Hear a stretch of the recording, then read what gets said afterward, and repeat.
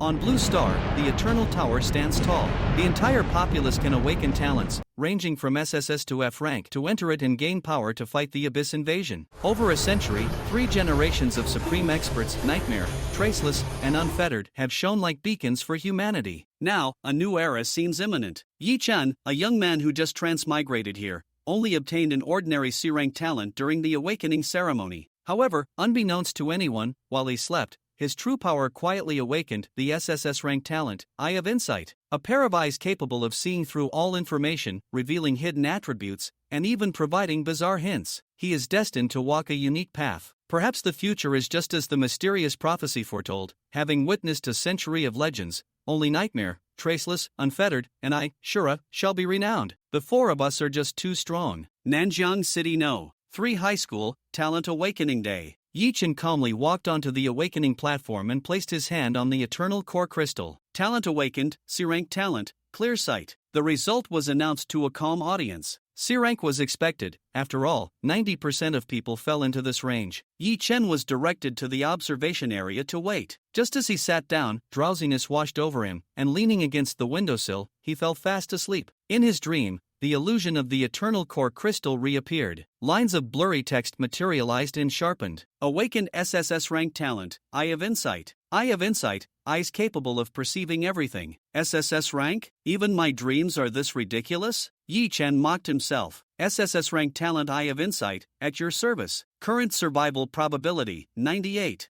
56%. Hint from SSS rank talent. This world is dangerous. Please maintain secrecy regarding your identity. Less than 99% probability? Is this hint serious? Yi Chen jolted awake. It was his deskmate, Zhao Lin, who had just awakened a C-rank talent, shaking him. Yi Chen, school's out. Zhao Lin pointed at the clock on the wall. Yi Chen glanced at it, and text abruptly appeared, a nail is loose. It will fall in 6 seconds. The moment he froze, clack. The clock fell as predicted, shattering its glass. Could it be real? Yi Chen's heart pounded. Acting nonchalantly, he called to Zhao Lin, let's go, grab some food, then head home. Back home, Yi Chen began testing the Eye of Insight. Light bulb, lifespan remaining, 178H. Shoddy computer chair, sitting for 3 hours will make your back scream. 10 yuan lottery ticket? You bought yourself a lesson. It really is a support-type talent, Yi Chen confirmed. As the clock struck midnight, the tower mark on his arm suddenly glowed, and a mysterious power pulled him into the Eternal Tower. Inside a pure white space, Yi Chen created the ID, Shura, and chose the class, Mage. An attribute panel appeared. Eternal ID, Shura. Talent, Eye of Insight, SSS rank. Level, 1. Class, Apprentice Mage. 5 core attributes were near maximum values. Luck,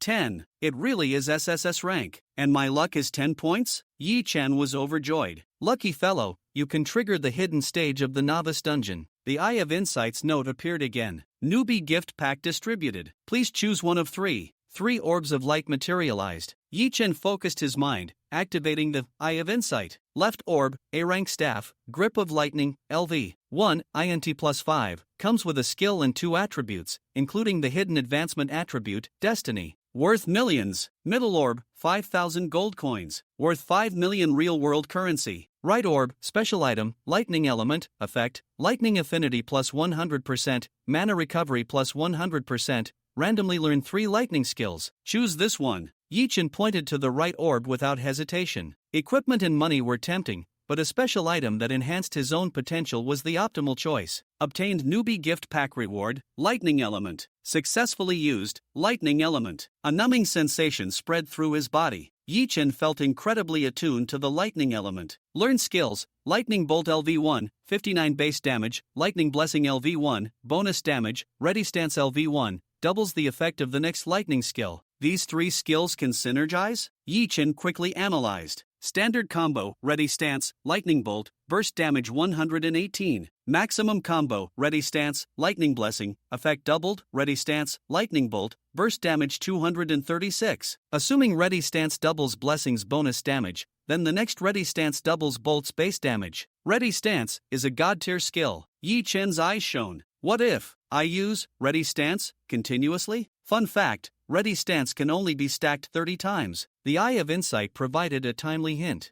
30 stacks? Yi Chen's heart pounded. That's exponential growth. Enter Novice Dungeon. the scene changed. Yi Chen appeared in a dim stone corridor. Ahead, shadows squirmed. Monster, cave giant rat, HP, 50-50. Toast this filthy creature with your lightning bolt. Here we go. Yi Chen raised his staff but didn't attack immediately. Instead, he cast, Ready Stance. A pale blue light enveloped him. He retreated to maintain distance while waiting for the skill's cooldown. The giant rat shrieked as it approached. 3, 2, 1. Cooldown finished. Yi Chen cast again, Ready Stance. The light deepened. Then, he pointed at the rat, Lightning Bolt. Boom! A thick bolt of lightning arrived instantly. 236. The giant rat was instantly killed, dissolving into particles of light and leaving behind 3 copper coins. It works. Ready Stance can stack. Yi Chen clenched his fist, unable to suppress his excitement. The real show begins. More cave giant rats were alerted in the corridor. Lightning Blessing. Yi Chen applied the buff to himself, plus 20 physical damage to attacks, while continuously casting Ready Stance as soon as it was off cooldown. He surprisingly gave up his ranged advantage, charging forward with his staff and using basic attacks empowered by the blessing. 9 SCR plus 20 blessing equals 29 damage, to clear the mobs quickly. -29, -29. 2 staff hits per rat. Astonishing efficiency. By the time the 30-second blessing ended, Yi Chen had killed 12 giant rats. But he didn't stop stacking Ready Stance. Facing the remaining rats, the Eye of Insight proved useful again. This is the enemy's weak spot. Attacking it causes double damage. Following the hint, Yi Chen precisely struck the red weak spots, dealing -19 damage per basic attack, double damage, seemingly calculated differently than expected, easily finishing off the remaining monsters. 5 minutes later, the first section of the corridor was clear. Congratulations on reaching level 2. Gained attribute points. A white light shone, washing away his fatigue. Yi Chen added his 1 free attribute point to intelligence, continued stacking, Ready Stance,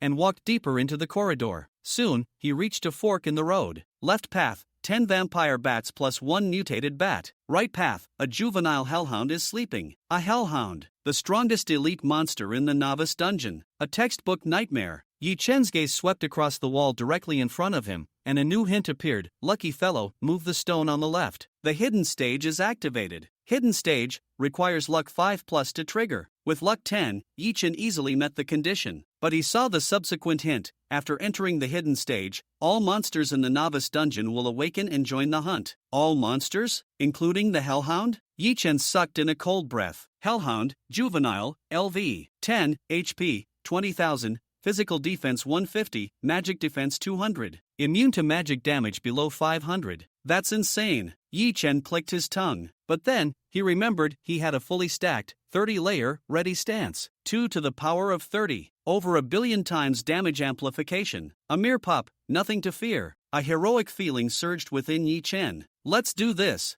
Following the hint, he moved the stone and carved an obscure pattern on the wall. The stone wall cracked open, revealing a hidden passage. Instantly, disturbances erupted from both the left and right passages. Swish swish swish, over a dozen bat phantoms circled overhead, their crimson gazes locked onto Yi Chen. Roar! An earth-shaking roar echoed from the right passage. The ground trembled, chains snapped. A terrifying shadow rushed towards him at high speed. Here it comes. Yi Chen focused completely, gripping his staff tightly. He only had one chance. Lightning Bolt. It had to be a one-hit kill. A countdown appeared before his eyes. 5, 4, 3, 2, 1. Now! Yi Chen roared, pointing his staff forward. Lightning Bolt. Rumble. An unprecedented bolt of world-destroying thunder, so thick it filled the entire corridor, erupted instantly. The hellhound, having just emerged from the shadows, didn't even have time to react before it was completely engulfed by the endless lightning. Incredulous anger and confusion flashed in its eyes before it turned to charcoal. An astronomical damage number flashed and vanished. Leveled up to level 10. His experience bar instantly filled to maximum. He gained 8 levels straight. Gained SAR plus 50, INT plus 50, SPI plus 50, AGI plus 50, Con plus 50. The reward for killing a boss far above his level solo was extremely generous. Each core attribute increased by a whopping 5 points per level gained. Hit the jackpot. Yi Chen was ecstatic. These stats alone put him far ahead of anyone else. He looked towards where the hellhound disintegrated. On the scorched ground, an orb radiating dazzling golden light lay quietly. Let's see what goodies drop.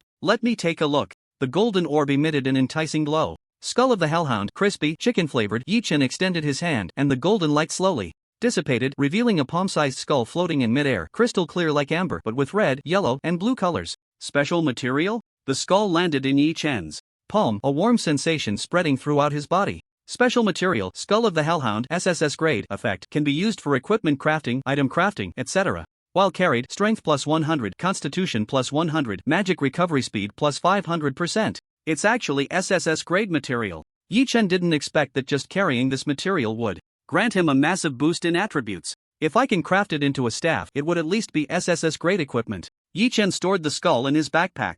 This should be the biggest gain of this trip. The Supreme Being, Nightmare, had once killed the Hellhound and received an SSS grade evaluation for the novice dungeon, causing quite a stir. Thinking of this, Yi Chen felt a surge of pride. He had accomplished something akin to what the Supreme Being did, standing shoulder to shoulder with the strongest. Those for words carried weight that was not just talk. No, wait. Yi Chen turned around, looking at the opening in the middle of the stone wall, his eyes blazing with excitement. He could achieve more than the Supreme Being did back then. The hidden level of the novice dungeon. Although I don't know what lies ahead, since I'm here, I might as well continue. Yi Chen walked back to the opening, ready to explore further. Before that, there were some minor troubles to resolve. Due to the earlier lightning strike being too shocking, the bats were completely stunned, clinging to the wall, not daring to move. Swish, swish, swish, bats kept falling from the air, struggling a bit after hitting the ground, ultimately meeting their end. 10 blood-sucking bats plus 1 mutated bat were as fragile as paper in front of level 10 Yi Chen. Relying on basic attacks, Yi Chen swiftly killed them all. Since Yi Chen had already reached level 10, the blood-sucking bats, being only level 2 to 4, could not provide him with experience.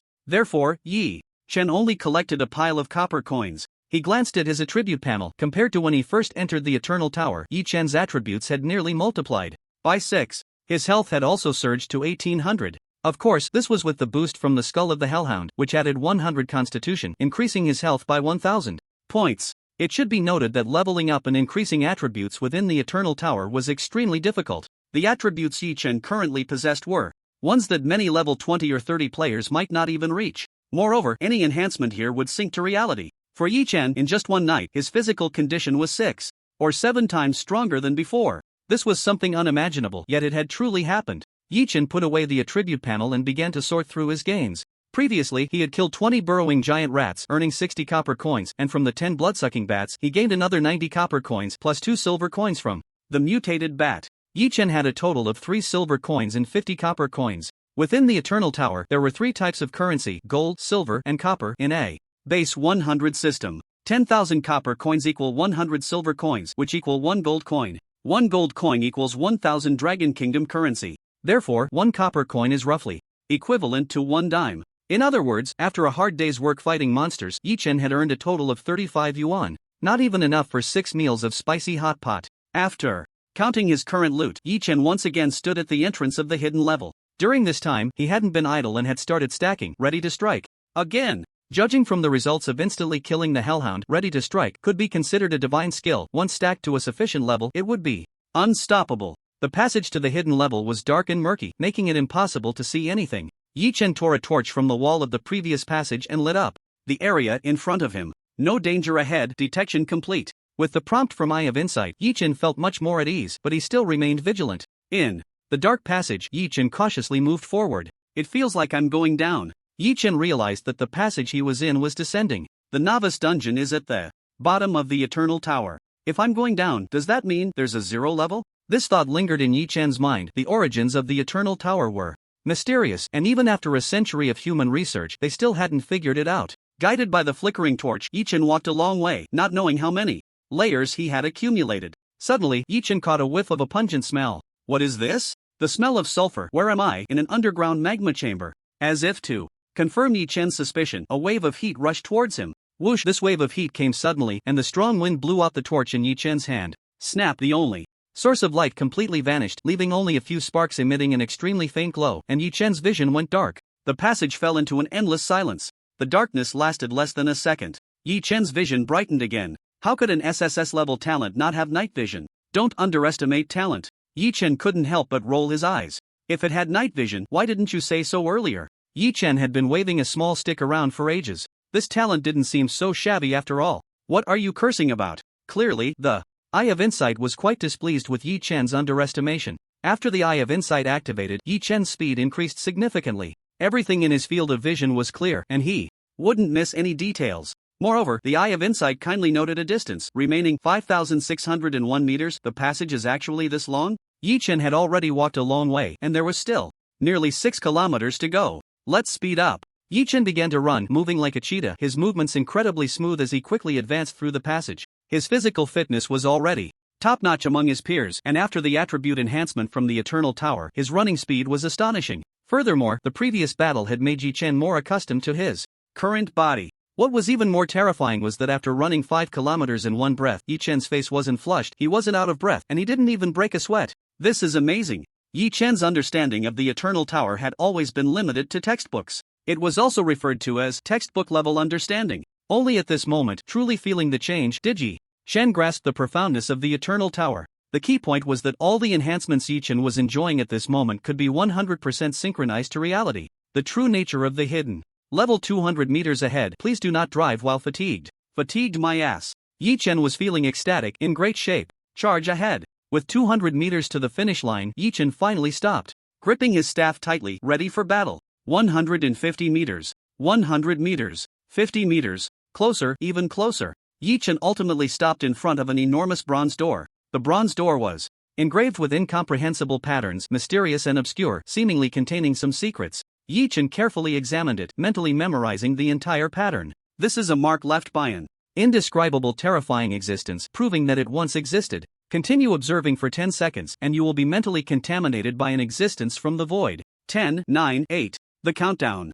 Prompt from the Eye of Insight. Until there was only 1 second left, Yi Chen finally shifted his gaze, ensuring his own safety. In absolute safety, a little distraction wouldn't lead to death. The sulfur smell around was extremely pungent, and the temperature was terrifyingly high, nearing the human limit. Place your hand on the bronze door, and you will complete the hidden level and easy parkour. Right? So simple? Yi Chen frowned, feeling that something was off. The designer of the hidden level had placed a powerful boss like the Cerberus at the beginning. Yet at the end, there were no monsters. Where was the boss? Where were the rewards? Yi Chen had prepared himself, but in the end, there was nothing. All that anticipation wasted. Was there something wrong? Triggering the hidden level, an underground passage about 7 kilometers long. This hidden level is too easy, right? Yi Chen quickly realized where the problem lay. It's the Cerberus. His eyes lit up as he connected all the dots. The content of the hidden level is actually to run 7 kilometers while being chased by the Cerberus, reaching the final bronze door. In other words, this is a life and death escape route. Definitely not an easy parkour. However, for Yi Chen, the most difficult part was the first to be resolved. As soon as the Hellhound was released, it was ruthlessly killed by Yi Chen, turning into a pile of charred remains. Even its skull lay quietly in Yi Chen's backpack. Hellhound, can't you play fair? It was supposed to be an NPC for escaping the temple, but was treated as a small monster and killed by the challenger. Where can it seek justice for this? Yi Chen's method of clearing the level was unprecedented. If it were someone else, even if they triggered a hidden level, they would be in grave danger, and it would be hard to survive the Hellhound's pursuit. After understanding the true nature of the hidden level, Yi Chen's doubts were significantly alleviated. He looked around, confirming there was nothing to take away, before he was willing to stop. Following the prompt, Yi Chen placed his palm on the bronze door. A wave of blue light slowly spread from the palm of Yi Chen, enveloping his entire body. The eternal core crystal he had seen before now floated in front of him. A notification sound rang in Yi Chen's ear. Now this dungeon hidden level cleared. Calculating. Clearance score. Score calculation complete. Almost simultaneously, in the entire Eternal Tower, everyone heard the same notification.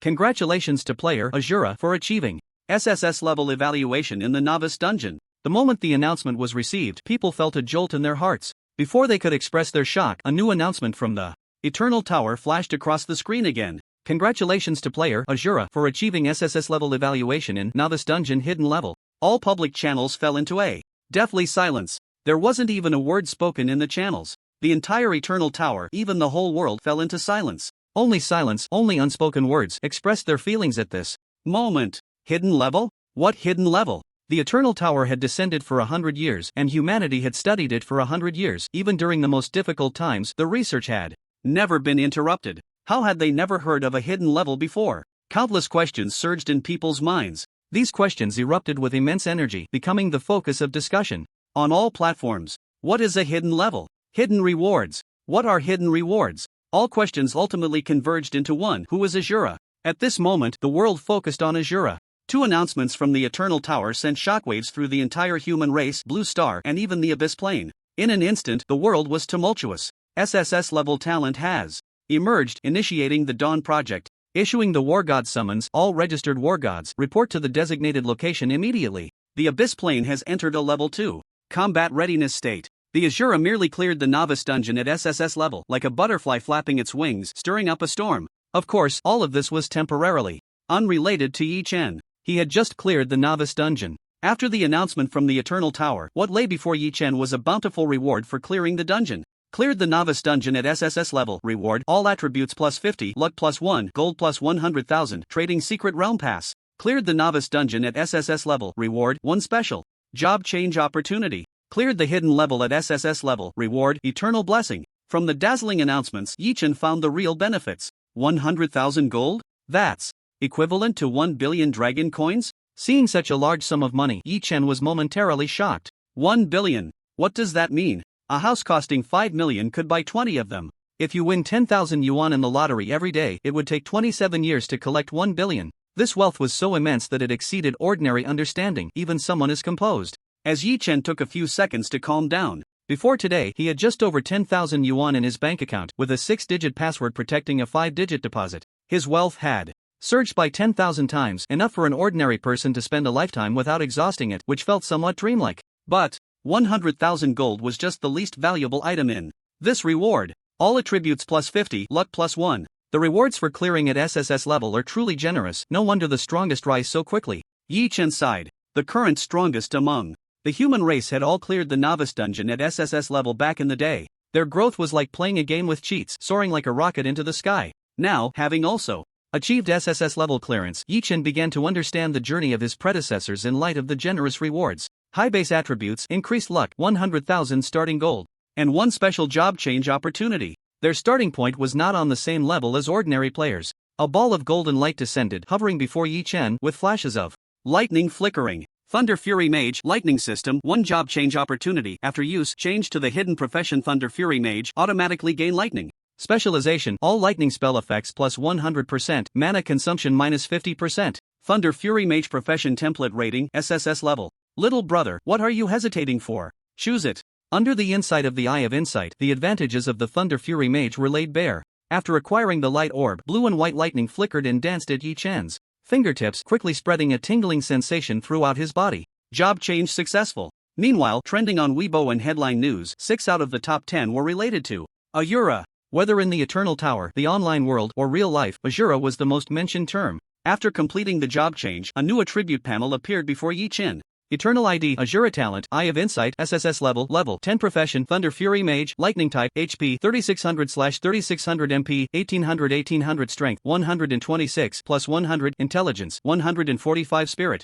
135 Agility, 124 Constitution, 131 plus 100 Luck, 11 Equipment, Novice Staff Skills, Lightning Arrow, Thunder Blessing, Ready to Strike, Heavenly Thunder Status, Lightning Affinity, Lightning Specialization. Due to the job change, Yi Chen's attributes also saw a slight increase, with each stat rising by about 20 to 30. What left Yi Chen feeling helpless was that, as a mage, his strength and constitution were higher than his intelligence and spirit. What kind of mage was this? A mage wielding a double red staff, swinging at anyone in sight, and invincible. Melee mage? Yi Chen could only accept reality. After becoming a Thunder Fury Mage, Lightning Type, Yi Chen gained a new skill, Heavenly Thunder, and a new status, Lightning Specialization. Heavenly Thunder, LV1, summons a Heavenly Thunderbolt to strike down from the sky, hitting the enemy and dealing 200 plus 2 asterisk intelligence, lightning damage. When the enemy's health is below 30%, it instead deals true damage. Each time Heavenly Thunder hits an enemy, it permanently increases the skill's base lightning damage by 5 points. Enemies hit by Heavenly Thunder will receive a 100% slow effect and randomly gain a negative buff.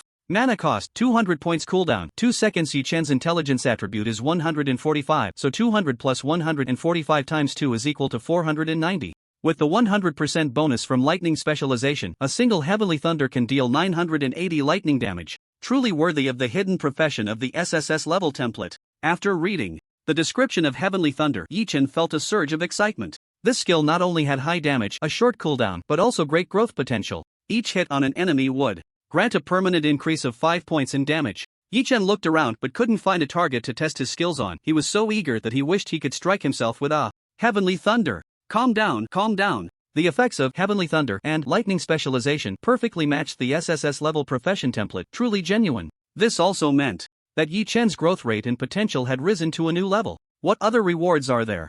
putting away the attribute panel, Yi Chen turned his attention to the other rewards. In addition to attributes and job transfer opportunities, an extra reward of a Trading Secret Realm Pass and Eternal Blessing was granted. The Trading Secret Realm Pass is a golden card, the size of a bank card with no patterns or markings on it. With this pass, one can enter the Trading Secret Realm. Trading Secret Realm? Yi Chen recalled the information related to the Trading Secret Realm in his mind. According to the book, it is one of the special neutral zones of the Eternal Tower, and one can enter it with a temporary pass or a permanent pass. Once inside, everyone's aura and appearance will be concealed, and only a random number will represent their identity. Looking again at the golden card, Yi Chen's eyes burned with excitement. What a good item! A pass to the Trading Secret Realm, even a temporary card, would sell for a high price of $1 million. The one in front of Yi Chen is a permanent card with unlimited uses. Its value is immeasurable. Some large families, even with a God of War level powerhouse station, might not possess a pass of this level. After putting away the golden card, Yi Chen planned to visit the Trading Secret Realm later.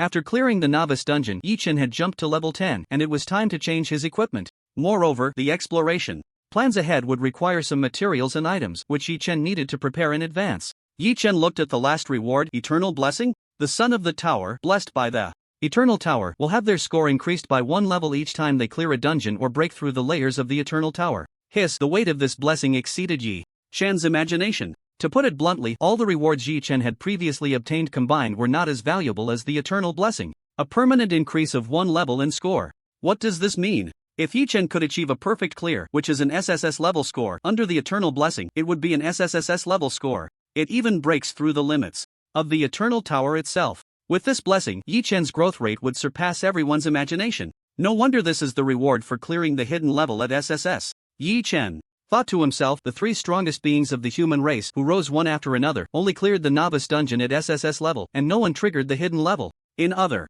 words, the Eternal Blessing exists only for me. In other words, Yi Chen's growth rate, potential, and even limits might be stronger than those of the strongest. Of course, this is just a theoretical possibility. Yi Chen wasn't getting carried away. If his true identity were exposed now, a single thought from the demon god of the abyss dimension could kill him. A dead genius is not as good as a living ant. Surviving, realizing potential, and achieving the position of the strongest is the most important thing for Yi Chen. After putting away the introduction of the Eternal Blessing, Yi Chen calmed his emotions. The first time entering the Eternal Tower, I can only challenge the novice dungeon. The other areas of the Eternal Tower cannot be explored. For now, Yi Chen looked at the golden pass in his palm, lost in thought. Should I go to the Trading Secret Realm today? If I go, is there a risk of exposing my identity? According to the textbook, there shouldn't be. Besides, to become stronger, a massive amount of resources is needed, and the Trading Secret Realm is a must-go. Yi Chen made up his mind. It's better to go early than late. What is a blessing is not a disaster. What is a disaster cannot be avoided.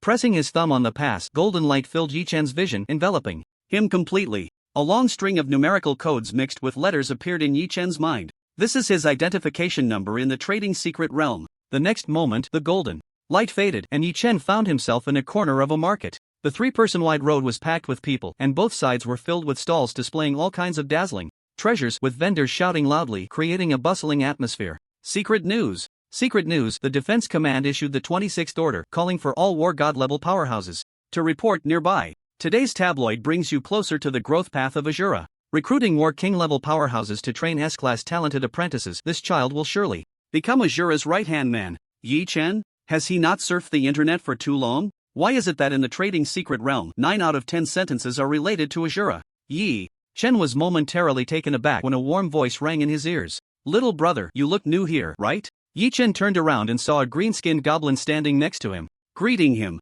Yi Chen nodded and curiously asked, how did you know I was new? I haven't seen your number before. I know everyone who frequently comes to the Trading Secret Realm. Also, you haven't even transformed your appearance. Most newcomers are like that. Transforming appearance? Yi Chen turned around and happened to see a mirror, discovering that he looked like a mass of gray clouds, occasionally flashing with lightning. In the Trading Secret Realm, everyone's identity is confidential. Voices, appearances, fingerprints, and even spiritual senses are all shielded. The goblin enthusiastically explained, if you visualize a form in your mind, your appearance will change accordingly. Following the other party's suggestion, Yi Chen tried it out, and the gray clouds quickly rolled and solidified into a humanoid shape made of cloud. I forgot to introduce myself. I am the trading broker of All Things Pavilion. You can call me little brother, the goblin said, handing over a business card with his Trading Secret Realm number on it. For any buying or selling needs, you can come to us at All Things Pavilion. Newcomers enjoy a 2% discount. All Things Pavilion. Yi Chen mentally noted this name and nodded at the goblin. Thank you, I'm just browsing. No problem, you can leave messages by number in the trading secret realm. If you have any questions, feel free to ask me. The goblin had a very good service attitude and added, some information requires a fee. Understood. After bidding farewell to the goblin, Yi Chen aimlessly wandered around the trading secret realm, with people constantly calling out around him. Eternal Tower Level 76 Exploration Team. Veteran War God Powerhouse leading, come quickly. Abyss Plane S level mission, cleanse a space invaded by demon gods, generous rewards. Demon cult information bounty increased by 30%. High-level demon god followers bounty doubled. The items in the trading secret realm were quite valuable. Yi Chen could only watch the excitement. The mainstream items they traded, just one of them, started at over 1 million gold coins. Yi Chen only had a little over 100,000 gold coins in his pocket, not even enough to buy scraps. After wandering for a full hour, Yi Chen finally stopped, standing in a corner of the trading market. Based on the fragmented information he had just heard, Yi Chen roughly pieced together the current situation. Because of my SSS level completion of the hidden dungeon, the defense command sounded a level 2 alarm? Yi Chen was somewhat taken aback, not expecting to cause such a big stir. That was a level 2 alarm. Once sounded, the resources consumed would be astronomical. The Defense Command, short for the Planetary Defense Committee, was an organization with 3 supreme powerhouses, stationed equivalent to a large federal organization. Yi Chen also learned that the Defense Command had always had a record for cultivating the 4th supreme powerhouse. They were waiting for a seedling of an SSS level completion of a novice dungeon, waiting for a new supreme powerhouse of the human race to be born. It was precisely because of this that as soon as the news of Yi Chen's completion spread, the terrifying war machine of the Defense Command began to operate, all gears turning instantly. The pre-established records were executed. Step by step. Increase investment in educational resources, summon all war god level powerhouses to sit in place, and eliminate the followers of the demon cult on Blue Star. A series of combined punches is aimed at one goal, providing a healthy growth environment for Shura. The Defense Command has not made a big fuss about searching for my identity. There may be actions behind the scenes, but they are very restrained on the surface. Yi Chen nodded secretly, understanding the reason for the other party's actions. If they were to directly search for Shura, once Yi Chen's identity was exposed, he, who was still in an extremely weak stage, would face endless troubles. The demon god would absolutely not sit idly by while humanity gave rise to another supreme powerhouse. 3 supreme powerhouses have already put the strength of humanity and the Abyss Plane into a stalemate, and humanity can even organize small-scale counterattacks. Once Shura also becomes a supreme powerhouse, it would be the end of the Abyss Plane. The only choice is to completely strangle him in the cradle when Shura has fully grown. The Defense Command's response is to eliminate all dangerous factors as much as possible. As for Shura's own growth, judging by his SSS level performance in the novice dungeon, there is nothing to worry about. Understanding all this, Yi Chen felt much more at ease. With no risk of identity exposure for the time being, Yi Chen turned his attention back to his own growth. He came to the trading secret realm to exchange resources for faster growth. These things are too expensive. Even if I can afford them, I can't meet the level requirements. Yi Chen scanned around, took out the business card from before, and sent a message to his little brother. Glad to serve you. The green-skinned goblin jumped in front of Yi Chen again. Yi Chen suddenly asked, how? Glad? Little brother. He couldn't respond to that. Alright, I have a friend. Yi Chen used a familiar opening line. Any inconvenient matter could be pushed onto a friend. Creating a friend out of thin air. I have a friend's junior who just entered the Eternal Tower today and awakened their talent. The goblin little brother quickly understood Yi Chen's meaning. You want to prepare some equipment and items for this junior, right? Let me find it. This is a commonly used recommendation list. The goblin little brother handed over a list, clearly well prepared. Yi Chen glanced at it and frowned. Why is everything B-level and C-level equipment? The enhancements of these items are optional, and they are pitifully shabby. Yi Chen, empty-handed, is better than using this trash. The goblin little brother patiently explained, for novice players, the most important thing is to level up. The equipment at this stage is just consumables. Once the level goes up, then consider high-quality equipment, which is more cost-effective. The reasoning is indeed sound. One must also consider cost-effectiveness. A level 10s level staff, if it has no growth potential, is worse than a level 50 plain staff. Yi Chen asked, is there a staff with growth potential? During the novice gift pack, Yi Chen had the opportunity to choose a growth type A-level staff, Grip of Thunder. However, later on, Yi Chen encountered better rewards and had to painfully give it up. There is, but the goblin little brother hesitated for a moment and took out another list. Staffs with growth potential generally have hidden advancement conditions. After each advancement is completed, new advancement conditions will refresh. So, these pieces of equipment are actually somewhat useless. The goblin little brother added, and they are all very expensive. Upgradable equipment, both expensive and useless. The little goblin said sincerely. In there, all things pavilion, business is All about fairness. Those who can enter the trading secret realm are either rich or noble. Even a temporary pass costs $1 million. To enter just once. How could an ordinary family afford such expenses? Therefore, the little goblin preferred to do business with people in a steady manner rather than taking all the advantages for a one-time deal. Yi Chen, like a beginner, curiously asked, since the conditions for upgrading the equipment are hidden, is there no way to check them? There is a way, the little goblin patiently explained. Master-level forging experts can spend some cost to check the current upgrade conditions. But the cost for a master-level forging expert to take action is not less than 10 million. After upgrading the equipment once, the new upgrade conditions will change again. We can't keep inviting master-level forging experts for identification every time we upgrade, can we? The little goblin's words made sense. Upgradable equipment has two characteristics. 1. The upgrade conditions are hidden. 2. The upgrade conditions refresh after completion. In other words, upgradable equipment is a bottomless pit that requires massive resources to cultivate. The risk is too great, and most end up losing everything. However, these two characteristics were as good as non-existent in front of Yi Chen. He could see through the upgrade conditions at a glance. Even the maximum number of upgrade times and future upgrade paths of the equipment could not escape Yi Chen's eyes. The little goblin suddenly remembered something and added, by the way, there is another way to identify the upgrade conditions. There is an S-level talent called Sharp Eyes, which can identify the upgrade conditions of equipment with a 50% success rate, limited to 3 times a day. The little goblin didn't say much about the S-level talent as it involved secrets. It would cost extra. Yi Chen just smiled after hearing this. The gap between S-level talents and SSS level talents is indeed too large. After listening to these introductions, Yi Chen still insisted on his viewpoint. Let's take a look at the upgradable equipment. What if I find something I like? Here's the list. These are all equipment that can be upgraded at least 3 times. Yi Chen's gaze swept over the equipment list and a line of notes appeared after the equipment names. Song of Shadows can be upgraded 3 times, reaches level 60.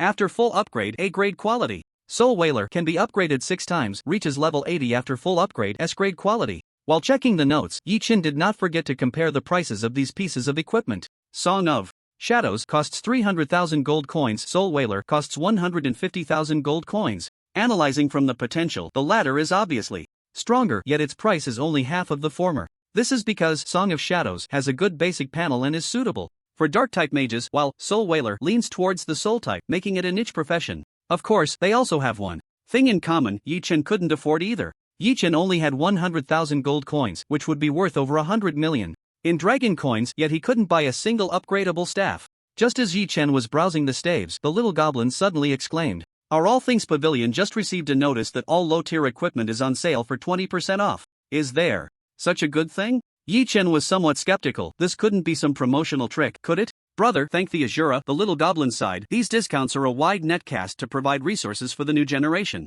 Azura is definitely one of them and will enjoy these discounts. Clearly, the All Things Pavilion would not lower prices voluntarily. There was a shadow of the defense headquarters behind it. The 150,000 Soul Whaler with a 20% discount is 120,000, Yi Chen thought of a way to get it. Another message has come. The little goblin stared wide-eyed, incredulous, nearly screaming. Mage gear is on sale for half price, but it must be sold to mages below level 30, and each person can only enjoy it once. Half price. Crazy. Absolutely crazy. The little goblin shook his head, unable to comprehend this mad world. A Shura actually caused such a commotion. By your logic, I should thank this Shura, he saved me a fortune. Yi Chen couldn't help but laugh. Half price, gear. Under 200,000 gold coins, Yi Chen could consider. It's like giving Yi Chen 100,000 gold coins for free. 100 million dragon coins. Indeed, I should really thank Shura. The little goblin had never seen such a scene, pondering. According to the previous job change announcement, Shura is a mage class, which is why there's this astonishing half-price discount. Yi Chen agreed. If I get to know Shura, I'll treat him to a good meal. This was no empty statement. Yi Chen treated Shura to meals every day. With the half-price discount, Yi Chen's options suddenly widened. In the end, from hundreds of pieces of equipment, Yi Chen chose a staff made of thunderstrike wood, nature's power. From the attributes panel of nature's power, it seemed unremarkable. However, it was a rare dual-element staff of thunder and wood, significantly enhancing spells of both elements, and it had advanced attributes, listed at a high price of 180,000 gold coins. 180,000 after the discount, 90,000 gold coins. Yi Chen skillfully bargained. Make it cheaper. This staff isn't made of gold. This is worth more than gold. In the end, after a good 10 minutes of haggling, the little goblin finally couldn't hold out and gave Yi Chen a concession. After the discount, 80,000 gold coins, and I'll throw in 60 Eternal Tower Returners, 5 level 10 usable golden scrolls, and 12 level 15 combat puppets. Deal. Yi Chen was very satisfied with this price. Even without counting the gifts, the remaining 10,000 gold coins were worth millions. Wouldn't it be nice to buy some chicken legs with that? After reaching a verbal agreement, the little goblin immediately messaged the All Things Pavilion to have the goods sent over. An 80,000 gold coin deal wasn't something he could make every day. The key was that the equipment Yi-chan purchased was a rare unsold item. Most people wouldn't waste money on such gear. Having a pile of equipment stuck in his hands at the All Things Pavilion without turning into liquid assets was quite painful. This transaction was beneficial for both parties. While waiting for the equipment to arrive, Yi-chan asked the little goblin about some trading secrets. As long as it didn't involve confidential information, the other party answered every question. As you mentioned earlier, the All Things Pavilion not only sells items but also accepts consignment? Yi-chan asked casually. Yes, no cheating and no handling fees. The little goblin explained. Even for anonymous consignments, there's not a single penny in handling fees. That's rare. No handling fees. Yi-chan squinted slightly. It was clear that there were top-tier experts backing the All Things Pavilion, even hinting at the presence of general defense. Otherwise, there wouldn't be such a significant discount. Thinking of this, Yi-chan spoke again. I have a friend. Ahem. The little goblin couldn't help but roll his eyes internally. You are just you, yet you say every day that you have a friend. What is your talent creating friends from? Nothing? He has something he wants to consign anonymously. The little goblin nodded. That was easy to discuss. What is it, and what price does he want to sell it for? A stone. Yi-chan took out a stone from his backpack. This was the key item to unlock the hidden level in the novice dungeon. With the help of the Eye of Insight, a line of notes floated on the stone. This is just an ordinary stone. What, do you expect to sell it for an exorbitant price? Who would spend so much money on a stone? Can this stone be sold? Seeing Yi-chan take out a stone, the goblin little brother was also a bit surprised. It can be sold, but does it have anything special about it? Yi-chan, it can be sold for a particularly high price. Goblin. Little brother. What kind of selling method do you plan to use? Anonymous auction. The highest bidder within the time limit wins. Okay, how much should the starting bid be? 5,000 gold coins? 5,000 gold coins was already the limit of the goblin little brother's imagination. A plain stone could sell for 5,000 gold coins, and he could brag about it for a lifetime. Equivalent to selling a stone for the price of a house in the imperial capital. Yi-chan pondered. Let's set the starting bid at 1 million gold coins. This stone, to an ordinary person, was unremarkable. Even under the appraisal of the Eye of Insight, it was just an ordinary stone. But Yi-chan knew in his heart that this was a triggering item for a hidden quest in the novice dungeon, and it was also a testament to the human race's first completion of the novice level. This was the additional significance of the stone. As for whether anyone would be willing to pay such a high price for a commemorative stone, Yi-chan had no idea. It was a gamble, but since consignment items didn't cost anything, he wouldn't lose anything if it didn't sell. If it did sell, Yi-chan would make a huge profit.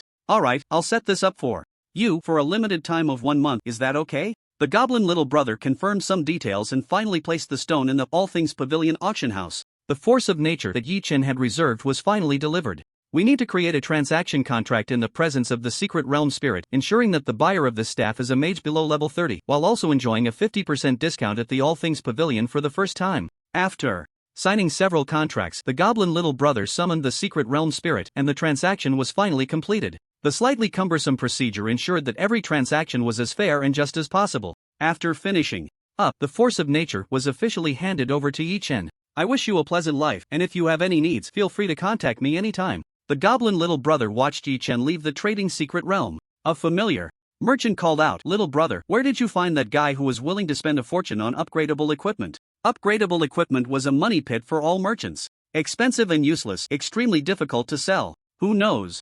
The goblin little brother shrugged and explained, "What if he can identify the upgrade conditions? What if my future son-in-law is Azura? Stop dreaming. Where's the luck in that? Little brother, you made quite a bit today. Treat everyone to a drink." Yi-chan's transaction at the All Things Pavilion was like a stone thrown into the vast ocean, causing no ripples at all. After all the current hot topics among the human race were centered around the Shura. After leaving the trading secret realm, Yi-chan took out the force of nature and examined it carefully. This staff, which cost Yi-chan 80,000 gold coins, was 1.2 meters long, entirely black, made from an old wood struck by lightning.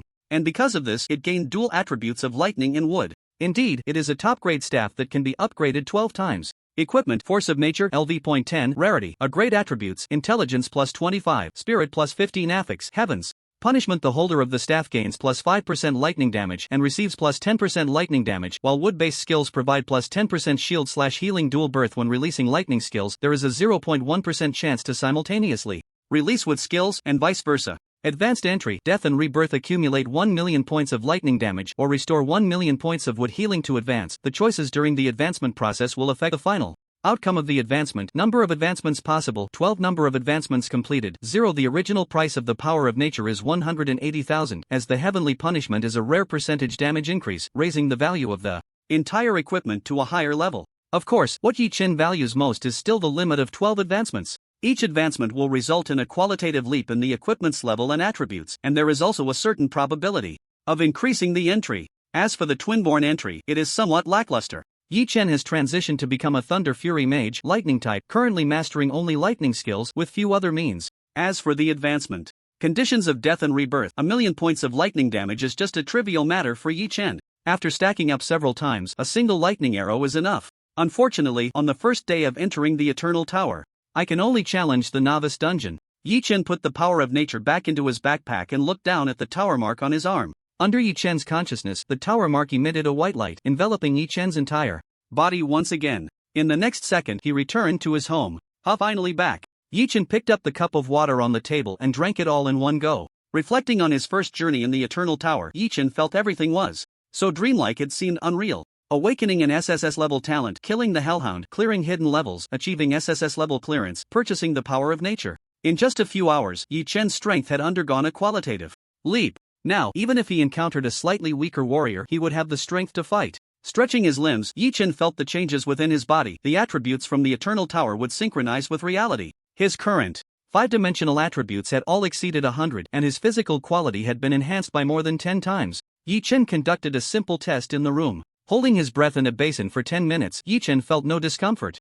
at all, even thinking he could continue. Before the appearance of the Eternal Tower, the world record for human breath holding was 24 minutes, achievable only by a rare few. With the enhancement from the Eternal Tower, Yi Chen could easily break various records of the old world. He even ran a 100-meter sprint test in under 10 seconds without any warm-up. Of course, the enhancement from the Eternal Tower is fair. Everyone in Blue Star is on the same starting line, and the world records of the old world have long been sealed away, lacking reference significance. Feeling the tremendous changes in his body, Yi Chen, just out of the Eternal Tower, was even looking forward to the next journey in the Eternal Tower. After excitedly completing various tests, Yi Chen took a cold shower, gradually calming down. Only then did he have the leisure to pay attention to the outside world. Opening his phone, he was greeted by countless news headlines. This is too exaggerated, right? Even with prior mental preparation, Yi Chen was somewhat shocked at this moment.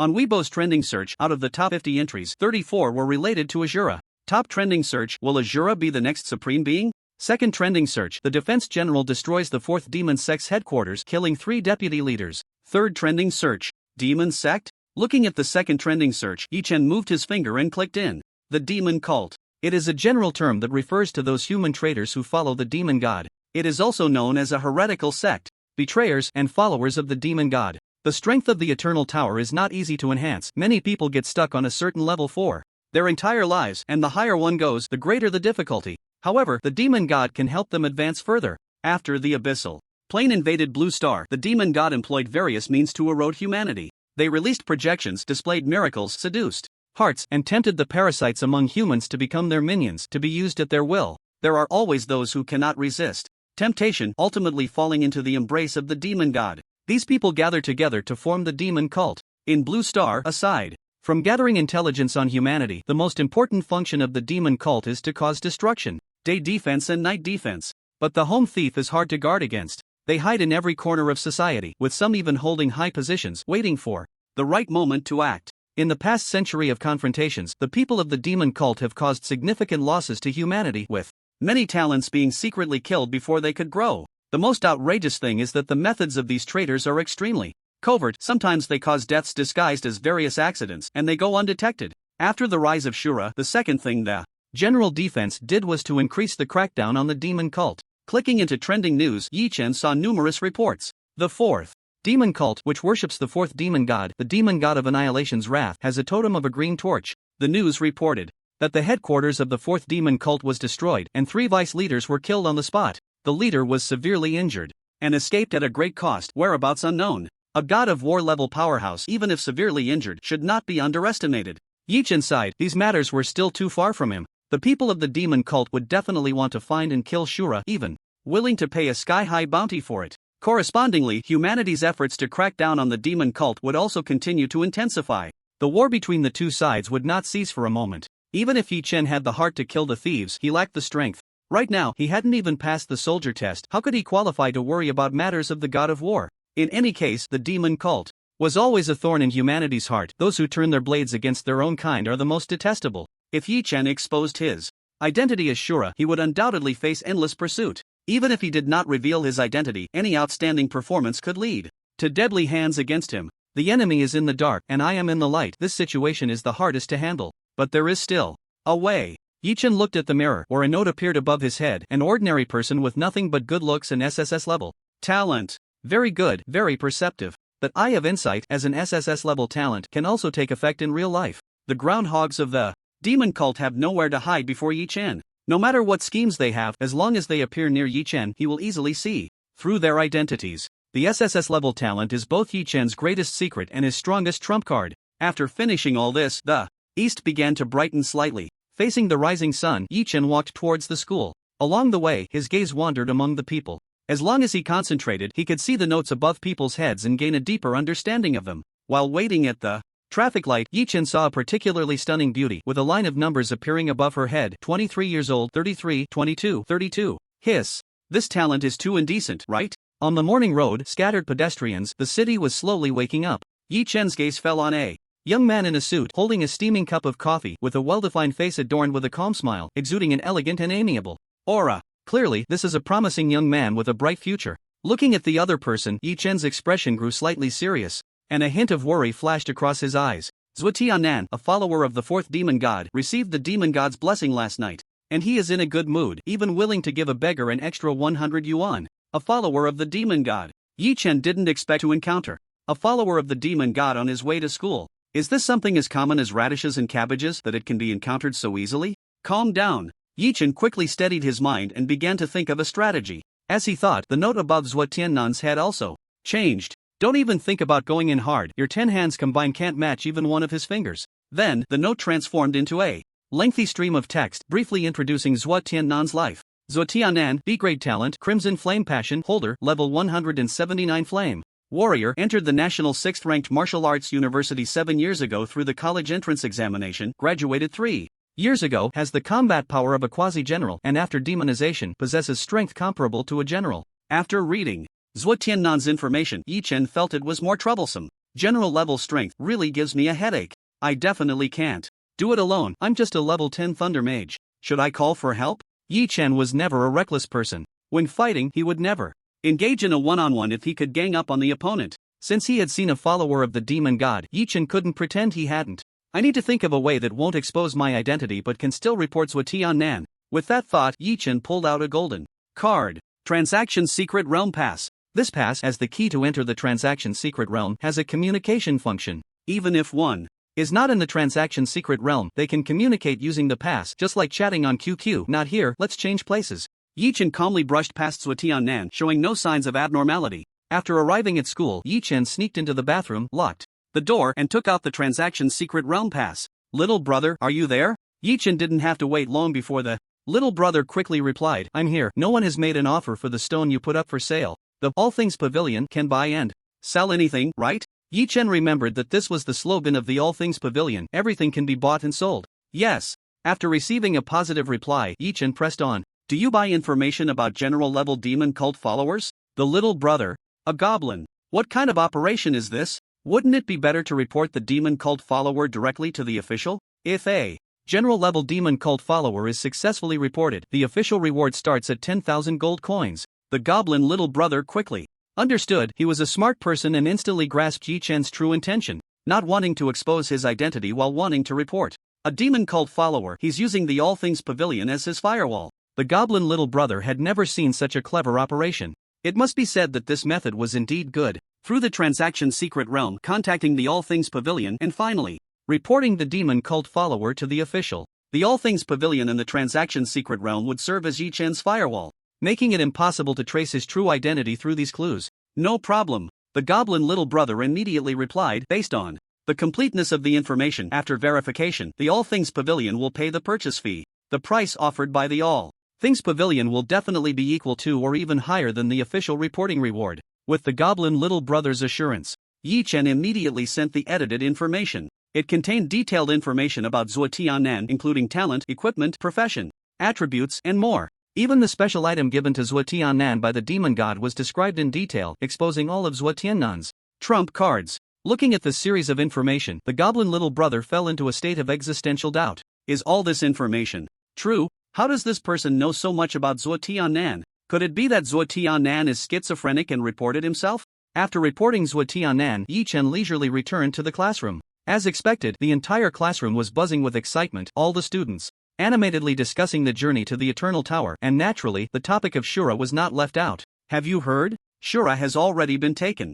As a disciple by the strongest, Nightmare. Your news is outdated. I heard that Shura has already become a general-level powerhouse and is preparing to officially venture into the Abyss Plane for training. What a joke, how could that happen in just one night? You don't understand the SSS level talent. No one knows SSS level talent better than I do. Listening to his classmates' flattery, Yi Chen felt a rare sense of embarrassment. Was he really that impressive? In the eyes of his classmates, Shura was omnipotent, treading the Abyss Plane, tearing apart demon gods, and knocking down war gods with a single punch. In reality, even when encountering a general-level demon cult follower, Shura had to be extremely cautious and report anonymously, fearing exposure of his identity and unnecessary trouble. However, being in the midst of the storm yet able to enjoy tranquility, Yi Chen was quite satisfied with his current situation. Upon returning to his seat, Zhao Lin immediately leaned over. Dubai, have you heard? That kid Jiang Yun has hit the jackpot. Oh? Yi Chen looked towards Jiang Yun's seat, which was empty. He had no idea where he had gone. Zhao Lin said with a hint of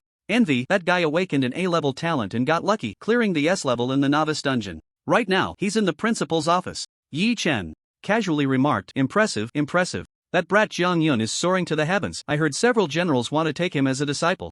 Zhao Lin, used to Yi Chen's attitude, continued talking. With an A-level talent, generals are within reach, and even war kings can dream about it. Who knows, he might even touch the threshold of a war god. This is the charm of the Eternal Tower. Overnight, many people's fates underwent earth-shattering changes, including Yi Chen. After envying Jiang Yun, Zhao Lin turned his attention to Yi Chen and asked, Dubai, what level did you clear in the novice dungeon? Above F level. Nonsense, who could be lower than F level? Zhao Lin glared but didn't press his friend for details. Instead, he lowered his voice and said, it seems that Lu Sueki from our class awakened an F-level talent and couldn't even clear the first stage of the novice dungeon. At this point, Zhao Lin's expression also turned sour, clearly feeling uncomfortable. Not clearing the first stage of the novice dungeon meant starting off 100 or 1,000 times harder than others. Even if her elders were willing to invest resources, it would be difficult for Lu Sueki to turn things around. An F-level talent was equivalent to sentencing Lu Sueki's career in the Eternal Tower to death. Lu Sueki? Hearing Zhao Lin's words, Yi Chen slightly turned his head to look at her.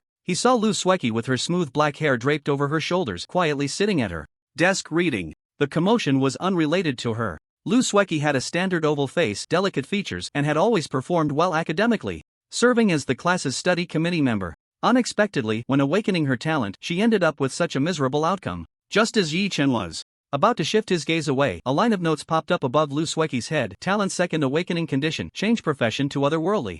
Summoner, second awakening? Yi Chen was taken aback. What did this mean? Lu Sueki's talent could undergo a second awakening? Generally speaking, a normal talent awakening once was already the limit. 1 in a million might achieve a second awakening. Talents that could undergo a second awakening would not be lower than B level. The gap between F level and B level was enough to change Lu Sueki's life. More information flashed before Yi Chen's eyes, and he momentarily lost his focus. Dubai?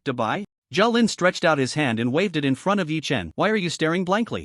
What are you thinking about? I'm thinking, what if I awaken an SSS level talent? You're dreaming. Zhao Lin scoffed, disdainfully saying, thinking about nonsense in broad daylight. Ding-ling-a-ling, the class bell rang, and the discussions in the classroom gradually quieted down. Yi Chen held up a mirror in his palm, looking at himself through it. He wanted to know, since Lu Sueki's F-level talent could undergo a second awakening, could his SSS level talent also undergo a second awakening? This was the focus of Yi Chen's attention now. The mirror displayed a line of notes. Why are you staring at this handsome guy? Alright, SSS level talents can indeed undergo a second awakening. To be precise, every SSS level talent can undergo 9 awakenings. 9 times? Yi Chen's breath became a bit heavier. A second awakening was a rarity among millions, and he could actually have 9 awakenings? The Eye of Insight can check all information, indeed very powerful. However, for Yi Chen, it still felt somewhat insufficient. The direct help in battle was still too small. If he could undergo a second awakening, the role of the Eye of Insight would be even greater.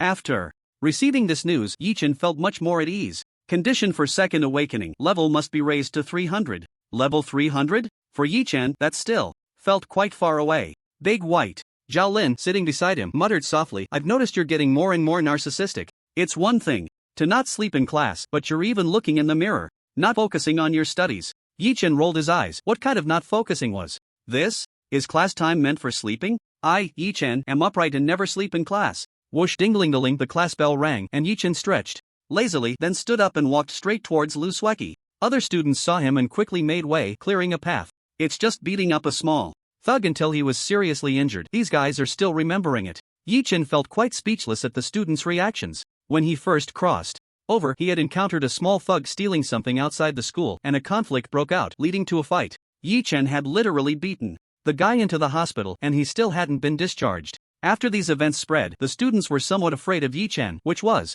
quite normal. Yichen was even referred to as the fierce one of class 2. He had always been indifferent to these rumors, which Zhao Lin had told him about. Yichen arrived at Luski's desk and stopped. Luski happened to look up, and their eyes met, causing her face to turn pale. Am I that scary? Because of her F-level talent, no one was around Luski. Everyone was afraid of provoking her during this sensitive time. Even comforting words would be met with a smile and a nod from Luski. At such times, she must be feeling the worst inside. Yichen suddenly spoke. What profession did you choose? Luski clearly didn't expect the fierce one to take the initiative to talk to her. In a fluster, she replied, I have no money.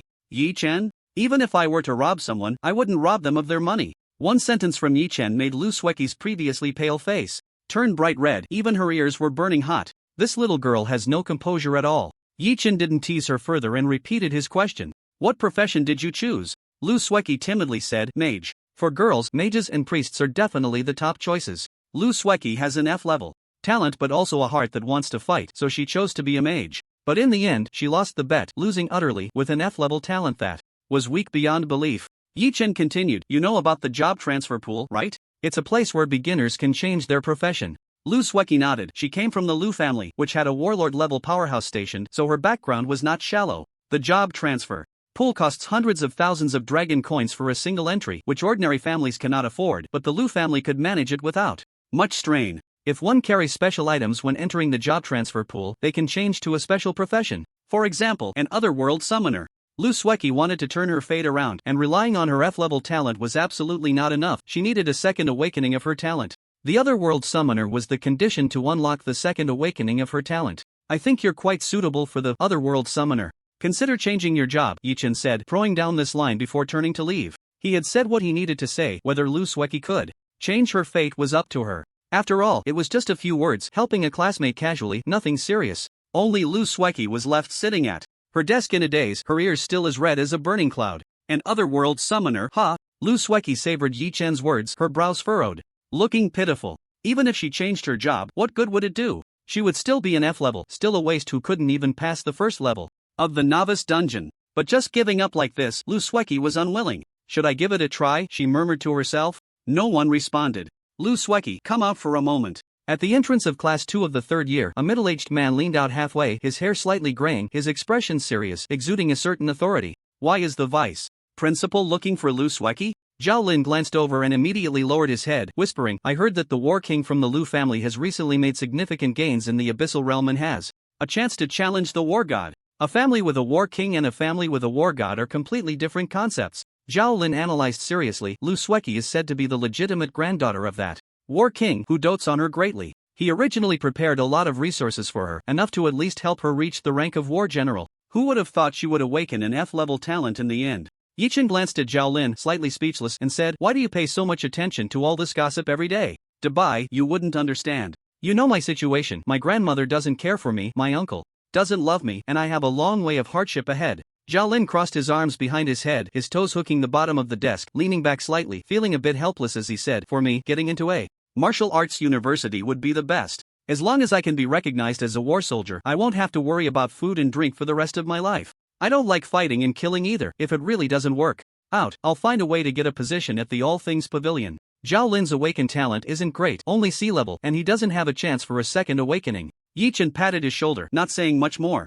Outside the classroom, the vice principal's expression softened considerably, lacking the previous frostiness, appearing somewhat amiable instead. Sweki, don't feel pressured. Talent isn't everything, there are precedents of F-level talents achieving the war god status among our human race. Lu Sweki lowered her head, her pearly teeth biting her lip, nearly losing color, remaining silent. Indeed, there have been examples of F-level waste talents making a comeback. However, Lu Sweki is very clear about the inside story. The other party had their F-level talent directly transformed into an A-level talent after a second awakening, and only then soared to the peak. It was not achieved through an F-level talent at all. There are no useless talents, only useless users. This saying is completely wrong. Among the same category of talents, the effective F-level is 1%, C-level is 100%, and A-level is 1000%. The huge gap in between cannot be compensated for by effort. Lu Sweki does not want to resign herself to fate, yet she has to face the fact that she has an F-level talent. The vice principal continued to comfort her gently.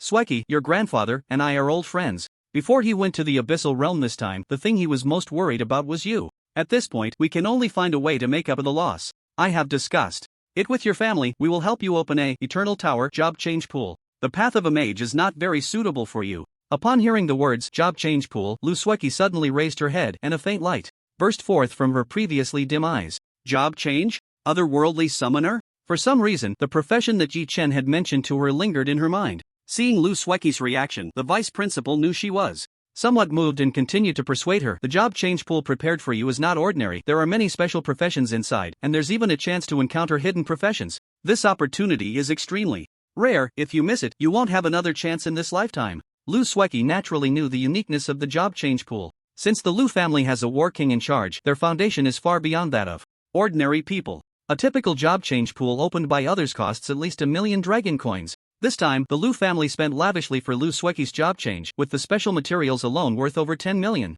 Okay, Uncle Zhang, I'll listen to you. Lu Sweki agreed to go for the job change, and the vice principal visibly breathed a sigh of relief. They were all afraid that Lu Sweki would stubbornly insist on being a mage and miss this unique opportunity for a job change. By that time, Lu Sweki's grandfather returned and found that his precious granddaughter had become a complete waste, and no one was willing to face the wrath of the War King. Lu Sweki asked, "Is there a choice of otherworld summoner in the job transfer pool?" "There should be." Vice Principal Zheng took out his phone, glanced at it. "Yes, but why are you asking this? Although otherworld summoner is a special profession, it's too weak. You only have one chance to transfer jobs. Don't waste it on such an option." Vice Principal Zheng walked ahead, reminding Lu Sweki, "Try to choose a support profession. Even a blacksmith would be fine. When the time comes, your family will help you find a master blacksmith as a teacher, and your future achievements won't be low." Vice Principal Zheng's words were like a draft flowing into Lu Sweki's left ear and out of her right. Her mind was filled with otherworld summoner, and she couldn't help but want to choose this profession. What is that guy Yichen doing? Why can't he be clearer? It's driving me crazy. Lu Sweki was anxious in her heart. She knew very well that she had to transfer jobs. Her F-level talent did not fit with being a mage, and continuing down that path would only lead to a dead end. However, the otherworld summoner, as an unpopular and weak special profession, wasn't much better. If she followed Vice Principal Zhang's and her family's arrangements, although Lu Sweki's future path wouldn't be smooth, it certainly wouldn't be rugged. She would smoothly get into college, apprentice under a prestigious master, endure in some unimportant positions to gain experience, get married, have children. The scenes of her life flashed before Lu Sweki like a revolving lantern. Is this the life she wanted? She could see the end at a glance. Even how her tombstone would be engraved was clear as day. Lu Sweki seemed to see a tombstone that was glamorous on the outside but decayed on the inside, with a line of small words written on it. "Here lies a woman named Lu Sweki. She once lived, but died the day she awakened her talent at 18. No, this is not the result Lu Sweki wanted." Sweki. Vice Principal Zhang stopped, noticing Lu Sweki was a bit distracted, and called her softly, "We've arrived." Oh. Lu Sweki came back to her senses, and unknowingly, they had arrived outside a classroom. "You go inside, activate the tower mark, and you can enter the job transfer pool." Vice Principal Zhang repeated, "Remember what I said earlier, choose a support type, hidden or special profession." Understood. Lu Sweki pushed the door open, her fingers trembling slightly as they touched the wooden door. Could this be the moment that changed her fate? Lu Sweki didn't know the answer. Even the choice of otherworld summoner was just a profession mentioned casually by a classmate. To pin my hopes on something like this, I must be out of my mind. Lu Sweki mocked herself, but do I have any other options? Activating the tower mark and entering the job transfer pool, many precious hidden professions appeared before her eyes. However, Lu Sweki's gaze passed through these options and fixated on a rather inconspicuous profession in the corner. Otherworld summoner. It's life or death, just this once. Lu Sweki took a deep breath, encouraging herself. If I choose wrong, I'll go back and settle the score with Yi Chen. At the very least, he has to treat me to a meal. Adjusting her state, Luski took a step forward and made her final choice. Job transfer, Otherworld Summoner. A faint golden light enveloped Luski, not giving her any time to react as a pleasant prompt sounded in her ears. Job change successful, Otherworldly Summoner. Triggered the conditions for the second awakening of talent. Second awakening of talent. Second awakening talent, S rank, Divine Assistance. Luski's expression was dazed, her beautiful face resembling a sculpture, her cherry lips forming an O shape, remaining motionless for a long time. Her vision blurred, hot tears silently streamed down, and waves of ecstatic joy washed over her soul. Second awakening? S rank talent. She actually achieved a second awakening. The joy at this moment was beyond words. Her legs went weak, and Luski fell to the ground, crying out loud. At this moment, she had too many emotions to release. The pressure from her F-rank talent, the pointing fingers of those around her, the whispers behind her back, her mother's sympathetic gaze, the tears she secretly wiped away. Everything was no longer related to Luski. F-rank talent, second awakening to S-rank talent. Who would believe such an experience if she told it? She didn't know how long it had been before Luski managed to prop herself up from the ground, taking deep breaths to calm her emotions, and began to tidy her school uniform. Calm down, stay calm. Luski reminded herself not to get carried away. Right now, everyone thinks I have an F-rank talent. No one knows I've had a second awakening. This is my biggest secret. Luski was very clever, far more mature than her peers. There was a classmate who also awakened an F-rank talent, and today, he took a leave of absence, reportedly having a breakdown, crying and throwing a fit at home. Luski understood very well that a commoner is innocent, but possessing a treasure is a crime. Look at Shura, suspected to have an SSS rank talent. The level of confidentiality about his identity is extremely high. No one knows Shura's true identity. An S-rank talent would also attract many bad people, better to hide. Luski made up her mind, she would never disclose her second awakening of talent. She would work hard in secret and then amaze everyone. And the legendary Shura was Luski's idol and the target she aimed to catch up with. After making up her mind, Luski suddenly realized something. Why did that guy Yi-chen suddenly bring up the otherworldly summoner to me? Without Yi-chen, Luski wouldn't have. Luski, being exceptionally intelligent, immediately thought, could it be that Yi-chen knows the conditions for my second awakening? Just the thought of it made her heart tighten. If that were true, it would be too terrifying. This matter must be clarified with Yi-chen. With that in mind, Luski quickly activated the Eternal Tower. Mark and returned to Blue Star. Pushing open the door, Vice Principal Zhang, who had been waiting outside for a long time, hurriedly asked, "So, what profession did you choose?" This time, the expenses for the special job change pool for the Lu family had already exceeded 30 million. In reality, with various materials and social connections, it added up to at least 100 million. Even for a battle general, it would take years to earn 100 million. It was by no means a small sum. If Luski chose an ordinary profession, it would truly be a loss. Luski slightly raised her head and confidently said, "Otherworldly Summoner." What? Vice Principal Zhang almost choked, nearly cursing. What a waste. But since she was the beloved granddaughter of a friend, he couldn't say anything harsh, only waving his hand helplessly. "Forget it, you young people have your own ideas, do as you wish." "Thank you, Uncle Zhang. Can I go back to the classroom now?" "Go ahead." Vice Principal Zhang watched Luski's departing figure, suddenly feeling a bit strange. This little girl was originally downcast and gloomy. How come after the job change she seems to have come alive? Could it be that there's another secret? Vice Principal Zhang kept this in mind and did not delve further. Everyone has their own secrets. Luski's path can only be walked by her alone. Luski is back. Zhao Lin straightened up, surprised. Goodbye, she seems very happy. Huh, why isn't she going back to her seat? Why is she walking this way? Could it be that she's coming over here? As the troublemakers of Class 3-2, Zhao Lin and Yi Chen sat in the last row. To Zhao Lin's astonishment, Luski really walked straight over here. To be precise, she was walking towards Yi Chen. Many people in the class noticed the unusual scene and turned their gazes over. Quick! Look, Luski is going to find the troublemaker. What does Sueki want? I heard the troublemaker broke someone's legs last time. Who has 3 legs? Damn, you can't be serious, his many classmates gasped, feeling a chill below, thinking it would be better to keep their distance from Yi Chen for the sake of future generations. Luski stood in front of Yi Chen's desk, her beautiful eyes looking at him. Yi Chen also noticed her arrival and asked irritably, "What do you want? Trying to rob me? You?" Luski was momentarily speechless, forgetting what she wanted to say, nearly stomping her foot in frustration. This guy Yi Chen always knew how to kill the conversation with just one sentence.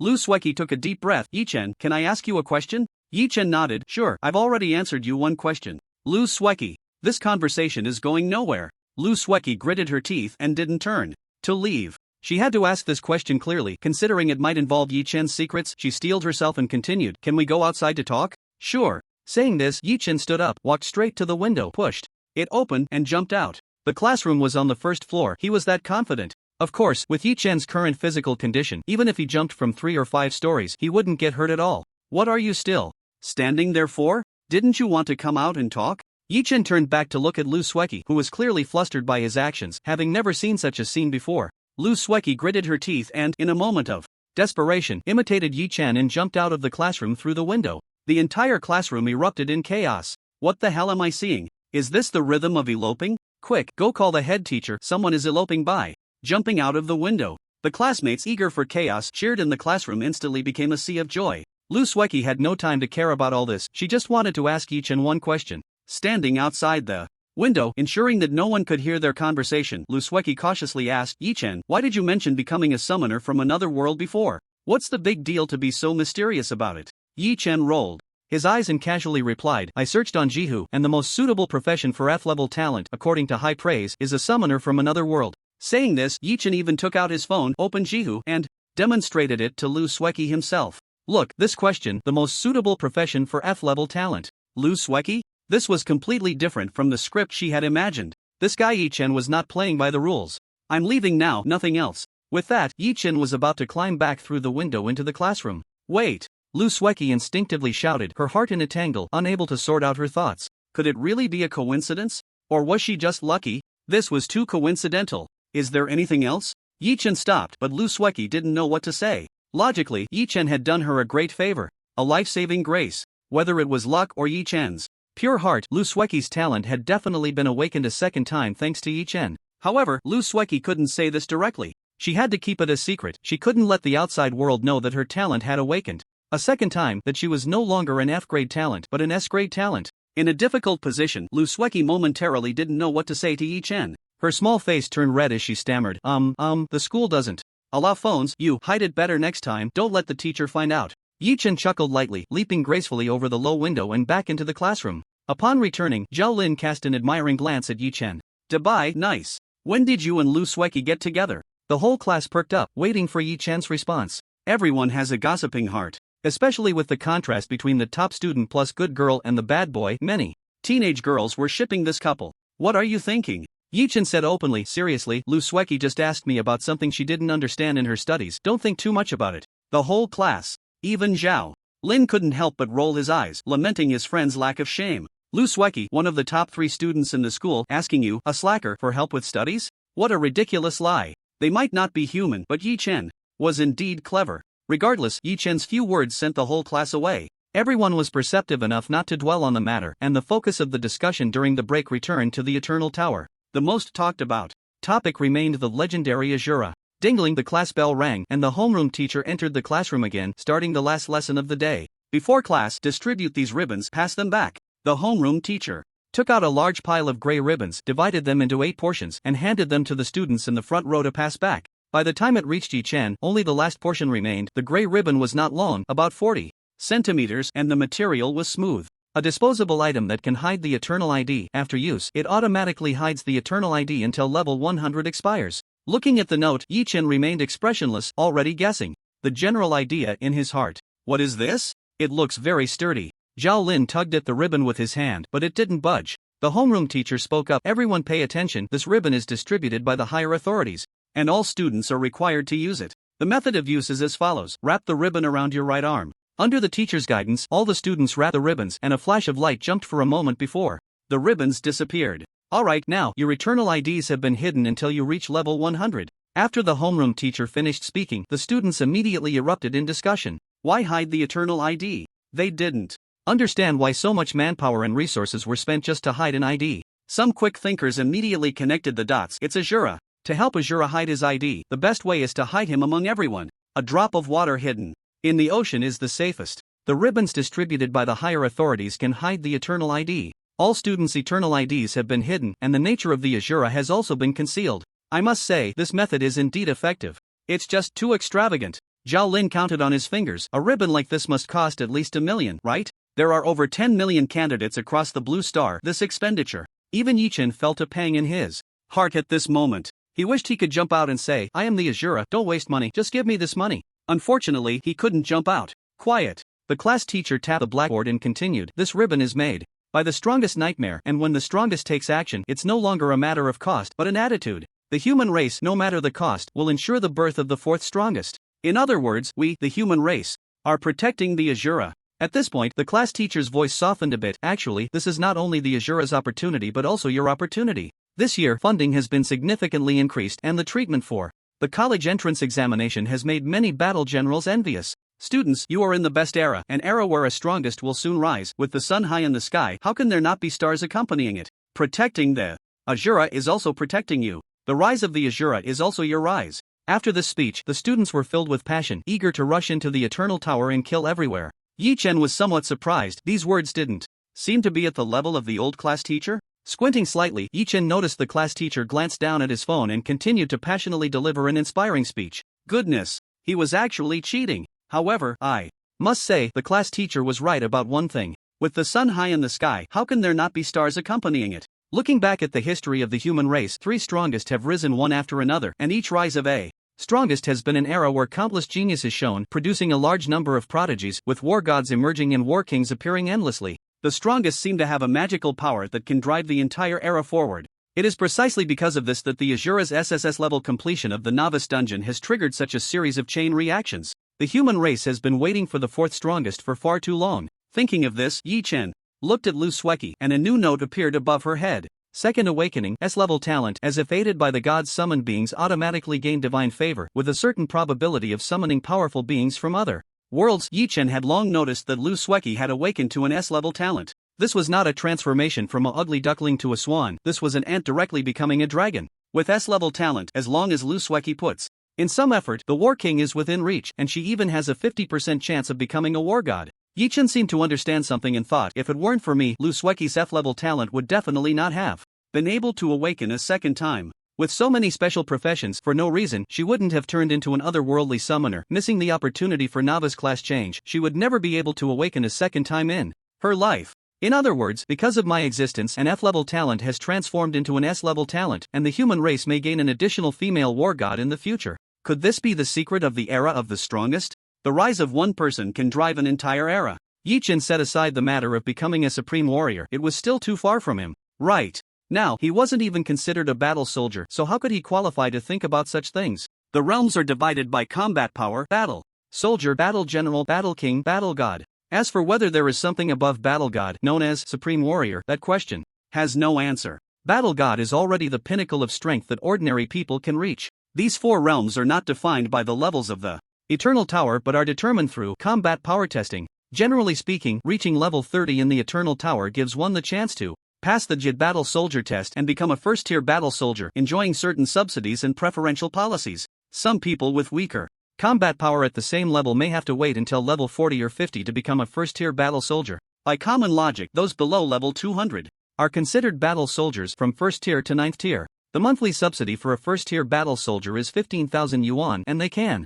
apply for a rent-free apartment of 89, which they can purchase at half the market value after living there for 3 years. Yi Chen casually flipped through the benefits of battle soldiers. It must be said that the housing general has maximized the benefits in this regard. In society, even just becoming the weakest battle soldier brings a fundamental elevation and change in status, entering a new world. It is precisely for this reason that countless people rush forward, wanting to level up in the Eternal Tower and pass the battle soldier assessment. Although the benefits of battle soldiers are good, the difficulty of becoming one is also very high. Yi Chen thought to himself, taking the college entrance examination in previous years as an example, any candidate who reaches level 30 in the Eternal Tower can get into a decent martial arts university. Level 30 is the threshold for first-tier battle soldiers and also the threshold for many martial arts universities admissions, and the acceptance rate for martial arts universities is less than 10%. Among millions of candidates, at most 100,000 can become battle soldiers. This is just the weakest first-tier battle soldier. The higher one goes, the harder it is to improve, and the more people are eliminated.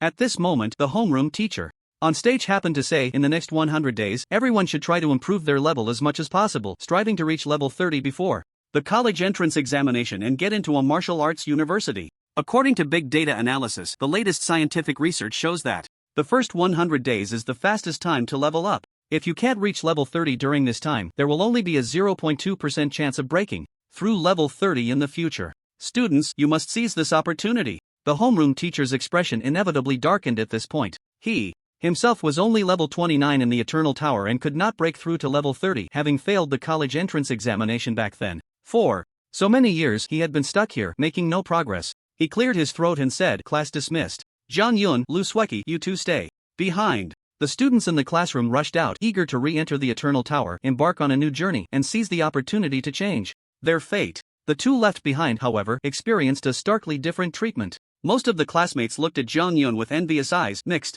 with a hint of jealousy. With A-level talent and S-level completion of the novice dungeon, reaching level 30 was as easy for John Yun as eating and drinking. His future prospects were immeasurable. The carp leaps over the dragon gate, and from then on, the world is wide. John Yun remained calm in the face of these gazes, his slightly defiant face showing no signs of fluctuation. They were no longer people from the same world, so there was nothing to say. When the classmates looked at Luski, however, their expressions changed to another kind: pity, compassion, the sorrow of a rabbit dying and a fox grieving, and also mockery, schadenfreude.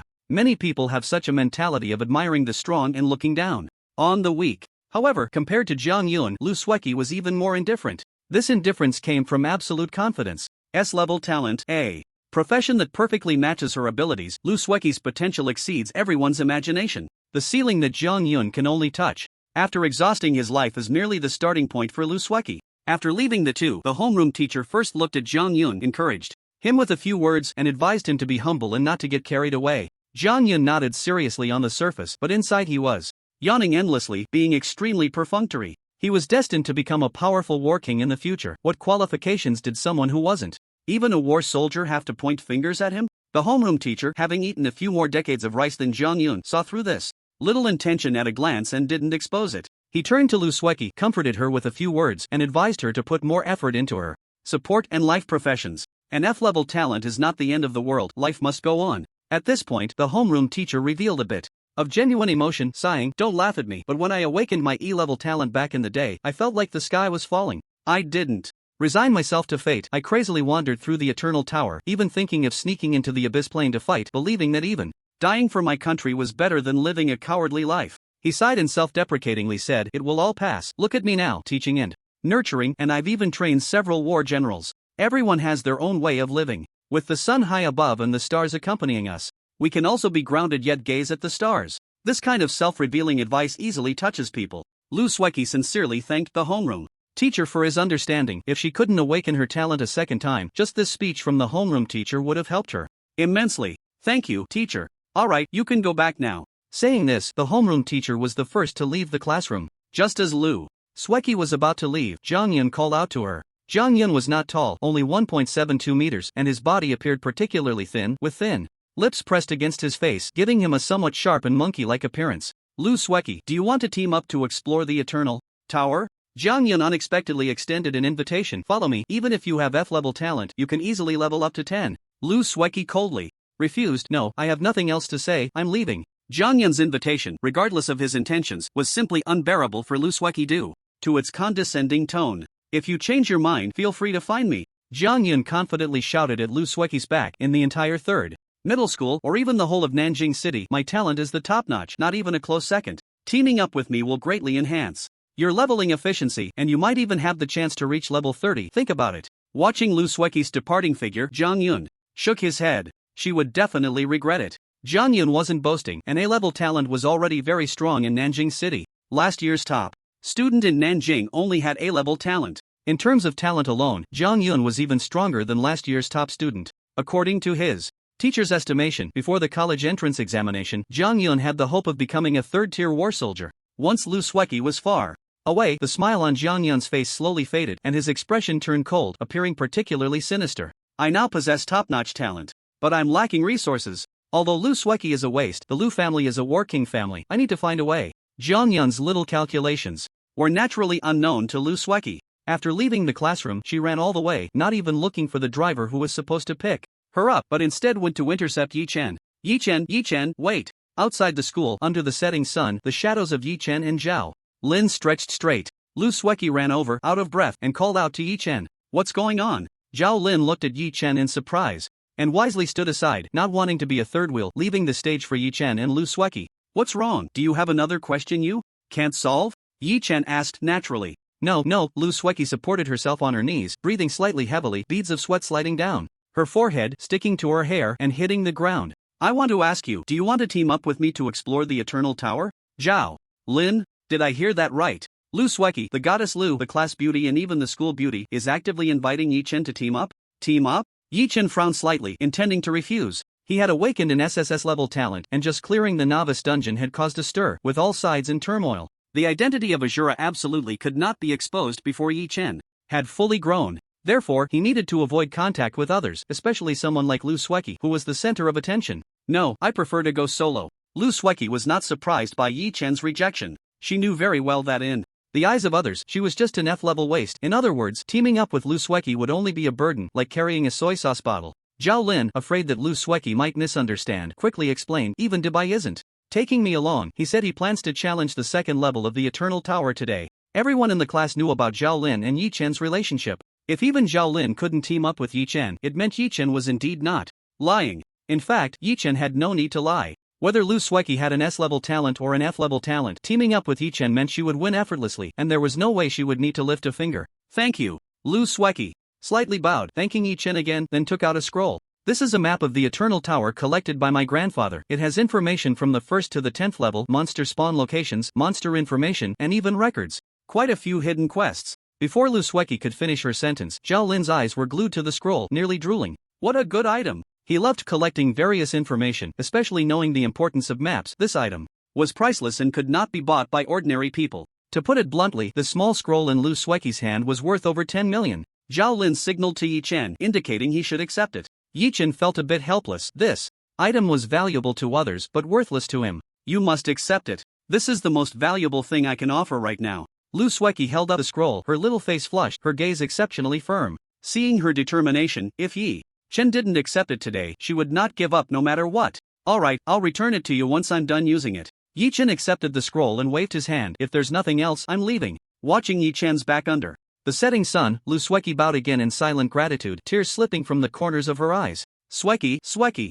A noblewoman hurriedly approached Lu Sueki. What are you doing here? I couldn't find you just now, I was so worried. The noblewoman had a graceful demeanor, well-maintained, with a rosy complexion, and bore some resemblance to Lu Sueki. Sueki, don't worry about your talent, listen to Mom, let's go home for dinner. Lu Sueki forced a smile. Mom, I'm fine. Still saying you're fine? Your eyes are all red, my poor child. The noblewoman embraced Lu Sueki, her brows furrowing slightly, but it quickly disappeared. She controlled herself well. Who was that male classmate just now? Aren't you going to introduce him to Mom? No one special, just a classmate. Mom saw you give him the map. Tell me the truth, do you like him? Lu Sueki hurriedly defended herself. Mom, it's not like that. Yi Chen is just a classmate from our class. Alright, let's go, get in the car. Sitting in the passenger seat, the noblewoman took out her phone, tapped a few times, and sent a text message. Check the background of Yi Chen from class 3-2. From the rearview mirror, watching her seemingly indifferent daughter, the noblewoman's expression turned cold. Her daughter had awakened an F-level talent. Which mother wouldn't feel heartbroken if someone wanted to take advantage of this situation to deceive her daughter and gain benefits from the Lu family? She, as a mother, would never allow it. After finishing dinner and returning home, Yi Chen took out the map given by Lu Sueki and spread it out on the table. There is indeed a lot of information, but it's useless to me. In Yi Chen's view, under the effect of the inside eye, there were no secrets at all. The Eternal Tower requires constant climbing to break through the levels. I am currently on the first level. Yi Chen looked at the map of the first level. The leveling points from LV.1 to LV.10 were already useless to him. As for some hidden quests, special areas, the rewards were too low, and Yi Chen directly ignored them. Yi Chen noticed that beside the map of the first level, a number was marked Exploration Degree 0%. There's actually an exploration degree? What will happen when the exploration degree reaches 100%? The higher the exploration degree, the more generous the rewards when breaking through the levels of the Eternal Tower. First level completion history: 2 people with 100% exploration degree, 19 people with over 90% exploration degree. Looking at the notes that appeared before him, Yi Chen's spirit lifted. 100% exploration degree, 2 people? This means, even among the 3 strongest from back then, 1 person had not reached 100% exploration degree. Ways to increase exploration degree: kill monsters, kill special boss, explore the map. 100% exploration degree strategy: first go to Wine Thunder Valley. After reading all the information, Yi Chen immediately made a decision. The exploration degree of the first level must reach 100%. If possible, it's best to break through the first level. Today, the levels of the Eternal Tower are related to the character's level. On the first level, Yi Chen would never be able to break through level 10. He must break through the first level to continue leveling up. After analyzing the 100% Exploration degree strategy. Yi Chen discovered a tricky problem. Combat was indeed not difficult, but running such a long distance in 6 hours was somewhat challenging. The Eternal Tower is only open for 6 hours a day. If he missed today, he would have to come back tomorrow. Let's check the trading secret realm to see if there are any teleportation skills. With that thought, Yi Chen activated the tower mark and entered the trading secret realm in advance. The trading secret realm is open 24 hours a day, with no time restrictions. As soon as he logged in, Yi Chen was bombarded with messages from his goblin little brother. Big brother, are you there? Contact me as soon as you see this message. Yi Chen replied with an address, and in less than a minute, the goblin little brother appeared before him. However, this time the goblin little brother looked at Yi Chen with a strange expression. Big brother, who exactly are you? What's wrong? The person you reported today, Zuatianan, that guy has been captured. That's a good thing. Yi Chen sighed, feeling that the capture of the cultist was a great relief. With fewer people like him, there would be fewer knives coming from behind the human race. You probably don't know, right? After he was caught, he quickly turned traitor and revealed a lot of big names. Thanks to the clues he provided, 3 general-level cultists were captured just today. The goblin little brother said excitedly. Yi Chen really didn't know this news. Buy 1 get 3. It's like a double 11 promotion. Let's talk business. The goblin little brother brought the topic back, saying seriously. After communication with the General Pavilion and the Defense General, the confirmed reward amount for the report is 30,000 gold coins. From now on, your spending at the 10,000 Things Pavilion will be calculated at a 10% discount. 30,000 gold coins, 10% discount at the All Things Pavilion. This is the total reward for Yi Chen reporting Zuatianan, equivalent to 30 million dragon coins. As for the 10% discount, this is a privilege only war generals can enjoy. A nameless gold card for 30,000 and this VIP card. War general level privileges. Big brother, please keep it well. The goblin brother introduced. The VIP card can be used both online and offline. Nameless, as long as you show this card at the auctions and trading markets hosted by the All Things Pavilion, you can enjoy war general level treatment. Understood. After receiving the 2 cards, Yi Chen stated the purpose of his visit. Do you have any displacement skills or equipment suitable for low-level mages? Yes. The goblin brother was very professional and immediately took out a few items. Wind step. Skill book. After use, it can increase movement speed, and after leveling up, it can enter a brief stealth state. The first normal attack will deal critical damage. Price 500 gold coins. 500 gold coins, which is 5 million dragon coins. This price is really not cheap. Next. Wind step. Yi Chen directly ignored it. He didn't plan to become a sword saint or traverse other worlds. Why learn wind step? The goblin brother continued to introduce wind spirit boots with a movement skill. After continuous running, you can briefly gain wind wings to fly. Flame leap. Blink 2 meters in the specified direction, dealing fire damage to surrounding enemies. Listening to the goblin brothers' explanation, Yi Chen frowned slightly. These items didn't suit him. They were not to his liking. The goblin brother couldn't help it. There were originally few items for low-level mages, and they had been swept away by various families, leaving only these few scraps. There's one more. A skill book for all professions, but generally only warriors will learn it. Wind slash. Rush to the enemy side at high speed instantly, dealing 65% damage with a normal attack. No cost. Cooldown of 0.5 seconds. The goblin brother said this, and he couldn't continue. Wind slash is indeed a displacement skill, but it is a close-range displacement. What is the most important thing for a mage in battle? Distance control. Keep as much distance from the enemy as possible, continuously wearing them down. This is a combat technique summarized by countless predecessors, and the characteristics of wind slash completely contradict it. A mage rushing to the enemy's side to hit once? What kind of devil operation is this? Enemy, have you eaten? If not, take a big hit from me before you go. Who would have thought that Yi Chen would actually become interested? How much is this? 8,000 gold coins. After the discount it's 7,000 gold coins. You wouldn't want to buy this, would you? The goblin brother frowned, realizing that things were not simple.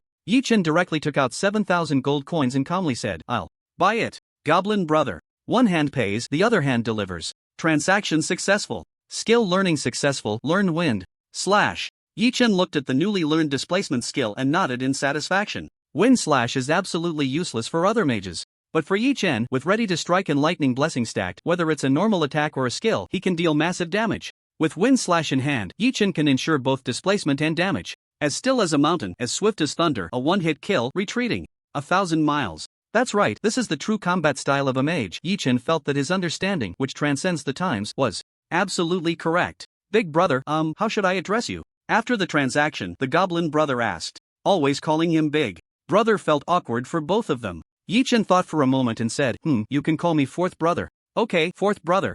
See you later, fourth brother. After exiting the trading secret realm, the time was exactly midnight, and Yi Chen once again embarked on his journey to the Eternal Tower. Welcome to the Eternal Core City. A pleasant prompt echoed in his ears, ethereal with a hint of otherworldliness. The Eternal Core City is a transfer station and resting place for those venturing into the Eternal Tower. If you wish to explore the Eternal Tower, simply input the corresponding level on the core to be teleported. If you die while exploring the Eternal Tower, you will automatically return to the Eternal Core City and enter a period of weakness. After the weakness period ends, you can choose to continue your exploration. Upon breaking through the current level of the Eternal Tower, you will automatically return to the Eternal Core City. The Eternal Tower is open for 6 hours each day, so please plan your time in the Eternal Core City wisely. We wish you success in conquering the Eternal Tower. Soon, when Yi Chen opened his eyes again, he found himself in a massive city, bustling with people all around. This was the Eternal Core City. Regardless of strength, whether a level 1 novice or a legendary warrior, everyone must pass through the Eternal Core City to enter the Eternal Tower. For the general public, the Eternal Core City was their trading secret realm. Without the supervision of secret realm spirits, there were certainly more scams and tricks. As soon as Yi Chen entered the city, he heard many vendors shouting, "Special map for the first level, only 50 copper coins, don't miss it. 3 silver coins to help you clear the first level, guaranteed to teach you, but no refunds.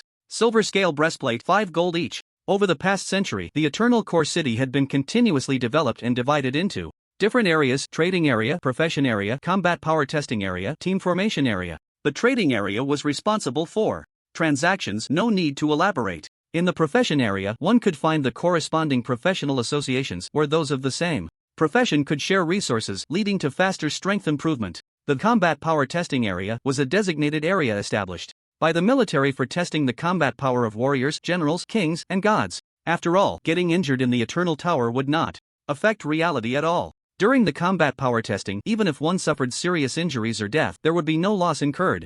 Of course, starting from the G general level, the assessment of combat power also required evaluation of achievements in the abyssal plane. Rather than just looking at paper stats, the 3 supreme beings established the combat power grades to cultivate true warriors capable of slaying enemies on the battlefield, exceptional blades, and astonishing weapons. Not just fools who only know how to mindlessly cast skills. Time was limited, and Yi Chen's plan was clear. First, venture into the Eternal Tower, then head to the combat power testing area to try the warrior test. With that, he placed his palm on a crystal by the roadside, and with a flash of light, he officially entered the first level of the Eternal Tower. Shortly after Yi Chen disappeared, Zhao Lin and Lu Sueki entered the Eternal Core City, not far apart. Zhao Lin? Lu Sueki raised an eyebrow, slightly hopeful as she asked, "Is Yi Chen with you?" "No, but Yi Chen sent me some things." Zhao Lin was checking his mailbox and found several scrolls and puppets of unclear rank. Yi Chen had left a message for Zhao Lin, advising him not to use these items unless absolutely necessary. Using high-level items to level up would actually lower his upgrade rating, indirectly weakening his strength and potential. Yi Chen gave these items to Zhao Lin merely as a backup for self-defense. Oh. Upon learning that Yi Chen was not there, Lu Sueki clearly felt disappointed. She then remembered, "Oh right. Make sure to tell Yi Chen not to go to Wind Thunder Valley today." "Ha? Why?" Lu Sueki's expression was particularly serious as she said earnestly, "The war god of the prophecy system has made a move and predicted the monster refresh situation on the first floor of the Eternal Tower today. A special boss will spawn deep in Wind Thunder Valley, super strong. If you recklessly enter, you'll just be sending yourself to death." "Damn, is it that scary?" Zhao Lin didn't dare to delay and immediately sent out the message. His expression changed suddenly. "It's over. Dabai can't receive the message. He's already entered the Eternal Tower." After entering the Eternal Tower, the messaging function is temporarily disabled, and Zhao Lin couldn't contact Yi Chen. Lu Sueki gritted her teeth and pressed her hand directly on the crystal, silently praying, "Yi Chen, you must not go to Wind Thunder Valley. Eternal Tower, first floor." Yi Chen stretched lazily, ready to begin his journey of 100% exploration. First stop, Wind Thunder Valley. "I'm coming. Wind slash." Yi Chen's figure moved like the wind, leaving behind traces in the air, appearing behind a minotaur, gently tapping the back of its head with his staff. -264. The minotaur fell to the ground, transforming into specks of white light, dropping a small pile of copper coins. Monsters on the first level are generally between levels 1 to 10, too weak for me. Killing them won't grant any experience. As he spoke, Yi Chen looked towards the depths of Wind Thunder Valley, where the faint sounds of roaring winds and thunder echoed out, sending chills down the spine of anyone who heard it. In the depths of Wind Thunder Valley, it seemed that some terrifying demonic creature was being born, with monsters continuously fleeing from their territory. Yi Chen's gaze grew slightly heated, anticipating the upcoming battle. "Only that big guy inside can warm me up." When the SSS level talent insight I was activated, no secret could escape Yi Chen's notice. The information about the Bull Demon General was laid bare before him. Bull Demon General, a monster that absolutely should not appear on the first level, summoned by the 6th demon god of the abyss. Monster, injured Bull Demon.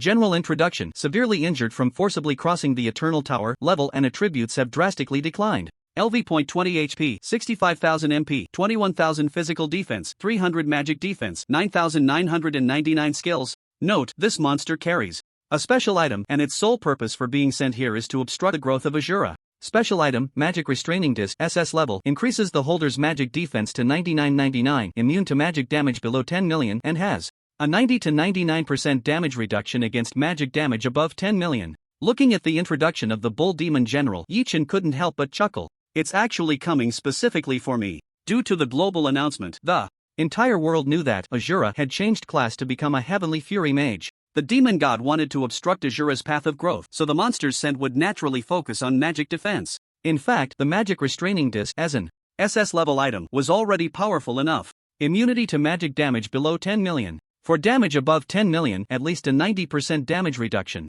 The Bull Demon General, holding the Magic Restraining Disc, was a nightmare for mages. The natural enemy of Azura, an absolute bane for mages. For a mage to kill the Bull Demon General, they would need to deal at least 10 million magic damage in a single hit. In other words, this monster was simply not something a mage could handle alone. They could only gather a group of physical damage classes, relying on their numbers to wear it down bit by bit. This was destined to be a difficult battle. Those with weak talents would actively avoid it, carefully detouring, fearing to draw fire upon themselves. Those with strong talents rushed over, eager to try their hand.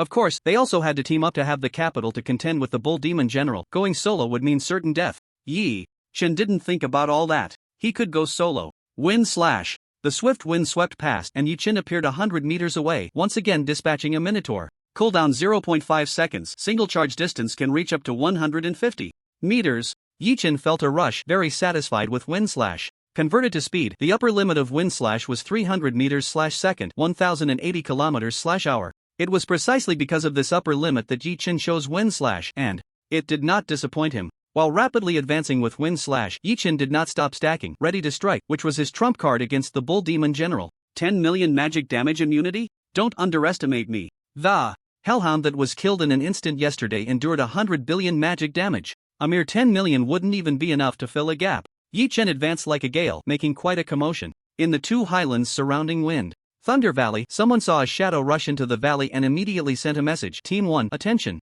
A warrior has entered Wind Thunder Valley alone. Yi Chen's skill in breaking through was easily recognizable. The wind slash, a melee charge skill that only warriors would learn. After receiving the message, the members of Team 1 remained unfazed, even showing a hint of glee. Another guy seeking death. That's a monster summoned by the demon god, and he thinks he can take it on alone? What a delusion. We, the geniuses, have to lower ourselves and team up to challenge it. Who gave him the confidence to solo a boss? Azura? Don't joke around. Azura is a mage, not a warrior. Outside Wind Thunder Valley, on an open space, 100 people stood scattered, chatting idly and joking about the warrior who had just rushed into the valley. The gathered group, the Team 1 of Wind Thunder Valley, consisted of geniuses from various places, with the weakest talent being A grade.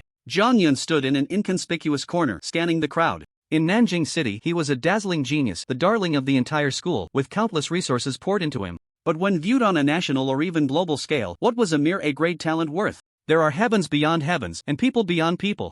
Others had better talents, better equipment, and better resources. Everything was better than his. What could Zhang Yun use to compare with these children of destiny? Zhang Yun clenched his fists, a flash of unwillingness crossing his eyes. He longed to become stronger. Everyone, pay attention, we are preparing to set off.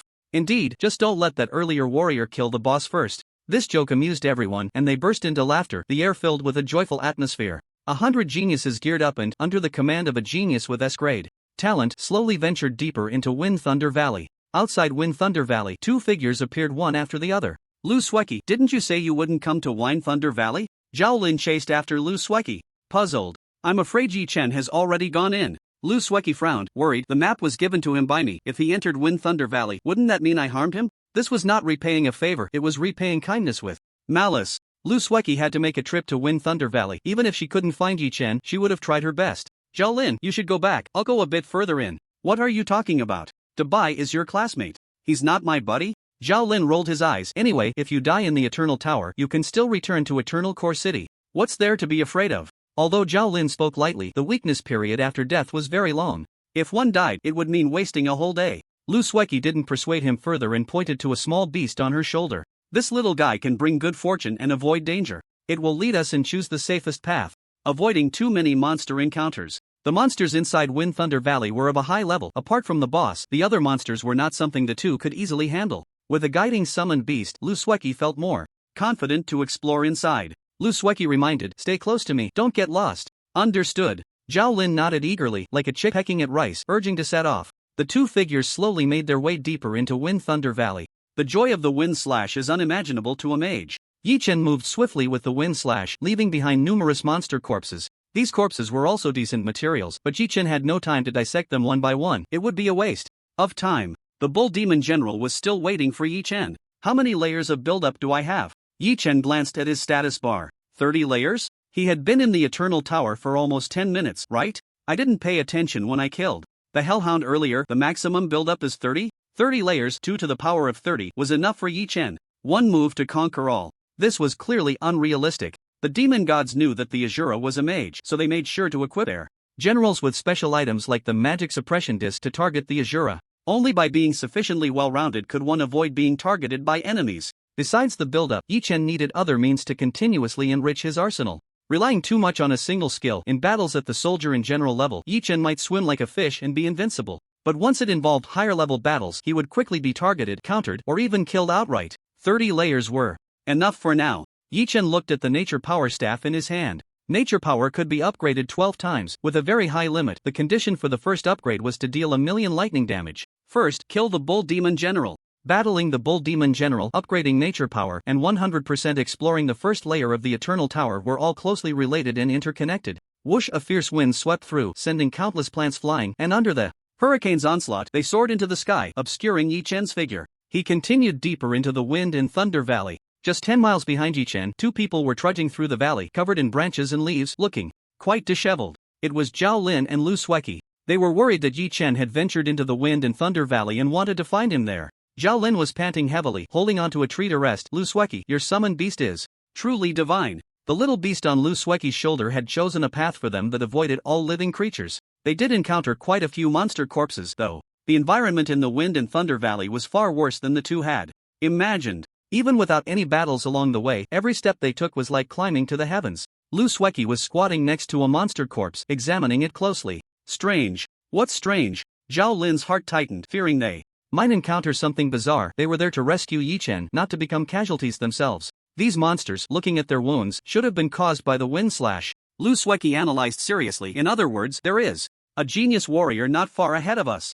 That's great. We can catch up to him and ask if he has seen Yi Chen. Zhao Lin perked up, looking ahead with excitement. If he hasn't seen Yi Chen either, it means Yi Chen isn't in the Wind and Thunder Valley. With Yi Chen's strength alone, he definitely couldn't have ventured this far. Not necessarily. Lu Sueki still frowned, as if something was particularly troubling her. Lu Sueki thought to herself, all the monsters have only one wound, which means the attacker killed them in an instant. Below level 10, who can instantly kill monsters in the Wind and Thunder Valley, including elite monsters? How strong is this person's talent? S rank, or even SS rank? Lu Sueki was startled by her own speculation, constantly reminding herself in her heart, there are always greater heights and stronger people. The warrior using the wind slash ahead, just casually displaying his strength, far surpassed Jiang Yun and even Lu Sueki with her S-rank talent might not be his match. Let's go, be more careful on the way. Lu Sueki and Zhao Lin braved the fierce wind and pressed on, eager to catch up with the mysterious warrior ahead. Deep within Wind Thunder Valley, a thunderous roar suddenly echoed. The entire valley began to shake, a terrifying crack opened in the ground, and countless earth and stone fell into it, as if the apocalypse had descended.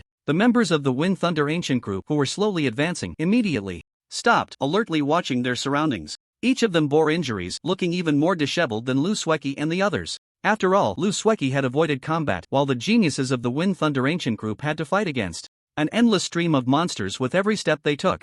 Noticing the unusual movement deep within Wind Thunder Valley, someone immediately shouted a question. Tianyan, what happened? Ah! The young man referred to as Tianyan clutched his left eye in pain, crying out in agony, black blood oozing between his fingers, particularly chilling. My eye! His scream sent shivers down everyone's spine, clearly indicating that his eye had suffered severe damage. Where's the doctor? The trained doctor? A priest stepped forward immediately, his staff radiating a soft white light, and then wrapped bandages around half of Tianyan's head, temporarily stabilizing his injuries and barely keeping him alive. Tianyan, what did you see? The crowd surrounded him, anxiously waiting for an answer. An anomaly had suddenly occurred in Wind Thunder Valley, and if they didn't clarify the situation, recklessly advancing could easily lead to their annihilation. Tianyan gasped for breath, still shaken, and stammered, I saw, the boss was awakened. What? Someone got there faster than us. Who was it? Was it the second group? Damn it, they beat us to it. The morale of the first group took a significant hit. The summoned geniuses clearly weren't just them. Other boss groups were advancing from different directions.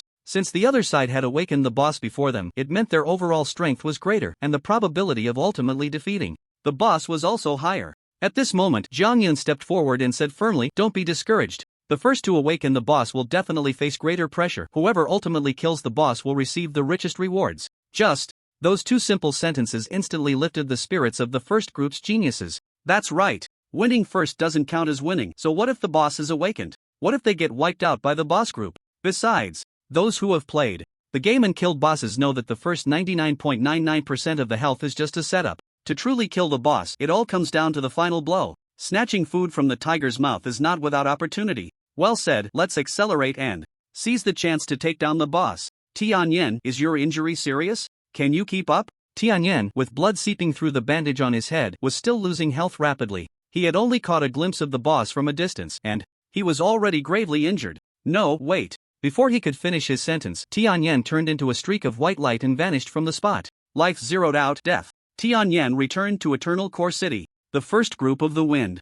Thunder team did not feel disheartened by Tianyan's demise. Instead, their morale soared as they advanced deeper. In Eternal Core City, a flash of white light appeared, and the pale-faced Tianyan emerged on the street, still shaken. He shouted the unfinished words. No, it wasn't a single group that awakened the boss. That man, he awakened the boss by himself. He wants to challenge the boss alone. Unfortunately, Tianyan couldn't contact his teammates and had no way to relay this information. In the depths of Wind Thunder Valley, holding the power of nature, Yichin slightly raised his head, gazing at the colossal figure before him. The bull demon general, surrounded by chains, emanated a terrifying demonic flame. He was not a creature born from the first layer, but rather a demon god who had forcibly sent him here through special means. During the process of transmission, the bull demon general was severely injured, and both his level and strength had significantly declined. However, the demon suppression token he possessed was well protected. The demon suppression token was the key item to restrain the Azura and was the bull demon general's greatest reliance on this journey. Once he entered the first layer, he immediately fell into a deep slumber, trying to recover his strength as much as possible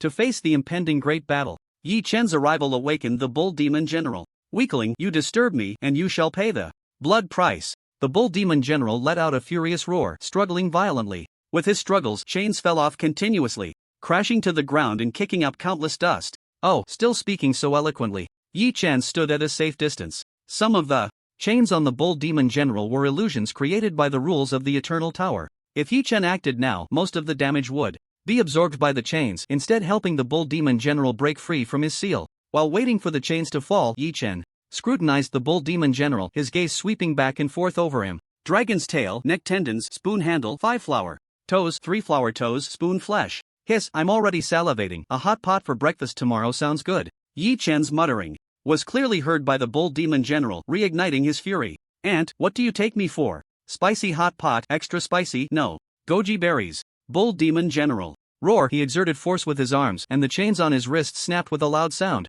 his surging aura startling countless birds. With the awakening of the bull demon general, the entire Wind Thunder Valley shook. The second vice commander of the Bloodstained Legion under the 6th demon god, a powerful existence surpassing level 200, have even slain your human race's generals. What? Are you so scared by my words that you can't even speak? The bull demon general's eyes were filled with mockery as he looked down at Yi Chen. The first layer of the Eternal Tower could only accommodate level 10 human players, posing no threat to him. Under the bull demon general's gaze, Yi Chen suddenly spoke, breaking his silence. Originally, I planned to leave you with a complete corpse. A whole roasted bull sounds nice too. Now, I will take your head. Oh, arrogant fool. After hearing Yi Chen's words, the bull demon general was momentarily stunned, then burst into a series of wild laughs, his voice extremely arrogant. If a human legion were here, I might still be wary. But you? Are you an Azura? When he mentioned Azura, the ever-arrogant bull demon general's eyes flickered with a hint of caution. He was well aware that his true purpose for being sent here was to gather as much information about the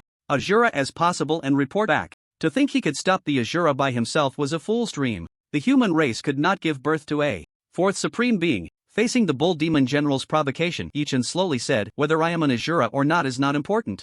Yi-Chen raised his staff and pointed forward. "You only need to know that today is your day of doom. Annihilation." As their conversation continued, the chains on the bull demon general's body kept falling off, nearly becoming mere decorations. Yi-Chen had been chatting with him, merely stalling for time. "I am waiting for the eternal rules to fail." "What are you waiting for? Waiting to die?" Lightning arrow. With 30 layers of buildup, a lightning arrow of immense size, far greater than a mountain, formed in the sky. Bull demon general? You call this mountain-sized thing a lightning arrow? Do you have some misunderstanding about arrows? In just a moment, an incredibly massive lightning arrow engulfed the body of the bull demon general, the terrifying impact spreading throughout his body in an instant, destroying everything it touched. No, a roar of utter despair, which didn't even have time to escape his throat. Time around the bull demon general seemed to slow down countless times, making him painfully aware and conscious, feeling the agony of being killed bit by bit. Impossible. This can't be happening. Why didn't the magic suppression disc take effect? How could I die at the hands of a nameless nobody? What is this terrifying damage? Too many questions gathered in the bull demon general's chest, with no answers to be found. The look in his eyes as he gazed at Yi-Chen was filled with countless complex emotions: resentment, anger, confusion, bewilderment, fear. He widened his eyes as if he had thought of something. Unfortunately, it was too late. He was already dead. In the final moment of death, the bull demon general thought of a possibility, the only explanation for everything happening before him. "You are a cultivator."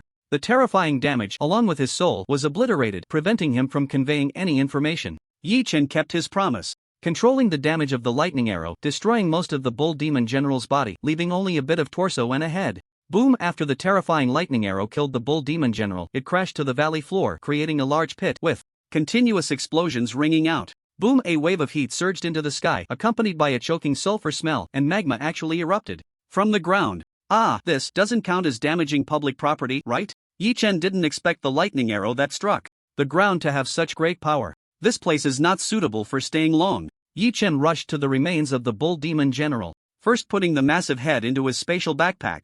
The bull demon general was enormous, with pupils that were as tall as Yi-Chen himself. The entire head lay flat on the ground, looking more imposing than a 3-story building. After securing the head, Yi-Chen rummaged through the remains and grabbed a glowing disc in his hand. Magic suppression disc. Yi-Chen's eyes lit up, not expecting this item to have survived. It seemed to be mostly intact, an SS-level special item, best to take it first. Scanning the battlefield, the remaining items were of little value, and magma continued to surge from the ground. The earlier battle had made a lot of noise, and many people would likely be drawn here. Time to go. Having killed the bull demon general and dealt an extremely high damage, the natural power had also advanced, and Yi-Chen's purpose for this trip was basically achieved. There was no need to continue staying in this dangerous place. Of the 36 strategies, retreating was the best option. A bird flew across the sky just as he was about to escape from the Thunder Valley. Wind step slash. Yi-Chen instantly appeared on the bird's back, lightly pushing off with his toes and flying outward. "Bird, I may not be human, but you really are." Yi-Chen awakened the bull demon general, then the two had a conversation, and ultimately, Yi-Chen killed the bull demon general. The entire process seemed complicated, but it took less than a minute. After Yi-Chen left the battlefield, magma surged upward, engulfing the traces of the battle that had once taken place. 10 minutes later, 2 disheveled figures appeared at the edge of the battlefield, surveying the scene in shock. Zhao Lin covered his mouth and nose, his face extremely pale, coughing as he asked, "Luski, did you lead us to a volcano? Aren't we in the Thunder Valley?" The surrounding high temperature and choking air made Luski feel no better. Her oval face flushed as if she were drunk. She coughed a couple of times, her eyes filled with confusion. "Wait, we are in the Thunder Valley. Hold on, let me check my location." Luski tore open a scroll, and a coordinate appeared before the two. Luski's face instantly lost all color, turning pale, like a freshly painted wall. Zhao Lin rubbed his eyes, unable to see the coordinates, and simply asked, "What's wrong?" Luski's voice trembled slightly as she incredulously said, We are at the deepest part of Fonlei Valley, which means the place where battle general level monsters descend." "What? This is where the boss has descended." Luski's face was pale, and she looked around in despair. She never expected that they would venture so deep, arriving at the very heart of Wind Thunder Valley. It's over, we're doomed this time," Zhao Lin muttered, glancing around, wanting to gather as much information as possible before dying. If he could, he even wanted to take out his phone for a commemorative photo. "What are you doing?" Luski noticed Zhao Lin drawing in the dirt with a stick and curiously asked. "I'm writing Zhao Lin was here as a keepsake," Zhao Lin said confidently. "Hey, there's something The stick poked a hard object. It seemed that something was hidden beneath the soft soil. Zhao Lin used his hands to dig through the dirt and unearthed a blackened object. What is this? A lump of charcoal was cradled in Zhao Lin's palm. Lu Sueki was also drawn to it and analyzed. It looks like it was struck by lightning? It's soft, not like wood. Is this steak? Zhao Lin tore off the outer layer of char and discovered that inside was actually well-cooked beef, exclaiming in surprise. It smells so good. The golden brown beef emitted an enticing aroma, and Zhao Lin's throat moved as he swallowed. Lu Sueki frowned slightly, with a hint of disdain, and said, You're not actually going to eat this, are you? I chose cooking as my profession. Let me tell you, high-level monsters are treasures in themselves. Even a piece of meat could increase attributes. Zhao Lin said as he took out a silver knife and fork, cutting off a small piece of meat. After all, in the Eternal Tower, even if he died from food poisoning, he would just return to Eternal Core City. Zhao Lin gritted his teeth, closed his eyes, and stuffed the meat into his mouth, chewing vigorously. So delicious. Gulp. The melt-in-your-mouth beef, perfectly cooked, tasted of beef. Zhao Lin suddenly opened his eyes, excitedly shouting, Holy crap! Unfortunately, Zhao Lin was uneducated and could only exclaim in surprise. What happened? My strength attribute increased by 2 points. Zhao Lin was incredibly excited, looking at the beef with burning eyes. This must be the meat of a war general-level monster to have such a terrifying effect. Upon hearing this, Lu Sueki was momentarily stunned, quickly reacting and blurting out, This is the boss's meat. Who cares? Let's see if there's more of this beef.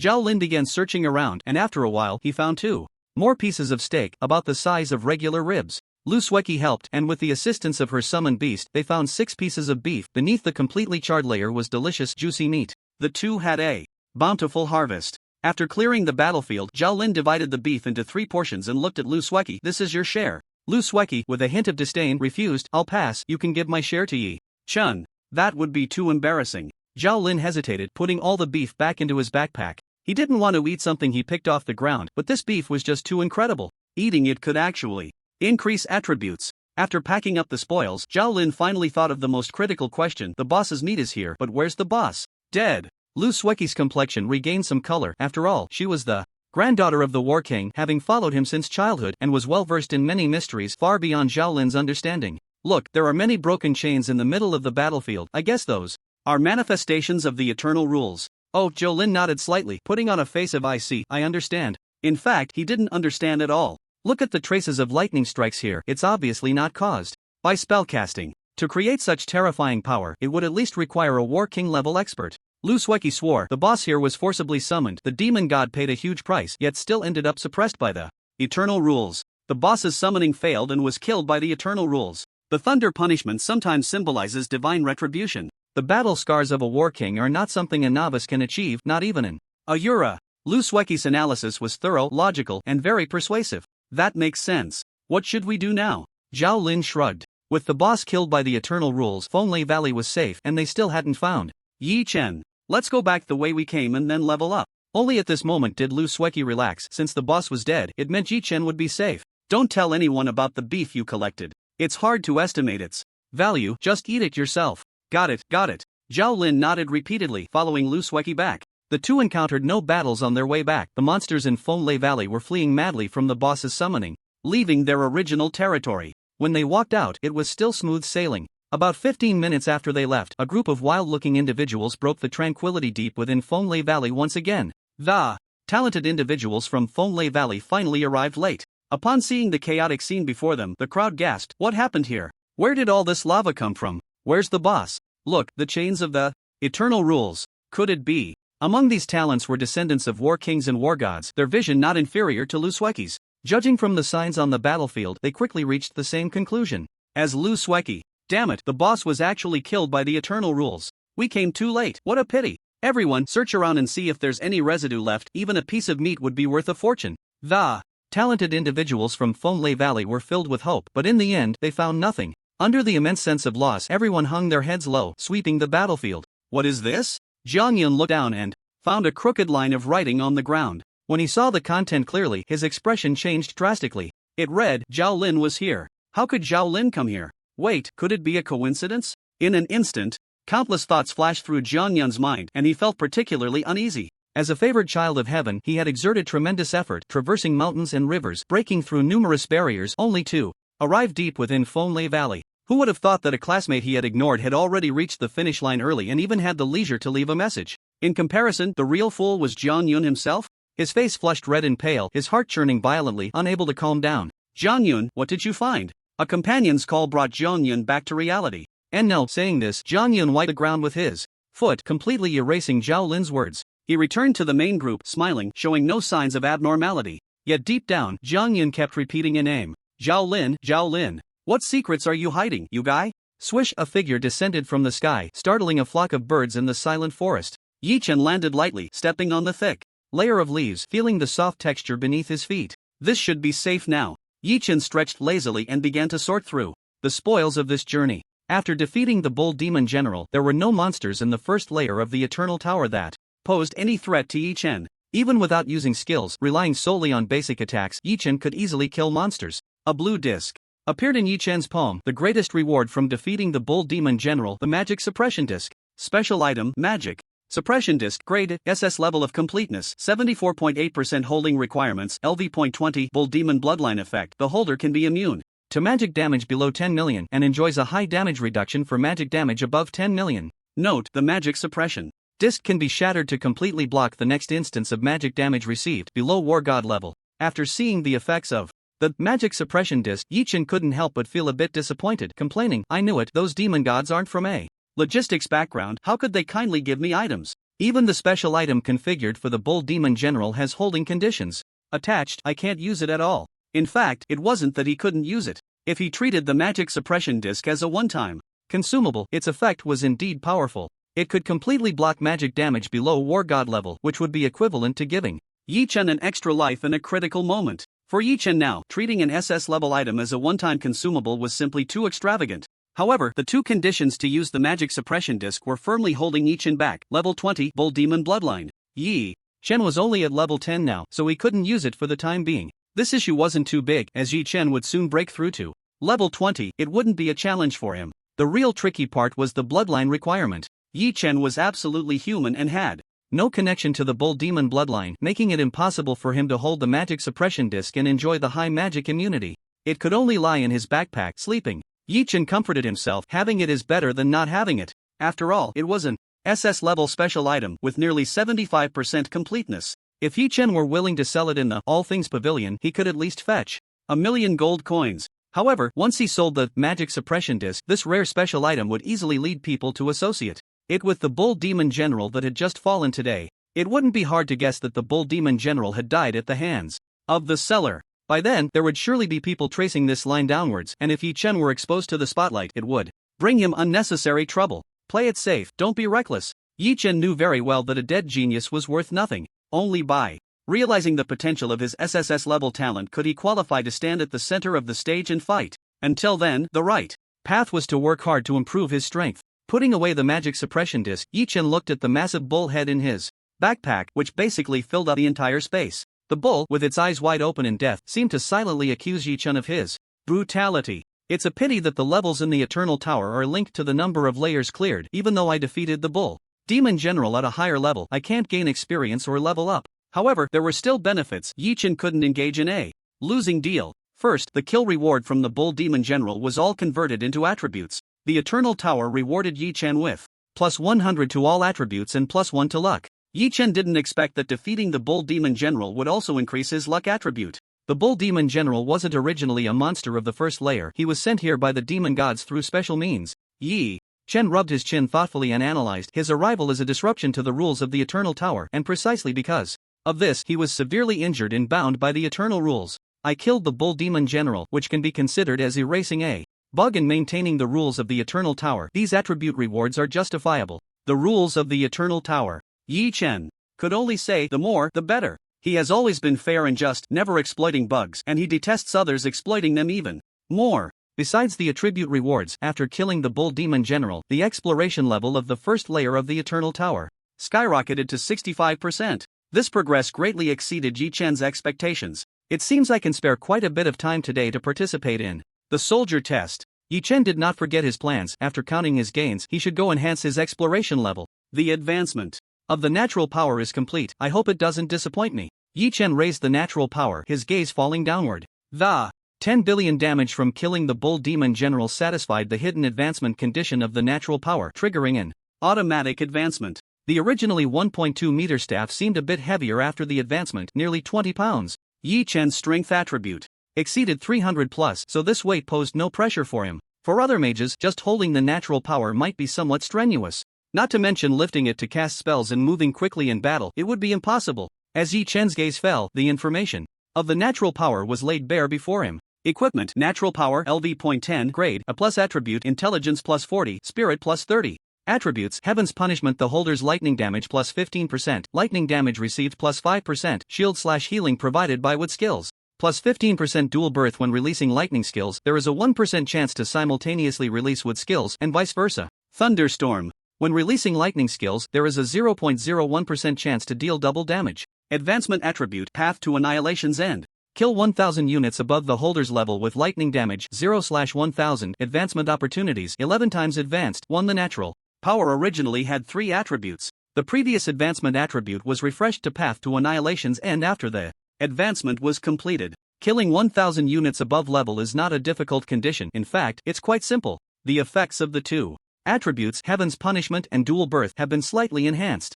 Especially Heaven's Punishment. Not only does it deal higher damage, but the side effects are even smaller. The newly added attribute Thunderstorm is the most valuable. A 1 in 10,000 chance to deal double damage. Looking at Thunderstorm, Yi Chen liked it more and more. It felt like a heart attack. From a mathematical expectation perspective, the benefits of Thunderstorm are not high. Casting spells 10,000 times, triggering at once, is just double damage. But the natural power still has 11 chances for advancement, and after each advancement, all attributes will be enhanced. This means that the further along, both the probability and damage of Thunderstorm will see significant improvements. Its potential is worth Yi Chen's trust. 80,000 gold coins well spent. Yi Chen beamed with joy. This money was too well spent. If he were to place the natural power in the pavilion of all things now, even without disclosing the advancement conditions, it could easily sell for over 300,000 gold coins. Releasing the power of nature, Yi Chen casually opened his attribute panel. Eternal ID, Azura talent, Eye of Insight, SSS level 10 profession, Thunder Fury Mage, Lightning, HP, 4600/4600 MP, 3100/3100 Strength, 226, plus 100, Intelligence, 245, plus 40, Spirit, 235, plus 30, Agility, 224 Constitution, 231, plus 100, Luck, 12 Equipment, Power of Nature, plus 1, Skills, Lightning Arrow, Thunder Blessing, Ready to Strike. Heavenly Thunder status, Lightning Affinity, Lightning Specialization. All 5-dimensional attributes exceeded 200, and now Yi Chen could pass the first-tier warrior test with his eyes closed. The attribute panel slowly disappeared. Yi Chen stretched lazily, looking towards the dense forest full of energy. First, raise the exploration level of the first layer to 100%. Charge. Wind slash. A cold light flashed, and Yi Chen instantly killed a ghost ape, easily retracting his hand. The exploration degree is already at 80%. Thanks to the Bull Demon Warrior, the exploration degree on the first level started at 65%, greatly increasing Yi Chen's exploration speed. Once the exploration degree reaches 100%, summoning the Eternal Core Crystal will allow for the completion of the level. Thinking of this, Yi Chen slightly raised his head and looked at the sky. The Eternal Tower. Each level is a small world. How tall is the Eternal Tower? 1,000 levels? 10,000 levels? No one knows the answer. For 100 years, even the strongest of the human race has never cleared the Eternal Tower. However, no matter what, the road is underfoot. A journey of 1,000 miles begins with a single step, and a mountain of 1,000 fathoms begins with a speck of dust. Wind slash. Yi Chen once again cut through the cold light, moving forward relentlessly. Tonight, he is the most dazzling figure on the first level. Zhao Lin, we're about to split up to level up. There are some things I need to tell you. 2 dusty figures emerged from Wind Thunder Valley. Even covered in dust, one could vaguely see Lu Sueki's beautiful face as she said seriously about the exploration degree of the Eternal Tower. Exploration degree? Zhao Lin blinked, clearly unfamiliar with the term. Yes, after you listen, remember, cough, to tell Yi Chen as well. When mentioning Yi Chen, Lu Sueki's expression became somewhat unnatural, but fortunately, the dust on her face made it hard to see clearly. You say, I'll write it down. Right now. Zhao Lin produced paper and a pen, starting to jot down the key points. Lu Sueki spent 5 minutes explaining the function and importance of the exploration degree to Zhao Lin. Zhao Lin attempted to summarize. So you mean, the higher this thing, the better? Exactly. You're a C-level talent, and I remember Yi Chen registered as a C-level talent too, right? Yes. Zhao Lin nodded. That was indeed the case. After talent awakening, there are teachers specifically responsible for registration and reporting. Low-level talents are not a secret, they are semi-public information. Based on past experience, for C-level talents, reaching 30% exploration degree is already quite difficult. Once you complete these tasks, you can push for the next level. Luski handed over a task list which required running to many places and killing hundreds of monsters, making Zhao Lin feel overwhelmed. If 30% is this troublesome, then what about 100%? As a well-known underachiever, Zhao Lin also had the heart of a top student, wanting to see what a perfect score looked like. I don't know either. Luski shook her head and said frankly, even though my grandfather is a war king, he wouldn't let me know about things that are too confidential.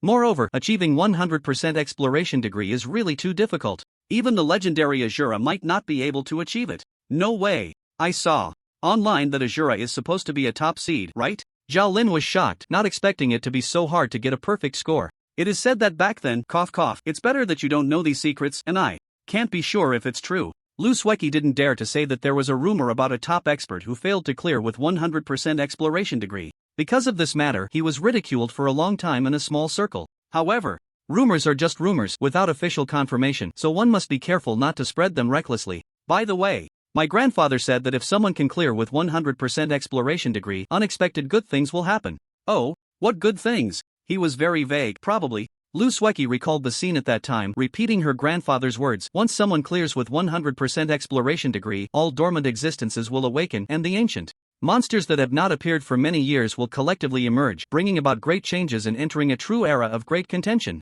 Sounds impressive. Is it really that mystical? Zhao Lin was intimidated by the words of the War King and dared not question his statement, so he could only stand by and give a thumbs up. Alright, it's getting late, you should go level up. The two parted ways. On Luski's shoulder stood a frail canary, looking pitiful and harmless. Once Zhao Lin's figure was out of sight, Luski shook her shoulder, and the canary swelled in the wind, transforming into a golden rock. Roar! Under the attack of the golden rock, monsters fell one after another, without any power to resist. Wherever the golden light shone, not a blade of grass grew, only desolation. Luski's level was also rapidly increasing. I need to get stronger quickly. Luski coldly looked at everything before her, recalling the scenes that had unfolded in Wind Thunder Valley. The mysterious warrior who used the wind slash had left a profound impression on her. Any random mysterious powerhouse is far stronger than me, not to mention the legendary Azura. Luski gripped her staff tightly, her gaze resolute. Get stronger, still get stronger. To catch up with the powerful peers, to catch up with the legendary Azura, and also to repay Yichen's kindness.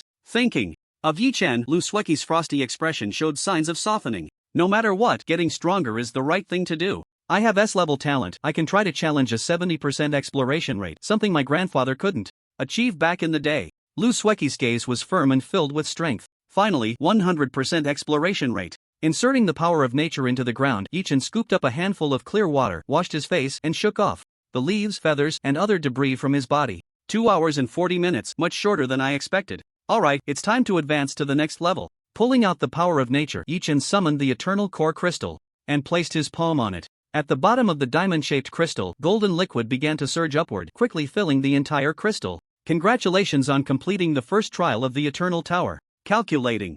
Exploration rate. Exploration rate, 100%. Clearance rating, SSS level. Eternal blessing activated. Clearance rating automatically +1. After a brief silence, a pleasant notification sound rang in Yichen's ears once again. Congratulations on clearing the first level of the Eternal Tower. Final rating, SSS level. At the same time, all players in the Eternal Tower, including the powerful ones in the Eternal Core City, heard the announcements simultaneously. Congratulations to player Azura for achieving the SSS level clearance on the first level. Congratulations to player Azura for achieving the SSS level clearance on the first level. Azura cleared it? The public channel initially buzzed with discussion. Soon, someone noticed the highlight. Azura is SSS level clearance, not SSS level clearance. My god, there's an extra S. Could it be that the Eternal Tower made a mistake? What's going on? Why does he have an extra S? Quick, summon the strongest powerhouse nightmare. At this moment, the whole world erupted because of a single announcement. The first SSS level clearance in the history of the human race was born. 100% exploration level. SSS level clear. After an event that defied common sense, Shura danced in the blind spots of everyone's knowledge. Even the elder experts who had once followed the strongest had never seen such a scene. SSS level? Where did that extra S come from? Before they could be shocked for too long, a new server-wide announcement spread. Player Shura has cleared the first layer at SSS level, rewarded with the Eternal Tower Human Race buff, Guardian Angel. Limited time buff overall. Enhancement, all attributes of the Eternal Tower Human Race plus 15%, duration 3 hours. Limited time buff, focus defense, damage. Received by the Eternal Tower Human Race minus 20%, duration 3 hours. Limited time buff, farewell to weakness, the Eternal Tower Human Race will not enter a weakened state after death when returning to the Eternal Core City. Duration 3 hours.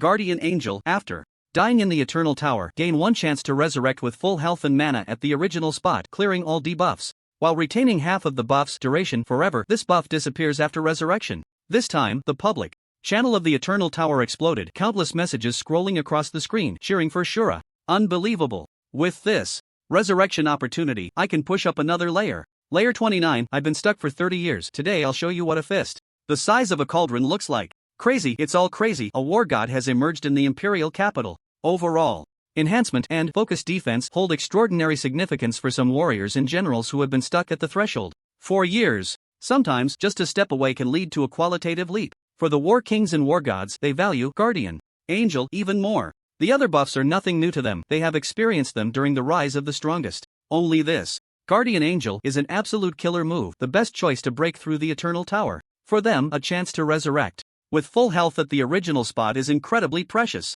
The news of Shura clearing the SSS level and the Eternal Tower, bestowing a heaven-defying reward, was like a stone thrown into the center of a lake, immediately stirring up tremendous waves. Imperial Capital. A middle-aged man dressed in black with gold trim, dignified and extraordinary, had just received the latest news about Shura. He quickly walked to a grand artificial mountain, a well-known scenic spot in the Imperial Capital. It is said to be the burial place of a war god who fought against the demon god and followed the strongest to conquer countless small and medium planes. The middle-aged man lit incense, muttered a few words, bowed repeatedly, and then inserted the incense into the ground. A minute later, the entire artificial mountain began to shake violently, and a crack opened in it. A black coffin exuding endless, murderous aura slowly floated from the ground, and an old, hoarse voice came from within. What you say is true. I dare not deceive the ancestor. The black coffin trembled, and blood began to seep from it. This is blood, sweat, blood, tears. The old, hoarse voice sounded like two pieces of sandpaper rubbing together, extremely unpleasant, yet at this moment, it burst into loud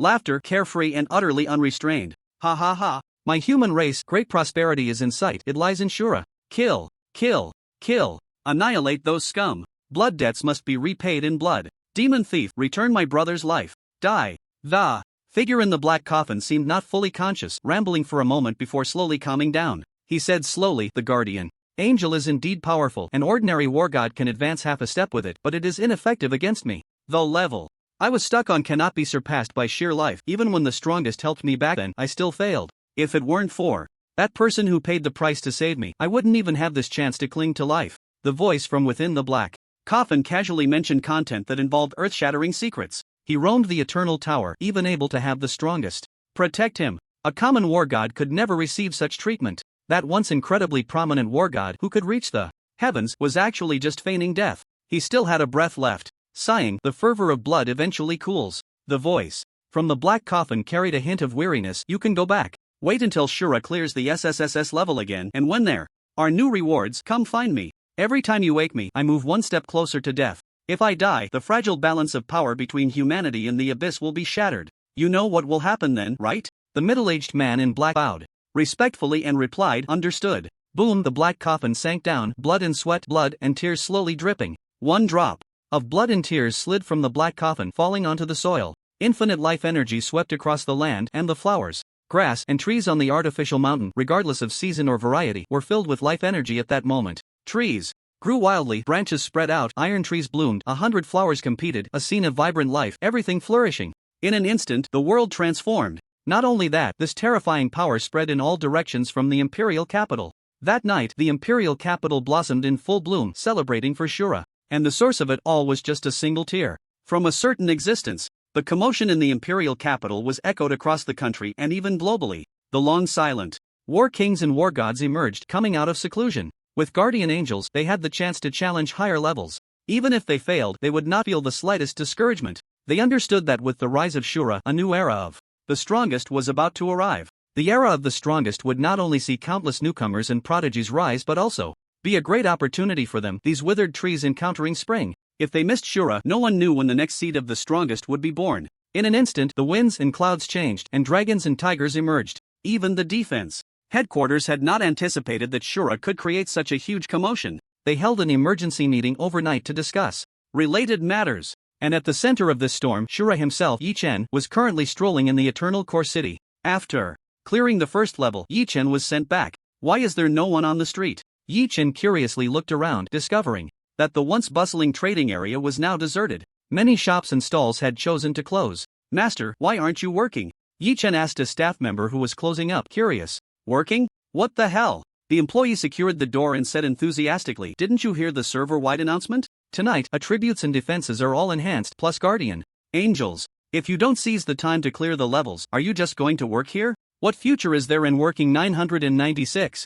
What he said made so much sense that Yi Chen was momentarily speechless. Young man, take my advice and hurry to clear the levels. This opportunity must be seized. Be sure to thank Shura well. The young man dashed off, even reminding Yi Chen to put in some effort. Tonight was definitely the best time to level up. Yi Chen chuckled silently. These buffs are indeed powerful, but they don't have much effect on me. After clearing the SSS level, the rewards he received were not just for him alone, but for all humanity on the server. In other words, it was as if Yi Chen, with his own strength, had equipped everyone on the server with resurrection armor? Thinking of it this way, I guess I can be considered a benefactor. Walking down the empty street, humming a little tune, Yi Chen leisurely made his way to the combat power testing area. Let's go and see what level of warrior I am now. Eternal Core City, Battle Power Testing Area. Yi Chen walked into the hall, looking around. The usually crowded hall seemed particularly empty. Well, with the buff, everyone is busy climbing the Eternal Tower, so the battle power test can be done anytime. Yi Chen noticed that even the staff were no exception.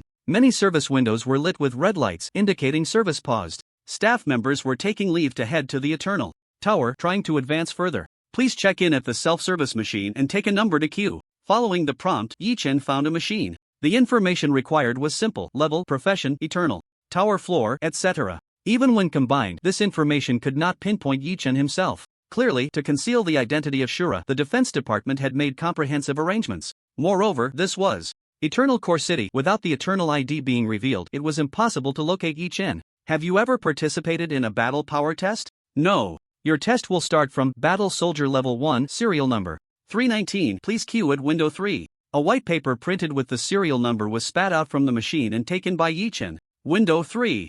Why are there so many people? In the entire hall, only 2 to 3 windows were still operating, so all the participants in the battle power test naturally gathered together. What Yi Chen didn't expect was that there were actually dozens of people ahead, forming a small line. Judging by the situation, even if each person took 5 minutes, it would take several hours to wait. Yi Chen frowned slightly. Strange, why aren't they leveling up at the Eternal Tower? Why come here for a battle power test? Among these dozens of people, Yi Chen also spotted a familiar face, Jiang Yun. Above Jiang Yun's head floated a note: the unfortunate guy drowned in a magma eruption. As for who the culprit is, cough cough. This. Yi Chen couldn't hold back. Drowning in magma was too frustrating. As Yi Chen saw Jiang Yun, the latter also noticed him. Yi Chen, what are you doing here? Jiang Yun looked over, slightly puzzled, and said, did you also go to Wind Thunder Valley?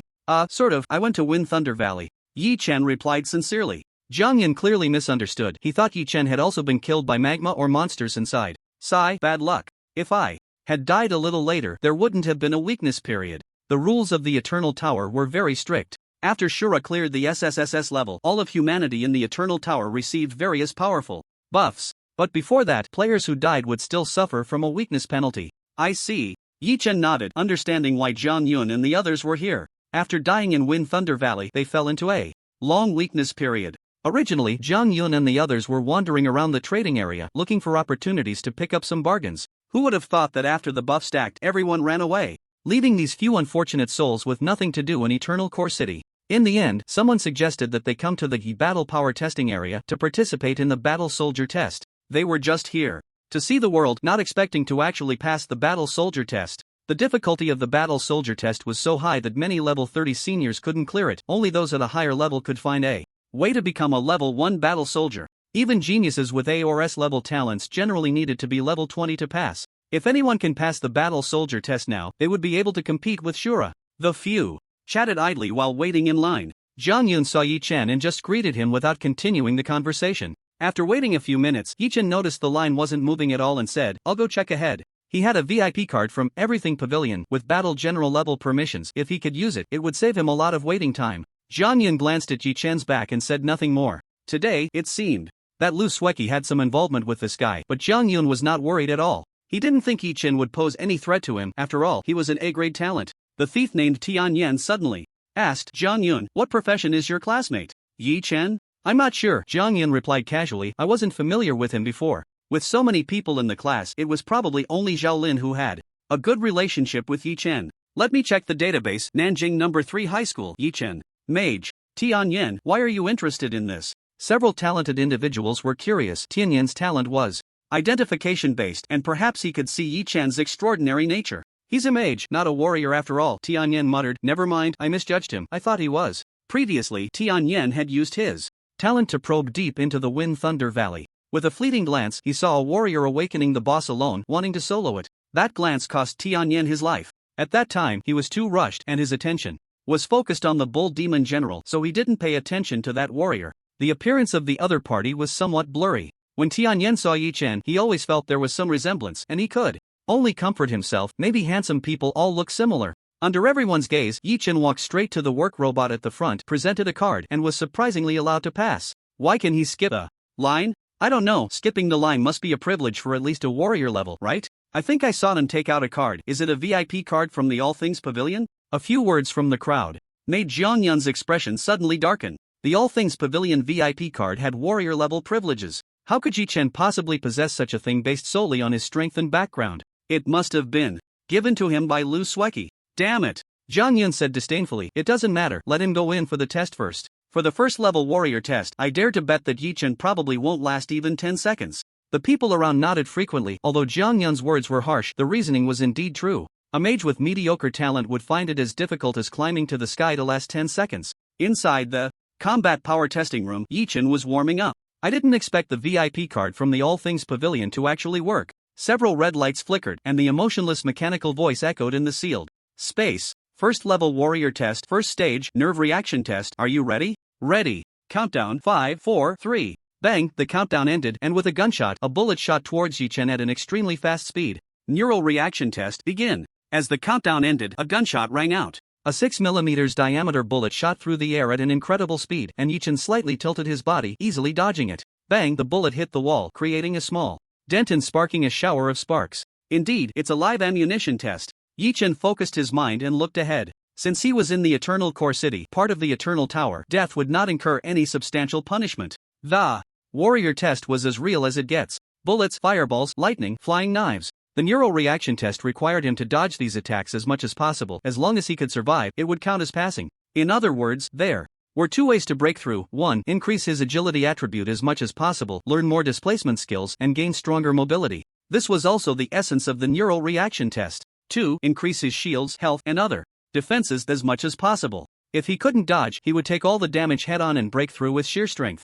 As long as he could survive, it would count as passing. The warrior test aimed to select warriors capable of fighting in the abyss plane, not requiring absolute versatility. Based on past experience, reaching an agility attribute of 200 or being able to withstand a total damage of over 4,000 would allow one to pass the first level. Many people got stuck at this level, complaining endlessly. However, for Yi Chen, this posed no difficulty at all. The Eye of Insight could predict the trajectory of all upcoming attacks, providing a brief foresight. It also planned the best dodging strategies suitable for Yi Chen. All he needed to do was choose a plan and execute it. Step by step, he effortlessly dodged all attacks. Amidst the hail of bullets, Yi Chen strolled leisurely, as if walking in his own backyard. Bullets often missed him by just 0.1 cm. Yet he remained unfazed, not the slightest bit anxious. In fact, to avoid standing out too much, Yi Chen would deliberately take a hit or two, pretending he couldn't dodge in time. A seasoned actor. 10 seconds, 20 seconds, 30 seconds. Time passed. Second by second, the frequency of attacks increasing, leaving Yi Chen with fewer options to choose from, making perfect dodging increasingly difficult.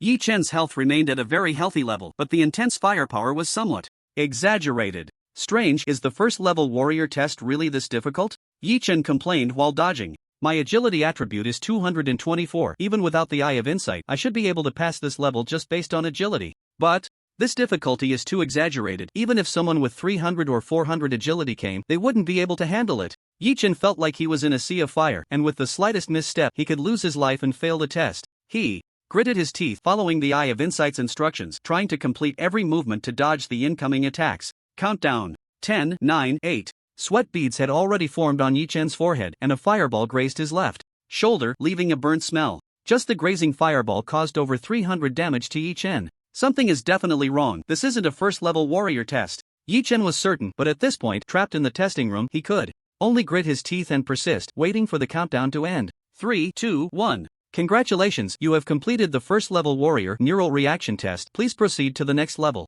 All attacks ceased and Yi Chen stood in the corner, taking deep breaths of fresh air to recover his strength. He looked at the motion capture device ahead, concentrating. This is just a motion capture device. What do you expect to see? Here's the pen, you write it down. Look again. It's just a motion capture device. Congratulations, you have just passed the neural reaction test for a Tier 3 warrior. It's actually Tier 3. What a scam. Yi Chen rolled his eyes, feeling quite speechless inside. He didn't know which part had gone wrong. It was supposed to be a Tier 1 warrior test, yet it had been set to Tier 3. In other words, my current strength is comparable to the neural reaction speed of a Tier 3 warrior. From another perspective, Yi Chen's understanding of his own strength became clearer. Let's go to the next stage. Physical test, damage test, defense test. To Yi Chen's surprise, the subsequent tests went smoothly without any hiccups. The Tier 1 warrior test posed no difficulty for him. In fact, to avoid standing out too much, he had intentionally held back to some extent. Tier 1 warrior test completed, generating results. On a large screen, countless data rolled by, generating a test report for Yi Chen.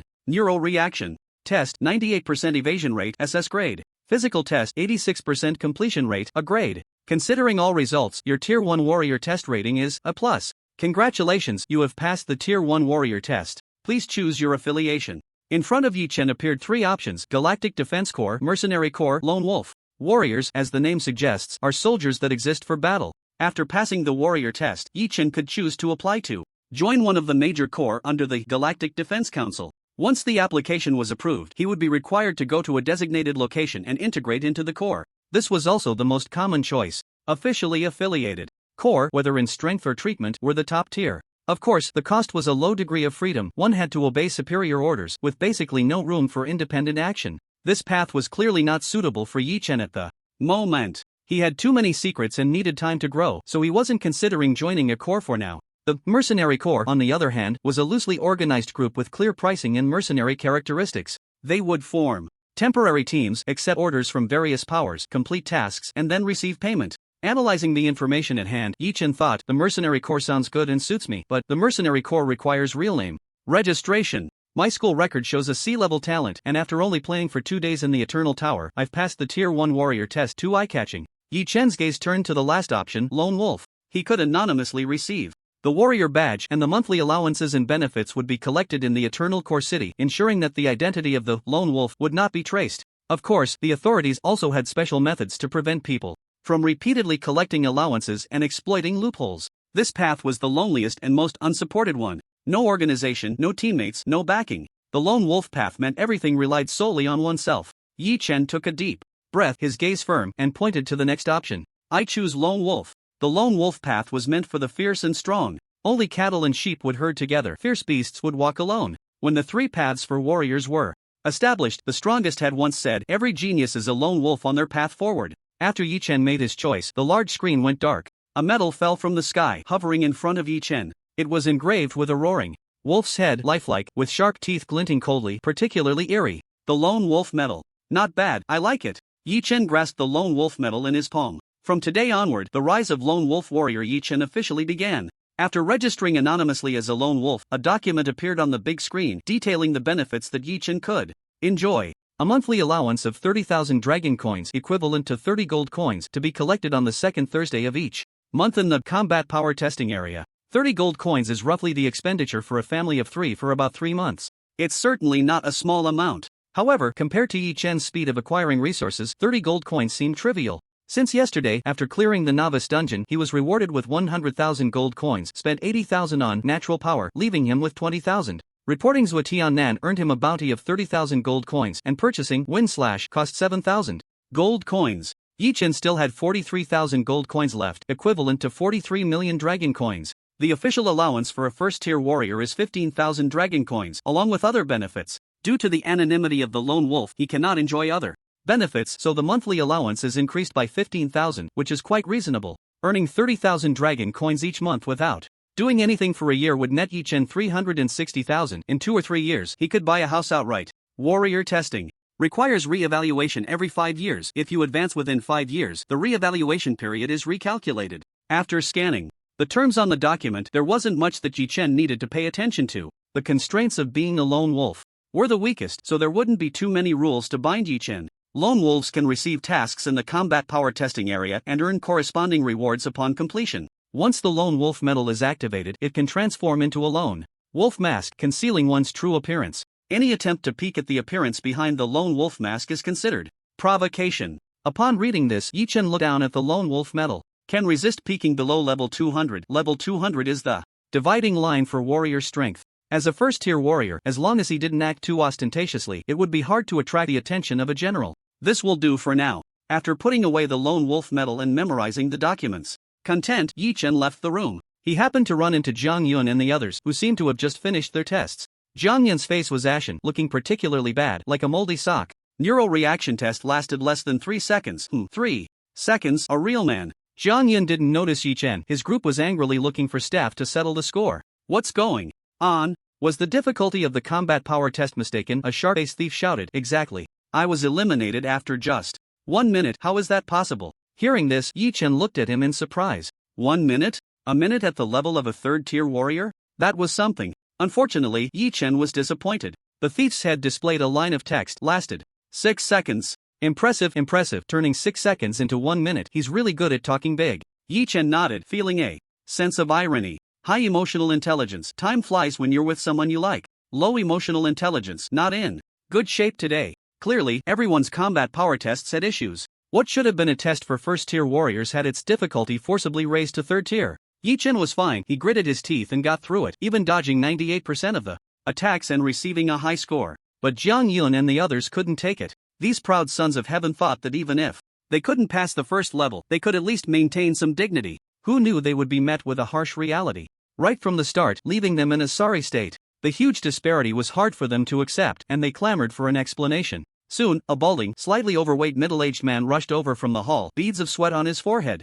Looking anxious. Sorry, everyone, I'm really sorry. Upon seeing Jiang Yun and his group, he knew they were in big trouble today. Inside, there are quite a few descendants of the War King. Most people took leave today to go to the Eternal Tower, and you can see the situation here. A new employee accidentally said it wrong, turning it into a third-tier warrior test. I'm really sorry. The bald middle-aged man explained a few things, and only then did Jiang Yun and the others' expressions soften. They actually just wanted an explanation. Even if they were second-generation heirs, there was no need to make a fuss over such a minor character.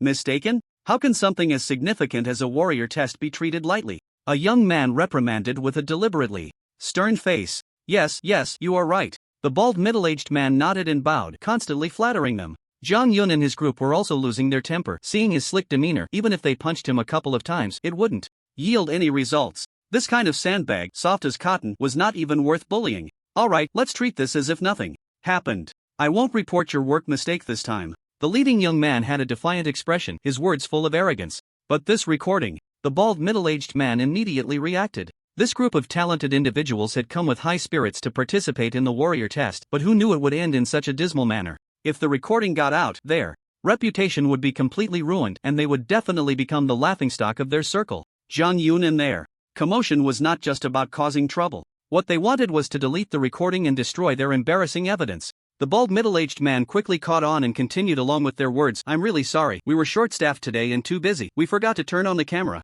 Saying this, the bald middle-aged man took out a tablet, tapped a few times, and deleted the recording of the warrior test cleanly. Hee, you're quite clever. Only then did Jiang Yun and his group relent and agree to leave. Witnessing this farce, Yi-Chen said nothing. He disapproved of the arrogance of these geniuses but did not look down on the manager's slickness. After all, the arrogance of geniuses stemmed from their belief that they had the capital to be arrogant. Family background, talent, connections, they all far surpassed their peers, making it hard not to develop a sense of entitlement. The manager's slickness was more about the hardships and difficulties of life. Being able to resolve a work mistake like this was also a way to escape a disaster. All of this had nothing to do with Yi-Chen, and no one paid attention to him. He walked out of the testing room like a transparent figure, heading to the Lone Wolf mission release area to see if there were any tasks worth taking. Just after Jiang Yun and the others left, the bald manager let out a long breath and wiped the sweat from his forehead. Little brat, you scared me to death. As mentioned earlier, if there was a problem with the warrior test, it would be a major work mistake.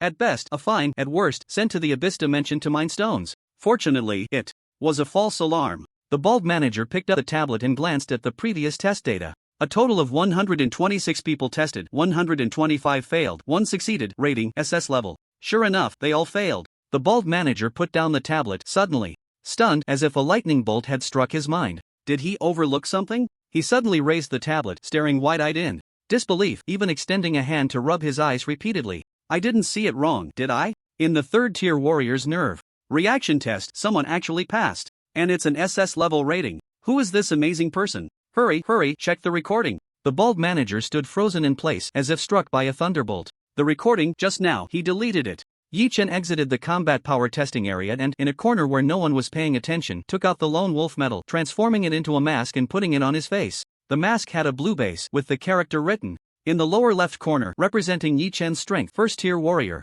After donning the mask, Yi Chen's attire suddenly changed to a loose-fitting dark combat uniform. This way, even acquaintances would find it hard to recognize Yi Chen by appearance alone. As Yi Chen walked towards the mission reception area, many gazes turned towards him. Look, it's a lone wolf. Really impressive, seems young, just recently passed the warrior test, right? To dare to walk the lone wolf path, that's guts. I want to be a lone wolf too. These people whispered among themselves, afraid that Yi Chen might overhear. The lone wolves were the most formidable group among all warriors. Because of the minimal external constraints, the lone wolves acted more aggressively, even to the point of being ruthless. No one wanted to offend a lone wolf, even if he was just a first-tier warrior at the moment. This is it, the wolf's den? Yi Chen looked at the name of the mission reception area and smiled slightly. Interesting. Upon entering the wolf's den, the decor was completely different from the outside. The wolf's den resembled a bar with a declining business featuring European classical decor, dim lighting, soft music, and tables and chairs placed haphazardly. Groups of customers gathered in small circles.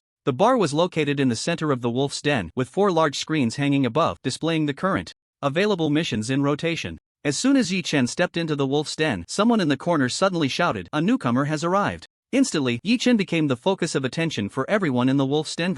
A handsome young man raised a bottle of liquor. "This round is on me. This round's expenses will be covered by young Master Zhao." Soon, the robotic bartender delivered a small bottle of beer to everyone, including Yi Chen. Raising his bottle, Yi Chen nodded slightly to young Master Zhao, then tilted his head back and drank it all in one go. The icy beer flowed down his throat, reaching deep into his soul, making him involuntarily let out a satisfied groan. "How generous. Kid, I like you a lot. Come to the capital and drink with me." After a few lively exchanges, the bar returned to its previous calm. The wolf's den was a gathering place for the lone wolves, a small circle they formed spontaneously. Those willing to walk the lone wolf path tended to recognize their kind more readily. Among the 3 paths of warriors, the lone wolves had the highest casualty rate. After all, both legions and mercenary groups had official powers as their backing, with absolutely sufficient medical support, making them safer. Of course, while the lone wolves had the highest casualty rate, they also had the most terrifying success rate. Those who chose the lone wolf path experienced a much faster improvement in strength compared to their peers. This is one of the charms of being a lone wolf. Placing the empty beer bottle on the table, Yi Chen looked up at the large screen, which displayed numerous missions. The highest in pinned one. Read, capture the 4th demon sect leader. Provide valuable clues, reward 10 to 10 million gold coins. Capture the 4th demon sect leader alive, reward 1 SSS level weapon of the same rank, 10 points of war god merit. Provide the corpse of the 4th demon sect leader in confirmed death, reward 1 SSS level equipment of the same rank, 2 points of war god merit. In addition to the leader of the 4th demon sect, there were also related bounty missions for the deputy leader and core members. However, most of these missions far exceeded Yi Chen's current strength. The weakest was at the warrior king level. If he encountered the opponent on the battlefield, just a glare from them could cost Yi Chen his life. Let's see what missions are suitable for me. Yi Chen shifted his gaze downward, searching among the missions available for first-tier warriors. In the combat power testing hall, outside the director's office, a bald manager paced back and forth in the corridor, his expression one of struggle, clearly engaged in a fierce internal battle.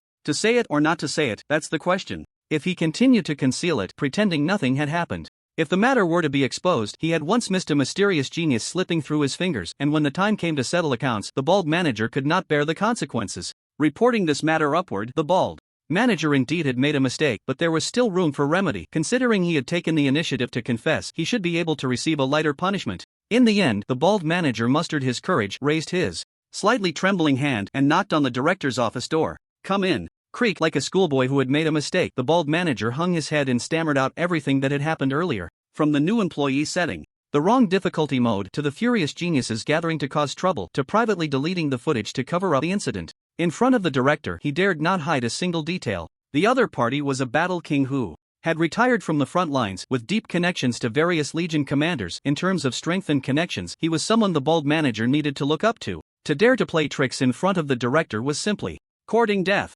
After listening to the bald manager's report, the director, contrary to expectations, did not explode in rage as anticipated but instead pointed to the sofa. Why are you standing? Sit down and talk. Why yes. The bald manager quickly nodded, only daring to place his body on the edge of the sofa, straightening his back, his already bulging belly pressing against his legs, making him look particularly comical like a round ball. The director picked up the teapot, poured a cup of tea, and said slowly, "The fact that you came to report to me shows that at least you are still smart. If you dare to conceal such a matter, you really should go dig stones in the abyss realm." It was my moment of confusion. I deleted the footage. I deserve to die. The bald manager said, filled with regret. "Director, we should go find the technical department to recover the footage. It should still be possible." Recover the footage? Who said we need to recover the footage? The director's words left the bald manager dumbfounded. If they didn't recover the footage, how could they investigate the identity of that mysterious genius? A person with only the overall quality of a first-tier soldier could pass the nerve reaction test of a third-tier soldier. What else could this be but genius?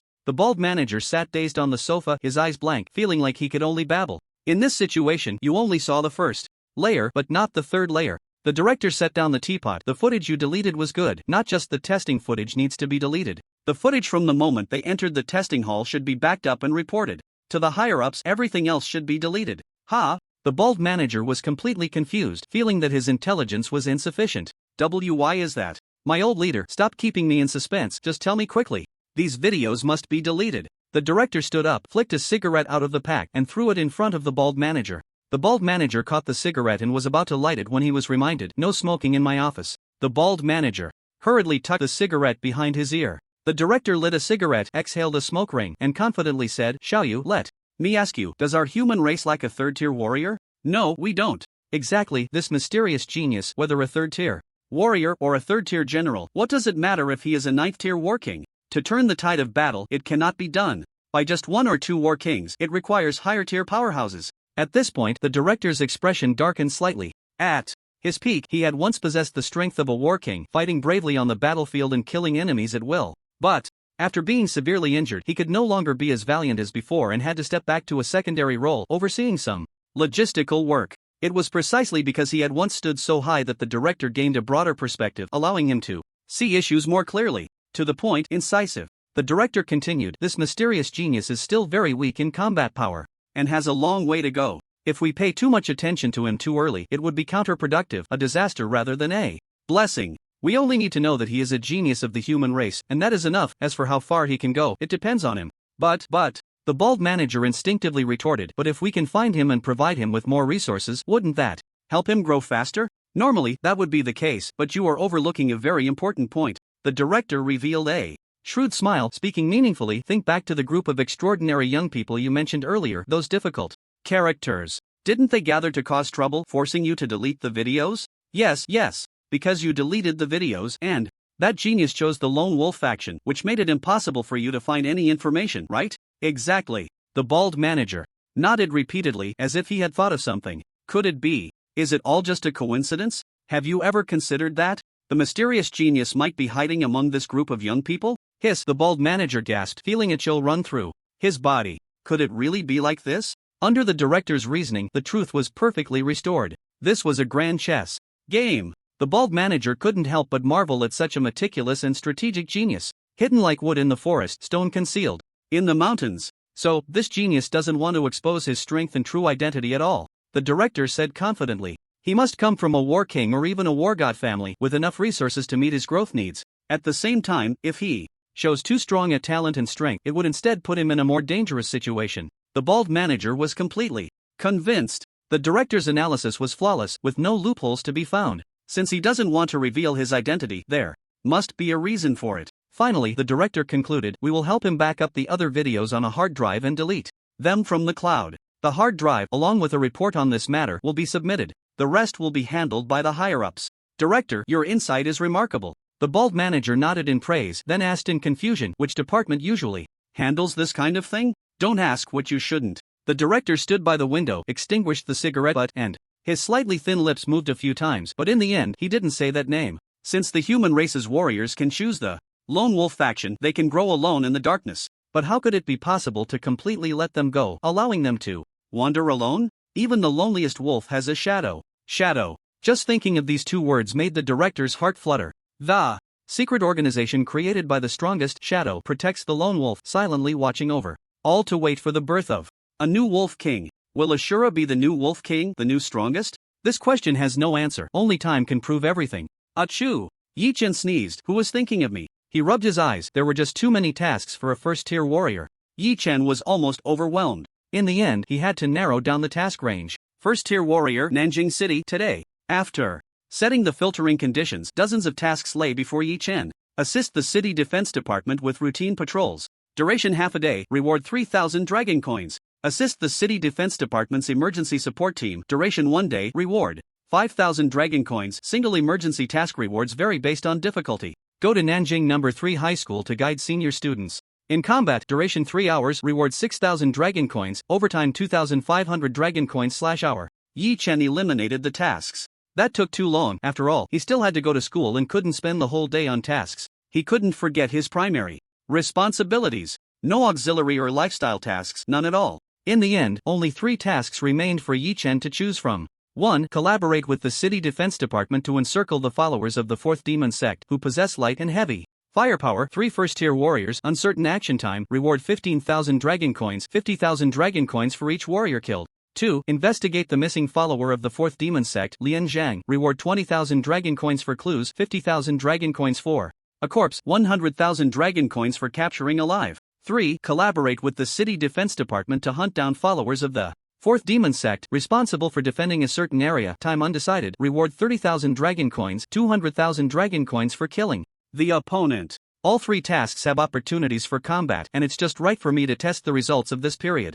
Among the 3 tasks, Yi Chen eliminated the first one first. Their action time was likely during the day, when Yi Chen would still be busy with school. At the same time, needing to cooperate with the city defense department was not good news for Yi Chen's hidden identity. Yi Chen's gaze fell on the name Lian Zhang. This is a big fish. He's not pretending anymore, he's revealing his identity. As the son of the 4th demon sect's leader, he's actually the leader's son? Can't provoke, farewell. Yi Chen prepared to skip this option. He had once undergone the demon god's baptism, now severely injured, magic backlash, half paralyzed. With only the strength of a second-tier warrior and no guards around him, Yi Chen's eyes narrowed slightly, feeling a bit tempted. As a second-tier warrior, Yi Chen indeed had the strength to fight. The fact that the opponent was the leader's son made that identity priceless. The leader of the 4th demon sect was severely injured and was now fleeing everywhere. The current 4th demon sect was in disarray, and even the leader's son had no strong guards around him. While Yi Chen was still hesitating, a new prompt popped up. Lian Zhang possesses clues to track down the leader of the 4th demon sect. Yi Chen's eyes lit up. He had seen the wanted notice before, and just providing clues could earn a minimum reward of 100,000 gold coins. Fortune favors the bold. Moreover, in this battle, the enemy was in the open while Yi Chen was in the dark. If things went wrong, Yi Chen could escape at any time. Low risk, high reward. Yi Chen walked straight to the bar and looked at the young lady wearing a mask. Hello, I would like to take the task numbered NJ154941DS. Okay, please wait a moment. Scanning the lone wolf medal. Task received successfully. Complete it within 7 days to receive the corresponding reward. If not completed on time, it will be recorded in your file. The young lady's voice was very sweet as she slightly bowed to Yi Chen, wishing you a swift completion of the task and a triumphant return. After receiving the mission, Yi Chen lingered in the wolf's den for a moment, only being forced to leave when today's eternal tower closed. Back at home, Yi Chen looked at the slightly glowing sky outside the window and began to calculate the gains from this trip. The originally set goals have all been achieved, and the test for the first tier warrior has also passed. In Yi Chen's palm, the lone wolf medal lay quietly, like a beast waiting to pounce in the shadows. The biggest gain is still the magic restraining disc, but unfortunately, the bloodline restrictions are too harsh. Thinking of this, Yi Chen took out the transaction secret realm pass and actively contacted the goblin brother. The other party almost replied in seconds. 4th brother, you want to lift the bloodline restrictions on the special item? This is a bit tricky. Generally, we recommend submitting it to the defense headquarters in exchange for corresponding rewards. Afraid that Yi Chen might misunderstand, the goblin brother quickly explained. In situations like the one 4th brother mentioned, most occur with loot from the abyssal planes, which is very common. Those monsters from the abyssal planes aren't stupid. Any special items used in battle will have an additional layer of bloodline restrictions. This way, even if we seize the special items, having them in our hands is quite useless. Listening to the goblin brother's explanation, Yi Chen nodded in agreement. Indeed, the magic restraining disc was exactly the same situation. The goblin brother continued. Of course, after so many years of dealing with this, we have ways to crack it. We can ask high-level experts to break the item restrictions. I'll send you the corresponding Price list. Soon, Yi Chen received a price list. Below A level, a single unlock costs 100,000 gold coins. For SS level special items, a single unlock requires 1.2 million gold coins. Why don't they just go rob someone? 1.2 million gold coins completely extinguished Yi Chen's thoughts of lifting the restrictions, even if he sold himself. Now, he couldn't gather 1.2 million gold coins. This price is a bit exaggerated, but it's already the internal discount price. The goblin brother anticipated Yi Chen's reaction and continued. If fourth brother has acquaintances in the Lone Wolf, you can post a mission in the Wolf's Den. The expenses there will be a bit lower. The Wolf's Den? Yi Chen calculated that the All Things Pavilion needed 1.2 million gold coins and he only had 50,000 on hand. The gap was just too large. Even if the lone wolves in the Wolf's Den were willing to offer a discount, it wouldn't be less than 1 million gold coins. Where would Yi Chen get 1 million gold coins? Did he really have to submit the magic restraining disc to the defense headquarters? Yi Chen knew that the defense headquarters was always fair in their dealings. Submitting the magic restraining disc would guarantee him rewards of no less than 1 million gold coins. However, the effect of the magic restraining disc was worth far more than that. If there were any feasible methods, Yi Chen would never choose to submit it. The goblin brother sent another message. There's another way, but it comes with some danger and side effects. You can use a special potion to temporarily transform and gain demon bloodline, allowing you to use the special item. However, these potions are regulated and their use is strictly controlled. Even the All Things Pavilion requires real name registration to purchase. Moreover, after use, you must quickly undergo bloodline cleansing to avoid contaminating the human bloodline, which could ultimately lead to complete demonization. Looking at the long message, Yi Chen frowned. The side effects were too severe. To use the magic restraining disc, forcibly transforming into a minotaur? This image was too beautiful. Yi Chen dared not imagine. No minotaur, no minotaur. The pure Yi Chen rejected this last option. Moreover, having to purchase it under real name was something Yi Chen would never do. What a worry, a good thing that can only be looked at but not used. This feeling. There was no choice. Yi Chen could only tidy up and go out to school. The matter of the magic restraining disc lingered in Yi Chen's mind. 1 million gold coins, undoubtedly an astronomical figure. Can the son of the fourth sect leader, Lian Zhang, bring me 1 million gold coins? With this thought, Yi Chen wrote down the name Lian Zhang on a piece of paper, hoping to glean some information about him through the name. Still in Nanjing City, and he still has no guards around him. Yi Chen planned to sneak near Lian Zhang's hiding place after school this afternoon to observe him up close. If there was an opportunity to take him down directly, Yi Chen would act without hesitation. If things got tricky, after gathering enough information, he could report Lian Zhang and send him a deadly report package. This operation is still a bit dangerous. I need to prepare more. Yi Chen was clear-headed. He believed in planning before acting. The more thorough the consideration, the smoother the plan would go, ensuring his safety as much as possible. With this in mind, Yi Chen sent a list to his goblin assistant through the trading secret realm pass. Healing potions, healing scrolls, several combat potions, defense scrolls, level 10 defensive gear. The item list consisted of life-saving equipment and items. Since Yi Chen's requested level was too low, only level 10, the value of these items was not high, totaling only 300 gold coins. What a bargain! With a sigh of appreciation, Yi Chen sent 300 gold coins to the other party through the trading secret realm pass. Soon, the goblin assistant prepared everything and mailed it back to Yi Chen. With this, Yi Chen felt more confident about the afternoon's operation. However, the matter of the anti-magic disc lingered in Yi Chen's mind like a thorn. As the son of the demon sect leader, even without guards, Lian Zhang would definitely have special items and scrolls at his disposal. If a battle broke out, with the protection of the anti-magic disc, Yi Chen's safety would be greatly enhanced. It was important to remember that this was reality, not the Eternal Tower. If he died here, it would be a direct game over and a rebirth on the spot. Yi Chen couldn't afford to be careless. Is there any way to have someone help me lift the bloodline restriction of the anti-magic disc? In class, Yi Chen was distracted, his mind consumed by this issue. Before class ended, a light bulb went off in his head. I can help identify equipment. The Eye of Insight can check the hidden attributes of equipment without any cost. I can charge a fee for identifying equipment or even trade directly, asking the other party to help me lift the restriction of the anti-magic disc. With this thought, Yi Chen quickly ran into the bathroom, closed the door, and took out the Lone Wolf medal. The Lone Wolf medal could connect to satellites, had a calling function, and a dedicated line for lone wolves, where professionals provided various services. Beep beep beep. The call was quickly connected, and a crisp, pleasant female voice came through. Hello, how can I assist you? I would like to post a, how should I say, task, a bounty? Please describe the specific details and we will help you categorize it. Okay, I need a large amount of gold coins, or help me lift the bloodline restriction of an SS level special item. Understood your needs. What do you have to offer in exchange? I can help identify equipment. After a moment's thought, Yi Chen added, including hidden attributes. On the other end, the customer service representative was very polite and said slowly, Alright, we have registered your request and posted it in the barter section. If there are any interested parties, we will forward their messages to your voicemail box, so please check it regularly. Is there anything else I can help you with? No, that's all, thank you. After hanging up, Yi-chan rubbed his temples. He didn't know if he could make it in time. Time was of the essence. In the Wolf's Nest forum, a new post was made in the barter section. Paid equipment appraisal including hidden attributes, price negotiable. As soon as this post was published, the click count immediately surpassed 1,000. Hidden attributes for equipment appraisal. This is something only a master blacksmith can achieve. To hire a master blacksmith, how much money and connections would it cost? Nowadays, someone is willing to pay for an appraisal, naturally attracting countless followers. However, when everyone clicked into the post to check the details, they all exited in disappointment. What the hell? A first-tier warrior dares to post. This kind of thing must be a scam. Even if I starve to death outside, I wouldn't let a first-tier warrior appraise my equipment. The Wolf's Nest forum really gets worse. Every year, all kinds of people. You take the fish, I take the horse, understand? A flood of ridicule came in, and no one was willing to believe that a first-tier warrior could help appraise the hidden attributes of equipment. Could he still have the S-level talent, sharp eyes? Everyone thought it was just someone fishing for attention, and no one took this post seriously. At the Imperial Capital University, in the girls' dormitory, a disheveled beauty sat in front of her computer with a worried frown. I'm about to go for an internship in the Abyss Realm, and I haven't even sorted out my equipment. What should I do? As usual, she browsed the posts on the Wolf's Nest forum, hoping to find a bargain.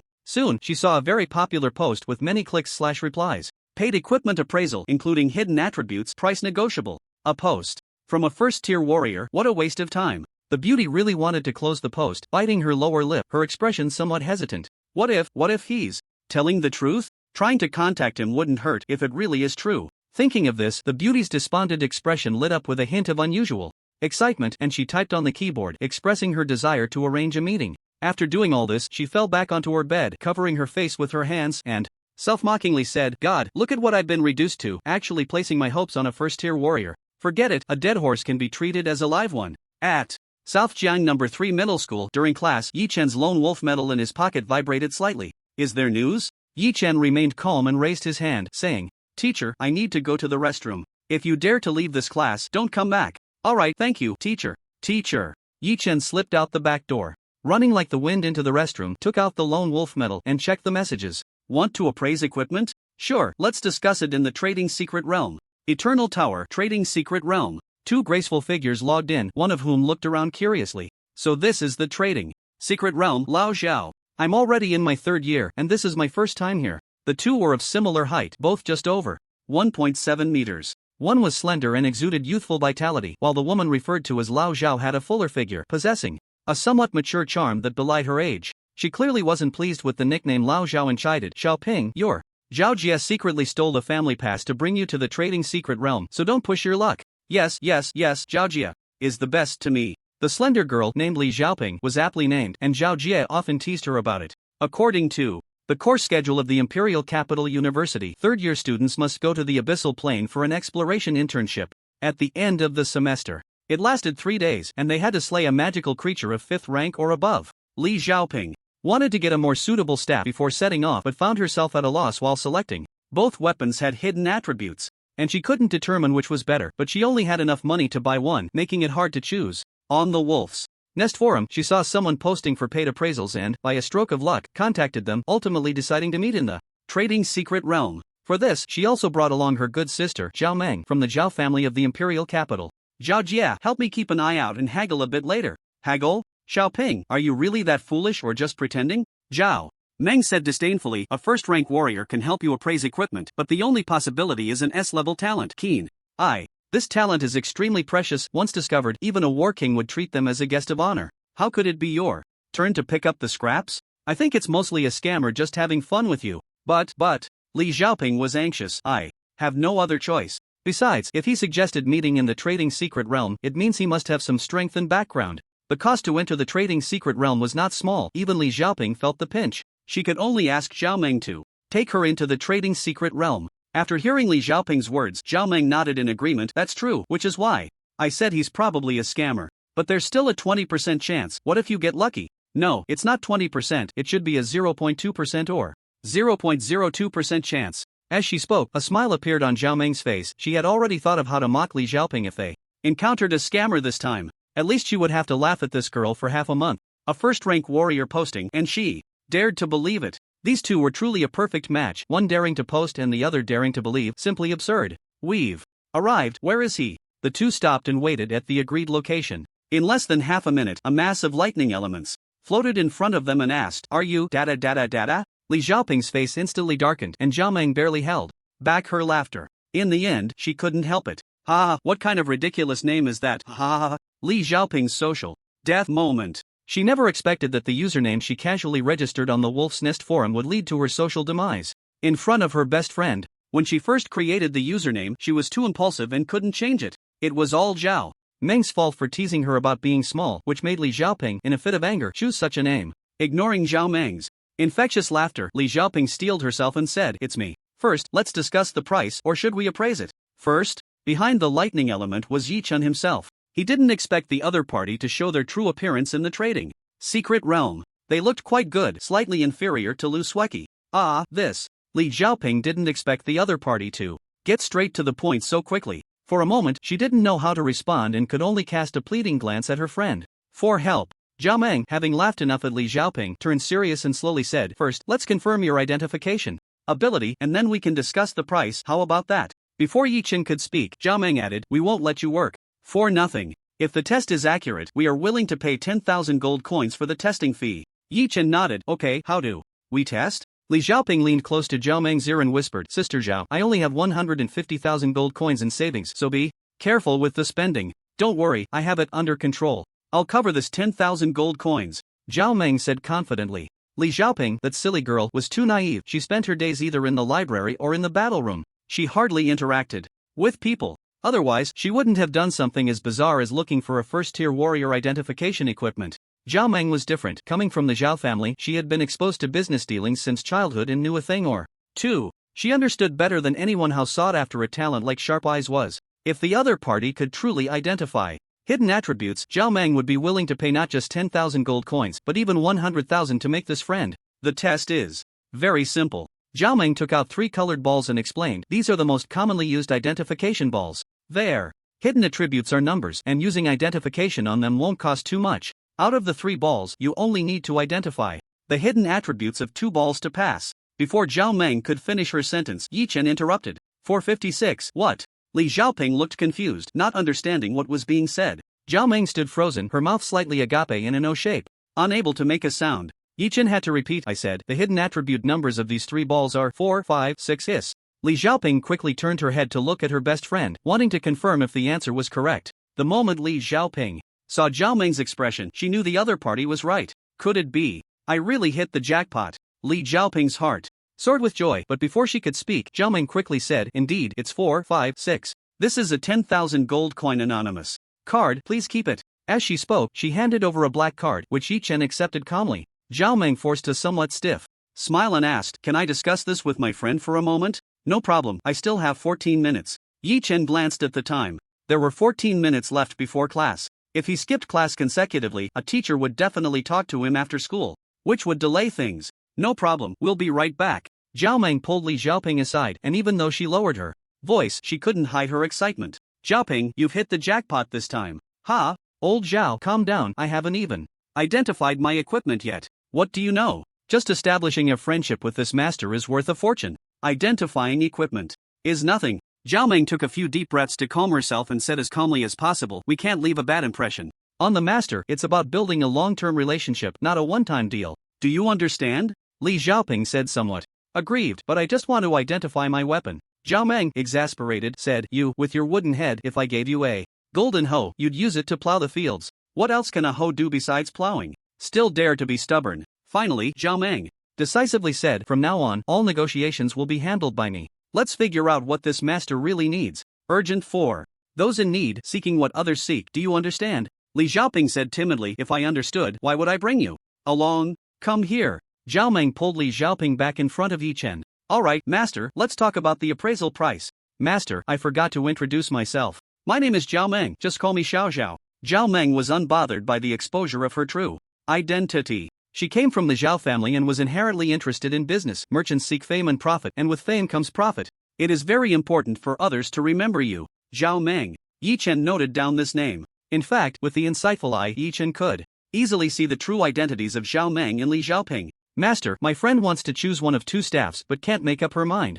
and would like to hear your opinion to decide. Zhao Meng briefly introduced. If you want to fully appraise both pieces of equipment, the appraisal fee, we might not be able to afford it. The appraisal fee for 2 pieces of equipment is more than double that of one. According to Zhao Meng's understanding, the S-level talent sharp I can only appraise 3 pieces of equipment a day, and the success rate is not even 100%. That's negotiable. Collecting appraisal fees was a first for Yi Chen as well. He needed to raise money to solve the limitations of the magic restriction disc and had to gather enough cash in a short time. Moreover, Yi Chen was doing a no-cost business, just taking a look for someone without spending a dime. If he helped Li Xiaoping with the appraisal first, it would be a good start and he wouldn't have to worry about customer sources anymore. From this perspective, Yi Chen was also reluctant to ask for too much and risk ruining the business. After listening to Yi Chen, Zhao Meng thought for a moment and cautiously proposed then. 150,000 gold coins, is that okay? This was the highest price Li Xiaoping could offer. Any more would require Zhao Meng to borrow from Li Xiaoping.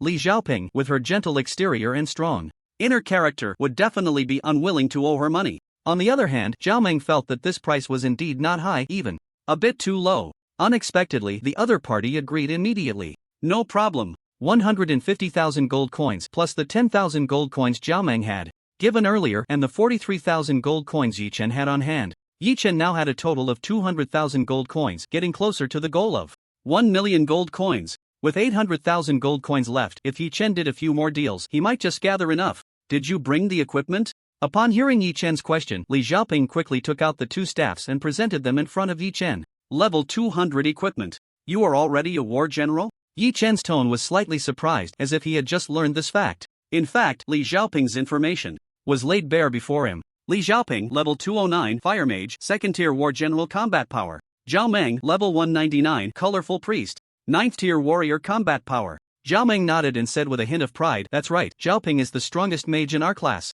Old Zhao, you're talking nonsense again. Li Xiaoping quickly waved her hand to deny it. "No, master, many classmates are much stronger than me." This little girl seemed not very good at dealing with people. Yi Chen smiled and shifted his attention back to the equipment. He pretended to examine it for 2 minutes. During this time, Li Xiaoping held her breath nervously, waiting for the final conclusion from the appraisal. Master. This was important information she had exchanged for her 3 years of savings, a total of 150,000 gold coins. This staff has already been upgraded twice and can be upgraded 3 more times. The hidden upgrade requirement is to infuse it with 49 drops of phoenix blood.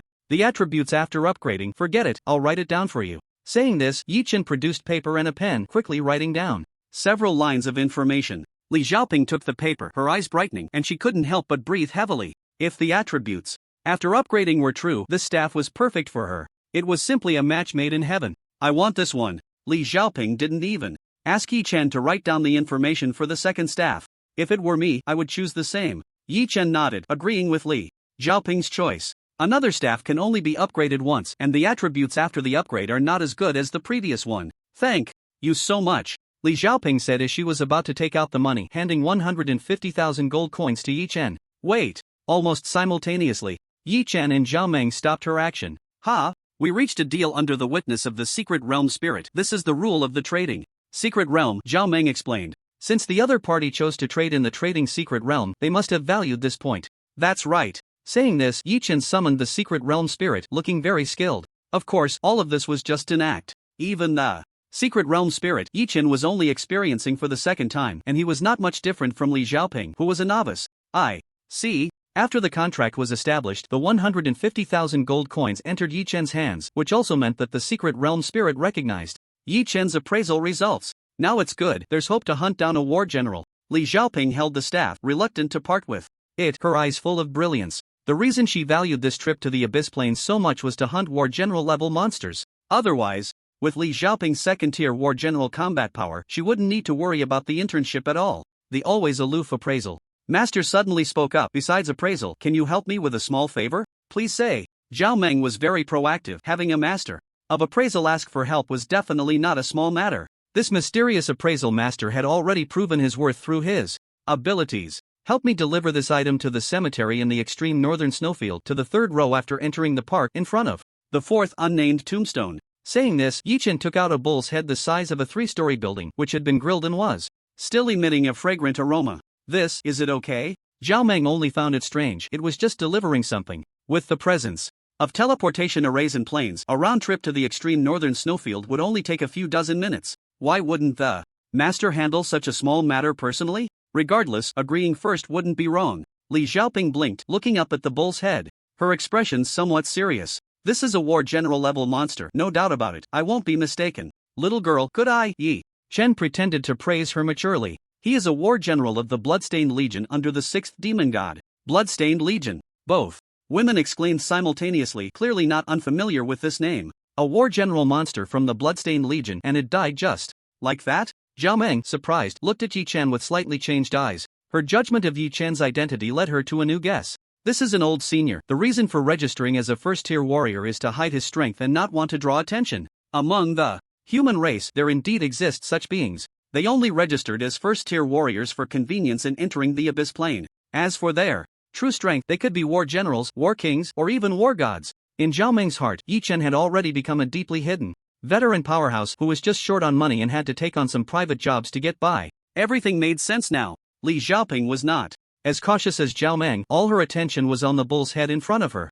Reaching out to touch the charred bullhide, Li Xiaoping said in a daze, this injury was a one-hit kill. They even controlled the damage, deliberately preserving the bull's head. Even Yi Chen couldn't help but marvel. Li Xiaoping was indeed a genius girl. Otherwise, she wouldn't have been able to get into the imperial capital university, let alone become a war general in her 3rd year. Just this level of insight far surpassed her peers. Hearing Li Xiaoping's analysis, Zhao Meng became even more anxious. She cautiously asked, Xiaoping, what do you think about the strength of the person who made the move? Strength, it's hard to say. This strike must have caused at least tens of millions in damage, right? Even if he's not a battle king, he's not far from it. Zhao Meng gasped in shock, her gaze towards Yi Chen shifting once again, filled with immense astonishment and an indescribable awe. This was actually a hidden battle king level powerhouse. A battle king level powerhouse, a master appraiser, each identity is incredibly noble. Zhao Meng's heart was nearly frantic, a thought echoing wildly in her mind. I must build a good relationship with him. I must make sure to build a good relationship with this master.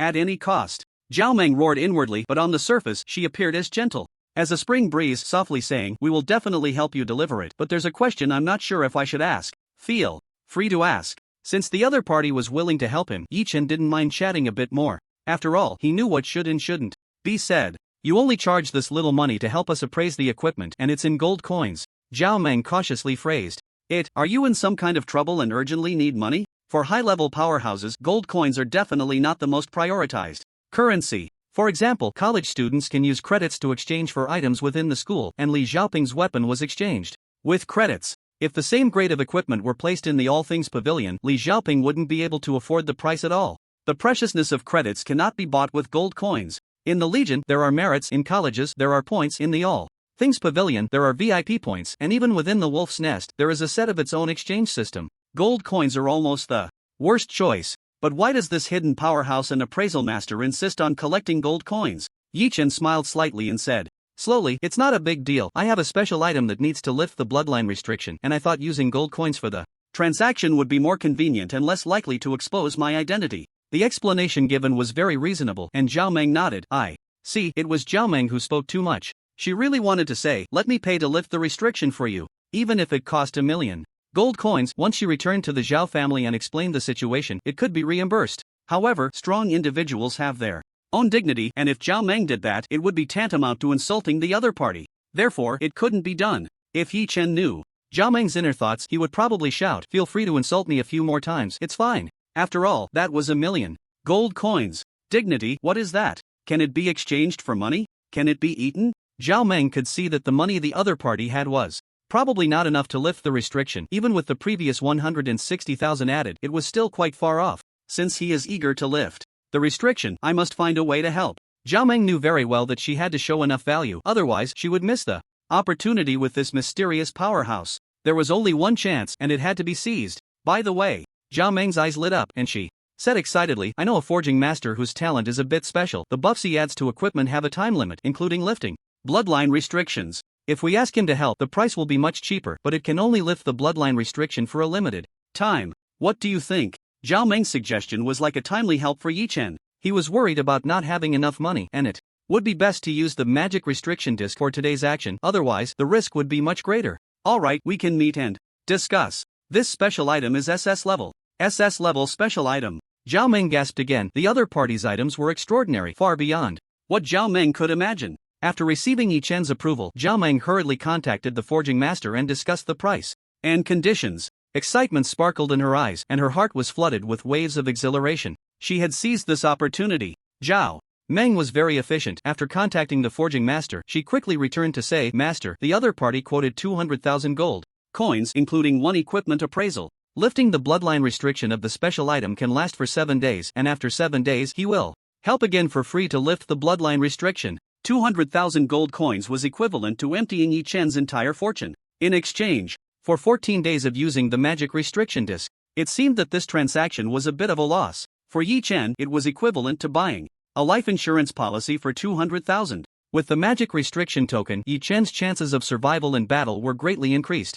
as most spells posed no threat to him. Moreover, most of this money was earned by Yi Chen through identifying equipment. It was as if Yi Chen himself had not invested much, yet easily exchanged it for a 14-day removal of the bloodline restriction. This deal was worth making. No problem, hurry up, preferably within 8 minutes. Yi Chen glanced at the time. There were 8 minutes left until class. Understood.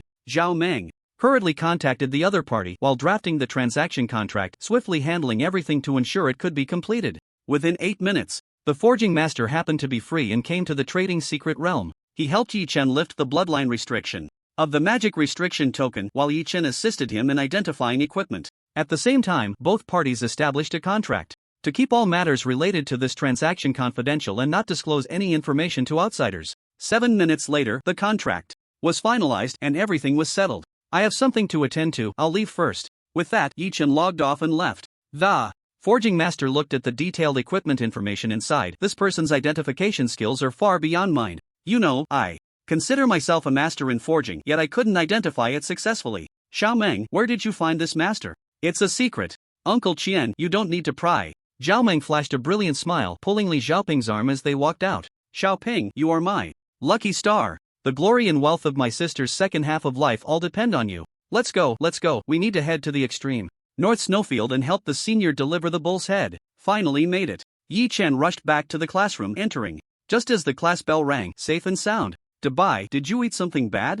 Zhao Lin whispered. You were in the bathroom for 26 minutes and 17 seconds. Are you timing me? Yi Chen was also speechless. What kind of person was this? By the way, I didn't get to ask earlier, did you go to Wine Thunder Valley yesterday? I did, and then? Nothing much, just asking. Here, a good thing for you. Zhao Lin secretly handed over an item wrapped in oil paper, speaking mysteriously. What is this? Yi Chen opened the oil paper and a fragrant aroma immediately wafted out, revealing uniformly sized roasted beef strips in front of him. 10 mature beef, general level quality. Guess who this unfortunate fellow is? No need to guess, Yi Chen already knew the answer. Bull Demon General.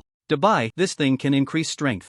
Attributes the first time you eat it, and eating it regularly can also enhance your physique and restore health. It's a good thing. Zhao Lin briefly recounted last night's experience, lamenting the power of that mysterious warrior who unfortunately died at the hands of the boss. Yi Chen, am I a warrior now? And I was killed by the boss? The boss wasn't killed by me, it was the eternal rule that killed it? Why is this so chaotic? Regardless, no one discovered that Yi Chen had killed the boss, which was definitely a good thing for him. As for the beef in his arms, Yi Chen hesitated for a moment, unable to bring himself to eat it. After putting away the beef, Yi Chen continued to plan his actions for the afternoon. With the magic restriction token in hand, along with the large amount of potions and scrolls he had purchased earlier, Yi Chen's means of self-preservation were fully stocked. I'll just take a look. If there's really danger, I can run away in time. Ding ding ding, the school bell rang, and Yi Chen was the first to leave the classroom. Not being proactive after school indicates a problem with one's mindset. He slipped into a small grove, changed his clothes, donned the mask transformed from the lone wolf metal, and used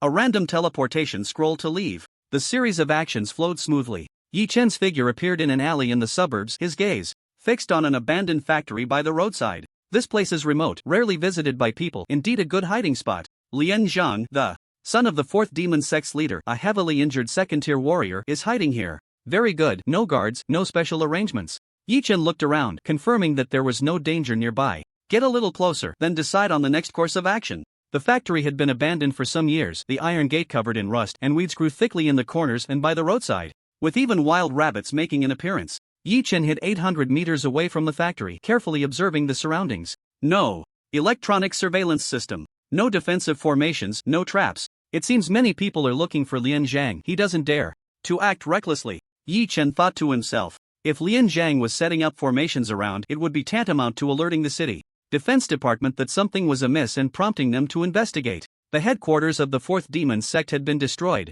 the leader severely injured, and the upper echelons suffered heavy casualties, leaving both their strength and morale at rock bottom. In such circumstances, the half-paralyzed Lian Zhang was like a startled bird hiding like a rat in the sewers, afraid to show even a hint of himself. In fact, Lian Zhang's choice was quite correct. This abandoned factory in the suburbs was already sparsely populated, and not a key target for searches. Without Yi Chen, Lian Zhang might have truly escaped disaster. Approach slowly and run at the first sign of trouble. Yi Chen took out 2 items, the magic suppression disc and the skull of the hellhound. The former, once the bloodline restrictions were lifted, could withstand massive magical damage, providing Yi Chen with the greatest confidence for this mission. The latter could grant Yi Chen 100 points in strength and constitution, causing his health bar to surge dramatically. These 2 special items were carried by Yi Chen, ready to activate their effects. Prior to this, Yi Chen had stacked 30 layers of readiness, ensuring his output capacity was maximized. Then, Yi Chen took out nearly 10 scrolls and tore them open one by one. Lightness spell, breath, concealment spell, focus enhancement. Glimmers of light continuously emerged from Yi Chen, layers of buffs stacking up, his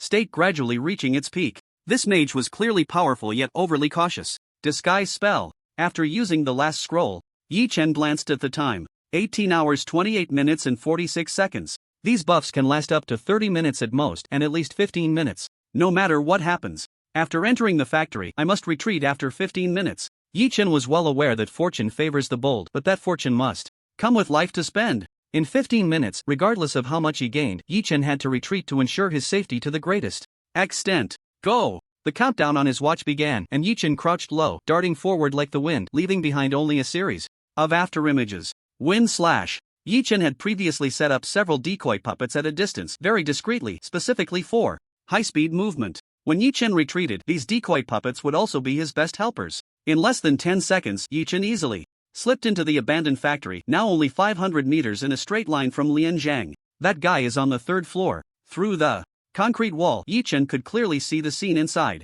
What is he doing? Previously, the distance had been too great for Yi Chen to gather more information. In an abandoned office on the 3rd floor, the decor was surprisingly luxurious, the entire office surrounded by special materials resembling a bank vault. In the center of the office was a bed. A pale-faced man leaned sideways, propping himself up on the mattress with his elbow slightly raising his upper body. Lian Zhang, the target of Yi Chen's mission. At that moment, in front of Lian Zhang was a display screen showing a sinister, aged face that bore some resemblance to Lian Zhang, leader of the 4th Demon Sect. The moment Yi Chen saw the other party, his pupils constricted and his breath caught sharply. This was a god of war level powerhouse. Sure enough, Lian Zhang had clues about the leader's whereabouts. Yi Chen couldn't hear what they were saying, their voices were blocked by the special materials. Generating subtitles. The Eye of Insight once again brought Yi Chen a pleasant surprise. Listen, I really can't hear clearly, but he can see. Lian Zhang, Dad, save me. Yi Chen. It really has a distinctive translation style. Obviously, what Lian Zhang said would be longer and more euphemistic, but after being simplified by the Eye of Insight, the meaning is very clear. Lian Zhang wants to live. The subtitles continue to refresh. Cult leader, stay calm, don't panic, I'll run away first. Lian Zhang, if you don't save me, I'll report you. Cult leader, you little brat, if you dare to report me, I'll kill you. A loving father and filial son, a loving father and filial son. Yi Chen couldn't help but sigh. This family, no wonder they turned to the demon god. Morality to them is like used toilet paper, worthless. In their escape, they were even more disgraceful, as if drowning. They would step on each other's shoulders to escape. 1.5 minutes have passed. Yi Chen calculated the time while watching the melodrama of familial love. The mutual insults between Lian Zhang and the cult leader didn't last long. In the end, the cult leader made a compromise. Cult leader, I'll help you activate the Abyssal Plane teleportation array, send your soul to the Abyssal Plane, and when I get there, I'll help you reshape your body, how about that? Lian Zhang fell silent, not responding immediately. Abandoning his physical body would greatly impact his future strength. However, he was currently half paralyzed, and recovering would require massive resources. Reshaping his body seemed like a feasible path. Cult leader, hurry, the pursuers will find me soon. If we wait any longer, I won't be able to help you, and we'll all die. In the end, Lian Zhang made a decision, nodded, and agreed to the plan. However, he also had his own concerns. Lian Zhang, the teleportation array to the Abyssal Plane takes a long time and makes a lot of noise. What if it attracts the strong from the city defense department? Although Lian Zhang was a paralyzed person with only second-tier warrior strength, he was meticulous and wouldn't act recklessly. If the city defense department noticed the commotion here and interrupted the teleportation array, Lian Zhang would be delivering himself to the enemy. Cult leader, no problem, your safe house can withstand damage at the trillion level and can also muffle the noise of the teleportation array so the enemy won't have much reaction time. With the cult leader's words, Lian Zhang felt much more at ease. Lian Zhang, Dad, what are we waiting for? Hurry up. A minute ago, Lian Zhang was still shouting about reporting the other party, and now he could affectionately call him Dad. This level of shamelessness is at least S rank. The cult leader didn't mind these details, casting spells from a distance, activating the pre-arranged magic array, which flickered with evil light, attempting to connect to the abyssal plane. Yi Chen, who had been observing in the shadows, suddenly changed his expression. Should I retreat? Yi Chen didn't expect to run into Lian Zhang's escape. What a coincidence. Even if he reported Lian Zhang now, it would be too late. Once the teleportation array was activated and Lian Zhang entered the abyssal plane, there would be no chance left. Just as Yi Chen hesitated, the array beside Lian Zhang revealed a note. Abyssal sacrifice array. After communicating with the abyssal plane, sacrifice a large number of treasures and the souls of blood relatives to summon powerful demonic creatures. Hiss. Yi Chen's body stiffened slightly, a chill surged up the back of his head, and his expression grew increasingly grave. This is not a teleportation array. It's a sacrifice array. The cult leader never intended to save his son, he wanted to sacrifice Lian Zhang. True filial piety, a harmonious family. Yi Chen made a quick decision, his figure darting out, rushing up to the third floor in the blink of an eye. I must stop the sacrifice. Lian Zhang's life or death doesn't matter, the sacrifice must be interrupted. Before rushing to the third floor, Yi Chen glanced back. Nanjing City was slowly being shrouded by the night. This was the suburbs, sparsely populated, but there were still quite a few people living in the area, only a few dozen kilometers from the bustling city center.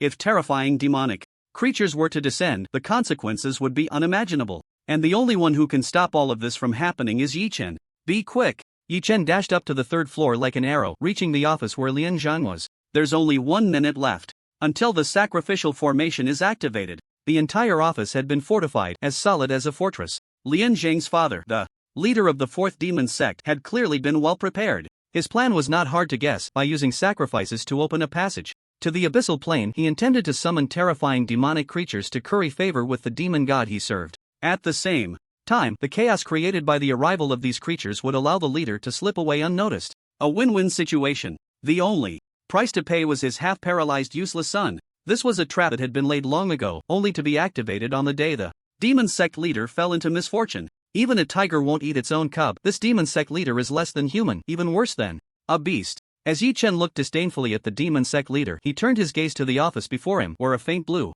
defensive barrier stood in his way. Can withstand 120 billion damage. Yi Chen had stacked 30 layers of power accumulation, approaching an 11 billion times increase. Yi Chen's current intelligence attribute was 285 points, and the lightning arrow could deal 50 plus 1 asterisk. Intelligence, lightning damage, plus an additional 15% damage boost from the power of nature. That meant a single lightning arrow would deal 386 points of lightning damage. If he accounted for the 11 billion times accumulation, it would reach a staggering 40 trillion damage. Yi Chen could easily break through this defensive barrier. Calm down, after breaking through this barrier, there will be other opponents waiting. Even Lian Zhang himself has the combat power of a second-tier warrior. Yi Chen was well aware that he was racing against time, with his life hanging by a thread. Once he chose to step forward, there was no turning back. Since he could only charge forward, Yi Chen had to survive. Using the lightning arrow would be a one-time deal. All layers of power accumulation would be cleared, and if another battle broke out, I would be in danger. Not choosing the lightning arrow, Yi Chen opted for another skill, Thunder Blessing. Thunder Blessing, LV1, grants a blessing of lightning to oneself or an ally, with normal attacks dealing an additional 20 points of lightning damage and magical attacks dealing an additional 25 points of lightning damage, with a 15% boost from the power of nature and an 11 billion times accumulation. That meant an additional 25.3 billion damage for normal attacks. Magical attacks would deal an extra 31.6 billion damage. Duration 30 seconds. In 30 seconds, resolve all battles. Pressing his lips together, Yi Chen raised his staff and began to conceal himself. Thunder Blessing. With the boundless power of lightning enveloping him, Yi Chen felt that every move he made possessed a terrifying strength that surpassed the mortal realm, as if he could easily destroy the heavens and the earth with a flick of his hand. Wasting not a second, Yi Chen's staff struck the barrier. Minus 25.3 billion. A hammer of 80? No, 25.3 billion. The barrier shook violently, tiny cracks appearing on its surface. As the barrier trembled, Lian Zhang inside the office clearly noticed the disturbance outside. Damn it, is it the city defense department coming? How could they be here so quickly? He glared angrily at his father, shouting, "Old man, didn't you say you could cover up the noise? What are you in such a hurry for?" In the screen, the demon sect leader's face was as dark as water, reprimanding, "You have no composure at all. This safe house was built by my own hands, capable of withstanding over 100 billion damage. Even if a war king comes, it can hold for over a minute. By then the formation will have already been completed." The leader's words were like a calming pill, easing Lian Zhang's worries somewhat. However, the violent shaking did not cease, it even intensified. Bang bang, like a divine being beating a drum, countless spider-like cracks spread across the barrier, resembling exquisite porcelain that would shatter at the slightest touch. Can this really hold for a minute? Lian Zhang screamed in terror, his hands flailing wildly, utterly panicked. Boom, with the final blow, the barrier shattered into dust, a shield that could withstand billions of damage crumbling like paper, destroyed in less than 5 seconds. "He's coming in!" Lian Zhang roared, like a trapped beast in a desperate situation, seeing no glimmer of hope. Amidst the smoke, a figure burst forth. Only one person? Lian Zhang raised his hands high, using all his strength to shout, "I surrender, don't kill me, I'm willing to say anything. It was all him forcing me to do it. I never intended to betray the human race, it was that damned old man who pushed me." It took less than 15 minutes for Lian Zhang to give in. Yi Chen shot him a disdainful glance, the contempt in his eyes.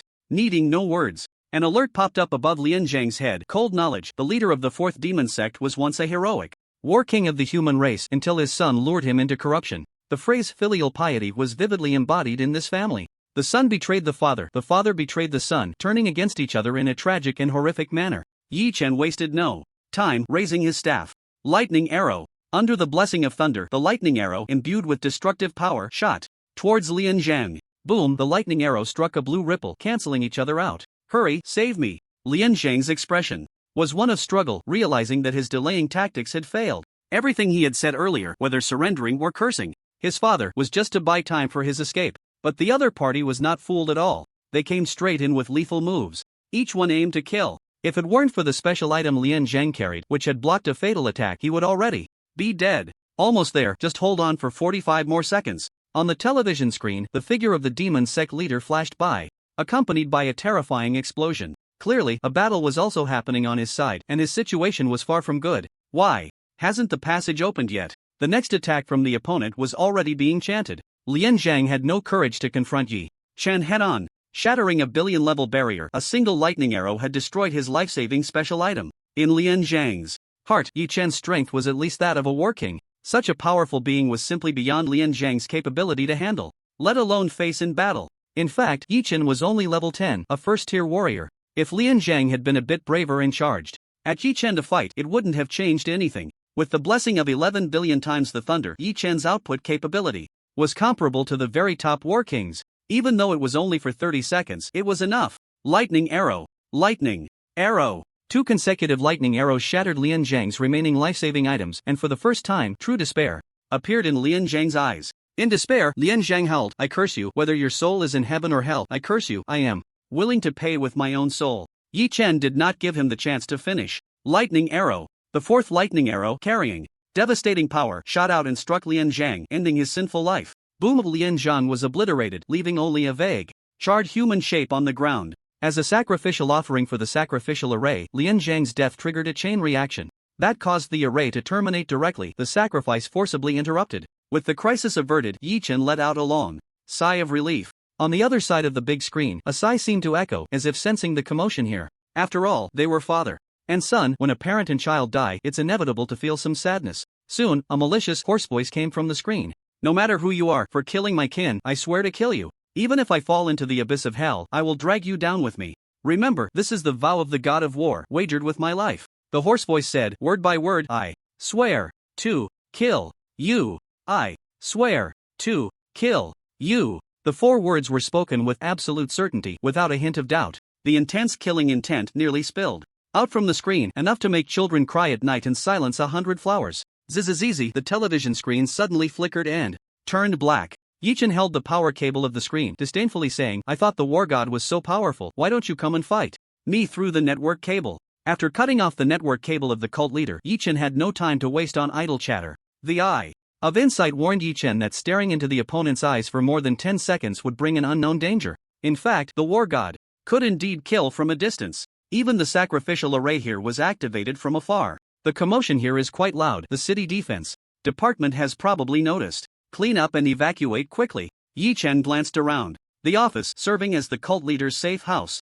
originally contained many precious items for emergencies. Unfortunately, the previous battle was too intense, and the aftermath destroyed most of the items, leaving only a few covered in dust lying in the ruins. Yi Chen's figure swept through, rummaging through the debris to find a few valuable items, not bothering to examine them closely before stuffing them into his pocket. Win tight, pull the call. Before leaving, Yi Chen did not forget the most important thing. He took off the lone wolf medal and pressed it into the ashes of the recently deceased, leaving an imprint of the lone wolf emblem. A wolf travels 1,000 miles, leaving its mark. Retreat. Yi Chen leaped from the third floor through the broken window, landing lightly on the concrete ground like a dragonfly touching the water. Wind slash. Yi Chen appeared behind the dummy at an incredible speed, casually retrieving the dummy into his backpack. It wasn't that Yi Chen was being frugal, he just wanted to erase any traces of his actions, to avoid being tracked down. His figure flickered, and the wind slash became increasingly proficient, the sensation in his hands growing hot. Swish, swish, swish, all the dummies were collected by Yi Chen, and most traces were cleaned up.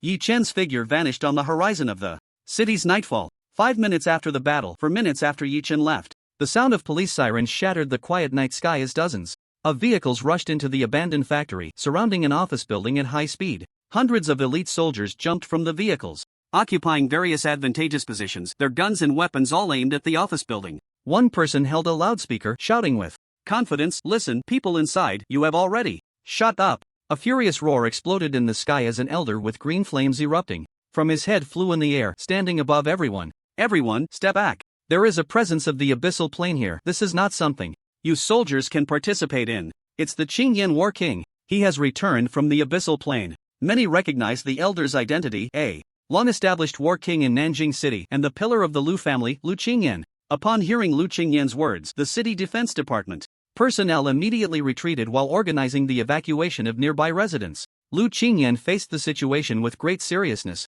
his gaze incredibly grave, and he shouted in a low voice, "Soldiers below the rank of war general, retreat 50 miles. War generals below the rank, retreat 30 miles. Nanjing City is entering a level 1 emergency status, detecting the presence of a teleportation array from the abyssal plane." Messages were sent out from his hands, rapidly disseminating. In the radar vehicle, a messenger wearing a headset was working frantically. "The Qingyan War King has ordered. Nanjing City is entering a level 1 emergency status. All cities within 3,000 miles of Nanjing City are entering a level 2 emergency status. All war kings report to the nearest teleportation array. Those who delay the war effort will be sent to the abyssal plane for 3 years according to the law. Those who disobey the war order will be executed." When the messenger said the last sentence, his voice trembled slightly. Level 1 state of emergency means that abyssal monsters may have breached Blue Star, posing a tremendous threat to the homeland, and humanity could suffer significant losses at any moment. In such circumstances, any actions that do not comply with the directives of the Planetary Defense Council are considered rebellion. When the Supreme Beings established this iron law, even the war god was defiant, relying on his high status and deliberately delaying for a moment. As a result, he was publicly stripped of all positions and exiled to the abyssal dimension's death row. Under the iron law, peace can be achieved. The current paradise of Blue Star, where people live peacefully, is built on countless blood and sweat. Orders were executed swiftly, as if engraved in the bones of the people. No one dared to resist. Within a minute, the air above Nanjing City was filled with piercing alarm sounds. Several overwhelming auras, rivaling that of the Qingyan War King, surged into the sky, occupying strategic points and standing ready. At the same time, 2 war kings moved rapidly, approaching the Qingyan War King. "Old Lu, what's going on? Why such a commotion?" One of them, with a frosty expression, furrowed brows, and an extremely serious demeanor. "Speak quickly, I need to report to the higher-ups." At the time of the incident, Lu Qingyan was closest to the area and was the first to arrive to take charge of the situation. Lu Qingyan's expression was also grave as he slowly said, "There is an aura of an abyssal sacrificial array here, look."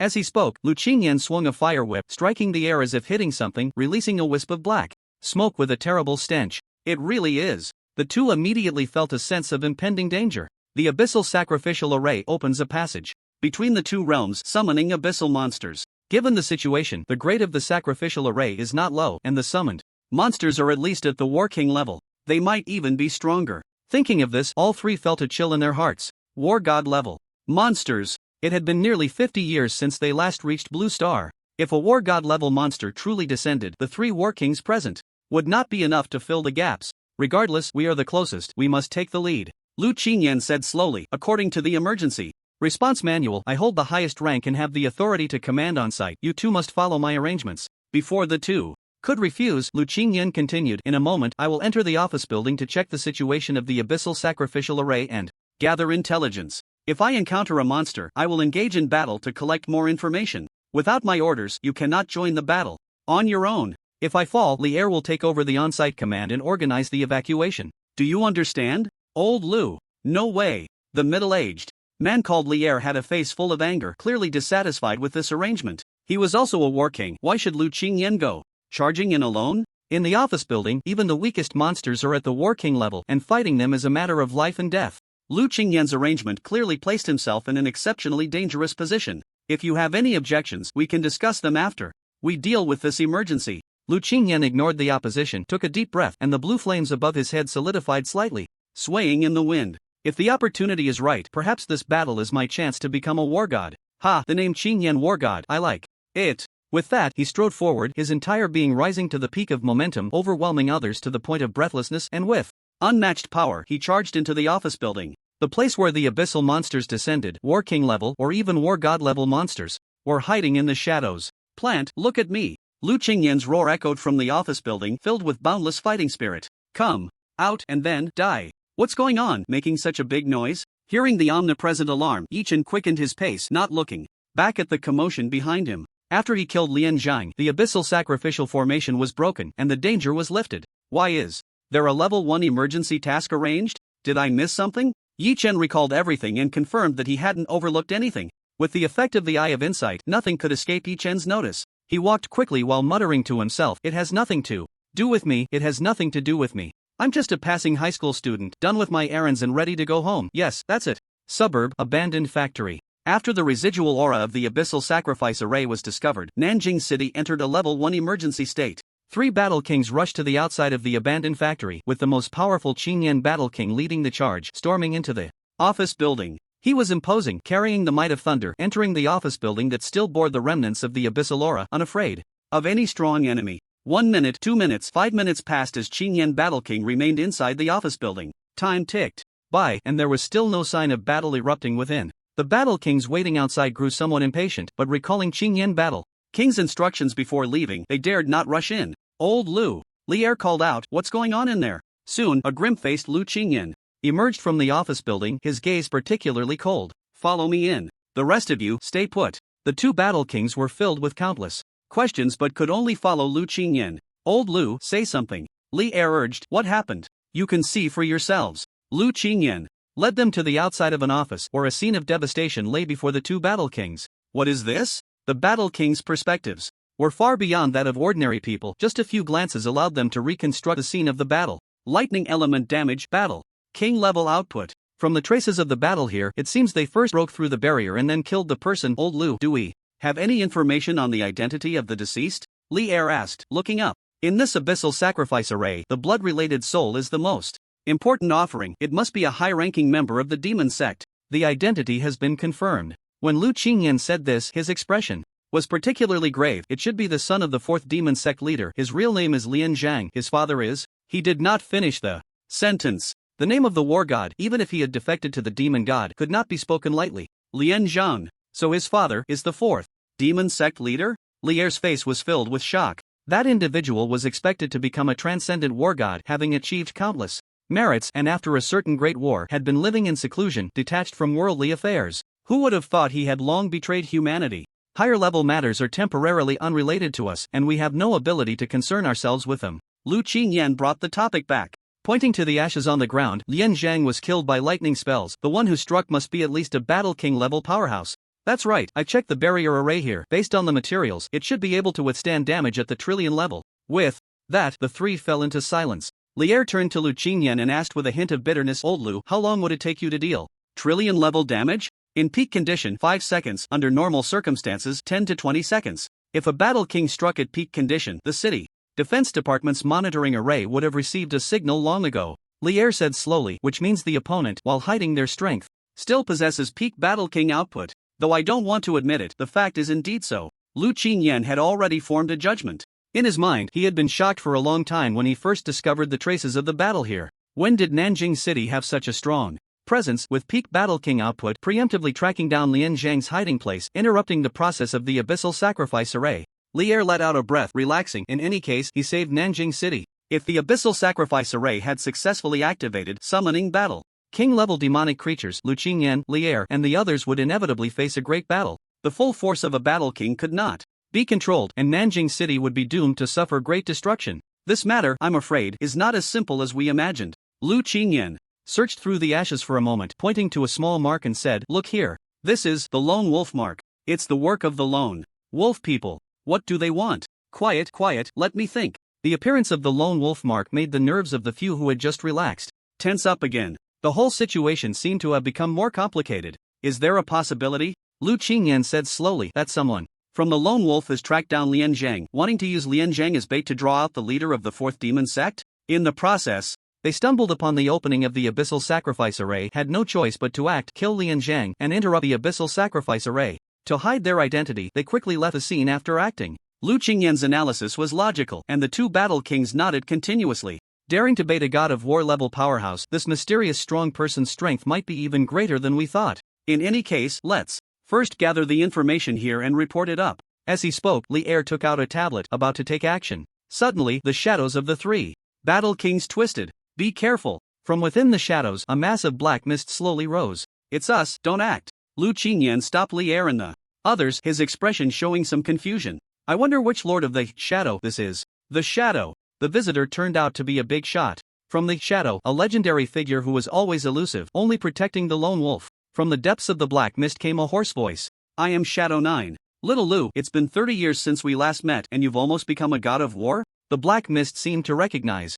Lu Qingyan, and there was a hint of appreciation in its words. Lu Qingyan quietly explained to his two companions, I was with the lone wolf for a while, and at that time, Shadow 9, the god of war, was my protector. Shadow 9, the god of war? Lier's face was filled with shock. This mass of black mist was actually a god of war? Lu Qingyan's attitude was extremely respectful, without a trace of arrogance, and he asked, Lord Shadow 9, what exactly happened here? Nothing much, just a young man acting heroically and stepping forward. Young man? These three words left the three Battle Kings stunned. They had previously speculated that it might be the work of a hidden master at the Battle King level. Where did a young man come from? At such a young age, possessing Battle King level output capability, there was only one person in the world who could do such a thing. The name surfaced in the hearts of the Battle Kings, Azura. Lier was frightened by his own speculation. This matter was actually related to Azura, the strongest seed of the human race, the hope of the fourth strongest. According to previous orders, all information about Azura should be classified as SSS level.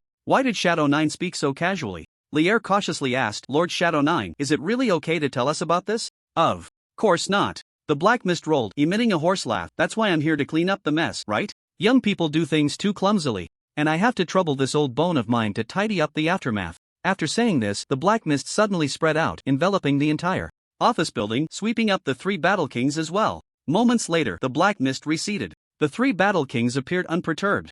Walking out of the office building, the leading Qingyan Battle King announced loudly, this level 1 emergency drill is now concluded. Afterwards, there will be an evaluation of each unit's performance by the higher authorities. Dismissed. With that, the three Battle Kings transformed into streams of light and disappeared into the sky. In their hearts, this drill was very successful. As for the matters outside the drill, they were buried deep in their memories. Perhaps one day, when they become gods of war, they will have the opportunity to restart the sealed memory. Before that, all memories of today were just a drill. Under the night sky, a wisp of black mist floated slowly into the distance. The siren has stopped. Yi Chen halted his steps and looked at the large screen by the street, where the latest news was scrolling. It was actually a drill? What a false alarm. Yi Chen took another step, preparing to head home and tally the gains from the skill of Lien Zhang. Before he could enter the community, Yi Chen was stopped by someone. Excuse me, are you Yi Chen? A mature woman, dressed modestly yet with exquisite taste, asked softly with a smile in her eyes.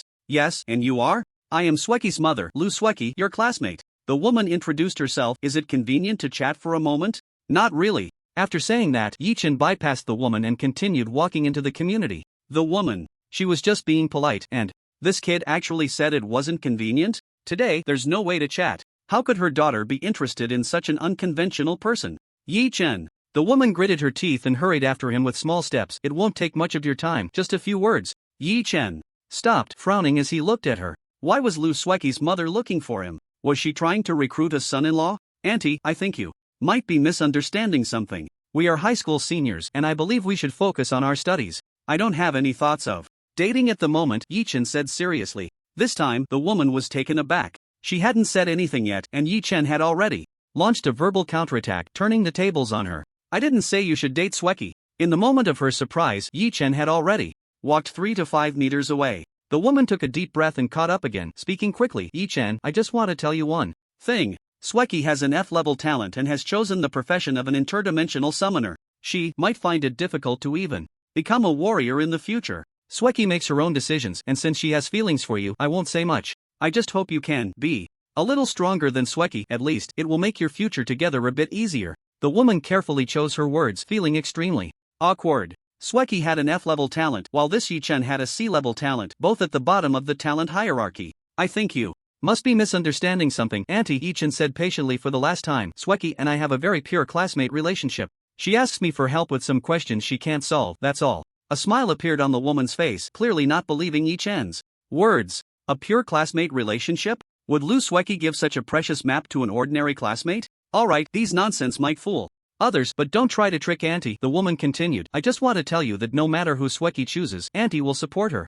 But the Lu family is not solely decided by me. If you want to be with Sweki, there will definitely be other elders who will oppose it. Yi-chen couldn't help but roll his eyes. What kind of ridiculous script was this? A crooked-mouthed dragon king, a god of war son-in-law? Sorry to interrupt, goodbye. The woman, fearing Yi-chen would run away again, quickly finished her last words. In the next couple of days, Nanjing Number 3 Middle School will have an internal selection. Those with excellent grades will have the opportunity to qualify for a summer camp at a top university and may even be admitted early. Yi-chen, if you want to be with Sweki. Yi-chen interrupted. Auntie, I'll say it again. I don't want to. I just want to study right now. The woman changed her tone. Alright, if you want to study well, you must seize this opportunity. If you can make it into the top 20 of the internal selection, my Lu family. She didn't finish her sentence, but everyone understood. With the Lu family's influence in Nanjing City, as long as Yi-chen made it into the top 20, he could be pushed into the summer camp of a top university, and further, early admission wouldn't be impossible. The premise was Yi-chen had to work hard.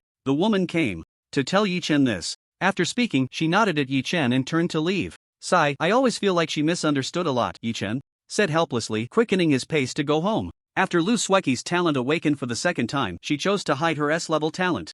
Lu Sweki's mother was also an interesting person, clearly very concerned about Lu Sweki. After she left the community, a luxurious all-black car stopped by the roadside and the door opened automatically. Oh dear, weren't you going to respond to the level 1 emergency? The woman got into the car and found her husband was also inside. It was a drill and it's already over, but I find it a bit strange. A middle-aged man sat in the back seat with slightly graying hair, a stern face and sharp features as if he had been chiseled from stone. Let's not talk about that. Did you see Yi-chen? I saw him, he's more handsome than in the photos. No wonder Sweki likes him. You haven't even started yet, and I see you've already thought of names for their children. Don't talk nonsense. The woman scolded playfully, her eyes sparkling with charm. Lu Sweki is a stunning beauty, clearly inheriting much of her mother's looks. My poor daughter. Dad just came back from the Abyss Realm. Why don't you ask him if there's another way for Sweki? As the woman's request left her lips, the middle-aged man's brows furrowed slightly. Dad values this granddaughter more than anyone. Even without my asking, he's already anxious.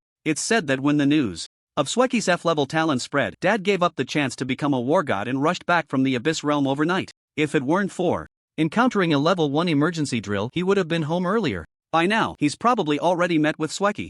As he spoke, the middle-aged man gazed out the car window, his worries deepening. An F-level talent transitioning to a summoner in another world, Lu Sweki had effectively blocked all her paths. To reverse Lu Sweki's fate, it would take a war god or even a supreme being, otherwise, they could only hope for a second awakening of her talent. The difficulty of a second awakening is immense. After countless thoughts, it all culminated in a sigh. In the end, Sweki's path must be walked by herself. Sweki, tell Grandpa again, what exactly happened? The elderly man in a Zhengshan suit stood by the window, his face filled with disbelief. He was the Qingyan War King, just back from an abandoned factory. Upon learning that his granddaughter had awakened an F-level talent, he immediately ended his exploration in the Abyss Realm and didn't stop for a moment. As a result, he had just returned home to see his granddaughter. She had privately told him that her talent had a second awakening and had become an S-level talent? The Qingyan War King was shocked for 10,000 years. Lu Sweki had no choice but to patiently recount everything that had happened in the past few days.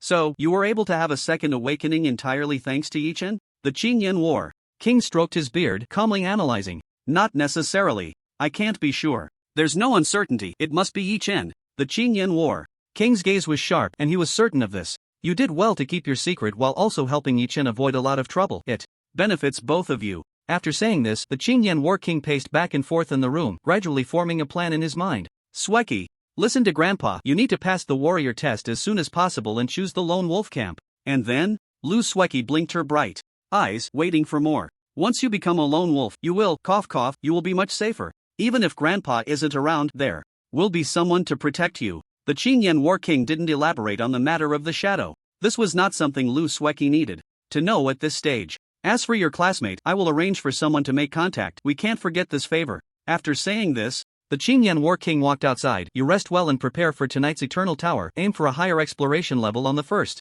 floor before pushing upward. Stepping out of the villa, Lu Qinyan strolled through the garden and a stooped butler quietly approached him from behind, respectfully saying, Sir, the young master and the others have gone to see Yi Chen. What do you think? He's an interesting person. The butler hesitated for a moment before adding, Do you need me to send someone to learn more? When the Qinyan War King was away, all matters of the Lu family were handled by this old butler. He had followed Lu Qinyan for many years, feeling like family. No need. Lu Qinyan refused outright. The butler looked slightly surprised. No arrangements? What was the old master planning to do? I'll go. Personally. Lu Qinyan casually said, This kid has done a great favor for Sweki. I've been having some issues lately and can't return to the Abyss dimension, nor is it suitable for me to explore the Eternal Tower. Just right to have some free time. Let's see what the new generation of young people is like. Standing in front of a willow tree, Lu Qinyan stood straight, his posture upright, like a sword drawn from its sheath. Yi Chen, don't let this old man down. Achoo. Yi Chen rubbed his nose. Why are so many people thinking of me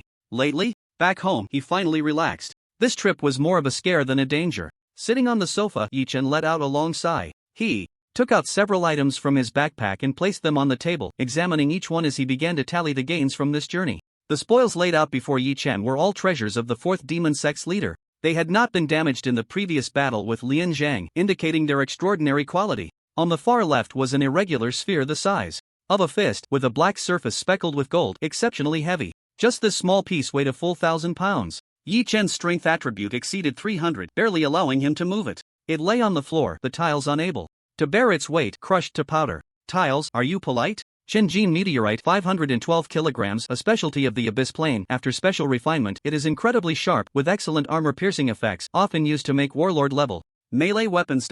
Good stuff. Yi Chen felt a surge of excitement. This was the main material for warlord-level weapons. From his earlier encounter with the Bull Demon General, Yi Chen was certain that the enemy would target Shura fiercely. Just the first layer's boss directly carried the magic suppression disc, an SS-level special item, to counter the output of mages. The path Yi Chen walked would only become more difficult. They target mages, so I'll secretly practice melee combat to amaze everyone in battle. Yi Chen knew very well that to advance further, he had to develop comprehensively. But human energy is limited after all. Rapidly improving in melee combat was clearly unrealistic. A suitable weapon was the most convenient way to greatly enhance Yi Chen's close combat and survival capabilities. Placing the Chenjin meteorite on the floor, its value was immense, and Yi Chen knew he would need to invest considerable resources to truly utilize it. Yi Chen's gaze shifted to the second item, a somewhat tattered scroll. Forbidden Spell Scroll can imprint and release forbidden spells, maintaining 80% of the spell's power, consuming 5 durability points each use. Durability, 55 out of 100. Stored forbidden spells, 0 maximum storage, 2 his, it can actually store forbidden spells. Skills that can only be barely released by warlord-level beings. It is said that even the residual power of a forbidden spell can change the colors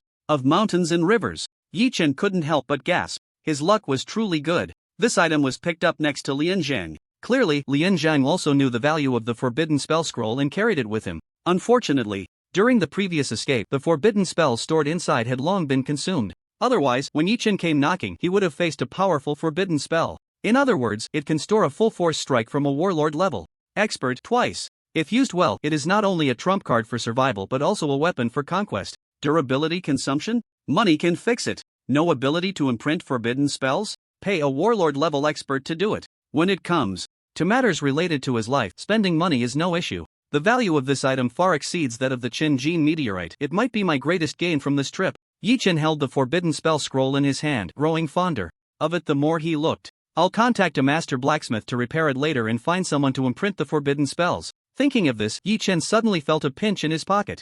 I almost forgot, I only have 2,700 gold coins left. 2,700 gold coins converted to dragon coins is 2.7 million. In just 2 days, Yi Chen actually complained that he only had 2.7 million in his hands. It was nothing but inflation. However, it wasn't entirely Yi Chen's fault. 2,700 gold coins thrown in front of a warlord would probably not even get a glance. How to persuade a warlord to help me imprint forbidden spells is the real trouble. Yi Chen felt a headache coming on. Short on money, still. Short on money. Yi Chen's gaze swept over the last 2 items. A damaged staff. Before it was damaged, it was a demigod-level piece of equipment. After being broken, the cost of repair far exceeded the staff's original value. The heart's favorite of the 4th demon sex leader who had followed him for many years in battle was severely damaged in a life-and-death fight, and the spirit of the staff perished along with it, never to exist again. This thing is more like a souvenir of the 4th demon sex leader. As for its intrinsic value, I can only say it's average. After glancing at it a couple of times, Yi Chen ignored the staff.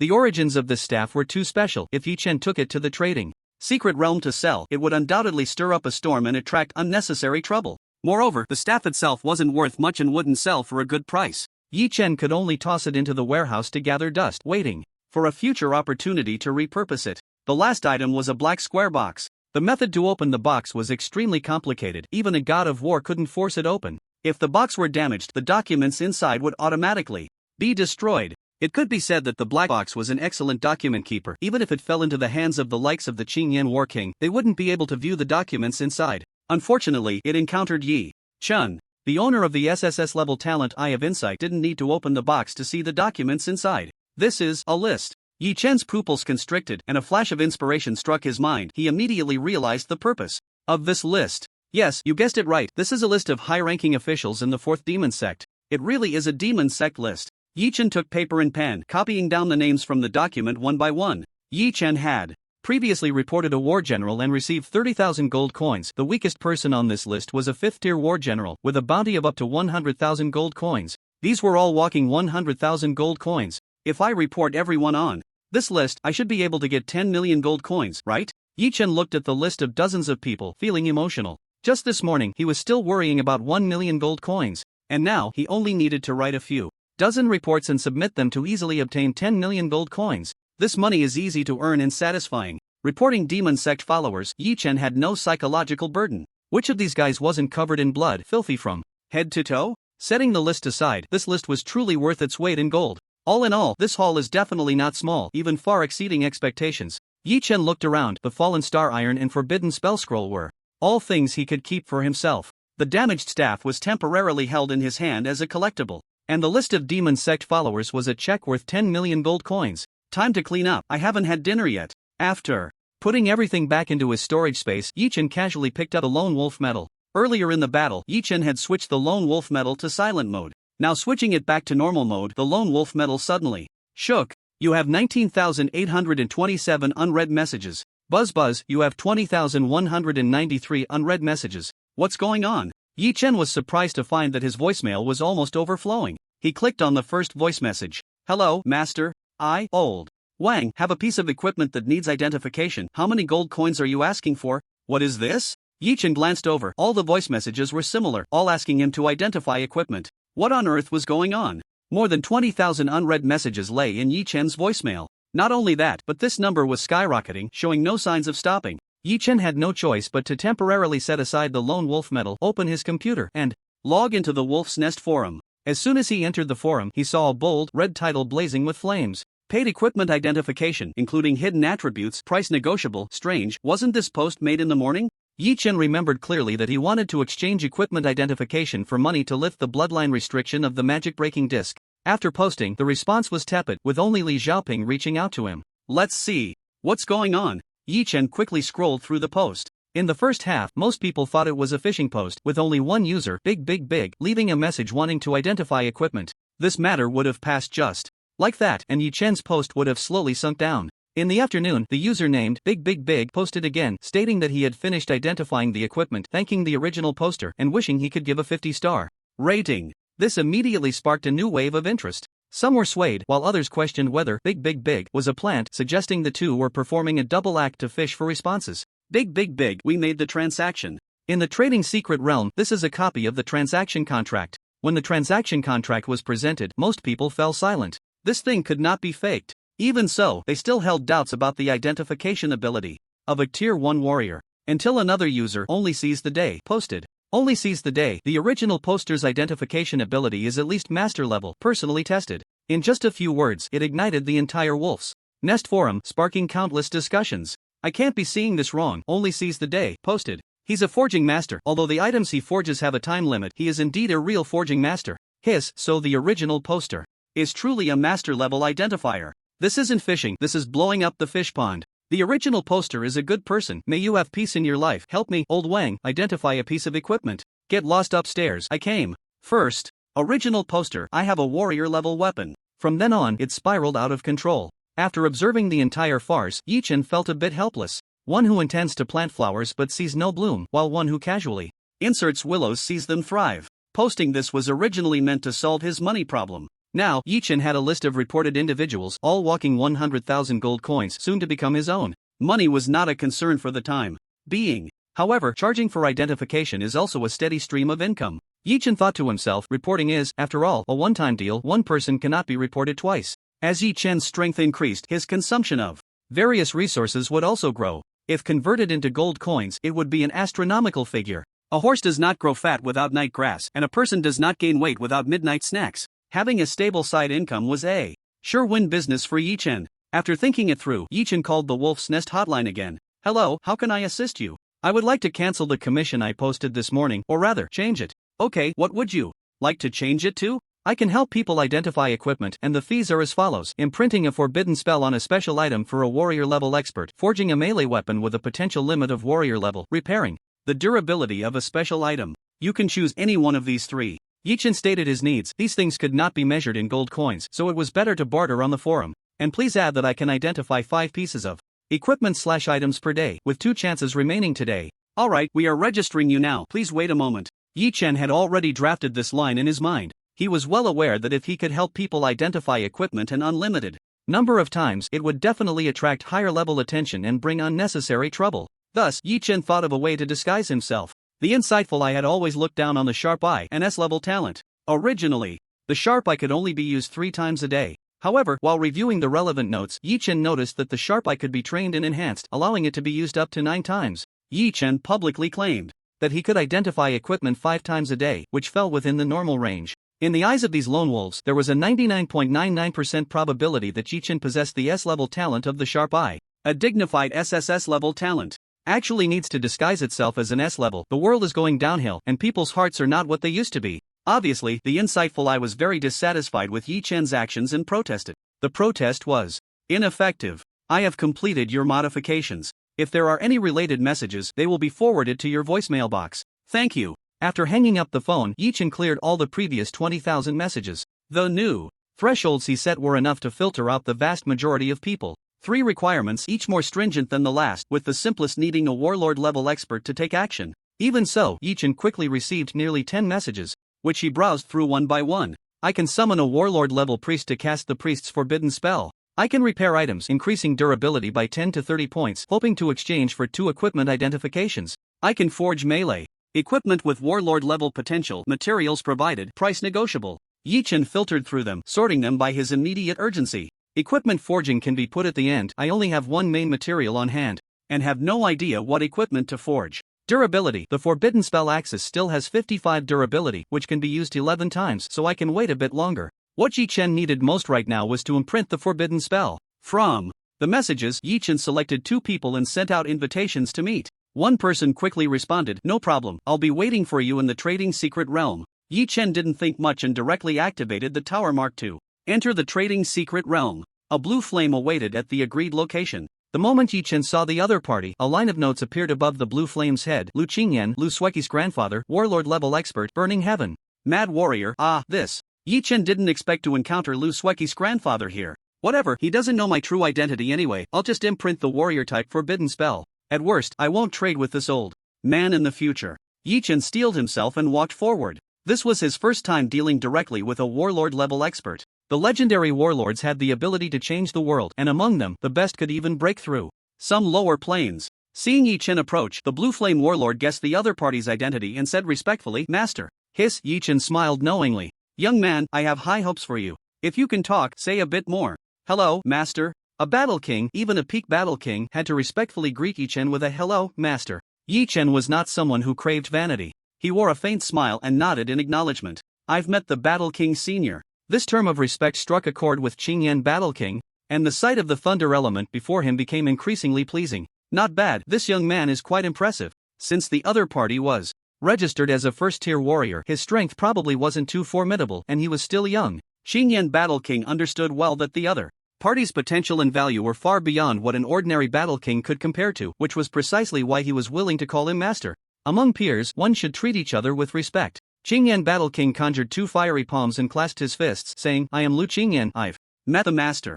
I've long heard of the name Qingyan from Nanjing. Seeing you today, old senior, I hope you can make further progress. Congratulations. Yi Chen casually remarked, causing Lu Qingyan to tremble with surprise and look at him with new eyes. This guy, even from across the trading secret realm, can discern the depth of my realm. Even if he isn't a battle king level powerhouse, he must be close. While Lu Qingyan was shocked, he also felt a hint of doubt. Such an extraordinary person shouldn't be nameless. Indeed, with the emergence of Shura, the strongest seeds are stirring changes everywhere, and many big figures hidden in the shadows are stepping into the limelight. This person before him was likely in the same situation. Lu Qingyan couldn't help but regard this mysterious powerhouse with a higher opinion. He laughed heartily and said, let's skip the formalities. How should I address you? I'm the fourth in line. If you don't mind, just call me fourth brother. Lu Qingyan was no ordinary person. To become a battle king, one must possess more than just brute strength. He immediately said, fourth brother, I have a somewhat tricky matter. I hope you can swear an oath of confidentiality. No problem. Yi Chen agreed, though he was a bit curious about what was so mysterious.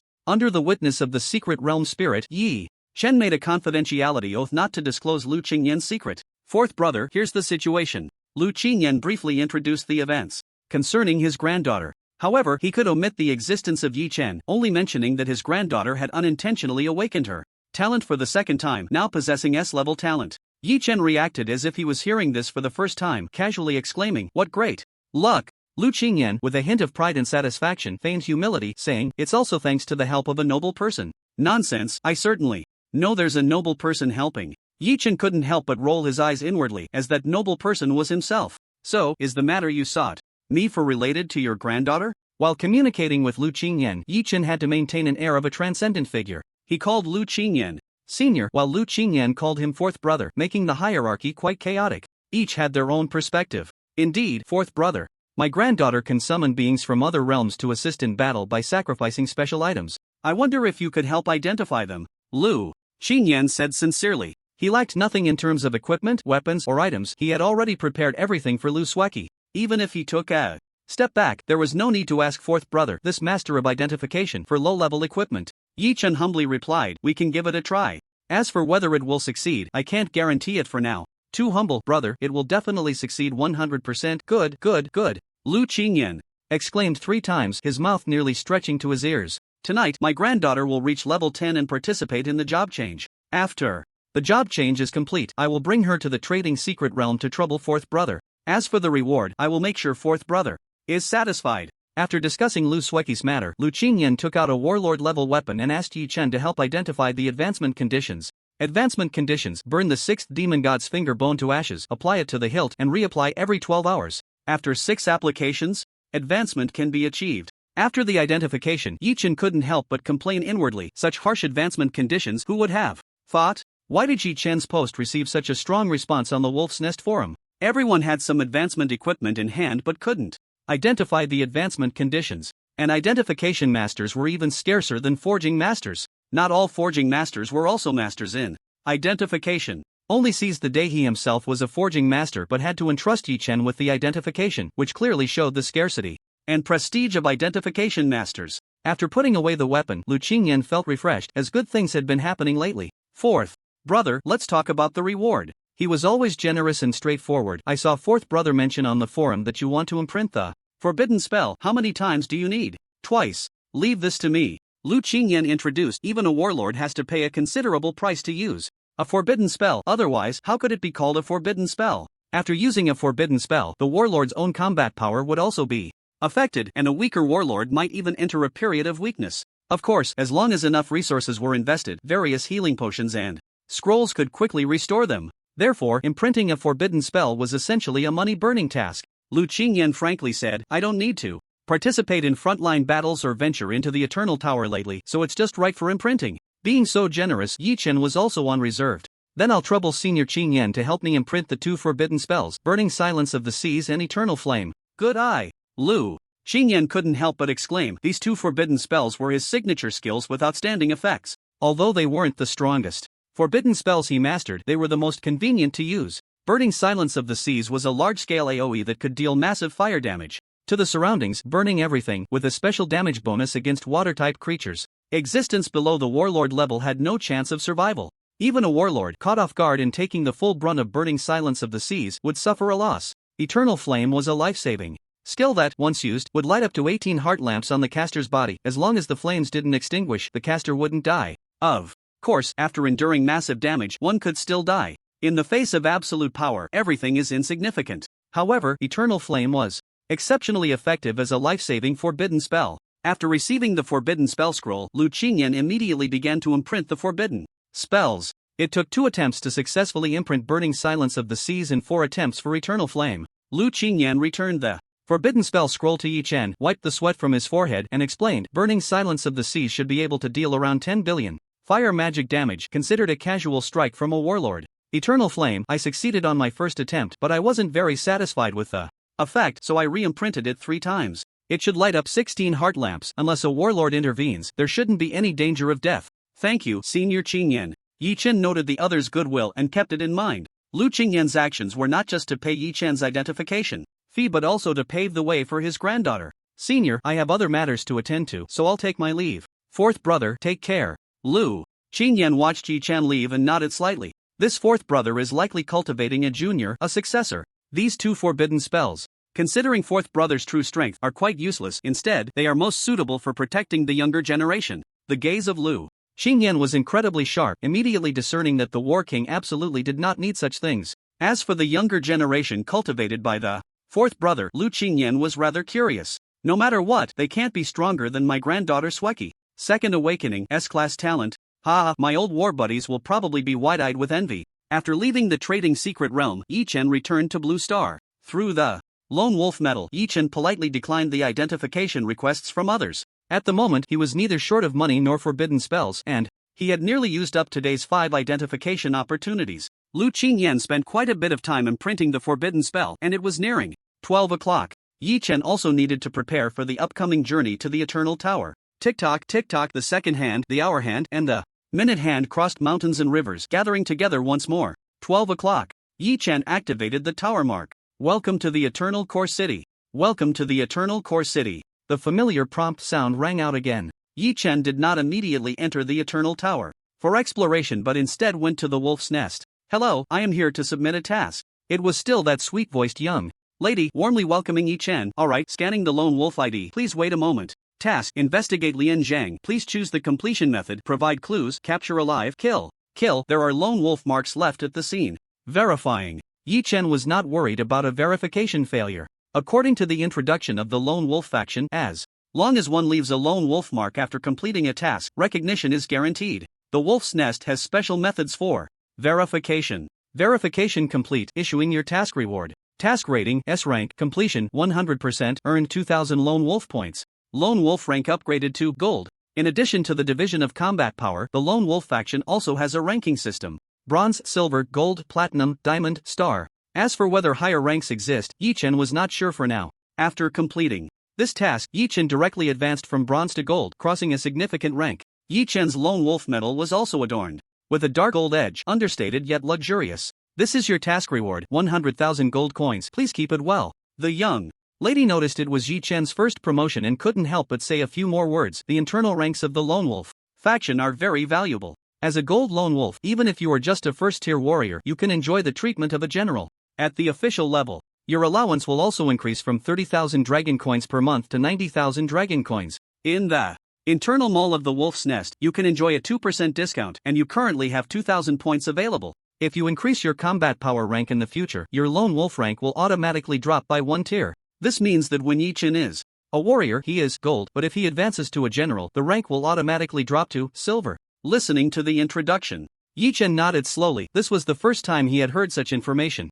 Generally, tasks do not reward Lone Wolf points at all. Clearly, Lian Zhang's special identity played a role. The higher-ups of the Wolf's Nest likely already knew that Lian Zhang was the son of the leader of the fourth demon sect. Calculating this way, Yi Chen made a big profit from this task. 100,000 gold coins is equivalent to 10 million dragon coins. For Yi Chen now, it can't be said to be a small matter, only a moderate one. The most valuable part is still the 2,000 points, which have the purchasing power comparable to 200,000 gold coins. And being promoted to Gold Lone Wolf, Yi Chen will enjoy many conveniences in the future. By the way, you have entered the Warrior Gold list, global ranking 9812. You can enter a pseudonym on the Lone Wolf medal or input your eternal ID for keepsake. Global ranking 9812? Yi Chen nodded, indicating he understood. He then asked, I have information about a traitor from the demon sect that needs to be reported involving Lian Zhang's father. Can you help me report it up? Yi Chen did not forget that he still had a list of high-ranking members of the fourth demon sect in his possession.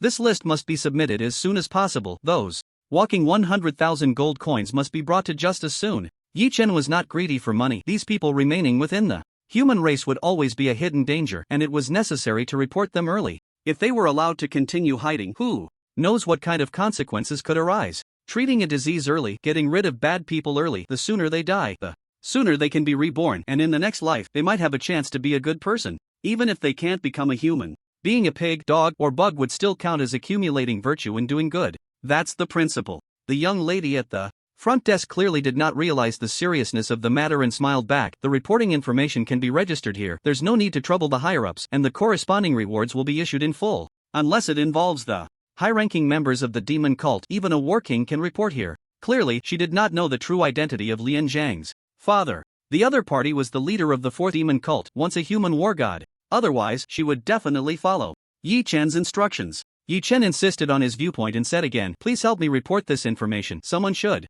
come to handle it. Okay, please wait a moment. The front desk lady submitted the information into the system, passing it to a higher-ranking war king supervisor. Click click, time passed second by second, and the clock on the wall turned slowly. The message had been submitted for a minute. The front desk lady spoke again, sir, the information you provided may not be sufficient to attract the attention of the higher-ups. Could you reveal a bit more? A loud bang interrupted her, and her words were cut off. Boom! The door of the wolf's den was kicked open violently, and a gust of wind rushed in, destroying the nearby tables and chairs, leaving chaos everywhere. Many guests were also thrown back, rolling on the ground several times before angrily looking up. Which blind fool? As the words were halfway out, they got stuck in their throat, unable to utter a single word. The culprit, a burly man who kicked open the door of the wolf's den, was tall and walked in with large strides. He had a massive lone wolf medal on his shoulder, shining with the light of stars. Someone exclaimed, War God level, starry lone wolf. The 9 stars in a chain above represent the 9-star lone wolf, number 1 on the starry rankings, Xue Meng.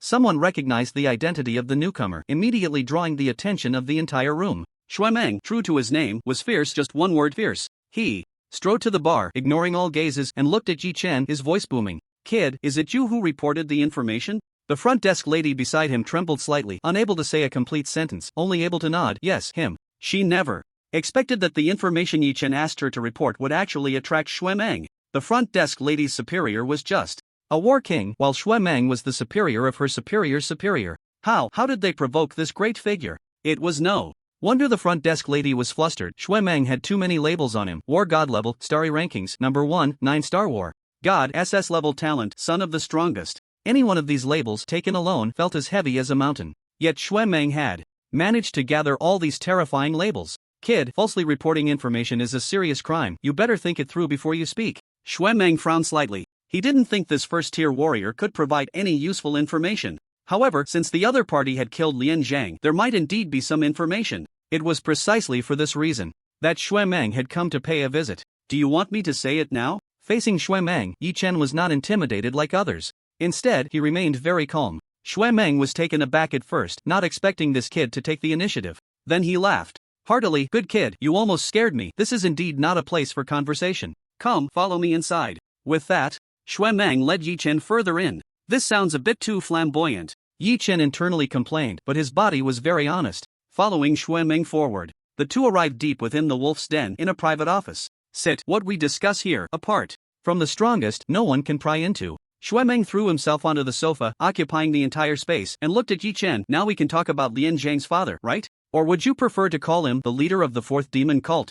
The fourth demon sect leader. A God of War level powerhouse surrounded by the heavy encirclement of God of War experts after the main base of the fourth demon sect was breached yet still able to escape. His threat to humanity is even greater than that of the demon god. The demon god is too far away, but the leader is too close. The sooner he is captured, the sooner the hidden danger can be eliminated. Before discussing him, take a look at this list. Saying this, Yi Chen handed over a list with dozens of names written on it. Shui Meng casually took the list, glancing at it briefly, but then his tiger-like body shook and two beams of light burst from his eyes. He stood up abruptly, his expression extremely serious. What is this list? His tone was inquiring, but judging by his expression, he had already guessed the answer and just wanted to confirm. It's. Yi Chen nodded, affirming Shui Meng's thoughts. That's right. This list contains the names of high-ranking members of the fourth demon sect. Bang! Shui Meng's face suddenly twisted, his arms bulging with veins, his hands clenched into fists, and the list in his hands instantly turned to dust. He ground his back teeth together, letting out a roar from deep in his throat that sounded like a beast. Thief, damn it. Yi Chen reminded him from the side. Cough cough. You crushed the list and I only have this one. Why didn't you say so earlier? Shui Meng rolled his eyes, raising both hands, and all the paper dust swirled in his palms, restoring the list in less than 3 seconds. Look, is there any mistake? With Shui Meng's level, even a casual glance could imprint the list in his mind. After confirming the list was correct, Yi Chen returned it to Shui Meng. After passing through the initial anger, Shui Meng's emotions calmed down. Where did you get this list? He pondered. This matter is of great importance, so we must be cautious. You should know that many people on this list still hold high positions and important roles. Accusing them of being demon sect followers is no small matter. It would be best to provide evidence. Yi Chen took out a prepared explanation. After Zhang died, I found a small box among his belongings which contained a list. I glanced at the list and the box automatically changed and locked itself. Saying this, Yi Chen took out the pitch-black small box and placed it in front of Shui Meng. Have you opened this box since then? No. How do you open this thing? Shui Meng held the square box in one hand and scratched his head with the other. He wanted to smash the box with a slap but was afraid of destroying the list inside. Yi Chen suddenly said, I think you should be able to open it easily, right? Shui Meng was taken aback, his expression slightly changing. He couldn't admit he couldn't open it, that would be too embarrassing. Of course, Shui Meng said, forcing himself. Yi Chen seized the opportunity to say, once you open it, you'll know the authenticity of the list. In fact, regarding the list in front of him, Shui Meng's heart had already believed it to be 7 or 8 parts true. 1/3 of the people on the list were already dead. After the main base of the fourth demon sect was breached, they either died or were captured, and their identities were no longer a secret. However, the remaining 2/3 were still deeply hidden. These people posed a significant hidden danger. If they were allowed to continue lurking, the defeated fourth demon sect would soon rise again. Only by uprooting them completely could the poison be purged. In other words, the list provided by the other party was invaluable. We will verify the authenticity of the list through various means. We will not wrong good people, nor will we let bad people go. Shui Meng's emotions calmed down and he pondered, as for your reporting reward, it can be issued after the list is thoroughly verified. Is that okay? Before Yi Chen could agree, Shui Meng proactively added, this amount will be substantial. If you want to advance a portion below 100 million gold coins, feel free to ask. Hiss, as expected of a 9th-tier god of war, starting with 100 million gold coins. Yi Chen was not in a hurry for money at the moment. It was his, and it wouldn't run away. There's no need for an advance. My report isn't solely for money. There is still righteousness in the world. Yi Chen's emphasis was unnecessary. Once he emphasized it, Shui Meng's gaze towards him became somewhat strange. This kid, could it be that he reported for the bounty? Regardless, Yi Chen presenting this list was a great achievement for the human race. Shui Meng didn't pay attention to the details, put away the list, and once again asked about the topic he was most concerned about. You mentioned you have news about Lian Zhang's father. Is it true or false? The list was indeed important, but capturing the leader of the fourth demon sect was even more crucial. If they could catch the demon sect leader, it would be worth more than capturing 10 or 100 battle kings. It's true, I know his next move. Under Shui Meng's eager gaze, Yi Chen said calmly, word by word, he will come to Nanjing City. Nanjing City? What does he want there? Oh right, his son died there. Shui Meng's expression suddenly froze, and he looked up at Yi Chen, a bold thought emerging in his mind. It couldn't be. Yi Chen nodded, confirming Shui Meng's guess. That's right, he is coming to kill me. The grudge of killing his son is one that cannot be shared. The leader of the fourth demon sect swore on his life to kill Yi Chen. He must come to Nanjing City, even returning to the scene to trace Yi Chen's whereabouts. Undoubtedly, Yi Chen was in an extremely dangerous situation. Being targeted by a battle god was no small matter. Shui Meng was speechless. What to Yi Chen sighed, patted his shoulder, and said solemnly, eat whatever you like, just eat more. Yi Chen? Why does your tone make it sound like I'm about to die? Show your 9th level battle god strength, brother. It's just the demon sect leader. Take care of him. Just kidding. Shui. Meng forced a stiff smile and reminded, conceal your identity well. I will send someone to keep an eye on the scene and ambush the demon sect. Leader, maybe we can capture him directly. Regardless, when targeted by a battle god, there isn't much you can do, just leave it to fate. Saying this, Shui Meng sent Yi Chen out. Go to the Eternal Tower and quickly increase your strength. The opponent may not personally come down to deal with you. Even so, if he casually sends a few small fries, they are Battle King level, enough to give you a hard time. Shui Meng had to admit that even if it were him, facing this situation at the level of a battle soldier would also be a life and death struggle. It was already quite remarkable that Yi Chen could remain calm. Shui Meng casually said, the compensation for lone wolves is still quite generous. Yi Chen? You really said what was on your mind, brother? Is it really appropriate to say it like that? Yi Chen deeply understood what it meant. Some people are still alive, but they are already dead. Shui Meng sent Yi Chen to the entrance of the wolf's nest and said solemnly, take care. This ominous person, let's keep our distance. Yi Chen didn't want to stay with Shui Meng for even a second longer and hurried off to the Eternal Tower. After Yi Chen left, Shui Meng revealed a smile. Stinky kid, you dare to use the square box to tease me. If I don't scare you a bit, my surname isn't Meng. Earlier, Yi Chen had used the square box to flatter Shui Meng, leaving him at a loss. Shui Meng retaliated by intimidating Yi Chen, considering it even. That said, being targeted by a battle god level old monster, relying solely on oneself really can't survive. Saying this, Shui Meng took down his lone wolf medal from his shoulder and began to operate. Apply to the shadow for the best possible protection from an shadow level old monster. If I can get an old monster from the top 40 of the shadow level to protect him temporarily, his little life will be safe. Of course, Shui Meng didn't hold out much hope. Shadow level experts are the top existence among shadows allocated according to the potential of lone wolves. Back then, beside Shui Meng was Shadow 23. This meant he ranked 23rd in potential among his peers. It was incredibly difficult to apply for protection in the top 40 of the shadow level, even temporary protection. However, it was certainly wise to enhance security for this kid. At least secretly dispatching a war god for protection was a good idea. Just 3 seconds after Shui Meng submitted his application, he received feedback. Looking at the information, Shui Meng fell into a daze, as if he were a statue, frozen in place. On his lone wolf medal, 8 bold black characters were inscribed. Insufficient permissions, application denied. He was a 9th tier war god, ranked first on the star list, yet he didn't even have the authority to apply? What on earth is that kid's background? Leaving the wolf's nest, Yi Chen went directly to the Eternal Tower. Summoning the Eternal Core Crystal, he pressed his palm against it,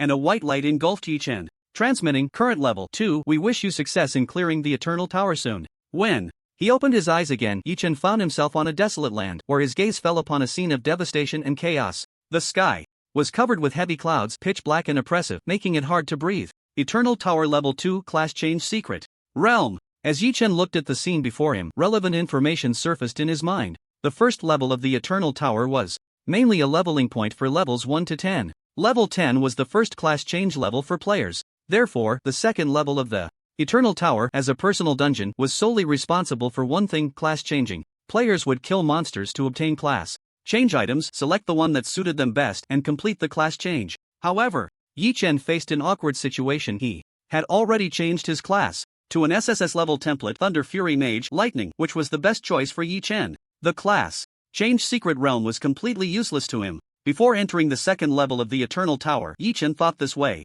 But when he was truly in it, new information appeared before him. After reaching 100% exploration, additional rewards will be granted. Thunder Fury Mage will gain an additional element. Such good news. The class template Yi Chen obtained, the Thunder Fury Mage, belonged to the lightning element with maximum output capability. Being an SSS level class template, all attributes and enhancements were top-notch. If he could further improve, it would certainly be a guaranteed profit for Yi Chen. This level has no strategy to speak of, just charge in and do it. Yi Chen looked at the surrounding monsters, eager to try. Since his debut, Yi Chen's method of dealing with bosses had always been to build up power and then unleash a lightning arrow to solve everything. Even when killing in a timely manner, it was the same routine. In fact, among the damage skills Yi Chen mastered, Heavenly Thunder dealt higher damage compared to Lightning Arrow, and when the target's health was below 30%, Heavenly Thunder could deal true damage. However, Yi Chen would never easily use Heavenly Thunder in the open. The reason was simple. Heavenly Thunder was a signature skill of the Thunder Fury Mage. With high recognition, once used, the traces left would easily lead people to think of Azura. After all, the whole world knew that Azura had changed class to become a Thunder Fury Mage. On the other hand, Lightning Arrow was a common skill that any mage could learn, making it impossible to trace back to Yi Chen. Just right, I can take the opportunity of battle to practice Heavenly Thunder. As a class exclusive skill using Heavenly Thunder enough times would increase its proficiency with a chance to upgrade. After making up his mind, Yi Chen looked around, his plan clear. Goal 1, achieve 100% exploration, gain an additional element. Goal 2, use Heavenly Thunder as much as possible, strive for advancement. Yi Chen opened the skill introduction for Heavenly Thunder. Heavenly Thunder. LV1 summons a Heavenly Thunder to strike down from the sky, hitting the enemy and dealing 200 plus 2 asterisk intelligence lightning damage. When the enemy's health is below 30%, it instead deals true damage. Each time Heavenly Thunder hits an enemy, it permanently increases the base lightning damage of this skill by 5 points. Enemies hit by Heavenly Thunder will receive a 100% slow effect and randomly gain 1 negative buff. Mana cost 200 points, cooldown 2 seconds. Yi Chen's intelligence attribute was 285 points, which meant 200 plus 285 times 2 is equal to 770 points of damage. The Thunder Fury Mage could increase lightning skill damage by 100% and the natural power increased by 15%, which meant 770 times 2.15 is equal to 1655 points of damage. Yi Chen, without stacking any buffs, can deal 1655 points of lightning damage to a target with 0 magic resistance. If the target's health is below 30%, it directly converts to 1655 points of true damage. The most terrifying aspect is the growth potential of Thunderbolt. Each use increases the base damage by 5 points. Putting away the skill introduction, Yi Chen looked at a two-headed ogre not far away. Two-headed ogre, health 2500/2500, a prime target. Oh, he noticed you, decided to make you a meal. The two-headed ogre looked at Yi Chen and clumsily charged over. Thunderbolt, minus 1364. A bright red number appeared above the ogre's head and its body suddenly slowed down, moving as if in slow motion. Slow buff. Thunderbolt has a total cooldown of 2 seconds and the Thunder Fury Mage can reduce the cooldown by 50%, leaving only 1 second. Thunderbolt. A second later, a blue lightning bolt struck down again. Minus 1665. The ogre's health dropped below 30%, directly ignoring magic resistance and dealing true damage. Boom! The ogre fell to the ground with a loud crash, emitting a charred smell. Experience plus 200. Exploration plus 0.1%. In less than 2 seconds, the ogre was defeated and the base damage of Thunderbolt increased by 10 points.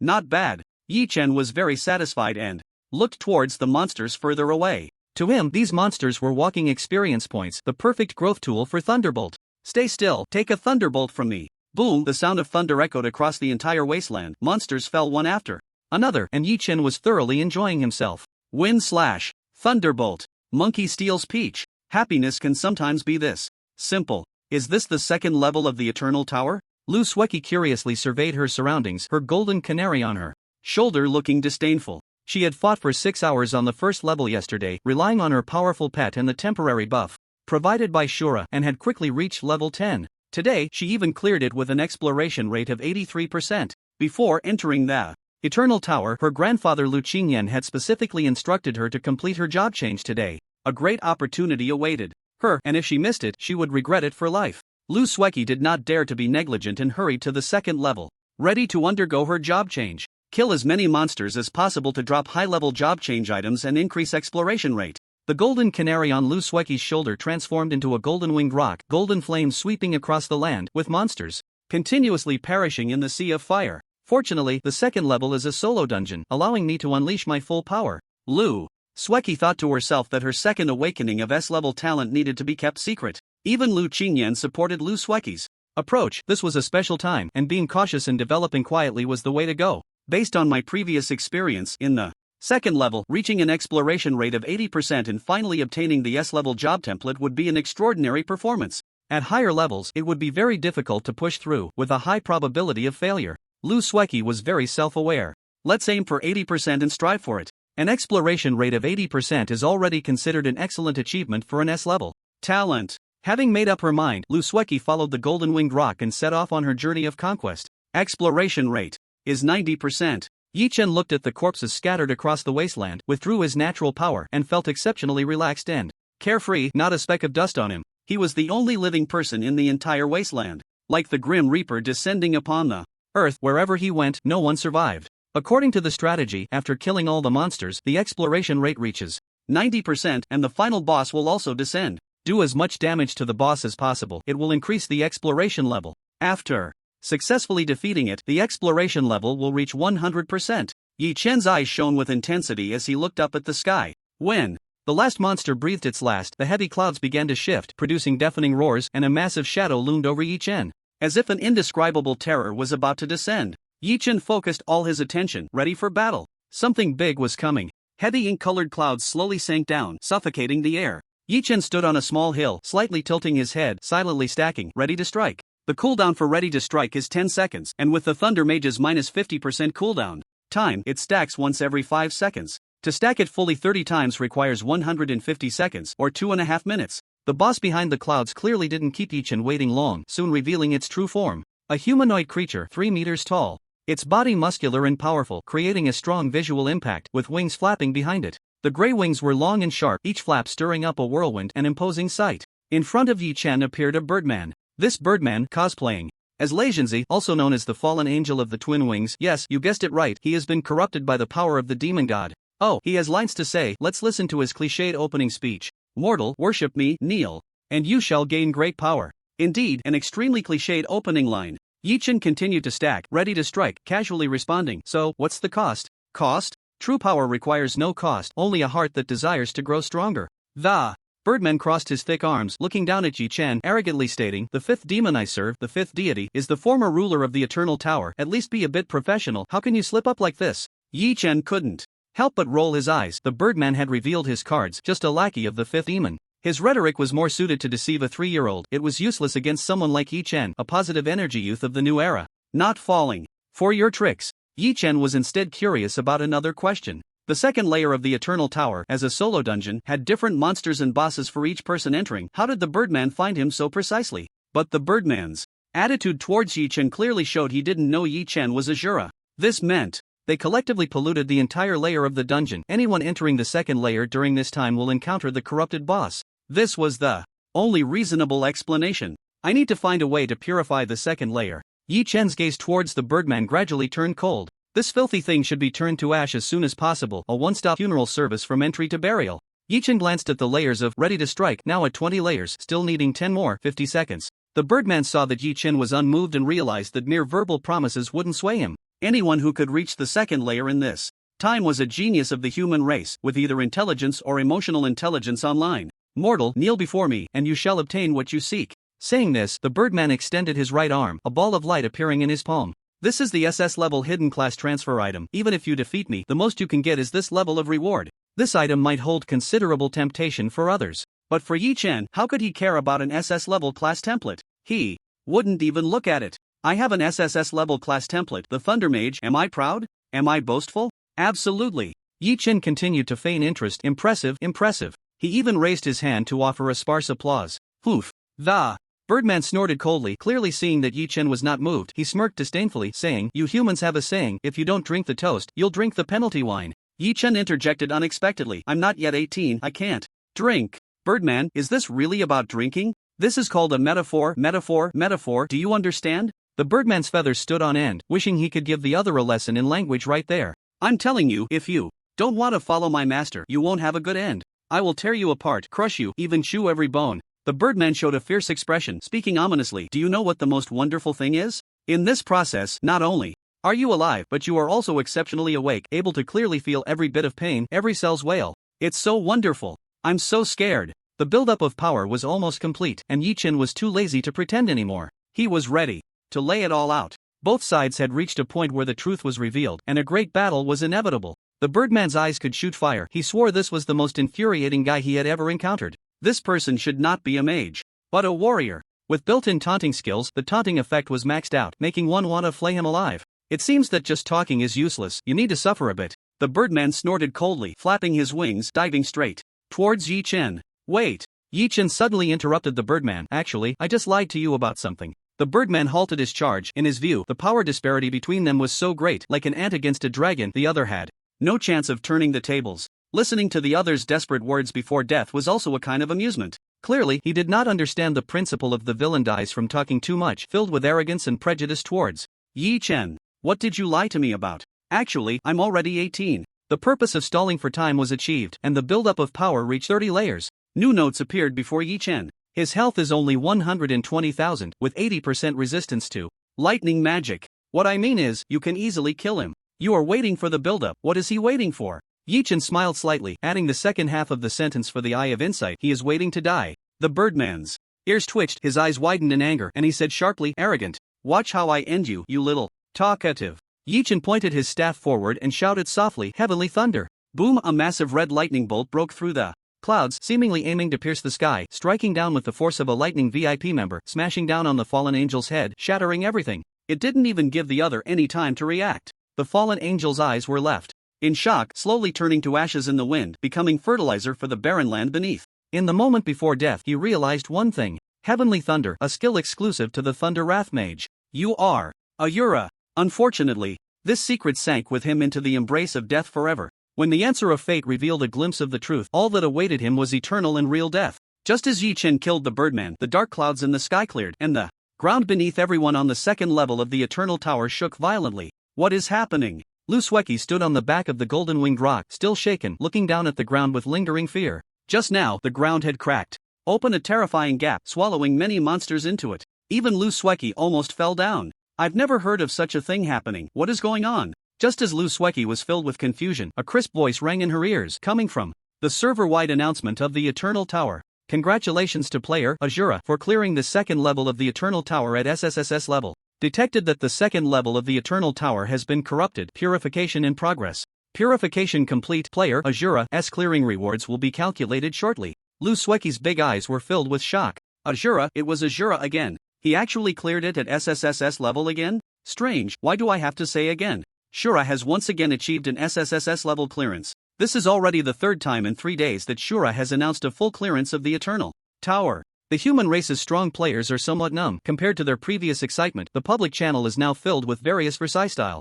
comments. The last SSS level rating seems like it was just yesterday. Oh, it really was yesterday, so it's all good. The Eternal Tower cannot be without an SSS level rating, just like the human race cannot be without Shura. This wave is a guaranteed score for the Eternal Tower. If it doesn't clear at SSS level, full refund. Eternal Tower SSS level designated Little Shura. Little? Sky high. Of course, their calmness has its reasons. Due to the second layer of the Eternal Tower being corrupted by the demon god, it took some time to purify, resulting in Shura's clearance rewards not yet being distributed. Everyone gathered together, eagerly waiting for the server-wide rewards, casually praising Shura. Yesterday's SSS level rating rewarded a lot of powerful limited-time buffs, including the incredible Guardian Angel buff. Everyone's appetite has been whetted, and their hearts are full of anticipation. What kind of surprise will Shura bring today? At the same time, Yi Chen is also facing a choice. He stands on the wasteland, the prompt sound of the Eternal Tower ringing in his ears. Calculating clearance score and rewards. Eternal Blessing activated, clearance rating automatically +1. Reward obtained, Heavenly Fury Mage Elemental Sphere. Please choose the corresponding elemental system, no more than 2. Several options appear before Yi Chen: wood, water, fire, wind. According to the previous prompt from Eye of Insight, with 100% exploration after clearing with an SSS rating, Yi Chen can increase the mastery of one elemental system for the Heavenly Fury Mage. However, that is automatically assigned by the Eternal Tower, randomly distributed, and will not consider Yi Chen's opinion. And the SSS level clearance brings 2 benefits to Yi Chen. 1. He can freely choose the elemental system he wants for better combinations. 2. Yi Chen can add 2 elemental systems instead of just 1. The quality has undoubtedly seen a huge improvement. The choices given are a bit limited. They are all basic elemental systems. Yi Chen takes out a mirror and aims it at his handsome face. You want to admire your handsome face again? Fine. I admit you are indeed very handsome, alright. Testing elemental affinity. Since he needs to choose the new elemental system, Yi Chen naturally wants to know which elements he is more compatible with. Only with higher elemental affinity can he better leverage the advantages of his profession, maximizing strengths and minimizing weaknesses, which is the right path. The top 5 elemental affinities are as follows: Thunder, 200% Soul, 110% Fire, 95% Wind, 90% Water, 70%. According to the prompt from the Eye of Insight, Yi Chen's optimal choice should be Soul and Fire. Unfortunately, the options given by the Eternal Tower do not include Soul, so he can only reluctantly let it go. Yi Chen thinks to himself, the affinity for the Soul system is as high as 110%, probably due to the fact that I crossed over. Excluding Soul, Yi Chen has 3 options in front of him: Wind, Fire, Water. The Water system's healing, shields, and sustainability are the best choices, but unfortunately, the affinity is only 70%, which is too far behind Fire. Yi Chen analyzes, and the Wind, Thunder, and Fire systems are compatible and complement each other. Thunder and Wind, Fire and Thunder, Wind and Fire, no matter how they are arranged, the 3 can be compatible. If Yi-Chen chooses the water system while water and thunder or fire and thunder are fine, water and fire are incompatible, making cooperation somewhat tricky. After making up his mind, Yi-Chen makes his choice. Confirm receipt of Sky Fury Mage Mastery Elemental Sphere Wind and Sky Fury Mage Mastery Elemental Sphere Fire? Confirmed. The two elemental spheres fell into Yi-Chen's hands and he used them immediately. Career. Template evolution successful. Sky Fury Mage, Wind Fire Thunder 3 systems spell skill effect plus 100%, 3 system spell skill cooldown. Time minus 50%. Acquired career skills, Wind Fury and Ignite. Wind Fury, LV1, strengthens the next skill or attack, releasing it twice in succession. Buff.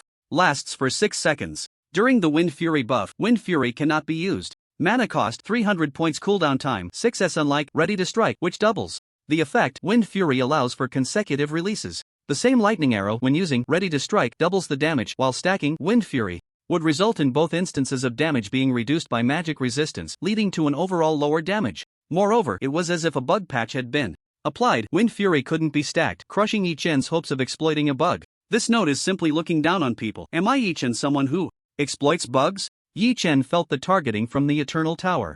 Of course, Wind Fury is superior to Ready to Strike in certain situations. For example, when casting Heavenly Thunder under the enhancement of Wind Fury, the first strike of Heavenly Thunder can reduce the enemy's health to below 30% and the second strike can directly deal true damage. In such special cases, a single Wind Fury is single Ready to Strike. However, the greatest benefit of Wind Fury should be that it saves me time stacking Ready to Strike. Ready to Strike only works for Thunder-type skills. Yi-Chen could completely follow the combo sequence of Wind Fury, Ready to Strike, *2, Wind Fury, saving half the stacking time. Wind Fury, some skills are born to be supporting roles, right? Ignite, LV1, releases flames to burn a designated target, dealing 200 plus 1.5 * intelligence fire damage within 5 seconds, while also applying a severe injury effect, reducing the target's healing effect by 40%, gaining true vision of the target. Ignite increases the severe injury effect by plus 1% for every 10 enemies killed. Ignite increases the duration by plus 1s for every 100 enemies killed, with damage increasing proportionally.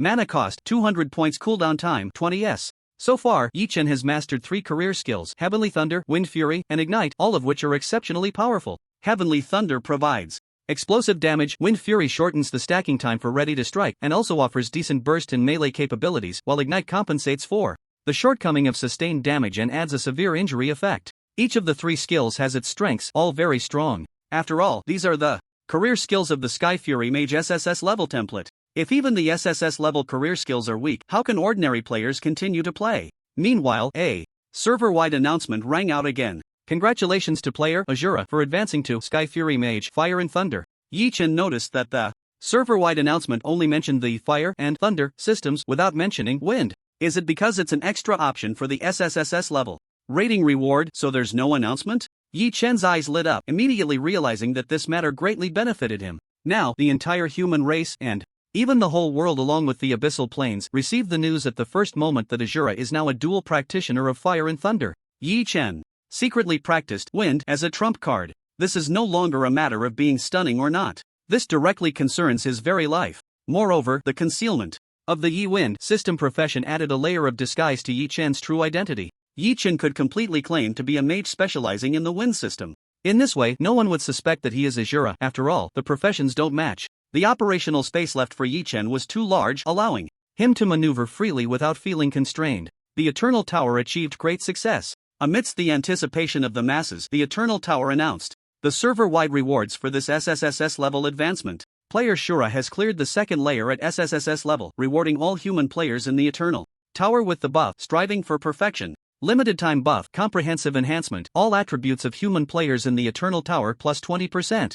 Lasting 6 hours. Limited time buff, Swift as the Wind, movement speed of human players in the Eternal Tower plus 30%, attack speed plus 15%, lasting 6 hours. Limited time buff, Farewell to Weakness, human players in the Eternal Tower will not enter a weakened state after death when returning to the Eternal Core City. Lasting 6 hours. Striving for Perfection, the next time you enter the class transition secret realm, you will automatically gain 20% exploration progress, with a greater chance of obtaining hidden and special classes upon settlement. The duration of the above buffs only counts the time within the Eternal Tower. When the server-wide rewards were announced, the public channel, faction channel, and family channel all fell into silence. Everyone stared wide-eyed, fixated on the announcement before them, their eyes unmoving, even forgetting to breathe. Until the first person began to cheer. Shura is amazing. It's was like the first firecracker of a festival, igniting everyone's emotions, plunging the entire human world into a frenzied celebration. Such a powerful buff. Reward was beyond monetary value for the human race. Everyone benefited immensely, their strength enhanced to varying degrees. They wore beaming smiles,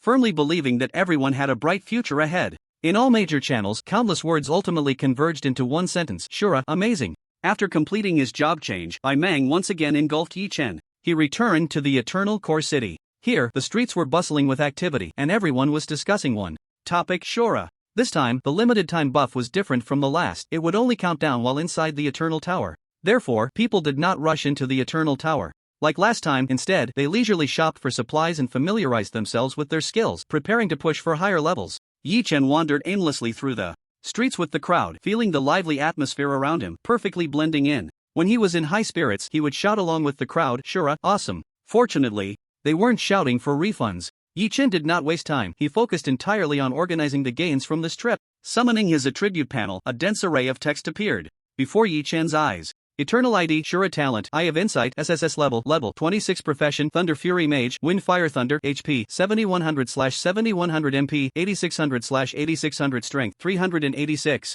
plus 100 Intelligence, 565, plus 40 Spirit, 515, plus 30 Agility, 364 Constitution, 231, plus 100 Luck, 12 Equipment, Power of Nature, plus 1 Skills, Lightning Arrow, Thunder Blessing, Ready to Strike. Heavenly Thunder, Wind Slash, Wind Fury, Ignite Status, Thunder Affinity, Thunder Specialization, Fire Specialization, Wind Specialization. Free attribute points, 160 points on the second level. The experience Yi Chen gained from killing monsters and bosses directly leveled him up to 26, and his basic 5-dimensional attributes saw a significant increase. Each level also provided 10 free attribute points. Yi Chen did not forget that he was a mage, distributing the free attribute points evenly between intelligence and spirit. As an SSS level profession template, Yi Chen's 5-dimensional attribute growth was much faster than others. His current level 26 attribute panel was stronger than many level 50 or 60 geniuses. This also meant that Yi Chen could achieve better results in the warrior test, enhancing his warrior rank. The improvement of the warrior rank brought great benefits to Yi Chen.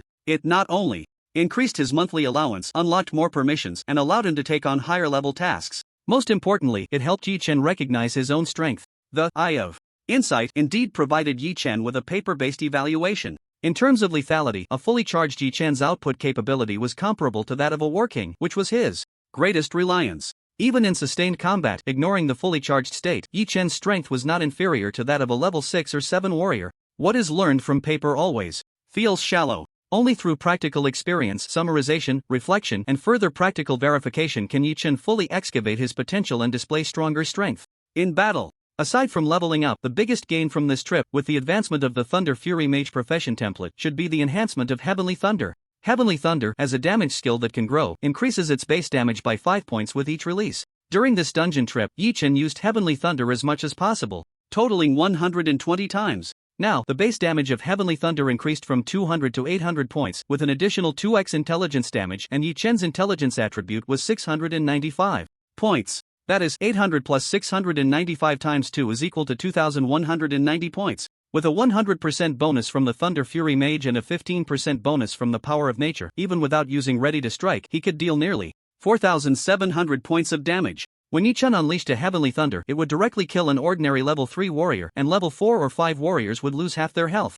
Looking at the damage numbers calculated by the Eye of Insight, Yi Chen nodded in satisfaction. If Wind Fury plus Heavenly Thunder can deal nearly 10,000 damage in an instant, it's enough to kill a 6th tier warrior. With the attribute panel retracted, Yi Chen casually picked a skill bookshop and walked in. If all skill books and equipment are in the trading secret realm, buying from the Goblin Brothers will easily expose my identity over time. Yi Chen's current needs are great, with 3 systems to cultivate: wind, thunder, and fire. He plans to anonymously purchase some transitional skill books for learning in Eternal Core City. The truly good items are what Yi Chen needs. Skill books and equipment related to wind can all be bought from the Goblin Brothers. Behind the Goblin Brothers is the Pavilion of All Things. Although they have an official background, it is not absolutely safe. All items related to wind are the least likely to expose Yi Chen's identity as Shura, so he can safely obtain them through this channel. As for fire, Yi Chen just met a big shot. Who plays with fire today? The Flame War King. Establishing a friendly cooperative relationship with him would be beneficial for Yi Chen. The Flame War King not only has a remarkable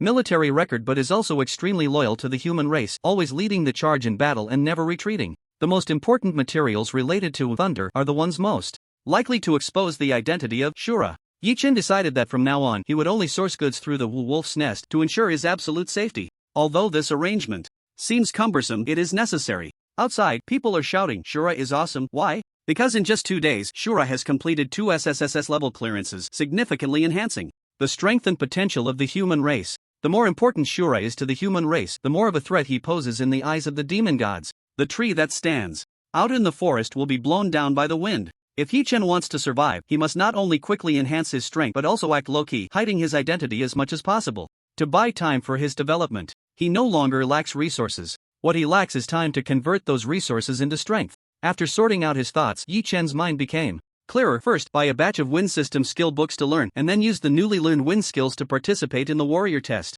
Help me get a copy of the low-level wind shield skill book as well as wind blade, lightness technique, wind binding. Yi-Chen bought several skill books of average quality, spending a total of 80 gold coins. Hey, are you a wind system mage? I have a top-quality wind system staff here, want to take a look? The skill book shop owner was very enthusiastic, having just completed the biggest sale of the day, his smile almost crooked. 80 gold coins, and this guy wearing a lone wolf mask spent it without blinking. You should know that although these low-level skill books are practical, an ordinary person would need to save for a while to afford one. After all, the price is there, with a skill book worth several thousand, even tens of thousands of dragon coins. How many chicken legs could that buy? And the wealthy prefer to learn more effective skills and look down on these street vendor goods. Who would buy low-level skill books like Yi-Chen? As if shopping in a market? No need for the staff. Do you have other weapons? Yi-Chen asked, like fist wraps or something? Fist wraps? The owner frowned, wondering what this guy wanted them for. Could it be that a mage wants to learn close combat? Is it that competitive now? Even with doubts, the owner still borrowed 2 fist wraps from the nearby weapon shop. In the end, Yi-Chen purchased a blade fist wrap that could be used by all professions for 15 gold coins, which had a very slight armor-piercing effect. It was a temporary fix for Yi-Chen's close combat output capability. Yi-Chen put on the fist wraps and left under the owner's astonished gaze. I've learned all the wind system skill books, I now have output capability. Relying solely on wind system skills. Yi-Chen had participated in the warrior test before, and he remembered that the testing room had surveillance. Zhang Yun and the others had once caused a ruckus, forcing the bald manager to delete the footage. Yi-Chen wanted to continue participating in the warrior test without revealing his identity. He needed to use as few lightning and fire skills as possible and rely more on wind skills. After making thorough preparations, Yi-Chen entered the warrior test hall once again. He took his number tag and scanned the lone wolf medal and was assigned to the express lane. Olju, there's a first-tier warrior who wants to take the warrior test again, a lone wolf. A security guard, watching the surveillance, called out. For some reason, the hall manager had instructed them that any first-tier warrior wanting to test recently must notify him. What? The bald manager jolted, suddenly standing up and rushing to the monitor, his gaze locking onto Yi-Chen's back. Can't tell if it's him. No ID, no markings. Could it be that genius from yesterday? The bald manager hesitated, unable to make a decision. The sharp-eyed security guard noticed the uniqueness of Yi-Chen's mask and exclaimed, "Oh, this is a golden lone wolf. Impressive, eh? First-tier warrior golden lone wolf. I've never seen one before." His words attracted a lot of attention, and many people gathered around, eager to witness this rarity. As he said, for a first-tier warrior to become a golden lone wolf was indeed extremely rare. Step aside, everyone, step aside. Contrary to the crowd's excitement, the bald manager turned pale, having recognized the identity of the person, and hurriedly pushed through the crowd, struggling to get out. It must be that genius from yesterday. In just one day, he had become a golden lone wolf. He needed to report to the director immediately. The bald manager, eager to redeem himself, rushed towards the director's office at lightning speed, wishing he had 4 legs to run faster. He didn't even bother to knock and burst into the office. Leader. The bald manager was pale and gasping for breath, unable to speak. What's got you so flustered? The director, who was meeting with a guest, frowned after being interrupted by the bald manager. Xiaoyu, how many times have I told you to stay calm in a crisis, to handle matters without panic? Don't get flustered over small issues. After scolding him, the director smiled apologetically at the guest as a form of apology.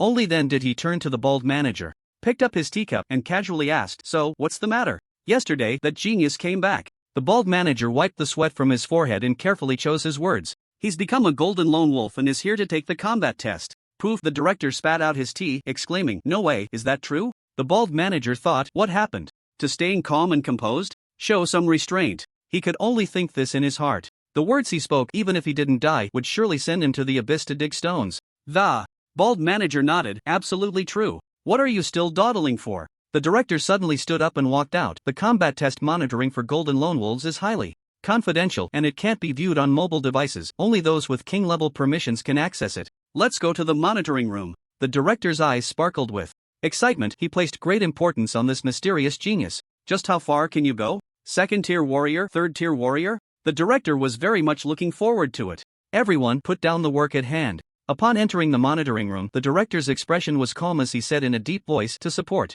everyone in making breakthroughs at the Eternal Tower. Today we have a half-day paid leave. Ha! Some people hadn't reacted yet, wondering how such good news kept falling on their heads. Those with quick minds and rich experience exchanged knowing smiles, probably guessing the reason. I'm afraid a genius has popped up from somewhere again. The testing and monitoring must be kept strictly confidential. Exactly, last time they used this excuse to fool us, and he didn't even bother to change the excuse. Even the pauses in his tone were exactly the same. Everyone exchanged their thoughts with glances, lowered their heads, and walked out of the monitoring room with small, happy steps. Who could refuse a paid leave? After the room was cleared, only 3 people remained in the monitoring room: the director, the bald manager, and the director's guest, a formidable veteran warlord. Qinyan, I haven't introduced you yet. This is Xiaoyu, who followed me back in the Legion. After I stepped back from the front lines, he has been under my wing. The veteran warlord was none other than Lu Qinyan. With nothing much to do, he decided to visit the Eternal Core City to catch up with an old friend over tea. Of course, the most important thing today, Lu Sueki would most likely come to participate in the warrior test.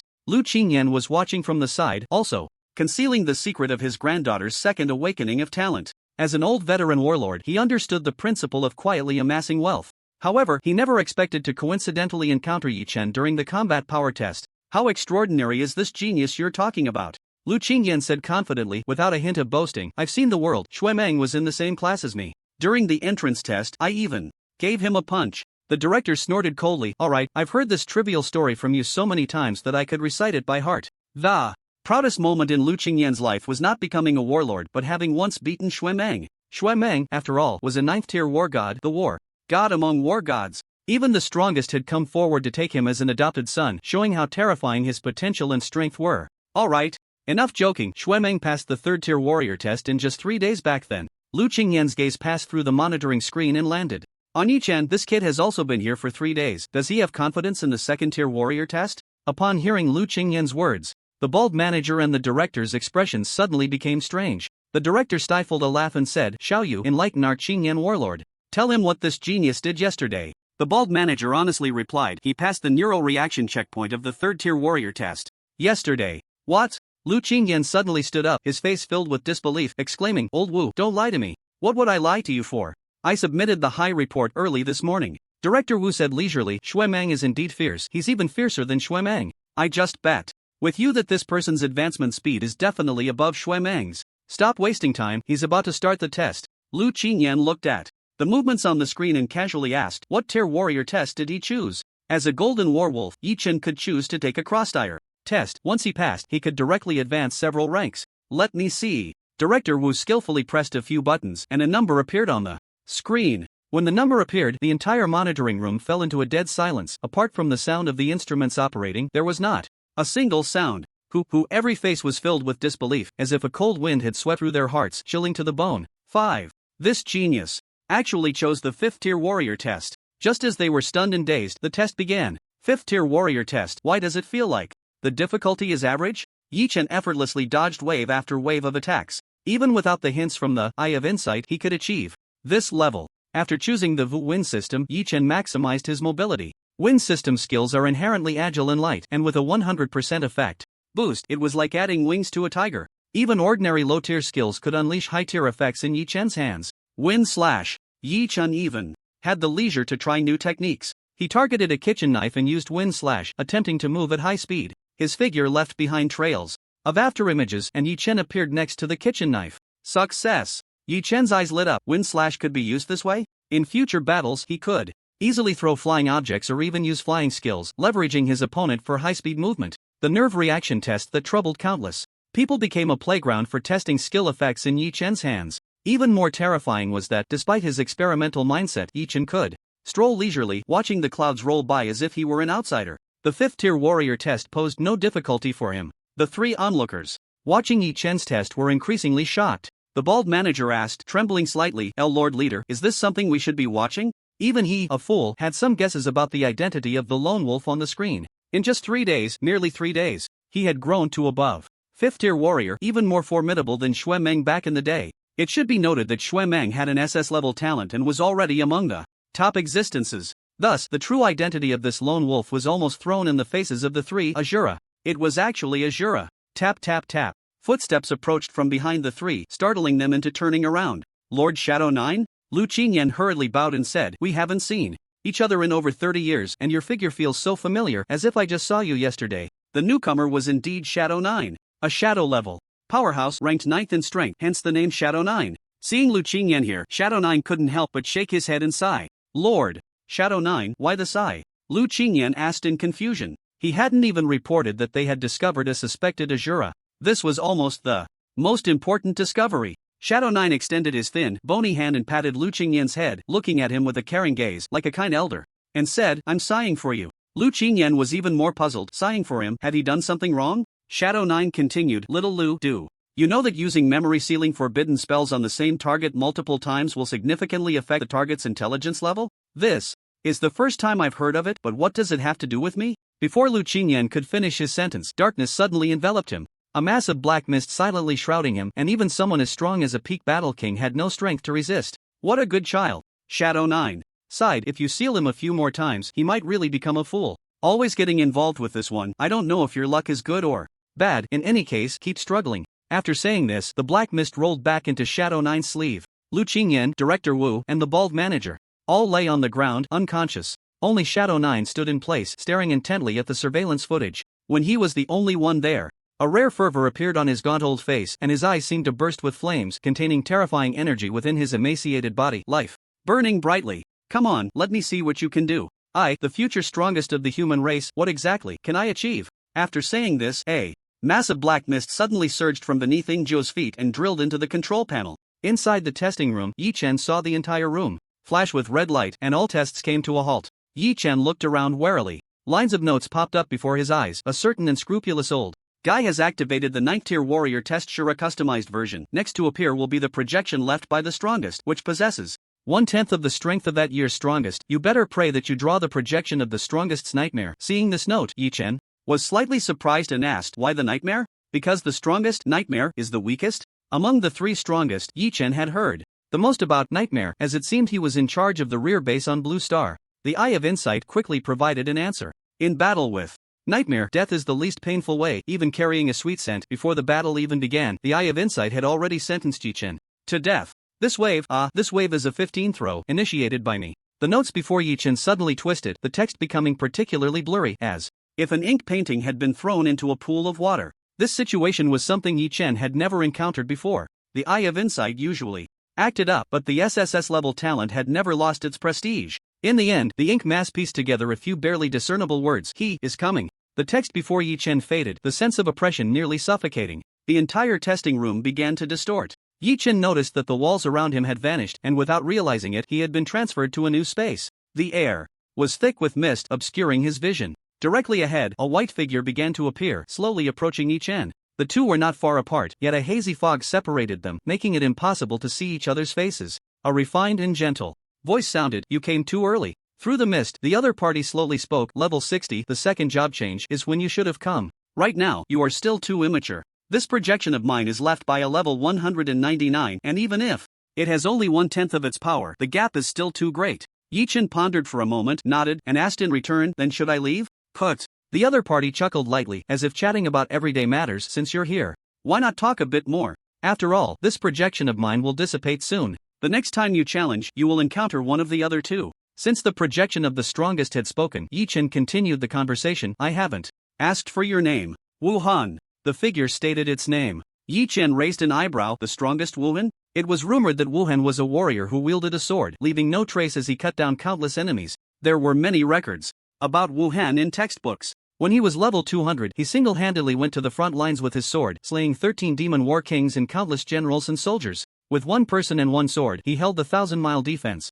line, scaring away 1,000,000 demon troops. Thousands of troops avoided the white-clad figure, and all gods and demons feared Wuhan. From then on, Wuhan became famous throughout the world, unstoppable, killing gods when they blocked his path, and killing demons when they stood in his way, ultimately achieving the position of the strongest. In summary, he was a master swordsman. Thinking of this, Yi Chen's eyes lit up. With such a close combat master before him, wouldn't it be reasonable to take advantage of the situation? With Yi Chen's character of taking advantage of every opportunity, the strongest projection had come, so he couldn't let Yi Chen leave empty-handed. Wuhan, my deskmate is your fan. As soon as Yi Chen spoke, the figure across the mist clearly paused. Your deskmate is my fan, what does that have to do with you? What use is this approach? You little brat, not playing by the rules. If you could give me some skill books, I'll learn them and teach my deskmate. Wuhan. Then why don't I just give them to your deskmate directly? You're trying to profit off this. Also, why would a mage learn close combat skills? Wuhan seemed to guess Yi Chen's thoughts. This guy, he wouldn't be planning to duel. Cultivate magic and martial arts, would he? Just to pull a fast one on the enemy in battle? One shouldn't be, at least shouldn't be this shameless. Regardless, Yi Chen thought that since he wasn't going to fight Wuhan, he might as well seize the opportunity to take advantage of it. After all, the strongest had thick skin and deep pockets, not caring about this trivial matter. Interesting kid. Wuhan raised his arm, and a round disc flew out from Yi Chen's embrace, the anti-magic disc. This item carries the mark of the demon god. Even a god-level forging master would be deceived by it. Carrying this item in Blue Star and the Eternal Tower is not a big deal. But if you go to the Abyss Plane, this will not be a life-saving item, but a death warrant. As he spoke, Wuhan pressed his palm down. Countless black lines emerged from the anti-magic disc as if peeling layers of silk. The black lines gathered into a mass, constantly changing shape, seemingly nurturing some terrifying monster. The mark of the demon god has been stripped away, condensed into a monster, probably a quasi-war king level of combat power. Wuhan pointed at the black mass in front of Yi Chen and said, "You came too early, your level is too low. Fighting me would be harmful to you. It's better for you to battle this monster. Within 5 minutes, if you can take it down, I'll give you a skill book. It's a deal." Leaf Chen, who had successfully taken advantage of the situation, was in high spirits as he raised his staff, ready to strike. Wait a moment, the monster hasn't fully formed yet. Taking advantage of this pause, Wuhan spoke up. This monster is definitely at the quasi-warrior level, with over 1 billion health points, and its magic resistance exceeds 10,000. The reduction in lightning damage should be as high as 65%. Wuhan introduced the monster that was about to be born, indirectly lowering the difficulty for Leaf Chen. Ever since Shura changed to the Heavenly Fury Mage Lightning class, all the demon gods in the abyssal planes had been frantically stacking lightning resistance. They knew very well that on Shura's path to rise, there would always be a few unfortunate souls who would meet there and becoming stepping stones for the other party's fame. By stacking magic resistance, when the time comes, the unfortunate ones would be others. They could roll to the death. Leaf Chen possessed the Eye of Insight, and he could clearly see the information Wuhan was providing. On the other hand, regarding Leaf Chen's current output capability, a quasi-warrior was truly not enough. Is having over 1 billion health points impressive? Leaf Chen could deal nearly 5,000 damage. With a single bolt of heavenly thunder combined with 30 layers of buildup and an 11 billion boost, his output capability exceeded 1 trillion. Even with a 65% damage reduction, it was still in the hundreds of billions. 1 billion health points wouldn't even be enough to fill the gaps. Almost there. Wuhan suddenly stopped. The black mass had transformed into a 6-armed monster, struggling to charge at Leaf Chen. No need for any concerns, go all out. This place can block any prying eyes. Remember, take it down within 5 minutes. Timing, start. Bang! The 6-armed monster attempted to rush at Leaf Chen, its 4 eyes emitting a terrifying red glow. Heavenly thunder! Leaf Chen pointed his staff forward, and an incredibly thick red lightning bolt descended from the sky, carrying destructive power that swept everything away. He had already stacked 30 layers of buildup, and upon encountering the monster, he unleashed the heavenly thunder. Boom! After being drenched in lightning, the monster didn't even survive 0.1 seconds before turning to ashes. I got up, one hit killed it, what else is there to say? Retrieving his staff, Leaf Chen looked towards Wuhan behind the mist and casually said, "Where were we just now? Let's continue." Wuhan. Damn it, let this kid show off. Even the strongest Wuhan couldn't have imagined that a level 26 Shura could kill a quasi-warrior in 1 hit. 5 minutes? Not needed at all, 1 hit is enough. Of course, Wuhan's vision was far beyond what ordinary people could compare. He could tell at a glance that the reason Shura could unleash such high damage was due to stacking some kind of buff. In other words, in terms of output, Shura's burst damage was extremely high, but its sustainability was relatively average. It was just unknown how long it would take for Shura to stack these buffs. The mist slightly parted, and Wuhan's figure became clearer. Leaf Chen's expression tightened, waiting for what would come next. Wuhan's voice rang out again, but this time, there was a rare seriousness in his tone as he said, "Shura, I retract my previous evaluation of you, and I apologize for my underestimation. Now, you are qualified to fight me. Now you have the qualifications to spar with me." This statement from the Supreme Being, Wuhan, itself is a form of glory. If it were any other hot-headed kid or naive youth, they would probably be boiling with excitement, eager to make a move. Yet Yi Chen remained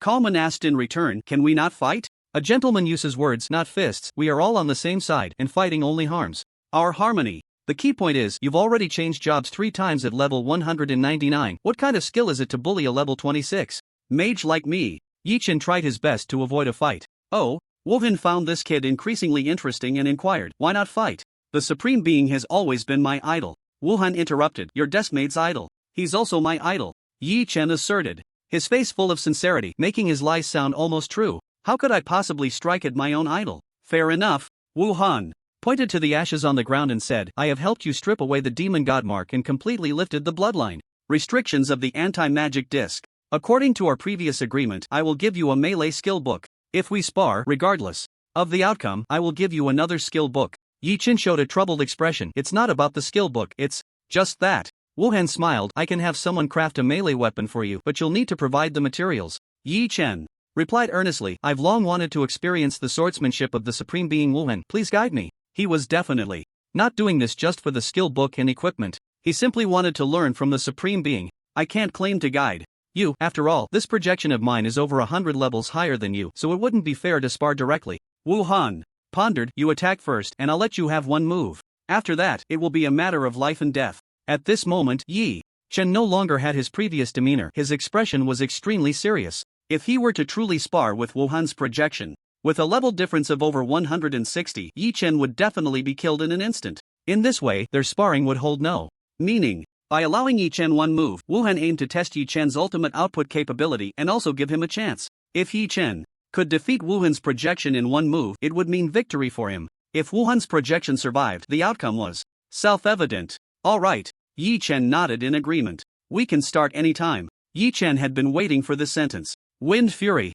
Heavenly Thunder. Without any hesitation, having already stacked 30 layers of charge, Yi Chen initiated with Wind Fury, followed closely by Heavenly Thunder. The terrifying red lightning struck down again, fiercely crashing down towards Wuhan's head. In the entire space, the mist surged, and time seemed to slow down a bit, everything resembling a slow-motion scene from a movie. In fact, everything happened extremely quickly. Bang, the red lightning exploded less than a meter above Wuhan's head, unleashing destructive power like a grand fireworks display, lighting up countless fiery trees and silver flowers in the air. Yet Wuhan stood still, unmoving, not even glancing at the lightning. Hissed Yi Chen gasped, unable to help but exclaim, the Supreme Being Wuhan is terrifying. This child is. Yi Chen stopped mid-sentence. After one move, Wuhan was completely unharmed. The difference was clear. Yi Chen suddenly retreated, increasing the distance between them to buy some time for his stack charge. However, Wuhan remained in place, his gaze towards Yi Chen slightly changing. It's been nearly 10 years since I've used my innate ability. That last strike should have exceeded 1 trillion damage, touching upon the realm of the war god.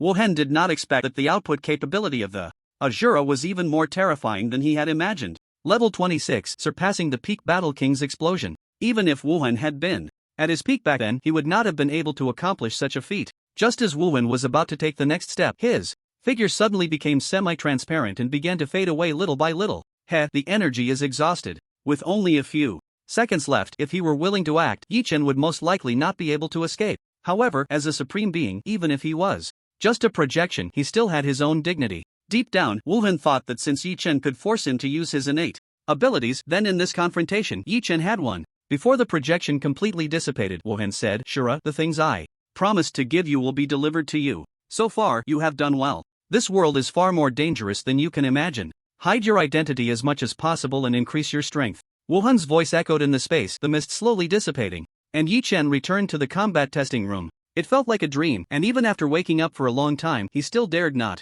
move. Yi Chen cautiously looked around, fearing that there might still be unexpected changes. Meanwhile, in the combat testing monitoring room, Ingjio was staring intently at the monitor in front of him, which was filled with static. In fact, when the projection of the Supreme Being appeared, the monitoring had been blocked. Ingjio could see nothing, he was just waiting for the final result. Is the 9th tier warrior test too difficult for Shura? This kid has only been in the Eternal Tower for 3 days. Hard to say, SSS level talent is something that cannot be measured by common sense. Ingjio, as the strongest combat power in the Shadow faction, ranks 9th, which itself was enough to explain everything. Even a 9th tier war god like Shui Mang would not last 3 moves against Ingjio if he wanted to assassinate him. There are also gaps between war gods. The star list changes every year, and lone wolves grow in batches. The rankings within the Shadow faction are the accumulation of generations, and for 100 years, no one has been able to shake Ingjio's position. And the Supreme Beings are existences that surpass war gods, comparable to deities far beyond what Ingjio can compare.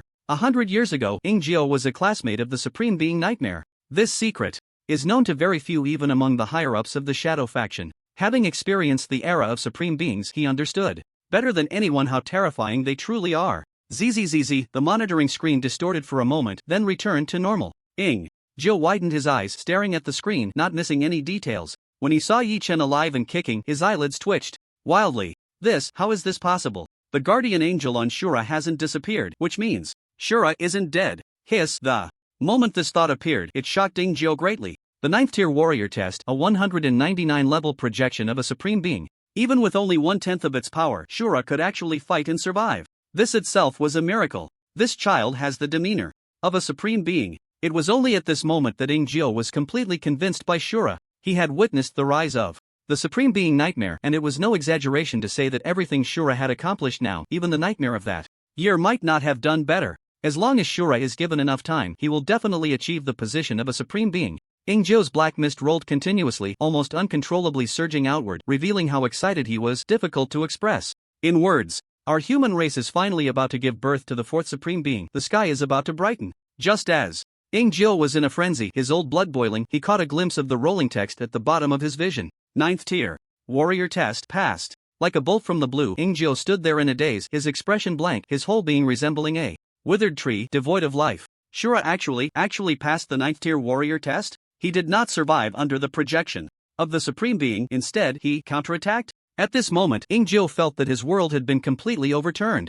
Ingjio was shocked by the achievements of Shura. Although he didn't know what had happened, his intuition told him that Shura seemed very powerful. In his astonishment, Ingjio even forgot the passage of time, staring blankly at the surveillance footage of Shura obtaining the 9th level warrior medal and leaving the combat testing room. Meanwhile, on the ground, Lu Qingyan's eyelids twitched, emitting a faint hum, showing signs of waking up. What on earth happened? Ingjio came to his senses and slapped Lu Qingyan on the forehead, causing him to faint again. Calm down, a person of my age has seen all kinds of scenes. The problem was, Ingjio had truly never seen a scene like this. He tossed the 3 people lying on the ground onto chairs, and black mist rolled in, enveloping them. Ingjio slightly modified the memories of the 3. In Lu Qingyan and the others' memories, that genius had challenged the 2nd level warrior test and ended in a disastrous defeat. Even in defeat, there was still honor. Thus, it left a good impression on the 3, and Lu Qingyan particularly admired the mage who excelled in wind magic. Ingjio nodded. This level of modification is enough. After doing all this, the black mist receded,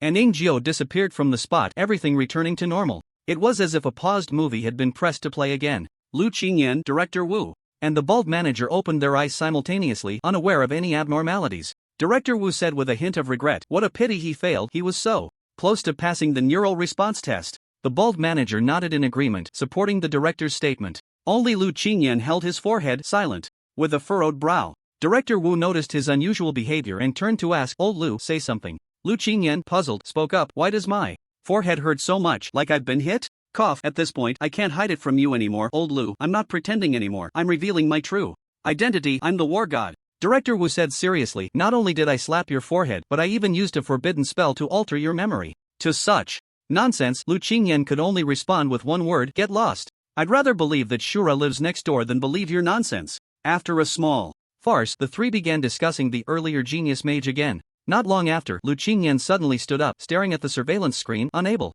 to contain his excitement. Here she comes. On the surveillance screen, a beautiful woman had just entered the combat testing room, challenging the 1st level warrior. Who is it? My granddaughter, Old Wu. You better pay close attention to what happens next. Lu Qingyan urged, I don't mean to brag, but you must keep it a secret that my granddaughter has awakened her S-level talent for the 2nd time. Director Wu. This old man is getting more shameless. In the monitoring room, the 3's attention was once again focused on the surveillance footage. Meanwhile, after finishing the combat test, Yi Chen returned to the Wolf's Den with his fresh 9th level warrior medal. The last time he came to the Wolf's Den was still the last time. Compared to a few hours ago, there were evidently many more people in the Wolf's Den. Yi Chen glanced at the time. Nearly 5 hours had passed. 4:59 a.m. The time for venturing into the Eternal Tower each day was only from midnight to 6 in the morning. Therefore, everyone would first go to the Eternal Tower to level up, attempt to break through, and when their stamina was nearly exhausted, they would return to the Eternal Core City for supplies and other tasks. Yi Chen had arranged it this way as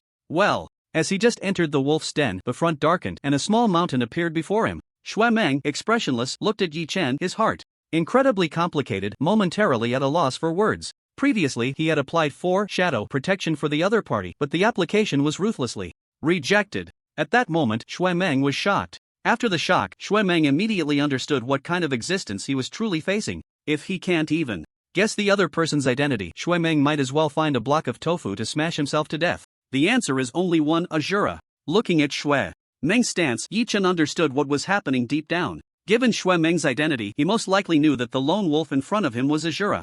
Of course, Shui Meng only recognized Azura from within the Eternal Tower. He had no idea that Azura's true identity was Yi Chen. As long as this point was guaranteed, Yi Chen was safe. "What are you staring at?" Yi Chen suddenly blurted out, nearly causing Shui Meng to spit out a mouthful of old blood. "Please. Cough cough, come, follow me inside." Following the same process as last time, Yi Chen walked into the depths of the wolf's den behind Shui Meng. "Sit down. Let's have a good chat." Shui Meng took the initiative to bring over a chair and sat across from Yi Chen. "Is the authenticity of the list confirmed?" 100%. Confirmed. Shui Meng was both amused and exasperated. Did Azura really need to give him a fake list? Besides, anything related to Azura was not just under Shui Meng's watch. There was at least one shadow-level war god beside Azura, and there might even be higher-level scrutiny. The strongest nightmare. Then is my bounty confirmed? As soon as Yi Chen mentioned this, Shui Meng's expression stiffened and he stammered, we have to wait until the specific capture operation is over to determine the final value. It might take a little longer." Understood.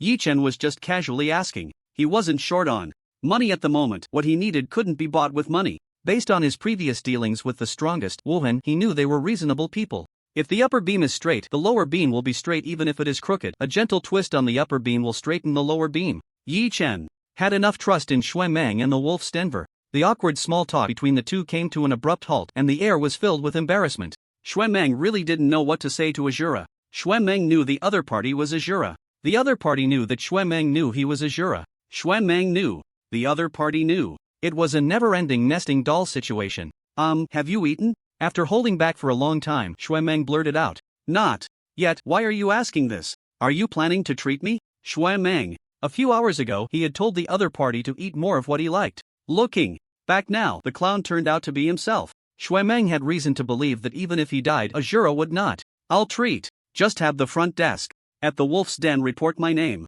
The small talk ended here, and gathering his expression, Shui Meng said seriously, "We take the list you submitted very seriously. The capture operation has already been secretly initiated, and I will soon have a task to execute." As soon as he finished speaking, Shui Meng's lone wolf metal vibrated slightly, clearly indicating he had something to attend to. Glancing at the information within the metal, Shui Meng stood up and walked out. When he reached the door, Shui Meng paused, turned back to look at Yi Chen, and, "Be careful." These 4 words were said by Shui Meng with particular seriousness. Even if it's an SSS level talent, it's not foolproof. There is still a risk of falling. Once a person dies, everything is gone. Yi Chen firmly denied. "Who said I have an SSS level talent? Don't talk nonsense, or I'll sue you for defamation. You're defaming me." Right, you're not. Shui Meng laughed and shook his head, leaving the office. With that shamelessness towards Azura, this kid didn't seem like someone with a short life. After Shui Meng left, Yi Chen didn't linger long either and walked out. Sitting in a corner of the wolf's den, Yi Chen browsed the task panel while checking his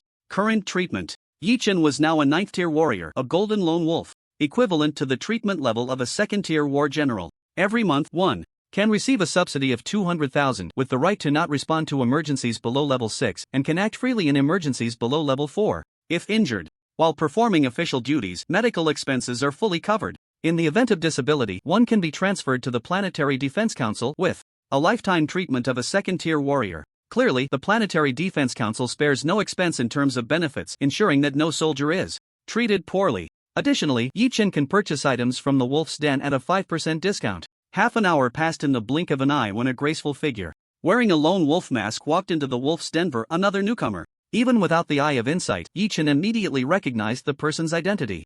Luski, she actually passed the 1st-tier warrior test? Interesting. Yi Chen raised his glass, his voice automatically altered by the lone wolf mask, making it impossible for others to discern his identity. "This round is on me," Yi Chen said with great flair. The wolf's den instantly transformed into a sea of joy. It was Luski's first time experiencing such a welcoming ceremony, and she felt a bit awkward for a moment. However, it wouldn't be long before she perfectly blended into this place, even falling in love with it. A robot brought the bill to Yi Chen. "Sir, for a round of drinks, the total after discount is 2,890,000 dragon coins. 2,890,000 dragon coins, which is nearly 3,000 gold coins, and Yi Chen didn't feel a bit of regret spending it. Was he that stingy? With a wave of his hand, Yi Chen confidently said, "Put it on Shui Meng's tab. This wine tastes good, let's have another round." Also on his tab. "This round of drinks is on young Master Zhao." A deep voice echoed in the wolf's den, once again igniting cheers from the crowd. Young Master Zhao? Yi Chen was somewhat surprised. His surname wasn't Zhao.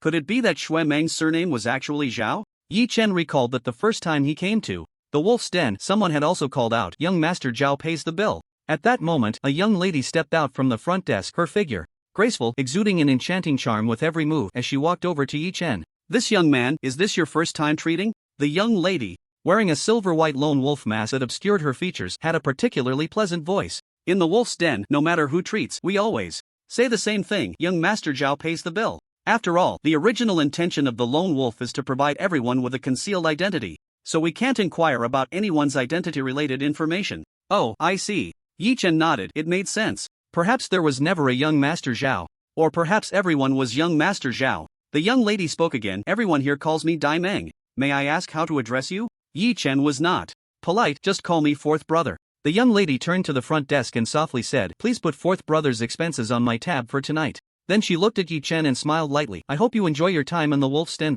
She clearly found Yi Chen remarkable and wanted to befriend him, so her words naturally flowed more freely. After all, Yi Chen's current identity was Ninth Stage Warrior Golden Lone Wolf. With just one more step, he could become a battle general. The battle power of a lone wolf battle general was always 30 to 40% higher than that of an ordinary battle general, and some exceptionally talented ones could even fight above their rank. Moreover, since fourth brother could become a golden lone wolf during his time as a warrior, his potential was definitely not limited to just becoming a battle general. There was a high probability he could achieve the rank of Battle King, so it was not surprising that Dai Meng was willing to invest a bit in him early on. Now that the Azura has emerged, we are all in a good era. I raise this glass to you, wishing you become a battle general soon. Saying this, Dai Meng raised her cocktail and drank it all in one go. After finishing her words and her drink, Dai Meng gave Yi Chen a slight nod and turned to leave. "Sister Meng, have you met a handsome guy you like?" One of the bartenders joked with a mischievous smile. "It's nothing, I just find the ninth stage warrior a bit unfamiliar, and since I know Shui Meng, he might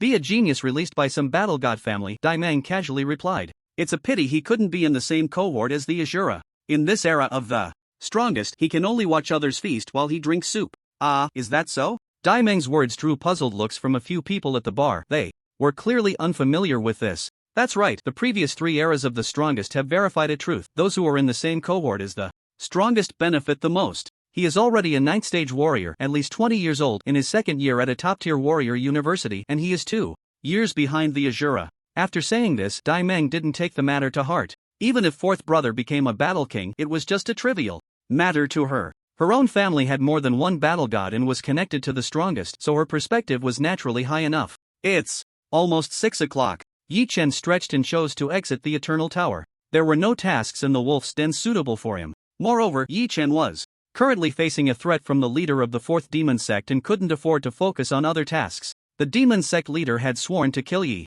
Chen, which was no small matter. With a slight misstep, Yi Chen could end up in a tragic fate of death. After exiting the Eternal Tower, Yi Chen opened the curtains, letting in a faint ray of sunlight, casting a long shadow beneath him. He looked down at his shadow. "Senior, what did you have for breakfast?" Silence, no response. "Even if you didn't have breakfast, you could at least come out and chat." The shadow remained still. Yi Chen had no choice but to use his trump card. "That supreme being told me that every lone wolf has a shadow for protection. Lord Shadow 9, stop hiding." Upon hearing the words, "supreme being," the shadow beneath Yi Chen's feet began to twist, and a cloud of black mist rose into the air, eventually revealing a hunched old man, his face hidden in the shadows. He. As soon as the other party spoke, Yi Chen felt a chill at the back of his head. Goodness, why does he laugh so much like a villain? "Brother, this is not the time for laughter." Yi Chen had known of Shadow 9's existence since the first day he arrived by his side. When Yi Chen chose the Lone Wolf faction, the Eye of Insight had given him a hint, informing him of the existence of the shadow. Every lone wolf would have a shadow to protect their growth on Blue Star, providing them with a safe space.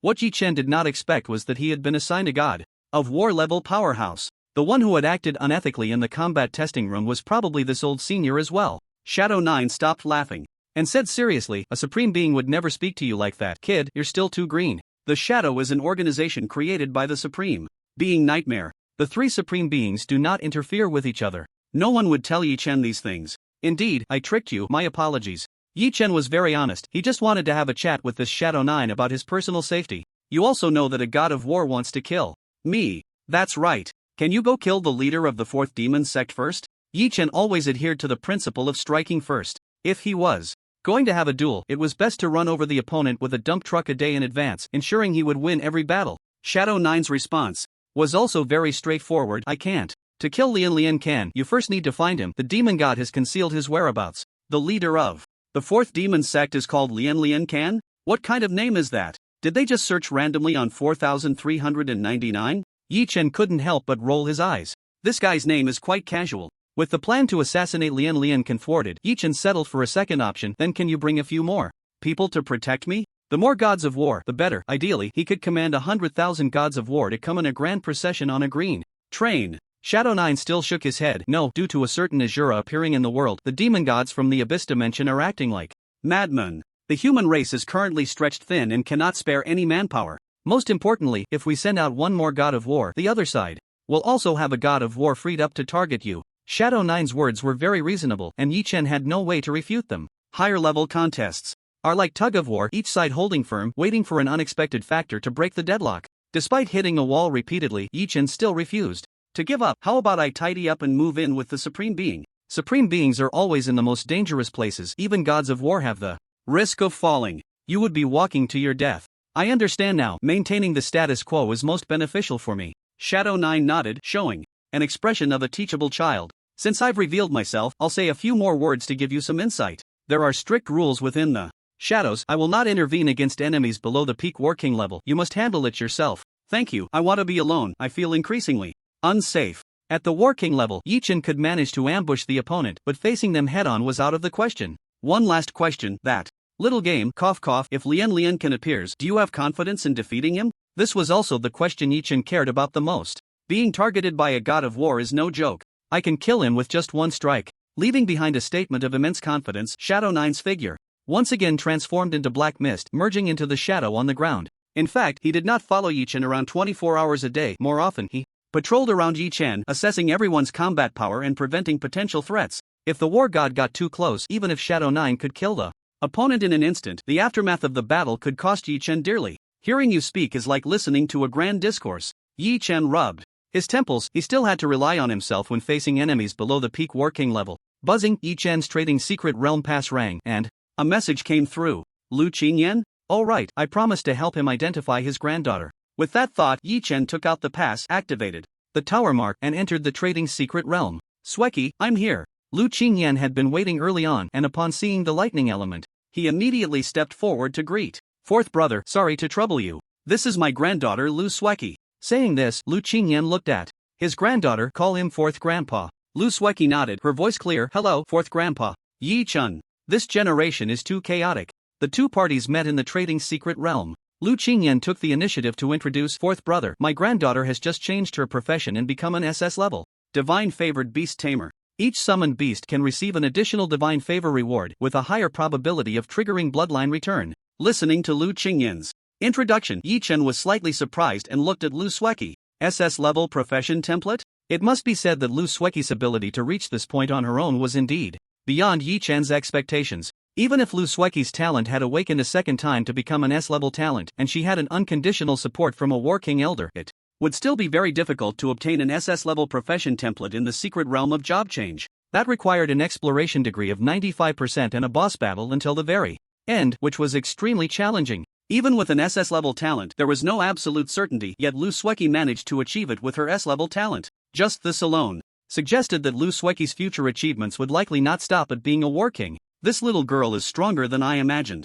Yi Chen did not expect that an unintentional remark could add another war god to the future of humanity. Although it was only a theoretical possibility, how far Lu Sweki could go was still uncertain. However, that was already terrifying enough. Is this the charm of the strongest era? Yi Chen thought bitterly, shaking his head. The source of all the storms was precisely himself. Gathering his thoughts, Yi Chen looked at Lu Sweki and asked, I understand the situation. What do you want me to identify? Lu Sweki was a bit nervous. The presence of this fourth master put immense pressure on her. According to her grandfather's description, fourth master not only had terrifying strength but was also a rare master in identification. Fourth master, I would like you to help me identify what items this little bird needs to advance. As she spoke, a canary landed on her shoulder, standing calmly in her palm. Yi Chen glanced at it and said softly, "It has the bloodline of the golden-winged rock and has enjoyed 2 divine awakenings. Not bad, not bad." With just a casual remark, fourth master revealed the canary's details, leaving Luski utterly shocked. Is this the level of an identification master?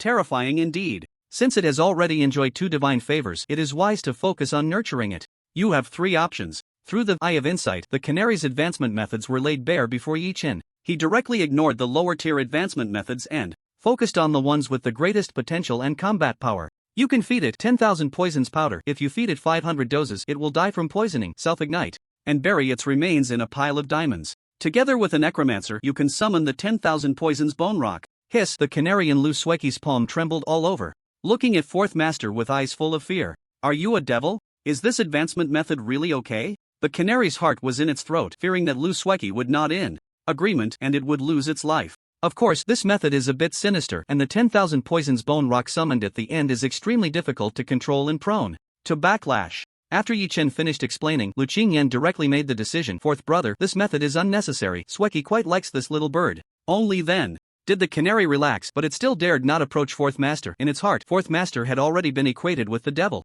Then, Yi Chen introduced 2 other hidden advancement methods. One could enhance the canary's eyesight for wide-range reconnaissance and intelligence gathering. The other would allow the canary to communicate telepathically with the summoner after advancement, making combat cooperation more tacit. As for which advancement method to choose, the decision was left to Luski herself. Thank you, fourth brother. Sueki, don't you want to thank fourth master? Thank you, fourth master. It's nothing, it's all for a fee. Taking people's money, one must do their job. Yi Chen was very frank. It was only natural for him to charge for his services. Lu Qingyan waved his hand, letting his granddaughter log off and go back to think carefully about which advancement path to choose. As for him, he stayed by fourth brother's side and began to wander around the trading secret realm. The two still had matters to discuss. Fourth brother, 3 hidden advancement paths. According to the appraisal market's price, 1 hidden advancement path is worth 250,000 gold coins. If we combine 3, how about 1 million gold coins? Lu Qingyan, being a seasoned war king, was generous, starting with 1 million gold coins, worth 1 billion dragon coins. At the level of a war king, taking out 1 million gold coins was indeed not difficult, but it was rare for someone to be willing to pave the way for their juniors like this. Gold coins are not a necessity for us, Senior Qingyan. I would prefer to barter, Yi Chen said slowly. Fire-related equipment, skill books, items, and materials can be exchanged for 800,000 gold coins. Yi Chen was currently cultivating in the wind, fire, and thunder elements, and for mages of the same rank, his demand exceeded 3 times. He had already established supply channels for cultivation in each element and was gradually building them up. This is easy to discuss. However, fourth brother, are you planning to cultivate a junior? Lu Qingyan asked tentatively. Previously, fourth brother had sought him out to imprint 2 forbidden spells, Burning Silence of the 4 Seas and Eternal Flame, to protect his juniors. That's right. Yi Chen nodded. He was indeed cultivating a junior. And that junior was himself. So these items need to be of high grade but low level, which are hard to find on the market. Only here with Senior Qingyan can some treasures be unearthed. Easy to say, easy to say. Lu Qingyan didn't mind fourth brother making requests. What he feared was that fourth brother would ask for nothing. If fourth brother really chose to take away 1 million gold coins, Lu Qingyan would be disappointed. Fourth brother's appraisal skills far surpassed anyone Lu Qingyan knew. Whether for Lu Sueki's future development or for Lu Qingyan himself, connecting with fourth brother and building a good relationship would be beneficial with no harm. I had prepared quite a bit of fire-related materials, thinking that Sueki could walk the same path as me. Now that Sueki has found her own way, these items are just sitting idle, so it would be better to trade with fourth brother. Saying this, Lu Qingyan took out a list of materials and handed it to Yi Chen. This list clearly marked the grades of the items and included the latest trading prices from the All Things Pavilion, ensuring fairness in the transaction. In the end, Yi Chen selected a pair of S-grade fire boots and a high-level fire element core with a total value of 820,000. Lu Qingyan rounded off the amount and both parties reached an agreement. Equipment: Flame Rhythm Leap, LV.25, grade, S attributes, agility plus 65 attributes, Flame Leap. When moving at high speed, fire spell effects plus 15% dance with fire, can instantly move to a flame within a range of 1000 meters, cooldown time 600 seconds. Advancement attributes: Run Wild, escape 3000 miles while being chased by eternal monsters above your level. Advancement count 2 already advanced. 1 What kind of ridiculous advancement attribute is this? Might as well throw me in the subway to parkour. Yi Chen valued the Flame Rhythm Leap mainly because it could be advanced 2 more times, enough for him to use for a while. The effects of the 2 attributes, Flame Leap and Dance with Fire, were also very powerful. The former could increase Yi Chen's sustained output capability, while the latter provided him with more diverse movement options. As for the high-level fire element core, it was one of the materials for forging War King level weapons, the strongest without a trace had promised to help Yi Chen contact a master blacksmith, but the forging materials needed to be prepared by Yi Chen himself. After putting the two items into his pocket, Yi Chen parted ways with Lu Qingyan, lingered in the trading secret realm for a moment and then returned to Blue Star. What a fruitful night! Yi Chen quickly calculated the gains from this trip. 100% exploration rate. SSS level cleared the second layer, turning the Sky Fury Mage from a single system into a triple system. By the way, I also passed the 9th tier warrior test. Advanced to Golden Lone Wolf. Oh, and I even got to drink 2 bottles of wine from Shui Meng. Flame Law in Motion, upper tier fire element core. Yi Chen's total gains tonight, measured in gold coins, amount to millions. And there's the reward from the report list, as well as the 2 skill books that Wu Hen promised me. These 2 items are Yi Chen's most valuable gains tonight, but they haven't been delivered to him yet. Even now, facing the pursuit of a war general level powerhouse, Yi Chen has the strength to fight back without using his stored power. But the one targeting me in a match isn't a war general, it's a war god. Yi Chen shook his head with a bitter smile. Being targeted by a war god is not a pleasant experience, so he can only strive to enhance his strength as quickly as possible. Too weak, lacking power. Maintain the current pace, just give me a little more time. After organizing everything, Yi Chen pushed open the door, preparing to head out to school. Good morning, young man. The door across from him opened, and workers were moving furniture. An amiable old man stood on the staircase, greeting Yi Chen. I just moved in. My surname is Lu. I used to be a teacher. You can call me Teacher Lu. We'll be neighbors from now on, so please take care of me. Yi Chen, nonsense. I not only know your surname is Lu, but I also know your name is Lu Qingyan, and just 15 minutes ago you were calling me fourth brother. Unfortunately, Yi Chen couldn't say these words out loud. This old fox moved in across from him, most likely because of Lu Sueki. Lu Sueki's talent had awakened for the second time, and her vision was not high, unable to see the essence. However, Lu Qingyan could see through it at a glance. Yi Chen had definitely helped Lu Sueki. For this reason, Lu Qingyan didn't mind hiding his identity, moving across from Yi Chen to observe this young man closely. Yi Chen smiled and greeted him. Hello, Teacher Lu. Young man, you seem in good spirits. You must have gained quite a bit at the Eternal Tower last night. It was just okay, thanks to Azura. Teacher Lu, your fortune seems to be good lately. Your brow is red. Oh, not really, it's just my granddaughter. Cough cough, let's not talk about that. I bumped my head last night and still have a headache. You're heading to school, right? I'm just out for a walk to check on my old workplace. Take it slow, Teacher Lu, the stairs are steep. Can I help you? Thank you, young man. There aren't many warm-hearted young people like you these days. An old and a young fox, each with their own schemes in their hearts, slowly walked towards the school, pulling each other along.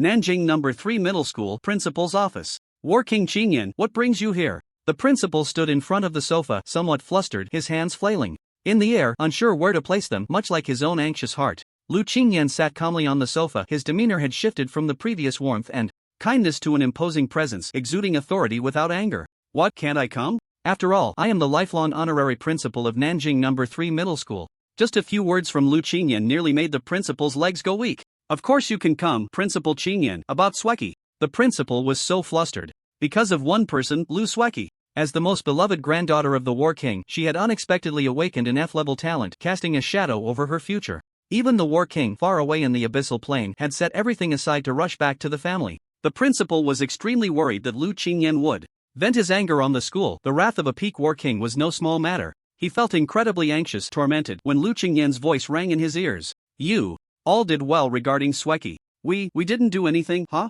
The principal was taken aback. Surely he hadn't misheard. Awakening an F-level talent equals doing well. If those words hadn't come from Lu Qingyan's mouth, the principal would have definitely suggested he get his head checked. Lu Qingyan ignored the dazed principal and continued, I heard before coming that the summer camp selection is going to be held early? Yes. The principal nodded quickly, explaining, because the era of supremacy has already begun. The higher-ups notified us that this year's candidates will improve their strength at a rate far exceeding previous years. Starting the summer camp early will help filter out talented individuals, provide more resources for training, and facilitate competition among them. The college entrance examination summer camp is jointly organized by top universities, gathering talented individuals from various regions for concentrated training and assessment. Those who perform excellently can receive extra points for the college entrance examination or even be admitted in advance. The selection for the summer camp is conducted through internal selection at various high schools, reported upwards. In previous years, the summer camp would be held a month before the college entrance examination. By then, most talents had already begun to shine, some even possessing the strength of battle soldiers. This year's situation is unlike any other year, and even different from the previous era of supremacy. In the past, the 3 supreme beings, even with their SSS level breakthroughs in the Eternal Tower, mostly concentrated rewards on themselves, not affecting the entire human race. They relied more on their personal abilities after rising to power to fight for resources and expand their influence. However, Azura did not take the same path. Or rather, Azura performed even better. The SSS level rating, which had never appeared in the history of the Eternal Tower before Azura achieved it. The more critical point is that Azura, relying solely on his own strength, significantly boosted the entire human race with powerful buffs. As a result, everyone's strength and potential have risen a level. Even Nanjing No. 3 Middle School could clearly feel this. The data at the principal's side showed that more than a dozen students had reached level 10, and Zhang Yun had even completed his job change, obtaining an A-level job template. And it had only been 3 days. After hearing the principal's report, Lu Qingyan asked again, "Is the summer camp selection starting today?" The principal's tense emotions eased, and he spoke more fluently. Whatever War King Qingyan asked, he would answer truthfully. "Yes, we are collecting the lists from each class in the morning. And the official start is in the afternoon, first conducting basic tests, with final rankings based on the results of the combat tests." "Good, I plan to observe this selection, is that alright?" Having War King Qingyan observe is an honor for our school's faculty and students. A look of joy appeared on the principal's face. Today's War King Qingyan seemed a bit strange, but he couldn't quite pinpoint what was odd about it. Could it be? The principal's mind flashed with inspiration. Perhaps it was related to Zhang Yun? Zhang Yun had an A-level talent, an A-level career template, and was fire-based, which matched Lu Qingyan's specialty. If Lu Qingyan came for Zhang Yun, wanting to assess him and take him as a disciple, that seemed reasonable. After realizing this, the principal's face brightened even more, and he hurriedly said, "Senior Qingyan, this year's top scholar in Nanjing City will most likely be from our Nanjing No. 3 high school." "I think so too." Lu Qingyan was very confident. He knew his granddaughter's level well. S-level talent, SS-level career template, combined with the relentless training of a peak battle king. With such a level, if she couldn't become the top scholar in Nanjing City, who else could? A name suddenly jumped into Lu Qingyan's mind, Yi Chen. Could it be that kid Yi Chen? Dubai, are you signing up for the summer camp selection? Zhao Lin returned with 2 application forms and handed one to Yi Chen. "I've heard that this time the summer camp selection has invested heavily. Anyone who can reach the top 50% will receive a reward worth 100,000 dragon coins." Zhao Lin encouraged Yi Chen to go with him, 2 C-level talents at least to keep each other company. If they were going to embarrass themselves, they might as well do it together. This is what true friendship is. Sure. Yi Chen took the application form, and the two filled it out together. While Zhao Lin was writing, he quietly asked, "Dubai, did you eat the roasted beef I gave you?" As soon as Zhao Lin mentioned beef, Yi Chen couldn't help but think of the brave bull that was turned to charcoal by a lightning arrow. "May there be no lightning in heaven." Yi Chen nodded. "I ate it, it was quite chewy." "Is there more?" "If there was, I would have finished it already. That stuff increases strength attributes and is quite valuable." Zhao Lin swallowed hard and said mysteriously, "You know, half of what you got was given to you by Lu Sueki." "Oh, under." Yi Chen's puzzled gaze, Zhao Lin briefly recounted what had happened earlier. "Let me tell you, that warrior was so cool, swish, swish, swish, all the monsters on the road were taken out in an instant." Zhao Lin spoke vividly, as if he had witnessed it himself. Yi Chen knew that the warrior Zhao Lin was talking about was himself. Yi Chen casually asked, "Did you see that warrior in action?" Zhao Lin shook his head. "No, but that doesn't stop him from being my idol." Indeed, Yi Chen thought to himself, if Zhao Lin had seen him in action, he would have recognized him long ago. "Isn't your idol the strongest, Wuhan?" "The strongest is too far away. I've decided to take this mysterious warrior as my idol. Once I save enough money, I'm going to buy the skill book for the wind slash." When Zhao Lin mentioned the wind slash, he even picked up a book and mimicked the action of drawing a sword, charging forward, utterly delighted. Indeed, souls that love joy are always drawn to each other. The wind slash was not a low-level skill, it was highly sought after by warriors, and its price had skyrocketed. Yi Chen bought it from the Goblin brother for 7,000 gold coins, which converted to a value of 7 million dragon coins. With Zhao Lin's talent and level, he didn't know how many years he would need to save up enough money. Yi Chen finished filling out the form and tossed it to Zhao Lin. "Submit this for me, I'm going to the restroom." "Dubai, why have you been running to the restroom so often lately?" "My dad has a friend who often goes to the urology hospital. Do you want me to ask him for you?" "Get lost." Skillfully walking into the restroom. Locking the door, Yi Chen took out the transaction's secret realm pass and contacted the Goblin brother. "Another skill book for wind slash." "Fourth brother, this thing has gone up in price recently. We'll still count it at the previous 7,000 gold coins. If you have any business in the future, don't forget your little brother." The Goblin brother replied quickly, and after receiving the 7,000 gold coins sent by Yi Chen, he immediately mailed the skill book over. For Yi Chen, one skill book for wind slash was nothing. Giving it to Zhao Lin was just a small effort. Zhao Lin risked his life to collect the beef in Wind Thunder Valley, yet he generously gave 2/3 of it to Yi Chen. It's important to know that this beef truly enhances strength attributes, and Zhao Lin could have easily kept it all for himself. Even if he were to share with Lu Sueki, there would be no need to share with Yi Chen. He is still a warrior class, the profession that needs strength attributes the most. Even so, Zhao Lin still shared without any reluctance. In his view, good things should be shared with brothers, it is only right. Just this attitude is enough to say everything. Perhaps if others knew about this, they would mock Zhao Lin for his childishness. But boys of 17 or 18 sometimes still retain this kind of childishness. Talking about brotherhood. With the skill book in hand, Yi Chen faced a new problem. This thing is worth millions, how can I get it to Zhao Lin? Yi Chen was just a poor student, and suddenly pulling out an expensive skill book, he needed to come up with a reasonable explanation to avoid raising suspicions. Who should he find to take the blame? Yi Chen walked out of the bathroom, troubled by this issue, and bumped into Lu Sueki. I got it. Yi Chen called out to Lu Sueki. Xiao Lu. Yi Chen, are you calling me? The nickname Xiao Lu caught Lu Sueki off guard for a moment. Ahem, I mean, classmate Lu. Yi Chen called out to Lu Sueki, pointing to the small woods next to the teaching building. I need to talk to you about something. Saying this, he didn't wait for Lu Sueki to agree and took the lead, walking towards the small woods. Lu Sueki, in a moment of impulse, didn't know what she was thinking and actually followed him. Half a minute later, an explosive piece of news spread through the class of South River No. 3 High School. The school beauty Lu Sueki just entered the small woods with her classmate Yi Chen.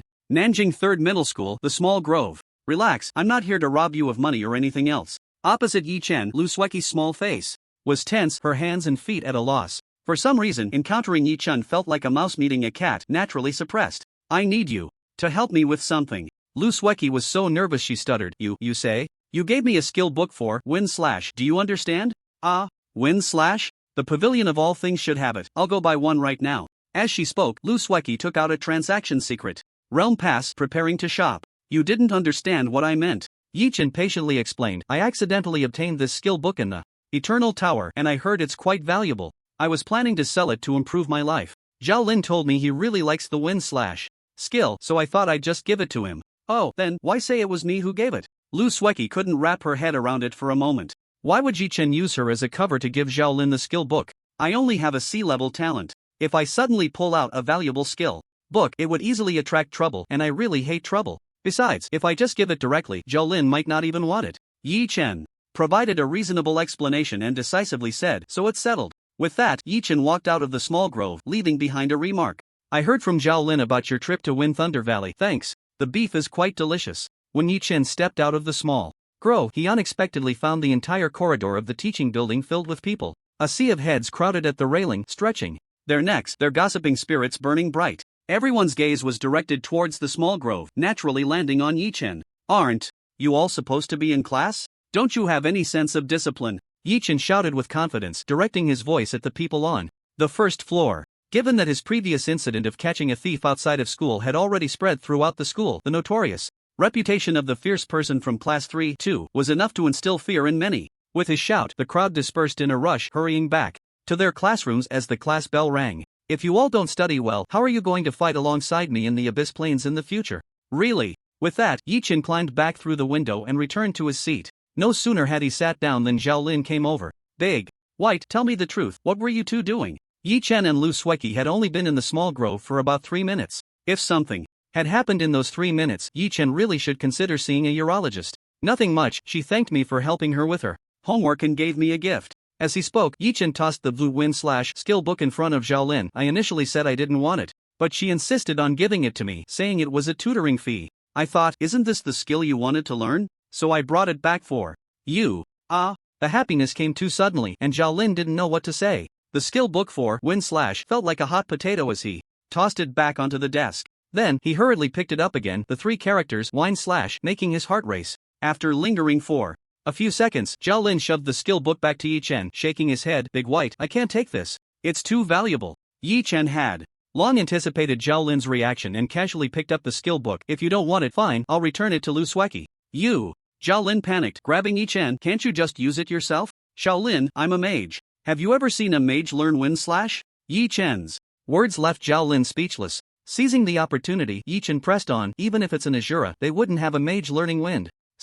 Right. Zhao Lin hesitated for a moment, then nodded and said, what you said makes sense, but even if you don't use it, selling it would be worth quite a bit, right? How can I sell a gift that someone gave me? I, Yi Chen, am upright and will not do such a thing. Yi Chen threw the dilemma back to Zhao Lin. If you want to learn, then keep it, if not, I'll return it. Zhao Lin hesitated for a moment, then gritted his teeth.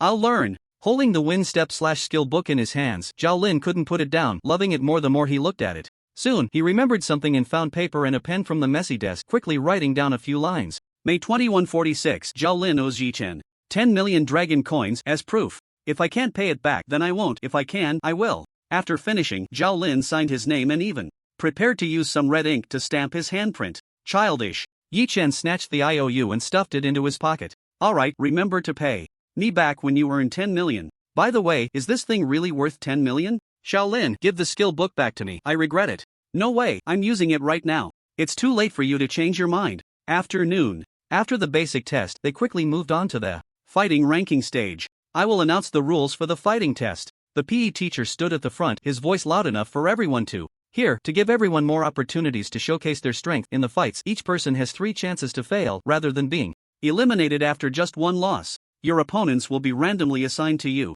After 2 losses, you can choose your opponent, and if you lose again, you will be eliminated. Did you all hear that clearly? After receiving affirmative replies, the PE teacher began calling out names. The students whose names were called stepped forward, put on their protective gear, and entered the specially designed fighting room, starting the fight under the witness of the referee and the healer. Only weapons provided by the school could be used. No props, scrolls, puppets, or external forces were allowed, and everything else was unrestricted. The first person to have their protective gear breached would be considered defeated. The defeated would exit the fighting room and wait for the next round of names to be called. The winners, after receiving treatment, would begin a new round of battles. The rules of the round robin determined that the last person standing would definitely be the one with the strongest overall quality. With good luck, one might win 1 or 2 matches, but it was impossible to win the entire event. Similarly, with bad luck, one might lose 1 or 2 matches. The opponent for the third match could be chosen, and if one lost even then, there would be no complaints. Moreover, under this round-robin system, when everyone was pushed to the brink, they would definitely choose the opponent they considered the weakest to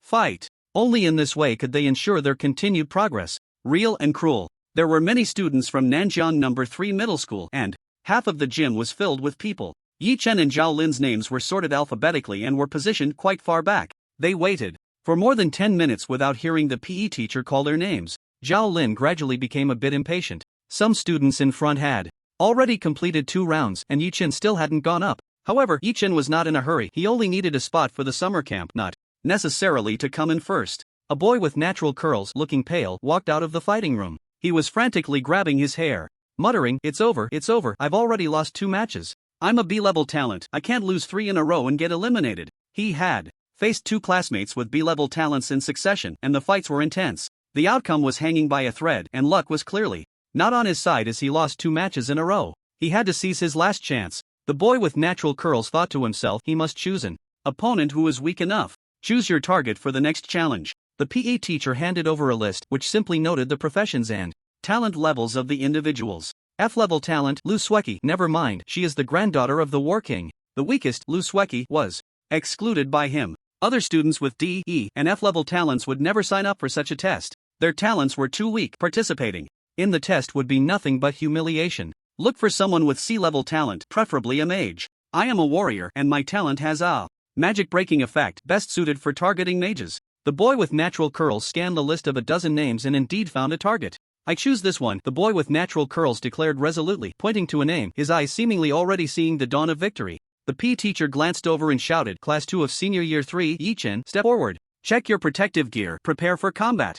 Nanjing No. 3 Middle School, Gymnasium. When the teacher called out Yichen's name, he stepped out from the back of the line, cooperating with the protective gear inspection, making the final preparations for the fight. In the monitoring room on the 2nd floor, the principal, accompanied by a group of teachers, stood beside the Qingyan War King, observing the afternoon's combat test. Principal Qingyan, our student Jiang Yun has admired you for a long time. Quiet. Lu Qingyan impatiently interrupted, having never even heard of Jiang Yun. Even if he had, it was just an A-level talent. Lu Qingyan had seen thousands of A-level talents. Was it that remarkable? Lu Qingyan set aside other matters, taking precious time to come here to watch a bunch of kids fight. A large part of the reason was for Lu Sueki, and a small part was for this kid in front of him, Yichen. Pointing at Yichen on the screen, Lu Qingyan said, this kid has a third of my handsomeness back in the day. He looks quite pleasing. His name is Yichen, he's in the same class as Lu Sueki, but his talent is mediocre, only C-level. The principal casually pulled out Yichen's information and handed it to Lu Qingyan. However, Lu Qingyan didn't even glance at it and stood up to walk downstairs. I'm restless and want to see this kid fight. Handsome people always attract each other.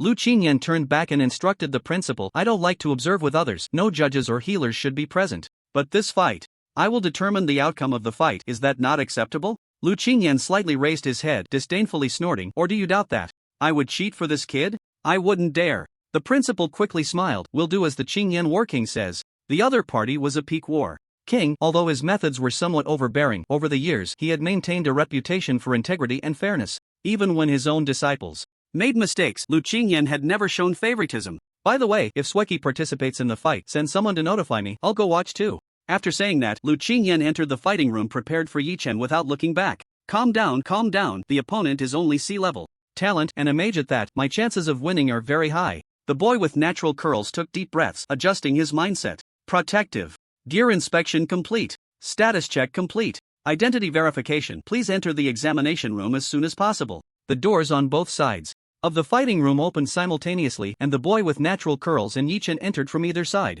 Where's the teacher? In the empty fighting room, there were no judges or healers. The boy with natural curls looked around, searching for the other's figure. Bang, the door closed. Automatically. A hoarse voice came from the speakers on the ceiling. You may begin. I will serve as both the judge and healer for this fight, so do not have any concerns. Although it was different from the previous process, the boy with natural curls forced himself to focus on his opponent, recognizing him. You're that fierce guy from class 2 of senior year? Rumors, all rumors. Yi Chen waved his hand. I'm a very kind person. I feel sorry for a long time even if I stepped on an ant. The boy with natural curls' expression slightly changed. Kind? What kind of kindness is that? A kind person can break a thief's 3 legs? What kind of kindness is that? The boy with natural curls inwardly cursed. I was too focused on the profession and talent when picking my opponent. No wonder Yi Chen's name sounds so familiar. It's this guy. Feeling intimidated before the battle even began was not a good sign. The boy with natural curls quickly adjusted his state. Don't panic, he's just a bit physically stronger. After entering the Eternal Tower, I'm already level 9 with a strength attribute as high as 45. His talent is worse than mine, his level is lower, and my profession counters his. No matter what, in a fight, a warrior against a mage, the advantage is mine. Yi Chen didn't know what he was thinking, he just felt that the two of them were standing there, foolishly, wasting time a bit. Can we start? Yes. The boy with natural curls nodded heavily, ready for battle. He is a mage, he will definitely want to keep his distance from me. Once the fight starts, I must rush towards him as fast as I can. Once I get close, I will definitely win. He quickly formulated a battle strategy in his mind. They moved. Both of them made a move at the same time. The boy with natural curls just took a step forward, and Yi Chen surprisingly dashed forward as well. Wait, what is he doing? The boy with natural curls' pupils constricted, unable to comprehend what was happening. Before him, a mage charging at a warrior? Without giving him more time to react, Yi Chen's figure suddenly rushed in front of him. So fast. Excuse me, Yi. Chen grabbed the opponent's arm with one hand, sweeping his right leg down, executing a shoulder throw. The boy with natural curls hadn't even processed what had happened. He felt a dizzying spin, the world turned upside down, and he lost his balance, crashing heavily to the ground. Bang, a muffled sound. His face hitting the ground first. Buzzing, this fall was no light matter. The boy with natural curls saw stars, his head felt like a mushy mess, likely a concussion. Beep beep, a harsh buzzing alarm sounded, and the boy with natural curls struggled to get up, the scenery before him particularly blurry. He looked down at his protective gear, the screen flashing red, and his face turned pale. I lost? I lost to a mage in close combat. How is that possible? What exactly happened? Everything happened too quickly. Yi Chen charged, struck, executed the shoulder throw, and dealt damage to break the protective gear. This series of actions flowed seamlessly, taking less than 5 seconds. He didn't give the opponent any time to react. A burst of fire fell from the sky, healing the boy with natural curls' injuries. It brought him back to clarity, but his face still showed defeat, hard to accept the outcome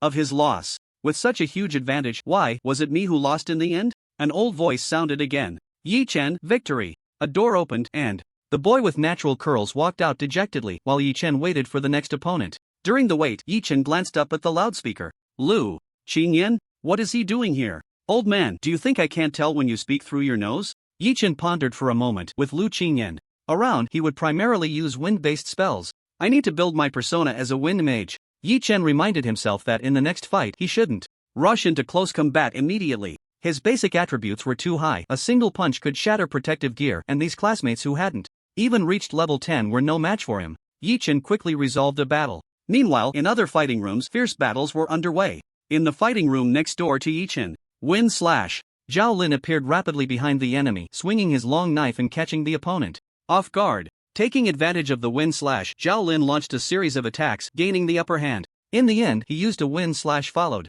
by a heavy slash, successfully breaking through the opponent's protective defense and achieving victory. Zhao Lin, victory. Yay! Zhao Lin's joyful cheers echoed in the fighting room. In another fighting room, a girl wore a worried expression, muttering to herself, I'm doomed, I'm doomed. Why? Is my luck so bad? I ended up against Zhang Yun, this match is definitely lost. Opposite her was Zhang Yun from class 2 of the 3rd year, with A-level talent, rumored to be the strongest in this cohort, with hopes of becoming the top student in Nanjing City. Fighting against Zhang Yun, there was no chance of winning. She was so panicked that she didn't even hear the referee announce, fight begins. I give up. Ha! She never expected that Zhang Yun would actually concede. The referee looked at Zhang Yun with a serious expression and reminded him, Zhang Yun, you've already conceded once. If you concede again, you'll only have one chance left. I know, Zhang Yun insisted, I give up. The principal and others watching from behind the glass window were filled with confusion. What is this kid Zhang Yun thinking? With his strength, there's no need to concede. Just as everyone was utterly puzzled,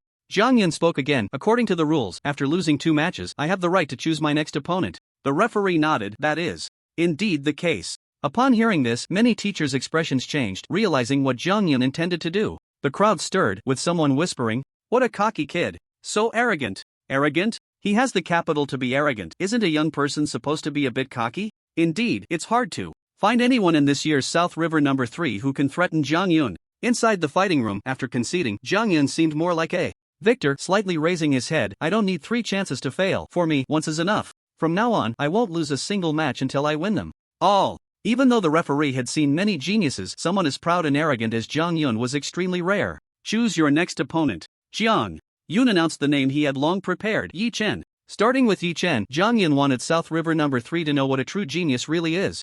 Nanjing 3rd Middle School Gymnasium. Zhang Yun, the equipment check is complete. Before entering the fighting room, a teacher who was watching over Zhang Yun stepped forward and warned, Zhang Yun, there will be a battle king observing your fight next. This is your opportunity, make sure to perform well. Zhang Yun's eyes lit up. A battle king observing? Is it for him? Although he didn't know which battle king it was, if he could leave a deep impression, Zhang Yun's future would be smoother. The reason he had previously tried to get on Lu Sueki's good side was precisely because her grandfather was a battle king, right? Now, the opportunity had appeared before Zhang Yun once again, and he would never waste it. Zhang Yun, prepare to enter the fighting room. The door opened and then closed automatically. The walls blocked the sight of everyone present, and no one knew what would happen inside. However, in the hearts of the vast majority, the outcome of this fight was already decided. Zhang Yun would definitely win. Zhang Yun, A-grade talent, level 10, transition to an A-grade job template, mage profession. Yi Chen, C-grade talent, probably hadn't even reached level 10, and transitioning was out of the question.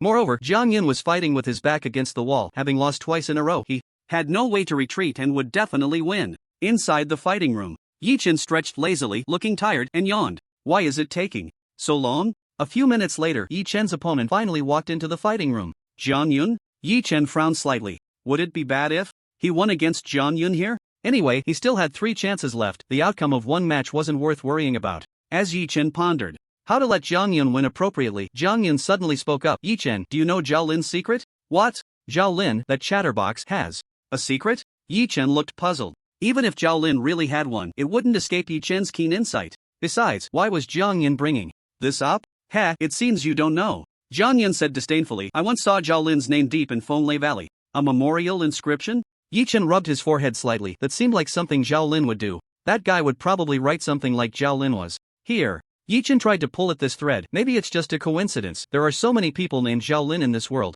I inquired. Afterward, and Zhao Lin did indeed go to Fenglei Valley that day. Zhang Yun continued. Moreover, someone just mentioned that Zhao Lin seems to have learned a powerful skill. How can you call yourselves best friends and not know this? Yi Chen. This was hard to explain. Forget it, let Zhao Lin carry this burden. Even if Zhao Lin has a secret, what does it have to do with our fight? Yi Chen tried to steer the conversation back on track. Let's just start the fight, then he can let Zhang Yun win, and everyone would be happy. Why would anyone want to work overtime here? Was he a workaholic in his past life? It really has nothing to do with it. Zhang Yun raised his staff, aiming at Yi Chen. Once I win against you, I'll challenge Zhao Lin. I want to see for myself what that guy is hiding. As soon as he finished speaking, Zhang Yun's body stiffened. In an instant, the temperature in the fighting room seemed to drop significantly, filled with a chilling atmosphere. Yi Chen's gaze suddenly changed, no longer lazy and relaxed, but exceptionally dangerous. It was like the gaze of a hunter fixated on its prey. I said, "Don't casually cause trouble, you bastard." Saying this, Yi Chen actually charged at Jiang Yun.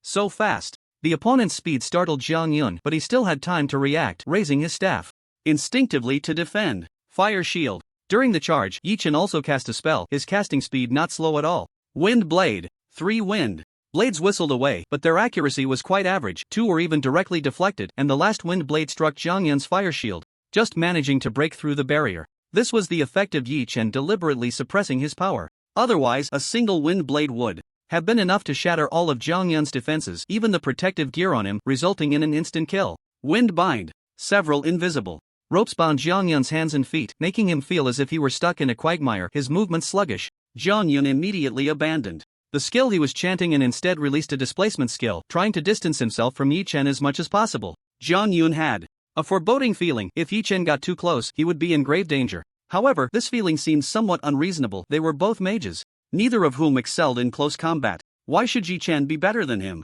Had he been taking extra lessons? Instinctively, Jiang Yun fled. From the very beginning of this battle, he had been on the defensive, unable to mount any effective offense. Flame jump. His figure vanished from the spot, transforming into a ball of fire, appearing 3 meters away. As long as I create some distance, I'll be safe.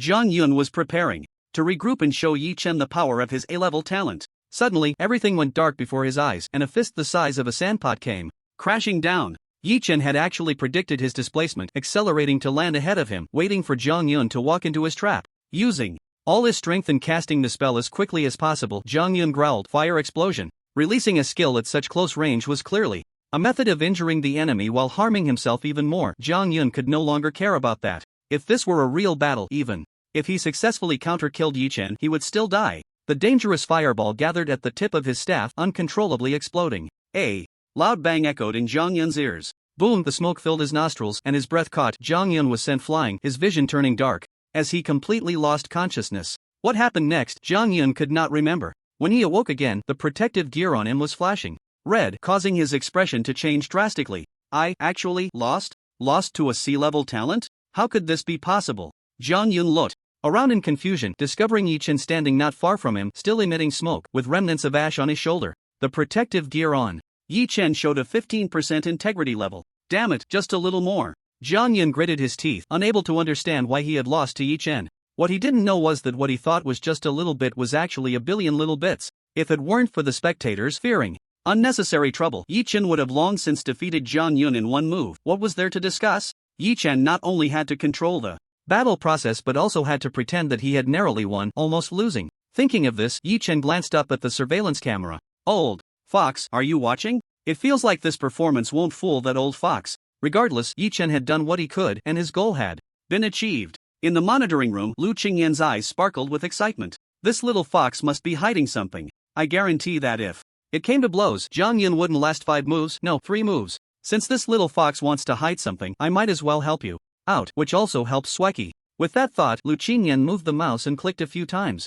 Delete the recording of this battle? Yes. Deletion complete. From a storage perspective, it was all cleared. But the War King Qingyan was known for his boldness and meticulousness. He extended his hand, and a ball of fire engulfed the hardware storing the recordings, quickly turning all the hard drives to ashes. Now, it was truly deleted in the physical sense. Under Lu Qingyan's operation, a door in the fighting room opened automatically. In the gym, many students had already lost 3 matches and were eliminated, standing aside to watch the final results. With the teacher's attention, more and more people looked towards the fighting room where Yi Chen was. The moment the door opened, someone immediately noticed, the door is open. Jiang Yun won. No, isn't this the door that Jiang Yun went in through? What's going on? He didn't forfeit again, did he? Under the watchful eyes of the crowd, Jiang Yun walked out of the fighting room like a zombie, quickly surrounded by the teachers. Jiang Yun, what happened? How did you come out? Where's Yi Chen? Why?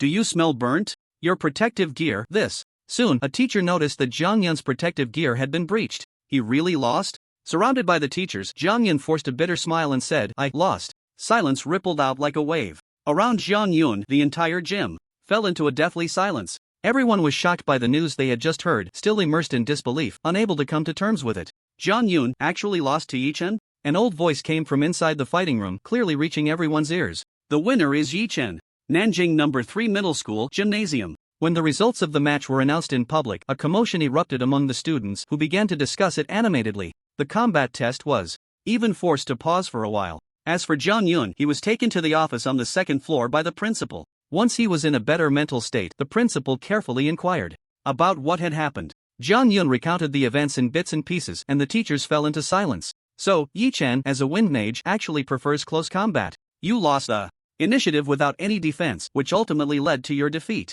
The principal summarized the battle process and looked at the teachers, asking for their opinions. Ahem, it is indeed a combat style that wind mages can adopt, and there are even god-level warriors known for it, said a teacher with gold-rimmed glasses. Because wind mages have strong mobility, supplemented by wind blades and wind binding, they do have an advantage in close combat. Even if they suffer setbacks, they can quickly create distance and continue to look for opportunities. However, this combat style is not orthodox. Its power is stronger in the early stages, but it quickly becomes ineffective in the mid to late stages, forcing a transformation. Jang Yun, you still lost due to insufficient combat experience. You underestimated your opponent, and in the end, it was you who suffered. Listening to the teacher's admonition, Jang Yun's face paled a few shades, and he lowered his head. However, I do have a question. A vice principal spoke up. Why is Yi-chan, also a mage, so formidable in close combat? He had good physical fitness even before entering the Eternal Tower. True, but that doesn't explain why he could break through the protective gear's defense with brute force. I asked the classmates who fought Yi-chan before, and he also won in close combat. The teachers nodded in agreement. Indeed, how high could a mage's strength attribute be? To break through defenses, one would need at least a strength attribute of 40 or 50. It's simply impossible. I might know the answer to this question. Another vice principal stepped forward. His surname was Zhang, and he was in charge of teaching. He was the one who took Luski to change jobs and had always had a good relationship with the Lu family. Previously, Yi-chen's friend Zhao Lin obtained a batch of beef deep in the Wind Thunder Valley, which can significantly increase strength attributes when consumed. He shared at least half of it with Yi-chen. Luski can testify to this. Vice Principal Zhang slowly explained. Zhao Lin also has a C-level talent and is a warrior. After his strength attribute was enhanced, he performed quite well in this combat test, even better than many B-level talent students. If that's the case, it makes sense. Listening to the vice principal's explanation, Jang Yun nodded slightly. He knew that Zhao Lin had been to the depths of the Wind Thunder Valley. It seems that Zhao Lin had gained quite a bit from there, including beef, skill books, and so on. Alright, Jang Yun, don't overthink it. This is just a small matter. You should go home and rest. Well, the principal instructed two teachers to escort Jang Yun home and pay attention to his mental state. After Jang Yun left, the gathered teachers instantly changed their expressions. Another vice principal, surnamed Zhang, was the first to speak up. I don't think the increased strength attribute could allow Yi-chan to defeat Jang Yun so easily. I second that. There must be some details we've overlooked. The analysis they just provided was merely to comfort Jang Yun, to make him feel a bit better. That line of reasoning might work on a child like Jang Yun, but they were all experienced individuals and were hard to convince so easily. Vice Principal Zhang argued passionately. In terms of talent, level, and even profession, Yi-chan is not as good as Jang Yun. There must be something fishy about how he won this match. Vice Principal Zhang snorted coldly and retorted, then why not call both of them back and have them fight again until Jang Yun wins? How about that? Zhang, what do you mean? Are you implying that I am biased towards Jang Yun? I don't mean anything else, just telling some people that once something is set in stone, there's no need to overthink it. The two actually started arguing in public, the tension palpable. Enough, quiet. The principal slammed his hand on the table, and the entire office fell silent. Even the two vice principals shut their mouths simultaneously. This situation is getting out of hand. The principal rubbed his temples, feeling a headache coming on. He was set to retire this year, and the new principal would be chosen between Vice Principal Zhang and Vice Principal Zhang. The selection criteria would be based on this year's college entrance examination results. Whoever had better performing students would take the principal's position. Zhang Yun's class, the third year, class 2, was under Vice Principal Zhang, but Jang Yun was closer to Vice Principal Zhang, especially since he was involved in the class transfer operations recently. In short, if Jang Yun topped the college entrance exam, the principal position would definitely belong to Zhang. Conversely, if Jang Yun performed poorly, Zhang would become Principal Zhang. Even in the same high school, such internal strife was commonplace. To prevent the two from arguing endlessly, the principal decisively said, ultimately, it's still Jang Yun's fault for not being competitive. If he had won, there would be no issue. Or if he hadn't been so arrogant from the start, it wouldn't have escalated to this point. One must have the capital to be arrogant. Otherwise, it's easy to become a clown. Principal, I'm not being unreasonable, I just have one question. Vice Principal Zhang argued logically. Jang Yun said he released the fire explosion technique before falling into a coma. At such a close distance, the fire explosion technique would have been enough to destroy both of their protective gear, resulting in a draw, not a victory for Yi-chan. His argument gained the approval of many teachers. Everyone knew the power of the fire explosion technique. There was no way the protective gear could survive. even the usually sarcastic vice principal.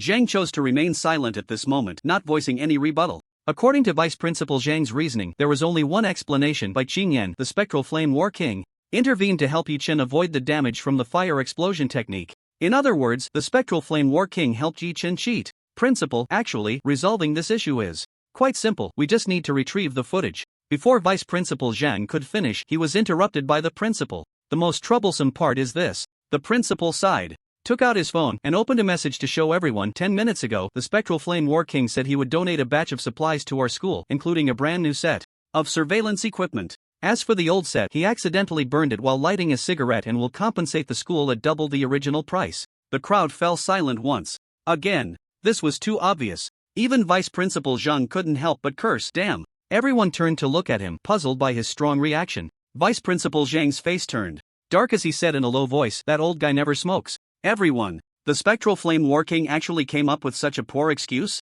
He either had a problem with his brain or his mindset. Clearly, it was the latter. After all, it was well known that the War King's mind was never an issue. In any case, let's leave it at that. Zhang Yun does have talent, but on the path of growth, how can a strong person not go through storms? If he can come to terms with it, knowing shame and striving for progress, that would be a good thing. If he can't understand, then let him be. He is responsible for his own life. The principal said slowly, as for the fairness of the fighting that you questioned, I will formally inquire with the Spectral Flame War King through official channels before my term ends, requesting a sworn response in his real name. If it is a draw, then we will change the test results, publicly announce it in the school, and have it reported in the newspapers, giving Zhang Yun justice. If Zhang Yun is indeed not as skilled as others, there's nothing more to say. After finishing, the principal looked around, his gaze sweeping over each person's face. Is there any objection to this handling? Everyone shook their heads. This was already the best way to handle it. It might even offend the War King of Qingyan. It was precisely for this reason that the principal chose to do this before his term ended, minimizing the impact.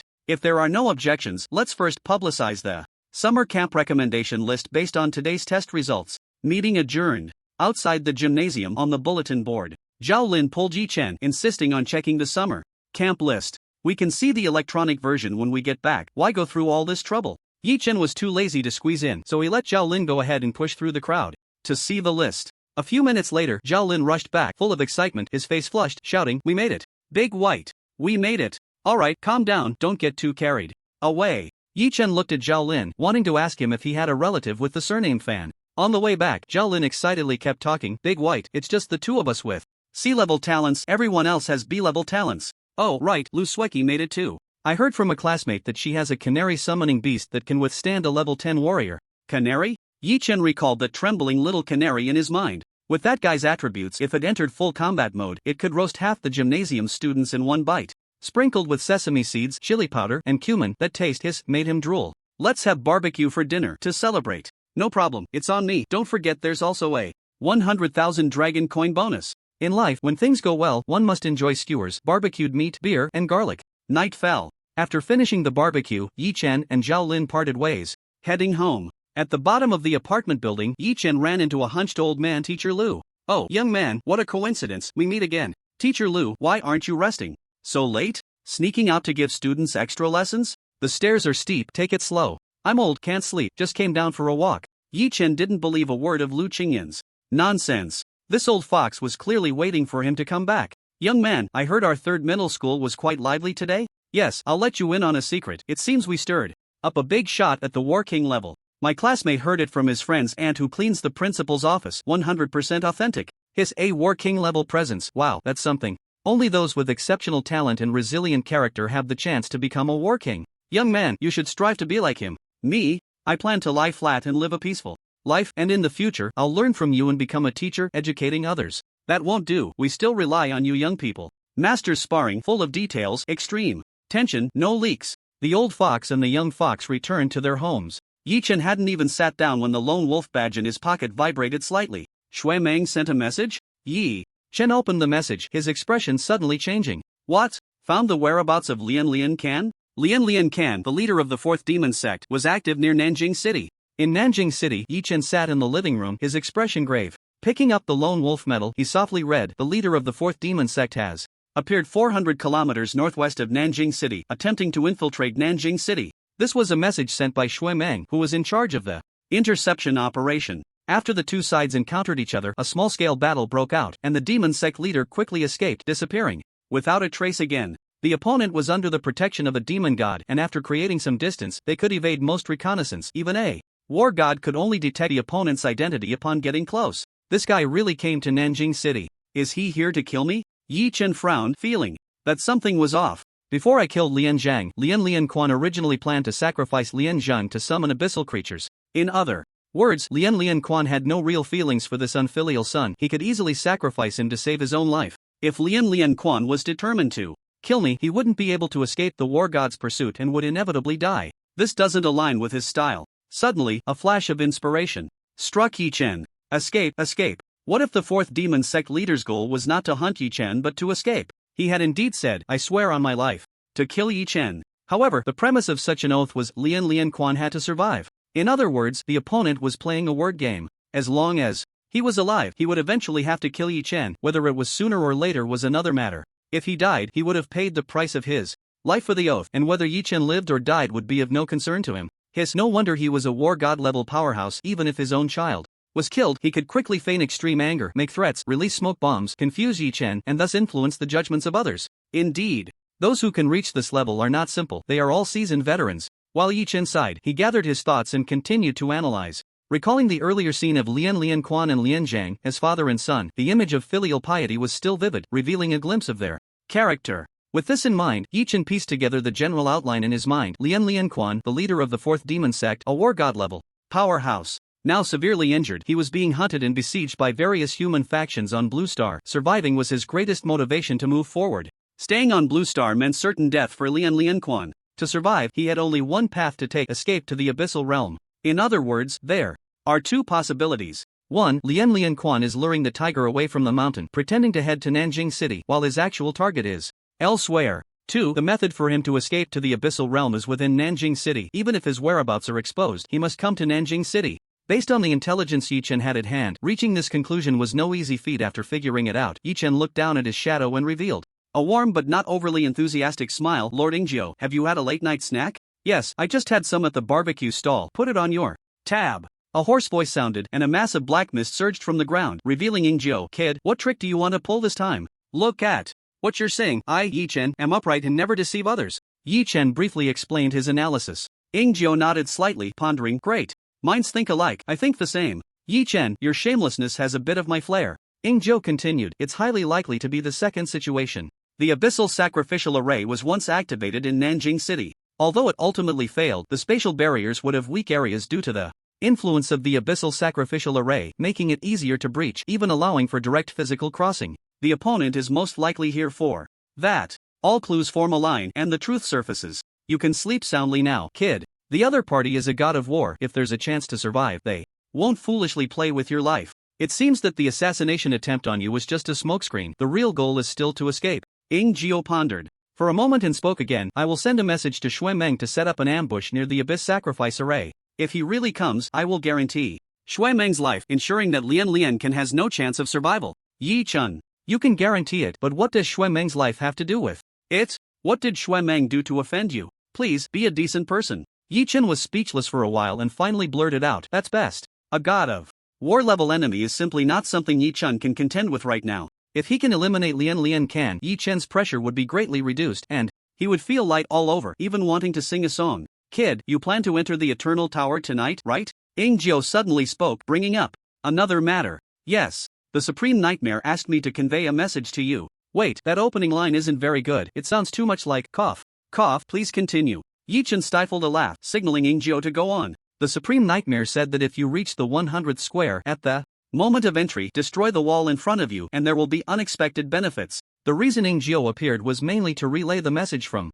the Supreme Being. Destroy the wall? Yi Chen frowned in confusion. What does that mean? I've delivered the message, the rest is up to you. With that, the black mist sank and Ingjio once again concealed himself in the shadows. Tonight, since he decided to ambush Lian Can, all available forces must be mobilized against the god of war level stronghold. This battle is perilous and allows for no carelessness. Once Yi Chen enters the Eternal Tower, safety will be assured, and Ingjio will also join in the encirclement. Shui Meng is in the open, and Ingjio is in the dark, looking for a way to blast Lian Can. Without the worry of being assassinated by a god of war, Yi Chen began to prepare for tonight's journey to the Eternal Tower. He took out the map of the Eternal Tower, the very one Lu Sueki had given him, and studied it carefully. Eternal Tower, 3rd floor. Notes appeared before Yi Chen's eyes. The 3rd, 4th, 5th, and 6th floors are connected. If you're lucky, you can clear them all in one go. Best record in human history, 99% exploration rate, jumping directly from the 3rd floor to the 6th floor. Are you ready for a 100% exploration rate clearance? My Azura Lord. Awoe, Yi Chen's eyelids twitched, sensing something unusual. Inside eye seems a bit restless today, or rather, a bit excited. Even the second dog howled out, "This isn't normal." Once Yi Chen understood the mechanisms of these floors, he could also comprehend why the inside eye was excited. The 3rd to 6th floors consist of a long tunnel that requires continuous digging forward. Advancing by grid units, each step forward increases the exploration rate by 1%, totaling 100 grids. During the digging process, different directions can be chosen, and each choice will bring different consequences. Some grids will yield buffs/debuffs.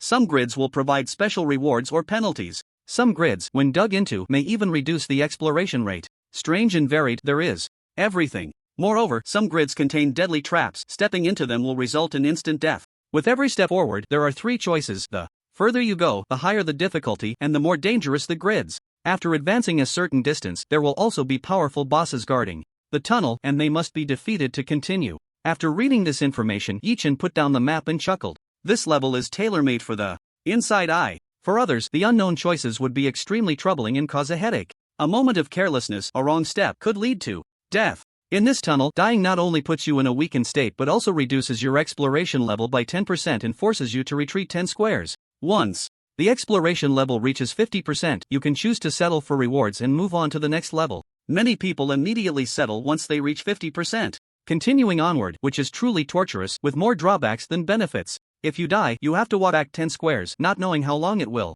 take. However, for Yi Chen, he has no such worries about choices. Every option is clear to his eyes, easily seeing through the hidden cards. To this, Yi Chen can only say, "I, Yi Chen, do not cheat." Putting away the map, Yi Chen is already looking forward to tonight's journey in the Eternal Tower. Time passes second by second. At exactly 12 o'clock, Yi Chen enters the Eternal Tower. Shadow 9 leaves Yi Chen's side, lurking near the abandoned factory, waiting for Lian to step into the trap. The leader of the 4th demon sect is also about to start his abyssal escape plan, seeking a glimmer of hope for himself. They all have bright futures. Welcome to the Eternal Core City. Yi Chen wastes no time and goes straight to the point. Tonight's Eternal Tower requires no other preparations. 100% exploration completion? Just have eyes. Summoning the Eternal Core Crystal, Yi Chen places his palm on it. The white light engulfs him, and the familiar prompt sounds in his ears. Wishing you a swift completion of the Eternal Tower. The 3rd level of the Eternal Tower is now open. Booming sounds echoed, white light flickered, and Yi Chen appeared in a tunnel. As soon as he landed, the ground began to shake. In the dim tunnel, stones kept falling, raising a cloud of dust. A rough male voice shouted, "Run! The mine is collapsing." Another round of landslides occurred, stones rolling and completely blocking Yi Chen's escape route. Behind him, a woman's sobbing voice could be heard. "Save my husband, cough cough." He went deep into the mine to earn money to buy me medicine. Whoa whoa. The choked cries echoed in the tunnel, particularly eerie, sending chills down one's spine. Do you want to accept the quest, Medusa's commission? Quest content: bring back Medusa's husband or his belongings.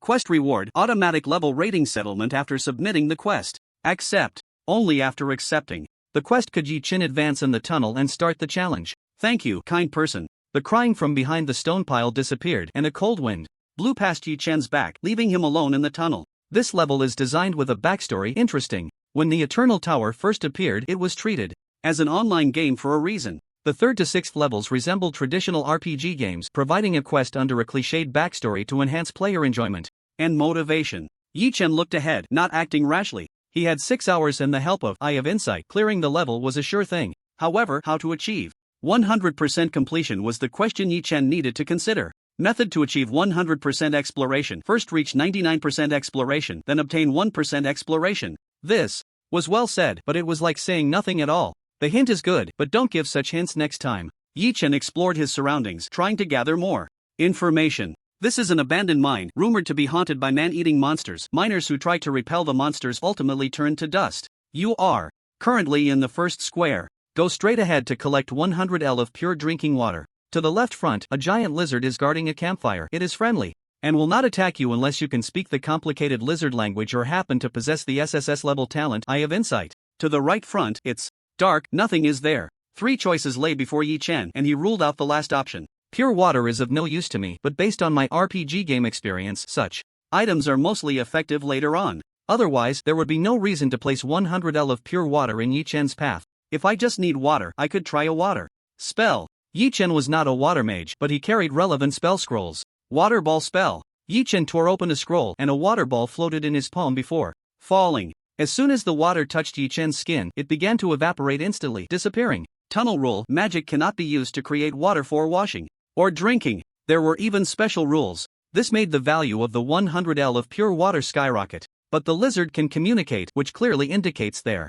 are special clues with it. Compared to water, the lizard seemed more scarce. If it were someone else choosing, they would undoubtedly pick the pure water without hesitation. Oh, Yi Chen forgot they had no choice but to guess. Sigh, the troubles of happiness. I'll choose the lizard. Yi Chen had a bold idea in his mind and wanted to give it a try. Just because he could only move forward in the square didn't mean the lizard couldn't move sideways. If the lizard could help itself fetch water, Yi Chen would not only gain clues but also have water in hand. Only children make choices. As an adult, I want it all. Yi Chen walked towards the tunnel in front of him, heading to the next square. The second square. In the spacious pit, the campfire crackled, and a huge lizard was coiled up near the fire, resting. Upon seeing Yi Chen's arrival, it merely lifted its eyes and turned its head away, no longer paying attention. As expected, it won't attack me. It's a neutral NPC or creature. I need to communicate with it in lizard language to see what clues I can gather. Characters of lizard language appeared before Yi Chen, and his face instantly darkened.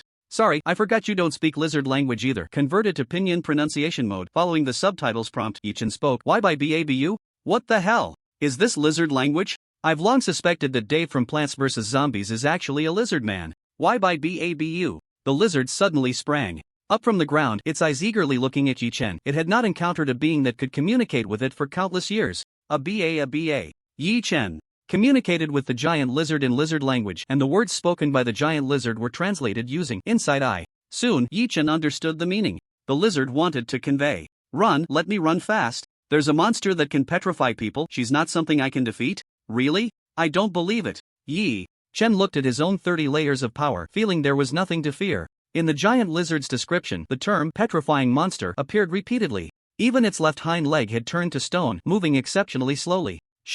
This was the first time Yi Chen had heard of it. A female monster? If you want to talk about this, then I'm not sleepy at all. Yi Chen looked at the giant lizard's hind leg and asked, is there a way to treat this injury? Yi Chen obtained a lot of information from the giant lizard and tried to help it. The giant lizard said, after the monster dies, all petrification will be removed. There's no other way. Its intelligence wasn't high, repeating the same few sentences, urging Yi Chen to run quickly. Alright, I'll take her down later. That counts as helping you get revenge. Then, Yi Chen expressed his desire for the lizard to help him fetch water. Is there water in the pit next to us? Without Yi Chen needing to remind it, the giant lizard actively burrowed into the ground to fetch water. I guessed right. Yi Chen gained clues from the giant lizard and also relied on it to retrieve pure water, achieving 2 goals at once. When the giant lizard returned, the water in the container was only half full, about 50 L. I'm so thirsty, the giant lizard explained.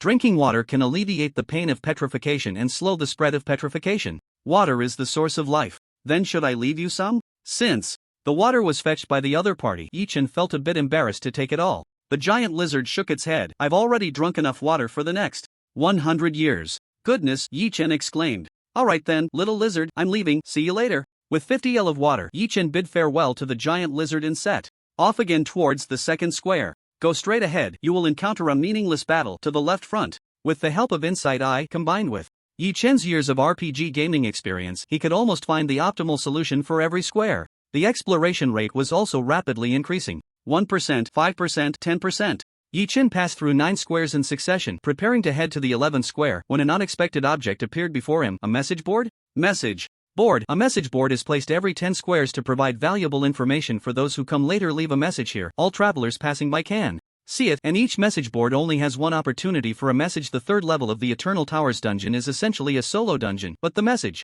board allows players to chat across servers, which is one of the features of these levels and is very popular among players. Yi Chen opened the message board and discovered that there was even a like function for messages. Messages with high likes would be placed at the front for more people to see. The first message that caught Yi Chen's eye was actually from a supreme being. N0.1 Nightmare. First, leave a name likes 12,454,961,679. Alright, this is very nightmare. always extremely unreliable in unreliable places. Yi Chen looked down from the top. In 0.2 Wuan, is 100% exploration really that hard? Likes 10,486,145,710. Yi Chen nodded secretly, thinking it is indeed very hard because you haven't achieved it either. Before Yi Chen, the highest exploration rate for the human race was only 99%. Here, messages can only be posted once and cannot be modified or deleted. A large-scale social death scene for supreme beings. They've made bold claims, but in the end, they didn't accomplish it. Yi Chen browsed through 2 pages of messages and summarized some patterns.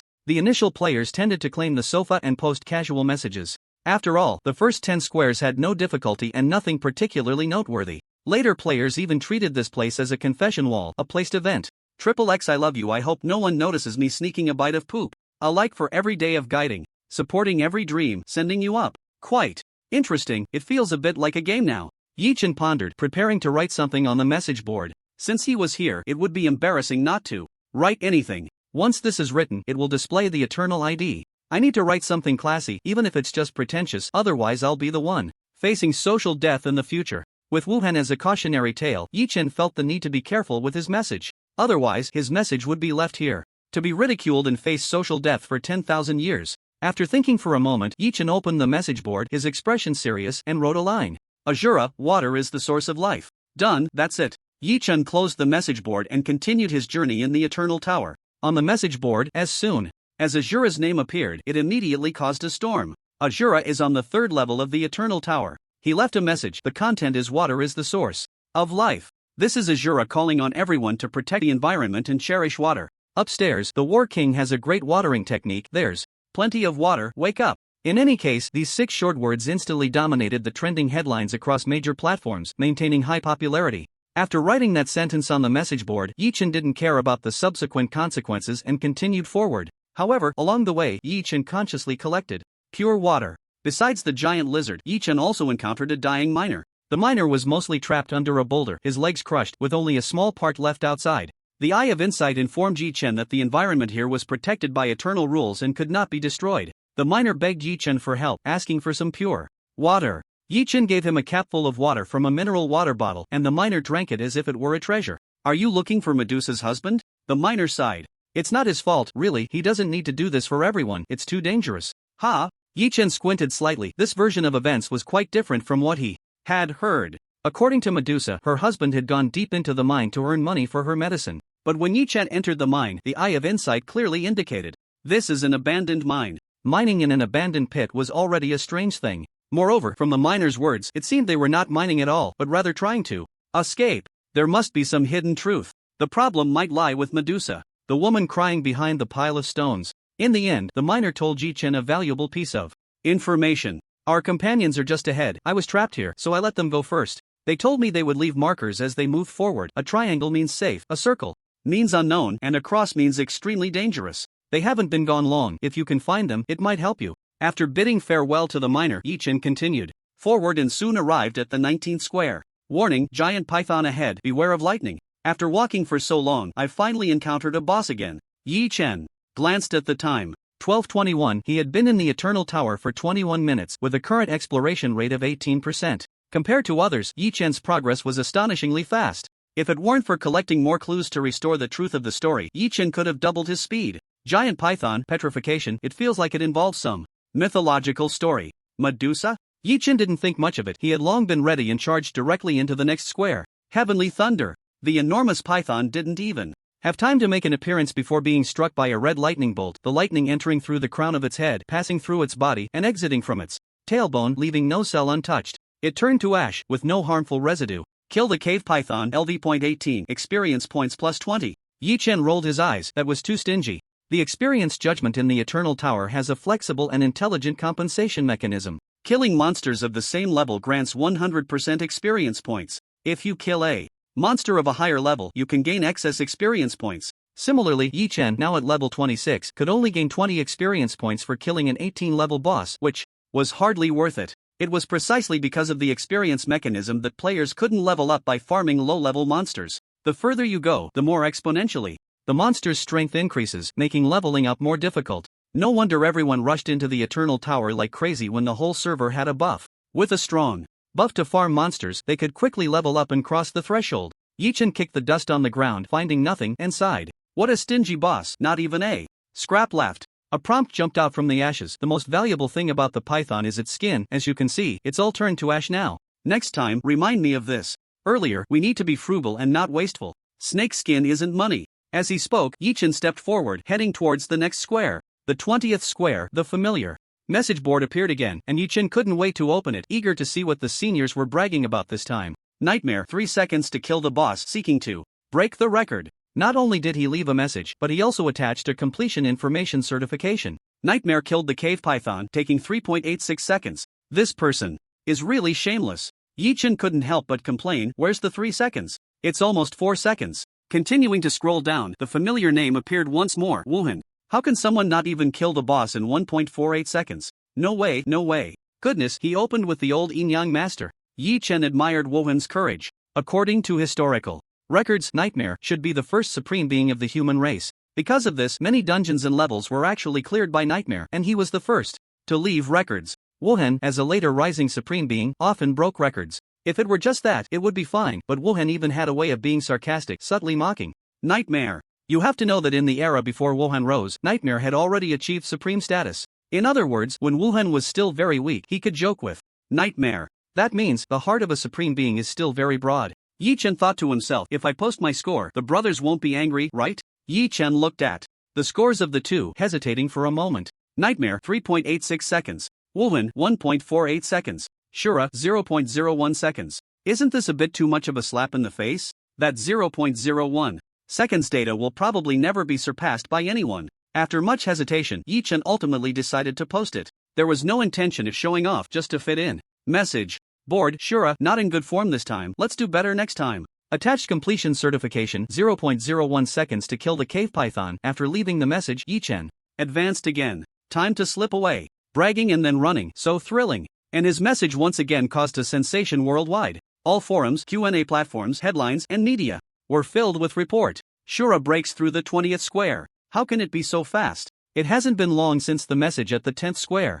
Quick, see what Shura said. How long did it take him to kill the boss? There has always been a speed ranking for killing the cave python boss. For ordinary players, killing the cave python is already quite difficult. Many have died repeatedly here, unable to succeed. However, for the chosen ones and various prodigies, killing the boss is easy. They care more about the time. The faster, the stronger, the higher the potential. Generally speaking, A-level talent killing the boss within 3 minutes is considered excellent for the same tier. S-level talent has a 1-minute limit and SS-level talent 30 seconds. Back in the day, Shuemeng killed the cave python in just 21.6 seconds, attracting worldwide attention. As for SSS level talent, this is a realm beyond the understanding of ordinary people. Even the record holder Nightmare only needed 3.86 seconds to kill the boss. However, there is a widely accepted view. Wuhan's record, 1.48 seconds, should be the limit of SSS level talent. Among the three supreme beings, Wuhan is not the strongest in combat power, but he is definitely the one with the strongest killing power. His rise was much faster than the other two supreme beings, breaking records as easily as eating and drinking.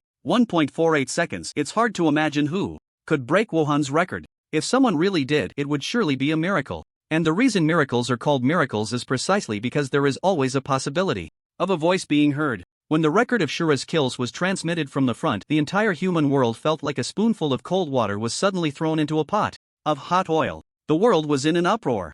0.01 seconds. A true miracle was born. Right here, right now. On all major rankings and headlines, a new entry parachuted in. Grandpa Wuhan, the record you were waiting for has been broken. The number 0.01 seconds was enough to drive everyone crazy. The glory of Shura even stood on the shoulders of Wuhan, just as Wuhan once stood on the shoulders of Nightmare. At this moment, it was just like back then. The imperial capital. Countless fireworks exploded in the sky, painting festive patterns. The people left on Blue Star looked up at the sky, their faces filled with hope and excitement. Even a war king, in his excitement, prepared to unleash a forbidden spell, to set off a grand firework display to celebrate. Fortunately, the city defense department acted in time, apprehending him and stopping this reckless act. In the imperial capital, at the scenic spot rumored to be the burial site of the god of war, a man in black suddenly appeared. The man hurriedly took out 3 incense sticks, lit them, bowed repeatedly, and inserted them into the ground. The artificial mountains slowly split apart. The black coffin, imbued with endless malice, once again floated up from the ground.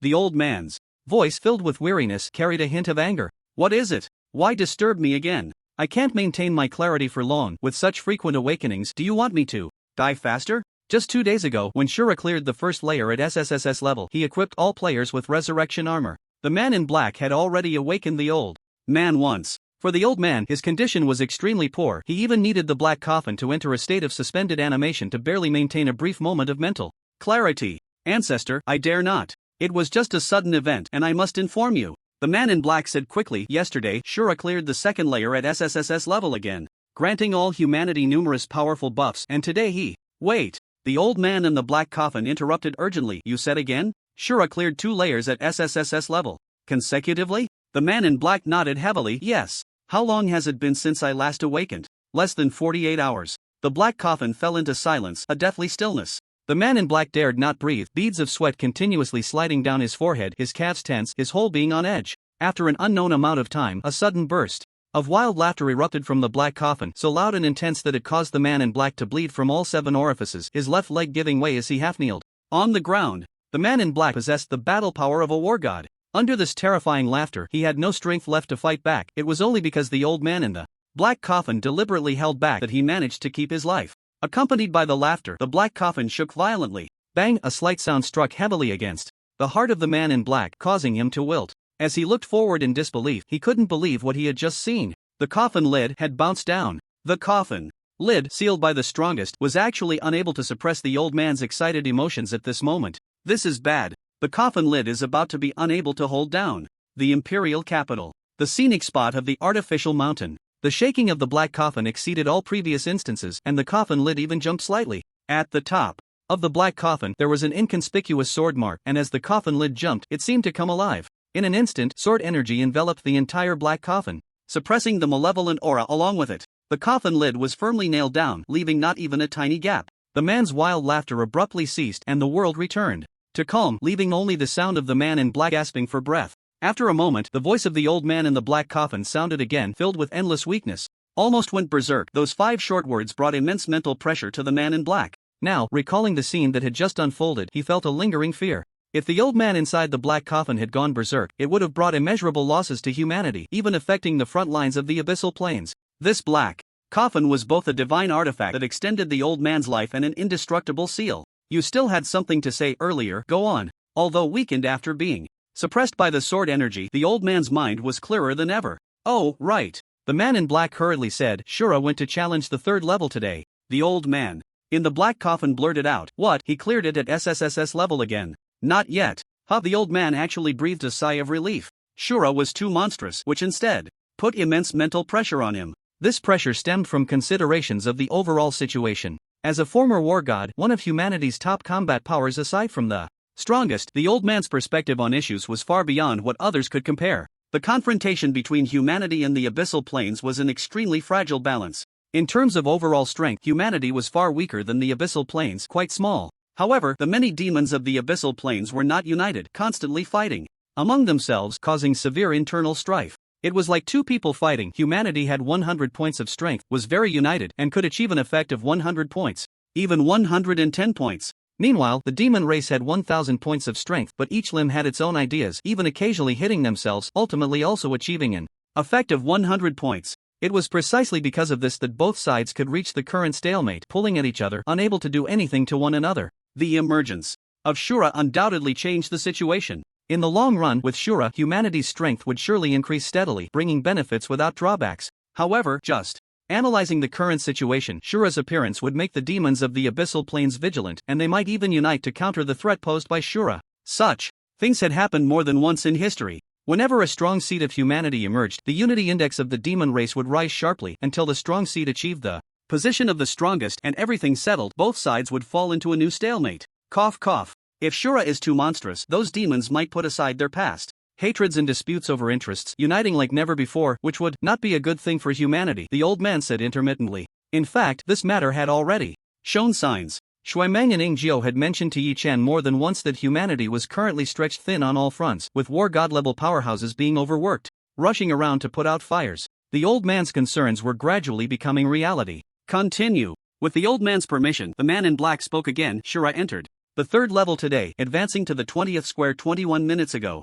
The 3rd level? That's a memory from long ago. Now that I think about it, that woman named Medusa tricked us. Old people always love to reminisce. Go on. Shura killed the cave giant python in 0.01 seconds. This was the biggest news the man in black brought on this trip. Yesterday, the Shura passed the SSS level without following the Elder's instructions to wake the other party. As the Elder said, frequent awakenings would only accelerate his death. However, the black-clad man felt that the 0.01 second clearance was of great significance and must be reported immediately. Who would have thought that the Elder would be unusually calm upon hearing the news? This only indicates that Shura possesses extreme burst damage, which may come from buffs, skills, or even talents. Our human race already has an invincible sword. Adding another one won't break this deadlock. The Elder's analysis was sharp, and he continued, in any case, let's activate the Dawn Plan. Activate the Dawn Plan? The black-clad man's body stiffened. Shouldn't this plan wait until Shura at least had the strength of a war king? Could it be that, in the Elder's heart, Shura was already comparable to a war king?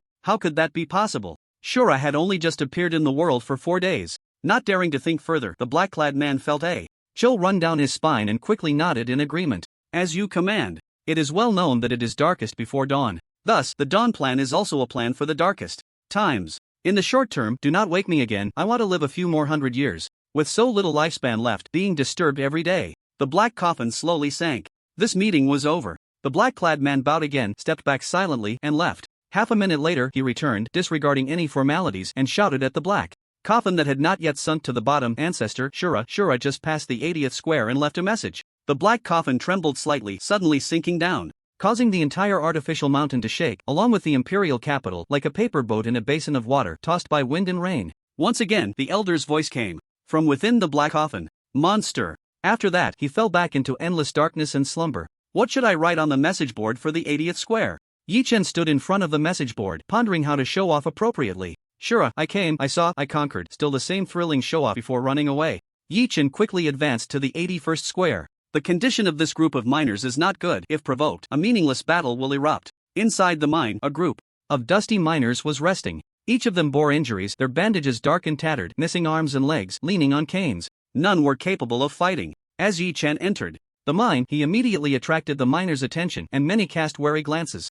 Among the miners, an older middle-aged man stepped forward, clearly the leader of the group. The profession of miner has a high casualty rate. Even if one doesn't die underground, it's easy to succumb to various occupational diseases and die young. For this reason, experienced miners are exceedingly rare. Their rich experience is sufficient to handle any emergencies that arise underground, earning them high prestige within the team, making it easy for them to become leaders. Stranger, you are not welcome here, either move forward or leave. The miner leader's words reflected the thoughts of all the miners present. Relax, we are friends with a common goal. Yi Chen took out a hard hat. This is a gift from a companion I saved. How do we know you didn't kill him and take his hard hat? A young man instinctively shouted, his face youthful, the youngest miner there. The miner leader turned around and yelled at the young man who had just spoken, "You little brat, who hasn't even grown hair, shut your mouth. If you dare to interrupt again, I'll smash that rotten mouth of yours. I swear I'll do it. Damn brat." In the depths of the mine, in the tunnels, those who could reach this point were definitely not weaklings. Offending the other party for no reason was not the situation the miner leader wanted to see.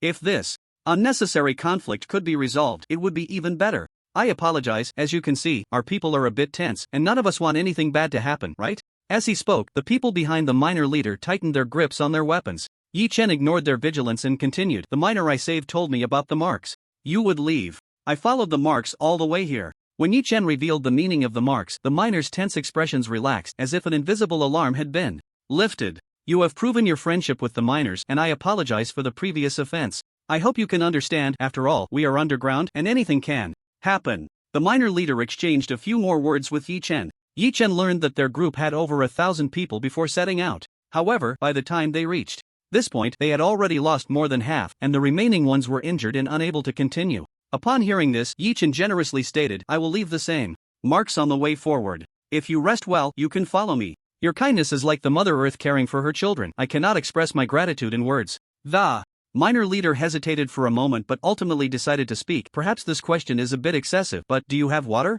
"Yes, let me see, I still have 20 liters of water. How much do you need?" Upon hearing the word water, all the miners' faces lit up with an unusual glow, as if they had seen a glimmer of hope. "There are 32 of us here. If you could give us 32 drops of water." The miner leader looked a bit embarrassed and pulled out a bag of ore, which was the most valuable thing he could offer. "In exchange, this is the essence we collected while mining before. Most of the ore was discarded, leaving only the most valuable part. Deal. 32 drops of water for a bag of valuable ore. Yi-Chen agreed readily. As he took the ore, Yi-Chen felt a slight heaviness. It was surprisingly heavy. The greater the density, the better the quality of the ore. After bidding farewell to the miners, Yi-Chen continued on his way. After he left, under the miner leader's direction, each miner received a drop of water. As soon as the water was in hand, everyone eagerly drank it. A miraculous thing happened. One miner tore off his bandage, tears welling in his eyes. I can see again. A person lying on a stretcher exclaimed. In surprise, I can feel my body. Damn, it hurts. Someone punch me so I can pass out. My arm, my arm. A young man with a severed arm watched in disbelief as his arm healed, celebrating with wild gestures. Such occurrences were everywhere. Everyone's injuries were rapidly healing as if a miracle had descended. And all of this stemmed from the 32 drops of water left by Yi-Chen. Tears welled up in the miner leader's eyes as he choked out. The rumors are true. The rumors are true. Water is the source of life. Eternal Tower, 3rd floor. 90th grid. The bus collapsed at Yi-Chen's feet, moved after experiencing the baptism of heavenly thunder, turning itself to ash. It's time for the joyful message moment again. Yi-Chen walked to the message board. Those who could reach 90% exploration were already very few. Many S-level and SS-level talents would be stopped at the boss level, only able to settle for a regretful score. With fewer visitors, the messages on the board would be even less. After all, not everyone would leave a message. For example, the third strongest, Xiao Yao. Yi-Chen had always heard that there were 3 strongest beings among the human race, Nightmare, Wuhan, and Xiao Yao. Each had their own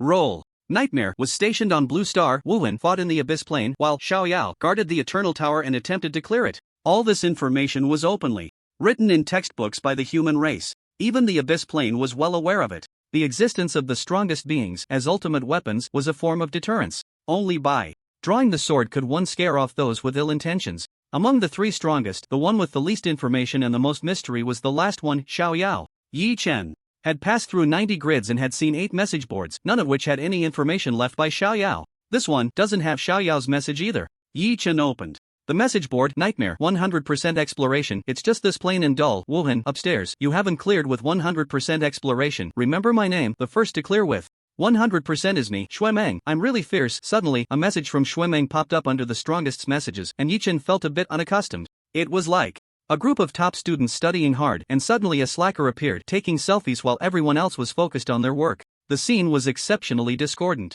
At this point, the significance of showing off messages had diminished. But Yi-Chen was unwilling to miss any opportunity to show off. Cough cough. Yi-Chen meant to leave something for future generations. Shura, next, it's time to witness a miracle. A mage is still a mage. Borrowing this is quite reasonable. Closing the message board, Yi-Chen glanced at the time. 101 at this speed. After clearing, I can directly challenge the 7th floor. Floors 3, 4, 5, and 6 are interconnected. If 100% exploration is achieved on the 3rd floor, the next 3 floors can be skipped and directly enter the 7th floor. With the hint from the Eye of Insight, Yi-Chen avoided deadly traps, negative buffs, and so on, moving smoothly. In fact, the challenge of the last 10 grids was not as great as Yi-Chen had imagined. There was no exponential increase, instead, it was exceptionally smooth. Ahead is the 100th grid. Exploration, 98%. Looking at the prompt that popped up, Yi-Chen frowned slightly, realizing that things were not simple. There are a total of 100 grids, and advancing 1 grid increases exploration by 1%. This means that when reaching the 100th grid, the exploration will not be 100%, but 99%. Like lightning cutting through the night, illuminating the world, Yi-Chen glimpsed the truth of the matter. When entering this level, the Eye of Insight had already hinted. To achieve 100% exploration, first reach 99%, then add plus 1%, so that's what it meant. Eye of Insight, so this is what I meant, I understand. Yes, that's exactly what I meant. Yi-Chen. Yi-Chen looked ahead at the dark, ominous entrance. The last step. 100 grids, exploration at 99%. When Yi-Chen made his choice, he entered a wide and empty mine. Strange, shouldn't there be traces of Medusa's husband? Here? Why is there nothing? Yi-Chen searched around with his gaze, discovering that the entire mine was empty, and there were no strange notes popping up. Something unusual must have happened. Coupled with everything Yi-Chen had seen and heard along the way, a rough outline of the story emerged in his mind. A monster that could petrify people suddenly descended, immensely powerful, rampaging and killing at will. The miners who encountered the monster, in order to survive, had no choice but to flee into an abandoned pit, attempting to escape through another exit. The monster might be related to Medusa. Medusa's husband, in an effort to make up for the destruction caused by his wife, ventured ahead alone, risking his life to scout the path while leaving marks for those who followed. The miners, combining Medusa's marks, slowly advanced through the dangerous mine, yet they still paid a heavy price. The source of all the chaos, all the clues, pointed to the same person, Medusa. Medusa, the name also easily evokes the image of the snake monster from mythology. With nothing to gain, Yi Chen turned his gaze to the wall. The strongest, Nightmare, had once sent word for Yi Chen to strike the wall, claiming there would be unexpected benefits. On the wall, Yi Chen saw a familiar message board. On the message board, there was a familiar Nightmare. Nightmare, I understand, Medusa's husband has long been dead, and the woman behind the stone pile is also a lonely soul. This is the tragic story of a loving couple. There are no traces or belongings of Medusa's husband here, but his love still lingers in the air, a silent great love. I'll reluctantly draw a heart for him. Next to the message, an ugly heart was drawn. Yi Chen's face darkened. What kind of comprehension ability did Nightmare have? The problem was clearly with Medusa.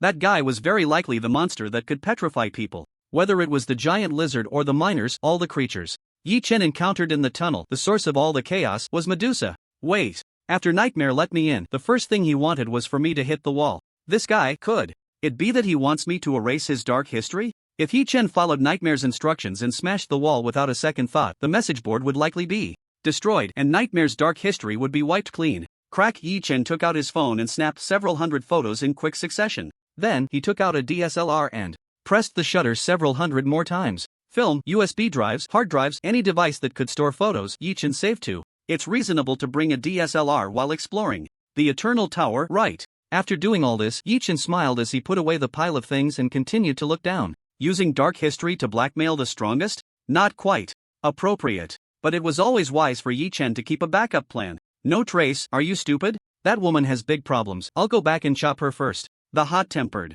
brother, online to chop people. Yi Chen didn't expect that the strongest, No Trace, had this side to him. Yi Chen's gaze moved further down and there was even more? Besides Nightmare and No Trace, someone else had left a message here? Carefree, boring story, the third strongest's message? Yi Chen took out his phone once more. Click, click. This could be considered the strongest's masterpiece, right? After taking the photos, Yi Chen faced a dilemma: how to achieve 100% exploration completion. The first three strongest had all been to this mine, lingering in this square. Without exception, they all ended their adventure with a 99% exploration rate, unable to go further. The same problem stood before Yi Chen. If this was a puzzle, the previous three had failed for various reasons. Could Yi Chen solve this puzzle? He could see the answer directly. Oh, then it's no problem. The method to obtain the last 1% exploration degree. 1. Break the wall in front of you, clear the escape route for the miners, and rescue a portion of them to achieve 100% exploration completion. Looking at the hint from the Eye of Insight, Yi Chen frowned again. If that's the case, it means that the strongest, Nightmare, has sent a message to Yi Chen.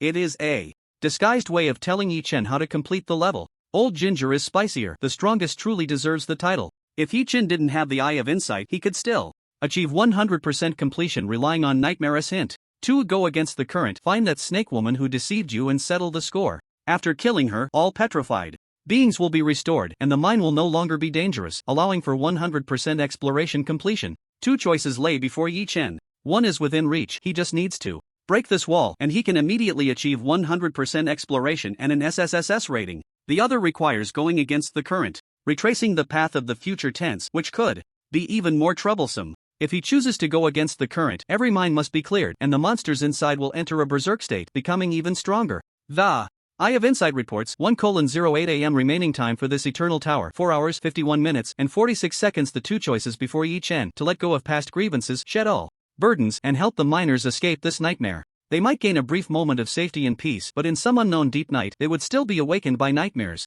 shivering, tears silently wetting their cheeks. Or, to swim upstream, wielding a sharp sword, breaking the chains, and personally ending this nightmare for everyone? For Yi Chen, there is only one option in this dilemma: go against the current. Today, I want to see how this female monster looks. How would I know? I just know she looks like, hey. After making his choice, the Eye of Insight cooperated fully. Eye of Insight navigation has been activated. Turn around 5 meters ahead. Adjust direction. 100 squares each. Square containing 3 mines, each mine packed with raging monsters. 300 mines mean 300 battles. And Yi Chen has less than 5 hours left, meaning he must resolve each battle in under 1 minute. Even Yi Chen can feel the heavy pressure of racing against time. Like a gale, he rushed into the first mine, swinging his staff, unleashing all his firepower, and going on a killing spree. Wind Fury, Thunder Blessing, Heavenly Thunder, Ignite, Blue Star. Time 1:20 a.m. Everyone has not heard from the Azura message board for 19 minutes. Last time, Azura left a message at the 90th square. Next is the moment to witness a miracle.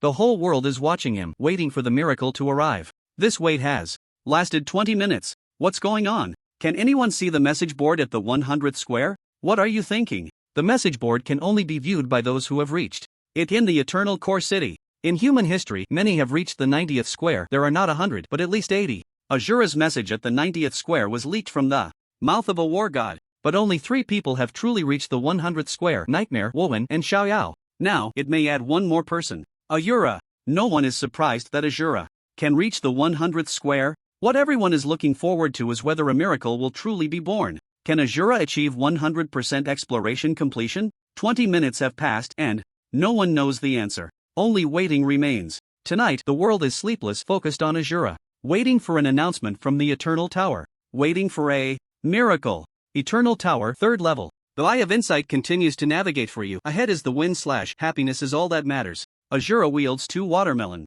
knives, slaughtering through the 3rd level, killing without blinking. You ask me if my eyes are dry? Dry. Hot Yi-Chen let out a breath, sitting on a rock, sweat dripping from his forehead, clearly exhausted. These monsters have become frenzied. Their levels and attributes have significantly increased. It's manageable in one-on-one combat, but in a mine, there are at least a dozen, if not dozens. To resolve battles as quickly as possible, Yi-Chen must kill with extreme efficiency, otherwise, he cannot complete the task within the time limit. In such high-intensity combat, some people become flustered and at a loss, getting slower the more anxious they become. Not everyone can withstand a high-pressure environment. Yet some people thrive, entering a state of extreme focus. The higher the external pressure, the more concentrated they become, performing extraordinarily well, referred to as the pressure cooker personality. Yi-Chen is clearly one of the latter. Born with a big heart, made for grand scenes. Amidst the frenzied slaughter and endless battles, Yi-Chen's combat skills are improving at a terrifying speed, utilizing every bit of MP to the fullest. The wind, fire, and lightning skills connect perfectly, with just the right wind/and basic attacks, compensating for damage while moving at high speed. Every detail is polished to perfection. Combat skills are refined and evolved, even to the point of being called art. At first, Yi-Chen needed 1.5 to 2 minutes to clear a mine's monsters. As his proficiency increased, his killing efficiency approached perfection, and the time was continuously shortened. Now, Yi-Chen only needs less than 40 seconds to easily clear a mine. Killed the Lamba Servant, MP restored 15%, experience plus 2,596. Level up to 28, attributes increased, free attributes allocated. As preset, level up to 31, attributes increased. Level up to 42. Along with the slaughter, Yi-Chen's level is continuously rising, with all attributes increasing, yet the difficulty of combat shows no signs of decreasing. The monsters in the mine grow with the level of the intruder.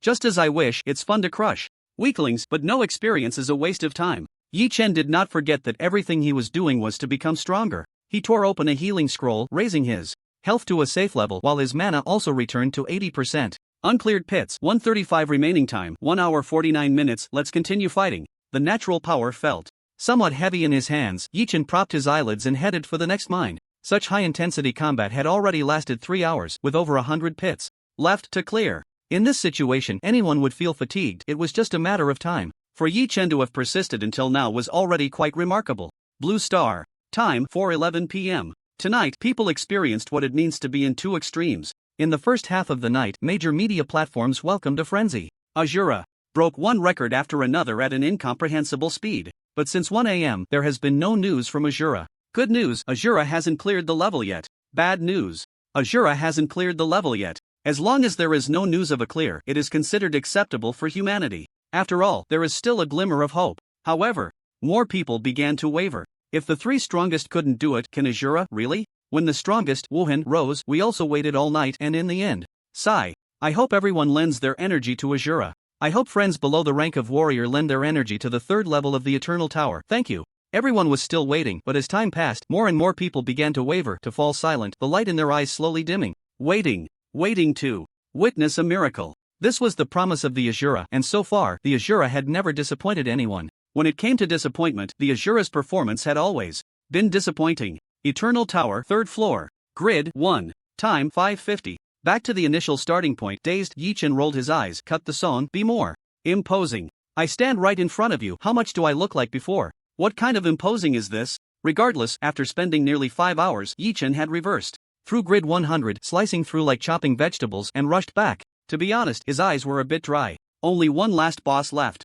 Yi-Chen looked at the stone pile ahead. There were still 10 minutes left, and Yi-Chen could spare some time to change his clothes. First, stack a billion buffs. Ready to go, 30 layers. Preparation complete. BGM. Preparation complete. Prelude of the Knife Society. Start. Accompanied by the prelude of the Knife Society, Yi-chan gently pointed forward, and the stone pile began to collapse. Hiss, why does this sound like the birth of the Monkey King and I become the villain? As the stone pile crumbled, a woman's voice came through. Good Samaritan, did you bring back my husband? Sorry, I brought back bad news about death. The woman began to sob again. Are you saying he died? Wrong guess, you can guess again. In the haze, a snake monster with 9 heads, bearing its fangs and claws, gradually revealed itself. Yi-chan did not rush to act. The hint from the Eye of Insight indicated that the opponent was currently in an invincible state, just like a boss in an RPG game still going through a cutscene. As the haze dissipated, Medusa's ugly face appeared before Yi-chan. If an example were needed to describe this ugliness, none would be given. The 9 snake heads glinted with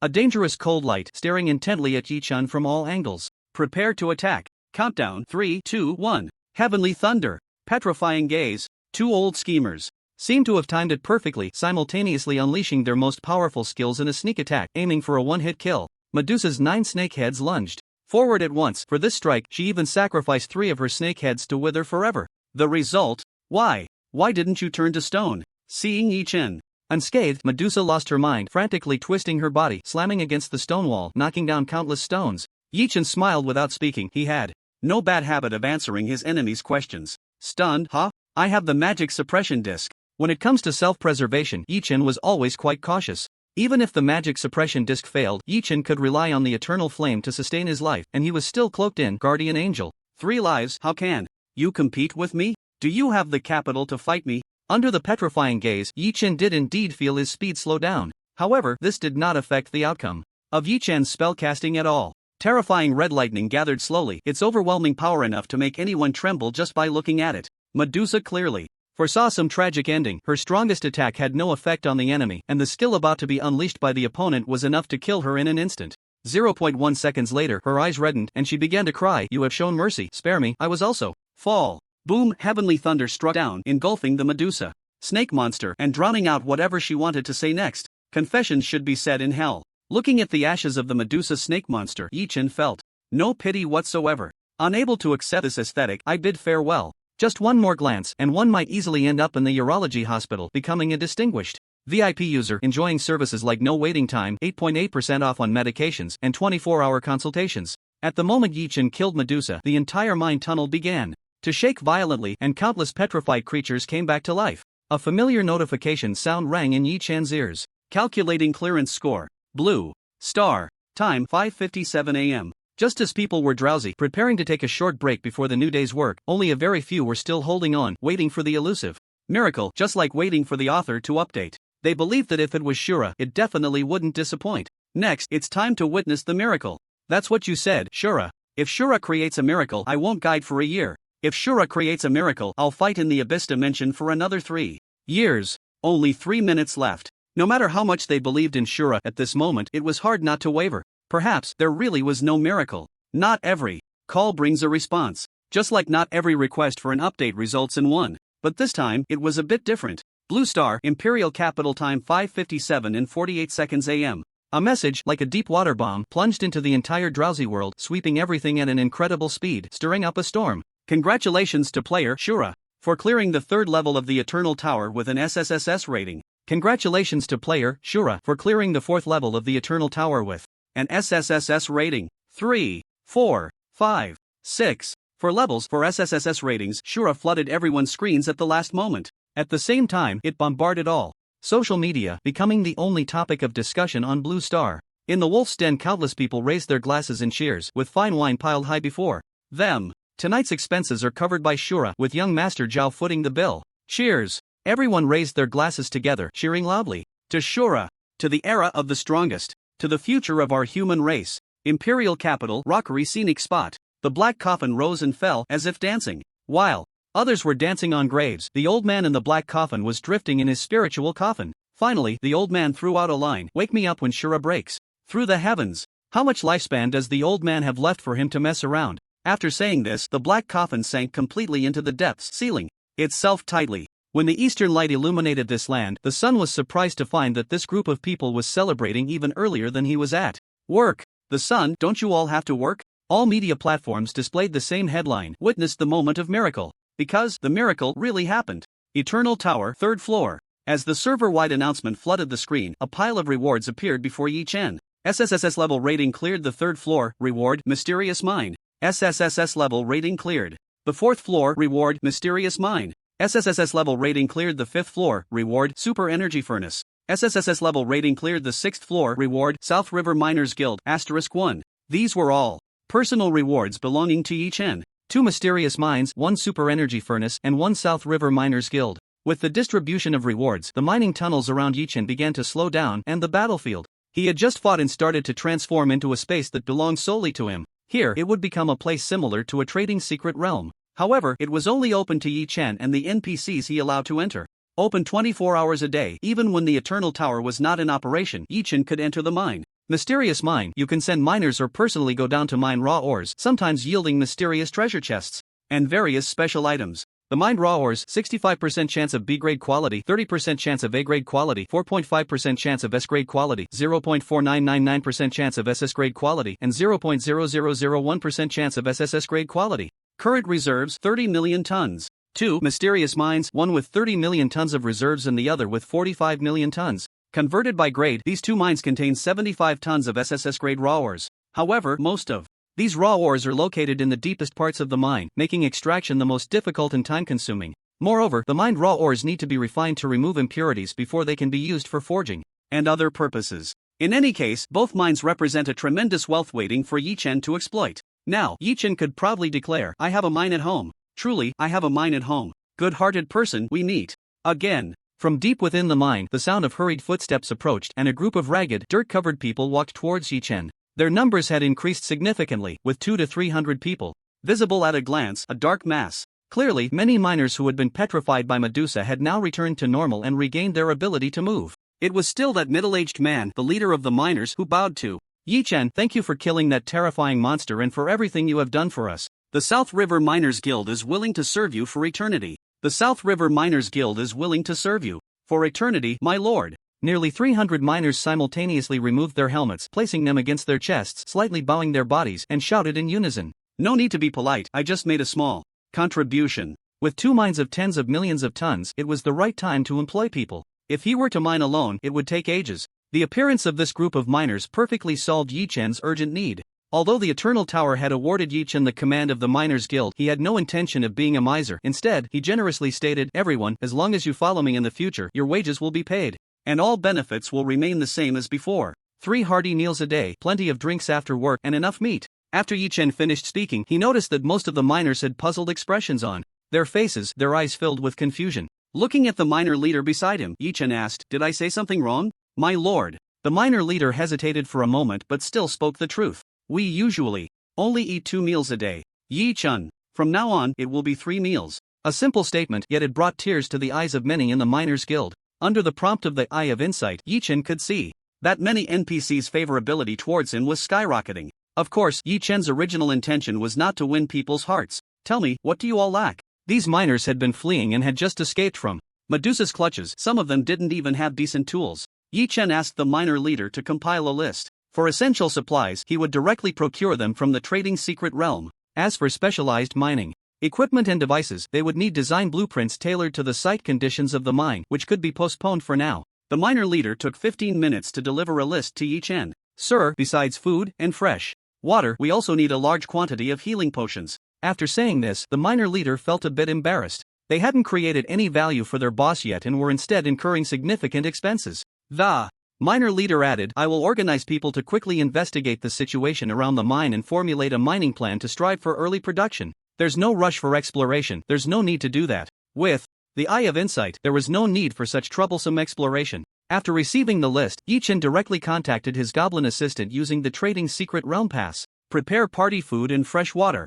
Drinks for 1,500 people. Yi Chen guessed that the outside world should be celebrating now, so his request was not abrupt. The goblin assistant was very efficient, 150 gold. As soon as the money was sent, Yi Chen received the delivered food and fresh water. Yi Chen handed the food to the miner leader. You organize the distribution, make sure there's enough, but don't let everyone drink the alcohol yet. Understood. The miner leader began to get busy. The food for 1,500 people, if rationed, would be enough for 300 people for a week. Of course, according to Yi Chen's standard of 3 meals a day, it would only last a day and a half. After waiting a moment, Yi Chen sent another message to the goblin assistant. There's a small situation here. Anonymously purchase 400 low-level healing scrolls. 200 gold. You have new mail. The healing scrolls were distributed, and the miner leader expressed his gratitude to Yi Chen again. Boss, we are just miners, we can mine, but we are a bit out of our depth when it comes to smelting and forging. The miner leader pointed to the super furnace next to the mine. If you want to smelt the raw ore we dig up, you might need to hire another batch of professionals.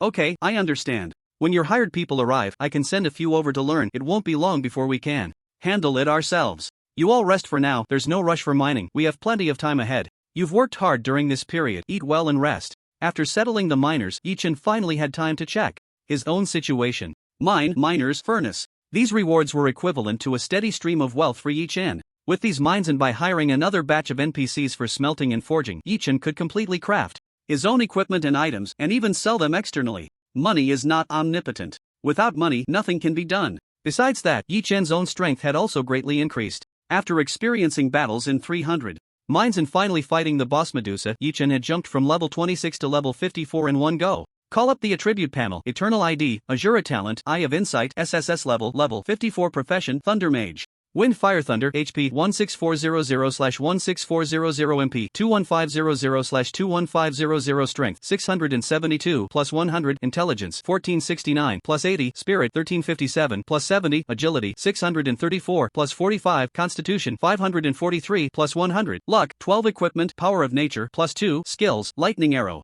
Thunder Blessing Ready to Strike Heavenly Thunder Wind Slash Wind Fury Ignite etc. Status Thunder Affinity Thunder Specialization Fire Specialization Wind Specialization. The 5 basic attributes have all broken 500. And the most important attributes for a mage, intelligence, and spirit are nearing 1500. Now, Yi Chen finally looks a bit like a mage. Individual attributes breaking 1000 is one of the hard standards for identifying a battle general rank. Of course, this is just a single indicator of a first-tier battle general. The evaluation of a battle general is more about combat strength and achievements. Having just become a 9th-tier warrior, Yi Chen has no plans to push for the battle general evaluation for now. Besides the growth in attributes, Yi Chen has 2 significant gains. This battle lasted nearly 5 hours, with over 10,000 uses of Heavenly Thunder. Now, the base damage of Heavenly Thunder has reached a whopping 58,655. Even without stacking Ready to Strike against low-tier battle generals, a single Heavenly Thunder can easily kill. Even high-tier battle generals would lose half their life from a strike. The high growth potential of Heavenly Thunder was already within Yi Chen's expectations.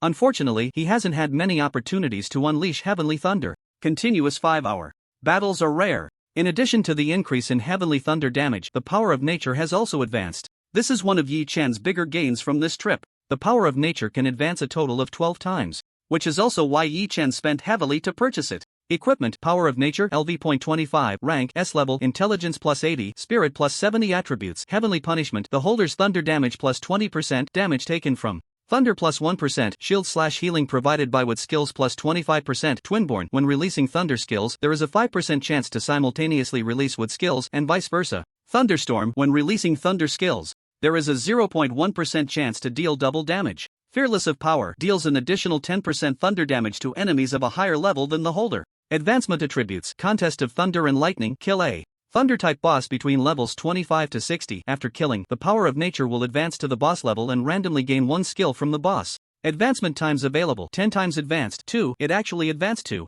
S-level equipment. Although it's S-, it's still solid S-level equipment. The advancement potential of the power of nature exceeded Yi Chen's expectations. The previous attributes have all received varying degrees of enhancement. At the same time, a new attribute has been added, Fearless of Power, which allows for higher damage against enemies of a higher level. This attribute is great, it has a miraculous effect in battles. Due to Yi Chen's special identity, he often faces higher-tier enemies. With the addition of Fearless of Power, the already overflowing burst damage is further enhanced. Putting away the attribute panel and equipment introduction, Yi Chen has nearly finished tallying his personal gains from this trip. Just then, the announcement of the Eternal Tower rang out again. Settlement complete, officially awarding SSS level evaluation rewards. Player Azura. SSS level cleared the 3rd, 4th, 5th, and 6th floors, rewarding the entire Eternal Tower human race buff, Miner's Hero. Limited time buff, overall enhancement, all attributes of the human race in the Eternal Tower. Plus 30%, limited to 24 hours. Limited time buff, focus on defense, damage taken by the human race in the Eternal Tower minus 20%, limited to 24 hours.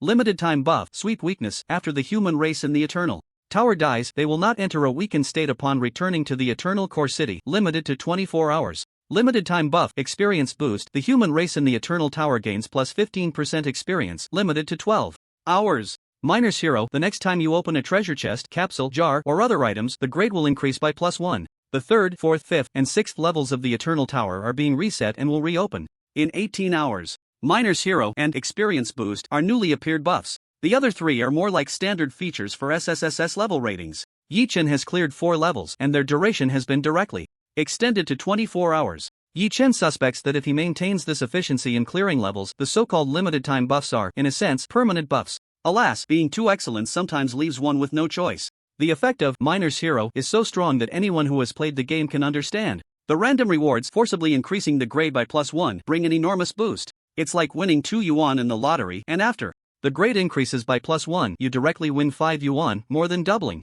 For example, if you originally hung a thank you for your patronage, after the grade increases by +1, you win 2 yuan, multiplying it countless times. Terrifying indeed. As for the experience boost, it's a blessing for ordinary players, reducing the difficulty of leveling up. Unfortunately, it only lasts for 12 hours, equivalent to 2 days of exploration in the Eternal Tower. No worries, I'll find a way to extend it within 2 days. Yi-Chen is very confident. Isn't it just an SSS level rating? Is it that hard? 6 SSS ratings in 3 days. Is Yi-Chen proud? Very proud. After putting away the announcement of the Eternal Tower, Yi-Chen looked over at the mine, which was also properly arranged, and randomly logged out of the game. A flash of white light. Yi-Chen returned to his home, where a shadow was waiting for him. The voice of Shadow 9 sounded somewhat listless but still carried an uncontrollable excitement. Let me tell you a surprise. At 3 a.m. tonight, Xuemeng ambushed the 4th demon sect leader near the abandoned factory. I personally took action and severed the thief's head, confirming his death. Kid, you can go to school with peace of mind now.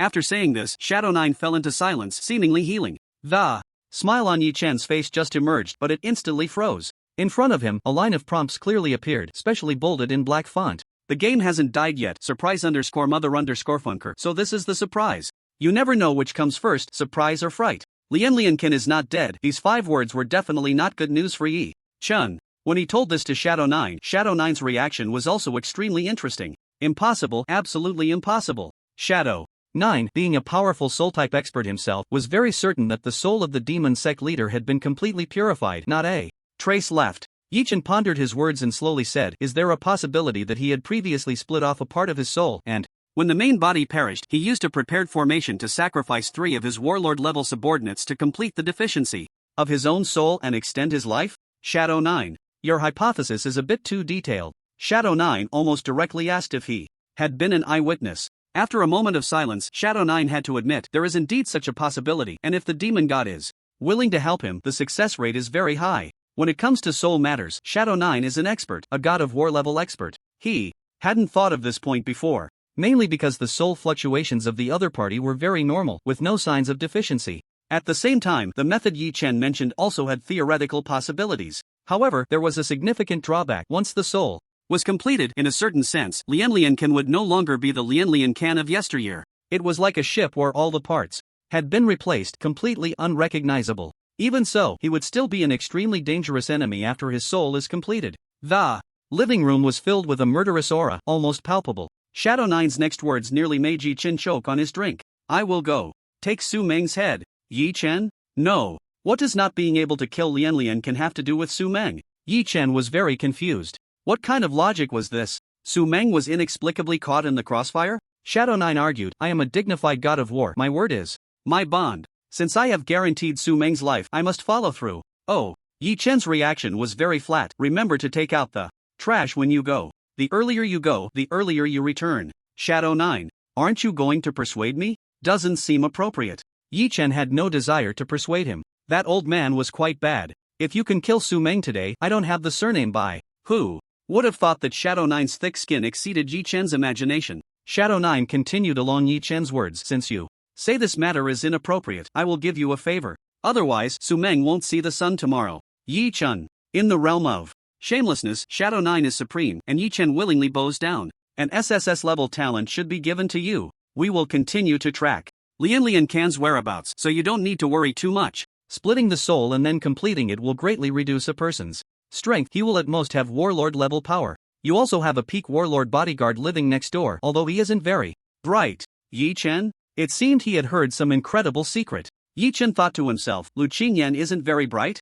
Could it be that he has suffered some hidden ailment? Shadow 9's tone became serious. Lian Can has now been reborn. If he cuts off his past and lives in hiding, it is not impossible. In any case, even if he has any plans, he won't find you, this little kid, so don't worry at all. Yi Chen rolled his eyes. Please, don't plant flags for me. The more he said that, the more likely it was that someone would come looking for him. After finishing the conversation with Shadow 9, Yi Chen tidied up and went out to school. On the way, he ran into Zhao Lin, who was beaming with excitement. Big bye. I successfully changed jobs last night and now I'm a Gale warrior. Very good, that's great. Zhao Lin was unusually excited, and as a natural chatterbox, his mouth seemed to be rented, talking endlessly. I was a bit worried that the third layer would be too difficult to get through. I heard that because of Shura, layers 3 to 6 will reset, similar to a feeling of purification. The difficulty will decrease and the basic rewards will increase. From Zhao Lin's words, Yi Chen finally understood the meaning of the reset. In the previous 3 eras of supremacy, similar events had occurred.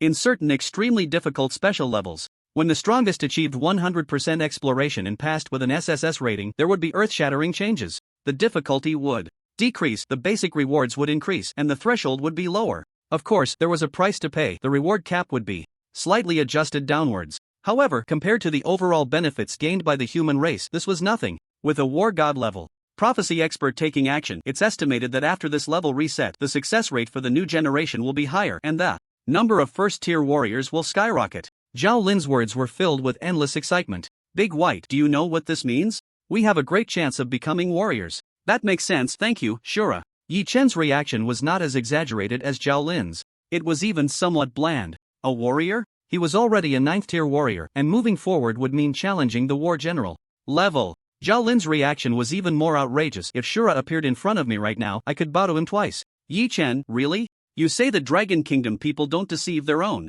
Don't bow to Shura, bow to Dad first. Get lost. In Nanjing City, at a factory in the suburbs. Last night, a war god level battle quietly occurred and ended just as quietly. Thanks to special formations and methods, the battle did not affect reality, keeping the losses to a minimum. Xuanmeng's figure reappeared on the battlefield, his brow furrowed. Is this guy a cockroach? He just won't die. At the scene, many people were fiddling with instruments and setting up formations, trying to find the opponent's true location from the clues. However, Xuanmeng looked back and shook his head. Difficult. This guy has vanished without a trace. Although his strength has declined, he has become even more dangerous. In Nanjing City, 80 kilometers away from the abandoned factory, in a mid-range apartment in the city center, there should be more safe houses like this. A young man with black hair sat on the sofa, swirling a glass of red wine, looking out at the world through the floor-to-ceiling window. His gaze was indifferent, completely out of place with the celebratory world, and a cold smile hung on his face. 3 war kings used up 2 of the demon gods'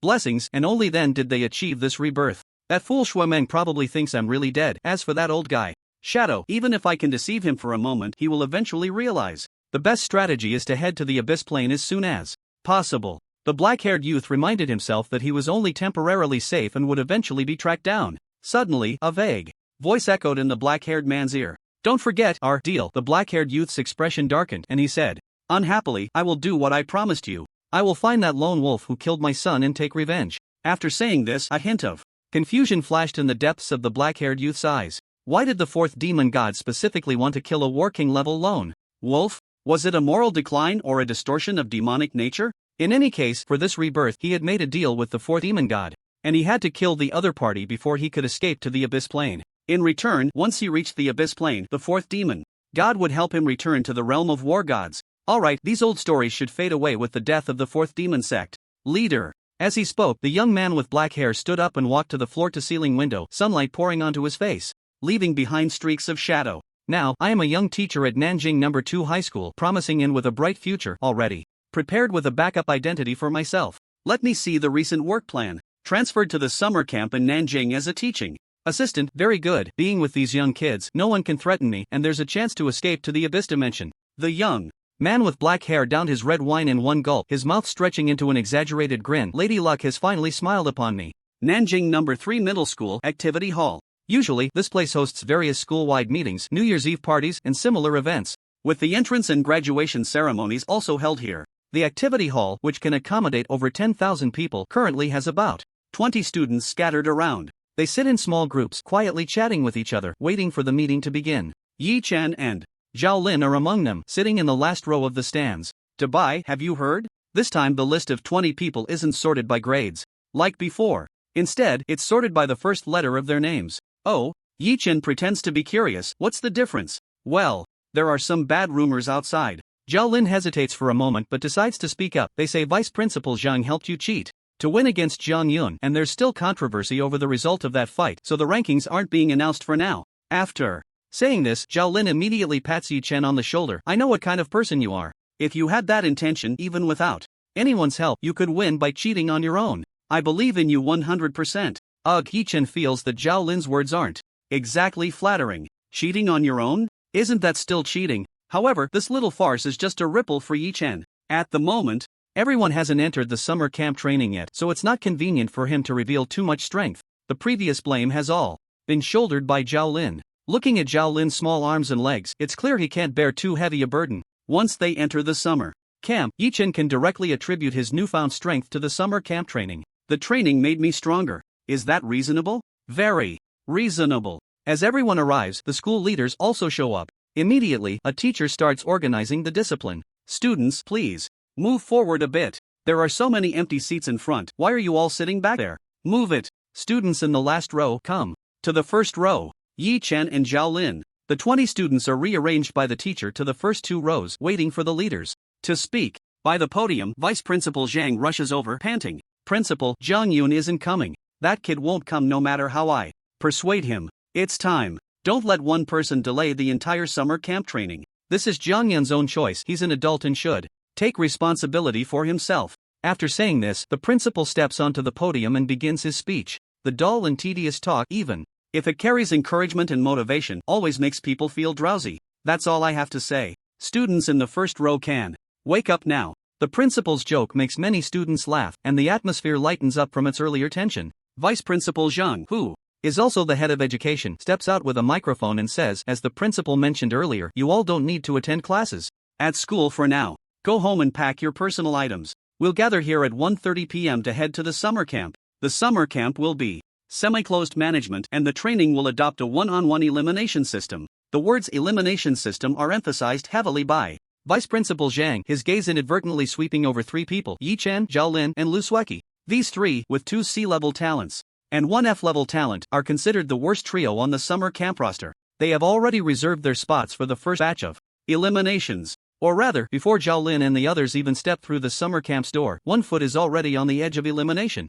It's not just Vice Principal Zhang who thinks this way. Other students also look at the 3 when they hear elimination system. Having someone to take the bottom spot for themselves, that feeling is quite nice. Vice Principal Zhang continues, listen carefully. Just because you enter the summer camp doesn't mean you can relax. At the end of each weekly test, students will engage in combat with a new batch of incoming students, and the loser will be eliminated. The summer camp will continuously bring in newcomers while also eliminating the old. The tension in my mind is taut. The resources invested in this summer camp exceed your imagination. If you perform well, you will have the chance to get into top universities in the future and even have the opportunity to be classmates with the Azura. When Vice Principal Zhang mentioned the word Azura, everyone held their breath. On those youthful faces, there was a glow of hope. To become a classmate of the future. Strongest Azura? To enjoy the greatest benefits of the strongest era, with the chance to advance even further. Just thinking about this possibility makes one's heart surge with excitement. Yi Chen awkwardly touched his nose, secretly thinking, am I really that popular? But there was an awkward question. You are already classmates with Azura. After painting a bright picture for everyone, Vice Principal Zhang didn't forget to motivate them. This special training also includes the teachers and students from Nanjing No. 2 High School. Last year's college entrance examination champion came from No. 2 High School. This year, let's work harder and redeem our past shame. Meeting adjourned. Amidst the sparse applause, the 2146 summer camp expedition ceremony of Nanjing No. 3 High School concluded successfully. On the way home to pack, Zhao Lin mysteriously said, Dubai, I just found out that there are actually 21 spots on this big list. One more spot? Yi Chen immediately reacted. You mean Zhang Yun? In the combat test, Zhang Yun had already conceded 2 matches and was defeated again by Yi Chen. With 3 losses, Zhang Yun naturally did not qualify for the summer camp. Yes, according to the summer camp rules, A-level talents can enter without testing. Zhao Lin sighed, but Zhang Yun voluntarily gave up this spot, saying he wouldn't go. He'll probably wait for the second batch of opportunities and come to the summer camp after winning in the combat test, which means he'll just delay for a week. Oh, interesting. Zhang Yun's voluntary abandonment of the opportunity to attend the summer camp was something Yi Chen hadn't expected. This kid has a stubborn resilience. But is it really embarrassing to lose to oneself? If he told Zhang Yun the truth that he lost to Azura, the kid might even take pride in it. That kid seems to have changed classes. He didn't come to class this morning. I just went to check and his desk has been moved. Oh, Zhang Yun's topic was just a small interlude. Yi Chen simply packed some clothes at home. Just as he was about to head out, he happened to bump into the teacher Lu next door, opening the door. Oh, what a coincidence. Lu Qingyan smiled, having observed this little fox over the past few days, and found he quite liked him. Are you going far? Lu Qingyan looked at the backpack Yi Chen was carrying, clearly packed with a lot of things. Yes, school training. I guess we won't see each other for a while. What a pity. Yi Chen's last sentence was heartfelt. Having a peak Battle King living next door made sleeping so much more secure, although he was a peak Battle King with a not-so-bright mind. However, when it comes to fighting, the less clever people tend to be fiercer. Yi Chen believed that at the stage of Battle Kings it should be the same. We didn't have such good conditions back in our day. It's okay, fate will bring us together again. Go on, young man, I have high hopes for you. Lu Xingyan encouraged Yi Chen a couple more times, watching him go downstairs before turning back into the house. Summer camp special training? Interesting. Saying this, he picked up his phone and dialed a number. It's me, Lu Xingyan. The person on the other end seemed very nervous. A call from a peak Battle King. Even the person in charge of Nanjing City wouldn't dare to offend easily. For this summer camp special training in Nanjing City, I want to be listed as a participant, but arrange for me an inconspicuous identity privately. Who said I have to stay? By Lu Sueki's side? Arrange for Yi Chen to be by my side. Remember this name, Yi Chen from Class 2, Senior Year, Southjiang Number 3 High School. Putting down his phone, Lu Qingyan rubbed his temples, frowning tightly. Recently, my head has been inexplicably hurting. Strange, is this a sign of about to break through to becoming a war god? I haven't heard of that. Should I find a war god to take a look? The registration fee is so expensive. I might as well go to the battlefield, come back and say I was injured on duty, save a bit if I can. Forget it, I'll talk about it after the summer camp training is over. Lu Qingyan shook his head, and the pain eased. He felt that it wasn't a big deal. Nanjing Number 3 Middle School Activity Hall. Outside the hall, the parking lot held 4 or 5 large buses, painted in camouflage colors, with heavy bodies that seemed to be made of specially reinforced steel plates, adorned with patterns of magical arrays. Dabai, hurry, help me take a picture with the bus. Zhao Lin had never seen such a bus before. It was imposing and exuded the essence of a rogue. Of course, to outsiders, both Yi Chen and Zhao Lin appeared to be rogues. The two were going to a summer camp, likely just for a week, much like the autumn. Harry Crabs taking a bath in Changyan Lake. Classmate, these vehicles belong to the City Defense Department and cannot be photographed. Before Zhao Lin could strike a pose, a man in a black cloak kindly reminded him. Oh, sorry. Zhao Lin couldn't help but glance at the bus a couple more times. It gave a strong sense of security. Dabai, do you think this big setup is really necessary? Yi Chen pondered and replied, they must be worried about those guys from the demon cult trying to launch a surprise attack. That can't be, right? We're just sea-level talents. Zhao Lin said with a bitter smile, if they send out war generals to kill us, it seems like we would still be the ones profiting. This trip to the summer camp had an absolutely sufficient escort, with terrifyingly strong surface power. Not only were there strong individuals from Nanjing Number 3 Middle School, but many from the City Defense Department had also been called in. Even 2 war kings were dispatched to protect these juniors. After arriving at the summer camp, these 2 war kings would remain there to guard against enemy attacks. As for how many forces were secretly guarding them, no one knew. As long as the demon cult's followers dared to act, their only fate awaited them, death. In other words, the followers of the demon cult, with a determination to die, dared to attack the convoy. Following the teacher's instructions, the 2 boarded one of the buses. The 20 people were spread across 5 buses to avoid being taken out all at once. Once they got on the bus, the doors immediately closed and locked, and they could even hear the sound of welding. The doors had been welded shut, no one could get off. Is this really necessary? Zhao Lin gradually realized that things were not simple. The doors were the weakest part of the bus, and welding them shut was one way to increase defense. Many zombie movies have similar plots. The question was the environment they were in really that dangerous? Yi Chen, Zhao Lin, Lu Sueki, everyone is here. A middle-aged man holding a list glanced at the 3 and said, we received intelligence that the 3rd and 6th demon cults are preparing to ambush the convoy, and they may have war.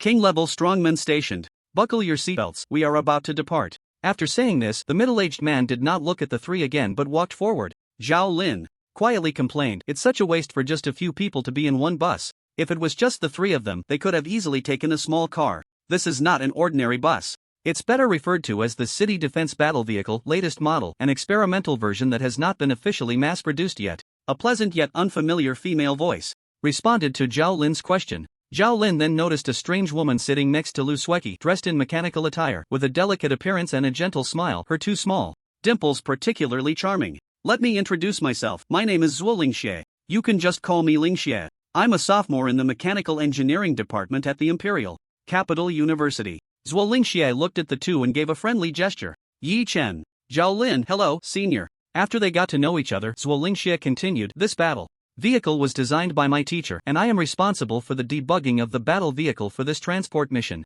When talking about the battle vehicle, her words naturally flowed more freely. The shell material of the battle vehicle can withstand attacks from 9th tier war generals, and when the protective array is activated, it can resist a full force strike from a war king. If the war chariot detects catastrophic damage, the random teleportation array placed under the seat will automatically activate, transporting the passengers to a safe area as much as possible. Upon hearing this, Yi Chen asked, since such a high-spec war chariot is deployed, it indicates that the ambushing enemies are not weak. Then why not directly use the teleportation array to take us there? Compared to the vehicle, the teleportation array is clearly a safer and more reliable choice. Zhuo Lingxie patiently replied, the teleportation array leaves spatial traces, making it easy for others to trace the location of the summer camp. This summer camp is not solely organized by Nanjing City, but is a collaboration of 12 cities in the southeastern region, gathering a total of 31 high school genius seeds, with no less than 10 S-level talents. Therefore, the location of the summer camp must be kept highly confidential. The war chariot is just one part of the entire transportation process.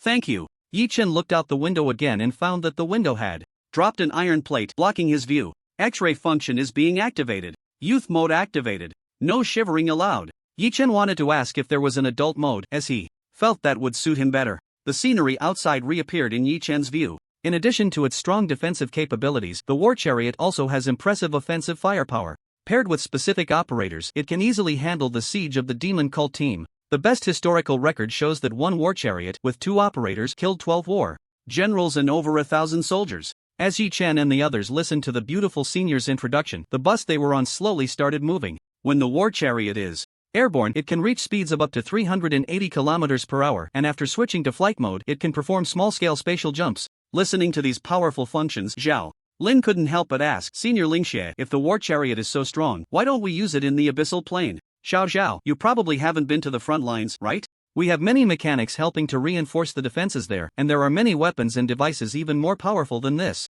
Zhuo Lingxie continued without impatience, but cost is a big issue. The machines made by mechanics not only consume their own MP but also require special ores to operate. The more powerful the machine, the more precious the ores consumed. The top-tier ores can currently only be mined in the abyssal plane, and it is rumored that the Eternal Tower has mysterious ore pits. Without high-quality ores, mechanical devices can only exert limited power. High-quality ores are too rare, we can only save them for critical parts. When she mentioned the mysterious ore pits, Zhuo Lingxie's eyes clearly lit up. My biggest wish is to find a mysterious ore pit. If that happens, my senior brothers. Upon hearing this, Yi Chen couldn't help but glance at Zhuo Lingxie. Mysterious ore pits? I have 2. Did I show off? From what Zhuo Lingxie said, the value of the mysterious ore pits is greater than I imagined. Yi Chen pretended to be very interested in the topic and then asked, what kind of ore is considered high quality? In the grade assessment of the Eternal Tower, ores of grade B and above are considered high quality. Classmate. Zhuo Lingxie's attitude was very good, carefully answering every question without treating the 3 differently due to their lower talents. After all, the CCF combination on this war chariot had already spread before they even arrived at the special training summer camp. The 3 of them had inadvertently become well-known figures. Thank you, senior. Yi Chen suppressed his desire to continue asking, keeping these matters in mind, waiting for an opportunity to ask Shui Meng at the Wolf's Nest. Grade B ores are considered high-quality ores. If Yi Chen remembered correctly, the worst ores in the mysterious ore pits are grade B? This means that the 75 million tons of ore in Yi Chen's hands are worth far beyond his expectations. In the midst of a few people's casual chatter, the bus kept accelerating, taking a road that wouldn't show up on the map. Virum, the vehicle suddenly shook, and Zhuo Lingxie took out a tablet, her fingers tapping rapidly as various data about the battle vehicle appeared on the screen. Senior, what's going on? Nothing much, just got hit by a rocket. The shell is slightly damaged. I've sent a team of nanobots to repair it. Locking onto the enemy's position, dispatching X-type drones, bombing the target. Done. Zhuo Lingxie put away the tablet and, while chatting, wiped out a small team of cult followers. She turned to Zhao Lin, who was staring in shock. What were we talking about just now? Zhao Lin. Nanjing No. 2 Middle School Summer Camp Convoy. Like Nanjing No. 3 Middle School, the summer camp students from Nanjing No. 2 were also escorted with the highest level of security. They were on high alert to prevent any accidents. These talented seeds were selected from high school, and if they were all taken out by the cult followers, it would be a huge joke. Teacher Xiao, hurry up and get on the bus, we're about to leave. Not far from the bus convoy, a young teacher with black hair walked over leisurely, exceptionally calm. Coming. Teacher Xiao boarded the bus, and the door was welded shut from the outside, with someone responsible for briefing him on the situation. Ambush by the 3rd and 6th cult? Looking at the information in his hand, Teacher Xiao gritted his teeth and said resentfully, these cult followers deserve to die. They should have their souls torn apart and purified, and their bodies ground to dust, leaving not a trace. It would be best if their son, who also sided with the cult, witnessed them being struck by lightning right in front of him. After saying this, Teacher Xiao was still not satisfied and added, those who side with the demon god are all no good. When these words were spoken, Teacher Xiao felt particularly emotional, as if he had experienced it himself. Anyone could hear the overwhelming hatred Teacher Xiao had for the cult followers in this statement. Old Xiao, that's a bit extreme, there are students here. A colleague lowered his voice, changing the subject. But I think you're right, those cult followers deserve to die. The colleague knew well. Just a few days ago, there was bad news. Teacher Xiao's parents were ambushed and killed by cult followers when they returned from the abyssal plane. This blood feud was enough to drive anyone mad. Teacher Zhao's hatred for the cult followers was deeply ingrained, and it was only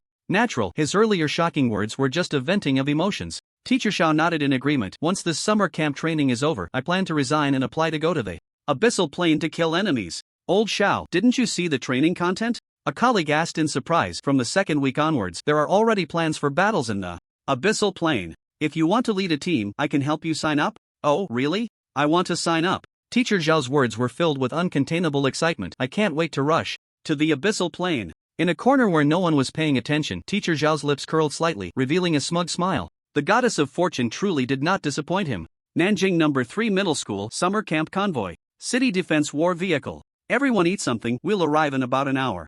Zhuo Lingxie took out 4 portions of wartime emergency rations and distributed them to the 3. After tearing open the seal, a fragrant aroma instantly filled the entire compartment, incredibly enticing. So fragrant. Zhao Lin's eyes lit up. He had chosen the chef profession as his secondary career. He thought that even if he couldn't become a soldier, he would still have a skill to rely on in the future. These foods are all carefully cultivated in the laboratory using various seeds from the Eternal Tower combined with some special professions related to plants. Zhuo Lingxie raised the bag in his hand. What you have are ordinary packs, not much different from regular food. If it were the rations specifically made for soldiers, consuming them would allow you to go 3 days without eating and also enhance wound healing. Wow, is it really that amazing? As they chatted, Yi Chen tilted his head, looking out the window, his view blocked by the iron plate. Throughout the previous journey, Yi Chen had maintained this posture and rarely interjected. Under the youth mode, Yi Chen was fully aware of the external situation. He had a blank expression, secretly thinking, we've encountered quite a few attacks along the way, but it was all just a scare, we could handle it just with the war vehicle.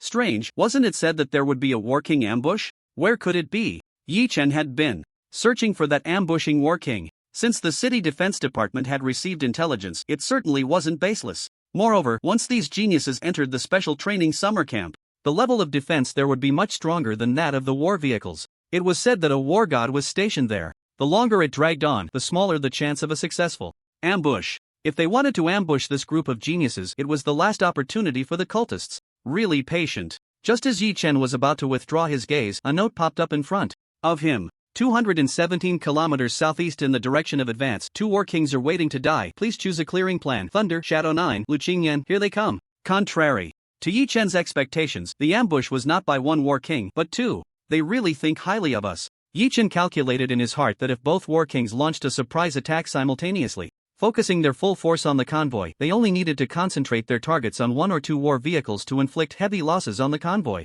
After a successful strike, the war kings could easily withdraw and hide back in the crowd. We must strike first. Yi Chen prepared to call for help. Doing it himself? It was impossible to fight a war king. He could never do it himself in this lifetime. Only by calling for help could he barely get by. Not to mention the risk of exposing his identity if he acted himself. Most ordinary war kings had means to save their lives. 1 kill was not enough. Even if Yi Chen was fully charged and blessed by lightning, he would only have a few seconds of peak output capability. Old Lu came along too? Yi Chen thought for a moment and abandoned the idea of calling Lu Qingyan. First, it was difficult to contact him. Second, Lu Qingyan wasn't very bright. If he rushed in and got killed in a 1-on-2 situation, it would be awkward. After thinking it over, Yi Chen could only call one person, Shadow 9. Yi Chen took out his phone and typed a line of text on the screen. There's a War King ambush. Shadow. Nine's voice rang in Yi Chen's ear. I can't make a move. According to the internal rules of the shadows, as long as the War King level enemy did not pose a lethal threat to Yi Chen, Shadow 9 could not act. Yi Chen deleted the message and retyped. Yi Chen, what if it's a continuous attack? Shadow 9, the rules of the shadows are the rules. This old man, why is he so rigid? Bring out that SSS level shamelessness of yours. Yi Chen thought for a moment and typed another line. I have 100 squares of message board information. Shadow 9. It contains that person's dark history. Yi Chen was determined. If this couldn't sway Shadow 9, he would have to think of another way to shake things up. That person, even if Yi Chen didn't mention the name, Shadow 9 knew who it was. The strongest, Nightmare. Among the three strongest, Wuhan was too aloof and Xiaoyao was too mysterious. As for Nightmare, Nightmare was too embarrassing. On this point, Shadow 9 had a deep understanding. This person is too wicked. They might be hiding as a War King to strike. To ensure nothing goes wrong, I must take action to investigate. Shadow 9 said with righteous indignation, let me borrow the forbidden spell axis. Yi Chen nodded slightly. The forbidden spell axis in his arms was drawn away, and the shadow beneath his feet twisted slightly. Allowing Shadow 9 to deal with the ambushing War King was a well-considered decision by Yi Chen. First, Yi Chen had repeatedly scouted the surrounding environment and confirmed that there were no War Kings or higher beings lying in wait. Second, Yi Chen had stacked up 30 layers of power, fully prepared for battle. An ordinary War King wouldn't have the chance to take him down in a short time. Finally, Yi Chen's gaze fell downward, landing on Luski's shadow. In Yi Chen's view, a lowly with dark circles under her eyes was yawning continuously, hidden in Luski's shadow. Shadow 99. After becoming a lone wolf, Luski was also assigned a shadow by her side. Yi Chen hadn't expected that a war god would be secretly guarding Luski. One of the minimum standards for a shadow level was war god level combat power. Shadow 99 could be considered the weakest shadow level, yet still a war god. This way, even if Shadow 9 temporarily withdrew, there would still be a war god guard near Yi Chen. When it came to preserving his life, Yi Chen always had a firm grasp. On the highway, the convoy whizzed by. 2 War Kings from the demon sect lay dormant underground like hibernating turtles, their presence suppressed to the extreme. Only in this way could they evade various searches and pass through unnoticed. When the convoy drew near, they would strike. The road trembled slightly, and one War King's eyelids twitched as he opened his thin eyelids, his eyes filled with killing intent. It's time to act. The murderous aura underground was thick enough to be almost tangible, and the temperature in the darkness dropped significantly. He was pleased with his partner's reaction, sensing that this ambush would surely yield great rewards. With that thought, the War King from the third demon sect turned to look at his partner. Ha! Where's my partner? Are you looking for this? Old, hunched man appeared, holding a bloody head, black mist swirling around him. I checked, he isn't the one you're looking for, are you? The old man's voice was hoarse and unpleasant. Even for a War King of the demon sect, seeing such a tragic scene upon waking was momentarily shocking. What one you're looking for? I don't understand what you're saying. Who are you? Don't come any closer. Saying this, he turned to flee. This cursed place, not a second longer could he stay. Be good, listen. The black mist surged up, completely engulfing the War King, cutting off his screams, severing everything. A few seconds later, the black mist receded. This one isn't the one you're looking for either. Shadow 9 looked at the two corpses before him. I need to find someone to take the blame. Saying this, he took out the forbidden spell axis and released the forbidden spell inscribed on it. Burning silence across the seas. Terrifying flames engulfed the corpses, erupting with immense power, spreading outward. I wonder who the lucky one will be this time. Hee, I'll seal your memory once and give you the credit for 2 War Kings. This deal is quite profitable. Shadow 9 waited in place.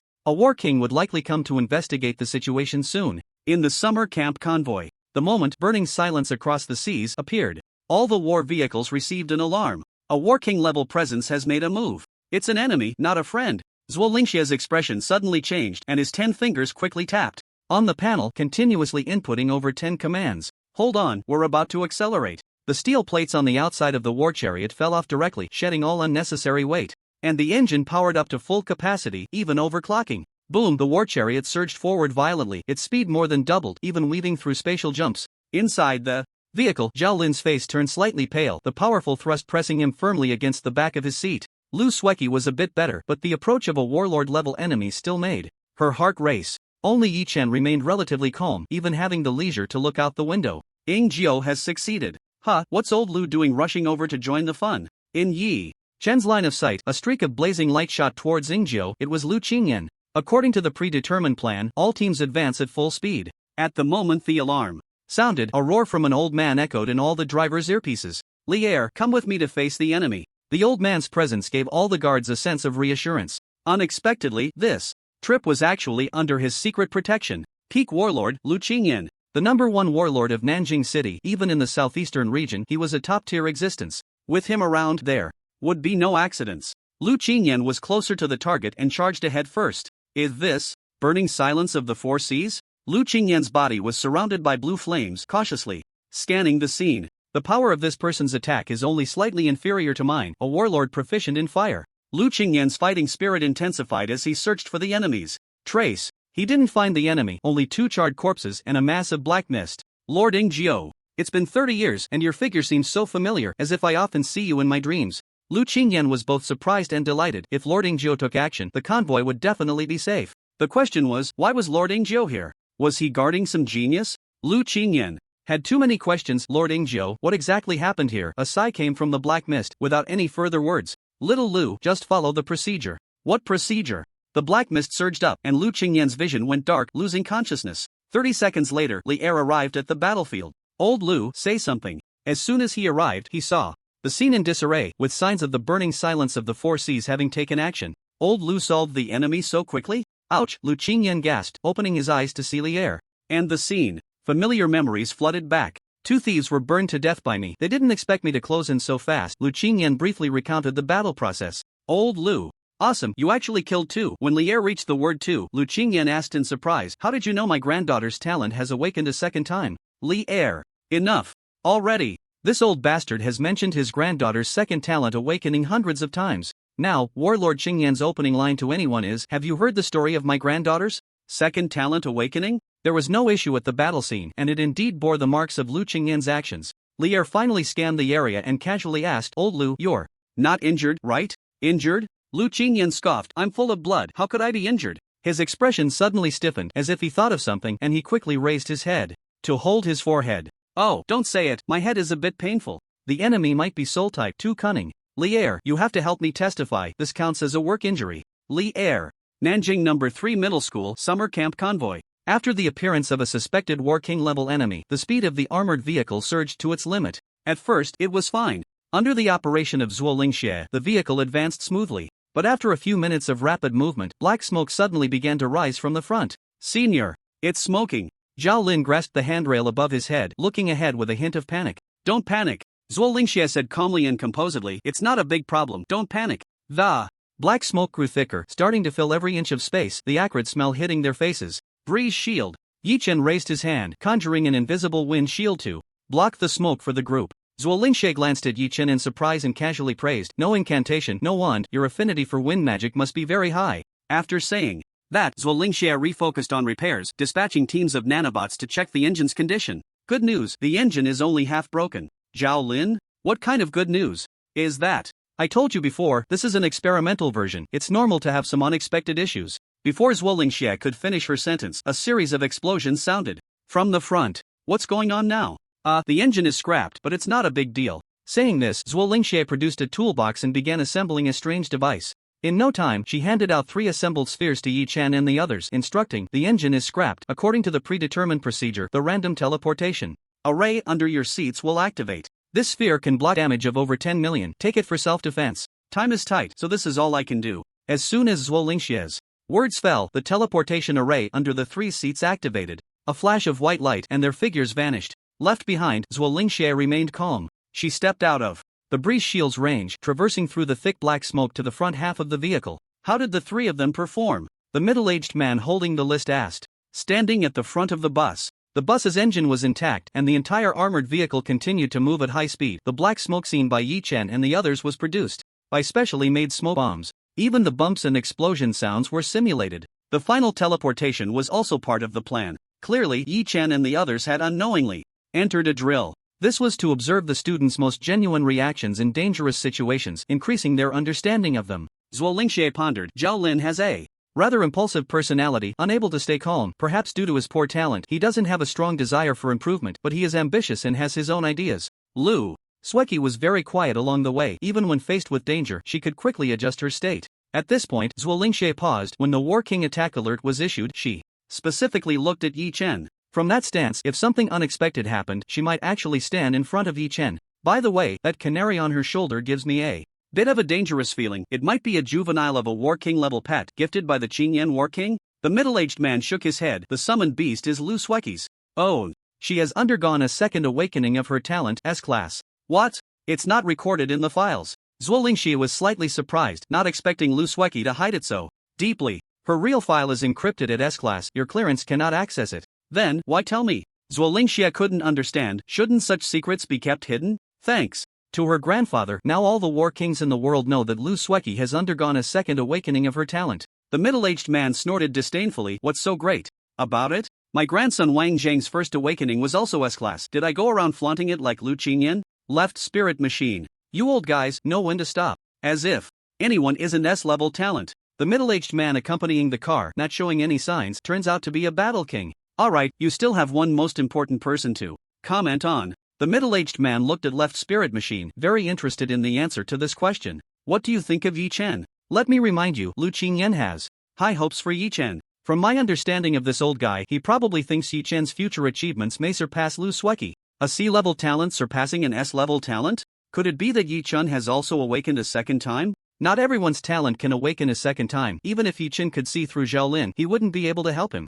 Awaken a second time. Left spirit machine thought for a moment and shook his head. I can't understand Yi Chen. He seems not very interested in anything, and when danger comes, he shows no panic at all. The time is too short, I can't see anything. He is an unsolvable mystery. If it were just like that, Lu Qingyan wouldn't value him so much. The middle-aged man brought up 3 projections, and on the projections were the 3 members of the CCF talent group. It's okay, this exercise has just begun, we still have plenty of time to observe. Isn't that a bit too much? Left spirit machine looked at the projections with a hint of sympathy. The 3 were teleported to a remote wilderness, separated by dozens of kilometers, surrounded by harsh mountains and rivers, possibly facing unknown risks. In past summer camps, even if there were exercises, it wouldn't reach this level. If they can't overcome this little difficulty, there's no need to waste resources on special training. The middle-aged man's face was like frost, coldly looking at the 3. This transport operation, the first half is fishing, to draw out more cult followers and clean up the internal mess. The second half is to test these students.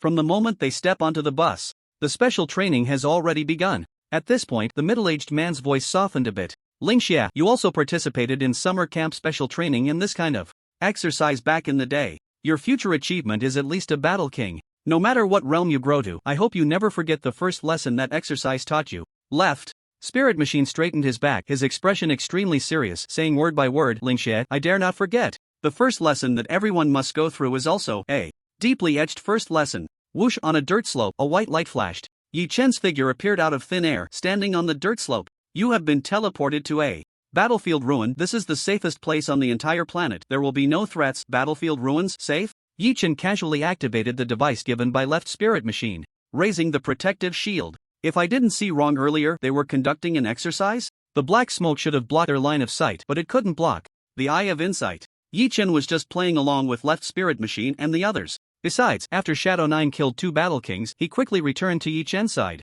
Yi Chen, maximum sense of security. If this is an exercise, then the previous transport process was just fishing? Yi Chen reflected, this was merely a joint encirclement operation. Now that the human front is tight, these cult followers are causing trouble from the rear. Luring some people out to clean up would be perfect, greatly alleviating the pressure faced by humanity. But now, what should we do? Yi Chen looked around, not sensing any danger. Near the dirt slope, surrounded by forests covered in greenery, the environment was exceptionally good, showing no signs of pollution. Since it was an exercise, there should be a task. Standing high, seeing far, lightness technique. Yi Chen pretended to buff himself, and then attempted to climb a tree. With his agility attribute, he could easily leap up. Standing at the top of the tree, without the obstruction of branches, Yi Chen's vision immediately opened up. In the distance, a sharp-tipped building towered into the clouds, catching Yi Chen's attention. That is, Yi Chen seemed to realize something, his expression shocked. The Eternal Tower. The location for the summer camp training was actually near the Eternal Tower? Just as Yi Chen discovered the truth, the sphere in his arms automatically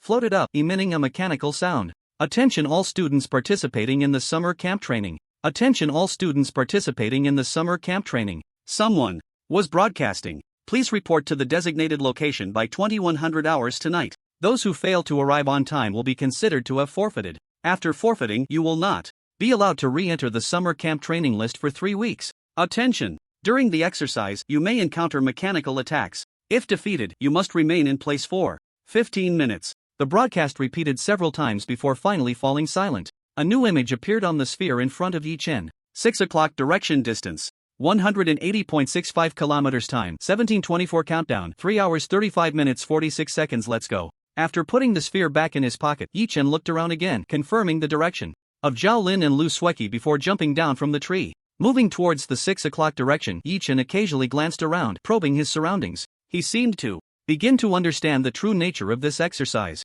The soldiers buried here were as young as you, and the girl he loved could not wait for his return. This war king is nothing special. He just took 3 monsters down with him before he died. He couldn't read or write his name, yet he wanted to protect a home, and he succeeded. The further he advanced, the more serious Yi Chen's expression became, his steps slowing. This was near the Eternal Tower. It was also the beginning of the Abyssal Plain invasion, the front line of the Blue Star battlefield. The purgatory battlefield of 30 years of catastrophe, the place where countless predecessors fought bravely. According to incomplete statistics, just on the land beneath Yi Chen's feet, the casualties of the human race numbered in the hundreds of millions. After suffering tremendous losses and spending 30 years, the human race, under the leadership of the strongest, finally defeated the monsters and drove them back to the abyssal plain. 60 years, the stars have shifted, and the world has changed. This battlefield has been preserved undeveloped, with no actions taken. Instead, it has been kept as it was, sealed off from the outside. This is the former battlefield, and also the resting place of countless heroic spirits. During the 30 years of catastrophe, the human race had an unwritten iron rule: wherever one dies in battle, they are buried there.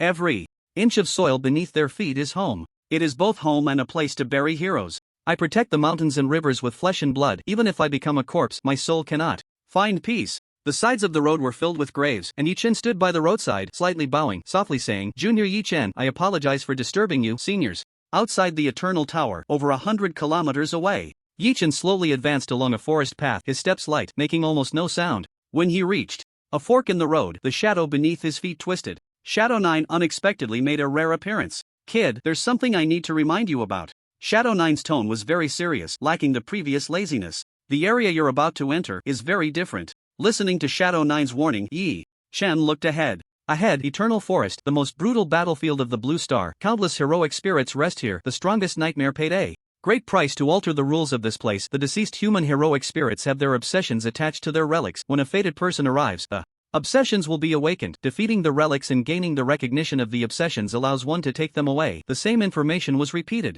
by Shadow 9 to Yi Chen. "Senior, if I understand correctly, each person can only take one item, right?" "Normally, that's the case," Shadow 9 patiently explained. "These relics are quite ordinary, but due to the transformation by the strongest nightmare, they have become equipment of considerable quality. And each person can only take one piece from here. At the same time, many obsessions are rooted in hatred for monsters. They tend to choose individuals with high talent and potential." Listening to Shadow 9's introduction, Yi Chen slowly nodded. If that's the case, individuals with high-tier talent would face multiple powerful choices. Those with poor talent might end up with nothing. Generally speaking, this kind of exercise is held after the summer camp's special training graduation exercise. Shadow 9 sighed. "It seems the Dawn Plan has been activated." "Dawn Plan?" "Yes, the Dawn Plan is also known as the Darkest Plan. The details will be explained to you by someone at the summer camp." Shadow 9 brought the topic back on track. "What I want to emphasize is that because of your situation, you know it yourself." Shadow 9 was well aware of Yi Chen's true identity. The two had never broken through the last layer of pretense.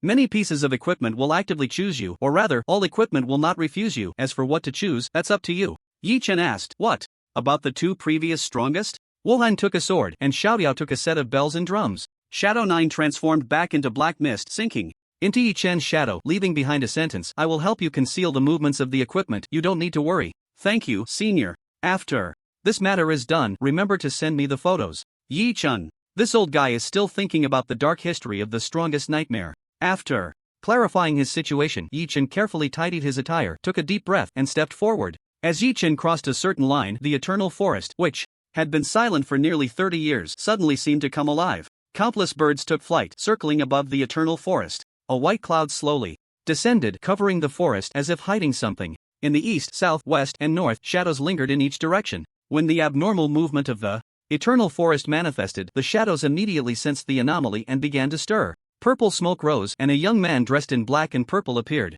Looking in a certain direction where Yi Chen was, "He has arrived." The young man raised his hand, and a number was printed on the glove of his right hand: 7. Shadow 7. The blue shadow cast on the water's surface rippled, producing a voice like a water spirit. "This time, it's a bit early, isn't it?" Shadow 6. The bamboo forest swayed, and a green shadow appeared, the voice sounding as innocent as a child. "It's definitely him. Only the strongest seeds Entering the eternal forest would trigger such a disturbance. Shadow 5. The shade of the trees slowly shifted with the sunlight, a touch of green mingling. Within, the sound carrying a hint of sadness. History always repeats itself. Shadow 4. The powerful beings of the shadow appeared simultaneously 4, 5, 6, and 7. They had only one task: to guard the eternal forest. This was once the frontline battlefield, and if the abyssal realm wanted to counterattack, this would be the first choice for a breakthrough. With just 4 of them stationed, they formed the only defense line, ready to eliminate any monsters that strayed into Blue Star, showcasing the terrifying strength of the 4. When they appeared together, it meant either the human race had reached its most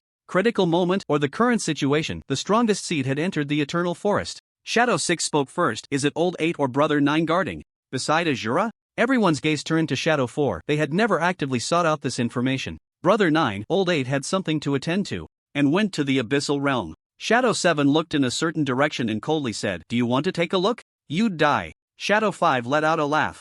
Like a barbell, little 7, you're still too green. The reason brother 9 is brother 9 is that he only wants to be brother 9, not the big brother. Do you understand my explanation? A glint of cold light flashed through the forest, and Shadow 7 drew half of a short blade. Haven't seen brother 5 in a long time. I want to see if I can raise my rank. Shadow 7 snorted coldly. After all, it took me less than 10 years to become Shadow 7. I'm not very satisfied with this speed myself. Shadow 5 laughed again as if he had heard a joke. Little 7, if you really had the ability, you wouldn't have turned into a shadow now. This sentence seemed to touch a sore spot for Shadow 7, and he pulled the short blade out a little more. Swish, the bamboo forest swayed. Continuously, the green shadows scattered. Enough! The highest ranked, strongest, and most senior among them, Shadow 4, roared, the strongest seed has arrived. You don't think only we noticed, do you? The 4 looked up at the sky simultaneously, a white cloud drifting lazily. Apart from this white cloud, the sky was clear and cloudless. In their hearts, they all came to the same conclusion, the strongest being, Xiao Yao. Among the 3 strongest beings, Xiao Yao was responsible for guarding the Eternal Tower, and the Eternal Forest was right beneath the Eternal Tower, so Xiao Yao could see it with just a glance down. Naturally, the arrival of Azura would not escape his eyes. This white cloud was the will of Xiao Yao. You all disperse. After saying this, a wisp of green smoke dissipated, and Shadow 4 was the first to leave. Shadow 7 snorted, sheathed the short blade, and transformed into purple smoke as she departed. Shadow 6 arrived lightly and left quietly, the blue shadow disappearing into the water's ripples. Only Shadow 5 remained in place. After the other 3 left, the bamboo forest suddenly shook violently, bamboo leaves falling like rain, leaving only bare bamboo standing in place. In the bamboo forest, the green shadows whispered, "Little 7 has gotten stronger again. No wonder he was hailed as the closest to the strongest being 10 years ago. I really look forward to the scene of Little 7 meeting Azura. Will they fight?" The bamboo forest fell silent once more, no sounds remaining. Eternal forest. As soon as Yi-Chen stepped into the forest, he immediately heard a familiar call. "Big White, over here, I'm over here." Jialin stood beside a tree, waving at Yi-Chen. "Where did you get that fruit? Why are you just standing there?" Yi-Chen approached and found Jialin gnawing on a green fruit. "I was defeated by the testing machine and have to stay here for 15 minutes. Jialin pulled a fruit from his pocket and tossed it to Yi-Chen, pointing to the nearby tree. "This fruit is from the tree. Eating it can boost your spirits. It's a good thing. I'll help you pick a few more in a bit." It's quite normal to find such rare fruits on the outskirts of the eternal forest. Yi-Chen looked at the tree and casually said, "Oh, beneath this tree lies the remains of a war king from the abyssal demon clan, which is why the fruit can grow spiritually." "What?" Jialin stopped chewing, spat out the food residue, and asked in confusion, "Big White, how do you know that? It's written here." "Where? I didn't see anything." Jialin scanned the tree but found no explanation. Yi-Chen gave a glance to the shadow, but Shadow 9 showed no reaction. Eventually, a line of text appeared on one side of the tree, recounting the story of this tree. "It's true." Jialin finished reading the text on the tree, angrily threw the fruit to the ground, smashing it to pieces. He even snatched Yi-Chen's fruit and smashed it too. "Pa, this kind of thing even dogs wouldn't eat." Jialin rinsed his mouth with a bottle of water, his expression filled with anger. The war king from the abyssal realm invaded Blue Star, first killing 2 human war kings, and then was besieged and died here, causing great casualties to humanity. In the end, he became fertilizer for the tree. For such an existence, Jialin could not express his disdain in words. After doing all this, Jialin was still not satisfied. Cough, cough, Big White, keep watch for me. Saying this, Jialin began to unbuckle his belt. "Yi-Chen?" Turning his back, Yi-Chen heard the sound of water flowing behind him. In an instant, Yi-Chen felt as if he had returned to the high school restroom. "I'm done." Jialin finished his business precisely and even invited Yi-Chen. "Do you want to try it too? It's quite relieving." "No, that's not necessary." Yi-Chen replied seriously, "I'll leave mine for the demon god." Shadow 9. "You guys can chat, but could you please move a bit and shift the shadow?" Water is about to flow over. This is what you call repaying kindness with enmity. Eternal Forest Outskirts. Zhao Lin remained in place, the countdown on the sphere in his hand flashing continuously. Countdown 2 hours 58 minutes 36 seconds. Distance 174.61 kilometers. Dubai, why don't you go ahead? Zhao Lin still needed to wait for more than 10 minutes before he could continue. 3 hours nearly 180 kilometers just finishing, that is tough enough. If I run into the testing machines and waste time, this special training will be in vain. The hard-won opportunity shouldn't end before it even began. Zhao Lin pointed ahead and said seriously, you go first. I have the wind slash, and as a warrior, my speed will definitely be much faster than yours. Once the penalty time is over, I'll come find you. Yi Chen hesitated for a moment but eventually nodded. All right. With that, he stepped forward, his shadow moving along, narrowly avoiding disaster. Zhao Lin reminded him, be careful of the testing machines. Got it. Yi Chen's figure disappeared into the jungle. What Zhao Lin didn't know was that the rules of the Eternal Forest were quite special. Here, if one could gain the recognition of an obsession and successfully obtain a relic, the relic would take you and directly traverse the entire Eternal Forest. In other words, the 180 kilometers of cross-country distance was not the final assessment for the students. The real test was the awakened obsession, the relics that needed to be overcome. From this perspective, the appearance of the testing machines is actually another form of selection. Yi Chen recalled the rules, the purpose of the entire exercise clearly emerging in his mind. To complete the exercise, one must traverse the Eternal Forest. Within the Eternal Forest, if an obsession is awakened, testing machines will appear, keeping the students in place, waiting for the next test. However, the deeper one goes into the Eternal Forest, the stronger the obsession becomes. The higher the grade of the relic, the more difficult it is to gain recognition. The relationship between obsession and genius seeds is one of mutual selection. The obsession seeks to choose more potential genius seeds, while the genius seeds desire more powerful relics. In other words, the stronger the talent, the farther one can advance in the Eternal Forest. Zhao Lin only had C-grade talent, and being able to awaken an obsession at the outermost layer was already extremely fortunate.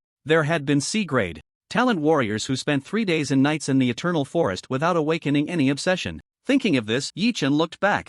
Zhao Lin is fighting with a long knife? Not bad. If he can gain recognition, it would also be a handy weapon. Withdrawing his gaze, Yi Chen continued forward. Behind him, a dozen pieces of equipment floated in mid-air, quietly following Yi Chen. With each additional piece of equipment, Yi Chen would slightly bow towards it, both in gratitude and apology. Thank you for your recognition. Sorry, I still need to go deeper. These pieces of equipment followed Yi Chen, neither too far nor too close, maintaining a fixed distance. Their existence was shrouded in a shadow, making it difficult for others to see clearly. On the outskirts of the Eternal Forest, not far from Yi Chen, Lu Sueki's expression was serious as she looked ahead, a canary perched on her shoulder, preening its feathers. Little Jean, my grandfather said that the Eternal Forest is an extremely special place. Once you go in, if you dare to be dishonest, he said, we may not have much at home, but we can definitely scrape together 500 doses of the 10,000 poisons powder. The canary instantly petrified, trembling all over, every feather filled with fear. All right, I'm not scaring you anymore. Be quiet, nothing will happen. This is the safest place for all humanity. I didn't expect the exercise would bring us here. I wonder how Yi Chen and the others are doing. After saying that, Lu Sueki began to take things out from her storage space, neatly arranging them on the ground. A fruit platter, food, 2 bottles of liquor, a pack of old brand cigarettes, and so on. After arranging everything, Lu Sueki took a few steps back, her expression solemn, and bowed again before rising. I, Lu Sueki, a descendant of the Lu family from Nanjing, pay my respects to all the seniors. Beneath her feet, this forest buried 46 members of the Lu family from Nanjing, including 2 war kings, 7 war generals, and 37 warriors. The names of the 46 are all inscribed on the stele in the Lu family ancestral hall. The Eternal Forest holds special significance for the Lu family. Lu Sueki's primary task on this journey is not to collect relics but to pay homage to her ancestors. Grandpa Qingyao, my grandfather asked me to convey a message to you. He said he is close to becoming a war god and he feels the signs of a breakthrough becoming increasingly obvious. He told you to smoke less down there. This stuff is harmful to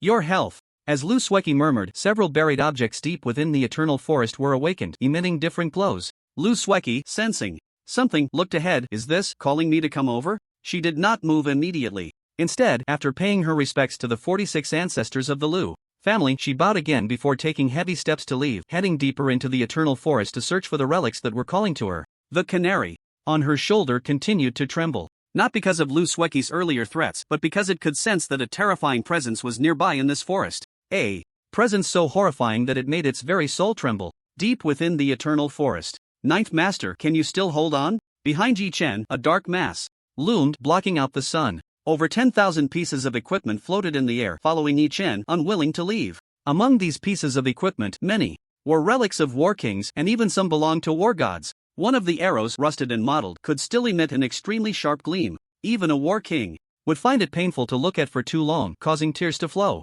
A certain war king's advancement was interrupted, and before dying, he shot a stunning arrow that killed 2 demon war gods. The relics at the quasi-war god level were difficult for Shadow 9 to conceal, even with his efforts. These relics were imbued with the lingering will of the heroic spirits in life, and were further enhanced by the rules of nightmare. The eternal forest was their home ground. In other words, Shadow 9 concealing the war god level equipment was equivalent to hiding the whereabouts of a war god. And there were as many as 9 such pieces of equipment. Following Yi Chen. Kid, you're making quite a commotion. Shadow 9's voice was somewhat strained. The first 2 guys didn't have your level of ability. Oh? Yi Chen keenly caught a piece of information. When the first 2 supreme beings entered the eternal forest, Shadow 9 was also by their side? What kind of commotion did they make back then? Is this the time for gossip? Shadow 9 wished he could jump out and help Yi Chen clear his mind. Get a grip on the situation. You idiot. 9 pieces of war god level equipment, and you've barely covered 1/10 of the way. By the time you reach the deepest part, the entire forests might just come alive. Shadow 9 was startled by his own speculation. If such a commotion were to occur, relying solely on Shadow 9's strength, he would definitely be unable to conceal it for long. Just this forest alone has buried over 100 war gods. At that time, Yi Chen's identity would be at risk of exposure. Shadow 9 couldn't possibly seal the memories of everyone in the forest. Moreover, the Eternal Forest is such a special place. The demon gods from the Abyssal Plane would keep one eye open even while sleeping, watching this place. As for summoning others, Shadow 4, 5, 6, and 7, indeed, 4 war gods were stationed in the Eternal Forest. However, before Shura attained war god level strength, no one besides the supreme beings in Shadow 9 could know Yi Chen's true identity. The growth paths of the first 2 supreme beings were the same. Without the strength of a war god, any hint of identity exposure would bring about a fatal disaster. For the first time, Wuhan appeared on the front lines, and a demon from the Abyss Plane descended in its true form, frenzied and intent on directly crushing Wuhan. Previously, Shadow 7 had suggested wanting to take a look at the Azura.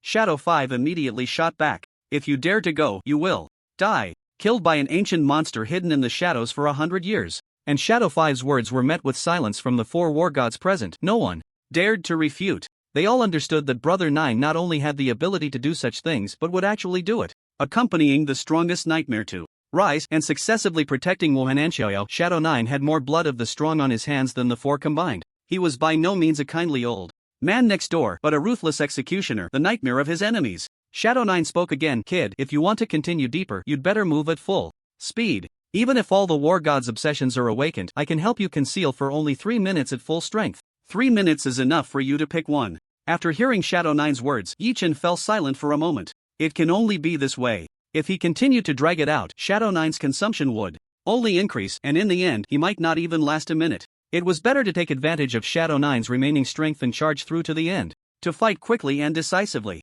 Yi Chen took a deep breath, donned the lone wolf mask, clasped his fists in salute, and said solemnly, I apologize. In the next second, he left his shadow behind and rushed into the depths of the Eternal Forest. Whoosh! Startled birds fled in all directions, countless obsessions awakened simultaneously, and they all joined Yi Chen's ranks, converging into a torrent of steel. Above the blue sky, the white clouds drifted lazily. He was still watching. Eternal Forest. The swift wind swept by, leaving no trace on the grass. As a master of the elements, wind, fire, thunder, Yi Chen's wind spells doubled in effect. With wind fury stacking the lightness technique, combined with the wind slash, he left everything around him behind. Yi Chen pushed his speed to the limit. Even so, the iron torrent behind him grew larger and larger. As Yi Chen delved deeper, war god-grade equipment appeared, one after another, following closely behind him. From the initial 9 pieces, it surged to 36. Yi Chen took a moment to glance back. 36 glowing pieces of equipment surged at the forefront. Each one was extraordinary, a dazzling array that left one awestruck. They even collided with each other like guests on a flower boat vying for the spotlight.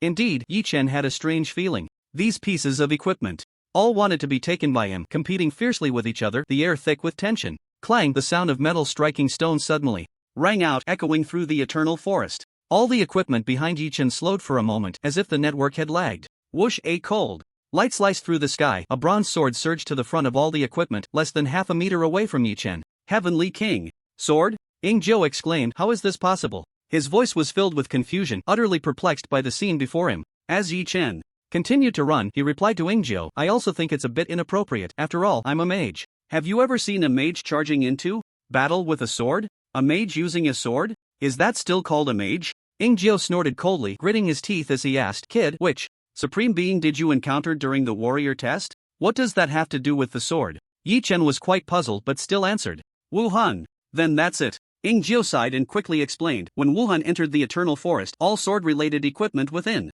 the forest awakened and appeared beside him. This Heavenly King's sword originally belonged to a transcendent war god who died in battle and left it in the eternal forest, and it has never awakened until now. If the Heavenly King's sword has awakened, why is it still here? Yi Chen seemed to have guessed something and retorted, Wu Han didn't choose the Heavenly King's sword? Right? Wu Han casually picked up the nearest sword. Ingjio recalled. Faced with the overwhelming flying swords, Wu Han casually picked one up and said, I have a sword, enough to kill enemies. Then, Wu Han went to the front lines with the sword, slaying gods and demons with a single strike. After hearing Wu Han's story, Yi Chen couldn't help but exclaim, in terms of style, second brother really has it down. Ingjio rolled his eyes and explained, the Heavenly King's sword not being chosen likely has its grievances. Since you've had a confrontation with Wu Han's projection, it's only natural for it to manifest. The transcendent war god is the pinnacle of war gods. The weapons they wield are anything but ordinary. To put it bluntly, the Heavenly King's sword is one of the most powerful pieces of equipment in the eternal forest. Before Ingjio could finish his sentence, another loud noise erupted. Boom! A shadow flew out, closely following the Heavenly King's sword, a pitch-black stone slab emanating boundless malevolence, on par with the Heavenly King's sword. Yi Chen looked back again. This transcendent war god is actually not dead. Should keep it down. This secret is known to all demon gods. Goodness, Yi Chen exclaimed. The human race actually has strong ones faking their deaths? Is this a script from the great emperor faking death to kill enemies? Since the senior isn't dead, Yi Chen decided not to consider the black stone slab. What if the senior jumps out of the coffin and finds that the equipment that originally belonged to him has followed someone else? A large-scale NTR scene. Not suitable, not suitable. Kid, hurry up, Ing. Gio heard the third loud bang, and another relic of the heavenly war god had appeared in the world. For ordinary war god's equipment, it was already quite difficult for Ing Gio to conceal his movements, let alone that of the heavenly war god. Received. Yi Chen withdrew his gaze and continued to push forward. He always felt that something was calling to him from the depths of the eternal forest. Crossing the grass, leaping over the stream, skimming past the thickets, following the call, Yi Chen rushed towards the deepest part. In the eternal forest, to the east, purple mist floated ethereally. In the purple mist, Ing-Chi stood on a giant rock, looking towards the deepest part of the eternal forest. Azura. Azura. He repeated this name, memories flashing in his eyes from time to time. 10 years ago, Ing-Chi awakened his SS level talent, rising like a meteor, only to disappear like one as well. No one knew that the genius boy, once hailed as the closest to the strongest, had now become a member of the shadows. Still at the shadow level, ranked 7th. In 10 years, even Xue Meng couldn't achieve such a level. Who hasn't been a genius boy? With a cold snort, Ing-Chi's eyes were filled with unwillingness. Back then, when I entered the eternal forest, 6 relics of the heavenly war god awakened. Boom! Another loud bang echoed through the forest. The 7th sound. The 7th item must be Azura. Ing-Chi looked down at his short blade, a relic he had taken from the eternal forest. The previous owner was also a heavenly war god who had killed over 10 demon war gods with this short blade, achieving remarkable feats. Unfortunately, while venturing into the eternal tower, he was severely injured, with no hope of recovery, and his life was nearing its end. Refusing the suggestion of the strongest to extend his life, the short blade's owner, dragging his wounded body, charged alone into the abyss dimension. When Wuhan arrived, only this short blade remained at the scene. A medium abyss dimension had been completely slaughtered, with not a single living creature left. The severely injured heavenly war god was missing, his fate unknown. In the end, the short blade was brought back to the eternal forest and passed down to Ing-Chi. It's okay. Ing-Chi's fingertips brushed over the short blade as he whispered, my blade and I are the strongest. I lost once, I won't lose a second time. Azura, I await the day you become a war god. In the deepest part of the eternal forest, Yi Chen finally stopped. In front of him stood a towering monument, shrouded in black cloth, its true form obscured. Yi Chen was certain that it was this monument calling to him. The overwhelming equipment behind him also came to a halt. 9 of the most powerful relics stood at the forefront. All of these pieces of equipment came from the heavenly war god and were the highest-ranked, most valuable equipment within this eternal forest. All gathered. 3 minutes, hurry up, Ing-Gio urged. Yet, Yi Chen seemed not to hear, murmuring to himself, I want to see this monument. He did not look at the million divine soldiers behind him, nor did he care about the 9 relics of the heavenly war god. His gaze was fixed firmly on the stone monument covered by the black cloth. Without using his inside eye, Yi Chen wanted to see this monument for himself, to understand why it was calling to him. Sigh. Ing-Gio sighed, his figure emerging from the black mist. He hunched over and slowly walked forward. If you want to see it, then see it. Saying this, Ingjio extended his withered hand, pinching the black cloth between two fingers, and with a slight tug, the black cloth fell away. The true face of the monument revealed itself before Yi Chen. On the enormous monument, in bright red paint, countless words and names were inscribed. Left sword Tang seeks death for one to save 10,000 families. Before death, there is only one thing: to kill the enemy. Xin Yan, this battle is perilous. With everything at home in your hands, brother's heart can be at ease. Do not worry, Lu Qingyao remains. I am tired, I want to rest, take care. The gaze swept over the lines of text as if seeing a row of faces. Yi Chen said blankly, This is the monument of death. Wishes, or rather, the last words. Shadow Nine sighed and said, every time the human race faces a great battle, there are those who wish to die, charging ahead of the thousands, to block the enemy and break their ranks, sacrificing oneself for righteousness. Looking at the monument of death wishes, Yi Chen seemed to hear the sounds of battle in his ears, seeing the clash of metal and horses, witnessing wave after wave of people falling one after another, facing death without fear. The peace beneath his feet was reclaimed inch by his ancestors through blood and sweat, and even now, it is still defended with blood. There once was a demon god who boasted that if they killed enough, the human race would naturally submit. This monument is the response of the human race. The human race does not fear death. How can one intimidate them with death? The Death Aspiration Monument, to clarify one's ambition through death. Yi Chen had always been curious about what was drawing him forward. When he saw this monument, it seemed he knew the answer, yet he always felt he had missed something. Yi Chen's gaze moved back and forth on the stone tablet, trying to search as much as possible. What is this? Yi Chen looked up at the upper left corner of the monument, where a poem was carved, surrounded by messages. To be precise, it was 3/4 of a poem. I guard the mountains and rivers with flesh and blood. Even as I become a corpse, my soul finds no peace. The demons and monsters are cut down with a single sword. At the end, there was still a little space left, clearly missing a line. This poem was strange. The first 2 lines were written in a strong, bold regular script, while the third line suddenly changed style to a free-spirited cursive, flamboyant and unrestrained, with sharp edges exposed. If I'm not mistaken, these 3 lines of poetry were left by 3 supreme beings? Yi Chen furrowed his brows, feeling something was off. Clearly, the third line should have been left by Wuhan. But Wuhan was evidently the second supreme being, while Xiao Yao was the third. Indeed, they were left by supreme beings, but not 3, only 2. Ingzhou looked at the monument, filled with emotion. Nightmare left the first 2 lines, and Wuhan left the third line. The fourth line should have been written by Xiao Yao. As he spoke, Ingzhou glanced out of the corner of his eye. The white cloud in the blue sky remained unmoved.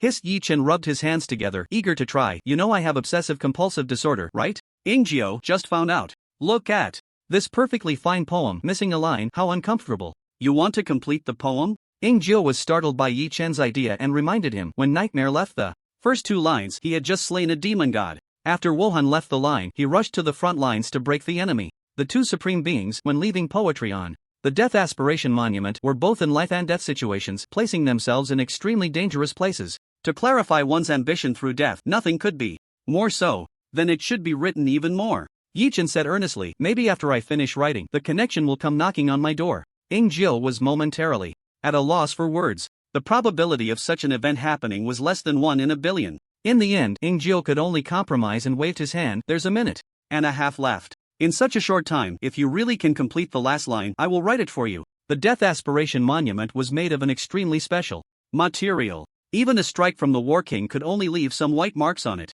The person who carved the inscription must have been at least a war god. With Yi Chen's current strength, he couldn't leave a message on it and had to rely on Ingzhou to do it. I've already thought of the last line. Yi Chen took a deep breath and slowly spoke. I vow not to return until the abyss is broken. Ingzhou was taken aback and blurted out, you cheated, didn't you? In such a short time, with Yi Chen's level of education, completing the last line was unbelievable. Ingzhou didn't believe it. Everyone knew each other's literary skills. The difference between being illiterate and educated was clear. Yi Chen's performance was either cramming or cheating. Yi Chen nodded, sort of. I took a shortcut. You're tired, hurry up and finish so we can leave. It must be said that the last line struck a chord with Ingzhou. Black mist surged up, and a thin, bony finger pressed against the Death Aspiration Monument, beginning to write. In cursive, with each stroke, Ingzhou wrote extremely seriously, I vow not to return until the abyss is broken. Standing on the ground, Yi Chen looked up at the completed poem, nodding in satisfaction. I guard the mountains and rivers with flesh and blood. Even as I become a corpse, my soul finds no peace.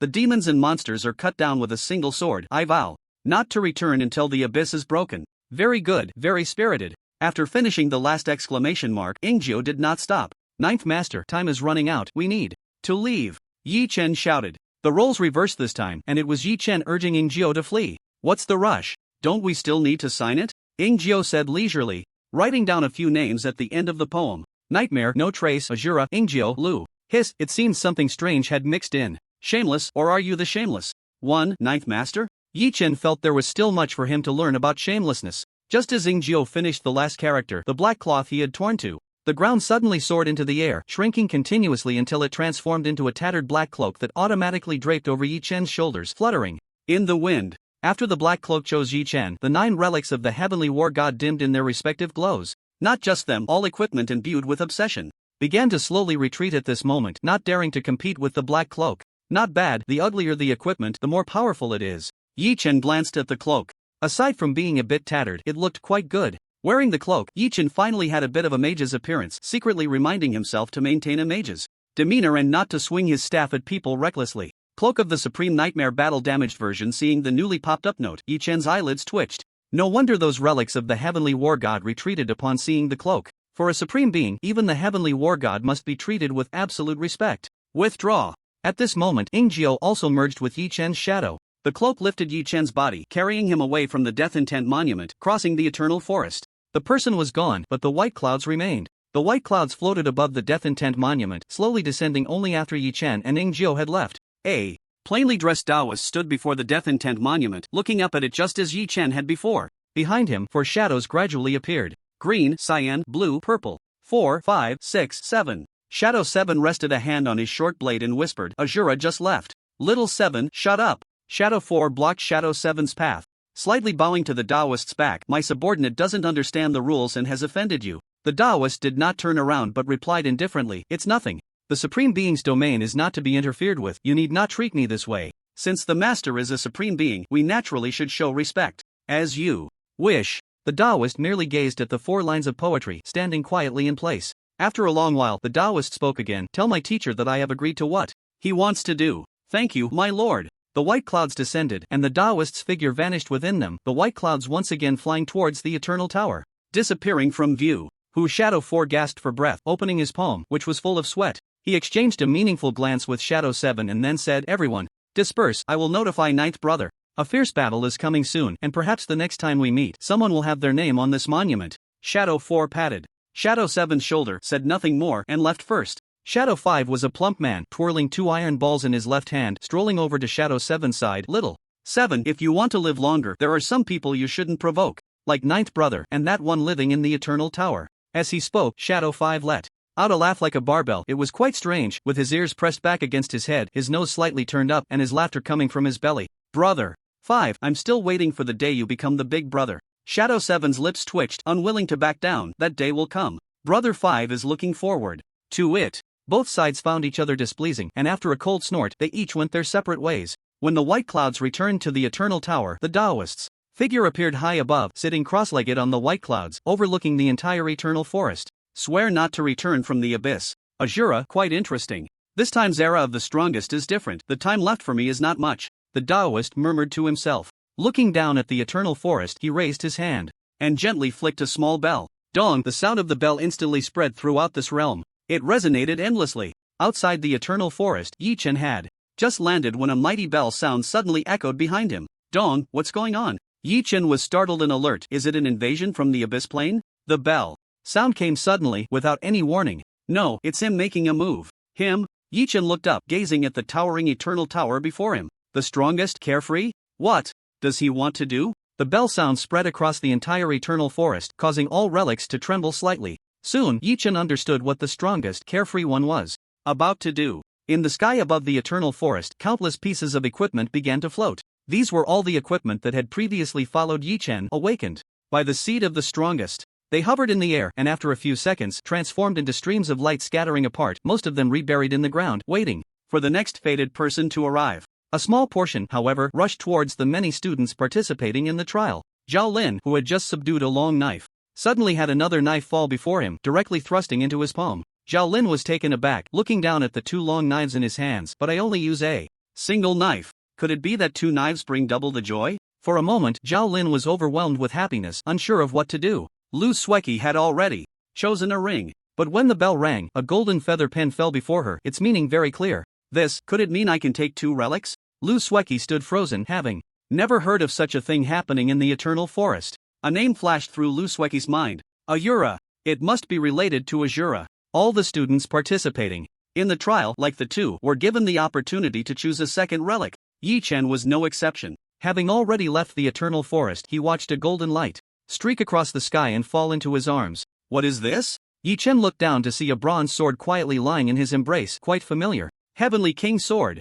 Outside the Eternal Forest, Yi Chen draped a black cloak over his shoulders, holding the Heavenly King Sword in his arms. Happiness came too suddenly, and for a moment, Yi Chen didn't know how to express his feelings. The Heavenly King Sword, after fulfilling its obsession, can restore a stronger grade. Once the sword of the Celestial War God, the grade and power of the Heavenly King Sword are beyond doubt. However, if it were the complete version of the Heavenly King Sword, Yi Chen's current strength would be completely insufficient to wield it. When the Nightmare designed the Eternal Forest, it naturally took this into account. All equipment comes with a seal upon leaving the factory, with levels automatically matching the user's growth. The information about the Heavenly King Sword was laid bare before Yi Chen. Equipment: Heavenly King Sword.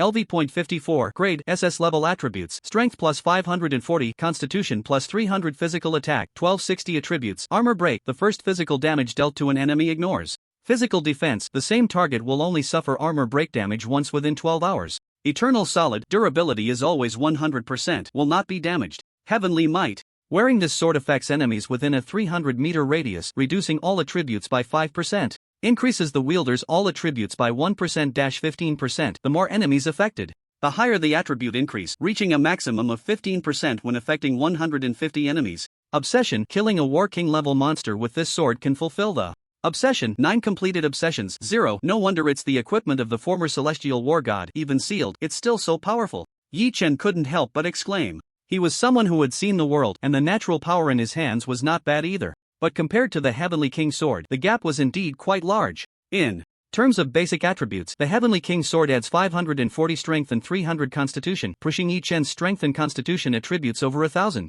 At the same time, the attributes of the Heavenly King Sword are also incredibly formidable. Eternal Solid eliminates the trouble of Yi Chen having to repair his weapon. Armor Break, as the first physical attack, ignores physical defense and can deal tons of explosive damage. The fact that Yi Chen, as a mage, pulled a sword out of his pocket was already quite absurd. Yet, with one swing ignoring physical defense, he dealt astronomical damage, killing in one strike. Yi Chen learned one thing from his brief career. As a mage, the abilities of a mage have limits. One must become an existence that surpasses a mage. I won't be a mage anymore, Shadow 9. Ahem. As for Heavenly Might, this attribute is very suitable for team battles. When facing an ambush, it can increase his all attributes while lowering the enemy's all attributes. According to the Eternal Tower Relativity, when others' attributes are reduced, it equates to Yi Chen's attributes increasing. It's like Yi Chen winning twice, a win-win. Yi Chen put the Heavenly King's Sword back into his backpack.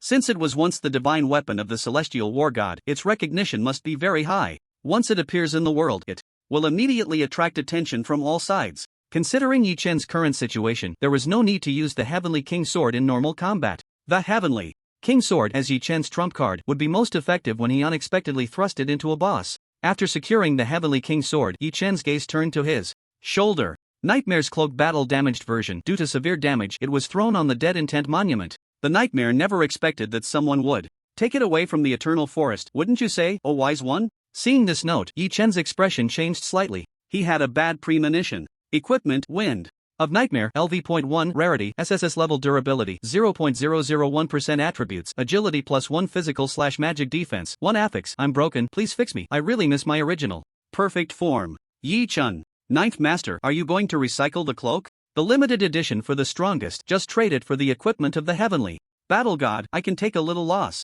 I don't accept garbage here. From the shadows, a few chuckles could be heard. They were loud and unrestrained. Clearly, Shadow 9 also knew the condition of the cloak on Yi Chen's shoulders. How do I fix this thing? Yi Chen muttered. The Eye of Insight and Shadow 9 both gave the same answer. Invest SSS level materials for the cloak to devour, which can restore durability. SSS level materials, any one of them is worth a fortune. Yi Chen actually had one in his hand, the skull of a hellhound.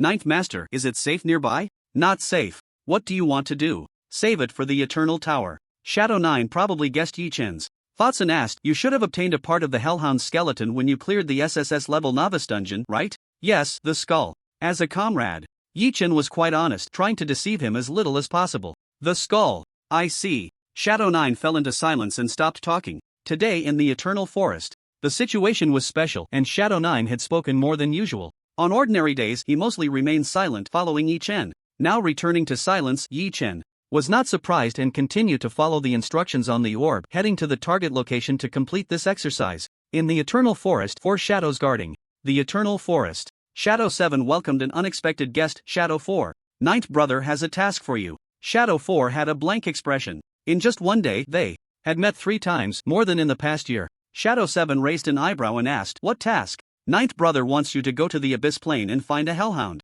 King. Bring back all the bones intact except for the skull. The adult Hellhound King is a god of war level existence. If all 3 heads are present, it's equivalent to 3 gods of war. If they are united in opinion, they are even more troublesome than 3 gods of war. Shadow 7's voice trembled slightly. This task, if given to other gods of war, would probably earn a direct curse. Isn't this clearly sending someone to their death? If you're scared, I can do it for you. Scared? Shadow 7's voice was sharp enough to break, and he was incredibly excited. I've been cooped up here for 3 years. I'm about to go crazy. If I had known becoming Shadow 7 meant guarding the Eternal Forest, I might as well have stayed as Shadow 10 and continued taking care of kids. At this point, Shadow 7 was even a bit hysterical, clearly filled with resentment. At least, there are people to kill. Shadow 7 took a few deep breaths to calm his excited heart. What about my guarding task? Under normal circumstances, he couldn't leave without permission. Even with Shadow 9's order, Shadow 7 had to ensure someone would take over. Third brother will be back from the battlefield soon. He will heal here and help you guard the Eternal Forest. Shadow 4 advised, you only have 3 days. Understood. When do we leave? Now.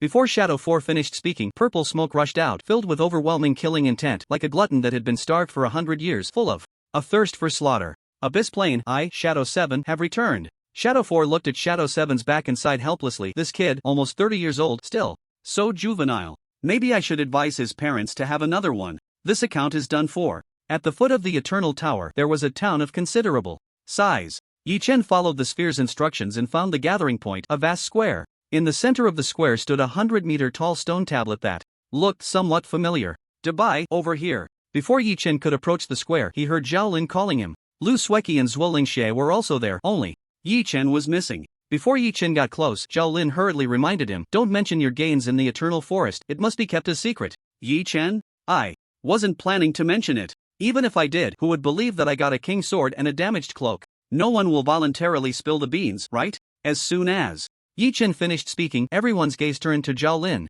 Well, the intelligence gap has appeared. Don't be fooled by Zhao Lin lowering the average IQ of the CCF group. He raised the average age of the CCF group. Very good, that's very Zhao Lin. Lu Sueki added, now everyone knows that Zhao Lin obtained 2 knives in the Eternal Deep Forest. You really are something. Yi Chen chuckled and shook his head, but it doesn't matter. The summer camp training is elimination-based, and to ensure we don't get eliminated, we have to give our all in every test. In other words, our trump cards can't be hidden anyway. It makes no difference whether others know or not. Upon hearing Yi Chen's words, Lu Sueki blinked and smiled without speaking. A trump card? It seemed she could hide a little. What Lu Sueki didn't know was that she could indeed hide a little trump card. Yi Chen, however, could hide a lot. After being comforted by Yi Chen, Zhao Lin, who was originally feeling down, became even more depressed at the thought of being eliminated soon. In terms of gloom, Zhao Lin had been thoroughly played by Yi Chen. The few of them chatted for a moment, and the countdown on the sphere also ended. Time's up. Zhuolingxie looked towards the far end of the square, standing straight with an extremely serious expression. What time is it? Shoo. Lu Sueki made a quiet gesture and whispered, a legion is returning from the Abyss Plane. As soon as she finished speaking, a huge teleportation portal suddenly opened at the end of the square. A shadow burst out first from the portal. Safe. The shadow threw out this phrase and flew towards the east of the Eternal Forest at an incredible speed. Not pausing for a moment. Boom, boom, boom, the ground began to shake. From the portal, rows of soldiers marched out, stepping in perfect unison into the square. Bang, bang, each step felt like a heartbeat, tightening everyone's chest. Their faces were as calm as a still lake, their aura magnificent, and they reeked of blood, exuding a murderous intent. Their movements were synchronized, following orders without question. Many boys stared wide-eyed, and Zhao Lin was particularly transfixed, utterly shocked by this unprecedented scene. Yi Chen looked ahead as rows of soldiers passed by him. There was a glimmer of light in his eyes. What a magnificent, battle-hardened army. In the square, rows of soldiers marched by, exuding a chilling aura that sent shivers down one's spine. Their movements were synchronized, yet their pace was incredibly fast. Within just a few minutes, they all emerged from the portal. Following the soldiers were the generals, dressed in the uniforms Of high-ranking officers, each general had a number inscribed on their shoulder representing their rank, while the medals on their chests recorded their affiliations and past achievements in battle. As soon as they stepped out of the portal, they immediately located their subordinates, organizing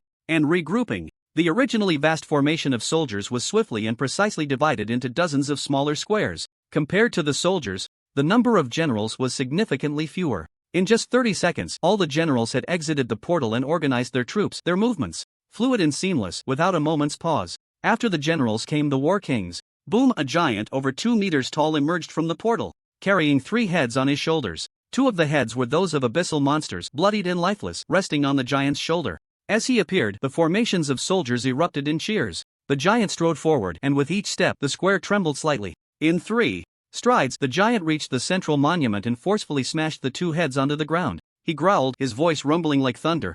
I have slain 2 vice-commanders of the 4th demon god's subordinate, the Mad Demon Legion, and brought their heads as offerings to our ancestors. Upon hearing this, the onlookers, including Yi Chen, were taken aback, their pupils constricting. A vice-commander, that was at least a war king-level powerhouse. To think they were slain just like that? The giant's words ignited the soldiers' fervor once more, erupting into thunderous cheers. Wind! Wind! Wind! After discarding the heads, the giant stepped aside. Behind him, a strikingly beautiful woman, her face as cold as frost, emerged from the portal holding a lantern. Inside the lantern flickered 3 faint flames, as if a gust of wind could extinguish them. The female war king tossed the lantern beside the demon heads, her voice icy. I have slain 3 vice-commanders of the 4th demon god's subordinate, the Fury Legion, and captured 3 strands of their souls as offerings to our ancestors. Not only had she killed 3 war kings, but she had also extracted the enemy's souls, trapping them within the lantern, the small flames flickering. The formations roared again. Wind! Wind! Wind! After the 2 war kings stepped out, a towering figure appeared at the portal.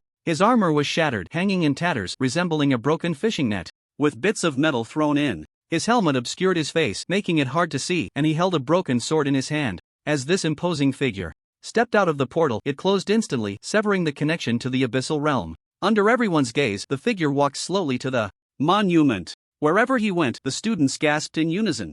What? This imposing figure bore severe injuries on his back, flesh torn and bloodied, with demonic energy seeping out. It was hard to imagine what kind of terrifying battle he had endured. Standing before the monument, the man slightly bent over, each movement seemingly draining all his strength, pulling at his wounds. He dropped a small section of his arm. I have slain the commander of the 4th demon god's subordinate, the Fury Legion, and severed one of his arms as offerings to our ancestors. The commander. Although they had been prepared for this, the mention of those 3 words made everyone's breath hitch. That was a war god-level existence. To engage in battle with such a foe and survive was one thing, but to have even severed an arm? The strength of the human race was truly terrifying. After dropping his arm, the man turned around, looking at the formation before him. The gazes within the formation were also fixed on him, filled with fervor and admiration. The man slowly opened his mouth, his voice neither loud nor soft, yet clear enough for everyone to hear, rich and resonant, carrying a hint of elegance. In this battle, the Windstorm Legion first defeated the Mad Demon Legion, then crushed the Fury Legion, killing 12,000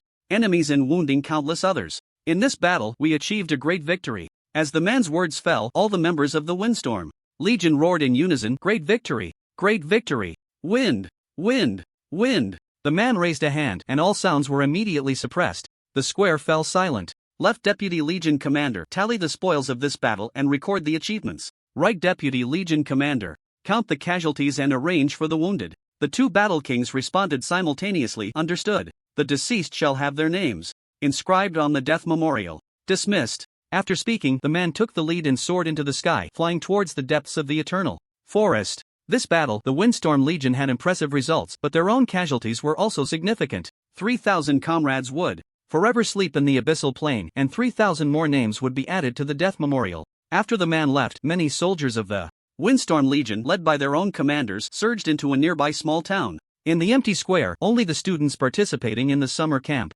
training remained, still immersed in the earlier shock, unable to extricate themselves for a long time. Ahem, can you hear me? A man appeared in front of the stone tablet holding a microphone. Students, gather a bit closer. Hundreds of people assembled in front of the stone tablet, curiously looking at each other, unsure of what was about to happen. My surname is Lin, and I am the chief instructor for this summer camp. You can call me Instructor Lin. First of all, I want to congratulate you on passing the first stage of the summer camp training. The number of participants in this summer camp, 672. Number of passers, 466. The pass rate is nearly 70%, exceeding our expectations. Upon hearing this number, Zhao Lin's face turned slightly pale as he looked at Yi Chen and Lu Sueki beside him. 30% of people were eliminated? Zhao Lin did not expect that their CCF group, which should have been at the bottom among all the talented seeds, could achieve a 100% pass rate? It must be luck. Zhao Lin did not think too much and continued to focus on Instructor Lin's speech. What you saw earlier was my human races. Windstorm Legion returning victorious from the abyssal plane. Instructor Lin said with a smile, I believe you also noticed that after the portal opened, the soldiers exited first, followed by the commanders, and finally the battle kings, with the war gods bringing up the rear. The students nodded. Indeed it was so. It was like this during the retreat. But during the charge, it is the war gods who lead, followed by the battle kings, battle commanders, and soldiers. Instructor Lin's words made many students' eyes widen.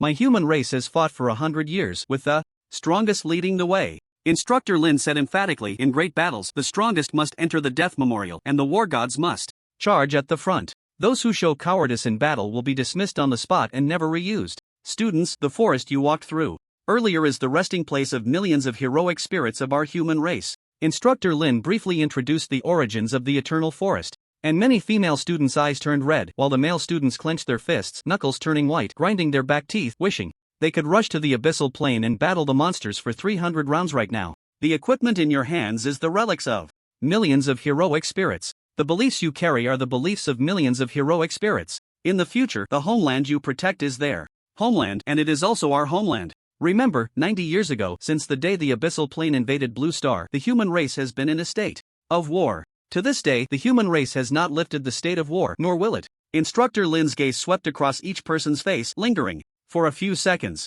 In his eyes, it seemed as if stars were rising and falling, and he said in a near growl, you are living in a time of war, merely enjoying a moment of peace protected by your ancestors. Do not mistake false peace for permanent tranquility. Do not treat a baby's cradle as your lifelong home. This world is exceptionally cruel and cold. The monsters in the darkness will not give up any opportunity to invade Blue Star.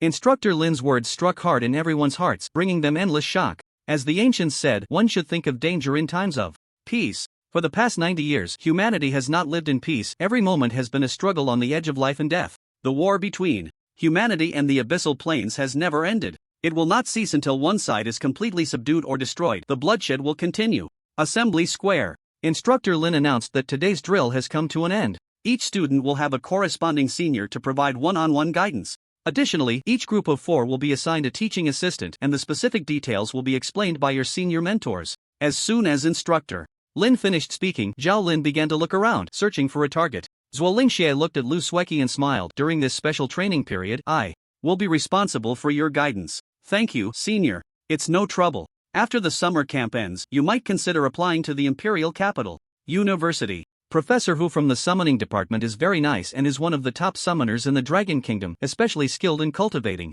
avian summoning beasts.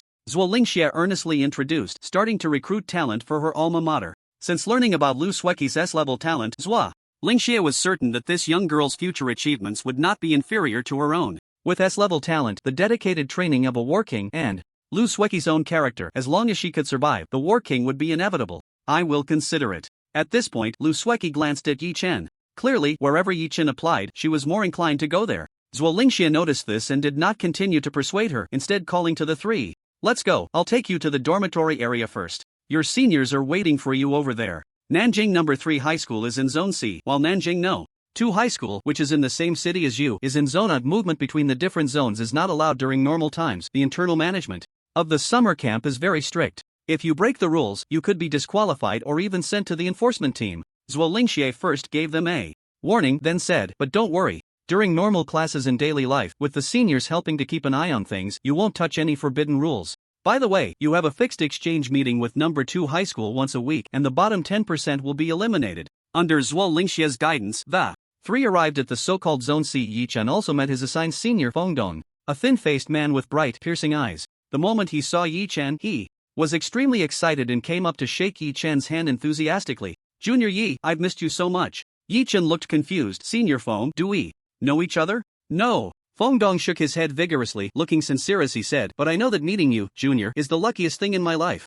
Yi Chen? Wake up, Ninth Master, there's a prophet here, stab him. Feng Dong's antics left Yi Chen bewildered, like a monk who couldn't figure things out. Feng Dong, don't go too far. Zuolingxia couldn't bear to watch any longer and scolded coldly, "Is this how you treat your junior?" Sorry, I'm just too happy." Feng Dong raised both hands, repeatedly apologizing. "Junior Yi, I mean no offense." Zuolingxia briefly explained to Yichen why Feng Dong was so happy. Yichen tried to understand and sort out the logic. "Are you saying that senior Feng Dong's credits are linked to my final ranking in the summer camp?" "Exactly. The worse I perform, the lower his credits." "Correct. Then why is he so happy?" Yichen was even more confused. Feng Dong came from Magic City University, one of the top 2 universities in the Dragon Kingdom. Logically, he should be the top of the top. Why was he so happy about low credits? Not ashamed, but proud instead. Could it be that the top student had ultimately evolved into a slacker? Feng Dong cleared his throat. "Junior, you don't know, but I'm only a freshman and want to stay in university for a few more years.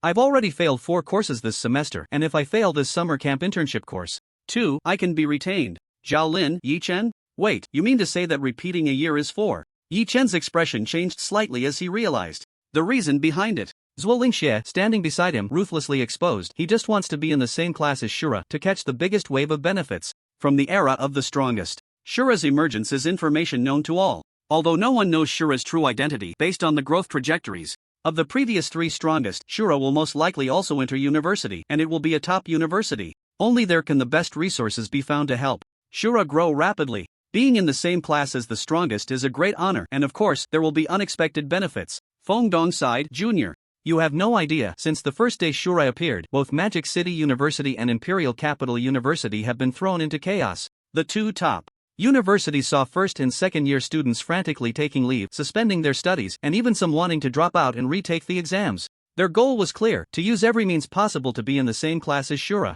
Those who were usually top students suddenly transformed into slackers.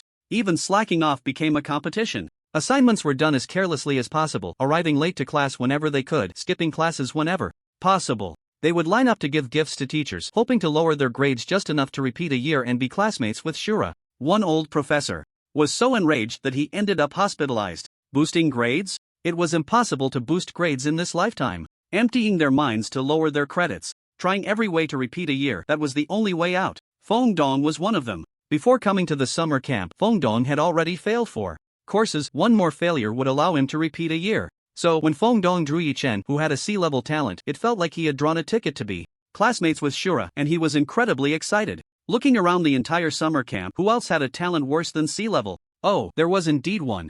F-level, but that was fine. Feng Dong, I must remind you not to celebrate too early. Zuolingxia was clearly dissatisfied with Feng Dong's attitude and said coldly, "Yichen must be able to last until the end of the summer camp training for you to earn credits. If Yichen is eliminated early, you will be assigned a new junior, and if you want to fail, Feng Dong nodded. "That's true." He looked at Yichen with intense enthusiasm. "So, junior, in order for your senior to become Shura's classmate, you must work hard, and harder. Hold on until the end of the summer camp. Yichen. Then, I'll do my best." "It's okay, senior will also do everything possible to support you for my own future." Feng Dong patted his chest in assurance. If Yichen left, where would he find a junior with C-level talent? If luck was bad and he was assigned a junior with S-level talent, Feng Dong's plan would be completely ruined. Just as the few were communicating, a burly man walked over, a typical Western face. The man looked at Zhao Lin and said in a deep voice, "Fit, Magic City University, 2nd year, Heavy Armor Warrior Department. Hello, Senior Fit, I am Zhao Lin."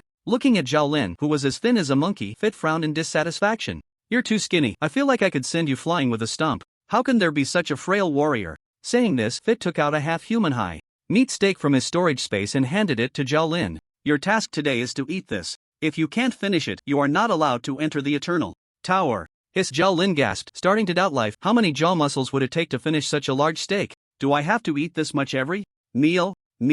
Who told you this is a meal? This is a midnight snack." Zhao Lin. As soon as they met, Fei-Te gave Zhao Lin a lesson. How is a good warrior cultivated? It starts with learning to eat. Fei-Te arrived the latest, yet he was the first to get into the swing of things, already beginning to train Zhao Lin. Zuolingxia pulled Lu Sueki away, and Feng Dong also took Yichen aside. "Junior, your task for this week is very difficult. You need to be mentally prepared." Feng Dong had already explained the rules of the summer camp. Each week, there would be designated tasks. The better the tasks were completed, the higher the scores received. This score would determine the ranking in the final combat test. Those with high scores had the right to choose their opponents, while those with low scores could not refuse. The final elimination list would be produced by combining combat results and this week's task scores. In other words, to avoid Being eliminated, you must complete this week's task better. Fengdong analyzed seriously. This way, you can raise your total score and gain the initiative in the final combat test. That's true. Yichen couldn't help but be curious. What is the task? He was very curious about the extremely difficult task that Fengdong mentioned. Fengdong said very seriously, clear the 3rd, 4th, and 5th levels of the Eternal Tower. At the same time, obtain a piece of raw ore with a minimum grade of D and a weight of at least 10 kilograms. Yichen, 3rd, 4th, 5th, and 6th levels. He had cleared them all in one go last night. As for the raw ore, that was indeed a problem. In the mysterious mine, the lowest grade was B. Where would Yichen find a D-grade raw ore? After a moment of silence, Yichen blurted out, I really didn't expect this week's task to be so difficult. Don't worry, Junior. Fengdong patted Yichen's shoulder, comforting him. I've got your back, just focus on clearing the levels. If you run into any trouble, just come to me. Thank you, Senior. No problem, we're all in this together. If I become classmates with Shura, I will never forget your contributions, Junior. Come on, I'll treat you to a late-night snack. Summer Camp Area C. After finishing the late-night snack, they returned to the dormitory. Fengdong handed a complete strategy guide for levels 3, 4, 5, and 6 to Yichen, reminding him, Junior, this guide is a bit outdated. Due to the changes in the Shura, these 4 levels have been reset, and the difficulty should be much lower. Tomorrow, I'll bring you a new guide. For now, you can try level 3. Okay. Yichen accepted the guide and sincerely said, Senior Feng, calling each other Senior and Junior feels a bit awkward. You can just call me brother. Bye. Fengdong? This kid is a bit interesting. Fengdong was also quite straightforward, not caring about the details. Alright, brother. Bye. In the future, if I become classmates with Shura, it will all depend on you. If you have any questions, feel free to contact me anytime. After Fengdong left, Yichen was the only one left in the dormitory. The summer camp was quite luxurious, with single dormitories, a 24-hour cafeteria, trained doctors and instructors drawn from various legions, etc. Yichen had been busy all day and hadn't had a moment's peace since the afternoon. However, this trip was quite rewarding. Besides writing poetry on the death monument, Yichen also obtained a Heavenly King sword. Well, that was about it, nothing more. Thinking of this, Yichen's peripheral vision caught sight of that tattered cloak, and he couldn't help but facepalm. This wasn't bringing back equipment, this was bringing back a golden beast. SSS level material, and Yichen only had a skull in hand, nothing else. I can only think of a way to acquire it from the wolf's nest. It was definitely impossible to obtain through ordinary means. Yichen hadn't forgotten that Shui Mang still owed him a large sum of bounty. Reporting the list of mid to high level members of the 4th Demon Sect and the continuous reports combined, the bounty was astronomical. Yichen had risked his life to obtain that information. This was what he deserved, not a single cent less. Yichen counted on his fingers. Wuhan still owes me 2 skill books and 1 equipment forging opportunity. Regarding equipment forging, Yichen now had new ideas. Since he had the Heavenly King sword and 2 weapons of natural power, what he lacked the most right now was armor. However, compared to weapons, armor required even more materials. Especially considering Yichen's life-preserving nature, he wished he could forge a set of SSS level armor. After taking stock, Yichen checked the supplies at hand. The most needed development is the 2 mysterious mines. Thinking of this, Yichen looked down at the shadow. Jiu Yi, is it safe to enter the Eternal Tower now? You want to go to the trading secret realm? Wait, do you have a personal space now? Ing Jiu immediately reacted, his voice trembling slightly as he asked, it can't be the legendary mysterious mine, right? The old ginger is spicier. Ing Jiu instantly guessed the truth. Yichen nodded and asked back, is this thing really that rare? It's not about whether it's rare or not, it really is that kind of. Ing Jiu sighed and continued, no one has ever harvested a mysterious mine before you. Just tell me what you need, the most professional mining equipment and professionals to help you explore? Isn't that inappropriate? Yichen hesitated a bit. There were already miners from the South River in his personal space, so there shouldn't be a big problem with production capacity. The top-tier mining equipment was considered strategic materials in various channels on Blue Star, strictly controlled by the Defense General. Not a single part would leak out. The human race needed this mining equipment to extract ores in the abyssal plane for military supplies. If this equipment fell into the hands of the demon gods, they could also use it to extract ores, turning the ores against the human race. By relying solely on Yichen, without revealing his identity as Shura, it would be impossible to buy this equipment all free. Yichen originally intended to scold Ing Jiu loudly. However, Ing Jiu has indeed given too much. Master Jiu, we agreed that there would be no tricks, right? I won't deceive anyone, especially you, Ing Jiu said slowly. From now on, I represent the Shadow and Wolf's Den to formally negotiate with you. You can choose to cooperate or refuse, it's entirely your freedom. We are willing to provide mining equipment for free, pay the miners' wages, hire specific NPCs for mining, and even take responsibility for the subsequent smelting work. In exchange, we want the priority purchasing rights for the ore you produce, ensuring the purchase price is not lower than the recent market average. You can keep high grade ore for your own use as long as you guarantee a minimum daily output of 3,000 tons of raw ore. The contract will be signed in the trading secret realm, witnessed by the realm's spirit. We accept a 7-day short-term contract, which can be automatically renewed for another 7 days upon expiration without any objections. Yi Chen did not think for long and nodded, saying, I can accept this condition. No matter how one looked at it, Ingzhou's proposal was not a loss for Yi Chen. Even if they were halfway through the cooperation and Yi Chen changed his mind, he could end the partnership after 7 days. As for Ingzhou, his perspective on the issue was completely different from Yi Chen's. Before the mysterious mine appeared, if the human race wanted to obtain high-quality ore, they had to mine in the Abyss Plain. And mining ore required at least 2 legions stationed to guard, facing enormous defensive pressure. It was not just a matter of consuming manpower and resources, it also involved the blood of countless people. In contrast, purchasing from Yi Chen meant the human race only needed to spend money. After so many years of defense, they lacked everything except money. If necessary, they could print money on the spot for Yi Chen. They could print as much as they wanted. Even the gold coins from the Eternal Tower had a forging method mastered by the human race. Printing money was a trivial matter. As long as they didn't die from it, they could print endlessly. And Yi Chen exchanged raw ore for money, then converted it into the resources he needed. Mutual benefit, each taking what they needed. This is the parameter data for the most advanced mining equipment of the human race. You can take it to study first. A document appeared on Yi Chen's desk. Alright, I'll take it to the mysterious mine to have a look. It's a must-have quality for a mature man to bring something good to read while squatting. By the way, how large is the mysterious mine you discovered? Ingzhou then realized he had forgotten to ask the most important question. Not big, just 75 million tons. After saying this, Yi Chen's figure disappeared, leaving Ingzhou alone in place, upholding his excellent habit of showing off and then running away. Ingzhou murmured, 75 million tons. If they are all C-grade ores, that would be equivalent to the total output of 10 medium Abyss Plains. I forgot to ask this kid for photos. Mysterious mine. Yi Chen appeared in his exclusive space, and the mining chief immediately came over. Boss, we can start working at any time. No rush, take a look at this equipment first and estimate the production capacity. Yi Chen handed the corresponding parameters to the mining chief, and several miners immediately gathered around to analyze it together. A few minutes later, the mining chief came back with the results of their discussion. Boss, if everything written here is true, we estimate that the initial daily output can reach 10,000 tons. Once the output stabilizes, it can maintain between 30,000 to 50,000 tons. A daily output of 50,000 tons would mean it would take over 1,500 days to empty 2 mysterious mines, requiring more than 4 years. Very good, the equipment will be delivered soon. Sharpening the knife does not delay the chopping of firewood. We will start working when the time comes. Yi Chen set aside work matters for the miners and instead inquired about their living conditions. Is there enough food and water? We have enough water, but as for food, the mining chief's face showed initial embarrassment. There's only enough for 1 meal left. If we stretch it, it can last a few days. Yi Chen frowned and asked, I remember I ordered food for 1,500 people. Boss, mainly it's because it eats too much. It escaped from the mine and we didn't think to drive it away. The leader of the miners led Yi Chen back, revealing the mystery. A huge lizard was lying next to the mine, lazily basking in the moonlight.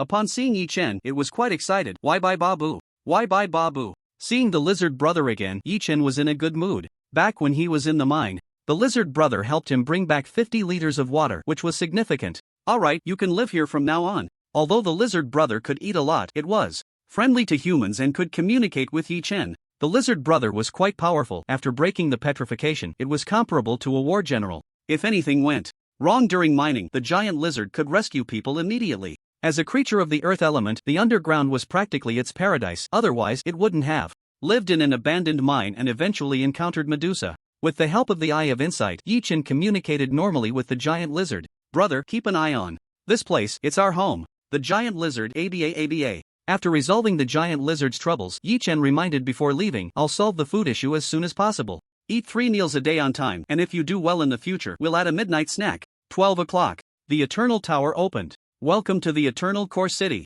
Entering the Eternal Core City, Yi Chen headed straight for the wolf's nest. Sure enough, Shui Meng was at the wolf's nest, along with that girl named Dai Meng from before. You're here? Shui Meng was also waiting for Yi Chen and recognized his true identity at a glance, seeing the familiar mask. Come on, follow me. Wait. Yi Chen interrupted Shui Meng's spellcasting.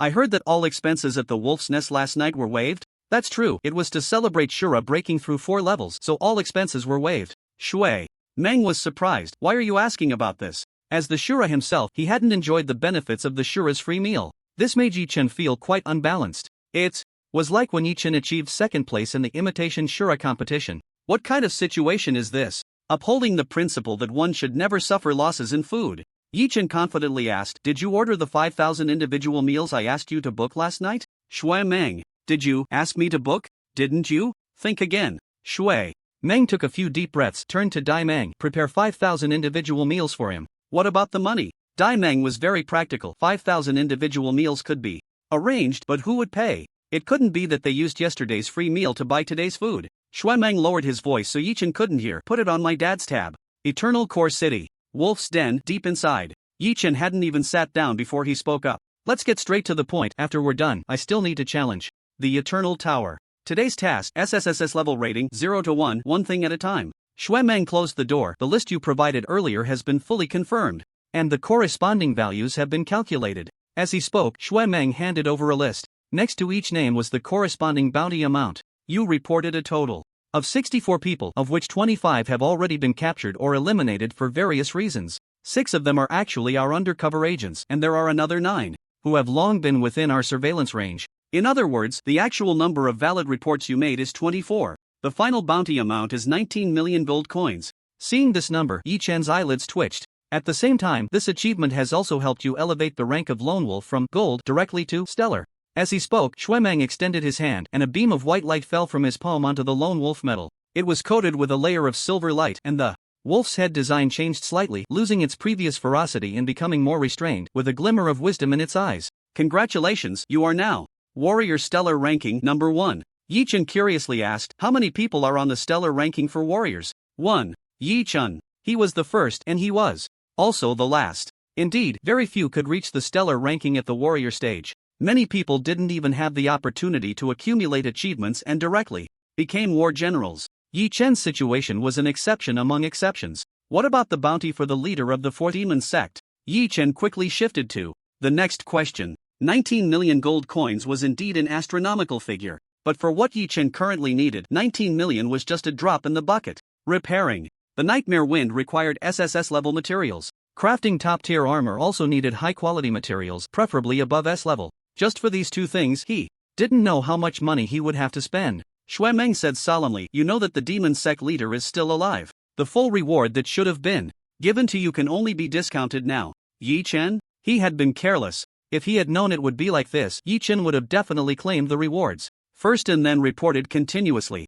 maximizing the value of his reports. This was what they called one person eating multiple times. One cannot step into the same river twice, but Yi Chen could report continuously twice. Alright, I'll remember this, Yi Chen said as if he had lost money. If I had known, I wouldn't have stopped.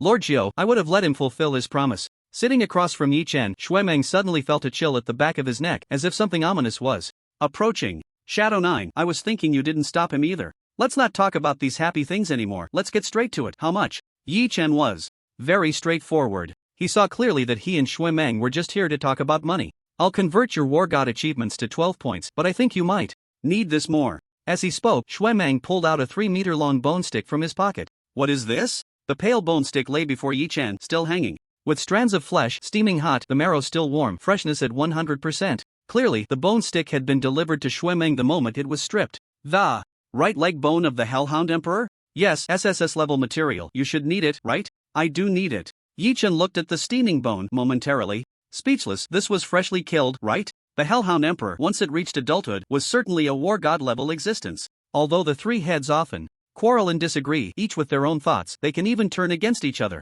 but they are still the war god. How did it come to such a miserable state? Just like the clear river fish in a grilled fish shop, killed on a whim. No trade, no killing. I'll take it. Yi Chen placed his order without hesitation. To hell with killing, I just want to trade. Look over here. Shui Meng surprisingly took out an anatomical diagram and seriously introduced it to Yi Chen. Aside from the cartilage, the Hellhound has a total of 72 usable bones when fully grown. If you place an order now for the complete set of bones, excluding the skull, you can enjoy a 12% discount. A deposit of 12 War God merit points can offset 20 War God merit points. Are you treating this like a double 12 deposit? Yi Chen directly took out all his possessions, 19 million gold coins, 12 War God merits. How much can I get? According to common logic, 1 War God merit equals 1 million gold coins, so that's a total of 31 War God merits. Shui Meng calculated, you can buy the bones of the limbs, but you're still 60 War God merits short of the complete set. 60 War God merits, which is 600 million gold coins. Yi Chen suddenly thought about finding a few more demon cult followers to report. Recently, money has been a bit tight. Recently, my righteous spirit has been quite strong, and I cannot coexist with evil. Yi Chen still endured the heartache and said, I'll take this set of bones. I'll pay the deposit first, and for the balance, I'll find a way to settle it. Xuemeng reminded, this debt cannot be on my head. What are you talking about? Am I that kind of person? Xuemeng's eyes silently told Yi Chen, you are. The right leg bone was handed to Yi Chen, and Xuemeng said the rest of the bones would be delivered over the next 3 days. Alright, is that all? If there's nothing else, I'm leaving, let's have tea another day. Yi Chen said as he was about to get up to grab those 5,000 single meals. Wait, someone asked me to give you something. Xuemeng stopped Yi Chen and took out a few skill books from his pocket. Second uncle said to give you 2 skill books. Oh, Yi Chen's eyes lit up. Xuemeng's second uncle is actually Yi Chen's second brother. The skill books of the untraceable have finally arrived, and there are options. Truly the most graceful of the strongest, reliable in action. These are all melee skills. It's a bit strange for you, a mage, to learn them. Xuemeng didn't say much but pushed the skill books in front of Yi Chen, saying, there are a total of 5 books here. Take them back and study them.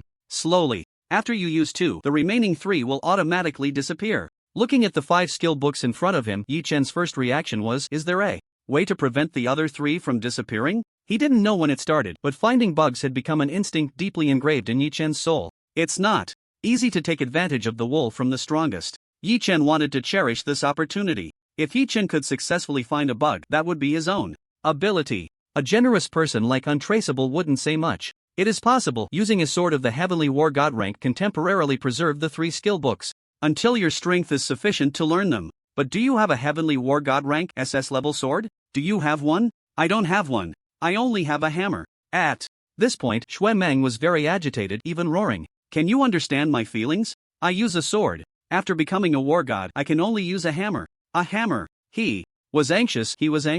Yi Chen, not really, I have the king's sword. But the words were on the tip of his tongue, yet they fell like spring rain, silent and gentle. I can understand your feelings. Indeed, such equipment is hard to come by. Not everyone has the opportunity to possess it. Yi Chen spoke sincerely, every word was true. At least you finally said something human. Xuemeng sighed, close the door when you go out, and be careful. Careful of what? Recently, the frequency of the Eternal Tower being tainted by the demon gods has been too high. If you go to the 7th floor tonight, you're likely to run into some trouble. At this point, Xuemeng's brows were tightly furrowed. I don't know what that strange old Taoist is up to. The strange old Taoist was most likely referring to Xiaoyao. Hearing this, Yi Chen also felt a bit strange. Calculating it, he had encountered the demon god's subordinates on the 1st and 2nd floors, and the Eternal Tower clearly had powerful beings guarding it. It shouldn't be so lax in its defenses. Keeping this in mind, Yi Chen turned to leave. After he walked far away, Xuemeng burst into laughter.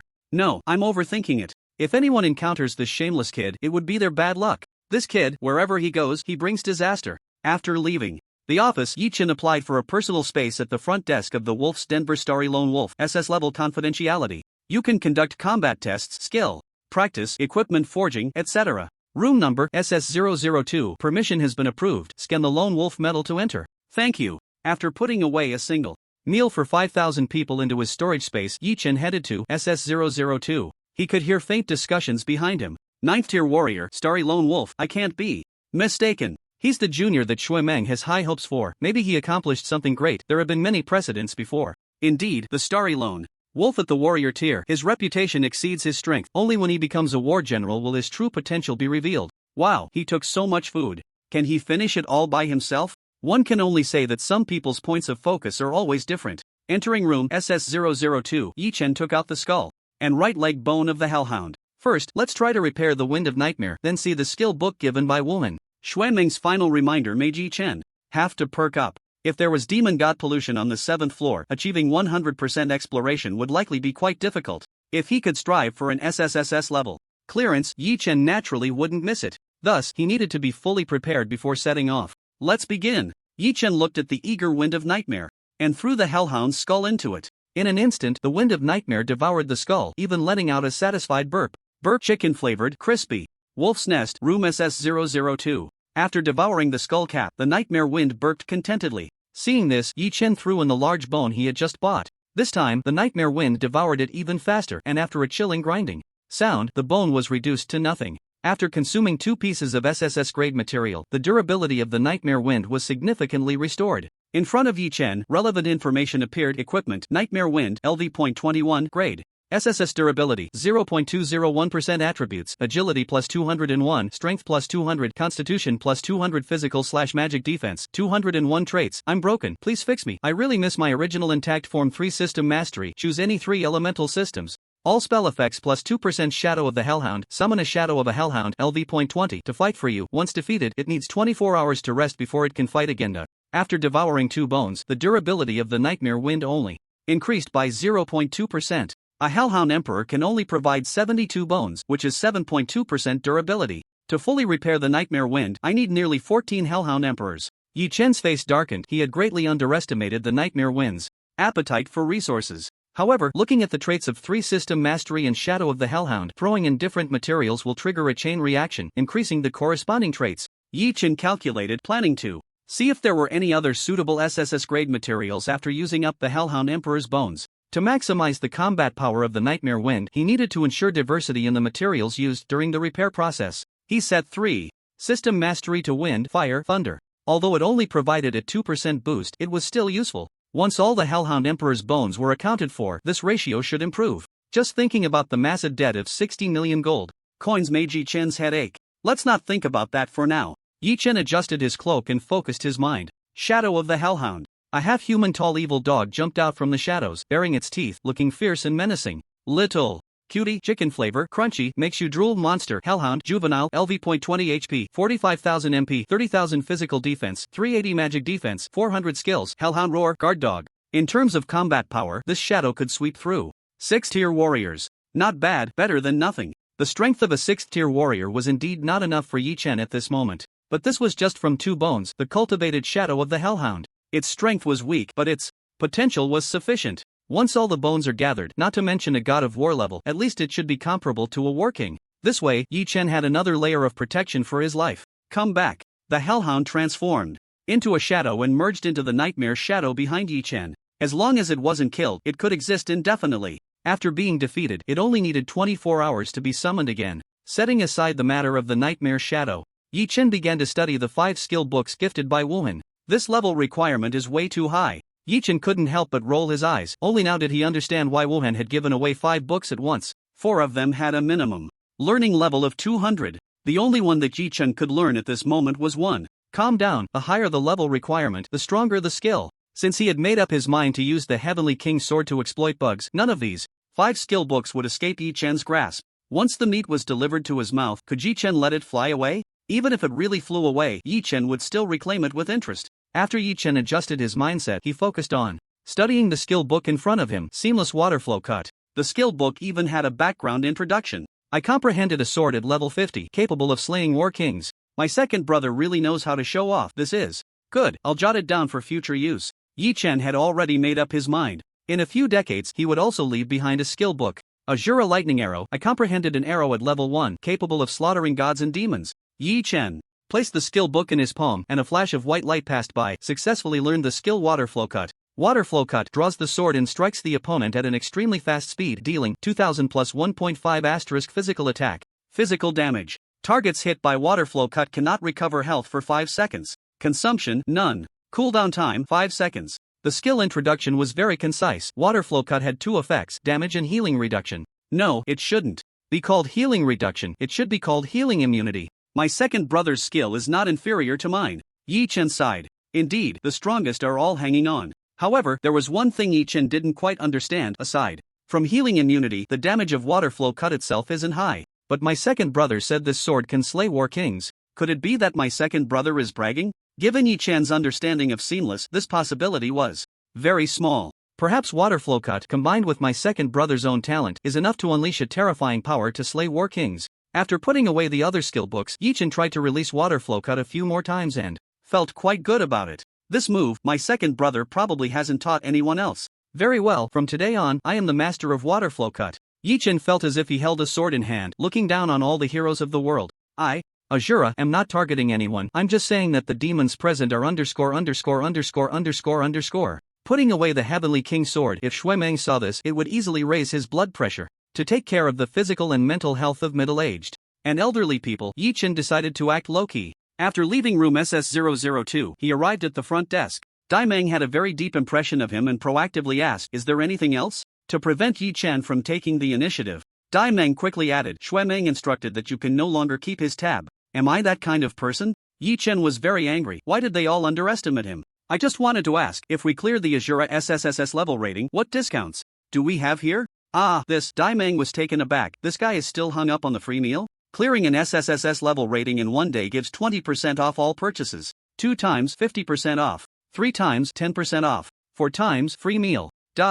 Meng quickly established the rules and even wrote these conditions on a small blackboard, hanging it in a prominent position at the front desk. "Thank you, I understand." Yi Chen calculated in his heart. Today, with 6 hours, he could at most clear the SSS level rating twice, getting 50% off food, which wasn't worth it. Why spend money when he could get a free meal? He had just scammed Xuemeng out of 5,000 portions of food, enough for the miners to eat for several days. He would wait until he was confident of clearing the SSS level rating at least 3 times before restocking. After bidding farewell to Daimeng, Yi Chen walked out of the combat testing hall and onto the street. Summoning the Eternal Core Crystal, Yi Chen placed his palm on it, feeling a slight chill. "Please select the level to go to." 7th level. A flash of white light engulfed Yi Chen, and the familiar prompt sound rang in his ears. "Wishing you a successful clearance of the Eternal Tower soon. Eternal Tower, 7th layer. The Cliff of Extreme Cold." The biting cold wind sliced through the air like a knife, greeting everyone with a chilling embrace, finding any small crevice to slip into, delivering a shiver to the bone. Just before Yi Chen entered the 7th layer, several figures cloaked in black stood at the top of the Cliff of Extreme Cold, facing each other. "We shouldn't meet like this, it's too dangerous." One of them spoke, their voice clearly altered, resembling dozens of people speaking at once, a mix of men, women, and children, like a grand chorus. The weakest among them was a battle king, and by all logic, they shouldn't be in such a low-level layer. Moreover, the Eternal Tower was guarded by the Supreme Being, Xiao Yao, trying to pull any tricks under the watchful eyes of the opponent was akin to seeking death. The strongest among them slowly spoke, "That one has been in seclusion since yesterday." This statement reassured everyone present. It was well known that once the Supreme Being Xiao Yao entered seclusion, they would never show themselves or intervene. It could last as short as 7 days or as long as several years. There had been instances where even a celestial battle god faced life and death situations, and Xiao Yao, while in seclusion, still did not intervene to save them. Similarly, information regarding the Supreme Being Xiao Yao was supposed to be highly confidential, known only to a select few. Clearly, the one who spoke earlier held a significant position among the human race. After hearing this news, a voice trembled, unable to suppress its fear. This person cautiously asked, "Is he going to challenge the final layer again?" The Supreme Being Xiao Yao had resided in the Eternal Tower since gaining fame. Their so-called seclusion was merely for one purpose, to clear the Eternal Tower. Yes. After receiving confirmation, this person hurriedly said, "This time, the 12th demon god has withdrawn from the operation. It's too dangerous, my lord. The 8th demon god has no interest. Farewell." Several figures vanished from the spot, leaving no trace, as if they had never been there. They were all shadowy figures, high-ranking members from various demon sections. Since the emergence of the Azura, their space for survival had been shrinking, with the 4th demon sect being completely wiped out and its leader's fate unknown. They understood that on the path of the Azura's rise, there was no room for buffer or compromise between the human and demon races. The struggle between both sides would only intensify, with the war becoming increasingly fierce, and even god-level powerhouses might fall. The first to be impacted would be these lackeys of the demon sections. Such was the trend. Many from the demon sects had directly fled to the abyssal plane, never to return to Blue Star. The remaining demon sect followers on Blue Star mostly had their own tasks and purposes, or they clung to the hope that they wouldn't be discovered. 4 figures remained on the Cliff of Extreme Cold. Besides the organizer who summoned everyone, there were 2 battle gods and 1 battle king. There were always those unafraid of death. Since that one is in seclusion, we can chat a bit longer. Hurry, I only have 3 minutes. You are the leader of the first demon sect, right? Are you still looking for people? I have experience as a leader. I'm optimistic, hardworking, and most importantly, I've always had good luck. The 3 spoke in turn, and the central figure, the host, spoke again. "Who I am is none of your concern. You only need to know that I have the Azura's weakness and can stop him." At the 7th layer, the 3 immediately became interested. "Tell us your plan. If feasible, my lord is willing to invest some resources." The host spoke again. "You all know that the Azura killed the cave python in 0.01 seconds, which indicates he possesses extremely strong explosive power." "That's right, continue." "I need each of your demon gods to contribute some source power to create a monster to replace the boss of the 7th layer. If the plan succeeds, there is absolutely no chance for the Azura to pass." Words alone are not enough. The host revealed the corresponding information in his palm and distributed it to the 3. All 3 were powerful and experienced individuals, and with just a glance at the information, they could discern its depth. A two-phase boss? Interesting. In the first phase, it ignores physical damage and only takes magic damage. After being defeated, it enters the second phase, ignoring magic damage and only taking physical damage. The three nodded in agreement, satisfied with the information on the documents. It's possible, even if the Azura has considered practicing melee combat, there's no way he could solo the boss in such a short time. Moreover, the second phase has a high life regeneration ability, which indeed gives us confidence to stop the Azura.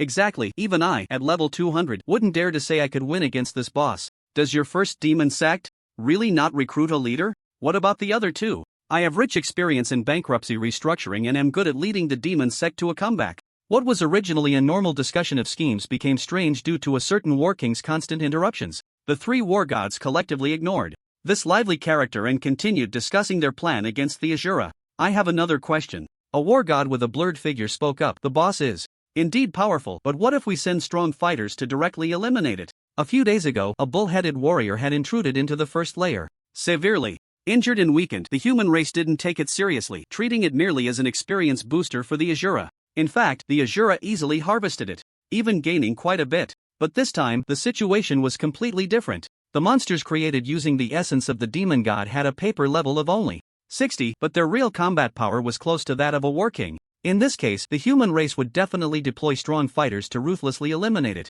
helping the Azura clear the obstacles ahead. If that were the case, their entire scheme would truly become a futile effort, wasting the essence of the demon god. This is the essence of the entire plan, the host said slowly. With the eternal rules of the 7th layer, we created a level 60 boss. It comes with the attribute, all is illusion. Any existence above level 60 cannot inflict damage on it. It is precisely because of this attribute that I need to gather many essences of the demon god, otherwise I alone would suffice. Upon hearing this, even the previously lively war king was somewhat shocked. Eternal rules, can they really be utilized to this extent? Is this person perhaps a subordinate of that one? These words were only thought in the hearts of the war gods, they dared not voice them. If anyone in the world understood the eternal rules best, it would definitely be the human race's strongest, Xiaoyao, a demon sect leader who could accurately know how long Xiaoyao had been in seclusion and was so familiar with the eternal rules was hard not to make one speculate. He. The standard villainous laughter emerged. The four present reached a consensus amidst the laughter. First demon god, 3 strands of essence. Third demon god, we can provide 2 strands of essence, but the method to create monsters must be shared with me. 6 demon god, 1 strand of essence, a pair of war god level. Demon eyes, same conditions. 4th demon god. When the war king mentioned the 4th demon god, the other 3 looked at him simultaneously, their expressions slightly changing. Even Lian Can, he really didn't die? It was said that the oldest and most powerful monster in the shadows had made a move, and he could survive this? Xiaoshala didn't care about the gazes of others and spoke to himself, let me see how much stock I have left. 4th demon god, 12 strands of essence, I bet it all. His eyes sparkled with excitement, I've always had good luck, I bet this time I can stop the Azura. A total of 18 strands of demon god essence, a pair of god-level demon eyes. This far exceeded the expectations of the host, truly a pleasant surprise. With this, the final boss's strength can be significantly enhanced, perhaps even gaining a 3rd form. With this, we have 100% certainty to stop the Azura. Azura, you won't get through tonight. A fierce wind blew, and 4 figures vanished from the spot. In the cave beneath the extreme cold cliff, a terrifying monster was growing in the shadows, rapidly becoming stronger. The extreme cold village, a flash of white light, Yi Chen appeared on the snowy ground. In front of him, people were coming and going, a sea of heads, as if he had stumbled into a market. Why is it so lively today? The 7th floor of the Eternal Tower is not a solo dungeon, and the difficulty is not high. Those who can pass through levels 3, 4, 5, and 6 will basically not get stuck at this level. Even if they do get stuck, spending a little money to hire someone to help, sacrificing exploration points and low scores, they can still move forward. The threshold of the Eternal Tower mostly exists in solo dungeons. That is the Real Ghost Gate, blocking countless people from progressing. At this moment, among the newly awakened students, apart from the Azura, there is basically no one who can get through the first 6 levels. The 7th level is a time of transition, it should be sparsely populated. Just as Yi Chen was puzzled, a shout came to his ears, latest prophecy, latest prophecy. The boss created by the demon god is hidden beneath the extreme cold cliff. Demon god, boss? Yi Chen seemed to understand something. These guys still haven't given up? Damn it, why can't they just wait at home to die? Why do they have to come out and give away their heads? Yi Chen's mouth twisted in anger, even a bit impatient. Let me see what good stuff they plan to give away this time. Eternal Tower, 7th floor. Extreme cold village. Yi Chen looked at the bustling crowd, each person having different notes floating above their heads. Scarlet Blade, Iron-Blooded Warrior, level 60, restricted. Pastoral Star Language, Holy Speaker, level 60, restricted. Everyone had one thing in common, level 60. Strange, why is the level restricted to 60? Yi Chen moved forward, observing his surroundings and listening intently, trying to gather as much information as possible. Before long, he figured it out. The demon gods have created a boss. Under the protection of the eternal rules, beings above level 60 cannot deal damage to it? Yi Chen almost found it amusing. Are they afraid someone will compete with me for the boss? How considerate. If the boss's strength was too outrageous, the top human experts would directly eliminate it, not giving others a chance to interfere. Now, with this rule in place, it seemed tricky. If the boss were sealed, then the Azura wouldn't be able to achieve an SSS level clearance, not even an SSS level clearance. But killing the boss with Azura's strength, it would be difficult for one person to accomplish. At least from the perspective of others, it was basically impossible for Azura to kill the boss alone. So, the last method they thought of. Yi Chen looked at the large circle of level 60 players around him and guessed the human response. Players below level 200 can use a level limiter to forcibly restrict their level to 60 for a short time, meeting the conditions to kill the boss. The people in front of me are all students from top universities. They have been summoned to deal with the boss. In the crowd, Yi Chen saw a few familiar figures, Zhuo Lingxie, Fengdong, and Fei Tei. The three of them gathered together, heading towards the village outskirts. Familiar faces, better keep my distance. Yi Chen wanted to gather information, but he had other ways. In team mode, the conversations of Zhuo Lingxie and the others automatically generated subtitles displayed before Yi Chen. Zhuo Lingxie, it's a pity Xiaoping went to the abyss plane. If she were here, she should be able to take on the main output. Fengdong, what are you afraid of? I'll take you guys flying. Fei Tei, aren't you worried about failing? We're here to earn credits this time. Fengdong, look at your awareness. Do I need someone to force me with a knife when it's time to go to battle? Fengdong, you big fool, you probably don't know how high the casualty rate was for the strongest generation. Back then, only one person from the strongest class, Nightmare, survived. Yi Chen, turn it off, how can I eavesdrop on others? You seem to be enjoying this. Yi Chen frowned slightly, very concerned about what Fengdong had just said. The casualty rate of Nightmare's classmates? This was the first time Yi Chen had heard of this. He wrote the line in his palm, watching with his eyes. Elementary school, middle school, high school, university? 4 options appeared before Yi Chen. Elementary school? 100%. Middle school? 100%. The answers for all 4 options were 100%. Yi Chen fell into silence, quickly realizing something was off. Jiu was rumored to have grown up with the strongest Nightmare, and they were very close, inseparable.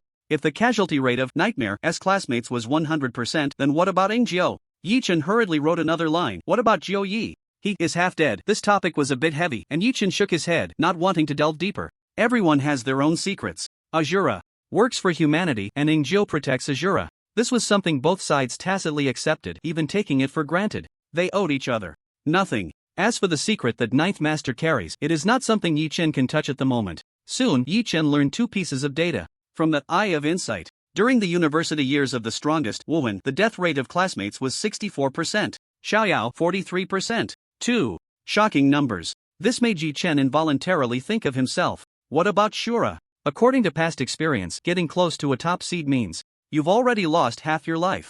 Jiu once said, the strongest always appear in the most dangerous places, and those who choose to follow the strongest also put their lives at risk. Clearly, the casualty rate is not a secret in top universities. Fengdong could mention it casually.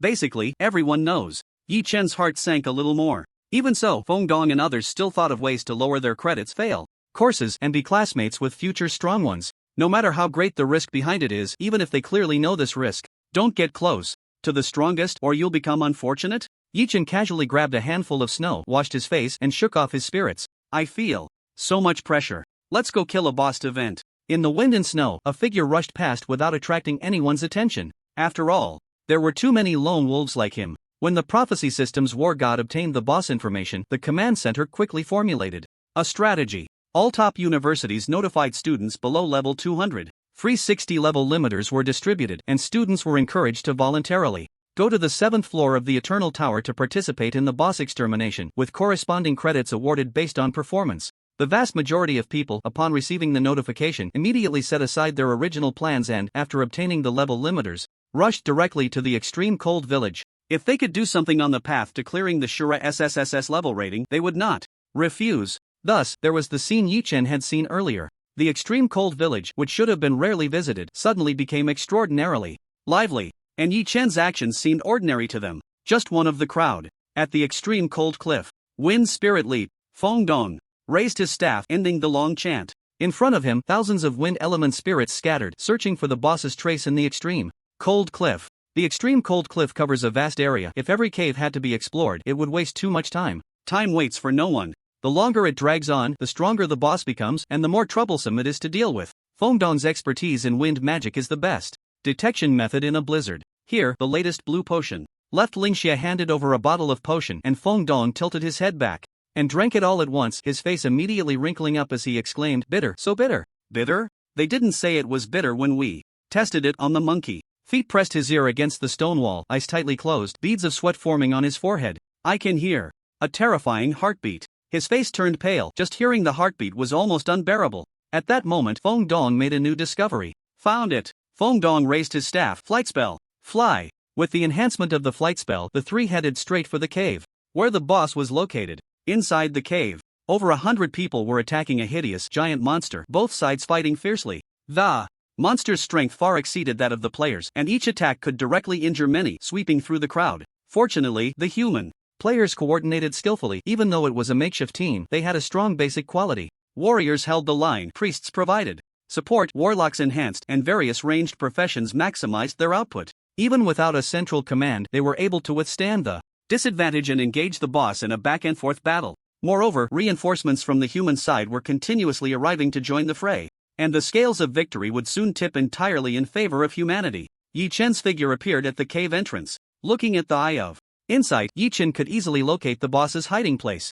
He glanced at the boss that was currently in combat. The counterfeit is a good thing. The small monsters derived from the final boss will quickly respawn even if killed. The final boss hidden in the cave must be killed for it to die completely. These guys from the demon sect have clever minds, but it's a pity they use them for evil. Yi Chen looked towards a corner of the cave where there was a hidden passage. The real boss was inside. As for the counterfeit outside, it was meant to confuse everyone and draw fire. Just right, I was worried about making a move while hiding in the crowd. It would be too conspicuous. Yi Chen slowly moved his steps, occasionally using skills like Windblade to scratch the boss. As he approached the corner, he triggered the hidden passage, and his figure instantly vanished. A beam of firelight illuminated the dark cave. Why light a fire? Can't you see? Night vision mode activated. The firelight extinguished. Yi Chen walked through the long, dark cave, getting closer to the boss, the sound of a strong heartbeat echoing in his ears. Thump thump.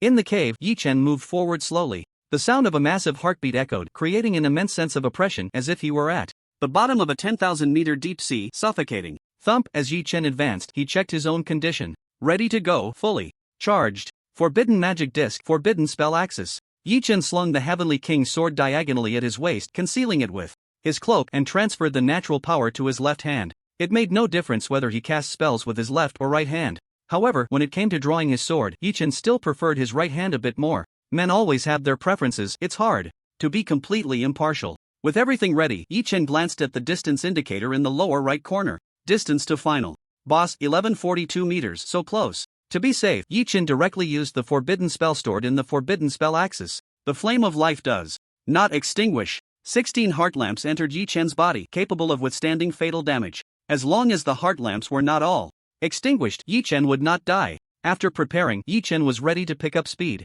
Having delayed for so long, the boss should have sensed his arrival. However, the opponent was still in the process of growing and couldn't spare the effort to deal with Yi Chen. Fireball. Spell. A fireball shot out from the tip of the natural power, moving at incredible speed as the flames beneath Yi Chen's feet flickered with red light. Dance with fire.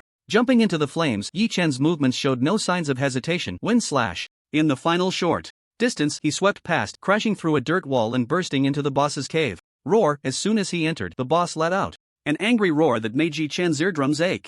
And for the first time, the true form of the boss appeared before Yi Chen. A massive ice dragon skeleton, frozen from head to toe, with enormous ice blocks embedded in the stone walls. The entire extreme cold cliff was built upon these ice blocks. The ice dragon was supposed to be the original boss of this level, but at this moment it was already dead. Outside the ice block, a mass filled with evil chaos and immense power was frantically absorbing energy, attempting to grow stronger. Ice Dragon Soul. LV60, immune to physical damage, current health, can be slain. Yi Chen raised an eyebrow. Such good fortune? The enemy couldn't be foolish. This meant that the Ice Dragon Soul before him should have a second form after being defeated. The sooner it dies, the sooner the buffs stack.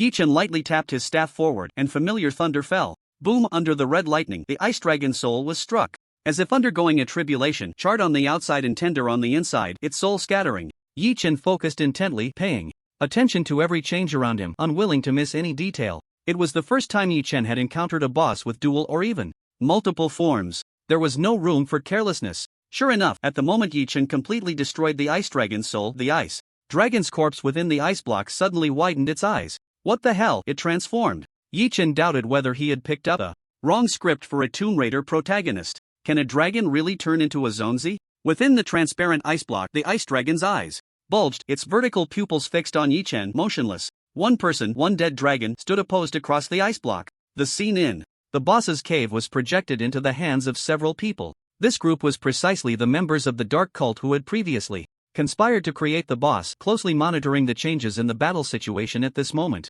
The instant Yi-Chen appeared, the four of them tightened their breaths, realizing a certain possibility. The Azura has come. One voice said with a hint of admiration, I didn't expect that the Azura would be the first to find the boss. Don't underestimate our clan's strongest seed. Our clan? Do the things we've done even qualify us as humans? The atmosphere among the few was far from harmonious. Of course, one person's attitude remained very clear. You really don't recruit anyone? The leader won't do, but the deputy leader can be considered. This person was like a sticky candy, not only ignoring the battle situation but also crazily promoting himself. If anyone's leader dies, remember to contact me. Shut up. The host was clearly furious. If you keep talking nonsense, I'll shut down this projection. In his impression, even Lian Kankan was steady and cunning, definitely not the unreliable appearance before him. It seemed that Lian Kankan had escaped the pursuit at a heavy cost. After being reprimanded by the host, this person indeed fell silent. Look, Azura has made a move. On the projection, Azura unleashed a heavenly thunder that instantly obliterated the ice dragon's soul, leaving not a trace. The three battle gods and one battle king fell into a deathly silence. Hiss, this child is terrifying, he must not be left alive. If you have the guts, I'm willing to sponsor you 100 battle god merits. Go kill Azura, and I'll burn paper for you every year. Let's not even discuss whether we know Azura's true identity. That old monster from the G Shadow is beside Azura. If the demon god doesn't make a move, who can kill him? The conversation died just like that. Xiao Xiaola, the weakest in strength, had the best mindset. If I knew Azura's true identity, the first thing I would do is hide far away. Why provoke such an existence? Do you want to live longer, or have you forgotten that saying, those who approach the strong will face disaster? The atmosphere became somewhat tense. The host stepped forward and spoke, everyone, don't panic, just wait and see what happens. Next, we have long considered Azura's immense explosive damage. How could we not have a countermeasure? Pay attention to the ice wall.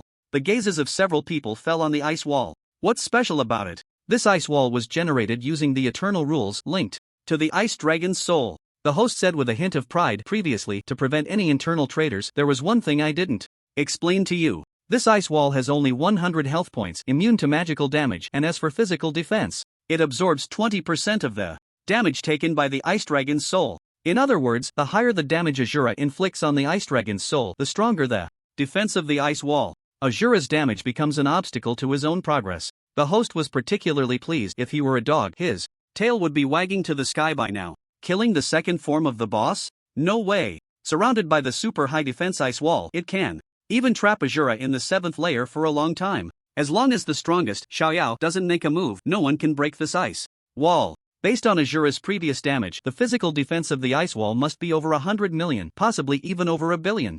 Wonderful. The others laughed out loud, applauding this clever design. While hidden, even we were deceived, Azura is even less likely to know. Even if I were to handle this ice wall, it would be somewhat tricky. Well done. Everyone was happy, but Xiao Xiola couldn't stand seeing them so pleased and poured a bucket of cold water. Hee, I just remembered something, the legendary Heavenly King Sword, which is said to have a strike that ignores defense. As soon as these words were spoken, the crowd was outraged. Impossible, absolutely impossible. The Heavenly King Sword was taken away by the strongest woman, that's for sure. The host laughed. Even if the Heavenly King Sword is really in the Eternal Forest, when Xuemeng entered, he couldn't take it away. Why would Azura be able to? A mage? Taking the Heavenly King Sword? What a joke. Before the words fell on the projection, Azura pulled out a bronze sword from his bosom and casually struck it against the ice wall. The ice wall, with its super high physical defense, cracked, shatter. Just like an ordinary ice wall, it shattered into pieces, along with everyone's worldview. Everyone. The Heavenly King's Sword. How could the Azura possess the Heavenly King's Sword? What right does a mage have to gain the recognition of the Heavenly King's Sword? For a moment, everyone felt the world spinning. Either they were going crazy, or this world was insane. The other two war gods pointed their spears at the host, almost simultaneously roaring. You said before that to prevent any traitors, you specially designed the ice wall without telling anyone. You must be the traitor. In the Ice Dragon Cave, the projection. As Shura took out the Heavenly King sword, someone immediately exited the projection, throwing out a remark. Don't watch, it's all in vain. The mindset crumbled, it belonged to that. As a mage, Shura not only had an exceptionally high burst damage but also wielded the Heavenly King sword, a weapon of a god of war. In terms of output, it was hard to find any weaknesses. Stacking, physical resistance and magical resistance was not as practical as having some good food. The ones who stayed were not much better off. One person muttered in a daze, I should have thought of it earlier, an existence like the strongest seed is simply beyond our understanding. We shouldn't have done this, we shouldn't have done this. The host, Ren, was unconvinced and stubbornly argued, even if Shura has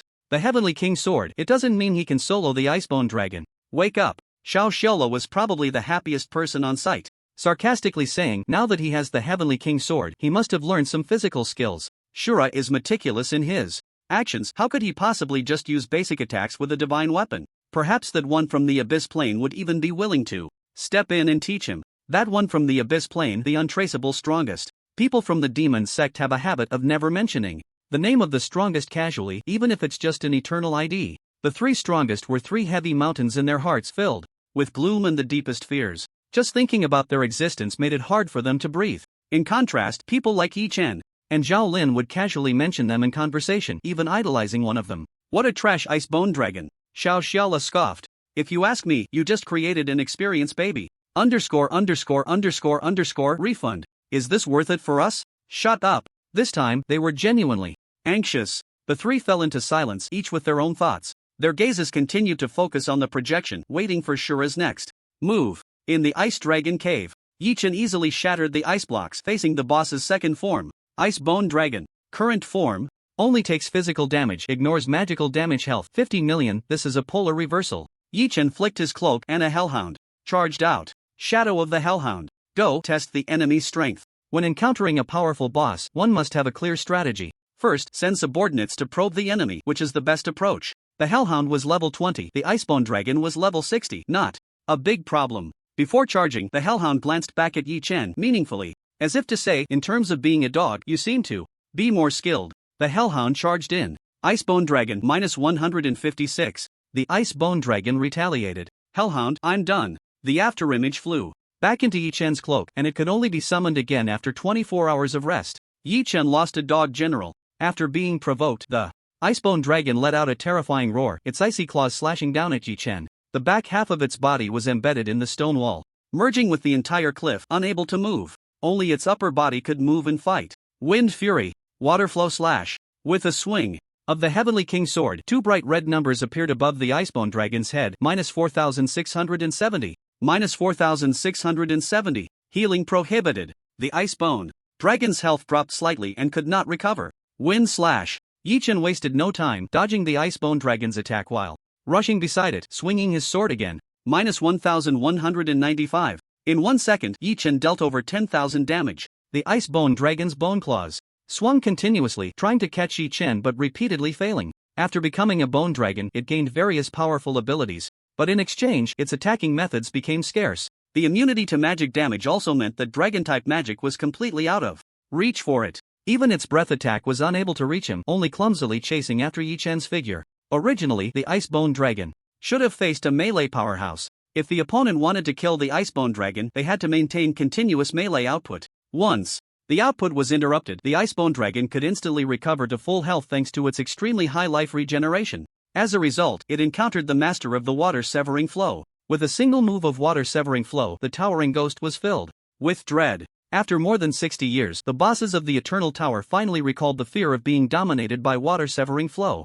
Back in the day, the battle between the two sides was exceptionally fierce. Yi Chen and the Icebone Dragon engaged in a battle of wits and courage, while the Icebone Dragon fought against the air. Yi Chen used water-severing flow to directly interrupt the Icebone Dragon's life regeneration. At the same time, relying on his displacement skills like Wind Slash and Dancing with Fire, he continuously dodged the Icebone Dragon's attacks. Even if he missed a few basic attacks, Yi Chen's high health and the effect of Eternal Flame ensured his safety. His health quickly recovered to full under the effects of healing potions and scrolls. Wind Fury. Water-severing flow. Wind slash. Yi Chen transformed into a wind warrior, beginning to enjoy the thrill. Wind fury stacked with water severing flow interspersed with wind slash and basic attacks allowed Yi Chen to output hundreds of thousands of damage per minute, reaching tens of millions in an hour. The Icebone Dragon had only 50 million health, and every time it lost health it could not recover. One side was nearly unscathed, while the other side's health was gradually worn down, being devoured. The scales of victory slowly tilted towards Yi Chen. Achieving the final victory was just a matter of time. Outside the cave, the talented students from various universities were still engaged in battle with the boss. This boss is really tough, it revives every time we kill it. Brothers, let's give it our all, I'll treat you to dinner at Wolf's Nest. Tonight. Which bastard cast the hypnosis spell? All the priests are hypnotized? Zuolingxie was also busy. She set up a giant cannon and continuously bombarded the boss. Under the siege of everyone, the boss fell once again. According to past experience, it wouldn't be long before it revived to full health right where it fell. This battle had already lasted over 4 hours, and everyone had gained experience. Feng Dong and Fei Te took turns leaving the battle to rest in the back. Something's not right. Feng Dong wiped the sweat from his brow, rubbing his sore shoulder. I've never seen a boss like this, it can't be killed. Indeed, maybe there's some condition for death. I've already sent someone to investigate. No one present was foolish. Upon noticing the boss's anomaly, everyone began searching around the extreme cold cliff to see if they had overlooked any details. The usually silent Fei Te suddenly spoke. The sound is wrong. What? Sound is wrong? The heartbeat. Earlier, on the wall of the extreme cold cliff, Fei Te had heard a terrifying heartbeat. He was a heavy armored warrior type, the kind easily deceived by Mother Earth. Fei Te had a good relationship with stones, as close as brothers. Because of this, he usually spoke little, and the more focused he was on battle, the fewer words he uttered. Are you saying we found the wrong boss? Zuolingxie frowned, her eyes filled with worry. Feng Dong nodded. There is indeed that possibility. Big guy, can you listen again? Fei Te pressed his ear against the stone wall once more but immediately pulled away. Cold. The wall was exceptionally cold. Beneath it, there might be some terrifying ice-type monster. Fei Te's face turned serious, his heart heavy. If what he felt was indeed the boss, then the opponent's strength was terrifying. Cold? It seems we really found the wrong one. Zuolingxie jumped down from the heavy cannon. I'll go inform them. Fei Te, you and Feng Dong continue searching. Find the source of the heartbeat. Okay. 3 people acted separately. Fit followed the traces, with Feng Dong never leaving his side. The two stood in front of an inconspicuous stone wall, and as Fit reached out his hand, before he could touch the wall, a force swallowed the two of them. Before long, Zuolingxie arrived with people. Feng Dong? Fit. In the cave, the two had long since vanished. Communication failed. Can't contact the two. Search. Zuolingxie was very certain. Leave a small group to hold off that boss, the rest go find Feng Dong and Fit. They may have broken into the real boss cave. Ice Dragon Cave. After battling for more than 4 hours, the boss's health finally hit rock bottom. Wind fury. Water break flow. 2 slashes fell almost simultaneously, draining the last of the ice dragon's health. Boom! The dying struggle of the icebone dragon shattered the surrounding stone walls, causing the entire cave to shake violently. Yi Chen leaped, skimming over the water like a dragonfly, avoiding all the falling stones and distancing himself from the icebone dragon, secretly thinking, since it can have a dual form, who knows if there's a third form. I know, yes, the icebone dragon before Yi Chen began to change violently, the 2 huge eye sockets on its skull, which had been glowing with 2 dim soul fires, transformed into green flames that drifted out from the skull, exuding an evil aura and conveying strange emotions. Anger, destruction. Yi Chen raised an eyebrow, looking at the scene before him, as if he had thought of something. 4th demon god, the god of extinction's wrath. The totem of the 4th demon sect is the green torch. These guys are truly insane to stop me. Yi Chen still had 10 heart lamps lit, along with the guardian angel buff, so his life was temporarily safe. As for the boss's third form, he would consider whether to fight or retreat after witnessing it with his own eyes. Ice Dragon. Cave Projection. The remaining 3 members of the demon sect. Upon seeing the boss's third form appear, one person's expression finally eased a bit, sighing, fortunately, we invested more in the source of the demon god back then, otherwise this time we would have lost terribly. The boss having a third form was an unexpected surprise.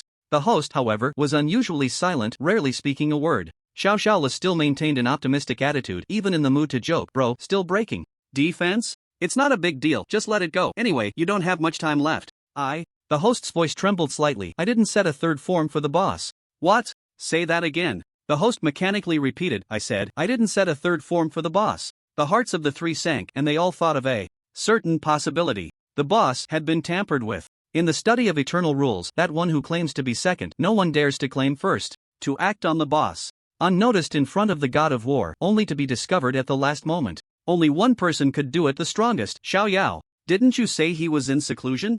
The old man even broke his voice, revealing a hint of his true tone. Xiao Shaola smiled. So it's you. You know this old man? I don't know you, but I know you're already dead, R.I.P. Xiao Shaola was the only one in the venue who could barely maintain his composure. This is a fishing game, and you're the foolish fish being caught. You mock this old man, but you're not any better than Lian Can, now neither human nor ghost, just a waste. This old man foolishly took the bait, but didn't you also take the bait? The old man's attitude was very clear. If this was a well-laid trap, inviting you to fall in, everyone present could not escape. You're stubborn about being called foolish, insisting on having a top student explain the problem to you. Xiao Shaola snorted coldly, disdainfully saying, when you created the boss, you brought out the source of the demon god, right? So what if I did? Didn't you also contribute? You contributed the most. Fool, today is different from the past. That thing is not a protective charm, but a death charm. Xiao Shaoli's words woke the old man up. If the source of the demon god fell into the hands of the strongest, it could completely use the source to locate these traitors. I did contribute the most, but I have nothing left in my hands. How could he find me?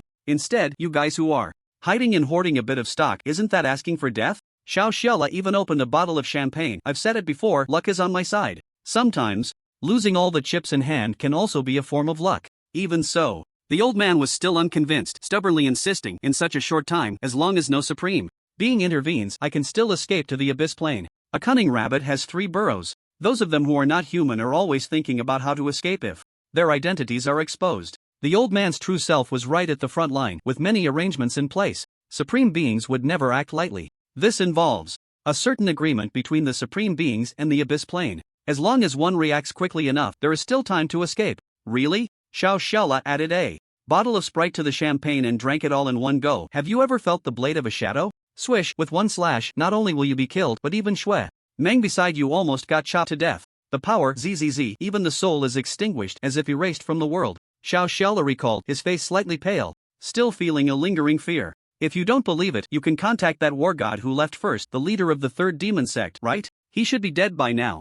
His body hasn't even cooled down. Sorry, I forgot, the monster in the shadow won't leave a corpse. When creating the boss, there were a total of 4 people involved. The 1st, 3rd, 6th, and 4th sect leaders. Among them, the leader of the 3rd demon sect was the first to break down and left early. It seems he left quite quickly. He probably has already reached the Naiha bridge, ready to queue for Mengpa soup. The leader of the 6th demon sect tried to send a message to contact the other party, his expression darkening again. Like a stone sinking into the sea, there was no news. It's over, this time it's really over. To be honest, this time the trap set by the supreme being isn't that brilliant. Mainly because some people are probably living in a dream, dragging us all into the pit. After saying that, Xiao Xiaola glanced at the host, who was the leader of the 1st demon sect. I guess you must think of yourself as that favored one by their side, hiding well all these years, right? This statement left the leader of the 1st demon sect in a daze, momentarily speechless. It was all true. Xiao Xiaola snorted coldly. Fool, that person was famous as a soul mage before they even rose to power. Later, they even became a disciple of the monster in the shadow, and their mastery in soul arts. The two of them, master and disciple. I don't know how many people they tricked back then. There was a time when the demon sect was completely eradicated. You young ones, don't you even know to inquire first before mixing in? Xiao Xiaola casually pointed out a few past events. In just a few words, the outline of the entire situation became clear. After the true identity of the leader of the 1st demon sect was exposed, he was controlled by the supreme being Xiaoyao, unaware that he was merely a guest in a dream. What he thought was just what he thought. Under the control of the supreme being Xiaoyao, he gathered people from the demon sect, relying on intelligence to gain trust, collecting the essence of the demon god, creating monsters to block the Azura.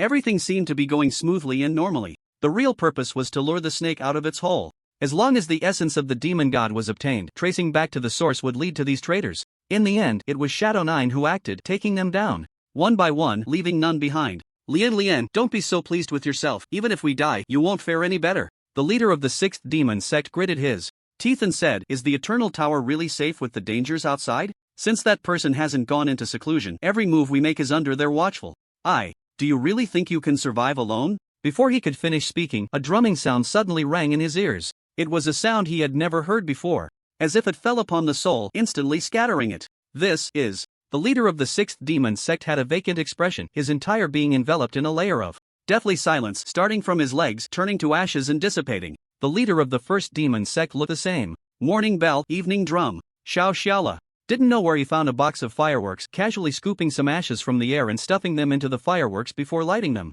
Let me make sure you understand something before you die. That person who took the morning bell and evening drum from the eternal forest back then. If you can hear the evening drum in this life, consider yourself lucky. Don't be so fortunate in your next life. Bang! The fireworks exploded above, carrying the ashes of the 2 demon sect leaders soaring freely together. Only Xiao Xiola watched this grand performance, slightly bowing in respect. Thank you for the mercy of the strongest. If there's nothing else, I'll take my leave. I will never come back to this eternal tower again. After saying that, Xiao Xiola's figure vanished from the spot. Back in Blue Star Summer Camp Training Camp Area A Teacher's Dormitory, Xiao Xiola poured himself a cup of cappuccino, walked to the window, a lingering smile still on his lips. The strongest have a pact with the abyss. At the God of War level, neither side can act recklessly. The actions of those few earlier have already offended that one, and being killed by the evening drum is not unjust. As for below the War King level, neither side's top combat power can act. This agreement was originally meant to protect the geniuses of various races to grow smoothly.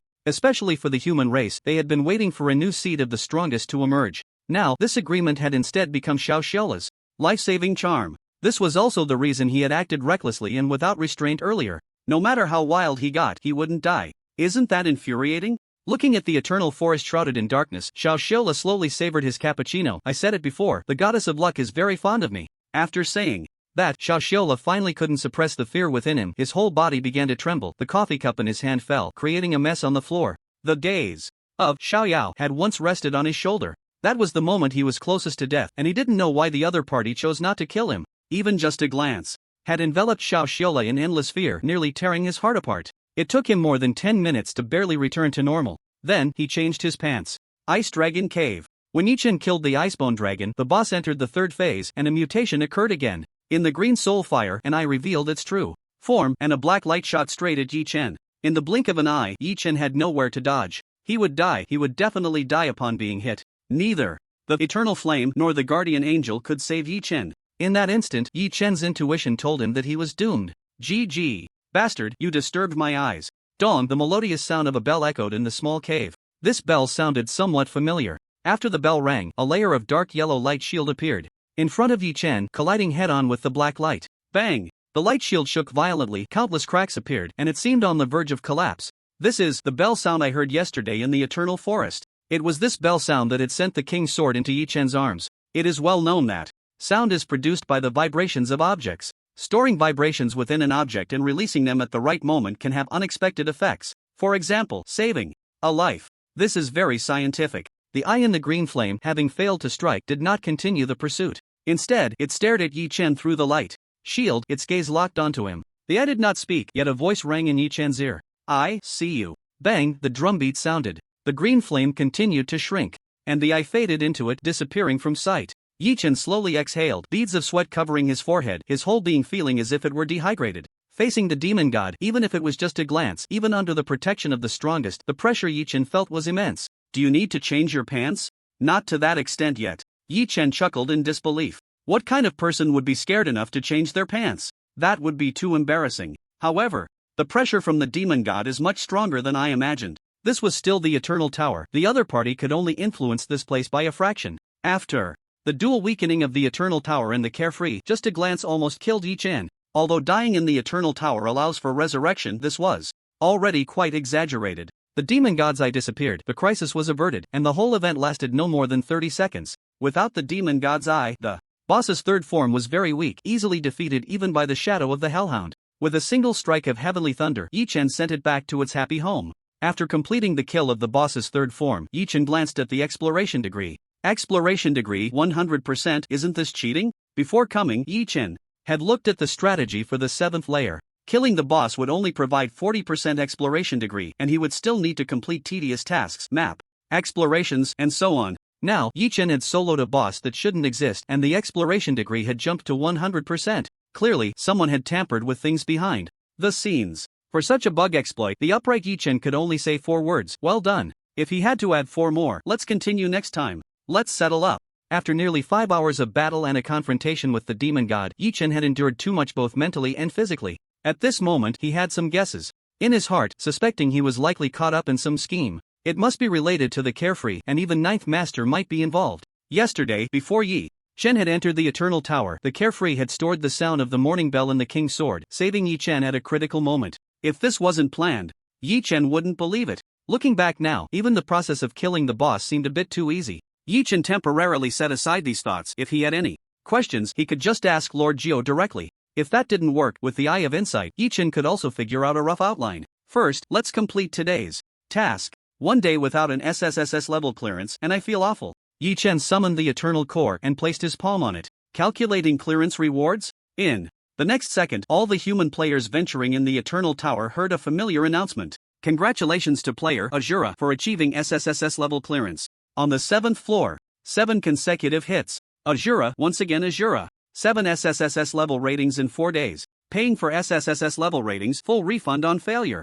Everyone erupted in endless cheers. Seeing SSS level ratings so often was still exhilarating. In the sea of joy, the Eternal Tower announced the SSS level rating. Rewards. Player Azura SSS level cleared the 7th floor. Reward for all human players in the Eternal Tower. Buff, Will of 7. Limited time buff, comprehensive. Enhancement, all attributes of human players in the Eternal Tower plus 43.96%, limited time 7 hours. Limited time buff, Tomorrow's Star, human players in the Eternal Tower. Can use equipment above level 7, limited time 7 hours. Limited time buff, Triumphant Army, all gains after defeating enemies for human players in the Eternal Tower. Plus 7%, limited time 7 hours. Will of 7, the 7th casting/attack effect increased by 77.77%, resets after activation, limited time 7 hours. 4 buffs, each more powerful than the last. The comprehensive enhancement of attributes actually increased to 43.96%, far exceeding before. Tomorrow's Star, allowing the use of higher level equipment made the human players even more formidable, solving many difficult problems. Sometimes, a good piece of equipment can completely make up for technical gaps. A top-tier rich second generation can use money in the game to become the world's #1, even achieving a 100% win rate. As for Triumphant Army, all gains plus 7%. The 7% ratio seems low and insignificant. However, the weight of the word all surpasses everything. Experience, gold, equipment, materials, all increased by 7%. Just imagine how happy a 7% raise on a paycheck would be. Of course, among all the buffs, the strongest is undoubtedly Will of 7. The 7th casting/attack directly increases the effect by 77.77%, equivalent to getting a free casting/attack. With these 4 buffs, the class transition Secret Realm and solo dungeons were no longer a hassle. Yi Chen put away the descriptions of the 4 buffs. Not bad, keep it up. After a moment of humility, Yi Chen took a glance at his gains before the personal rewards from the Eternal Tower were distributed. After defeating the 3-phase boss, Yi Chen directly raised his level to 60, the level required for the second transition. Eternal ID, Azura Talent, Eye of Insight, SSS level 60 Profession, Thunderous Mage, Wind Fire Thunder, HP, 21800/21800 MP, 28600/28600 Strength, 715 plus 800. Intelligence 1567 plus 360, Spirit 1531 plus 290, Agility 666 plus 246, Constitution 601 plus 500, Luck 12, Equipment Nature's Power plus 3, Nightmare Shadow, Flame Rhythm, King. Sword skills, Ready to Strike, Thunderstorm, Wind Slash, Wind Fury, Ignite, Water Flow Break, etc. Status, Thunder Affinity, Thunder Specialization, Fire Specialization, Wind Specialization. With the boosts from the King Sword and Nightmare Shadow, Yi Chen had a significant increase in strength and constitution attributes. Among the 5 basic attributes, Yi Chen had 4 exceeding 1,000, with intelligence approaching 2,000. In the realm of war generals, this is extremely rare. Due to defeating the boss, Yi Chen unlocked the 3rd advancement of the Power of Nature. Equipment, Power of Nature, LV.60, Grade, S Magic Power, 980 attributes, Intelligence plus 360. Spirit plus 290 affixes. Heavenly Punishment increases the lightning damage of the staff holder by 25% and reduces the lightning damage taken by 0.5%. Shields/healing. Provided by Wood-type skills plus 30% Twinborn when releasing Lightning-type skills, there is a 10% chance to simultaneously release Wood-type skills and vice versa. Thunderstorm when releasing Lightning-type skills, there is a 1% chance to deal double damage. Fearless of Power deals an additional 15% lightning damage to enemies of a higher level than the holder. Reality and Illusion Alternation, the staff holder gains a buff, reducing physical damage by 20%/magical damage by 20%. This state switches every 30 seconds. Advancement affix. Job change. The staff holder has completed the 2nd job change. Available advancements. 9 advancements completed, 3 in addition to the other affixes being strengthened to varying degrees. Yi Chen also plundered a new affix, Reality and Illusion Alternation, from the Ice Dragon. Although the type of damage immunity switches every 30 seconds and cannot exist simultaneously, it is already sufficient for Yi Chen. A good affix for survival. Yi Chen, having just escaped a calamity under the eye of the demon god, has elevated his understanding of survival. Currently, Reality and Illusion Alternation can only reduce damage by 20%, but as the power of nature continues to advance, the reduction ratio will rise. For Yi Chen, it couldn't be more suitable. After putting away the attribute panel and the power of nature, Yi Chen still did not receive the personal reward from the Eternal Tower. Even exploiting bugs has its delays. In any case, Yi Chen's gains from this trip have been plentiful, and the rewards from the Eternal Tower will not be lacking. A flash of white light passed, and he returned to the Eternal Core. City first. Wolf's Nest. This round's expenses are on young Master Zhao. Clearly, someone had a good harvest today and treated everyone to a round of drinks. Yi Chen casually picked up 2 bottles of wine and walked towards the office deep within the Wolf's Nest. Fourth brother, wait. Dai Meng caught up, reminding him, the free drink only covers 1 bottle. I helped Shui Meng get it, is that not okay? Fine. I suppose. With his back to Dai Meng, Yi Chen walked while tilting his head back to drink. When he reached the door, he happened to finish both bottles of wine. Yi Chen turned around and saw, quite coincidentally, that Dai Meng was still following behind him. Please take care of the empty bottles. Sorry for the trouble. Yi Chen placed the 2 empty bottles in front of Dai Meng and then pushed the door open. Dai Meng. She looked at the 2 empty bottles, unable to help but question her life. The words of fourth brother echoed in her ears. I helped Shui Meng get it. Wolf's Nest, Shui Meng's office. Yi Chen pushed the door open and entered. Shui Meng looked out from his desk, puzzled, and asked, is someone outside treating again? Yi Chen closed the door tightly and said seriously, let's talk business, stop thinking about drinking. Burp. Sitting opposite Shui Meng, Yi Chen said casually, I had a word with the 4th demon god before coming here, so we're somewhat acquainted. Shui Meng? To leave the 4th demon god alive, Shura must have some skills. Shui Meng sighed, impressive, although the 4th demon god is known as the god of extinction's wrath, very few know that its true form is actually a demon eye. Even a war god would fall if caught in its gaze. Demon eye? Hearing these 2 words, Yi Chen's eyelids twitched. Is it related to me? The SSS level talent Yi Chen awakened, Eye of Insight, is also about eyes. If we extend the timeline and re-examine all the clues, Shura has appeared in the world. That night, human powerhouses took strong action, destroying the 4th demon sect's headquarters, seriously injuring Lian, Kansas. From the intelligence Yi Chen currently possesses, the overall strength of humanity may still lag behind the abyss.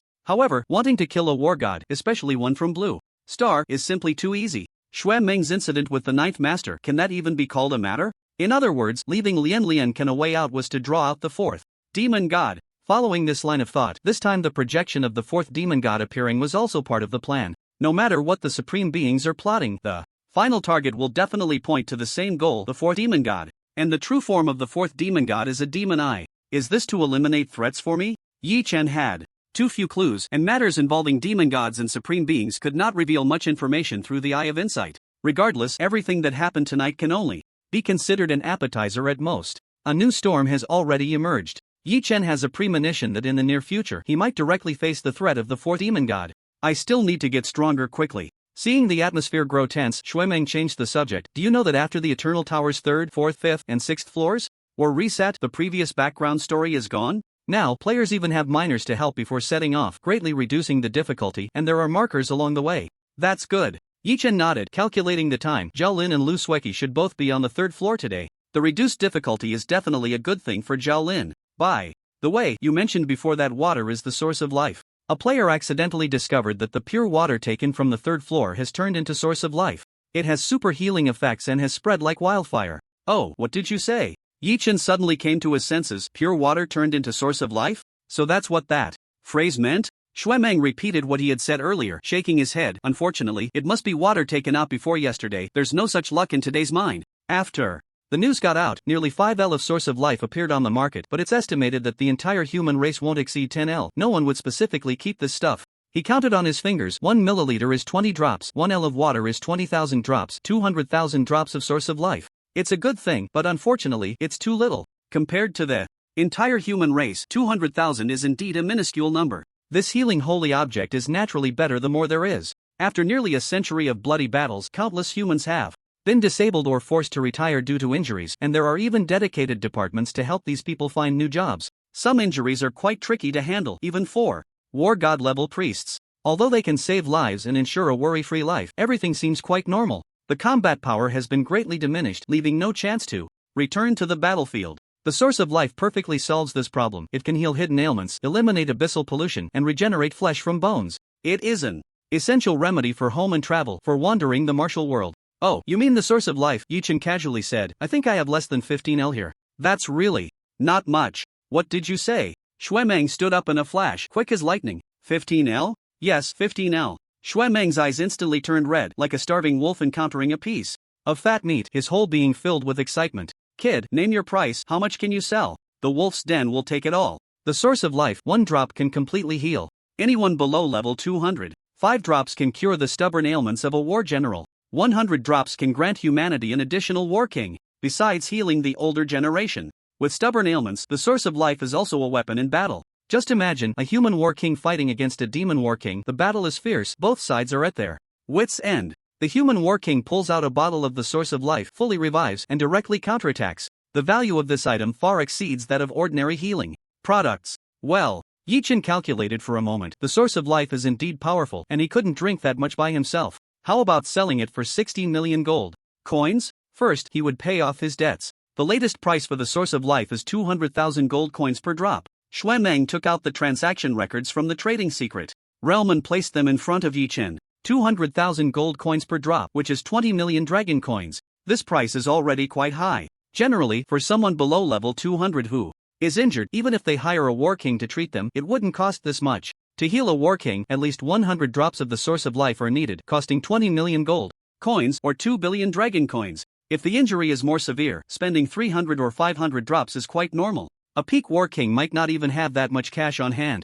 If they want to use the source of life to treat injuries, an ordinary war king would probably have to empty their entire fortune. Even so, they would willingly do so, because before the source of life appeared, they didn't even have this slim chance. Xue Meng immediately made a decision. We'll calculate at the price of 250,000 gold coins per drop. You name how much you're willing to sell, and we'll take as much. At 250,000 gold coins per drop, Yi Chen only needed to sell 240 drops to clear the debt to the three-headed hellhound. 240 drops, 12 milliliters. Deal. A small test tube of the source of life was handed to Xue Meng. After he accepted it, he immediately lit up the screen and an introduction image appeared. These are abyssal monsters that can produce SSS level materials. The Tianyun Tiger, War God level. Xue Meng introduced several monsters in a row, his mouth dry from talking. Take a look at which ones you need. I'll arrange for people to hunt them right away. The Azura lacks SSS level materials and humanity lacks the source of life. Both sides get what they need. No one was harmed in this transaction. Abyssal monsters, just take me as a person, please.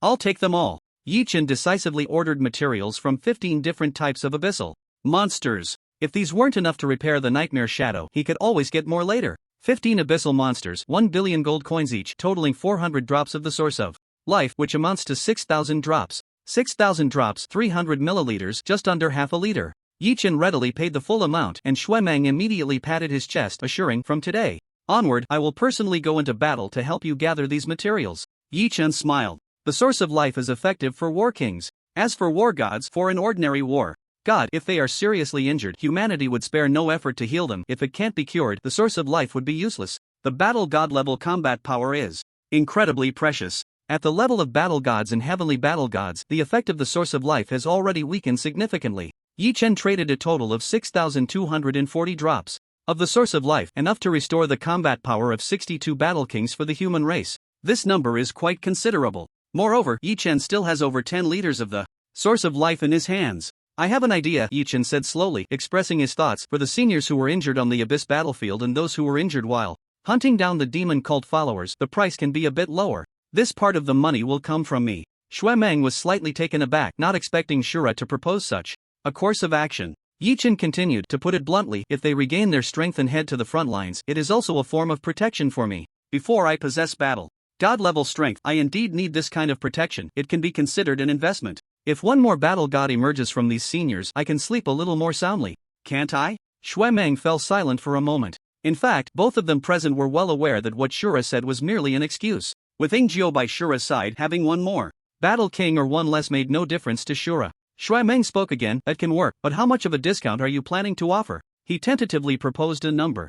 50%? It should be noted that the amount of the source of life in Shura's hands is substantial. Offering a 50% discount would mean a staggering loss for Shura. A 50% discount is already a significant concession. Yi Chen shook his head. Xue Meng's breathing became a bit heavier. 30%? With a 30% discount, those former battle kings would not have to pay a high price to restore their strength and could still keep a few good pieces of equipment for themselves. Yi Chen shook his head. Again. Xue Meng took a deep breath, his voice trembling slightly. 10%? This was already the limit of what Xue Meng could imagine. With a 10% discount, it would only Take at least 2 billion to heal a Battle King, an extremely high cost-performance ratio. Yi Chen revealed his plan. How about this? For those injured in the line of duty, a 10% discount. For those who have their names on the death memorial tablet, an additional 50% off on top of that. For those who have their names on the tablet but are still alive, it will be free. He had been to the depths of the eternal forest and seen the death memorial tablet. Yi Chen understood very well what the ancestors had sacrificed for this. Peace and tranquility. Heroes should not bleed and weep. Many people who entered the death memorial camp did so without seeking rewards. But that does not mean they should not be compensated. Upon hearing Yi Chen's final proposal, Xuemeng fell silent once more. After a while, he pressed a button on his desk and a microphone slowly rose. Xuemeng's voice was slightly hoarse, even choked with emotion. He tried to control his tone, speaking as calmly as possible. Bring out the wine cellar from the wolf's nest. Tonight, I will treat Eternal Core City. Battle Power Testing Hall. The wolf's den was particularly lively tonight, with cheers echoing from not far away. Director Wu, cigarette in mouth, stood at the office door and called out, Xiaoyu, come here. The busy bald manager quickly set down his work. Director, what's the matter? It couldn't be that genius. Again, could it? Come in and chat. Upon entering the director's office, the bald manager was taken aback. Director, have you been robbed? The office was empty, the once visible treasures all gone. Before retiring from the front lines, Director Wu was a powerful warrior at the Battle King level, but his strength had significantly declined due to lingering injuries. This office had originally housed materials from 3 demon race Battle Kings, which were not only valuable but also held special commemorative significance. Director Wu often boasted about how he single-handedly fought 3 opponents to save that little brat Lu Qingyan. Today, Lu Qingyan was at the peak of the Battle King level, and Wu Ziki claimed at least 2/3 of the credit. As for those materials, I sold them all in the trading secret realm. Director Wu continued, lighting another cigarette. Today, a healing holy object called Source of Life appeared in the trading secret realm, which should be able to cure my dark ailment, though it's a bit pricey. The bald manager couldn't help but swallow hard. Even a former Battle King thought it was a bit expensive. Just how expensive could it be? Director, is this thing reliable? The bald manager asked cautiously. Shouldn't you download a human anti-fraud app first? If you dare mention that incident again, I'll send you to the abyss to mine stones. Director Wu exhaled a puff of smoke, irritated. He had once been tricked by a few people while trying to heal his injuries, nearly losing everything. Fortunately, the defense general had a zero-tolerance policy for such scams. With a thunderous force, they struck hard. Not only did they crack down on the nest of the scam, but they also dismantled a demon cult branch. Wu Ziki's losses were fully recovered. With a serious expression, Director Wu said, this time it's really different. An old friend of mine has already regained his battle power thanks to the Source of Life, and even managed to break through a layer of the Eternal Tower. Hearing this, the bald manager realized that the matter might be true. Well, that's good news. The bald manager then asked, Director, did you call me for what?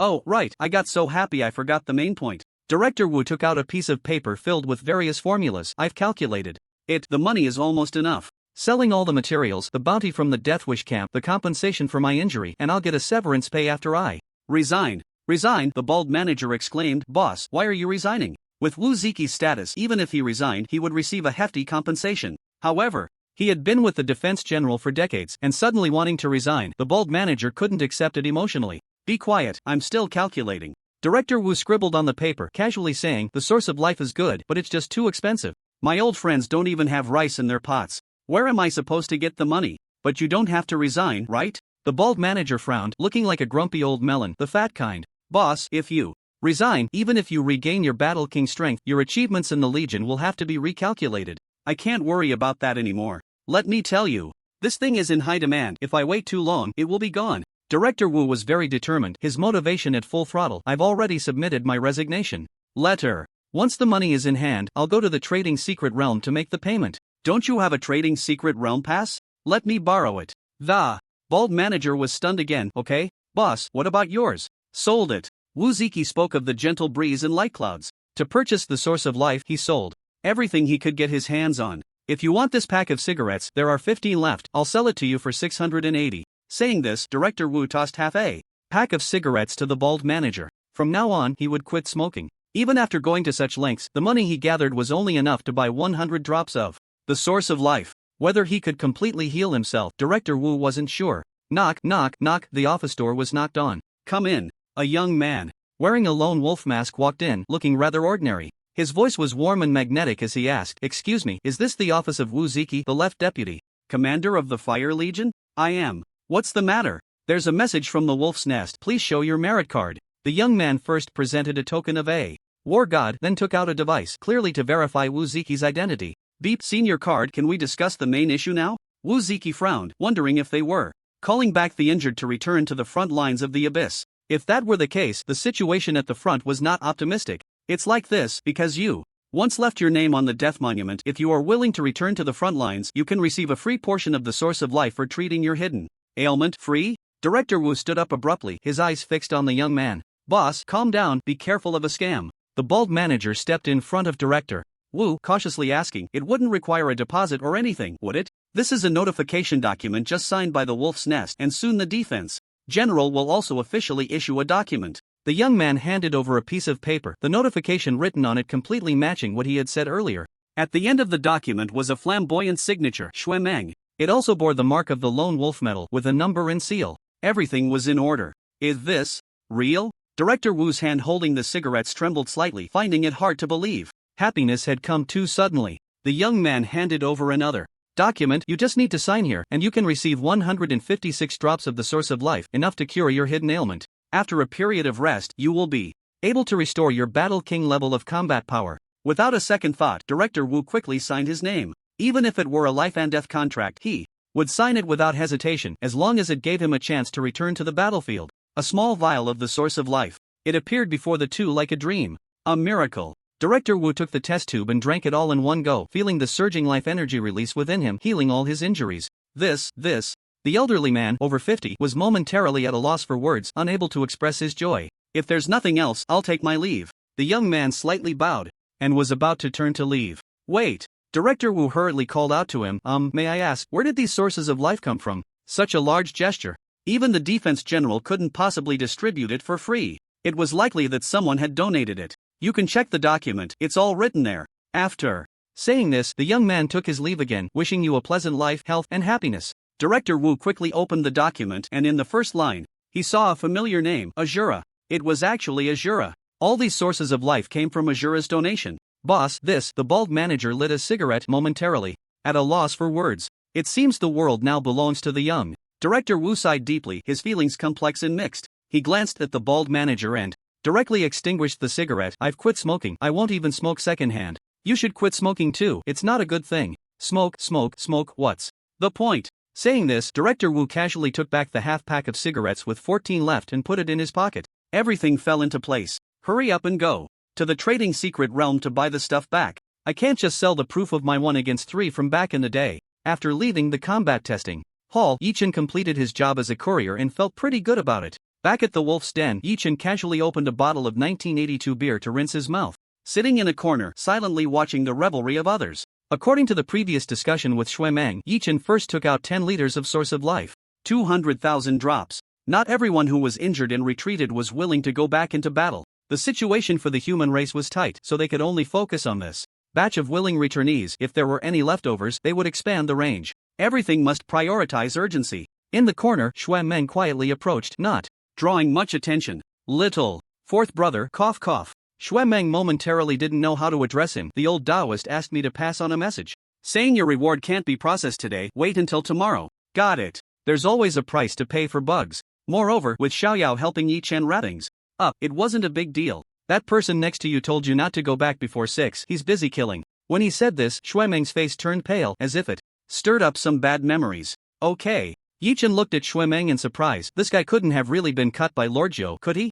Also, my dad asked me to tell you. Wait, when did you become a messenger? Yichen was speechless. Can you at least show some basic respect for a 9th-tier war god and the number 1 on the star list? What? I don't respect them either? Then it's fine. May I ask, who is your father? Shui Meng didn't hide it. The one from the Abyss Plane. The strongest, without a trace. No wonder the skill book was passed back by Shui Meng. And Shui Meng had previously said he used a sword. It seemed to be a family tradition. Alright, what did your dad say? He said he just caught a top forging master from the demon race, but the other party is unwilling to forge equipment for you. He's still trying to persuade him. Yichen, the persuasion you're talking about, is it voluntary? Yichen suddenly felt that this second brother of his could be quite useful. Wolf's Nest. Earlier, Shui Meng said his father was Wuhan. Yichen suddenly remembered something. Weren't you calling him second uncle before? Shui Meng shot Yichen a disdainful glance and scoffed. Who says I can only recognize one godfather?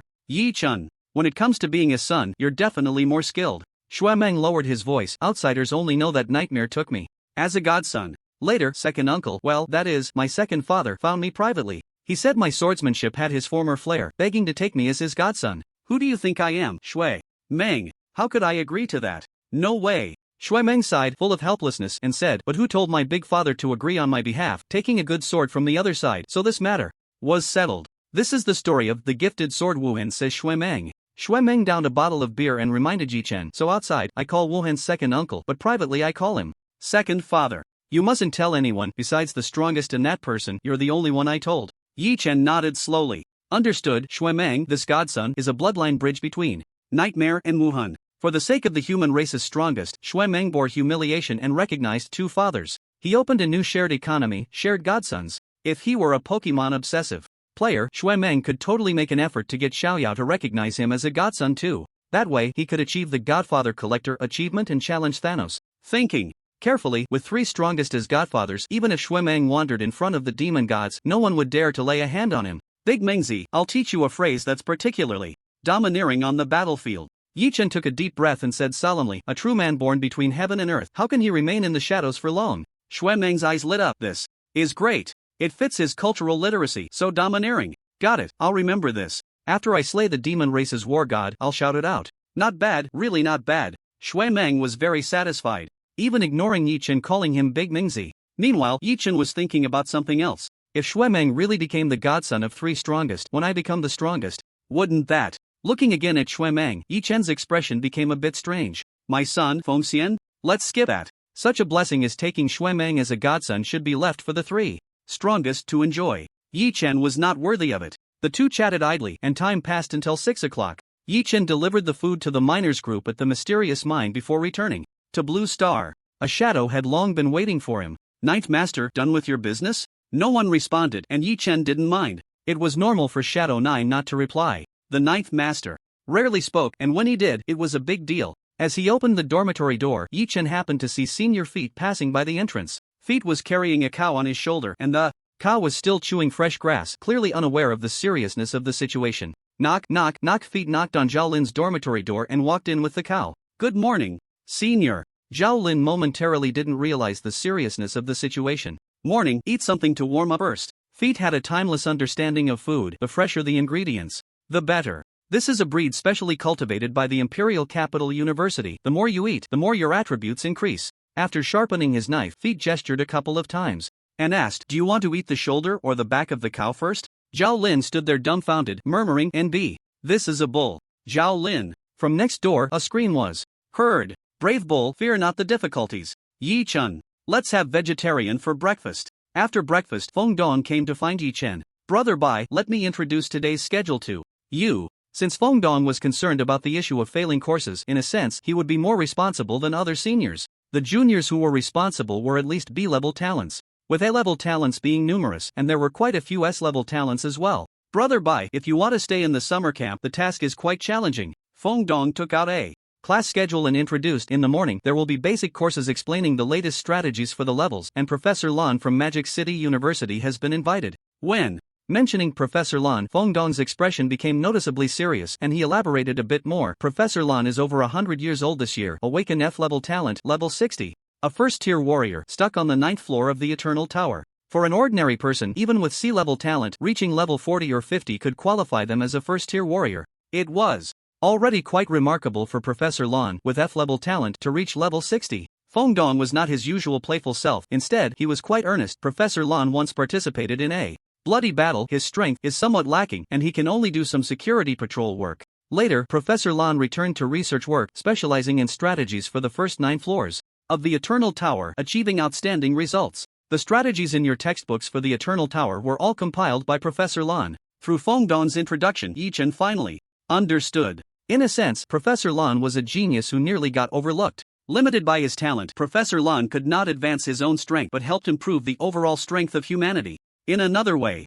before Professor Lan released the first version of the strategy, it was difficult for players of humanity, even those with S-level talent, to achieve high exploration completion in the early floors. According to incomplete statistics, after the release of Professor Lan's first version of the strategy, the average exploration rate increased by 5% to 20%. His Eternal Tower only has the first 9 floors, and he dedicated his entire century-long life to these 9 floors. For 100 years, nearly 40,000 days and nights, he researched the first 9 floors, seeking better completion strategies, communicating and summarizing with strong individuals from different professions, and sharing freely with others. It is precisely because of Professor Lan's outstanding contributions that he is a lifelong honorary professor at the vast majority of universities. Without small steps, one cannot reach 1,000 miles. Yi Chen had once compared with the eye of insight and found that the strategies published by Professor Lan were not much different from the best routes given by the eye of insight and were even more suitable for students with slightly weaker abilities. Talent and effort, Professor Lan lacked neither, which led to today's achievements.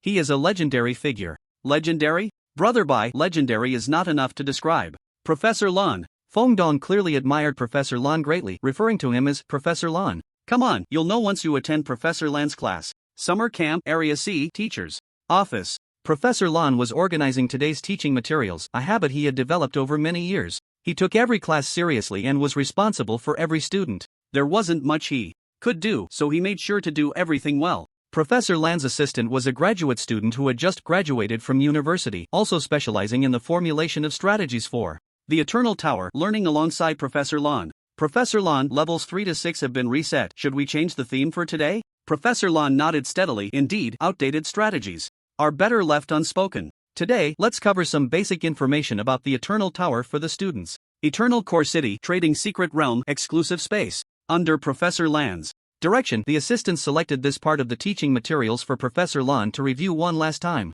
The teaching materials for the Trading Secret Realm are well written. Professor Lan flipped through the pages, suddenly stopping at a certain page. Huh? He let out a surprised murmur, casually picking up a magnifying glass nearby, seemingly wanting to take a closer look. Old Lan, is something wrong? The assistant leaned in, clearly seeing the content of the page. This stone, it's a recent anecdote from the Wanwu auction house. Someone put a regular stone up for consignment at a price of 1 million gold coins. I thought it was interesting, so I included it in the presentation. The assistant, a bit nervous, tentatively asked Old Lan if you're not satisfied. Should I delete this page? Strange. Professor Lan held the magnifying glass steadily, his eyes squinting into a narrow slit, muttering strange repeatedly. Old Lan, what's strange about it? After looking for a few more minutes, Professor Lan finally set the magnifying glass aside, his expression serious. I can be sure that this stone comes from the novice dungeon. It's the 6th stone from the left on the ground in the passage after clearing the first level. The novice dungeon, which Professor Lan had studied for many years, made him intimately familiar with every stone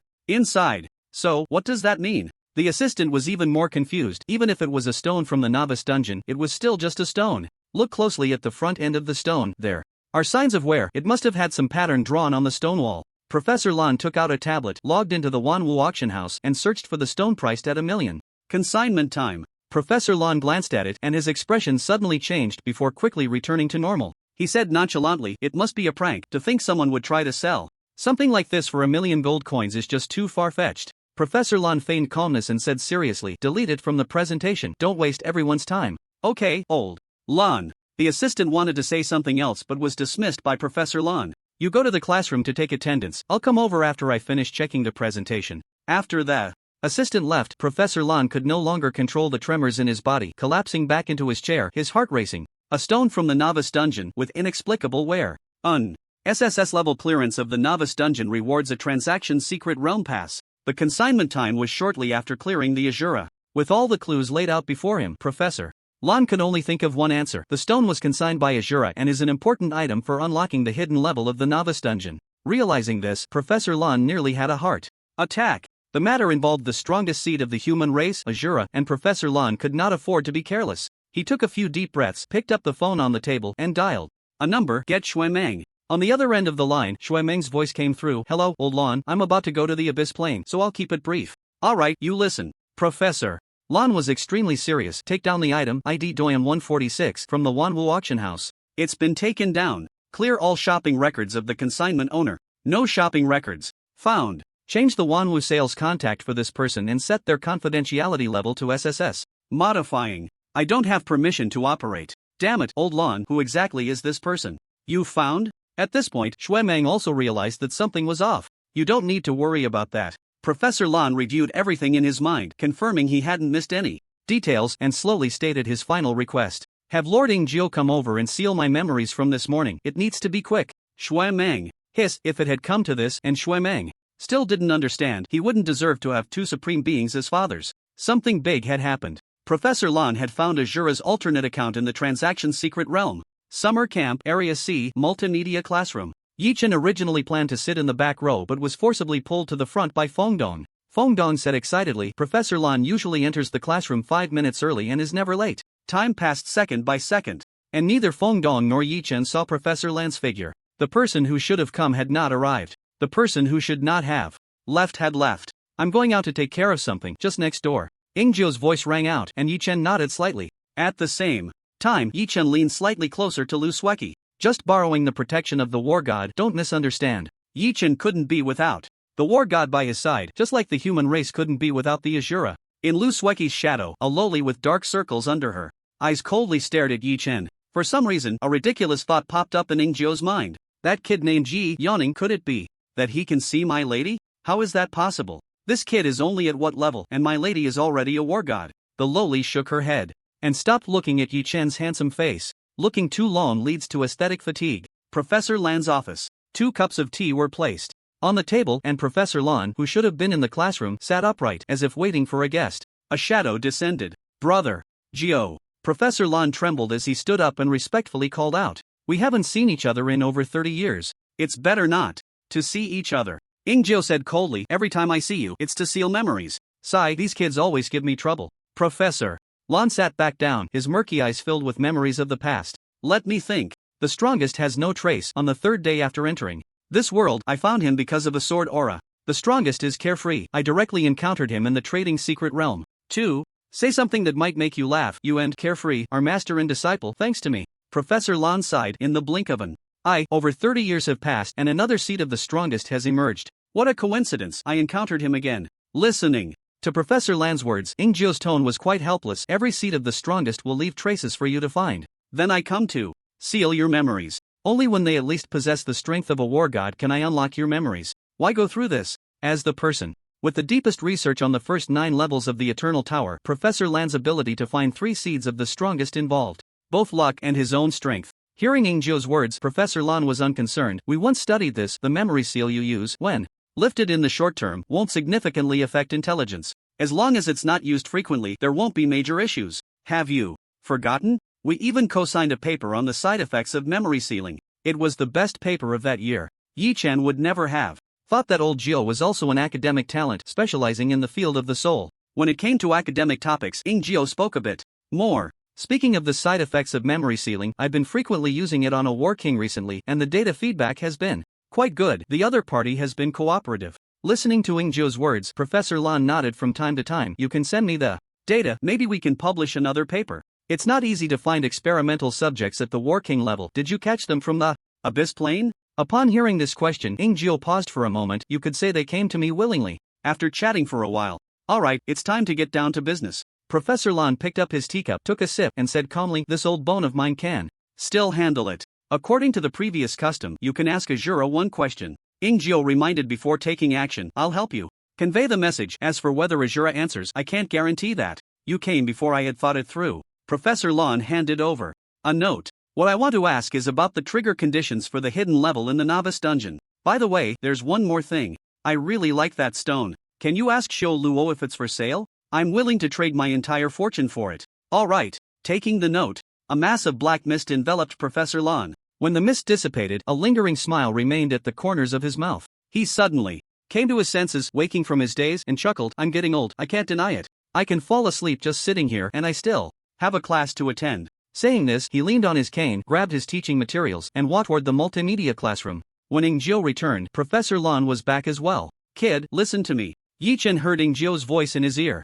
Ingzio briefly recounted the previous events, including Professor Lan's discovery of Wuhan and Xiaoyao. Old Lan is a seed catcher of the strongest kind. Just like the strongest father figure catcher Shui Meng, Old Lan always manages to come into contact with the strongest seeds for various reasons. Upon reflection, what seems like coincidence is actually a kind of inevitability. Old Lan specializes in the first 9 levels of the Eternal Tower, and the strongest seeds cannot skip these levels. It was only a matter of time before they were discovered. To some extent, Yichen could be considered the best performer among all the strongest seeds. As for the question Old Lan wanted to ask, the hidden level, that's easy to discuss. Yi Chen needed to ensure 2 points. It doesn't involve exposing my identity, and I can't disclose the rewards of the level. Revealing the rewards of the hidden level would be harmful to Yi Chen. No problem. Their conversation was shielded by Ying Jiao and those around them remained oblivious. Even Shadow 99 felt nothing unusual. As for that stone, I almost forgot to mention it. The resources Yi Chen currently held were far beyond the measure of 1,000,000 gold coins. Even if Old Lan didn't spend money to ask for it, Yi Chen would still be willing to give it to him. You don't quite understand Xiaolan's character. He won't accept your gift. If you don't take it, he'd rather not have it. At this point, Ying Jiao paused for a moment, letting out a bitter smile. In fact, all his possessions are much less than you might think. Ha!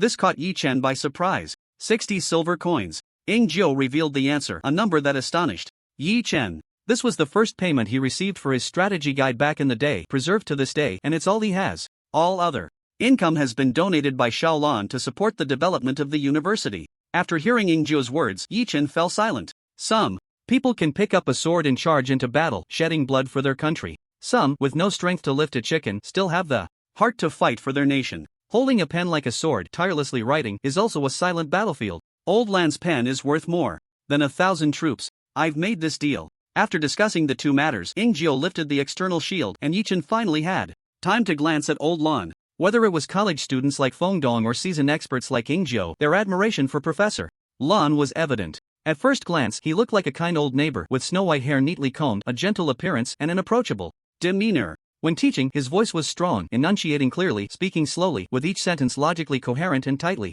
connected. No wonder he could find my alternate account from just a few clues. Yi Chen couldn't help but exclaim, I underestimated the heroes of the world. I've already been cautious enough. In fact, I should be even more cautious. Yi Chen reminded himself in his heart. The sea of caution is boundless. If you don't advance, you retreat. Just as Yi Chen was preparing to refocus and listen attentively to the lecture, a note suddenly popped up above Professor Lan's head. Conditions for the second awakening of talent. Live to 200 years old. Hiss. Professor Lan's talent can actually awaken a second time? The second awakening is extremely rare. Aside from SSS level talents, Yi Chen has only encountered it twice. Once was Luski, and the other is the Professor Lan before him. Yi Chen was first taken aback, then he shook his head with a wry smile. Even if a second awakening is possible, this condition is as good as saying nothing at all. Setting aside whether Professor Lan can live to 200 years old, he is just over 100. In 70 or 80 years, it will all be over. Time can't be accelerated, can it? C District Multimedia Classroom.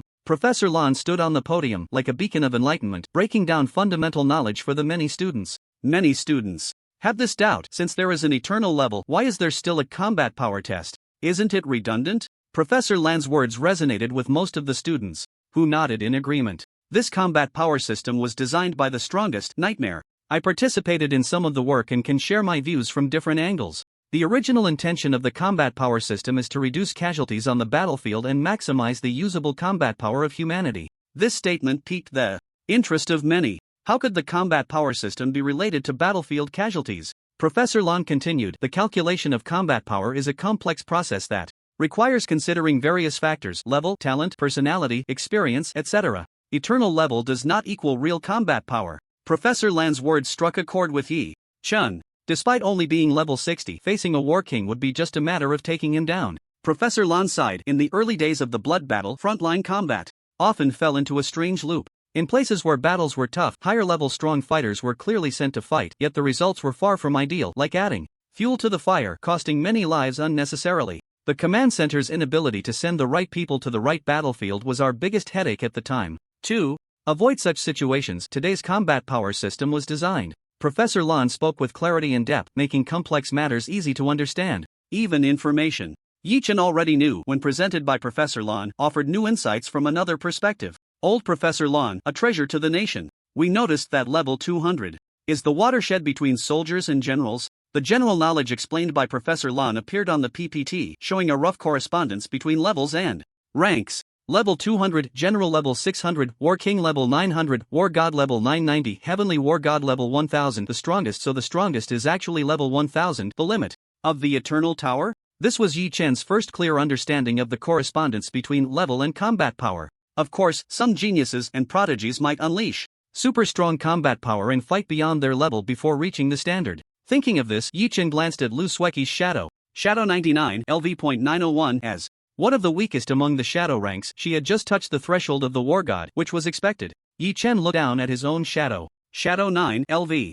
Hiss. Yi Chen felt a mix of emotions. He didn't know whether to say the old guy was hiding deep enough or to say his SSS level talent was lacking. The stronger Shadow 9 was, the safer Yi Chen would naturally be. Professor Lan's class lasted only 2 sessions, 3 hours in total. When the class bell rang, Professor Lan had just finished his last explanation, while all the students were still immersed in the sea of knowledge, unable to extricate themselves. Class dismissed. Goodbye, Professor Lan. Leaning on his cane, Professor Lan slowly walked out of the classroom under the gaze of all the students. Ahem. Yi Chen cleared his throat twice. Shadow 9 remained unmoved. How could the dignified ninth master be casually commanded by you? The photo. You should have given it to me long ago. The shadow rose, and Shadow 9 extended a thin hand, making his intentions clear. Yi Chen took out the photo he had developed long ago. Encountered nightmare, no trace, or carefree. Choose one. Nightmare. For Shadow 9, there was no need to hesitate. After receiving the photo, Shadow 9 did not look at it immediately but asked, "What do you want from me?" This matter is quite a hassle. I think it's better to just say it.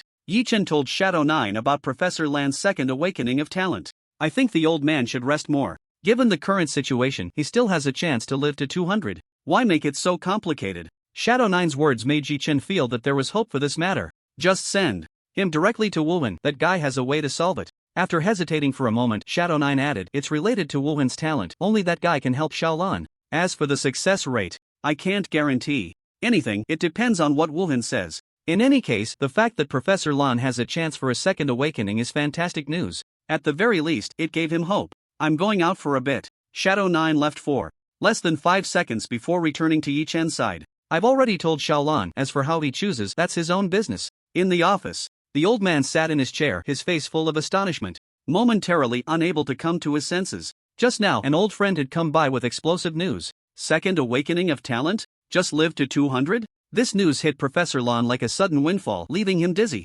He looked down at his shadow and muttered to himself, "Really? I'm not dreaming, am I?" A strong man stepped out from the shadow, with a number tattooed on his right arm. 11. Shadow 11. Since the establishment of the shadows, some positions have fixed responsibilities. Shadow 9, protecting the strongest seeds. Shadows 4, 5, 6, 7, guarding the eternal forest. Throughout the generations, Shadow 11 has had only one task: to protect Professor Lan. Very few people know that Professor Lan was involved in the creation of Lone Wolf and Shadows, including the early operations, all planned under his guidance. Old Lan, we've been together for 20 years. Shadow 11 said solemnly, "Today, my appearance has already broken the rules. Whatever punishment Lord 9 gives me afterward, I will accept. But I still have to tell you, don't go to the abyss." Plain. Hearing this, Professor Lan's brows furrowed. Is that person's condition worse? Shadow 11 nodded, confirming this statement. According to the news from Brother 8, that person's current pressure is immense. Since the emergence of Shura, the demons from the Abyss Plane have gone mad, launching large-scale attacks no less than 100 times, and the casualties on the front lines have already doubled.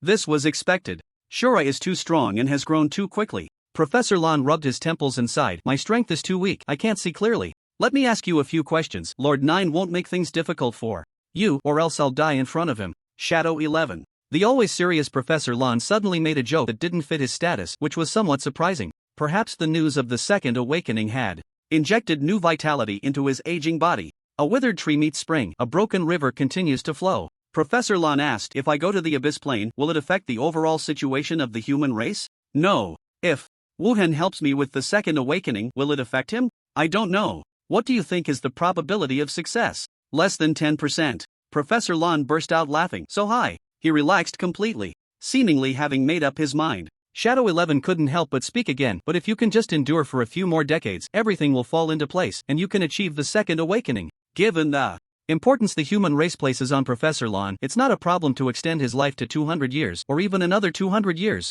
One option is completely risk-free, a second awakening that can be obtained step by step. The other option, however, carries great risk. Once failed, Professor Lan might die on the spot. What Shadow 11 fears the most is this. "Child, please allow me to call you that. Many of you are just children in my eyes." Professor Lan looked out the window. From this angle, he could just see the Eternal Tower. "From the day it descended, I applied to be a volunteer to participate in the scientific exploration of the Eternal Tower. The method of awakening talent was discovered by Nightmare under my reminder and eventually promoted. As for the bloody battle that followed, better not to mention it. I have fought, I have failed, I have succeeded. I have lived longer and experienced more than most of my peers. My long life has taught me one thing: what can be held in hand today should never be hoped for tomorrow." Professor Lan stood up, walked to the window. Getting a little closer to the eternal tower, sunlight pouring down on him, his aged face filled with determination, each word spoken with strength. I can't wait 100 years. I, Lan Tianqi, can't wait a single second. Old Lan has a notebook that he never parts with. Whenever he thinks of something, he writes a few lines in it. The cover of the notebook has a line of wild cursive. Once there was a scholar named Lan. His name matched the heavens, but his life was thinner than paper. This was written by Lan Tianqi after awakening his F-level talent when his mindset collapsed and he fell into despair. Old Lan has kept it as a motivation, a whip for himself, and also a sense of unwillingness. On this day, leaning against the small window, Old Lan took out a fountain pen and made slight modifications to this passage. This time, he used regular script, each stroke precise and powerful. On the white paper, the ink not yet dry, the ambition of the Kunping leaped onto the page. It read, once there was a scholar named Lan. His name matched the heavens, his life matched the heavens. Summer Camp Area C, Professor Lan's office. Once Professor Lan made up his mind, he unknowingly became isolated from the world. Even Shadow 11 did not notice anything unusual. Professor Lan turned around. In front of the desk, there was an additional vague figure. Professor Lan slightly bowed and respectfully said, you have arrived. The strongest being Nightmare. I received news and came to take a look. Nightmare looked down at the documents, ignoring Professor Lan, and continued, do you want to go to the Abyss Plane? Yes. I allow it, but you cannot depart today. Nightmare explained, a major event will occur in the next few days, perhaps even breaking through the heavens. When the time is right, someone will take you to the Abyss Plane. Professor Lan nodded, okay. Before you depart, visit the Eternal Tower and meet with Xiao Yao. All right. After speaking, the figure in front of the desk gradually faded away and Professor Lan began to return to reality. Wait, aren't you going to seal my memories? Professor Lan's voice was somewhat urgent. He could find Shura's alternate account in the trading secret realm from a single stone. Shadow 9 suddenly came to tell him the conditions for the second awakening of talent. What does this indicate? Shura is among his students. Instantly, the target range was narrowed down countless times. Why bother with that? Do you really think Shadow 9 doesn't know that every time you seal it, you secretly find a way to unlock it? Nightmares. Words made Professor Lan's face flush, and he forced himself to argue. I was just curious. Purely academic curiosity, and also for the sake of my IQ level. Or do you really think you can unlock Shadow 9's seal by yourself? Nightmare snorted coldly, even a peak Battle King can't do it, let alone you, a level 60 blue Tianqi? Save it. Without Shadow 9's leniency, even if Professor Lan's research on the soul system was profound, he could not unlock his own seal. The strongest seeds he encountered were all within the Eternal Tower. In other words, what Professor Lan captured was merely the disguise of the strongest seeds. Even if memories were retained, it wouldn't be a big problem. Just like Shui Meng. Shui Meng often met with Shura in the wolf's nest, yet Shadow 9 never chopped him down. Hearing level 60, Professor Lan became anxious, hitting someone without hitting their face. Come out, let's have a one-on-one. Nightmare had long since disappeared. In the empty office, only Professor Lan's words echoed. Come out, let's have a one-on-one. Shadow 11. Old Lan, this isn't very good, is it? A level 60 versus a level 980 in a one-on-one. Even if I give you one head, 2 hands, and 3 legs, you still can't win. The morning class came to an end. Yi Chen was about to call Zhao Lin to eat together when he saw Fei Te carrying a pagan passing by, holding a barbecue grill in his hand. I'm off. Yi Chen had lunch with Feng Dong, along with Lu Sueki and Zhuo Lingxie. During lunch, Feng Dong described the thrilling boss battle from last night to the others. Fei Te and I sneaked into the Ice Dragon Cave, and wow, the entire cave was frozen. We could only break the ice little by little. After the other classmates found us, their speed increased significantly. Feng Dong said this with great anger, slamming his thigh. We were just about to break through the ice layer when we received news that Shura soloed the boss and cleared the dungeon. Damn, so close. Maybe I could have met Shura in person. Feng Dong turned to Yi Chen. Brother Bai, why do you look so pale? Yi Chen replied lightly, next time, remember to hit your own thigh. Sorry, I was too excited. After sharing his experience from last night, Feng Dong said with a hint of regret, last night, I accidentally exceeded the credit limit again. Brother Bai, I'm counting on you now. As long as Yi Chen stayed in the summer camp, and ultimately ranked in the bottom 30%, Feng Dong can smoothly fail the course and then become classmates with Shura. The ideal is full, but reality is thin. Some dreams end before they even begin. The morning is scheduled for theoretical courses. The afternoon is for combat courses. Brother Bai, the combat course is divided into 2 parts, Feng Dong introduced. The first part is taught by instructors. These instructors have all been to the Abyss battlefield, and their strength and experience are far beyond ours. The second part is one-on-one tutoring with me and you, Brother Bai. It mainly focuses on strengthening training based on your personal situation. Assigned instructors? Yi Chen was quite curious about what kind of instructor he would be assigned. It would be best to get a melee specialist I can make up for my shortcomings. Area C, Training Hall. When Yi Chen and the others saw their instructor, their expressions were quite varied. Zhao Lin didn't mind much, but Lu Sueki had a face full of black lines. Her grandfather, how did he end up as an instructor? After careful disguise, Lu Qingyan was still recognized by Yi Chen at a glance. I must say, after not seeing the old fox for a day, he seems to be in much better spirits. With a peak battle king by his side, Yi Chen felt a little more secure. Lu Qingyan explained a lot of combat knowledge and how to deal with various emergencies. Since it was only the first day of classes, most of what he taught was very basic, just touching on the surface, emphasizing martial ethics. The few listened attentively and benefited greatly. After the class ended, Lu Qingyan left quite pleased with himself. I spent a lot of money to have someone disguise me, and the effect is really good. It seems that neither Sueki nor the little fox recognized my identity. Ha. After that, it was time for one-on-one tutoring. Brother, bye. I've been thinking about how to help you stay in the summer camp these past few days, Fengdong said sincerely. Now there are two paths to choose from. 1. The traditional wind system mage can lean towards a support type, more functional. In that case, your solo combat strength will be much weaker in the early stages, but you'll gain more power later on, becoming more valuable as time goes on. To be honest, I took this path myself. Fengdong was also a wind system mage, one of the most talented among them. Otherwise, he wouldn't have carved a bloody path among the top contenders. This path, Yi Chen was not considering for now. What about the second path? The second path is more controversial. It has delayed many people in the past and is known as wind battle method, Fengdong explained. It maximizes the mobility of the wind system, constantly creating output space while pulling and dealing high damage or using melee combos. The most famous strongman of the wind battle method is a battle god with SS level talent. His innate talent can unleash extremely high damage, combined with the mobility of wind magic, allowing him to roam freely on the battlefield, instilling fear in his enemies. After discussing the advantages of the wind battle method, Fengdong did not forget to remind, but this school of thought has significant drawbacks. Although it's powerful in the early stages, once you reach the battle general level, the output starts to weaken. The burst and sustained output of wind system mages can't keep up. No matter how fast you run, it's useless, just scratching the surface. I also studied the wind battle method back then and even tried it for a while, but the upper limit was too low, so I returned to the traditional wind magic path. Fengdong explained the pros and cons of both paths in detail. From his perspective, it would be best for Yi Chen to choose the wind battle method. This would ensure his combat power in the early stages, allowing Yi Chen to stay in the summer camp. Even so, Fengdong still left the choice to Yi Chen. Fengdong sighed. After all, the wind magic profession itself isn't strong enough among mages. Fire mages were originally the most sought after, but now it's switched to thunder mages. Shura initially gained fame as a thunder fury mage. Lightning system immediately boosting the popularity of the entire branch of mages. I'll give the wind battle method a try. Yi Chen patted Fengdong's shoulder, encouraging him to restore the glory of the wind law. It is our duty. Well said. Fengdong scratched his head and smiled wryly. The problem is, the wind law has never had glory. Otherwise, there wouldn't be such a peculiar school as the wind battle law. Yi Chen smiled subtly. No worries, leave it to me. To restore the glory of the wind law, it is the duty of the Azura.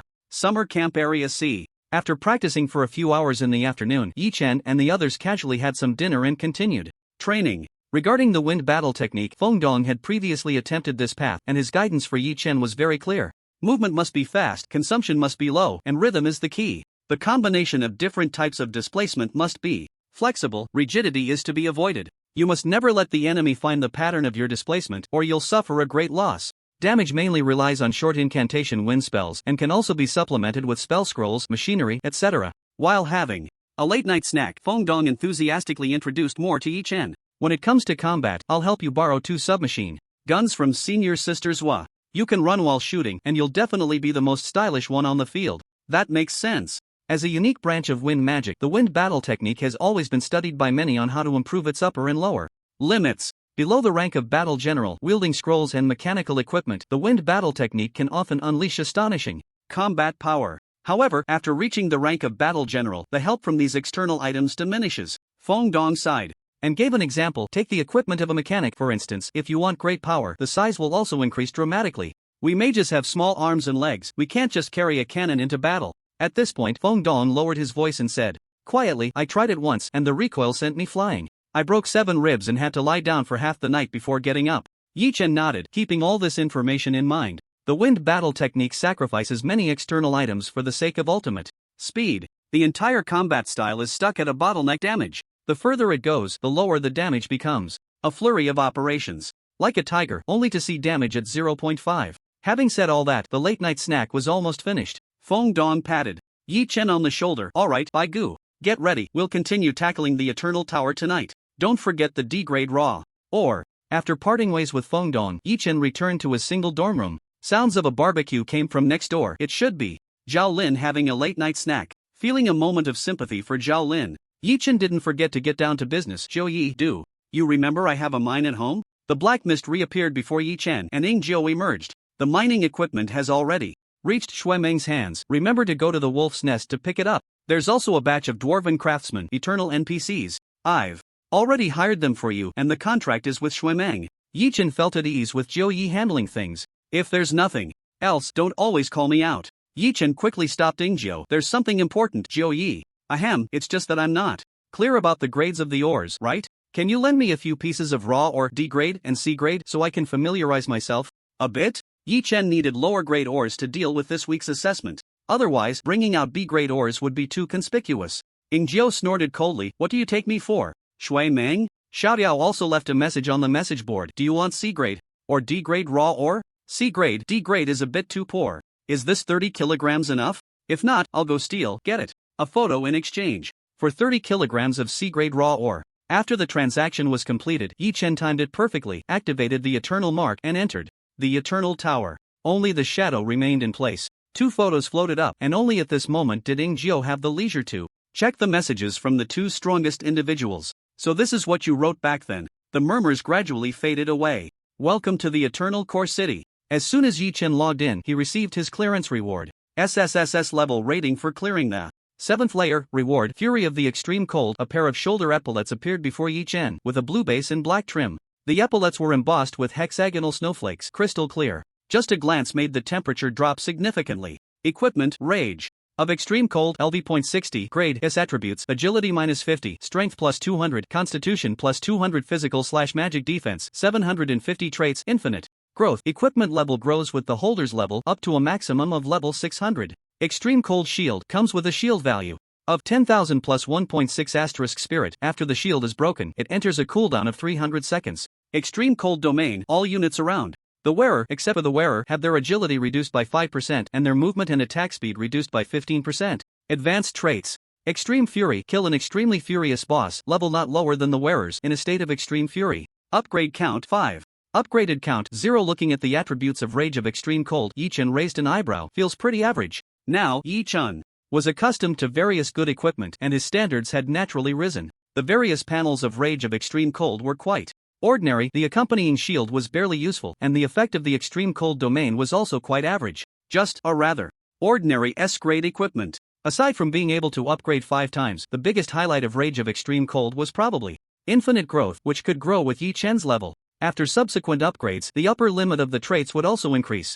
After 5 upgrades, it might have a chance to become SS-grade equipment. Putting away the Rage of Extreme Cold, Yi Chen had no plans to equip it for now. Among all the basic attributes, agility was originally Yi Chen's weakest point. Equipping Rage of Extreme Cold would further reduce his agility by 50 points, making an already struggling family situation even worse. Setting aside the equipment matter, Yi Chen headed directly to the wolf's den. All the equipment and personnel are here. 2 complete sets of large-scale mining equipment. 50 dwarf craftsmen. Yi Chen settled them all in the mysterious mine, with specific tasks arranged by the miner leader. With the help of Eye of Insight, Yi Chen easily mapped out the best mining routes and the general situation of the mine. The miner leader and others were astonished. After handling these matters, Yi Chen returned to the wolf's den. 4th brother, the materials I promised you earlier will need to be delayed for a few days. Shui Meng explained apologetically. I was already prepared to go to the Abyss Plain, just about to set off, but I was urgently recalled. Also, the front line has cancelled all counteroffensive plans and all leaves.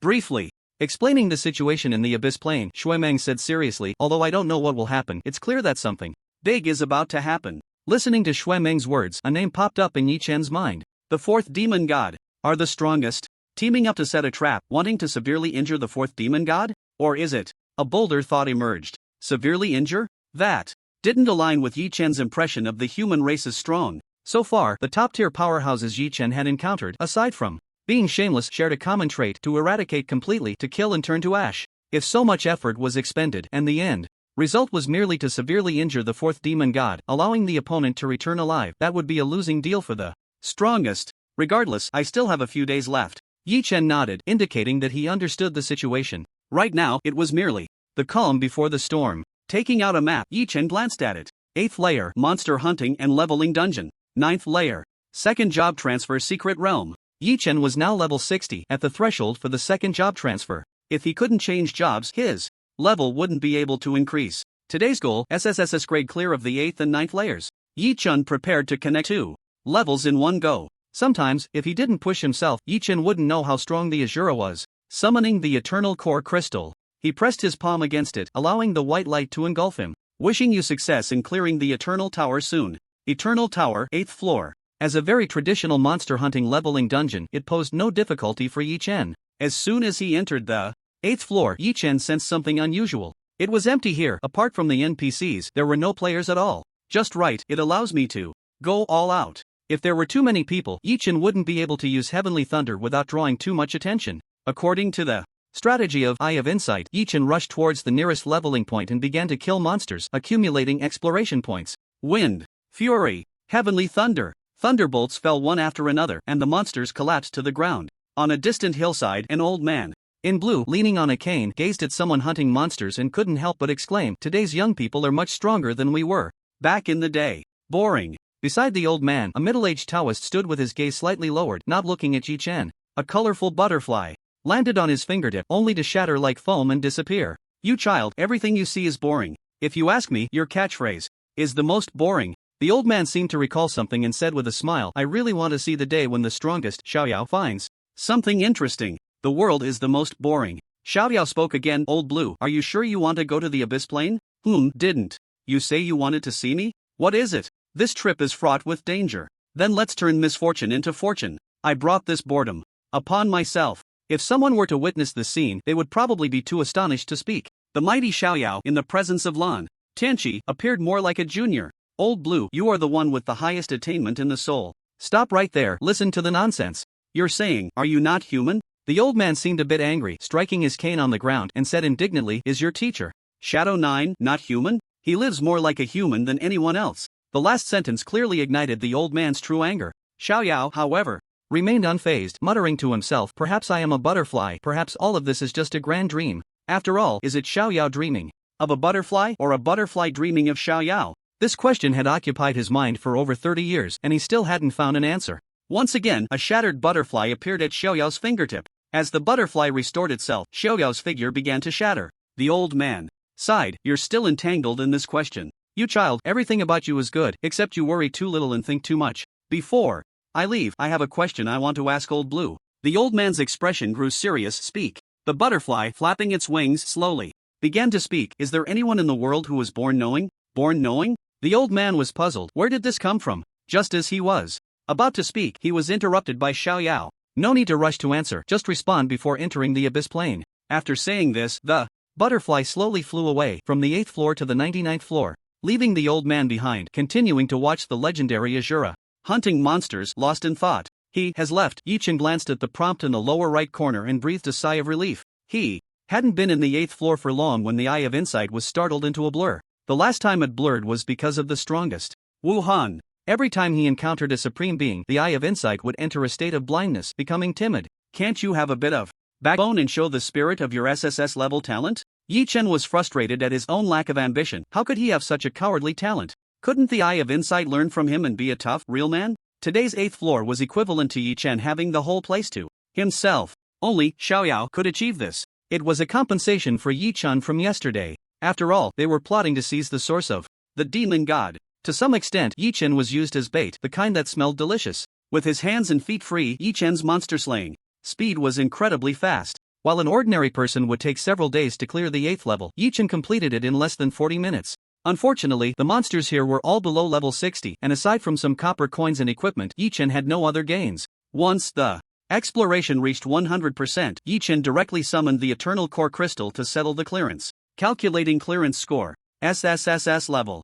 Clearance of the 8th level, reward, Claw of Gluttony. An S-level piece of equipment appeared in Yi Chen's hand. He took a quick glance, had no time to study it, and tossed it into his backpack for now. After settling his personal rewards, a server-wide announcement rang in Yi Chen's ears. Player Shura achieves SSS level clearance of the 8th level, rewarded with the Eternal Tower Human Race buff, Otherworldly Gourmet. Limited time. Buff, meat and egg hunger, Eternal Tower human race food consumption effect plus 30%, limited to 6 hours. Limited time buff, sweep weakness. Eternal Tower human race will not enter a weakness period after death and returning to Eternal Core City, limited to 6 hours. Limited time buff. Experience boost, Eternal Tower human race gains experience plus 18%, limited to 3 hours. Otherworldly Gourmet, after using food, adds 1 layer of powerful buff, lasting 5 minutes, cooldown time 5 minutes, limited to 6 hours.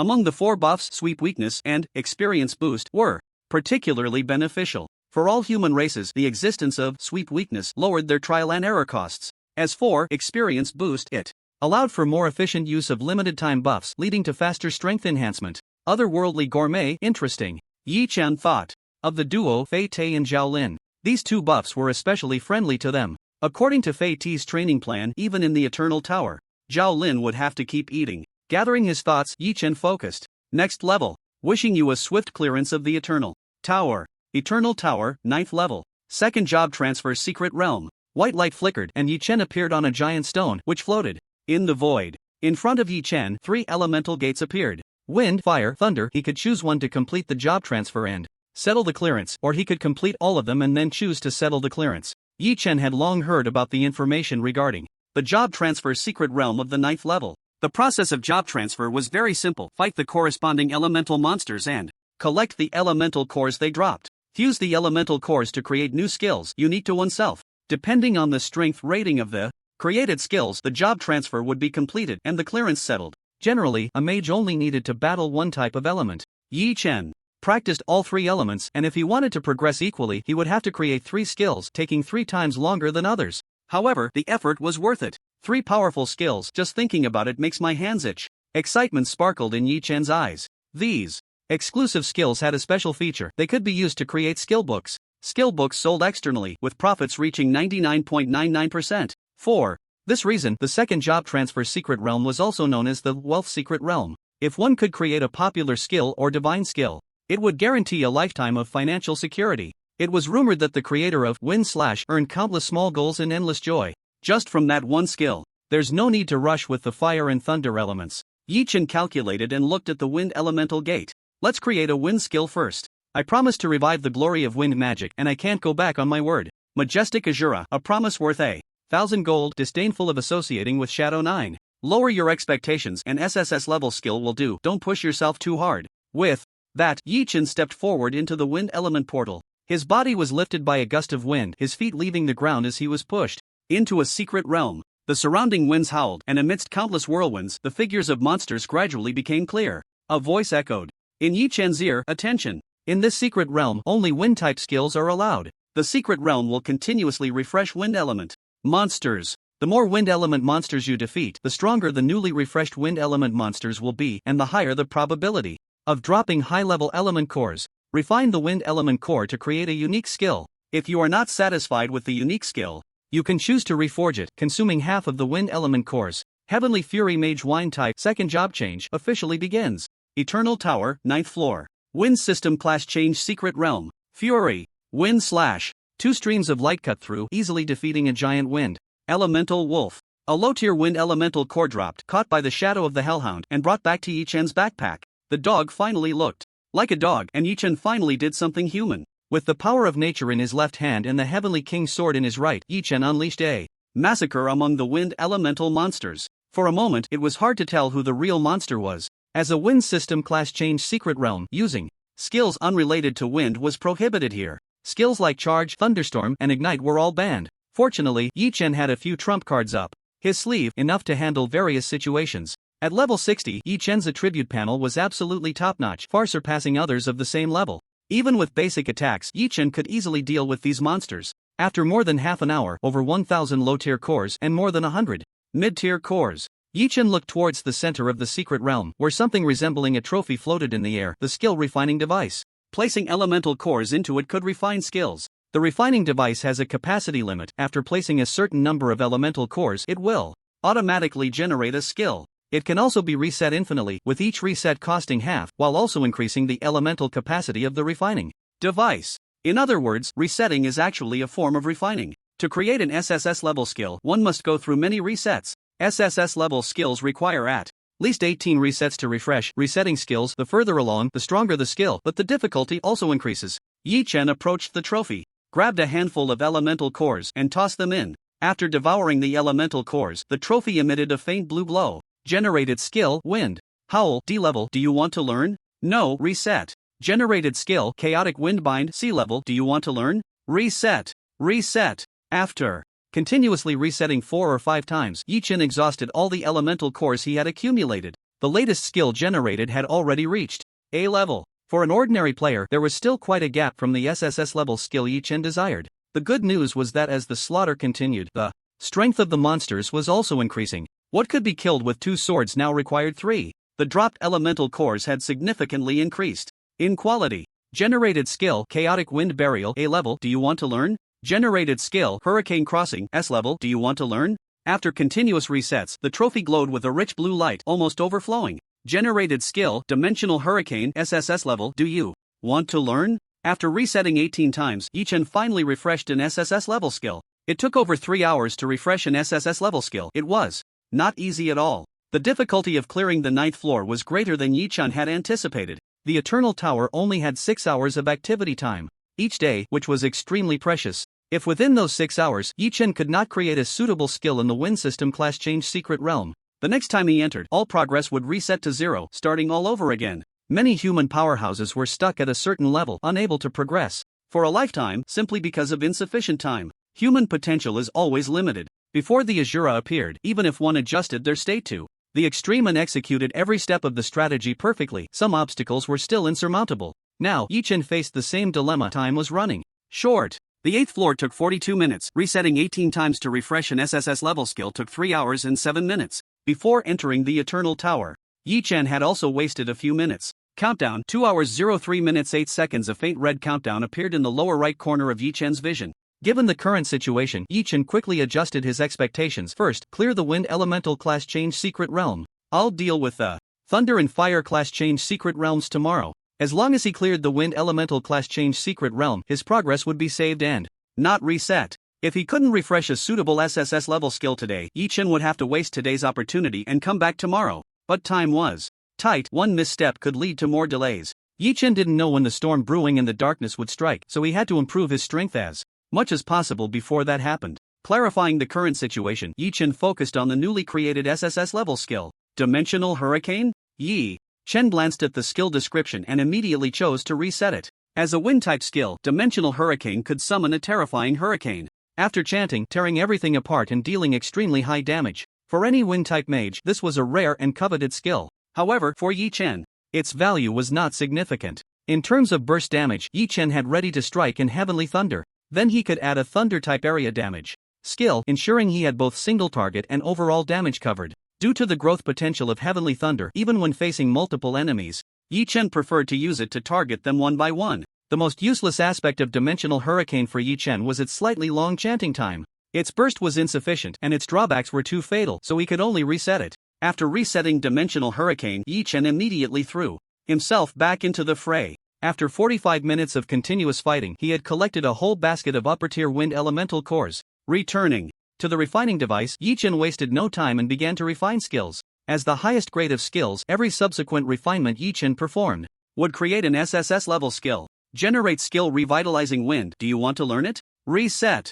Generate skill Wind Shadow Heavy. Do you want to learn it? Reset. Each SSS level skill did not meet Yi Chen's needs. There were too many support and healing skills, which Yi Chen directly ignored. The damage skills were mostly long casting types, which were too useless. After resetting more than 10 times, Yi Chen still hadn't found a skill that met his requirements. No wonder the path of the Wind Warrior is so difficult. Yi Chen's ability to reset wind-type skills to SSS level was already quite remarkable. On top of that, he could reset it more than 10 times. Throughout history, perhaps only he could achieve this as a wind mage. If I choose a high burst damage skill with a long chant, that would be the traditional wind mage, and traditional wind mages do not lack forbidden level damage skills. But they cannot move while chanting, sacrificing the most important mobility of the Wind Warrior. Yi Chen analyzed, at the same time, these SSS level skills have a fatal flaw: they consume too much mana. Yi Chen's attribute panel was already top tier for his level. Even so, taking Dimensional Hurricane as an example, without considering mana recovery, he could only cast it twice before his mana would be depleted. If Yi Chen was like this, other wind mages would be even worse. If a skill loses its versatility and can only be mastered by a very few, it becomes less significant for the entire school. Why is wind slash so popular in the market? It's precisely because of its strong versatility. Assassins and warriors can learn it, and even some mages who are not focused on combat can pick it up. The SSS level skill Yi-Chen wanted was one that could serve as the core skill of the Wind Warrior school, filling the gap in damage. In other words, if Yi-Chen really creates such a skill, he will have opened up a new realm for the entire wind combat school. It's not impossible for it to become the mainstream of wind magic in the future. Continue resetting. Yi-Chen glanced at the countdown, still over an hour left. He didn't believe that he couldn't reset a suitable skill today. Whoosh, the sword light flashed and the wind elemental sovereign fell to the ground, an elemental sovereign core quietly lying on the ground. Ninth one. Yi-Chen had already reached his limit in the wind system dungeon. One elemental sovereign core could reset a skill, and Yi-Chen still had 9 reset opportunities.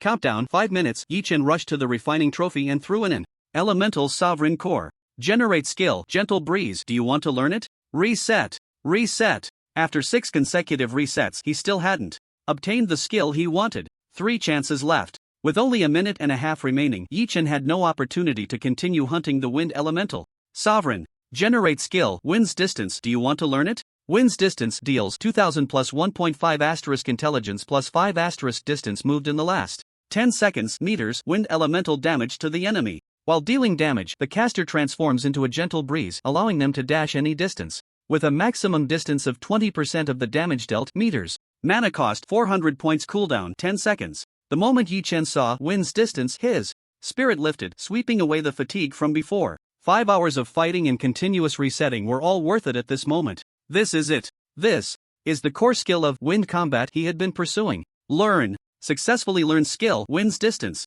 Wind Mage's secret realm cleared. Eternal Tower, 9th floor. Successfully learned wind's boundless. Yi-Chen spent 5 hours repeatedly resetting the SSS level skill and finally obtained the skill. He regarded it as the core skill of wind combat technique, which could even completely overturn the professional understanding of wind magic. The introduction to Wind's Boundless is lengthy, and the mechanics are somewhat complex, requiring multiple readings to fully understand. Wind's Boundless deals 2000 plus 1.5 asterisk intelligence plus 5 asterisk movement length in the past 10 seconds meters wind elemental damage to enemies. While dealing damage, the caster transforms into a gentle breeze, allowing them to dash any distance, with the maximum distance being 20% of the damage dealt this time, meters. Mana cost 400 points, cooldown time 10s. Note, movement length is generated by the caster themselves and does not include movement length created by teleportation arrays, etc. The entire skill can actually be viewed in 2 segments, damage and displacement. First, let's look at the damage. Wind's Boundless has a base damage of 2000, 1.5 times intelligence damage and 5 times movement length damage.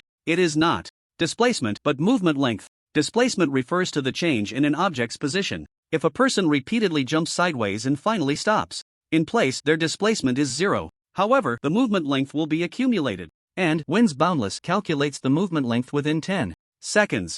If the movement is 10,000 meters, Wind's Boundless damage exceeds 50,000, allowing for an instant dash distance of over 10,000 meters. Simply put, Wind's Boundless can convert the high mobility of wind magic into damage. Before Wind's Boundless, such a mechanism had never appeared, and no one could have imagined that such a mechanism existed. If it were only this, Wind's Boundless would not qualify as an SSS level skill. The strongest aspect of this skill is that after dealing damage, it allows for a dash, and the movement length generated by the dash, if connected properly, will be counted towards the damage of the next Wind's Boundless. Once this virtuous cycle is established, damage will continuously stack. To explain Wind's Boundless in simple terms, the faster you run, the more it hurts when you hit someone. The more it hurts when you hit someone, the faster you run. It perfectly fits the skills of wind combat technique, compensating for the damage shortcoming while further enhancing mobility. Yi-Chen calculated in his heart, as long as wind magic can last long enough in the same battle, the damage of Wind's Boundless will continue to grow. The dash distance created by the last Wind's Boundless will be converted into damage by the next Wind's Boundless, forming a perpetual motion machine.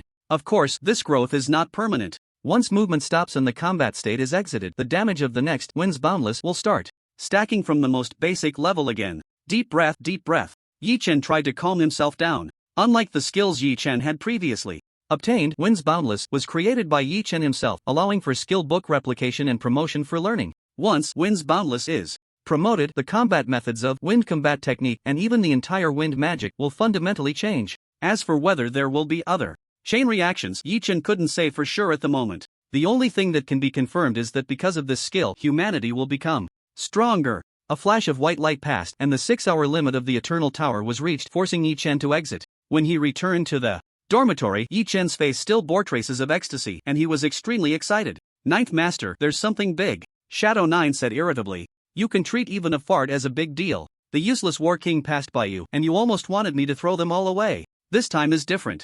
It's really a big deal. Shadow 9 intervened, isolating the surrounding space. When Yi Chen finished introducing the skill Winds Boundless, and it was fully displayed before Shadow 9, the shock it brought him was endless. This, Shadow 9 was momentarily at a loss for words. Even cursing, this is a damn assassin skill. Hiss, reminded by Lord 9, Yi Chen suddenly realized that he had been thinking too small. He had always focused on wind magic and wind combat techniques, forgetting another important point. Compared to mages, this skill was more suitable for assassins or even warriors.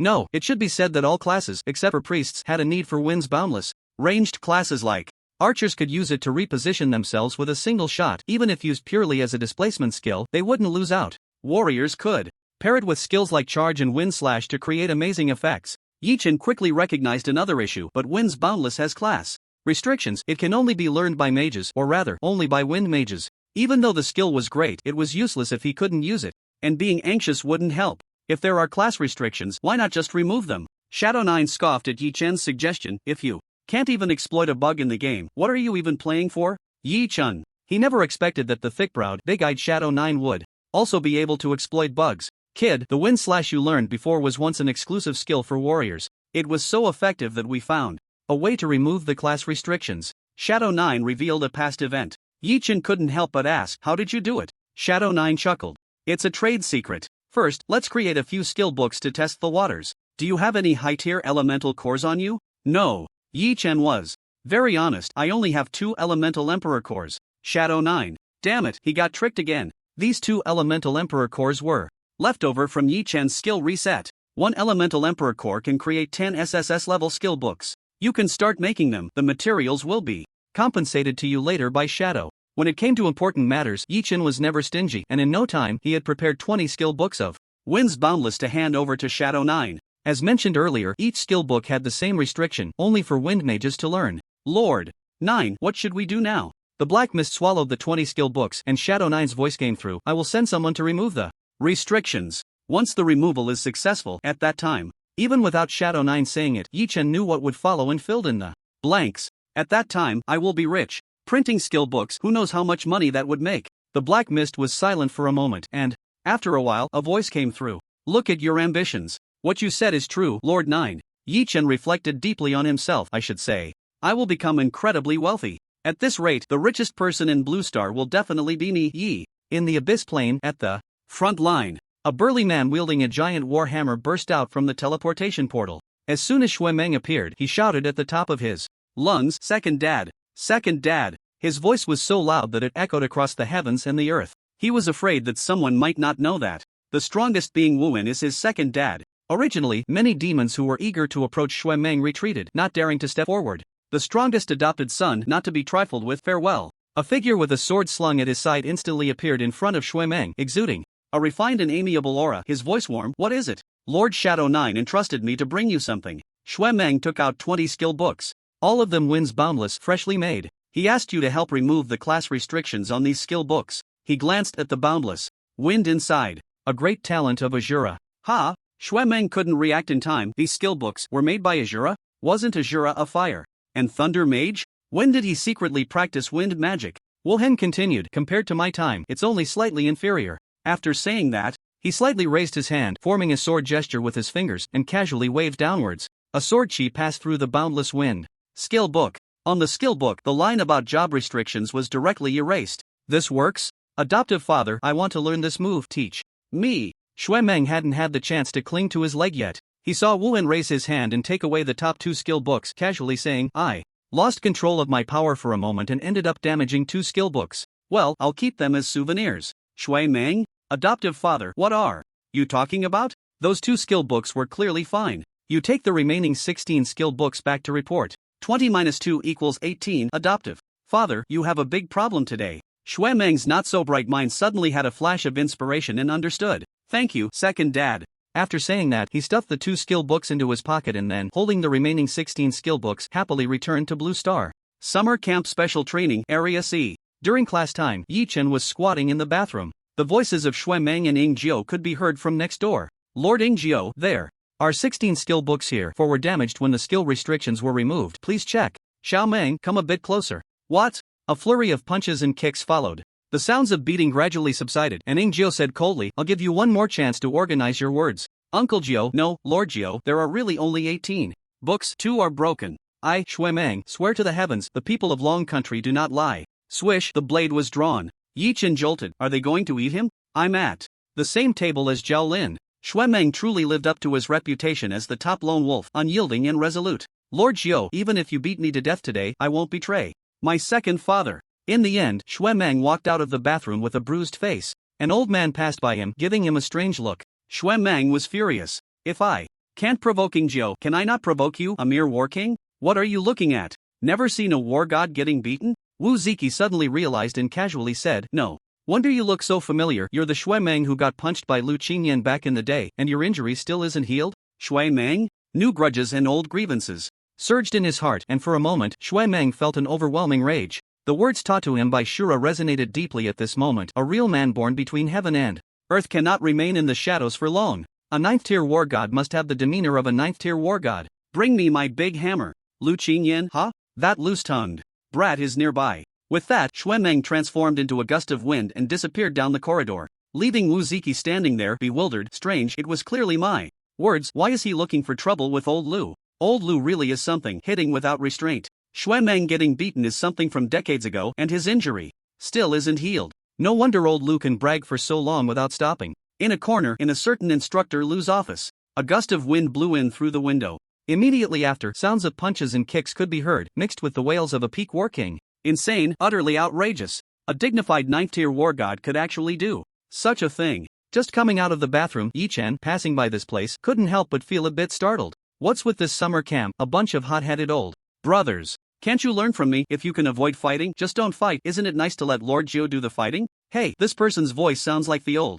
fox. Maybe I misheard. Better hurry back to class. Back in the multimedia classroom, Yi Chen's mind was completely off the lesson. Ing Jiu's voice rang out, 20 skill books. After removing the occupational restrictions, there are still 12 usable. Good heavens, openly taking kickbacks? Yi Chen was furious. Lord Jiu, you might as well say there are 10 books. Are you trying to fool me? Yi Chen had just heard clearly that there were 20 skill books intact. In fact, these 20 skill books had developed feelings for each other, even giving birth to 10 skill books, nurturing them into talents, and were planning for a second batch. Ing Jiu should owe him 30 books. Ing Jiu said leisurely, I'm getting older, my eyesight isn't good. It's only because you reminded me that I realized, indeed it's 10 books. Why didn't you say they were all broken? How do you know they're all broken? No wonder you're the strongest seed, you're truly insightful. Yi Chen rolled his eyes, deciding to end this farce and have a serious talk. Lord Jiu, if we're going to collaborate on imprinting skill books, we need to have some rules, right? Alright, you little rascal have a lot of tricks, we're both honest people, let's hear your thoughts first.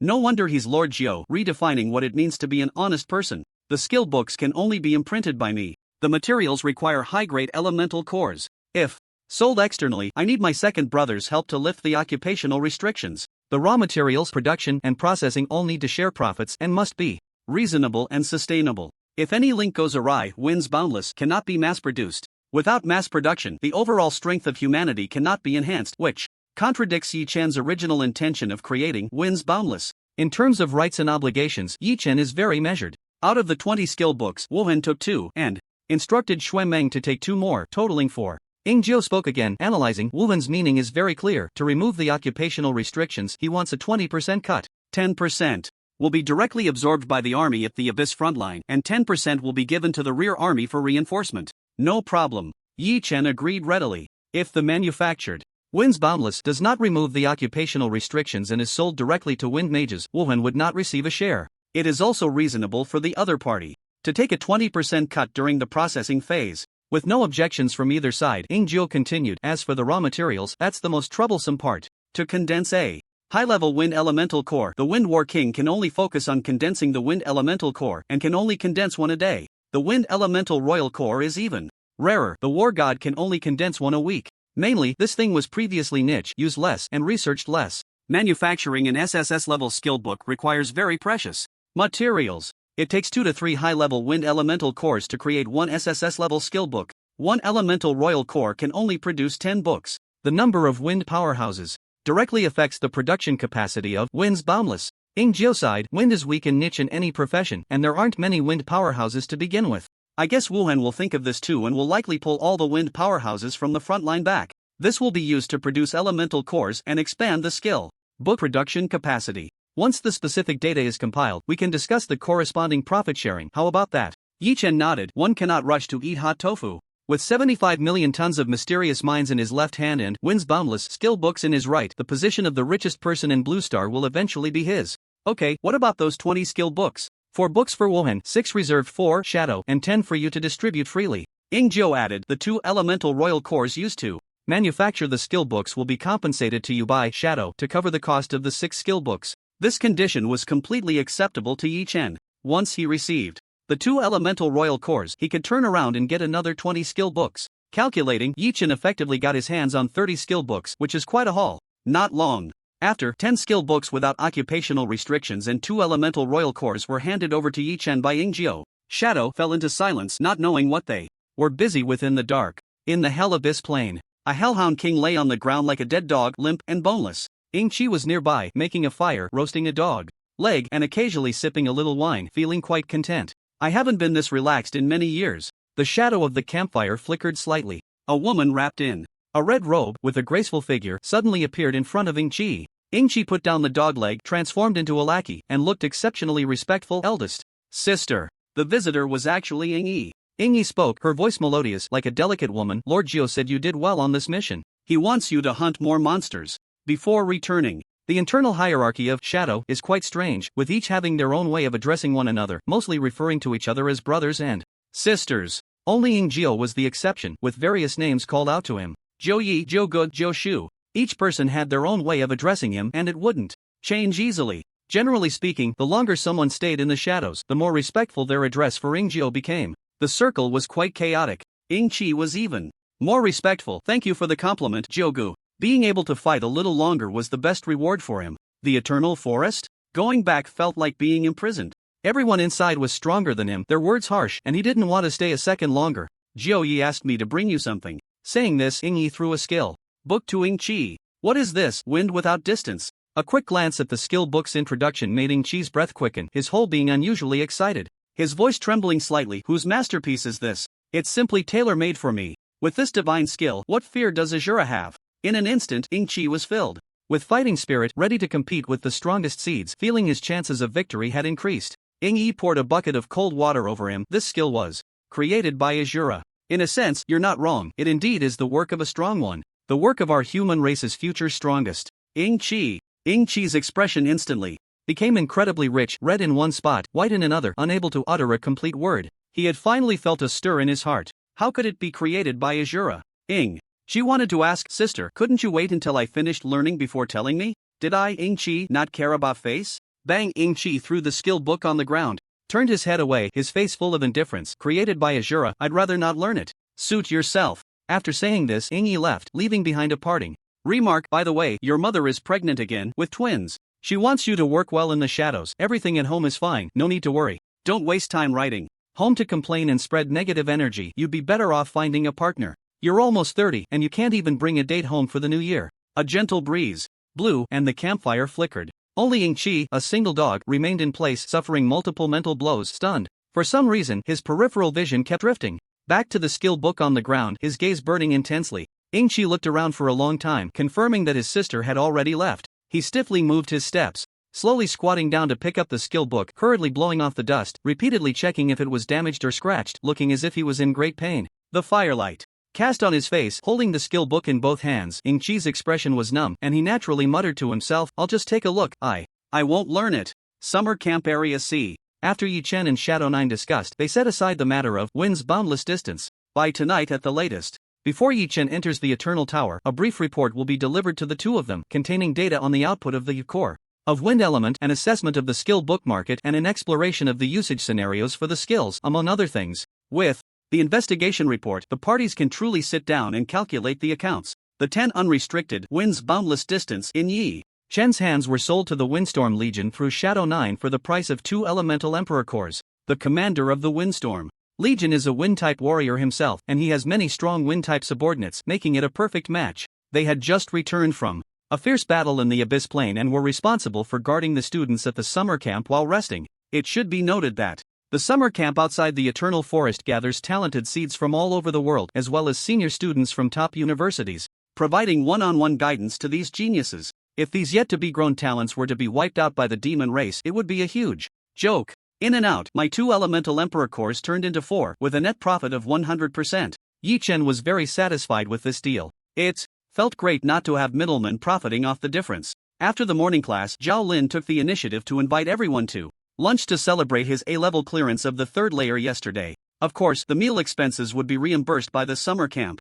To buy this otherworldly gourmet buff is just too awesome. Zhao Lin excitedly described his experience from yesterday to Yi Chen. With a bounty of food in the buff from the otherworldly gourmet, Zhao Lin achieved an A-level rating in the 3rd layer and unexpectedly obtained a B-level ore. Zhao Lin is now venturing into the 5th layer and still has a chance to achieve a high rating. Congratulations! Congratulations! Yi Chen said sincerely, then asked, today is already the 3rd day of the training camp, what are your plans? In the summer camp training, a batch of people is eliminated every 7 days. Zhao Lin's progress is quite good, faster than many B-level students. He has a good chance of surviving the first round of eliminations. I actually haven't thought it through, Zhao Lin said helplessly, sighing. I originally thought I was just here to broaden my horizons and we would pack up and go home together, treating it like a trip. Now it seems like there's a chance to stay. Sigh, let's take it one step at a time. Zhao Lin only has C-level talent and no chance for a second awakening. The reason he has made it this far is entirely due to the various buffs provided by Shura, combined with his own efforts stumbling through the Eternal Tower. Feet is also quite responsible, not looking down on Zhao Lin because of his C-level talent and is strict in all aspects. One can tell from the fresh ingredients Zhao Lin eats every day that Feet is very attentive. To buy, how about I give you the B-level? Or, didn't you say we need to calculate some ratings? Zhao Lin suddenly asked back, are you planning to stay? For some reason, Zhao Lin didn't even consider the possibility of Yi Chen not staying. In his mind, if Yi Chen wanted to stay, there would definitely be a way for him to do so. I plan to stay. Senior Feng Dong calls me by Gu every day, I can't let him down, can I? Yi Chen pointed to the stone in Zhao Lin's arms. This is unnecessary, if I take your stone, it would be considered cheating, and if discovered, both of us would be done. 4. Zhao Lin nodded, somewhat understanding, but then looked puzzled. Why did you suddenly think to ask this? It's nothing, I'm just a bit worried. At your current appetite, if you go home, your family will go bankrupt in less than a week. Yi Chen's reasoning was so sound that he found himself unable to refute it. The sudden mention of this matter was certainly not for that reason. Yi Chen could only think of that terrifying number, casualty rate 100%. Anyone close to the strongest would face disaster. This was still the casualty rate of Nightmare, a classmate of the strongest. Almost everyone agreed on one thing, among all the strongest, Nightmare was undoubtedly the strongest. The strongest among the strongest. Such a powerful existence couldn't even protect those around him. Even Shadow 9 was in a half-dead state. If Zhao Lin continued to stay at the summer camp, Yi Chen didn't know if one day he would suddenly receive bad news. Just like what Instructor Lin had said on the first day of the drill, the war has never ended. After lunch, Yi Chen washed his face with clean water, feeling much more refreshed. He set aside the thought that being close to the strongest brings misfortune for now. It seemed that Zhao Lin was very happy. Brother Bai, the instructor for the afternoon class, has changed. Feng Dong introduced, the previous old instructor is unwell today and has taken leave to see a doctor. Lu Qingyan is unwell? Yi Chen was a bit surprised. He had used his insight eye to check on Lu Qingyan and found nothing serious. How could anyone bear to harm an elderly person? Old Lu must not have any accidents. If enemies below the strength of a war god attacked, 9 would definitely not help Yi Chen unless paid extra. At this moment, the value of a peak War King was evident. Yi Chen calculated in his heart, when I see him again, I'll help the old fox check what the problem really is. Professor Lan's office. 2 cups of tea were served, and the assistant explained, you too, old Lan has been called to an emergency meeting.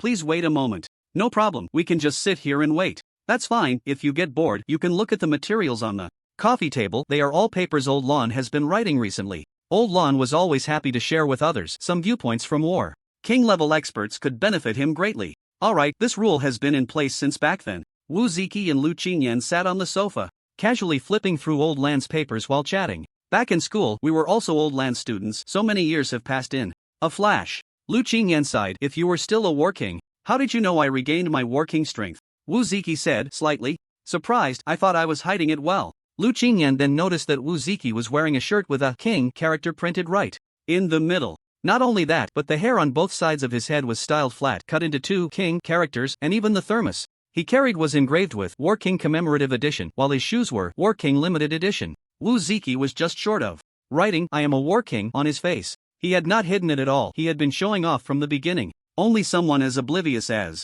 Lu Qingyan would be so slow to realize. I said the assistant was looking at you strangely before. Lu Qingyan scoffed at his old friend's behavior, standing on a moral high ground, pointing fingers at his old friend. You flaunt every little thing, can't you be a bit more mature?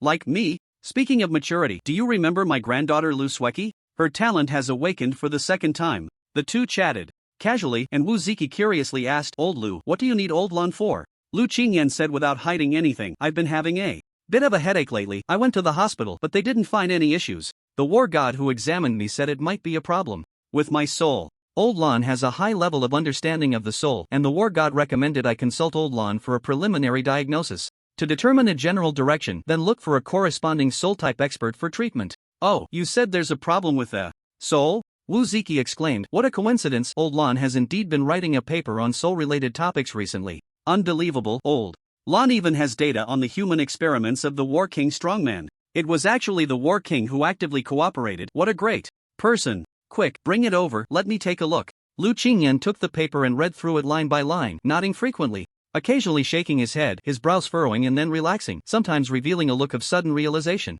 Immersed in it, he lost track of time. So, what have you figured out? Wu Ziki was taken aback by Lu Qingyan's expression. Could it be that Lu Qingyan had become a top student during their time apart? Lu Qingyan put down the paper, unusually calm, and smiled slightly. I can't understand it at all.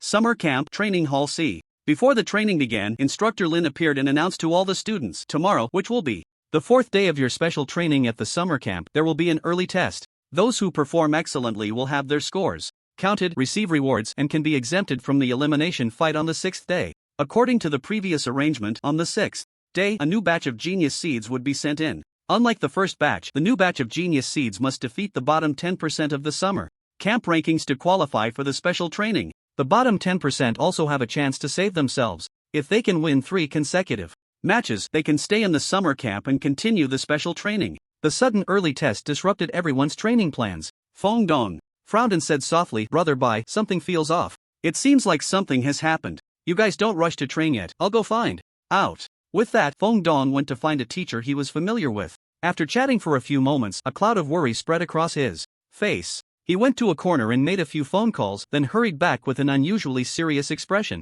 Big trouble, Brother Bai. Don't panic, take your time, I replied. Feng Dong called out, Fei Zhao Lin, come over here. The 4 gathered together, and Feng Dong looked at Zhao Lin and asked, if I remember correctly, you're also a wind-type warrior, right?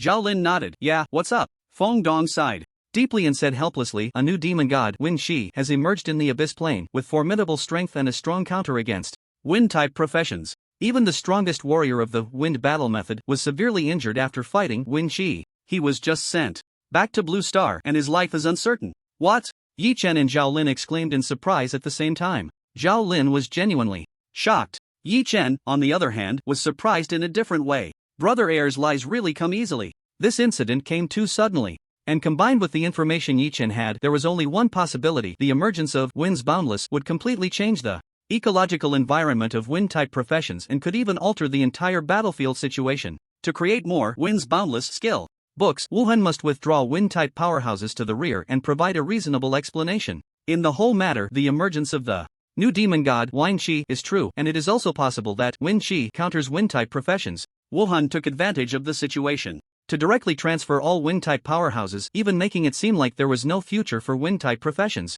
Everything done was a smokescreen, a diversion, all to hide the existence of Winds Boundless. Wanna hide your trump card and strike unexpectedly at a critical moment? Yi Chen asked himself, thinking that if it were him, he would likely choose to do the same. The news I received is that wind-type mages are temporarily not allowed on the front lines. Feng Dong shrugged helplessly. As for when the ban will be lifted, I don't know. Maybe once the strongest have slain the newly emerged demon god, Wind Shi, we can return. The newly emerged demon god hasn't formed alliances yet, making it easier to slay. Zhao Lin blinked, curiously asking, the strongest can slay demon gods? He had always thought that demon gods and the strongest belonged to the same tier. He didn't expect the strongest to be so brave as to slay even demon gods.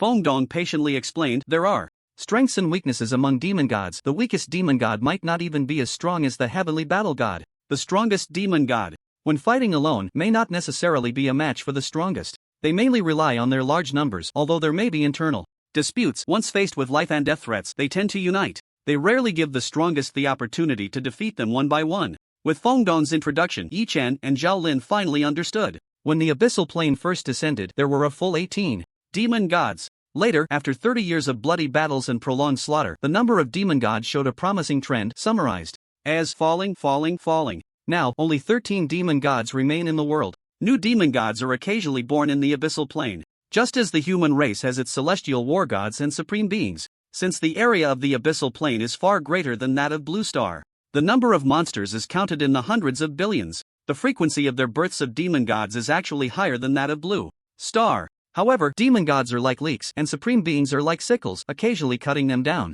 one batch after another. At this point, Fengdong paused for a moment and hesitantly said, it is rumored that in the deepest part of the abyss there is a supreme demon god that has not yet emerged. Once he appears, even with the protection of supreme beings, the human race will face a catastrophic disaster. As for the news about the supreme demon god, I have only heard it through hearsay. It seems that the abyssal plane is also reluctant to let the supreme demon god appear easily. In any case, this is not something we can consider at this level right now. Listening to Fengdong's introduction, Yi Chen slowly nodded. This is the first time I've heard of this matter. Me too. Fengdong realized he had strayed from the topic and returned to the main point. Whether it's the temporary increase in tests or the birth of the demon god Fengqi, it has led to the decline of wind-type professions. For both of you, this is not good news. Not only Fengdong, but even Feet's expression was serious. Feet had no intention of failing, but he didn't want the warriors he trained to leave the summer camp. Fengdong clearly had a countermeasure in mind. The training plan must be adjusted. After training, you will stay, and I will take you to a good place.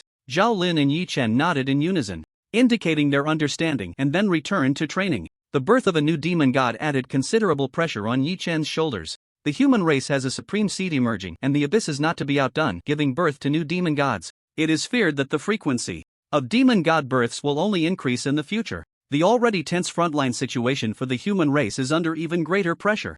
Yi Chen sighed inwardly. If second brother could be a bit more helpful, one would be born and one would be killed, that would save a lot of trouble. Unfortunately, such good fortune could only be imagined in dreams. Abyssal plane. A gentle breeze swept by, and a figure appeared, sword sheathed. Wuhan stepped out of the wind, holding a wine cup in his left hand and a sword in his right, with the sword servant closely following behind. Record. After Wuhan spoke, the sword servant took out a short sword and a bamboo tube, holding the sword steadily, the tip aimed at the bamboo piece, ready to record. Today, Shura creates the law, establishing eternal merit for the human race. With each word Wuhan spoke, the sword servant carved a character into the bamboo tube. Each stroke was filled with sword energy, and even the slightest dispersal of sword energy was enough to slay a war king. Wuhan finished the remaining fine wine in his cup, discarded it aside, and his sword robe fluttered wildly in the wind, exuding a carefree elegance. In the wind, Wuhan's voice rang out. I am fond of wine, slightly tipsy. Hearing that monsters are causing trouble, I hold the cup, draw the sword, step into the wind, and slay the monsters in honor of Shura. As Wuhan finished the last word, the sword servant also completed the entire passage. In that same instant, an enormous head fell to the ground, splashing countless storms. The cut smooth and flawless, clearly slain by a divine weapon. The head's eyes bulged wide, filled with disbelief, unable to comprehend why it had fallen. Clearly, it had just ascended to this highest throne. Everything was over. If I had known that being a demon god would lead to death, then being a demon god is not worth it. In the year 2146, in the abyssal plane, the 14th demon god, Fengqi, was born. On the same day, the supreme being Wuhan drank fine wine, stepped into the gentle wind, and slayed the demon god Fengqi in honor of Shura. The 14th demon god of the abyss lived for 32 minutes and 13 seconds. In his extremely brief life, he left behind multiple world records for humanity, such as the demon god who was killed the fastest, the demon god with the shortest lifespan, the demon god who died in the most humiliating way, the record for the strongest soloing a demon god. To this day, no demon god has broken these records. He is also a legend. Summer camp. Professor Lan's office. Sorry, an emergency meeting took a bit of time. The late arriving Professor Lan explained to Lu Qingyan and Wu Ziki, I just received news that a new demon god has been born in the abyss. But don't worry, it's already been handled. The two stood there, just like in their student days. Lu Qingyan respectfully said, Professor Lan, if you have things to do, we can come back another day. My issue isn't urgent. It's fine, since you're here, I can't let you come for nothing. Professor Lan turned to Wu Ziki. You're Wu Ziki, right? If I remember correctly, you were the second in your class to become a war king. Wu Ziqi's face flushed and he nodded. Professor Lan, you remembered correctly. It was an honor to be remembered by Professor Lan. In fact, Professor Lan could remember every student's name. Wu Ziqi covered the king character in front of him, feeling extremely embarrassed. He had embarrassed himself in front of Professor Lan, all because of this disrespectful Lu Qinyan. Wu Ziqi silently vowed to keep his distance from Lu Qinyan in the future, feeling that this guy's mind wasn't quite right, as if it had been damaged. I studied your medical history from when you were injured, but my strength, it's better not to mention it. I couldn't help much. Luckily there is the source of life. Professor Lan sighed, speaking with a hint of relief. It seems the source of life is effective. You should get a comprehensive checkup when you have the chance. We are researching the subsequent effects of the source of life and how to produce it. Wu Ziqi nodded repeatedly. Definitely. Qingyan's issue may be related to the soul, so you need to step out for a moment. Okay. Wu Ziqi left the office, closing the door behind him. Professor Lan sat down and gestured for Lu Qinyan to sit as well. First, fill out this questionnaire. After you're done, I have some questions to ask you. Lu Qinyan took the questionnaire, quickly filled it out, and returned it to Professor Lan. As Professor Lan reviewed the contents, he asked, besides headaches, do you have any other symptoms? No. Professor Lan asked casually, have you heard of the side effects of memory sealing? Lu Qinyan honestly replied, no. Memory sealing? What is that? The side effects of memory sealing include a decline in intelligence, mental disorientation, lack of concentration, and memory deterioration. This is the first time I've heard of it. Lu Qinyan asked in confusion. Professor Lan, what does this have to do with me? Don't misunderstand, the diagnostic method for soul-related issues is elimination, casting a wide net, fishing for needles in a haystack. Don't overthink it. I'm not saying you definitely have sealed memories. To seal the memories of a peak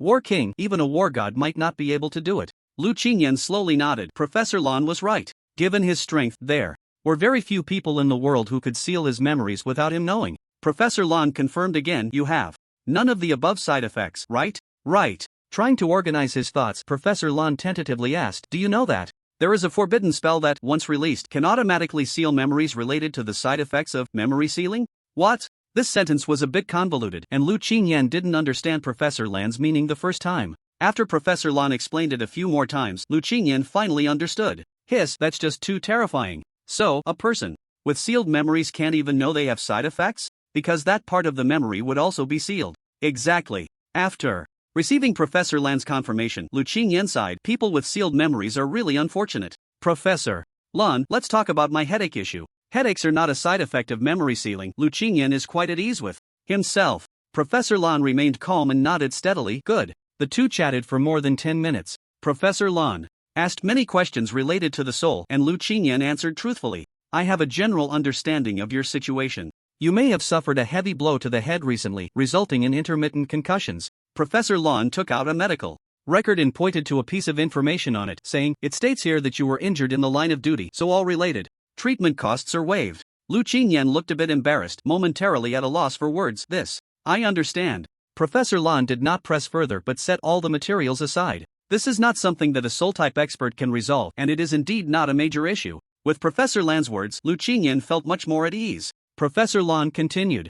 If you are willing to change your environment, the headache will alleviate significantly, even disappear. Lu Qinyan hesitated a bit and tentatively asked, so, that means I'm not sick, right? He wasn't planning to change his environment for the time being. Even if he wasn't keeping an eye on the little fox, he still needed to look after his granddaughter. The front lines were tense, and Lu Qingyan's combat power was not at its peak. He still needed some time to recover. After a while, even if Lu Qingyan wanted to stay on Blue Star, he wouldn't have that opportunity. Professor Lan's wording was very precise. You can understand it this way. You are not sick, and you don't need to take medicine. With your words, I feel relieved. Sorry for taking up your time, Lu Qingyan said, feeling a weight lifted off his shoulders, and was about to get up to leave. Before he left, Professor Lan casually said, if you don't plan to change your environment in the short term, I suggest you strengthen your own abilities as much as possible. Be prepared for battles at any time. After all, nowhere is safe right now. A crisis could strike at any moment. Understood. Also, Professor Lan hesitated for a moment but still said, be nicer to the young people around you. They are the future of Blue Star? Yes. Once Lu Qingyan's figure disappeared, Professor Lan began to write, leaning over the desk to draft a report. Multiple memory seals have a significant impact on the intelligence and comprehension abilities of peak battle kings. Intelligence may not show a single-channel downward trend. There will be small fluctuations exhibiting super-level intelligence peaks in certain matters. The significant side effects may be due to the sudden and irregular nature of the memory seal. If conducted regularly and according to a specific pattern, the side effects can be reduced or even eliminated pending further experiments and observations. If subjected to multiple memory seals, it may form a certain resistance to soul type. Skills. Training Hall. After finishing a day's classes, Yi Chen and Zhao Lin followed Fengdong. Senior, where are you taking us? You'll know when we get there. After winding through several turns, Fengdong brought them to an iron gate. Next to the iron gate was a sign, Mechanical Equipment Storage. We're here. Standing in front of the equipment storage, Feng Dong's eyes sparkled. Brother Bai, whether I can pass or fail depends on this guy. Pushing open the iron door, hundreds of shelves appeared before the four, filled with a dazzling array of mechanical equipment. Brother Bai, pick 2 suitable ones, let's take them to the Eternal Tower to practice today. Feng Dong pointed at the mechanical equipment in the warehouse, saying, according to the combat regulations, you can choose mechanical equipment for assistance, but you cannot carry energy ores, and there are some other restrictions. In short, with these guys' help, the chances of staying will increase significantly. The group approached the warehouse, and Zhao Lin began searching for suitable mechanical equipment. Yi Chen's gaze fell on a cannon. Very imposing, Yi Chen really likes it. But there is a small problem. Will the instructor get angry if I take this thing to the fight? Mechanical equipment warehouse. Zhao Lin and Yi Chen were selecting equipment while Feng Dong explained, Brother Bai, the rules for the combat test are quite complex, and there are strict limitations on the items allowed. Puppets, scrolls, special props, etc. can only be carried in small quantities and must be reported in advance. Oh, what about these mechanical devices? Yi Chen pointed at the large fireworks on the shelf. Handguns, shotguns, submachine guns, rocket launchers, everything was available, even artillery. Mechanical devices do not require prior reporting, but there are strict limits on the ammunition you can carry, and the use of energy ores is not allowed. On the way to the summer camp, Yi Chen had heard Zhuo Lingxie mention this. The equipment made by the mechanics, if lent to others, would have less than 1/10 of its power without energy ores. Yi Chen curiously asked, even without energy ores? Taking an artillery piece to participate in the combat test could still take out a classmate with one shot, right? Even 1/10 of its power would be terrifying. This thing doesn't even need to be aimed, just point it at someone's face and fire. You don't plan to take an artillery piece to the combat test, do you? Feng Dong pointed at the artillery piece in the middle of the warehouse, his expression strange. Could a normal person do something like that? It seemed like something Brother Bai would do. Yi Chen retorted, why not? Cough, cough, Brother Bai, calm down, calm down. Feng Dong explained, although mechanical devices do not need to be reported, you must carry your own mechanical device at all times. If you take an artillery piece, it means you have to carry it or shoulder it the whole time. Even during combat, you can't put it on the ground, otherwise it will be considered a negative. This rule was established based on real combat. If you could really carry an artillery piece around on the battlefield, that would be quite a skill. Hearing Feng Dong's words, Fei Te walked over to the artillery piece, extended a hand, and exerted a slight force. A several-ton artillery piece was lifted as if it were a dumbbell, and he could even do a few curls with it. Fei Te turned to look at Feng Dong, expressionless, and asked, is it hard? Feng Dong, such a high-intensity load is not only cumbersome, but the recoil is also enormous, you can't even use it. Feng Dong said with a wry smile, even if we assume you can carry it, you would still have to withstand the recoil when firing. You can only carry one shell, so you only get one chance, no matter how you look at it. Taking an artillery piece was an act of madness. Yi Chen reluctantly withdrew his gaze. He and Zhao Lin each selected a few mechanical devices, preparing to take them to the Eternal Tower for some practice first. Brother Bai, just forget about that artillery piece,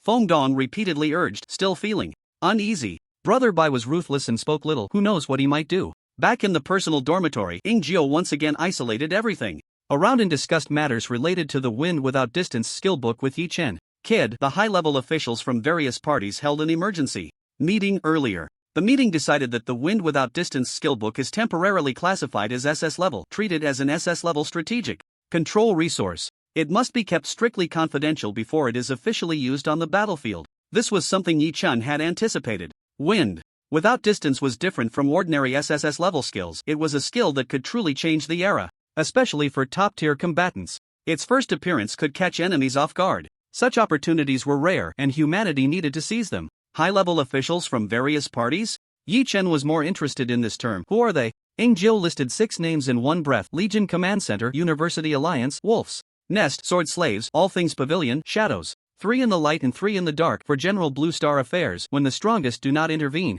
matters are resolved through negotiations among the 6 parties. The 3 factions in the open were naturally well known. As for the 3 in the dark, the Shadow, created by nightmares, is also the organization that Yi Chen deals with the most. In a sense, aside from nightmares, the ninth master is the spokesperson for the shadow. The sword slave, as the name suggests, should be under the second brother. Due to years of fighting in the abyssal plane, following the second brother, Yi Chen has yet to come into contact with the sword slave. As for the All Things Pavilion, the All Things Pavilion was created by Xiaoyao. Yi Chen didn't expect that the All Things Pavilion he had been dealing with in the trading secret realm had such a significant background. Sort of, the All Things Pavilion is nominally under Xiaoyao, but in reality, without needing the Shadow Nine to elaborate, Yi Chen could already picture the third brother's attitude towards the All Things Pavilion in his mind. The third brother is mostly indifferent, casually saying, boring. If Xiaoyao were to take these matters seriously, he wouldn't be Xiaoyao anymore. Regarding Wine Without Distance, after discussions among the 6 parties, the free market circulation will not be opened for the time being, and we will adopt a collective ordering method to buy and sell. Shadow 9 presented the plan. Discussed in the meeting, we will provide the raw materials, and the first batch of orders is prepared to purchase 50,000 copies to be delivered within 3 days. As for the payment method, if we pay in gold coins, we can indeed come up with enough gold coins. We could even sell you a gold coin manufacturing device. You can produce as many as you want. Ah, what? Yi Chen had heard of using printed money to buy things. He had never heard of buying things with a printing press. The demand from the human high-ups is also quite large. 50,000 skill books are enough to arm 3 or 4 elite legions. Just from this demand, Yi Chen could judge that the human race would indeed have significant movements soon. Shadow 9 continued, if there is too much money, it becomes worthless. You should understand this principle, right? Yi Chen nodded. It is indeed this principle. He doesn't lack money now. Throwing a pile of gold coins in the warehouse to gather dust is meaningless to him. But what will this order be paid with? Bartering is also acceptable to Yi Chen.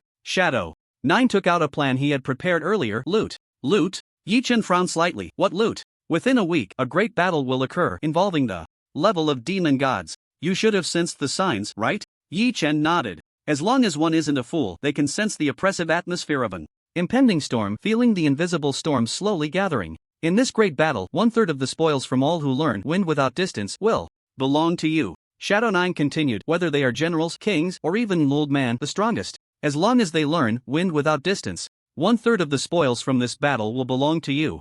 Yi Chen's spirit lifted. He didn't expect the ninth master to be so generous. To some extent, the price offered by Shadow 9 is a big pie. It's just that this pie is drawn big and round enough to be tempting. 1/3 of what the strongest harvests. If the strongest slays a demon god, doesn't that mean Yi Chen would possess 1/3 of a demon god's remains? Just thinking about it makes one's heart race. The most crucial point is that both sides tacitly did not mention the pricing issue of Wind Without Distance. This is a very complicated matter. First of all, the skill book Wind Without Distance has production costs, and they are not low. If the skill book is priced too high, generals simply cannot afford it, and even among kings, only a small portion can bear the cost. This also means that once all the gods of war and peak kings learn Wind Without Distance, Yi Chen's skill book will no longer be sellable. Even if he lowers the price, the purchasing group won't expand much. The purchasing threshold is too high. Unless Yi Chen sells it directly at cost price, losing money to gain popularity. The plan proposed by Engjio is much more reasonable, as they will bear the cost of producing the skill books and the price will be more flexible. 1/3 of the spoils from a great battle. Moreover, in this great battle, it is likely that a demon god will fall. The most crucial point is that the cause of this great battle is to protect the Azura with the spear aimed directly at the 4th demon god. 50,000 copies of Wind Without Distance will become the key factor in turning the tide of battle and determining victory or defeat. It could very well transform a potential Pyrrhic victory into a great triumph. Yi Chen did not think for too long and nodded to accept this plan. Alright, I have no problem. After this great battle, I can sell Wind Without Distance in the market, right? That's right. By then you can set your own price, and we will also discuss new order collaborations. Engjio hesitated for a moment but decided to remind Yi Chen, I personally suggest, as an individual, listen carefully, this has nothing to do with the shadow. Yi Chen perked up his ears, very curious about what Engjio would say next. It was the first time he had seen old Master Jio so serious. Yi Chen could guess roughly that it must be related to the strongest beings. Narrowing the target a bit more, it was likely related to Xiaoyao. Engjio said word by word, you'd better not accept the spoils from Xiaoyao. Engjio's reminder echoed in Yi Chen's ears. You'd better not accept the spoils from Xiaoyao. This was not a joke. In fact, Yi Chen sensed a dangerous aura from this suggestion. It felt like a thorn in his back, making him restless. Engjio didn't say much. Both sides were smart people. Currently, Yi Chen was a mage who hadn't even completed the second transition. In terms of output capability, Yi Chen was comparable to a war god. But in other aspects, he was truly lacking. He was like a canoe equipped with a cannon, fully loaded on output but lacking in everything else. The distance to the strongest was simply too far for Yi Chen. Yi Chen nodded in response. I understand. Listening to advice is a way to stay safe. Yi Chen knew well that if he didn't seek death, he wouldn't die. Taking one less share of Xiaoyao's spoils was a blessing, not a curse for Yi Chen. The matter of Win's boundless distance came to a close. Yi Chen glanced at the time. There was still more than an hour until midnight. Master Jiao, we've been mining all day. Who should we deliver the goods to? Xuemeng. Taking advantage of the time, Yi Chen wanted to earn some small money first. Once midnight arrived, he had 2 transition secret realms to conquer. He felt deeply ashamed for not completing the goal set yesterday and reflected on it for several seconds. The 9th level, today's SSS level clearance was set. I said, Xiaoyao can't hold on. You take the goods to the trading secret realm. There are people from the 10,000 Things Pavilion waiting for your trade. After saying this, the surroundings returned to normal, and Jiao fell silent again. All right. A flash of white light appeared, the tower mark activated, and Yi Chen's figure vanished from the spot. In the mysterious mine, 2 sets of mining equipment emitted deafening roars, and the mining site was bustling with activity as everyone worked hard. Boss, you're here. The leader of the miners rushed over first, staying by Yi Chen's side to report on the work. The map you drew yesterday is amazing. I've never seen anyone detail every aspect of the underground so thoroughly. Thank you for the compliment. With the eye of insight, the mysterious mine was not mysterious at all to Yi Chen. Tell me about the output situation. Yes, we are currently working in 3 shifts. The workers rest while the machines keep running. The miner team had enough manpower, and the mining equipment provided by Jiao was the best among humans, requiring relatively little labor. Even with 3 shifts, with each person working 8 hours a day, there were still surplus hands. Boss, roughly calculated, we have mined 20,000 tons of raw ore. Over at the super furnace. Hey, you there? Come here. The miner leader shouted. All the dwarf craftsmen near the super furnace stopped working simultaneously and walked towards the 2. Yi Chen. The miner leader quickly changed his words. The shortest one. All the dwarf craftsmen turned around and returned to their workstations. The one with the longest beard. It's you. The miner leader finally found a dwarf and smiled apologetically at Yi Chen. Sorry, boss, they all look alike, dress similarly, and their names are particularly hard to pronounce. Nonsense. Our names are both pleasant and simple. Boss, I am Gudemo Lingudi Yu Ling. 200 words omitted. Alright, Little Gu. Yi Chen nodded. You are the leader of the dwarves, right? Little Gu was very pleased with the title of leader, his braided beard shaking with joy. That's right, boss. I have a brother who wants to ask when the fine wine will be delivered. It will come today. Let's first discuss the production capacity. When the conversation turned to professional topics, Little Gu showed great expertise. Boss, the super furnace is truly amazing, stronger than any furnace I've ever seen. We just started the furnace. Once the temperature rises, we smelted 10,000 tons of raw ore, refining a total of 5,000 tons of B-grade ore and 1,500 tons of A-grade ore. The higher grade ores are all deep in the mine, but they should be out soon. As he spoke, Xiao Gu led Yi Chen to an open area where piles of metal blocks were stacked. The cooled and shaped ores had been made into bricks measuring 20 centimeters long, 10 centimeters wide, and 5 centimeters thick. He casually picked one up. It felt heavy in his hand. The B-grade ores were silver in color, resembling mountains of silver ingots, while the A-grade ores were golden, making them easy to distinguish. Purity 99.99%. Xiao Gu was very proud. Although it was all thanks to the super energy furnace, it didn't stop him from feeling proud. You all did very well. Next time I come, I will bring fine wine and food. If you have any other needs, feel free to mention them. Yi Chen stored all the ores in the prepared storage item and inspected the mysterious mine again to ensure everything was operating normally. Before leaving, in the trading secret realm, 4th brother, long time no see. Yi Chen looked at the person receiving the goods and couldn't help but chuckle. It was the familiar goblin little brother. The goblin little brother, feeling a bit embarrassed, smiled apologetically. 4th brother, please don't blame me. I'm working for that esteemed person. Without orders, I can't easily reveal my identity. Let me reintroduce myself.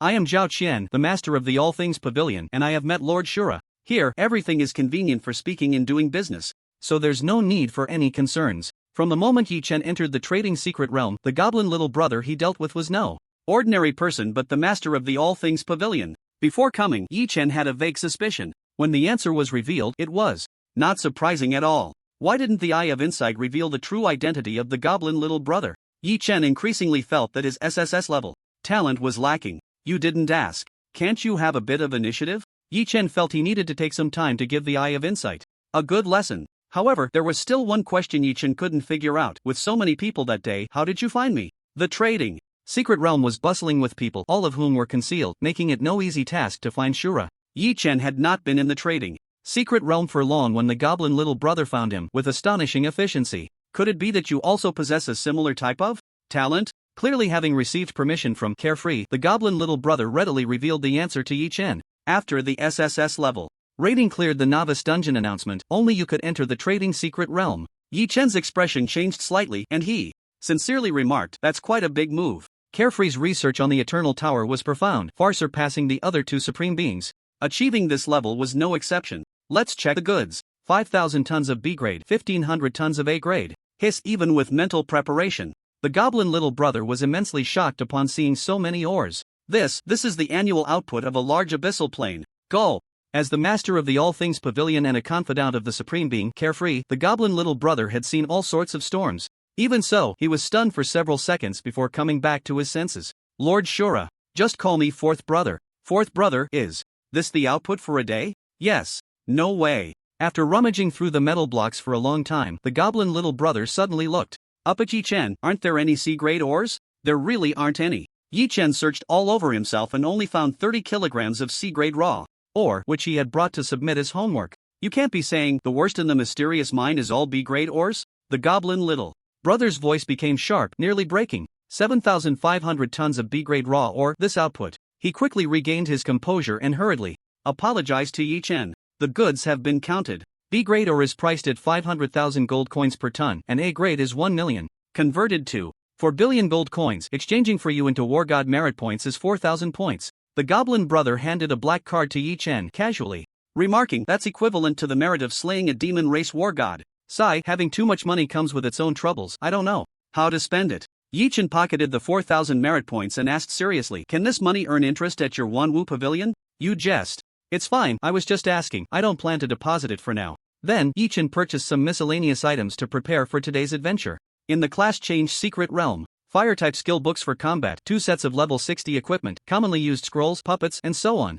After completing the big deal of 4 billion gold coins, the goblin brother generously offered to waive the bill. Tonight's expenses would be covered by young Master Zhao. How can I accept that? Saying this, Yi Chen pointed at the Wanwu Pavilion's goods list and said, "Let's add another order." Yi Chen finally returned with a full load. Back at the mysterious mine, he set down tons of supplies for the miner's leader to distribute.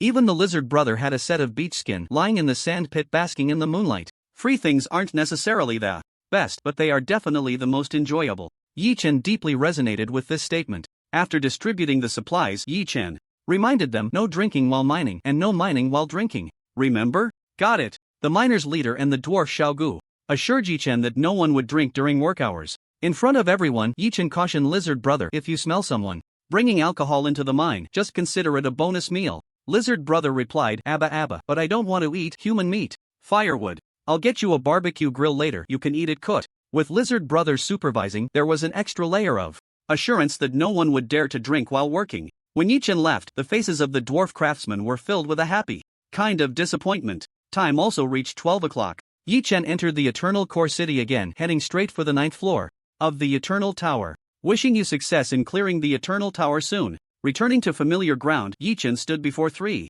elemental gates, quietly awaiting his choice. The wind element transition realm had already been cleared. Yi Chen looked at the remaining 2 elemental gates. One gate was made of fire elements, and even from a distance he could feel the scorching heat. The other gate flickered with thunder, arcs of electricity jumping continuously, and a rumbling sound emanated from the elemental gate. "I have ready to strike," and heavenly thunder for output, and wind's boundless distance combines output with displacement. Yi Chen analyzed his current strengths. What I lack are aspects: sustainability, continuous damage, area damage, and survival. With 2 SSS level skills and 2 chances, Yi Chen had a general direction in mind. Let's tackle the thunder system first. Yi Chen walked towards the thunder elemental gate. Lightning struck his skin without causing any harm, instead bringing a tingling sensation, and he was engulfed by the lightning, disappearing from his spot. An hour later, Yi Chen emerged from the thunder elemental gate, his face full of regret. Why is the thunder system transition so easy? I accidentally cleared it with an SSS level skill. With skills like Ready to Strike, Thunder,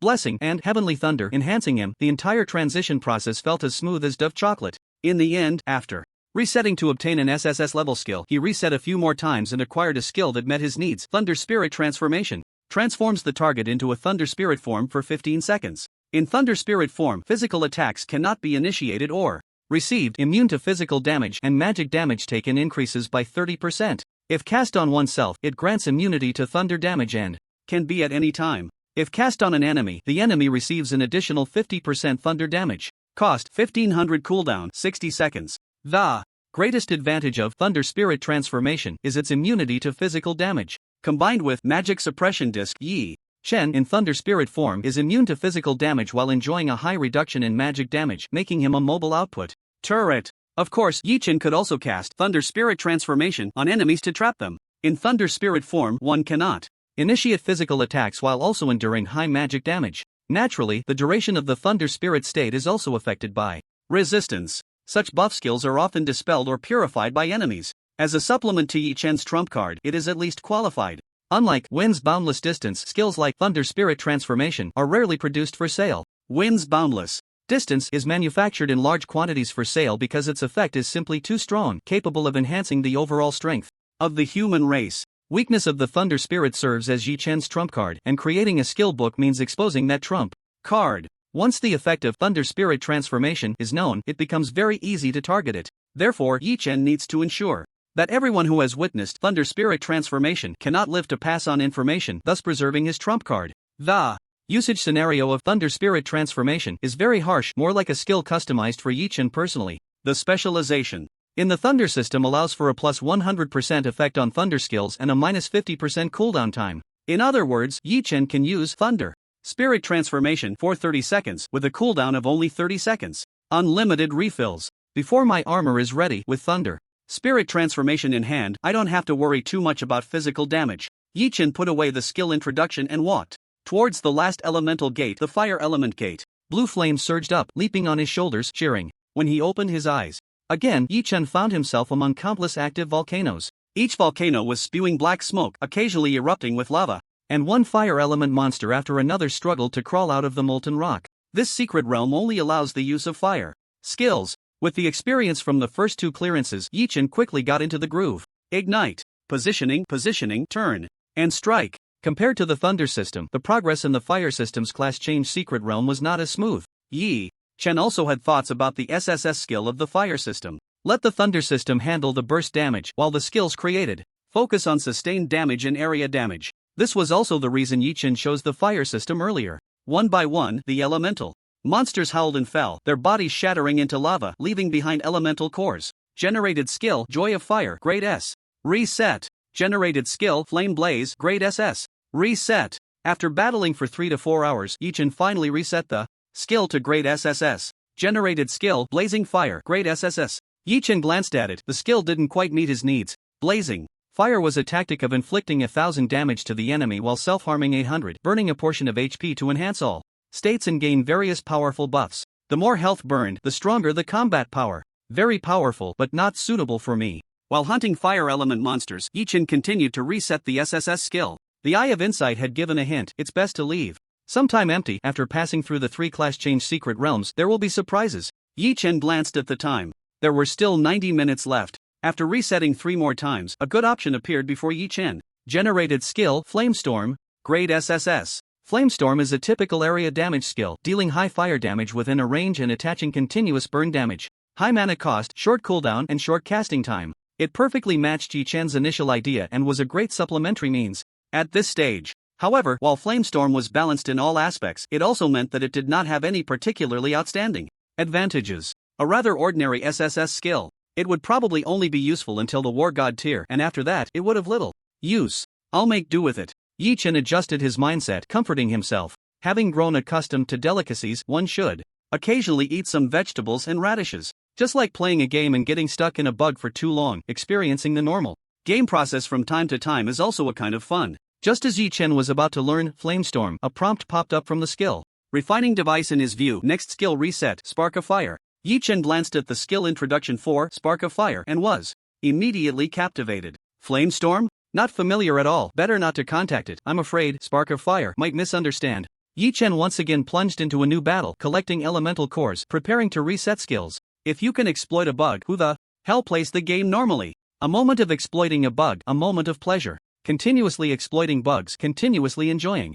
Eternal Tower, 9th floor. Fire Elemental Class Change Secret Realm. Yi Chen held the warm fire element core and tossed it into the smelting device. Reset. Generate skill, Spark of Fire. Do you want to learn it? Learn. As soon as the skill was In hand, Yi Chen eagerly opened the skill description to read it again. Spark of fire. Summon a fireball to hit an enemy, dealing 2000 plus 1.5 asterisk intelligence points of fire damage and applying 1 layer of fire mark to the target. Each layer of fire mark will burn the target, dealing 1000 plus 2 asterisk intelligence points of fire damage, lasting for 10 seconds. During the duration of fire mark, if the target dies, the number of fire marks doubles and is randomly distributed to nearby enemy units. Any non-spark of fire skill can detonate fire mark, dealing 10,000 asterisk number of marks fire damage. Cost 600 mana points. Cooldown 10 seconds. Strong. Truly an SSS level skill. Spark of fire has only one effect: damage. Ultimate damage. The damage is divided into 3 phases. The first phase, hit damage plus burn damage.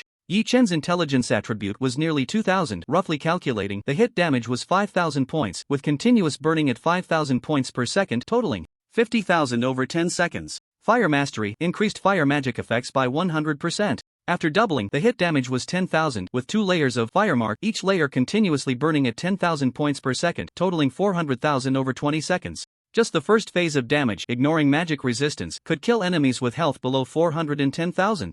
Then there was the second phase of damage. The strongest aspect of Spark of Fire lies in the fission of fire mark. Enemies carrying fire mark, when killed, double the layers. 2 layers become 4 layers, 4 layers become 8 layers. Ready to go. No one understands exponential growth better than I do. By killing enemies marked with fire mark, the fire marks will continue to double. After the enemy dies, the doubled fire mark will be passed on to more enemies. Like a snowball, the more fire mark rolls, the more it accumulates, and it won't stop until all enemies are killed. Ultimately, Spark of Fire can ignite a prairie.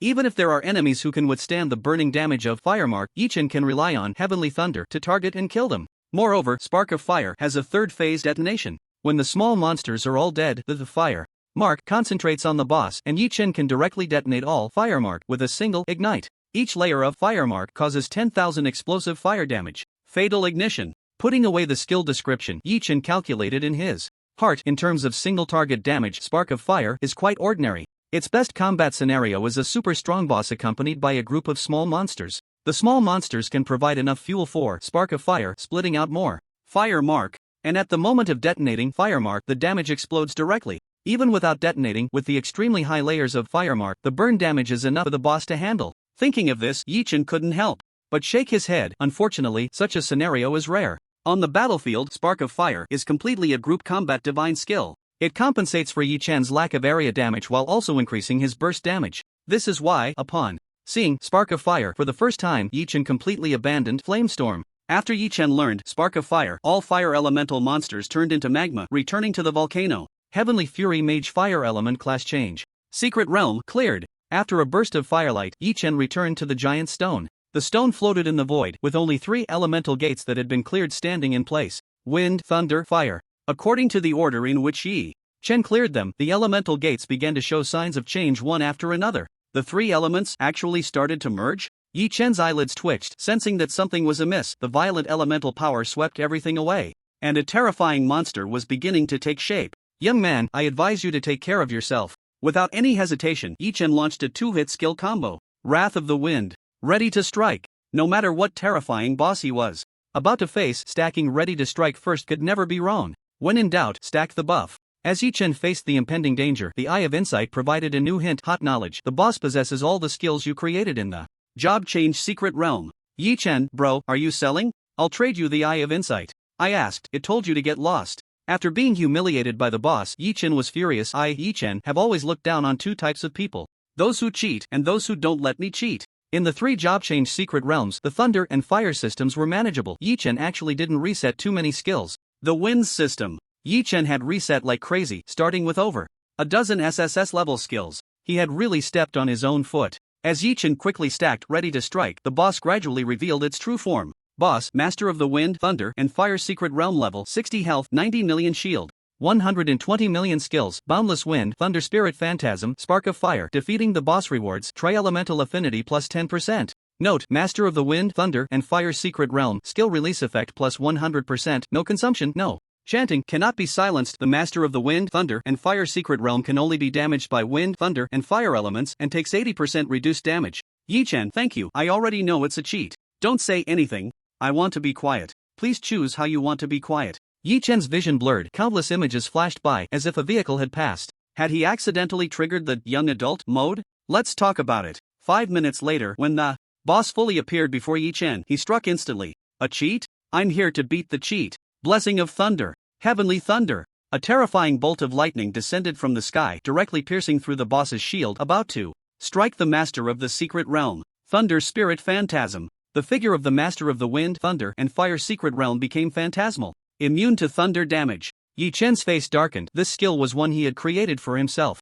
Who knew the master of the secret realm would turn it against him? No martial ethics. Boundless wind. Water flow cut. Yi Chen's figure transformed and surged forward, dealing wind damage to the boss during the advance. The damage method of boundless wind was an invisible wind blade that struck out at high speed, directly slashing the target. Water flow cut was casually slashed at the master of the secret realm, causing a high amount of damage. 0. The master of the secret realm was immune to damage other than wind, fire, and thunder. With Thunder Spirit Phantasm, it was even immune to thunder damage. What Yi Chen wanted was not damage, but the healing prohibition effect of water flow cut. Many of the wind skills Yi Chen had created previously had healing and shield effects, and the boss releasing them without chanting would give Yi Chen a huge headache. Spark of Fire. Ignite. In the Job Change Secret Realm, the battle between the two cheats continued.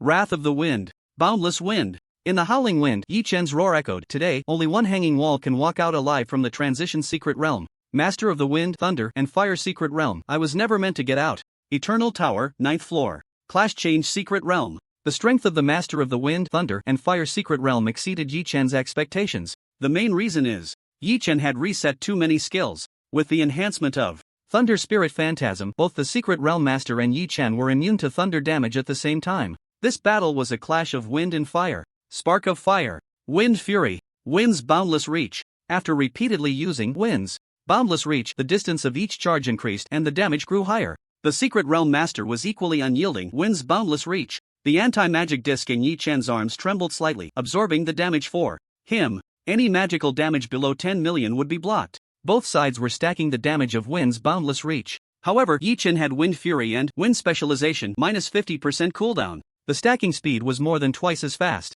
as the Secret Realm Master. Swish! The figures of both sides crossed once again. The anti-magic disc absorbed the damage, while the Secret Realm Master's health dropped slightly. The battle continued. Wolf's Nest. Shui Meng had just finished his task and was taking a break, glancing at the time. It's 5:50. That kid Shura is still stuck on the 9th floor. After thinking carefully, Shui Meng quickly realized that guy has mastered wind, fire, and thunder. He must have SSS level skills for each. One elemental gate takes a day, so the 9th floor will take 3 days. Shui Meng casually picked up his phone and clicked on the headlines. The top trending news caught his eye: a night without SSS level clearance. Thinking of him. Today is definitely not happening. Shui Meng stretched lazily, preparing to clock out, and shouted outside the office, if Shura clears SSS level today, I'll treat. Outside, there was a stir, with various voices cheering for Shura. Shui Meng opened a bottle of beer, propped his legs up, and relaxed. Shura, you better pull yourself together. Eternal Tower, 99th floor. A middle-aged Taoist sat cross-legged on a blue stone brick, with an hourglass in front of him. The sand in the hourglass was running low, probably only about 10 minutes left. The Taoist glanced down at the tower, calculated with his fingers, and slightly raised his right hand. The hourglass actually began to flow backward, stopping only when the sand inside doubled, then resumed its normal flow. After doing all this, the middle-aged Taoist no longer looked at the hourglass or the tower below. He stood up, walked to the edge of the tower, and stepped out onto the white clouds. The clouds floated gently, carrying the Taoist's voice. Boring. There are 10 minutes left before I get disconnected. Yi Chen glanced at the time. It was 5:50. A wind-based SSS level skill he had reset earlier had given the Secret Realm Master a few extra lives. 10 minutes. Time was a bit tight, and Yi Chen couldn't guarantee he could kill it. If the Secret Realm Master pulled out another life-saving skill, Yi Chen would run out of time. He had reset too many skills, and Yi Chen couldn't even remember which ones he had. Countdown, 19 minutes 46 seconds. Did I miscalculate? Yi Chen was stunned. How did 10 extra minutes appear? Thanks to the strongest brother for the extra 10 minutes. Although the Eye of Insight dared not mention the name of the strongest, Yi Chen knew very well. Only one person could do such a thing, Xiaoyao. Yi Chen couldn't help but sigh. The Eternal Tower is just like the one run by Xiaoyao. Xiaoyao, high. Wuhan, tough. Nightmare, both high and tough. Yi Chen wielded the power of nature, looking at the Secret Realm Master, full of fighting spirit. My cheat has expired. How about you, little brother? Secret Realm Master, I report someone is cheating. Administrator Xiaoyao rejected your report and muted you for 365 days. Wind Fury. Wind's Boundless Reach. 9th floor, let's break through. 5 hours 59 minutes and 30 seconds. Shui Meng looked at the time on the wall. Even if that kid cleared the SSS level, he won't have a chance to mooch off the food and drinks. I must tell him tomorrow, let him know what he missed. Shui Meng seemed to already envision the furious expression of Shura. That kid always had the personality of if he doesn't gain an advantage, he suffers a loss. Shui Meng thought happily, I need to prepare a few more cameras to capture this moment. 5 hours 59 minutes and 45 seconds, winds boundless. A figure crossed the void and wind blades sliced through. At an incredible speed, seemingly capable of severing time itself. Boom! Amidst the continuous booming sounds, the master of the secret realm fell heavily, its body beginning to disintegrate. It was defeated. Glancing at the time, Yi Chen coldly said, even if I don't have a subscription, I can still cut you down. Yi did not cheat. 5 hours 59 minutes and 50 seconds above the white clouds, a sudden "eh" was heard. The voice carried a rare hint of surprise. The Taoist raised his hand again, wanting to restore the sand in the hourglass, but his hand lingered in the air for a moment before retracting. Boring. The next second, the Eternal Tower announced to the entire server, player Shura has cleared the 9th layer at SSS level, rewarding all human players in the Eternal Tower with the buff, Professional Master. Limited time buff, Lightness of Wind, Human Wind System skill effect plus 25%, lasts for 6 hours. Limited time buff, Roar of Thunder, Human Thunder System. Skill effect plus 25%, lasts for 6 hours. Limited time buff, Joy of Fire, Human Fire System skill effect plus 25%, lasts for 6 hours. Professional Master automatically gains 15% progress each time entering the job change secret realm. The long-awaited SSS level clearance has arrived. Shura did not disappoint. The SSS level evaluation for 100% positive reviews. Cheers drowned the entire wolf's nest, including Shui Meng. Damn, that kid actually did it? He cleared 3 job change secret realms in just 2 days? And all at the highest SSS level. Shui Meng genuinely felt happy for Shura, joining the crowd in cheering. At the same time, he was also relieved. There's no time left, even if that kid cleared the SSS level, he won't be able to. Just as Shui Meng was thinking this, someone in the crowd exclaimed, interrupting his thoughts. It's 6 o'clock. My watch is broken. It's 6 o'clock? No forced exit. I'm still in the Eternal Tower. What's going on? Did Shura clear the SSS level too many times? Staying in the Eternal Tower past 6 o'clock was a first for everyone. Amidst his excitement, Shui Meng felt an ominous premonition rising in his heart. That kid must still be sorting through his gains after clearing the level. He shouldn't return to the wolf's nest so quickly, right? With the extra time, everyone wasn't in a hurry to venture into the Eternal Tower, as they didn't know how long it would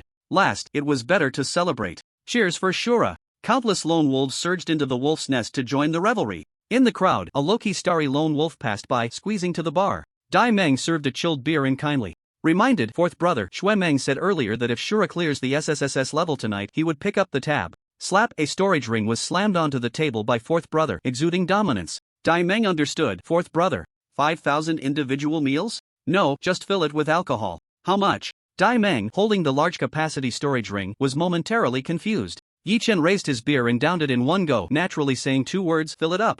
Wolf's nest. Demengzi, give us a smile. Yi Chen looked at the dazed Shui Meng, waving his hand in front of him. No response. Shui Meng, your card is out of money. Dai Meng threw back a card and pointed at the bill on the tablet. What about the remaining balance? The spending tonight was considerable, and with the extra time, everyone was in a frenzy. Shui Meng spoke in an extremely weak voice. Record. Record what? Speak up, I can't hear you. Shui Meng gritted his teeth and said, put it on my dad's tab. Dai Meng tapped a few times on the tablet and the bill was instantly cleared. Yi Chen raised an eyebrow, curiously, asking, is your dad that rich? Yi Chen was very curious. When Shui Meng's dad finds out that Wolf's Nest deducted so much money, will he hang Shui Meng up and give him a beating? The kind where he's hung upside down. Ahem, let's not talk about dad today, Shui Meng said, lifting his feet, wanting to run away. This time, it was Yi Chen's turn to take the initiative. Come on, get back in the room. Yi Chen urged as he pushed Shui Meng back to the office. Hurry, take out the stuff. What stuff? Shui Meng was still lost in the clown act, unable to keep up with Yi Chen's pace. Any SSS level materials left? The Hellhound Emperors just arrived today, a complete set. Saying this, Shui Meng handed the remaining skeleton to Yi Chen. One of the leg bones still had traces of being grilled, with a hint of cumin aroma. Yi Chen. Hiss, who grilled this to eat? Yi Chen shook his head in disbelief. Anyway, it wasn't me, it was Nightmare's shadow who ate it, so it doesn't matter. Nightmare's shadow. After receiving the skeleton, the two hadn't had a chance to chat more when the time was up. 6:10 p.m. Everyone was forcibly exited from the Eternal Tower 10 minutes later than usual. Soon, the defense headquarters made an announcement. Due to Shura triggering the SSS level rating multiple times, the time limit for the Eternal Tower has been permanently increased by 10 minutes. The crowd, just finishing a night of revelry, was once again enveloped in joy. 10 minutes. For the past century, the time in the Eternal Tower had always been 6 hours, not a minute more, not a minute less. Until the appearance of Shura. After liking all the self-praising comments, Yichen finally put down his phone, shaking his head with a wry smile. Ninth Master, why did that person do this? Those who truly understood the credit for this matter were well aware. The false SSS level clearance, providing various limited time buffs to the human race. The real SSS level clearance, an extra 10 minutes every day. You ask me, who should I ask? Ingjiu snorted coldly, not very inclined to engage with Yichen. In the shadows, in a voice inaudible to Yichen, he whispered, have we really come this far? Ingjiu, have we really come this far? Yichen raised an eyebrow, wondering if eavesdropping on others was really okay. Very okay. Clearly, even Ninth Master hadn't expected that Xiaoyao had such means. Thinking carefully, it was understandable. Among the three strongest, Xiaoyao was the most mysterious, also making the least moves, spending the most time in the Eternal Tower. Yichen even suspected that this guy completely ignored the time limit of the Eternal Tower being online all day. Knock, knock, knock, brother Bai, don't forget there's a combat test today. Feng Dong was very concerned about the combat test, knocking on Yichen's door early in the morning. Brother Bai, the cultural class in the morning is cancelled, replaced by one-on-one training. The combat test will be in the afternoon. Feng Dong brought the latest news. I have a bold idea. Yichen shared his thoughts with Feng Dong, who immediately looked strange. Isn't that bad? What's bad about it? Do you want to fail the course? Yichen's reasoning was solid, and after a moment of thought, Feng Dong realized it was indeed a good plan. With a gritted teeth and a stomp of his foot, Feng Dong decided to go for it. Alright, I'll do as you say. I believe in you. Feng Dong dashed off to find Zhuo Lingxie. This matter was truly beyond his ability to handle alone. Yichen also took some time to study the personal rewards for this SSS level clearance. After completing the second job transfer, Yichen advanced from Sky Fury Mage to Sky Fury Sorcerer, still mastering 3 elements, with all attributes significantly enhanced. Eternal ID, Azura Talent, Eye of Insight, SSS level 60 Profession, Sky Fury Sorcerer, Wind Fire Thunder, HP 56200/56200 MP 112600/112600 Strength 1205 plus 800 Intelligence 2917 plus 480 Spirit 2671 plus 390 Agility 891 plus 246 Constitution 951 plus 500 Luck 12 Equipment Power of Nature plus 4 Nightmare Shadow, Flame Rhythm Leap, King's Sword Skills, Wind's Distance, Spark of Stars, Thunder Spirit Phantasm, Water Flow Break, etc. Status, Thunder Affinity, Thunder Specialization, Fire Specialization, Wind Specialization. The foundation of the SSS level profession template was indeed formidable, and Yichen's base stats were already stronger than many battle generals. The biggest gain was the evolution of the 3 professional skills. After the advancement of Wind Fury, the ability to release attacks/spells increased from 2 times to 3 times. After the advancement of Thunder, if an enemy is killed, it will automatically jump to the next target, dealing 50% damage. After the advancement of Ignite, the damage changed to true damage, and while gaining the enemy's vision, there was a 50% chance to blind the enemy. I wish I could add another element. Through the second job transfer, Yichen realized that mastering 3 elements was exponentially more difficult. For most people, even mastering 2 elements was a struggle. The job transfer secret realm was a roadblock for them, making it impossible to clear. Only a very few talents could achieve it. Yichen, however, felt that 3 elements were not enough and wanted to increase the difficulty for himself. During the morning, Yichen trained while busy making copies of the Wind's Distance skill book. Wuhan had recalled all the wind element experts from the front lines to provide materials for Yichen. Producing 50,000 copies of the Wind's Distance skill book in 3 days was no small task. The joyful morning quickly passed. After lunch, the combat test was about to begin. Feng Dong, Fei Te, and Zhuo Lingxie gathered together first. So, do you think you can pass? Zhuo Lingxie asked. Anyway, Lu Sueki will definitely pass. Feng Dong rolled his eyes helplessly. Who doesn't know she awakened an S-level talent? Fei Te, I didn't know. The conversation suddenly fell flat. Fei Te spoke again. Zhao Lin can pass. As Zhao Lin's senior tutor, he was very clear about Zhao Lin's strength. Some people are like sponges, some like springs, but Zhao Lin was like a big eater. Just by eating, this kid surpassed his peers. The pressure then shifted to Feng Dong. Brother Bai. I can't say for sure, but I feel like Brother Bai has a charm that can turn decay into wonder. Feng Dong grabbed his hair, making it a mess. He will definitely pass, but the process might exceed all our imaginations. Here he comes. Fei Te raised an eyebrow, sensing a slight tremor in the ground. At the entrance of the training hall, a thin figure appeared. You guys are here. I've been looking for you for a while. With that, Yichen walked towards the 3 carrying a cannon. Inside the training hall, all the students' gazes instantly turned to Yichen. It's that fierce guy from class 2. Is he the one who eliminated Zhang Yun? The CCF combination from Nanjing No. 3 Middle School seems to have the surname Yi. What is he doing carrying the cannon? Watching someone carry a cannon weighing dozens of tons on his shoulder, all the students participating in the combat test felt a chill at the back of their heads. This guy, he can't be planning to carry the cannon into the test, right? In Area C of the summer camp, the training hall, someone carrying a cannon cart became a striking sight, the focus of everyone's attention. Fight frowned, somewhat puzzled, and asked Fengdong, why can Yichin carry something you can't? You keep talking. Fengdong was anxious. Isn't it just a cannon cart weighing dozens of tons? I'll go lift one for you to see. With that, Fengdong walked outside. Zhuo Lingxie, knowing some insider information, explained, if you look closely, this cannon cart has had many fixed frames removed, leaving only the main body of the cannon. Even so, the weight of the cannon cart is no less than 20 tons, definitely not something a mere mage like Yi Chen could lift. Fight looked at Zhuo Lingxie, signaling her to continue. This morning, Fengdong came to me and had me modify the cannon cart. While disassembling it, I also designed some hollow areas and left space for engraving magic patterns. Zhuo Lingxie, being a top student in the mechanical department, could tell a lot just from a glance at the cannon cart on Yi Chen's shoulder. After engraving the wind magic array, Yi Chen only needs to inject wind elements to activate the array. Fengdong took over the explanation. The wind flow generated by the magic array supports the cannon cart through the pre-hollowed areas, relieving Yi Chen of some weight. In simple terms, the cannon cart Yi Chen is carrying now only weighs a few tons, not that exaggerated. Listening to their explanation, Fight slowly nodded. He didn't fully understand, but it didn't prevent him from seeing one thing. No matter what method Yi Chen used, this wind mage lifted a 20-ton cannon cart. Fight turned to Zhao Lin. Next time in the combat test, you carry the cannon cart too. Ha! Zhao Lin looked confused. How does this involve me? Fight's reasoning was simple. You're a warrior, he's a mage. In terms of strength, a warrior can't lose to a mage.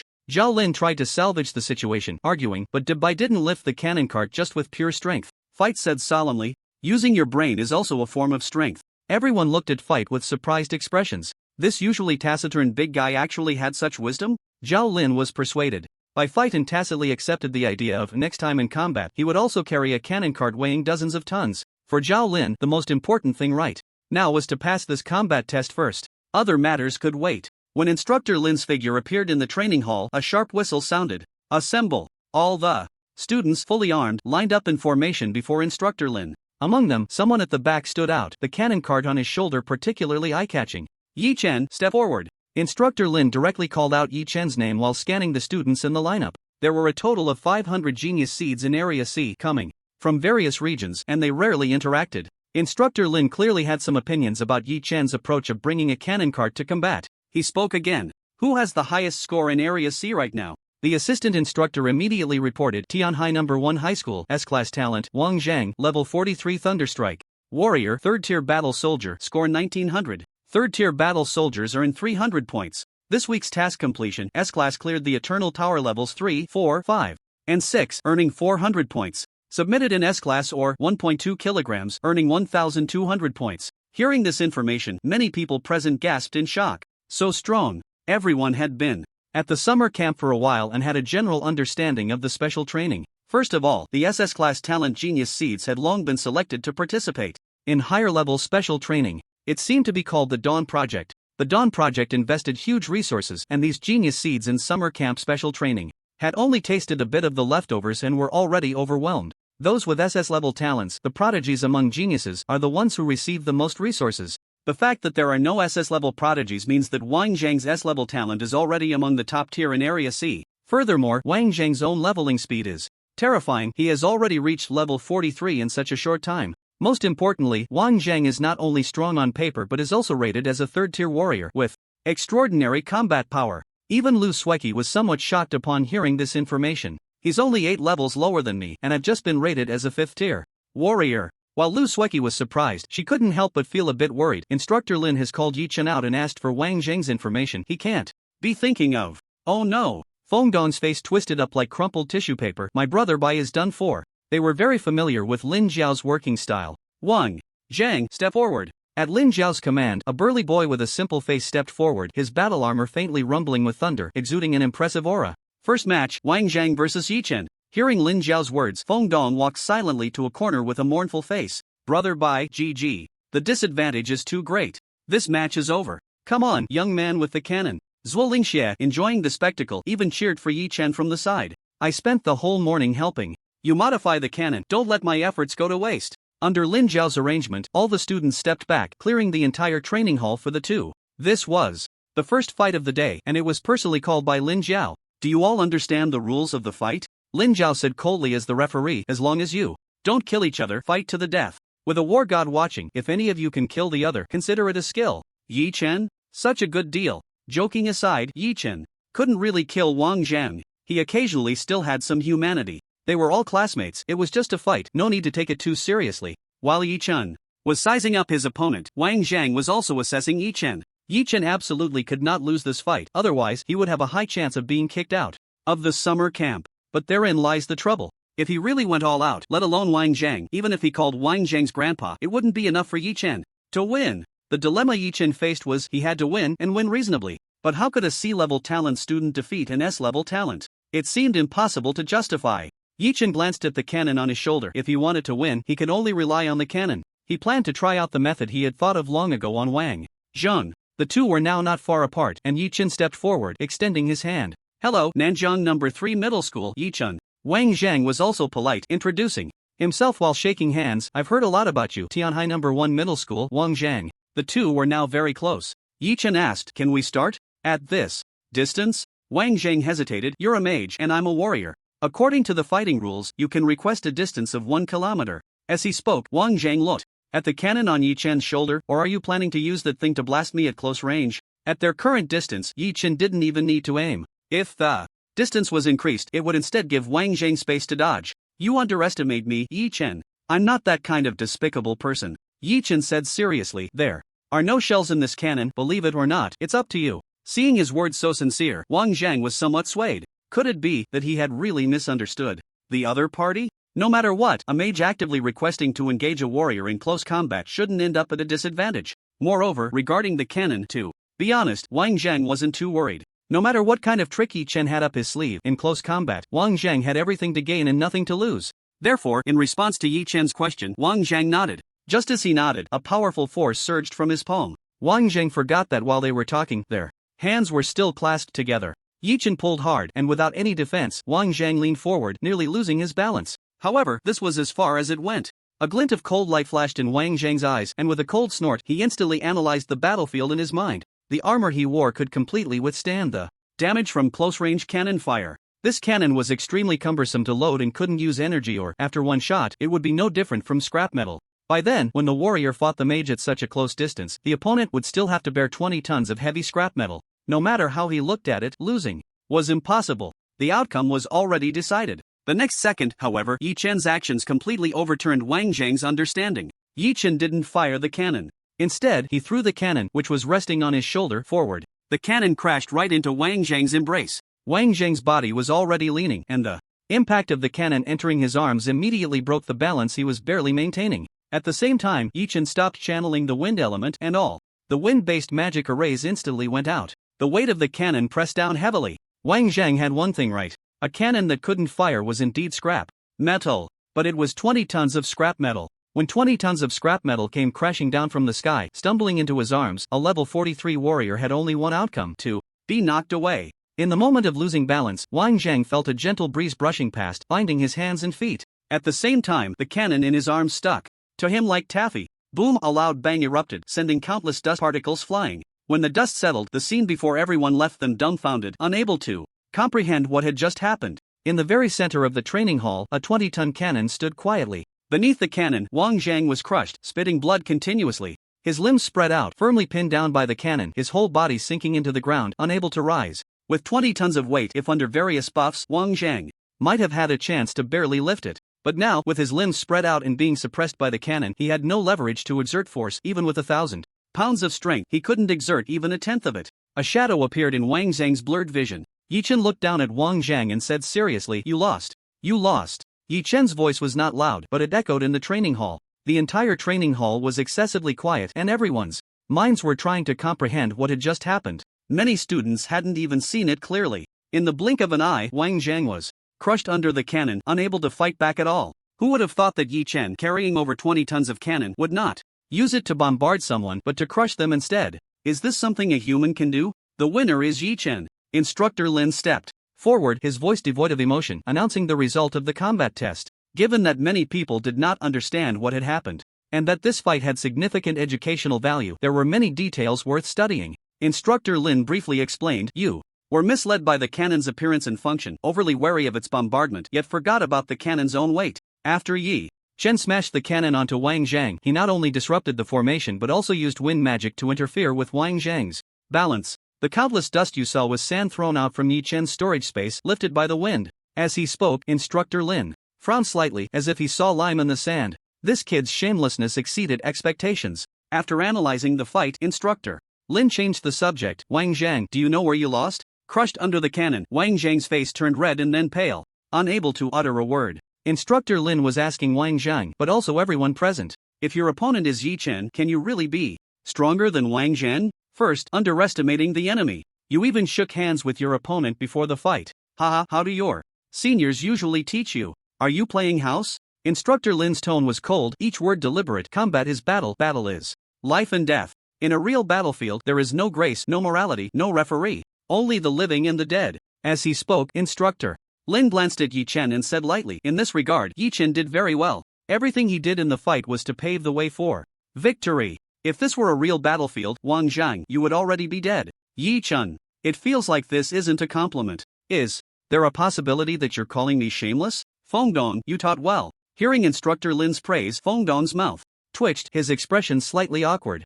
Instructor Lin, you've misunderstood. I didn't teach any of this. Baigu is self-taught. If shamelessness is a talent, Fengdong felt that Baigu is at least S rank. Instructor Lin pointed out sharply, Wang Zhang, underestimating the enemy is just one of the reasons for your defeat, but not the fundamental reason. The study of combat rules, understanding the enemy's psychology, grasping your own strengths and weaknesses. In any aspect, Yi Chen is stronger than you. Even if you had a second chance, your probability of winning would still be low. Crushed under the cannon and subjected to Instructor Lin's scolding, Wang Zhang felt a dual blow both mentally and physically, leaving him somewhat dazed. Losing to Yi Chen, who had C-rank talent, did not feel shameful to him. Back in the day, the number 1 warrior of the 9th rank, Shui Meng, had also been punched by a classmate. Winning and losing are common occurrences. No one can win all the time, except for the strongest. Wang Zhang just didn't expect that combat could be like this, that it could be done this way. In less than half a minute, Yi Chen opened a door to a new world for Wang Zhang. As for whether he would walk down this irreversible path and tightly grasp the key to becoming strong, that remained to be seen.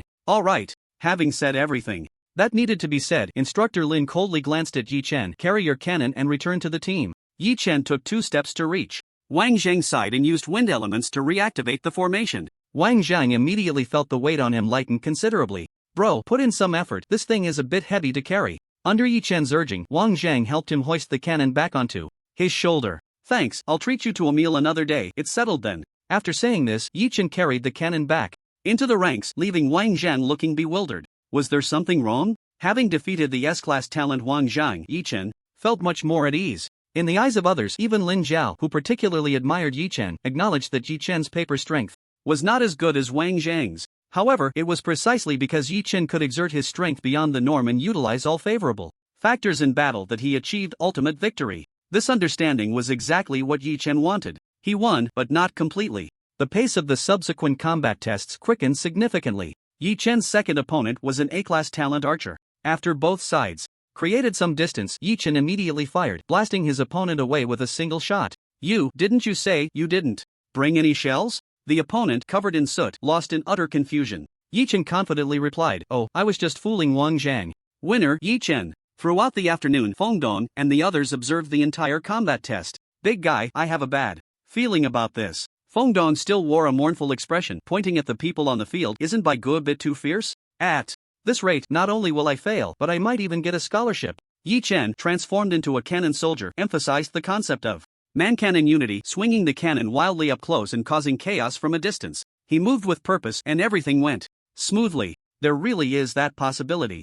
Zhuo Lingxie, enjoying the spectacle, said, I've heard that an old senior is very optimistic about Yi Chen. Difficult. Fei Te shook his head, expressing his opinion. The further we go, the greater the gap will be. Today, Yi Chen could suppress Wang Zhang with a 20-ton cannon and win easily. In half a month, let alone 20 tons, even if it were 200 tons, Wang Zhang would have ways to cope. In the face of absolute strength, everything else is just fluff. Indeed, the gap in talent is too great. And as we move forward, the gap in strength will widen. Fengdong felt a bit more reassured. The probability of him failing was still quite high. What a pity. If Baigu were S-class, no, even if he were A-class talent, just based on his brain, he wouldn't be any worse than S-class. Who says Yi Chen is worse than S-class talent now? Zhuo Lingxie pointed below. The strongest among the S-class talents just lost to Yi Chen. It must be said that Wang Zhang's strength indeed surpassed that of the other students. After losing to Yi Chen, Wang Zhang won all the remaining combat tests, clean and neat, without any muddling. The short whistle sounded again. Assemble. Now announcing the results of this combat test. First place Yi Chen, 22nd place Wang Zhang, 341st place Zhao Lin. Today there were a total of 8 people who achieved complete victory in combat, and among those with perfect records, the lower the talent, the higher the ranking. Therefore, among the 8 victors, Yi Chen stood out. After announcing the test results, Lin Jiao spoke. Again, the day after tomorrow there will be an exchange battle between Area C and Area A. The participants for the exchange battle will be the top 50 and the bottom 50 from today's test, totaling 100 people. The bottom 50, if they cannot achieve 3 wins in the exchange battle, will be directly eliminated. Lin Jiao briefly introduced this exchange battle. The resources for the summer camp are limited, and how they will be allocated in the future is up to you to compete for. Win and you get more, lose and you give up your share. Dismissed. In Area A of the summer camp, the same combat test had just concluded. In the corner, teacher Xiao Xiola also finished guiding the students. In 2 days, Xiao Xiola counted on his fingers. The exchange battle will end and I can go with the team to the Abyss Plain. By then, the sea will be vast for fish to leap and the sky will be high for birds to fly. There's nothing to be afraid of. Thinking of this, he couldn't help but smile widely. A colleague nearby noticed Xiao Xiola's smile and casually asked, "Old Xiao, why are you smiling so happily?" Xiao Xiola restrained his smile, straightened his face, and explained, "I thought of something happy. The combat test has come to a close." To celebrate the successful landing of the entire CCF team, everyone gathered in the cafeteria for a meal. Zhao Lin sat alone at a table. Fit had somehow procured a crocodile and instructed the cafeteria to prepare a 3-course meal featuring it for Zhao Lin. During the meal, Feng Dong whispered, "Brother Bai, someone wants to see you after we finish eating. Can I avoid it?" Yi Chen looked a bit troubled. "I've been quite busy lately." He had barely completed a third of the 50,000 skill books for Wind Without Distance. With only 2 days left, the task ahead was daunting. "It's best to meet, it will be beneficial for you." Feng Dong spoke mysteriously, not directly telling Yi Chen who it was. Zuolingxie, sitting nearby, spoke up. "Yi Chen, are you interested in applying to the Imperial Capital University?" Before Yi Chen could respond, Zuolingxie continued, "Due to the incident with the demon god Fengqi, the future prospects for wind-type professions are uncertain. If you are willing to sign an application agreement with Imperial Capital University, they are willing to assist you in changing your career path. Additionally, all your treatment after enrollment will be according to a plus level talent." Yi Chen's performance today was particularly impressive, naturally attracting a lot of attention. Those who are close to the water get the moon first. It was unexpected for Yi Chen to receive such an olive branch so quickly. Although Yi Chen only had a C-level talent on the surface, he could enjoy the top treatment of an A-level talent, showing the sincerity of Imperial Capital University. This was indeed a significant gift. Of course, Zuolingxia's efforts were behind this. After spending time together, she had seen through the dynamics. Although the CCF team seemed to have an average relationship, in reality, the 3 were centered around Yi Chen. If they could get Yi Chen into Imperial Capital University, Lu Sueki would come to them on her own. Buying a C-level talent to get an S-level talent was like buying gasoline and getting a car for free. Initially, Zuolingxie thought she should fight for S-level treatment for Yi Chen. Unfortunately, it didn't succeed. After all, Yi Chen's impressive performance in a single combat was just that. His innate talent was still too lacking. After Zuolingxie finished speaking, Feng Dong became anxious. "Are we really starting to poach now?" As senior students who provided one-on-one tutoring, if they discovered a good seedling, they would definitely want to bring them back to their alma mater first. Zuolingxie was from Imperial Capital University, while Feng Dong was from Magic City University. If Yi Chen was poached away, Feng Dong would have no way to explain himself on campus. Fit nodded. "Lingxie, you're not handling this correctly." Saying this, Fit looked at Yi Chen and offered his own conditions. "Come to Magic City University, and Old Blue is willing to take you as a disciple." Yi Chen? "Oh no, big trouble, the prophet has revealed their identity." Fit, "Are you kidding me?" Zuolingxie couldn't stand it any longer and exposed Fit's trick. "Any student with a B-level talent or below can study under Old Blue at Magic City University. Is this the same thing?" Zhao Lin, who was gnawing on the crocodile, suddenly brightened up. "Senior, I also want to go to Magic City University." "Quiet, we're discussing serious matters." Zhao Lin, "Why is there such a big difference in treatment for the same C-level talent?" Thinking of this, he felt a wave of sadness, unable to suppress it, turning his grief into appetite, and continued to eat. Yi Chen secretly breathed a sigh of relief.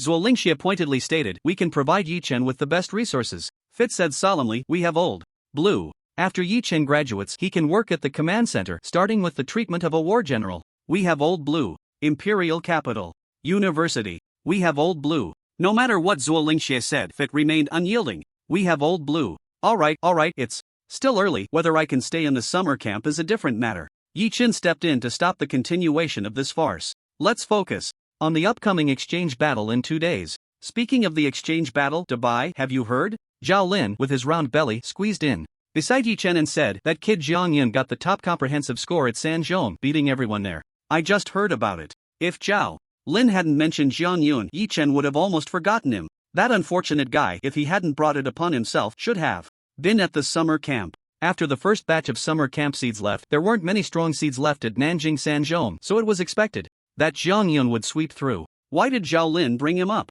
That guy went to Nanjing Airjong and swept through the newly selected seeds, there making quite a name for himself in Nanjing City. After saying this, Zhao Lin glanced at Yi Chen. Dubai, everyone at Sanzhong is saying he wants to come find you for revenge. Clearly, after losing to Yi Chen, Jiang Yun was greatly stimulated, even voluntarily giving up the chance to attend the summer camp. When Jiang Yun sees Yi Chen again, that scene will definitely be intense. It's not a big deal, Yi Chen said nonchalantly. Let him first fight Wang Zhang. If he beats Wang Zhang, then he can come challenge me. Everyone. High emotional intelligence. Can you be a bit more human? Low emotional intelligence. Yi Chen has a lot of room for improvement in being a person. After a hearty meal, Feng Dong took Yi Chen and left, heading towards the hospital. Along the way, Feng Dong went through a thorough check. There were at least 5 guards at the King of War level. This made Yi Chen curious about who Feng Dong was taking him to see. Such a big deal? Brother Bai, we're here. Outside a high-end hospital room, Feng Dong whispered, when you meet my nephew, Brother Bai, be a bit polite. Although he's seriously injured, he's still a war god.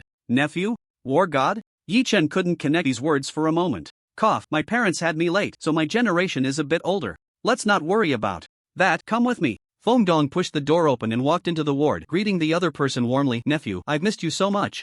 On the hospital bed, a pale middle-aged man was half-sitting, holding a skill book in his hands, reluctant to part with it. Hearing Feng Dong's voice, he finally shifted his gaze to the newcomer. Second uncle, you're here. Let me introduce you. This is my brother Bai. You must be Xiao Yi. Sit down. I've heard quite a bit about you from second uncle. Cough cough. After just a couple of sentences, the middle-aged man began to cough, his voice sounding like a windbag being pulled, clearly not lightly injured. After Yi Chen sat down, he heard Feng Dong introduce the middle-aged man's identity. Su Qingfeng, former commander of the Fenglan Legion, now the deputy commander of the Nightmare Legion, just returned from the front lines. Hearing this, Yi Chen raised an eyebrow. Is he the one you mentioned before? That's right, he's the strongest war god in the Yifeng battle method school. When mentioning this, Feng Dong was quite proud. In his view, since Brother Bai chose the path of Feng battle method and his nephew Su Qingfeng was the strongest in Feng battle method, Su Qingfeng was naturally Brother Bai's idol. Rounding it off, Feng Dong considered himself Brother Bai's idol's uncle. Second uncle, don't say that again. Xiao Yi needs to find a new idol. Su Qingfeng sat on the hospital bed, looking extremely weak, but even the injured war god was still a war god. His eyes sparkled with light and his voice trembled with excitement. The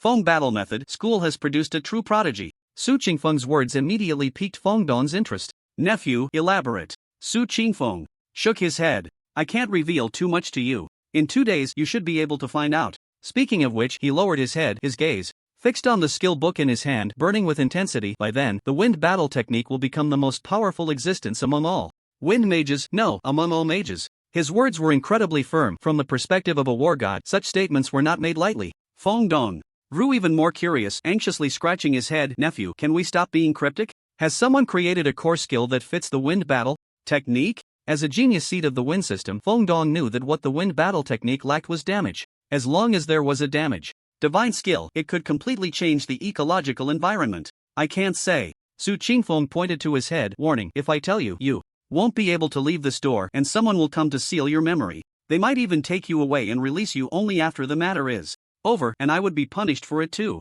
Is it that serious? Feng Dong finally realized the gravity of the situation and became even more curious about the legendary skill. Yi Chen's gaze also turned to the skill book in Su Qingfeng's hand. Wind's boundless distance creator, Azura. In the hospital room, Feng Dong was having a lively conversation with his nephew, the war god, discussing matters related to the abyssal plane. Yi Chen mostly played the role of a spectator, listening to their casual chatter. It was evident that Su Qingfeng and Feng Dong had a good relationship. There was generally nothing Su Qingfeng would hide from him. This meeting, aside from introducing Yi Chen to Su Qingfeng, had another purpose for Feng Dong, inquiring about the demon god Feng Qi. As the vice commander of the Nightmare Legion, Su Qingfeng would never easily leave the abyssal plane, even with minor injuries. The only reason he was sent back to Blue Star for treatment was because of the demon god Feng Qi. When Feng Qi first appeared, Su Qingfeng encountered him unexpectedly. Caught off guard, Su Qingfeng suffered a great loss, nearly losing his life. It was precisely because the demon god Feng Qi was too restraining to wind-type professions that the strongest Wuhan simply drove all wind-type experts back. If it were someone else, such a big deal over a small matter would surely invite various doubts. But when Wuhan did such domineering and unexplanatory things, it always felt like a matter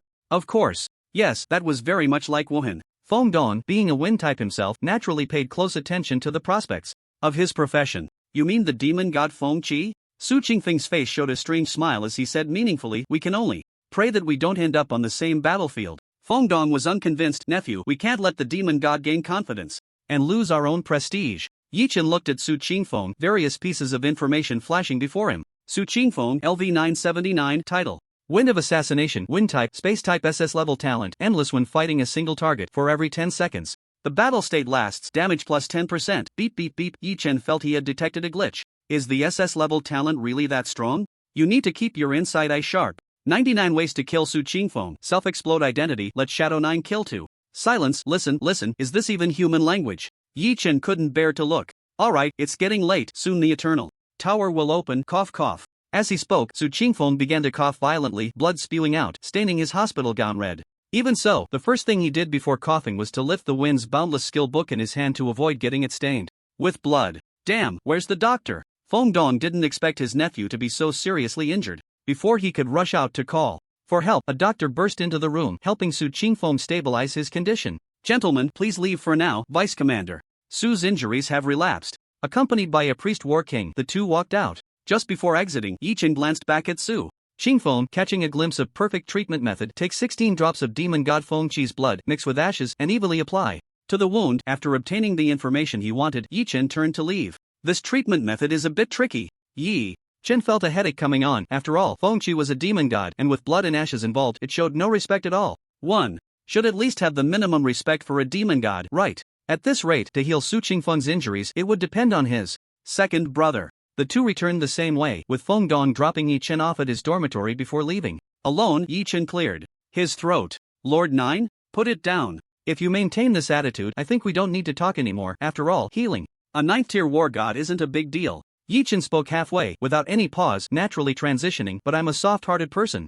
I can't bear to see someone severely injured and not recovering. Su Qingfeng's treatment requires. After finishing the treatment method, Yi Chen revealed a warm smile. Lord 9, can you put the knife down? Why hold on to that thing all the time? Isn't it tiring? A pitch-black knife was suddenly pressed against Yi Chen's neck. At least you know your place. What are you saying? Do you think I'm an outsider? It was only at this moment that Yi Chen understood. The repeated instances of being cut down by a single blow meant something profound. The knife of Lord 9 was terrifying. Just resting lightly on Yi Chen's neck brought him an overwhelming sense of pressure, far greater than when he faced the projection of the demon god. I've noted the treatment method. Someone will verify your contributions. Today, Lord 9 seemed particularly irritable. Kid, something big is going to happen in 2 days. You know that, right?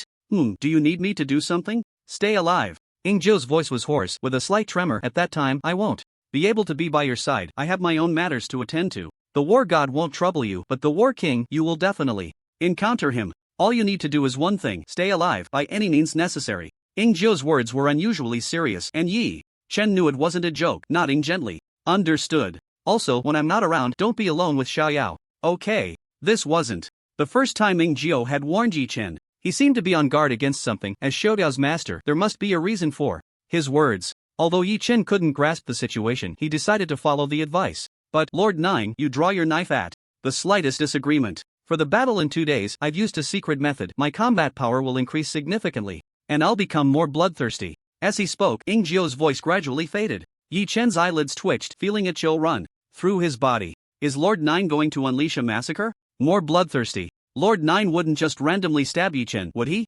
Trying it would mean death. Yi Chen was very confident in his own strength. If he dared to strike, Yi Chen would dare to die for him. To see. Tick-tock, tick-tock, time passed second by second as Yi Chen awaited the arrival of midnight, when the Eternal Tower would open. Eternal Forest. Shui Meng, who was resting, was interrupted by a phone call. Who the hell? Uncle Gio, have you eaten? Shui Meng spoke into the phone with an exceptionally respectful attitude, nodding continuously. On the other end of the line came a hoarse, aged voice. I found a secret recipe in ancient texts that can treat Su Qingfeng's injuries. Write it down. Got it, I'll do as you Instructed right away. After hanging up, Xuemeng hurried off to the abyssal plane, counting on his fingers along the way. This trip will earn me quite a bit of travel expenses. I can pay off some debts. A dignified 9th-tier war god, the #1 lone wolf on the star list, was actually hustling for a living. He didn't even know who he had offended. Not long after, Xuemeng returned from the abyssal plane with a healing recipe. He kicked open the door to Su Qingfeng's emergency room and shoved the attending physician aside. "Let me see where you're hurt.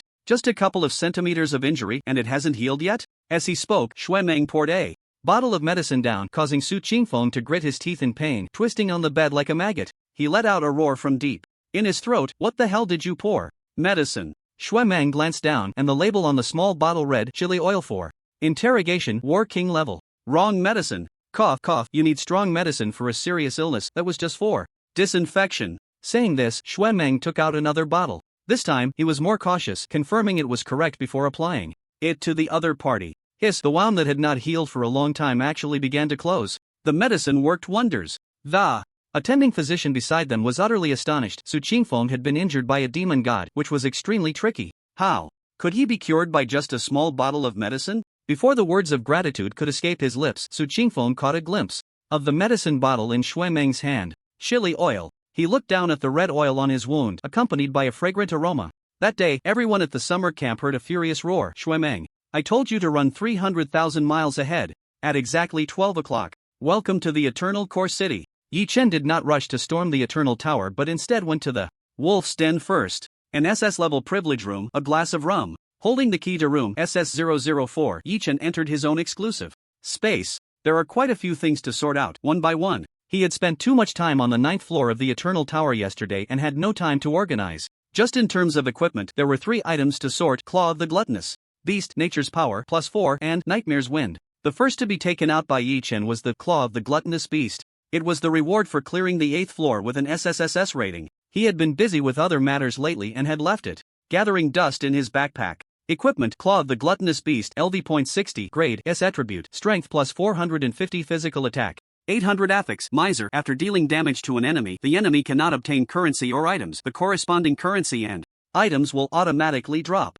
Bloodthirst. When using the Claw of the Gluttonous Beast, gain 15% lifesteal. Self-destruction. Deal +100% extra damage to dragon-type creatures. Advanced affix. Treasure of the Gluttonous Beast. Killing a boss grants S grade or higher equipment. Upgrade count 8 upgraded times 0. A functional weapon. Lifesteal is quite common, and the damage bonus to dragon-type creatures is also rather average. Am I, Yi Chen, someone who lacks damage? Among the 3 affixes, Miser was the most useful. Such functional equipment can play unexpected roles in certain special scenarios. If considered solely as a reward for the SSS rating, the Claw of the Gluttonous Beast is absolutely unqualified. A fully upgraded Claw of the Gluttonous Beast could potentially become an SS-grade piece of equipment, the kind used by the Heavenly War God, which is indeed very powerful. However, the one in Yi Chen's hand is not even a semi-finished product. It can at most be considered a fertilized egg. In other words, the rewards for the SSS rating are mostly distributed to the buffs of the entire human race. Instead, the quality of the rewards I personally received has decreased. If he were to break down the accounts, Yi Chen would definitely come out ahead. The human race protects the Azura. These words are not just for show. When Lu Qingyan returned from the Abyss Plane, he was injured but still charged first into the Abyss Sacrifice Array. Li Xiaoping spent all her savings to seek Yi Chen's appraisal and went to battle in the Abyss Plane the next day. Even Su Qingfeng, whom Yi Chen had just met, a 9th-tier war god, could dominate anywhere as long as he did not offend any top bosses of any clan. He would still suffer serious injuries on the battlefield, lying in a hospital bed, struggling to even stand up. One person, one matter, like droplets of water converging into a river. They continuously forge the meaning of this phrase through action. The human race protects the Azura. You treat me as a national hero. I will repay you as a national hero. Distributing the rewards of the SSS rating to the human race's buffs, Yi Chen naturally accepted. Willingly. As if you could choose. Shut up, I'm trying to comfort myself. Yi Chen rolled his eyes. Although he hadn't lost anything, he still felt like something was missing, and he hadn't gained any advantage. Yi Chen resolved in his heart, this matter cannot just end like this. I need to make Xuemeng treat me a few more times. Putting the Claw of the Gluttonous Beast aside, Yi Chen took out the skeleton of the Hellhound. After receiving Yi Chen's permission, Nightmare's Wind rushed in and devoured the skeleton completely. Equipment: Wind of Nightmare, LV.60, rarity, SSS level durability, 2.841% attributes, agility plus 2841. Strength plus 2841, Constitution plus 2841, Physical/Magic Defense 2841. Affix, I'm broken, please fix me, I really miss my original perfect state. Picky eater, consuming too many SSS level materials will gradually weaken the repair effect of corresponding materials. Trinity Mastery, choose any 3 elemental systems, all spell effects plus 28.41%. Shadow of the Hellhound, summons a shadow of a Hellhound, LV.60, to fight for you. Once defeated, it requires 30 minutes of rest before it can fight again. Yi Chen did not expect that this equipment would be picky. Children who are picky eaters are usually spoiled, a good beating will fix it. As the only SSS level equipment Yi Chen currently possessed, although it was a battle-damaged version, the effect of Wind of Nightmare far exceeded that of S-level equipment. Of course, this was also related to the fact that other equipment had not fully advanced. After repairing the Wind of Nightmare, Yi Chen's strength attribute surged significantly, becoming the highest base attribute, leaving intelligence far behind. Another embarrassment for the mages. Yi Chen tried to summon the shadow of the Hellhound. Whoosh! A gust of wind swept in, carrying the aroma of cumin, and the Hellhound made its entrance. Whoa! The current Hellhound, in terms of strength, could rival a war general. As Yi Chen's level increased, the Wind of Nightmare also rose in power, and the strength of the Hellhound would soar as well. On the day Yi Chen reaches level 1000, perhaps releasing a dog could kill a demon god. Yi Chen now felt increasingly close to the dog, sensing a connection. Maybe it was because dogs are man's best friend. Come back. The dog shadow transformed into countless fragments, instantly flying back to the cloak behind Yi Chen. After the Wind of Nightmare was repaired, Yi Chen took a moment to look at the natural power. There was no helping it, having too many good pieces of equipment could sometimes be quite troublesome. The troubles of Azura are beyond what ordinary people can imagine. After the second job change, the natural power completed another advancement. In addition to the enhancement of various affixes, a new affix was added. Staff of the Mage, 3 element affinity plus 5%. It also unlocked a new advancement condition, return to nature, collect 9 seeds to plant on the natural power. Clearly, the higher the rarity of the seeds Yi Chen planted, the stronger the natural power would become. Now, the natural power had advanced 4 times, with 8 advancement opportunities remaining. It had evolved from a level to S level. If the 5th evolution cannot reach SS level, the future limit of the natural power will be restricted. Within the selectable range, Yi Chen naturally wanted the best seeds. After clearing the 10th layer of SSS level today, I'll take some time to visit the trading secret realm. Move your bricks over and see if there are any good seeds. Yi Chen, now vastly different from before, held 4,000 war god merits, exuding immense confidence. Of course, when it comes to alcohol, the free stuff is always the best. After organizing his harvest, Yi Chen stored all the equipment and looked at the map of the 10th layer. 10th layer, players can choose between 2 factions, playing as the corresponding faction, werewolf or vampire, choosing either side, defeating players and NPCs from the opposing faction, and completing tasks will accumulate exploration points. Role-playing, according to the setting of the 10th layer of the Eternal Tower, werewolves and vampires would participate in a masquerade ball. This masquerade ball was held to celebrate the awakening of a certain vampire elder, with the sacrifice being a werewolf leader of noble blood. Players from the vampire faction must ensure the elder's survival while trying to find and kill the disguised werewolves. Players of the werewolf faction must find a way to save the werewolf leader and escape the castle before the party ends. The party lasts for 3 hours, with 2 sessions a day. After becoming generally familiar with the basic information and story background, Yi Chen had a rough plan in mind. The Eternal Core Crystal was summoned, and Yi Chen pressed his palm against it, selecting Level 10. The familiar prompt sound rang in his ears once again. Wishing you a successful completion of the Eternal Tower. The dungeon. The decaying stench mixed with the aroma of wine created a strange smell. It was like having a candlelit dinner next to a stinky tofu stall, sipping on a 1982 Sprite mixed with Lafite. A flash of white light appeared, and Yi Chen's figure emerged. Before he could take in his surroundings, a sharp voice rang in his ears. You little newcomers, perk up. Get in line, it's time for your first embrace. A ragged young man, posturing dramatically, glared at Yi Chen with red eyes and shouted at him. First embrace? Yi Chen looked around and found that besides himself, there were 9 other players, 4 men and 5 women. Friend, which faction do you plan to choose? Upon seeing Yi Chen arrive, someone immediately approached him, kindly introducing 10 people in a batch. We agreed on 4 werewolves and 5 vampires. After entering the 10th level of eternity, everyone automatically wore a mask that covered the upper half of their face. This made it difficult for everyone to directly identify each other, also preparing for the upcoming masquerade ball. Then I'll join the werewolves, Yi Chen casually replied. He hadn't really thought about what to choose. If he chose vampires, he would go for the first embrace and then join the masquerade. If he refused the first embrace, he would be thrown deep into the dungeon to gain werewolf blood. Neither seemed like a good choice.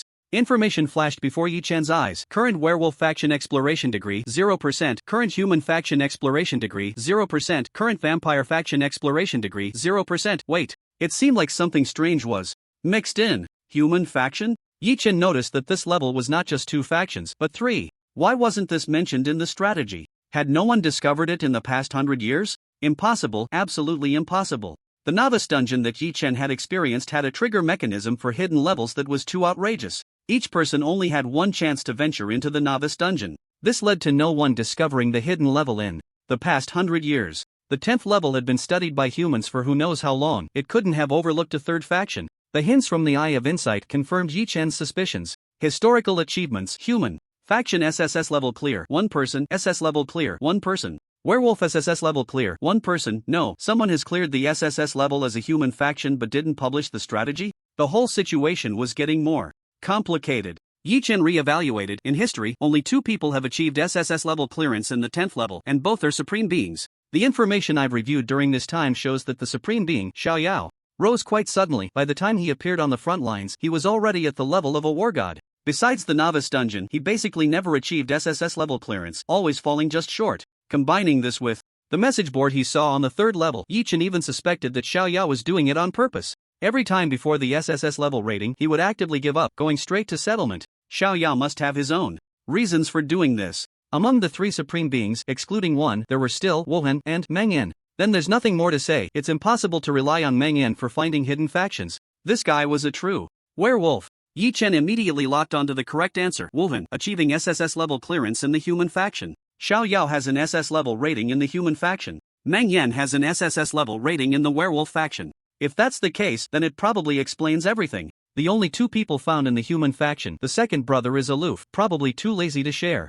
As for Xiao Yao, let's not talk about it. I understand, it's boring. Looking at the results of his reasoning, Yi Chen scratched his head, feeling a bit troubled. Should I clear the SSS level of the vampire faction and maintain formation? Just as Yi Chen was pondering, a string of curses came from outside the dungeon, accompanied by the sharp crack of a whip cutting through the air. Hurry up, don't dawdle, you little ones, move faster. Creak, the dungeon door was opened, and the pale-faced young man from before appeared again, urging everyone to move forward. Hurry, hurry. The Count has bestowed his precious blood upon you lot for your first embrace. What a valuable opportunity, and you're still here dawdling. You should be thrown away as blood food. Not receiving your first embrace. Hearing this, the 10 people began to slowly move their feet and walk forward. Using blood to complete the first embrace? Yi Chen recalled an interesting fact from the materials on the 10th level. The original method of the first embrace was to bite the neck. Later, when Wuhan visited the 10th level, the method of the first embrace became much more civilized. Just placing a drop of blood in the palm can complete the first embrace. Yi Chen was very curious about how his second brother persuaded this group of vampires to be more civilized.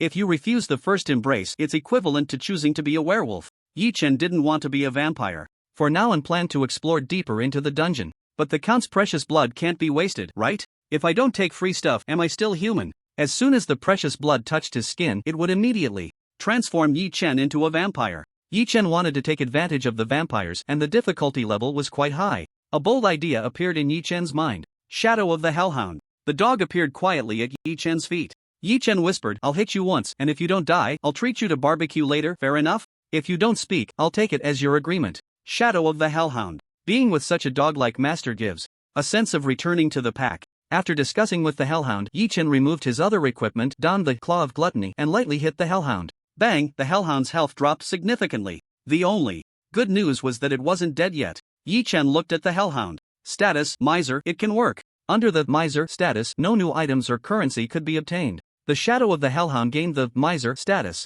and Yi Chen only needed to wrap the shadow in his palm, forming a natural firewall. When the Count's precious blood fell, it wouldn't change Yi Chen or the Hellhound's bloodline, and Yi Chen would find another opportunity to collect the precious blood. This way, he could successfully take advantage of it. As the group continued to advance, the surrounding environment gradually improved. The air no longer carried that decayed smell, but instead had a hint of sweetness. Everyone stopped, reaching the end, standing before a huge luxurious coffin. When Yi Chen clearly saw the Count's face, the question that had troubled him before was resolved. How did his second brother persuade this group of vampires to be more civilized? Was there a possibility that the scar on the vampire Count's face, the coffin broken in two beneath him, etc., were the answers? Yi Chen sincerely sighed. My second brother is really something. In the low-key luxurious coffin hall, a hoarse voice sounded, "Step forward." Among the 9 in front, either they had completed their initial embrace or had been thrown into the dungeon, leaving only him. Yi Chen stepped forward and stood before the Count. The Count's aged face bore a terrifying scar. The scar started from the upper right and spread to the left corner of his mouth, fragmenting his originally handsome features.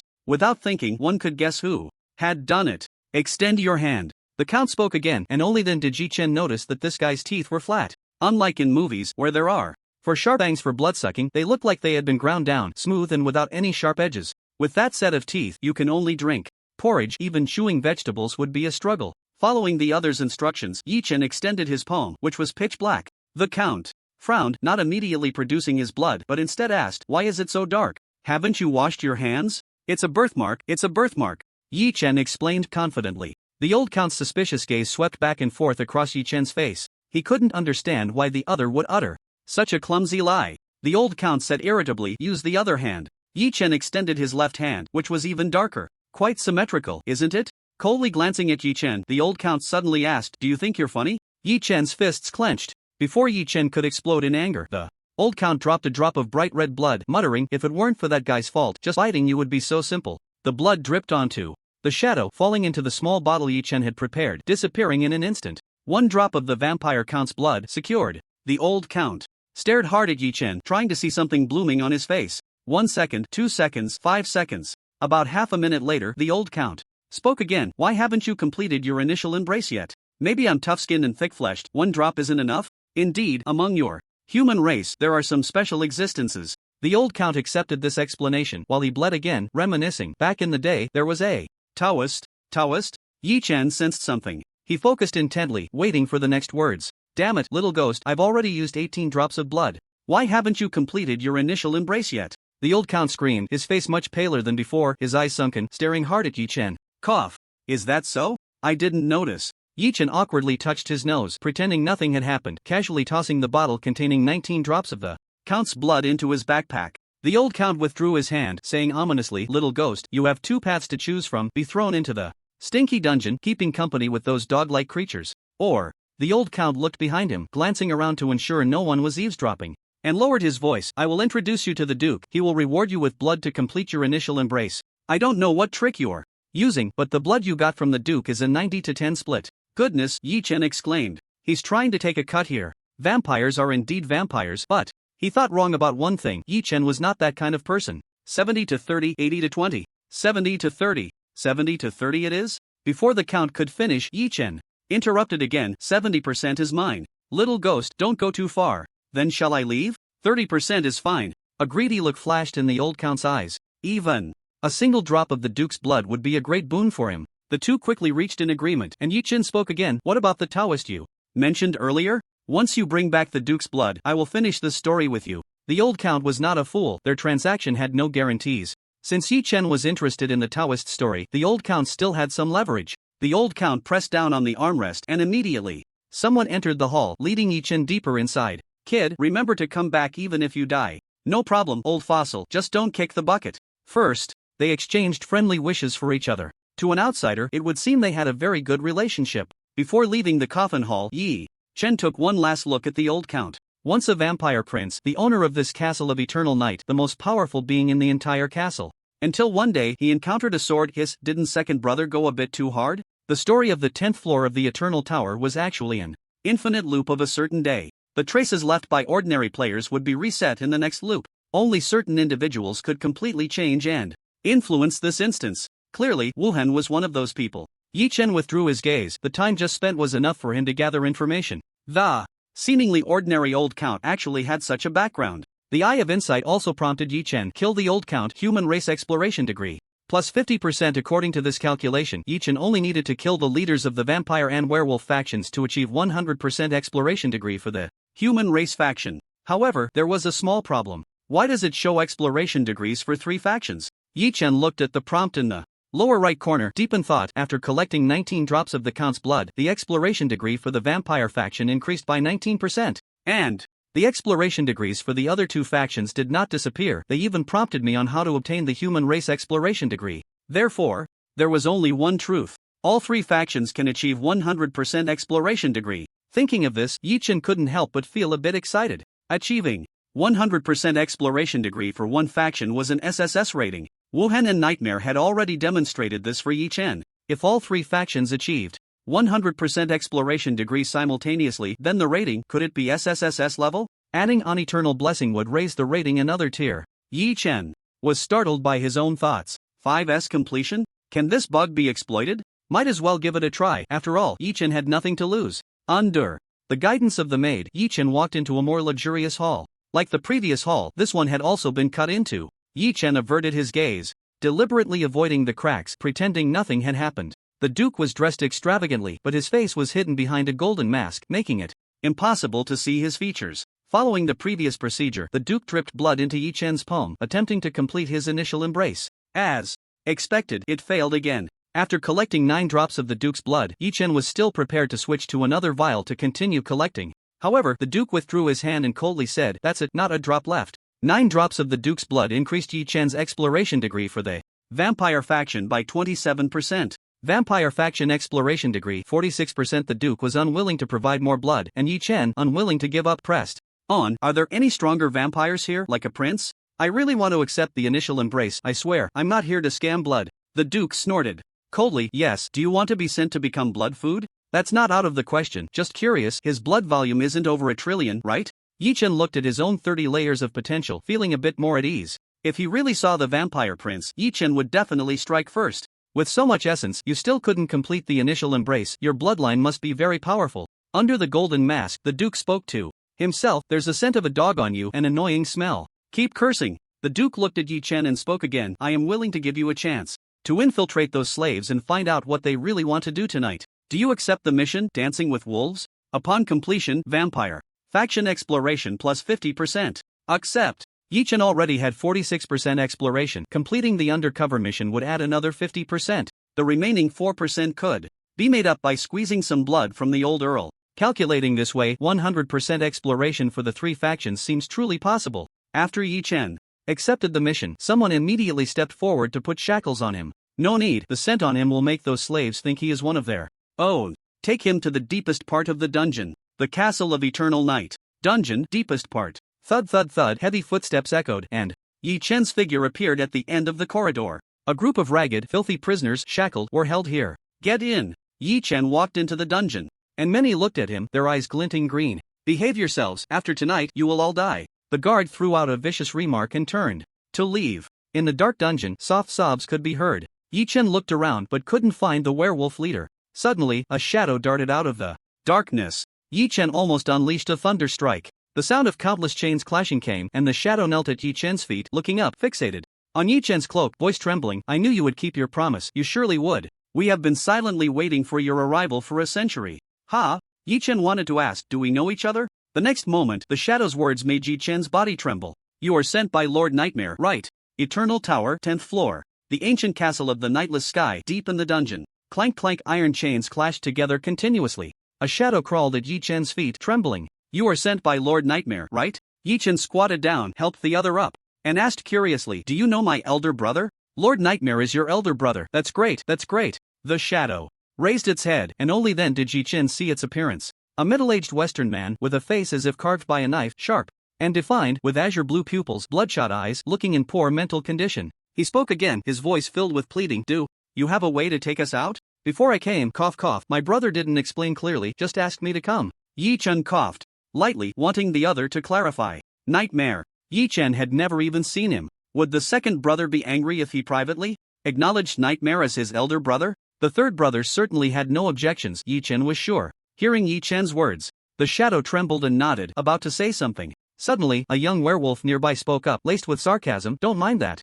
old thing, he's crazy. As soon as this was said, many responded, that's right, he hasn't been normal since this morning, mumbling about Lord Nightmare, Lord Nightmare. If you ask me, Nightmare is just a fart. No, not even. The rest of the words were abruptly cut off, because a staff pierced through his throat, pinning his entire body to the ground, blood slowly oozing from the wound, taking life. Bit by bit, the owner of the staff stood beside the corpse, expressionless. The murderous intent towards the werewolf was unmistakable.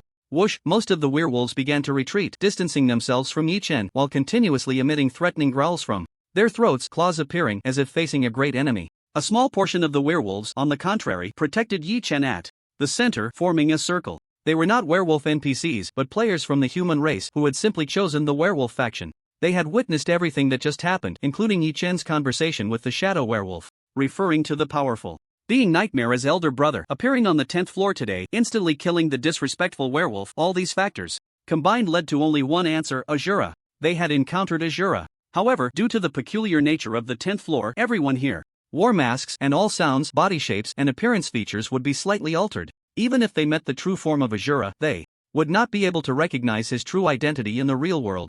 Understanding this, they unanimously made the same choice: to protect Azura. Earlier, a werewolf had insulted Nightmare, and Azura's direct action equated to making enemies with all the werewolves present.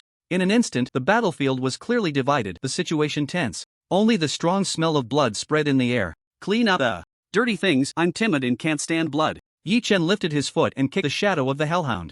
Gurgle, the hellhound swallowed it in one bite, dragging away the werewolf's corpse and conveniently licking the bloodstains off the ground. The smell of blood instantly faded a lot, replaced by a faint cumin scent. Where were we in our conversation? Oh right, what should I call you? Yi Chen ignored the tense situation and turned to ask. The shadow werewolf trembled and said, my name is Jack. Little Jack, can you tell me what exactly happened here? Ignoring the furious werewolf NPCs, Yi Chen focused on talking to Jack. 100 years ago, Lord Nightmare arrived at the ancient castle. He was one of the first guests of the castle and the beginning of all nightmares. Through Jack's narration, Yi Chen roughly understood the story's background. 100 years ago, the Eternal Tower descended. Nightmare awakened in SSS level talent, and his clearing speed was the fastest, reaching the 10th level first. Just as Yi Chen thought, Nightmare chose the werewolf faction, achieved an SSS rating, and then left. The problem arose here. The plot of the 10th level is an infinite loop of 1 day's time. Everything will be reset. After Nightmare left, a werewolf went mad, Shadow Wolf Jack.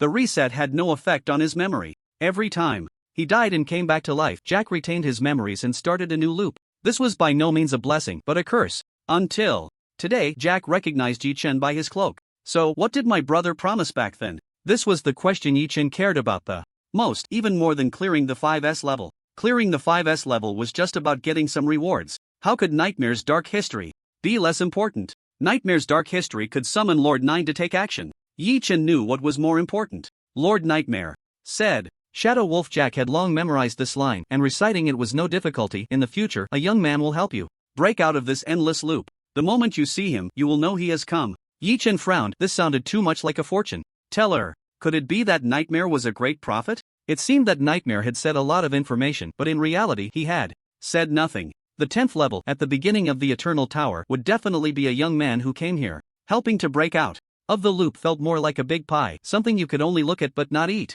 The rest of the sentence was even more nonsense. If you're going to talk nonsense, at least make it worthwhile. Brother, can you be a bit more reliable? Yi Chen rubbed his temples, feeling at a loss. He asked again, have you seen the sword-wielding person? Yi Chen tried to change direction. The 3 strongest individuals who came should have left traces. Jack shook his head and explained, more than 60 years ago, right after a reset, I was killed by a newly arrived werewolf. When I revived, the entire castle had undergone tremendous changes, with sword marks everywhere. They won't have memories, but they are very afraid of the existence of sword marks. It seemed Jack had brushed past the second brother. Yi Chen still wasn't giving up and wanted to inquire about the carefree one. So far, there were 2 beings in the entire loop whose memories wouldn't be reset. They retained the memories of 100 years of looping, starting anew every day. Shadow Wolf Jack and the old coin count. Shadow Wolf Jack was due to the strongest nightmare, while the count was killed by the second brother. There should be a third person, influenced by the carefree one. Yi Chen pondered. A perfectly good instance has been ruined by you all, and now I have to clean up the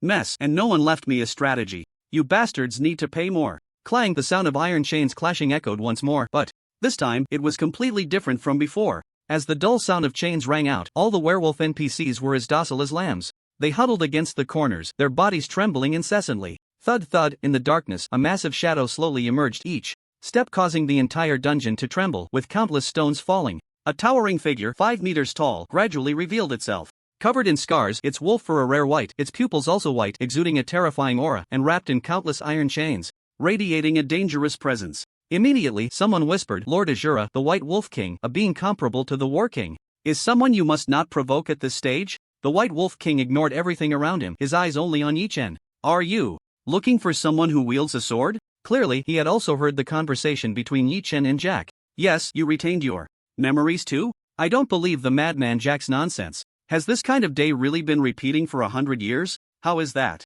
possible? Jack has been acting very strangely today. The White Wolf King exhaled. But I have a question to ask you. Saying this, the White Wolf King raised his right hand and crushed the iron chain across his chest, revealing a terrifying scar beneath his silver fur. The White Wolf King asked in a deep voice, what exactly is this sword mark? He had woken up this morning to find the scar on himself, yet had no related memories. Looking at the familiar sword mark, Yi Chen nodded and said, my second brother did it. Is there a problem? My second brother did it. Is there a problem? In response to Yi Chen's question, the White Wolf King shook his head. No problem. Yi Chen couldn't help but look at the White Wolf King with newfound respect. The path had widened. The White Wolf King said solemnly, even just looking at this wound makes my heart race. It's hard to imagine how one could survive under this sword. Correction, you didn't survive. Yi Chen believed that. A level 60 Wuhan definitely had the strength to kill the White Wolf King. I still find it hard to accept the words of Mad Wolf Jack. The White Wolf King crossed his legs and sat on the ground, his gaze sweeping back and forth between Jack and Yi Chen. At least he expressed his friendliness and willingness to cooperate. The White Wolf King spoke again. Jack, are you willing to swear by the soul of the wolf ancestor that what you say is true? No, I can't. Jack's answer shocked everyone present. His next words made the White Wolf King's expression turn serious. Ever since I met Lord Nightmare, I no longer worship the wolf ancestor. Swearing by the soul of the wolf ancestor means nothing to me. Jack slightly raised his head, his body trembling, his limbs fur bristling, nearly fully wolfing out. Now, I follow Lord Nightmare and can only swear by Lord Nightmare's name. You have betrayed your faith. The White Wolf King nearly shouted in anger, causing many werewolves to collapse to the ground, their limbs twitching. Under such pressure, Jack naturally fared no better, curling up and struggling against this force. A shadow blocked in front of him, sharing some of the pressure. Awoke, the shadow of the Hellhound bared its teeth at the White Wolf King, unwilling to back down. The White Wolf King looked down at the Hellhound. Interesting, it seems Hades also has such a dog. Apart from having one more head, it's worthless. Hearing the White Wolf King's evaluation, Yi Chen narrowed his eyes slightly. He recalled a small detail. The vampire count I met before was originally a prince. The hierarchy of vampires from high to low, ancestor, prince, duke, marquis, count. This meant that the vampire prince was struck by my second brother's sword and dropped 3 major ranks in one breath. And the White Wolf King before him now possessed combat power comparable to a war king. How terrifying was his strength before being struck by my second brother, an adult hellhound. Emperor has the strength of a war god, yet in the White Wolf King's eyes it was insignificant. Even more terrifying was that such a powerful White Wolf King could be easily struck down by a level 60 second brother. What my second brother said when he created Waterflow Cut, that this move could slay a war king, was no empty words. Yi Chen thought to himself, my second brother's hanging seems no worse than mine. Gathering his thoughts, Yi Chen refocused on the White Wolf King. Shadow Wolf Jack, in the name of a follower of Nightmare, swore that what he said was true. I won't easily trust because of an oath. I've seen too many treacherous individuals, even among werewolves. The White Wolf King's stance would not easily change. However, if it is truly as you say, every day is a cycle. Life or death makes no difference to me. Tell me your plan. How do you intend to break this damned cycle? I guess with my help, your plan will go more smoothly. The White Wolf King was a typical no rabbit, no hot type. Jack turned his gaze to Yi Chen, and the entire room focused on him once more. The plan, well, I do have something like that. Yi Chen glanced at the current exploration level and the hints given by the Eye of Insight. I need to gain the friendship of the werewolves. He must join the werewolf camp to accumulate werewolf exploration points. The White Wolf King extended a finger, his claws glinting coldly, and lightly tapped the ground. You already have it. Obtain friendship of the White Wolf King werewolf. Faction exploration plus 10%. Yi Chen continued, tonight is the night of the full moon. I need to help 9 werewolves escape from the Eternal Night Castle. Alright, I'll pick out the 8 most promising pups plus Jack. Is that enough? The White Wolf King was surprisingly cooperative. Yi Chen felt that a lot of this was thanks to his second brother. Aren't you leaving? Yi Chen was somewhat surprised. According to Yi Chen's understanding of the Eternal Tower, if he really completed 100% exploration for the 3 factions, the 10th floor would definitely change. Just like the previous 3rd floor, the plot would have new developments. Staying in the Eternal Night Castle would likely not end well. In other words, escaping meant survival. I can't leave. The White Wolf King raised an arm, showing the countless chains wrapped around it. This castle was built to suppress me. That damned Count Dracula. Yi Chen corrected him, it's Count Dracula now. Count? The White Wolf King was taken aback at first, then burst into a series of loud laughs, shaking the entire castle. That pale-faced old fool actually has today. This is the best news I've heard today, if it's true. Having secured the White Wolf King, Yi Chen only needed to take away 9 werewolves to achieve 100% exploration for the werewolf faction. 5S completion, achieving 1/3. I still need to know your original escape plan. Yi Chen needed to complete the task Dancing with Wolves to increase his vampire faction exploration. No problem, if everything is within the cycle. Whatever we do cannot change fate. We can only hope for you and your Nightmare Lord. No matter how strong a wolf is, it cannot lift itself off the ground by its own neck. Actually, it can. Little. 3. Give him a demonstration. Yi Chen lightly kicked the shadow of the hellhound, and the hellhound cooperated, one head biting the neck of another head, while the remaining head exhaled towards the ground, the entire shadow floating up. White Wolf King. It's a dog, not a wolf. You are all canids, one big happy family. The White Wolf King insisted, it's a dog, not a wolf. I'll go back and rename them Hellhound Wolves. And by the way, rename you to White Dog King, would that make you a bit happier? In this battle of wits, Yi Chen ultimately won. After both sides reached an agreement, Yi Chen completed his task and prepared to leave the dungeon. Good luck. The White Wolf King was dragged back into the shadows by the chains. He pointed to his heart, where the scar of a blade was. If your second brother really exists, please tell him his sword is really fast. Does my second brother need you to praise him? Yi Chen was unconvinced. Are you questioning my #1 fan of the Scarless Sword? Accompanied by the guards, Yi Chen walked towards the hall above the castle, while also checking the methods to achieve 100% exploration for the human faction. Kill Count Dracula, human faction exploration plus 50%. Destroy the Eternal Night Castle, human faction exploration plus 50%. On the way back, Yi Chen was not idle, contemplating the precautions for passing the level. Nowadays, his bloodline was still of the human race, yet he possessed exploration degrees from 3 factions. Something's not right. Since there is a human faction, there should at least be human NPCs in the castle, right? Yi Chen had been active in the castle for so long without seeing any human NPCs. No NPCs, yet a human faction exists. This is unreasonable. Yi Chen was brought back to wait outside the previous hall. A flustered maid rushed out and quickly said, "The Duke said to meet you after the banquet begins. I have something very important to report to the Duke." With that, Yi Chen stepped forward, charging into the hall. Kill the disobeyer. In an instant, the gargoyles on the walls came to life, flapping their wings and stirring up a fierce wind. The empty suits of armor on either side creaked, raising their weapons. The maid and the guards' pupils dilated, their eyes glowing red, fixated on Yi Chen's neck. This guy is a human, exuding a sweet and tempting scent. They had been patient for too long. If it weren't for the Duke's orders, they would have devoured Yi Chen completely. By now. Since Yi Chen was seeking death, just perfect. Yi Chen slightly raised his staff, casting spells at lightning speed, casually throwing out 2 skills. Wind Fury. Spark of Fire. A spark of fire erupted from one of the gargoyles, and before it could make any more moves, its health bar was emptied, exploding into countless fragments. The spark of fire spread like waves in a wheat field blown by autumn winds. Boom boom. Yi Chen walked rhythmically into the hall where the Duke was. Behind him, the continuous sounds of explosions echoed as the castle's elite guards perished in flames, the handsome man never looking back at the explosions. No one survived.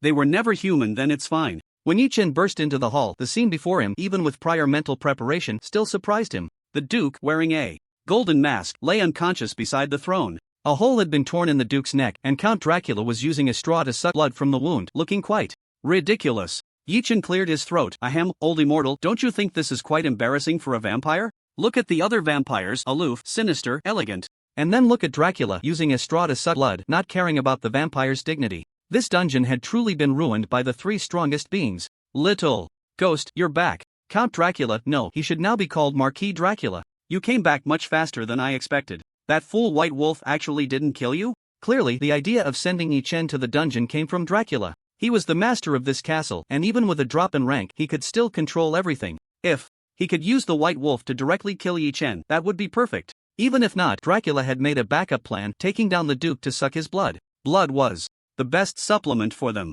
After consuming the Duke's blood, Dracula's strength was rapidly recovering. Although his rank was only that of a marquis, his true combat power was far from that. Even so, Dracula did not let his guard down in front of Yi Chen. We can continue to cooperate, can't we? Dracula wiped his mouth clean and said, "When did I start to have memories? Let me think. Oh, it was that man who barged into the castle with a sword. He was the most impolite guest I have ever seen." When he mentioned sword, Yi Chen noticed Dracula's body visibly tremble. Clearly, the second brother had left him with a deep psychological shadow. The sword light, I still can't forget it. Just for a moment, he only struck once, yet I felt as if I had been slashed countless times. Fear appeared deep in Dracula's eyes, his body curled up, trembling. On the throne, pitiful, weak, and helpless. Yi Chen was curious about what kind of memory he would leave if he struck him with a bolt of heavenly thunder. Suppressing the urge to act, Yi Chen waited for him to continue. Dracula was clearly lost in his own memories. I should have died from the swordlight. Who would have thought? The next day I actually came back to life. The people around had no memory of anything. The entire castle was covered in sword marks, yet they were completely unaware. From that day on, my nightmare had just begun. Dracula looked at Yi Chen again. I heard that a slave also went mad, constantly mumbling about a repeated day, words like Lord, Nightmare, I once interrogated him, but he refused to say anything. Just as Yi Chen had guessed, Dracula was influenced by the formless. Until more than 30 years ago, I met that Taoist. Dracula's words suddenly paused, looking at Yi Chen, extending his aged hand. Give me the Duke's blood, and I will tell you what really happened. Yi Chen was furious. With your storytelling skills, you still want to charge others? Saying this, Yi Chen raised his staff, ready to strike. Let that dog Kevin die. Wait. Everything can be discussed. Dracula unexpectedly shrank back, seemingly able to foresee danger. Clearly, that sword from over 60 years ago had changed him too. Much. From a cold, proud, and strong vampire prince, he had become the pitiful figure before him. That Taoist said one thing to me. At this point, Yi Chen noticed that Dracula's eyes began to lose their luster, becoming hollow, as if he were a walking corpse. Mechanically repeating, he said, "Maybe you are a pig." Yi Chen's eyes widened, unable to comprehend what was happening before him. Just as Dracula repeated the words of Carefree, his body began to change. He shrank little by little, his pointed ears becoming large and round, his nose turning up and protruding forward. In simple terms, Dracula turned into a pig. A once noble vampire with the rank of Marquis and combat power close to a war king had become a pig. Shocked, the Supreme Carefree had actually done this to the ancient elder. Damn! I don't understand. Yi Chen felt a chill creeping up the back of his head. Suddenly, he had a new understanding of the words that Ninth Master had repeatedly reminded him when Ninth Master was not around. Do not be alone with the Carefree. If the Carefree saw Yi Chen and said, "Maybe you are a dog," Yi Chen could really turn into a dog. Do not get close to the Carefree, or you will become unfortunate. Dracula the blood pig, oomph. Yi Chen couldn't understand pig sounds, but fortunately he had a universal translator with him. The story is over. Dracula could understand human speech, so Yi Chen didn't need to learn pig sounds. To be honest, brother, I even feel a bit sorry for you. Less nonsense. Quickly give me the blood. Wait a moment, this guy still has some blood left, don't waste it. Yi Chen stepped forward, first kicking the pig away to avoid being ambushed, while starting to draw blood from the unconscious vampire Duke. After collecting a few drops of the Duke's blood, the vampire Duke's blood volume hit rock bottom and he became completely shriveled, his body entirely drained. After doing all this, Yi Chen was unwilling to stop trying to harvest more spoils. The golden mask looked like a good item. It couldn't be wasted. Why is this mask stuck to the face so tightly? In the end, Yi Chen could only cut off the entire head along with the mask and put it into the storage space. With the Duke's essence and the completion of the Dancing with Wolves quest, the exploration level of the vampire faction reached 100%. Alright, according to our previous agreement, I will give you 30% of the Duke's essence. Yi Chen looked at the Dracula pig and said sincerely, as Azura, I value integrity above all. The pig's eyes were filled with doubt, as if asking, are you really human? This is 30% of the essence. Yi Chen placed the small vial containing the essence on the ground, signaling Dracula to come and take it.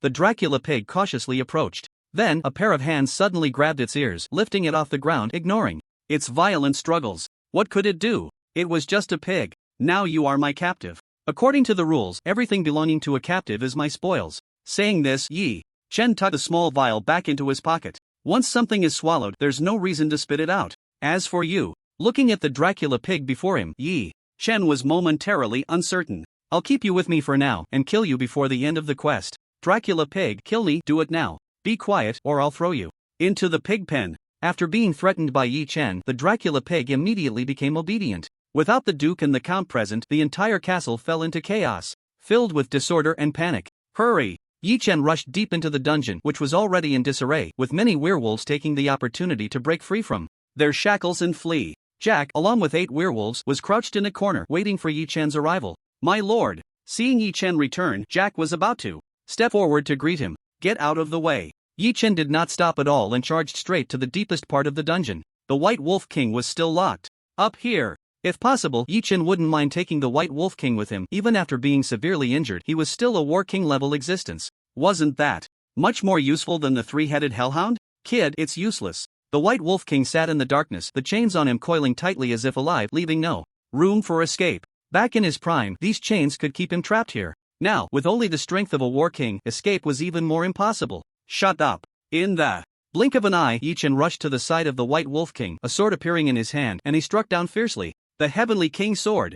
Water flow slash. Bang! The sword struck the White Wolf King. The sword mark on his chest began to heat up, as if something was about to burst forth. Not only that, but all the sword marks throughout the castle also underwent a transformation at that moment, as if awakened. Boomed, countless sword lights slashed out, shaking and trembling the entire castle, which was precisely divided into countless pieces, and the chains on the White Wolf King snapped in response. And all of this originated from the sword marks left by Wuhan.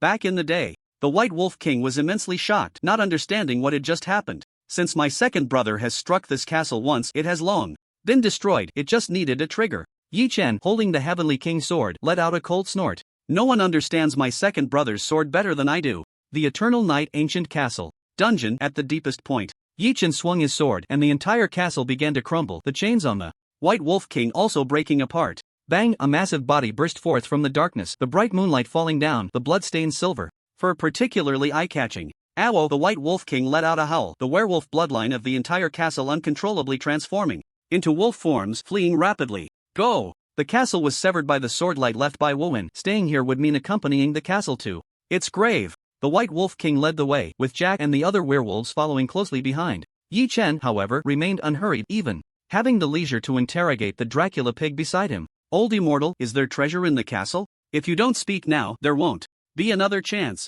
Dracula, I am the most valuable treasure. Right now, you're a pig, so please adjust your attitude. I have a friend who can eat a pig in 3 bites. Do you want to meet him? While Yi Chen pressed Dracula for answers, his gaze swept through the castle. Nothing was left. Everything was gone. Just as Dracula said, he was the most valuable thing here. In the collapsing castle, figures continued to rush out, reaching the safe area by the cliff's edge. Huff escaped a disaster. Yi Chen held the pig in his left hand and the staff in his right, feeling relieved. Werewolf Camp Exploration Degree 100%, Vampire Camp Exploration Degree 100%, Human Race Camp Exploration Degree 50%, only the last step remains. Yi Chen looked down at the pig in his hand. Killing Dracula could yield 50% Human Race Exploration Degree. Should he spare it for the new year? Dracula, you should just kill me. Since you turned into a pig, you've been begging for death.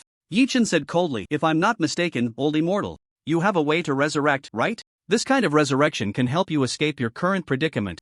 You shouldn't be new to turning into a pig. The raucous Dracula quieted down, a glimmer of wisdom appearing in his murky eyes. He even spoke directly in human language. Little brat, don't think about threatening me. Once you leave, everything here will reset. As long as the cycle wasn't broken, Dracula could return to his previous form. Yi Chen chuckled lightly. I have a feeling this time will be different. Do you dare to bet? Dracula turned his head away, unwilling to meet Yi Chen's gaze. He answered Yi Chen with his actions. He didn't dare show enough sincerity, and I might consider helping you. Yi Chen said.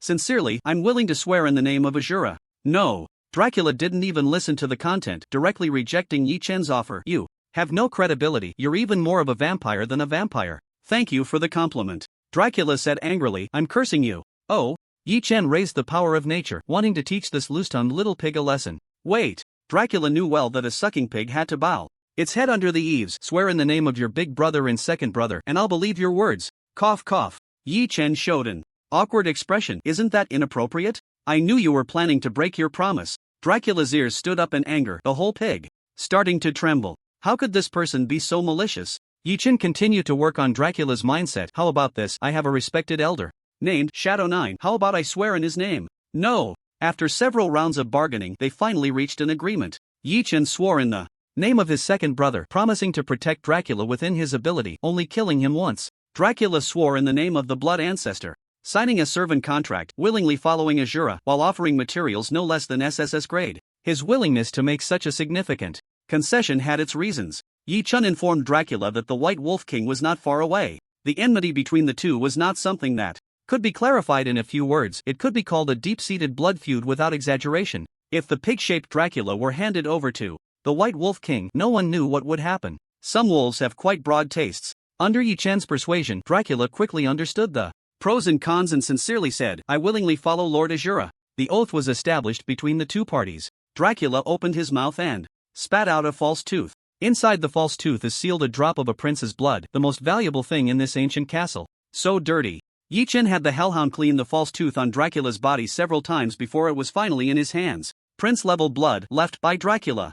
At his peak, a good thing. After putting away the false tooth, Yi Chen stated that he would keep his promise, then with one sword, he severed Dracula's pig head. Killing Count Dracula, Human Camp Exploration Degree plus 50%. At this point, Yi Chen achieved 100% Exploration Degree for the 3 camps. The Dracula killed by Yi Chen had his corpse fly out in a blood shadow, soaring towards the moon, which instantly turned a shade of crimson. Then, countless bat shadows descended from the sky, coalescing into a new human form, Count Dracula. Elegant and composed. He had barely recovered to the Marquis rank, but after using secret methods to resurrect, he fell back down. Count Dracula looked at Yi Chen from a distance, reluctantly walked over and bowed. My master, Dracula 3 serves you. Work hard, following me has great prospects. Yi Chen patted Dracula's shoulder and said seriously, I have not only the blood of counts and dukes here, but even the blood of princes. You won't be treated poorly. Dracula, even knowing you never do anything, could you at least cover it up a bit? Looking at the hellhound beside him, Dracula felt he might have chosen the wrong path. Cheer up, whether we can meet again is another matter. Saying this, Yi Chen summoned the eternal core crystal, preparing to settle the level. A sad smile appeared on Dracula's face. It would be best if they never met again. By the way, the flowers and plants around your castle are well grown. Perhaps you will be a qualified gardener in the future. After saying this, Yi Chen placed his palm on the crystal and began to settle. Whether he could successfully exploit a bug, he couldn't say for sure. After all, it was Yi Chen's first time clearing a 5S level. He could only say 3 parts fate, 7 parts relying on leisure. A flash of white light and Yi Chen's figure disappeared from the spot, leaving Dracula standing there, somewhat confused, looking around. Flowers and plants? When did my castle have such things? He had never planted flowers or plants. Looking at the flowers, plants, and trees around the ruins of the castle, Dracula's body began to tremble uncontrollably, his eyes filled with terror. Where did these things come from? Just as Yi Chen left, a surprise guest arrived on the 10th floor. The Taoist stood at the ruins of the castle, looking at the piles of bricks and stones, with flowers and trees swaying in the evening breeze behind him. Strolling over the ruins, he casually said, humans are not grass or wood. Those plants began to slowly change, transforming into individual figures. As soon as they appeared, they immediately knelt on the ground, not daring to raise their heads. My lord, the elder kneeling at the front, his voice hoarse, said, thank you, my lord, for saving us from the suffering of reincarnation. For over 30 years, these flowers and trees had remained outside the castle undisturbed. 30 years for them felt like a fleeting moment, gone in the blink of an eye. Without experiencing slaughter, battle, or the vicissitudes of time, they existed like grass and trees, silently watching the stars shift and the days pass. The human NPC that Yi Chen had been searching for was actually here. Inside the entire ancient castle, Dracula and Jack, who endured the suffering of reincarnation, were tortured to the point of losing their human form, while the human NPC had not endured such torment. It has nothing to do with me. The Taoist turned his back to the crowd, walking over the ruins, looking down at the remaining sword energy, just fulfilling a request, a loyal task. Wherever he went, the sword energy retracted, merging into the Taoist's body. After traversing every corner and gathering all the sword energy, the Taoist stood still, shaking his head, and said with a hint of self-mockery, boring. The white clouds drifted lazily, not speaking of sorrow. The Taoist returned to the 99th floor, sitting cross-legged on the mat. After closing his eyes to rest for a moment, he opened them again, a hint of fatigue in his brow. A white wolf hairbrush made of green bamboo was in his hand, held firmly by the Taoist, its tip dipped in bright red cinnabar, incredibly vivid. The Taoist's hand was steady, the brush turned, adding an extra stroke to a line of text as the ink was still wet. The next moment, the entire human race in the Eternal Tower received the announcement, congratulations to player Azura for achieving a level SSS rating clearance on the 10th floor. Congratulations to player Azura for achieving the SSS level evaluation clearance on the 10th floor. When this announcement appeared, Yi Chen was drinking in the wolf's nest. The wine glass he had just lifted paused in midair as he looked at Dai Meng. Dai Meng immediately said, this drink is on me. How can I accept that? Galugulu, Yi Chen held his empty wineglass, looking around to see if anyone else intended to treat. Unfortunately, at this hour, everyone was busy challenging the Eternal Tower, and few were wandering in the wolf's nest. Sigh. Yi Chen sighed and silently pushed the wineglass back. A glass of water, please. Clearing the 5S level, Yi Chen had managed to get through. But the problem was, the score was out. Where were the rewards? Neither personal nor the overall rewards for the human race had been seen. Could it be that the big rewards were coming later? Yi Chen didn't wait long before a big spender rushed into the wolf's nest. Come on, follow me into the office. Shui Meng strode towards the innermost office. It wasn't convenient to talk outside. After the two left, the receptionists at the wolf's nest whispered among themselves. Sister Meng, is the fourth brother that one? With such a good relationship with Shui Meng, he must be that one. They speculated about Yi Chen's true identity, wondering if he was really Azura. Dai Meng shook her head and chuckled. What are you girls thinking? Didn't you see the fourth brother drinking here when the announcement was made? That's true. Everyone nodded. When Azura cleared the level, that starry lone wolf of the warrior rank was drinking. It couldn't be wrong. Dai Meng spoke again. I know the fourth brother personally. He has some connection with the strongest nightmare, and that's why Azura came into being. With her explanation, it made sense both emotionally and logically, and everyone didn't think much more about it. Alright, send 2 cases of beer to Shui Meng's office door and put it on my tab. Inside Shui Meng's office. Kid, are you planning to break the sky? Shui Meng panted, his body still bearing injuries, his breath unsteady. Yi Chen was more concerned about another matter. What do you want with me? It can't just be to say this, right? That old freak asked me to bring you a message. Shui Meng said irritably. He said to do less of this kind of thing in the future. Oh. Yi Chen seemed to understand, so it means I can still continue? Xue Meng was shocked by Yi Chen's understanding. Get to the point. His exact words were at least every 10 floors you can handle it yourself. Xue Meng delivered the message, and as for how to do it, that was up to Azura. Got it, I can clear the 5S level once every 10 floors. Is there anything else? Xue Meng, that old freak said, don't go into the Eternal Tower today, just stay in the Eternal Core City or it could be dangerous. Also, the rewards for the 5S level rating will take some time. Understood. Yi Chen was very aware of the bug he had exploited. Although he had GM Xiaoyao backing him, if he acted too recklessly, he might get his title revoked by the Eternal Tower. One must be humble after gaining an advantage. And you must not be alone with that old freak. Xue Meng warned, you have no idea what that guy is thinking. Strange, Ninth Master warned. Me the same way. Why don't you make it clearer? Yi Chen had always wanted to know what was going on with the strongest Xiaoyao. The 3 strongest, from an ordinary person's perspective, were all very mysterious. However, Xiaoyao was particularly enigmatic. That old freak, how should I put it, he always ponders some strange questions. Xue Meng didn't hold back, speaking frankly. The first time I met him, that old freak asked me if I could possibly be a horse. As a result, I turned into a wild horse and ran wildly across the prairie all night. Yi Chen. I have a friend who's very interested in the running part. Care to elaborate? Is that it? Yi Chen had a gut feeling that although the warnings from Ninth Master and Xue Meng were the same, their starting points were completely different. If it was just about turning into an animal, it was definitely not a big deal for Yi Chen. Zhou didn't need to remind him in such a serious tone. As far as Yi Chen knew, Zhou was the master of Xiaoyao and in a sense, one of the people who understood Xiaoyao the best. And that's not all, the strange old man is really odd. Just as Xue Meng was about to say something, there was a knock at the door. Knock knock knock. Yi Chen took the initiative. I'll go open the door. Xue Meng was very satisfied with Shura's attitude, feeling that he finally had a bit of the war god's prestige. When he opened the door, Yi Chen saw 2 boxes of beer on the ground. He casually picked up 2 bottles, stored the rest in his storage space,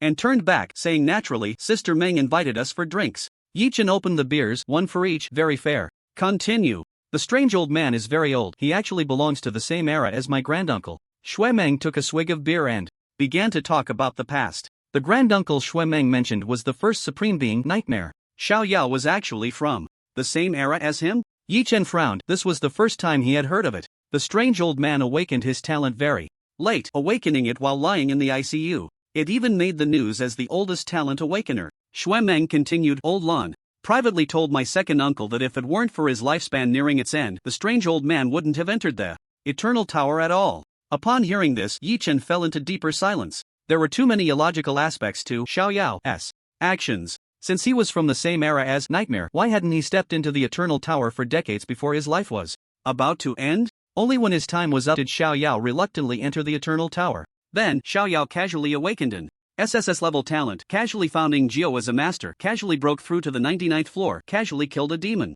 god, and established his position as a supreme being, becoming the 3rd supreme being of the human race. This is no longer the script of a protagonist in a feel-good story. This is the script of the Son of the Tower, right? Yi Chen felt powerless to complain. Xue Meng finished the beer in his bottle, spread his hands. That's all I know about the strange old man. In fact, many people don't understand the strange old man. After he became a supreme being, he rarely left the Eternal Tower. Most matters of the human race are resolved through the 6 Directions Conference, and even if a supreme being is needed, it's usually my granduncle or second uncle who steps in. Also, besides Uncle 9, the strongest monsters in the shadows all hold a great deal of respect for the strange old man. Xue Meng hesitated for a moment but ultimately chose to speak his mind. However, I suggest that if you have the chance, you should learn more about the supreme being, Xiaoyao. Oh, what do you mean? Yi Chen believed that with Xue Meng's intelligence, he wouldn't say this without reason. Since he said so, he must have his reasons. Actually, I heard this from my second uncle privately. You mustn't tell anyone, this is really only mentioned to you.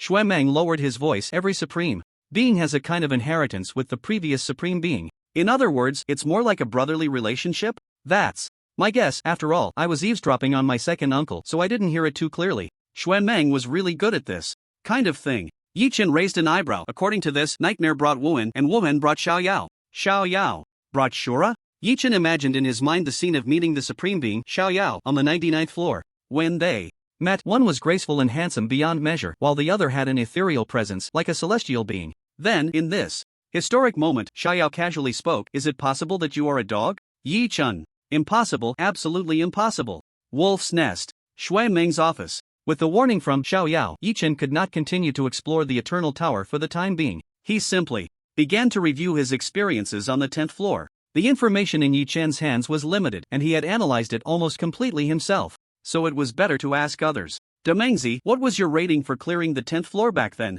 SS level. Shui Meng said confidently, but then thought about it and felt a bit dull sitting in front of someone who had cleared it at 5S level. Did you encounter the White Wolf King? You mean that monster deep in the dungeon? Why would I provoke him? What about Dracula? Never heard of him. Is there such a person? Shui Meng briefly recounted his experience of clearing the 10th floor. I refused the Count's initial embrace, then was thrown into the dungeon, fought with the werewolves, and gained their recognition. After that, at the masquerade ball, we together killed the Marquis in a weakened state and escaped the ancient castle with the remaining werewolves through a secret passage. Yi Chen immediately realized that something was off.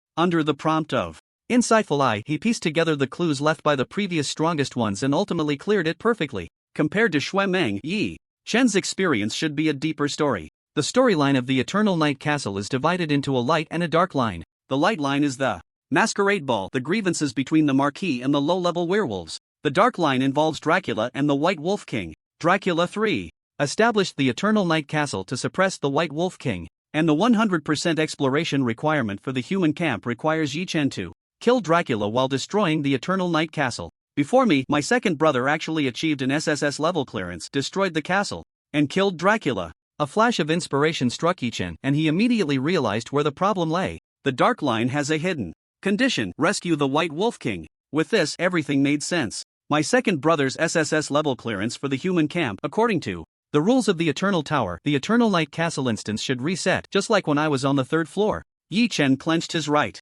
fist and struck it into his left palm, feeling quite excited. The problem is that my second brother was too heavy-handed and killed the White Wolf King as well. This means that although my second brother achieved an SSS level clearance, the White Wolf King could not be rescued, so the instance naturally could not reset. White Wolf King, White Wolf King. Yi Chen murmured this name, thrilled by his discovery. But what was so special about the White Wolf King? From the known information, the White Wolf King was very powerful, not even putting an adult Hellhound King in his eyes, and seemed to know the legendary Hades. Yi Chen always felt that his clues were fragmented, unable to piece together any truth. It was like reaching halfway down a road and suddenly hitting a dead end. Charging halfway, the network lagged. Deriving halfway, he ran out of ink. There must be some detail I overlooked. Seeing Yi Chen pondering the plot of the 10th floor, Shui Meng also helped think, saying whatever came to mind. I just remembered something. My dad and the others had a speculation. All the levels in the Eternal Tower that are multiples of 10 might be interconnected in their plots. Yi Chen was startled. What? Levels 10, 20? All the levels that are multiples of 10 interconnected plots? If that's the case, the White Wolf King might be related to the 20th level. The first thing Yi Chen thought of was the 100th level. It was known that all the strongest ones were stuck at the 99th level. If all the plots were interconnected, the 100th level would also be among them. Then Yi Chen thought of another thing, a thing only he knew. Level 0. In the hidden level of the novice instance, he had once seen the bronze door, the terrifying existence sealed beneath the bronze door. 0 is also a multiple of 10. This information might be more valuable than Yi Chen imagined. Yi Chen's expression remained unchanged as he asked, Demengzi, can you contact your father? I can contact both of them. Why, do you have something you want me to convey? Shui Meng perked up. One word costs 100,000 gold coins. Heh, why don't you go rob someone? I'm already robbing. Yi Chen didn't respond. When it came to the 0 layer, even if someone had to convey a message, it would be more appropriate for Lord Zhou. Yi Chen tentatively asked, can I meet the strongest nightmare? The nightmare, the strongest being guarding Blue Star, should be the easiest to meet. Given Yi Chen's contributions to the human race, meeting a strong being shouldn't be difficult. Shui Meng shook his head. No. My uncle has fought against the strongest demon god, and since then, his condition hasn't been great. After my second uncle rose to power, my uncle hasn't made a move, and his whereabouts have become erratic. I can send a message, but I can't know my uncle's exact location. Such secrets regarding the state of strong beings are not something even a 9th-tier war god has the authority to know. Shui Meng's special status allows him to know more than others. Yi Chen still wasn't giving up. Second brother, I'm asking about your second uncle? My second uncle has been on the front lines of the Abyss Plane. The teleportation array needs to reach there directly, and the weakest person who can pass through must have war god level strength. If it doesn't reach directly, it would take at least a week to travel. Shui Meng shrugged. This route was blocked. If you're not a war god, it's not my fault. Yi Chen rubbed his temples, distressed. So, if I want to meet a strong being, I can only meet Xiao Yao? He really didn't want to become a dog. No, you won't meet any of them. Shui Meng's expression was strange. It's strange that the old Taoist told me to convey that before the battle 2 days later ends, he won't meet you. What's up with this old Taoist? The prophet seems to have figured it out. Yi Chen frowned, sensing another layer of meaning. So, after the battle ends, the strong being Xiaoyao specifically wants to meet me? That can be understood that way. Yi Chen took out another bottle of beer from his bag and filled it for himself, sighing, one riddle after another that I can't understand. Let's talk about something I can understand now. Whether it was the 10th layer, the 0 layer, or the strong being Xiaoyao, overthinking would only lead to mental exhaustion. It was better to focus energy on more practical matters. What information do you have about this battle? The battle 2 days later was already a done deal. Yi Chen needed to know more information to survive better. The demon god is also well prepared. After fighting each other for so many years, everyone knows each other's strength and won't take risks easily. From what I know, at least 2 demon gods will participate in this battle. Shui Meng counted on his fingers the 4th demon god and the 6th demon god. At this point, Shui Meng slapped his forehead. Oh right, I forgot to tell you. The 1st, 3rd, 4th, and 6th demon cults have all been eradicated. I worked with Uncle Gio, leaving no traces. Hearing this latest news, Yi Chen gasped. Looking through a keyhole, the strong beings are playing a big game this time. It's probably not just 2 demon gods. In this battle, Yi Chen's most important task, survive. Clearly, Shui Meng knew this too. After a period of silence and fermentation, both sides were now on edge, ready to strike. Once the battle begins, all existing forces of the human race will emerge, with no room for retreat. Azura, this is no joke. Once the battle starts, the Eternal Forest will definitely become the front line of the battlefield again. In fact, the demon race has been accumulating power to invade Blue Star. Shui Meng said solemnly, we will keep all enemies above War God level outside of Blue Star, but below War God level. In the worst case scenario, you might have to rely on yourself. No one knows the true identity of the Azura. The enemies don't know, and neither do our own people, including Shui Meng. There is one thing that Shui Meng didn't mention, and both sides tacitly avoided discussing it. The situation has reached its current state, and a great war is on the verge of breaking out. Ultimately, it all comes down to the emergence of one person, the strongest seed, the Azura. This battle is not only to protect the Azura by the human race, but the Azura is also the only target for the enemies. Wherever Yi Chen is, that place is the battlefield. There is no escaping. A warlord-level enemy, ha? Yi Chen murmured with a slight pout. If I can slay the demon race warlord at level 60, won't my second brother feel embarrassed? Wu Wen made his first move in front of the world when he killed the demon race warlord at level 200. Level 60 Azura equals level 200 Wu Wen Azura is almost equal to 3 Wu Wen equals the strongest Azura equals 3 strongest beings equals nightmare plus Wu Wen plus Xiaoyao. Yes, calculations are never muddled. Is there a problem with this equivalent substitution? Absolutely no problem. Wolf's Nest. Unable to enter the Eternal Tower for the time being, Yi Chen had nothing else to do, so he began to sort through the gains from this trip. Blood Clan Essence 19 drops from the Count, 12 drops from the Duke, 1 drop from the Prince. The Prince's Essence is SSS grade material, the Duke's is SS grade, and the Count's is A grade material. A false tooth appeared in Yi Chen's hand, sealed within it was the essence preserved at the peak of Dracula's power. Good stuff. Shui Meng glanced over and introduced Vampire Essence can enchant equipment. Enchanting on weapons grants a effect. Enchanting on other equipment gives the equipment self-healing abilities. Yi Chen nodded, formulating a plan in his mind. It would be a bit wasteful to give this directly to the Nightmare Wind. The Nightmare Wind has a whole set of requirements for food. 1 drop is not enough to fill its gaps. The Count's and Duke's essences can be sold, while the Prince's essence can be considered for enchanting with natural power.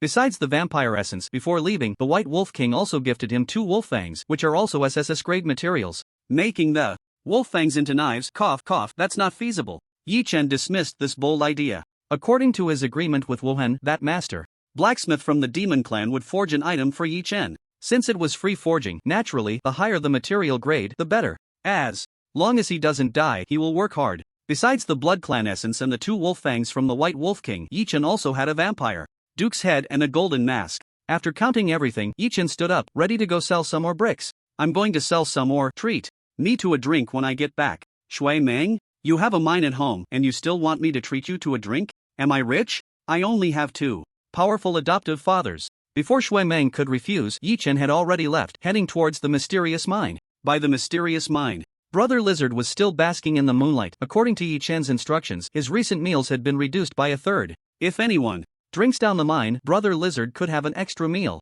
Boss, the mining leader and the dwarf leader, Xiao Gu, approached simultaneously, actively reporting their work. We produced 15,000 tons of B-grade raw ore, 12,000 tons of A-grade, and 1,000 tons of S-grade. We prioritized refining the higher grade raw ore, 800 tons of S grade ore, 8,000 tons of A grade ore, and we couldn't spare manpower or furnaces for B grade ore at the moment. Following Yi Chen's instructions, they prioritized producing higher grade ores, which were currently in short supply for the human race.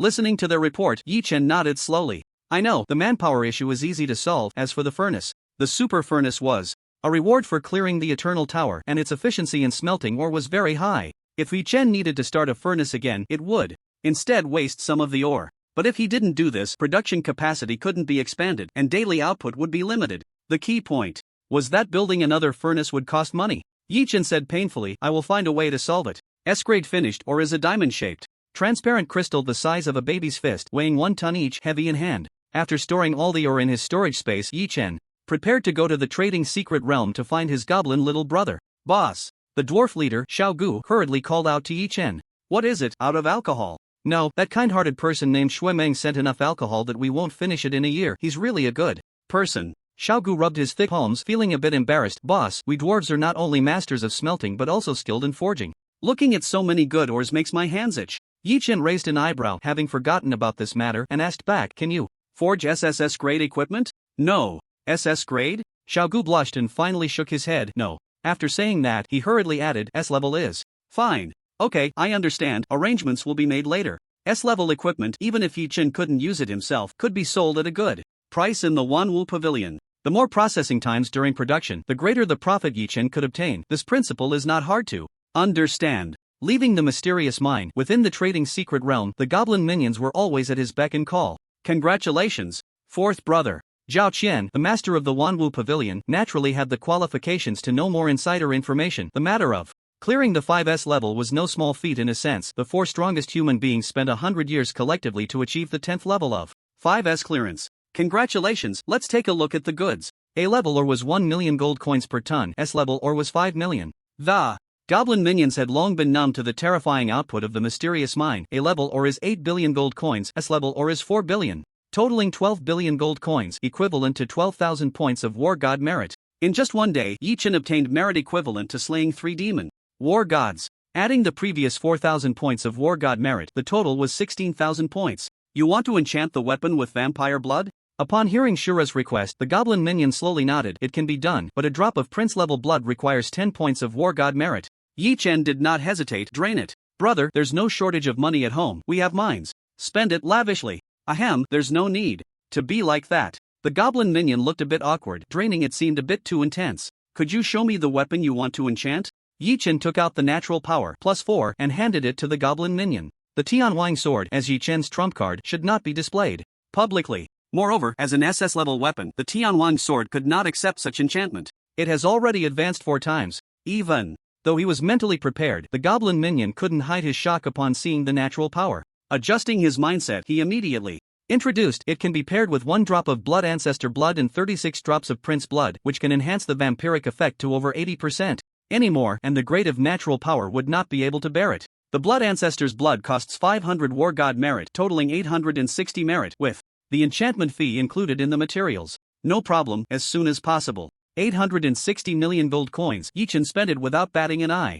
Also, make a list of life-saving items. Let me see what can be useful. For the upcoming great battle, Yi Chen was not stingy. If the money in hand wasn't spent, it was equivalent to having no money. Only by converting money into resources and enhancing his strength was it valuable. Just as Yi Chen was selecting life-saving items and equipment, an announcement arrived, albeit late. Player Shura has cleared the 5S level of the 10th layer, rewarding all Eternal Tower human race buff, Ultimate Realm. Permanent buff, Friend of Werewolves, the Eternal Tower human race gains favor from werewolves, and werewolves will not actively attack humans. Permanent buff, Friend of Blood Clan, the Eternal Tower human race gains favor from the Blood Clan, and the Blood Clan will not actively attack humans. Permanent buff, Not of My Kind, the Eternal Tower human race deals plus 30% damage to other races. Ultimate Realm, when calculating the score of the Eternal Tower, if the exploration degree is not higher than 80%, then exploration degree plus 10%. For buffs, all permanent buffs. The friendship with werewolves and Blood Clan would only be useful in special levels, but as permanent buffs, what was there to complain about? The key points were Not of My Kind and Ultimate Realm. The former increased the overall output capability of the human race. Most of the monsters in the level are non-human, with an additional 30% damage that can change the outcome of a battle. And it's a permanent buff. As for the ultimate realm, it's an absolutely godly buff. Everyone gets plus 10% exploration rate, which is hard to describe in words for the human race. Yi Chen remains relatively calm. The ultimate realm is equivalent to nothing for him. Below 80% exploration rate? Sorry, not familiar at all. If he doesn't clear the 4S level, Yi Chen would feel he's letting down his eternal blessing. The little goblin brother can't maintain his composure, even starting to dance and speak incoherently. This is really just. The ultimate realm buff gives him the chance to challenge higher levels, and the one responsible for all this is the fourth brother in front of him. Overjoyed, the little goblin brother blurts out, "Fourth brother, tonight's expenses, I'll cover." Slap. Yi Chen checks off the entire previous list and places it in front of the little goblin brother. "No more choices, I want them all." That's exactly what I've been waiting to hear. He ruthlessly took a cut from the goblin little brother, and Yi Chen's pockets were full. Although the goblin little brother appeared as a goblin in the trading secret realm, he was actually a real human. He became famous even earlier than the strongest, Xiaoyao, and had been a 9th tier war god for a long time. After Xiaoyao rose to prominence, he chose to follow him and joined the All Things Pavilion as the Pavilion Master. His status in the All Things Pavilion was akin to Ying Jiao in the Shadows and Shui Meng in the Wolf's Nest. However, the All Things Pavilion focused more on economic development, and Pavilion Master Zhao Qian had more money in hand than Shui Meng by $1 billion or so, which was quite reasonable. Even though Yi Chen had taken quite a bit from him, it was just a drop in the bucket for the goblin little brother. Thinking of this, Yi Chen couldn't help but ask himself, why couldn't he control his hands? Why not take a bit more? Was it because his storage space wasn't big enough, or did he think he had too much money in hand? He spent 860 War God merit points to enchant the natural power for the All Things Pavilion. The advancement of natural power requires transplanting seeds. Help me keep an eye on the seed resources in the market. Yi Chen hadn't forgotten about the advancement and pointed to his card, which still had 15,140 War God merit points. Money is not an issue. Understood. The goblin little brother was well aware of the financial situation of the fourth brother. As long as the 7.5 million tons of ore at home hadn't been mined, the fourth brother would see thousands or tens of thousands of War God merit points credited to his account every day. The joy of mining is something most people can't imagine. After bidding farewell to the goblin little brother, Yi Chen left the trading secret realm and returned to the Wolf's Nest. He didn't go to the deepest part of Shui Meng's office but found a corner to sit down casually. "A glass of water, please." "Thank you." For the sake of his health, Yi Chen had quit drinking. A man shouldn't be lost in the intoxication of alcohol. He must be the master of his own consciousness. To celebrate the successful completion of the Shura 5S level, the All Things Pavilion sends a congratulatory message. Tonight's expenses will be covered by young Master Zhao. Just then, the water was served. The front desk girl stood in front of the fourth brother, momentarily at a loss. Yi Chen naturally said, "Take the water to Shui Meng, and by the way, bring me a beer, half chilled and half at room temperature, thank you." "Do you have skewers here?" "I have a friend who wants to eat." Soon, a barbecue feast and a beer were delivered to Yi Chen. He shared 2 skewers with the Hellhound's shadow, fulfilling his promise. He then enjoyed the skewers and beer while waiting for his personal rewards to be distributed, reflecting on this journey through the 10th level. I can card once on the 10th level. The next time I card for the 5S level completion, it will be the 20th level. The collective rewards for completing the 5S level are indeed powerful, but I generally can't use them, which is a headache. Take the human race reward from the first level, Guardian Angel for example. It gives everyone a layer of resurrection armor in the Eternal Tower, which is indeed powerful. But after so many days, Yi Chen had never died even once. What is resurrection armor? Is it useful? Sigh, sometimes. Being too strong isn't necessarily a good thing. Yi Chen could only hope that the personal rewards for the 5S level would be more generous to make up for his losses. Time passed second by second, and more people gathered in the Wolf's Nest. Yi Chen even saw a familiar figure appear at the entrance of the Wolf's Nest. So this is the Wolf's Nest? Zhao Lin peeked in, looking into the hall but not stepping inside. He had just completed the first-tier warrior test and chose the United Legion's faction, now considered a reserve member. With Zhao Lin's talent, being a lone wolf was a bit too much of a stretch. His senior, Fei Tai, was also in the United Legion faction, just right to be Zhao Lin's guide. Perhaps they could fight side by side in the same legion in the future. After curiously glancing at the appearance of the Wolf's Nest, Zhao Lin prepared to leave. Without a lone wolf medal, he couldn't enter the Wolf's Nest without permission. However, a shadow behind him stepped forward, crossing Zhao Lin and walking to the front desk of the Wolf's Nest. Fei Tai said in a deep voice, "I'm here to help Feng Dong collect his rations." He had a cold expression and a steady tone, clearly not the first time he had done this. "Yi Chen? This is possible? I learned it. Oh, I already knew how to do it, so it's fine." In front of Yi Chen, feet carried away 3 black goats from the Wolf's Nest front desk, hiding his achievements and fame. After a small interlude, Yi Chen finally received the long-awaited personal rewards. 5S level rating cleared the 10th layer, received reward, Eternal Night Castle, *1.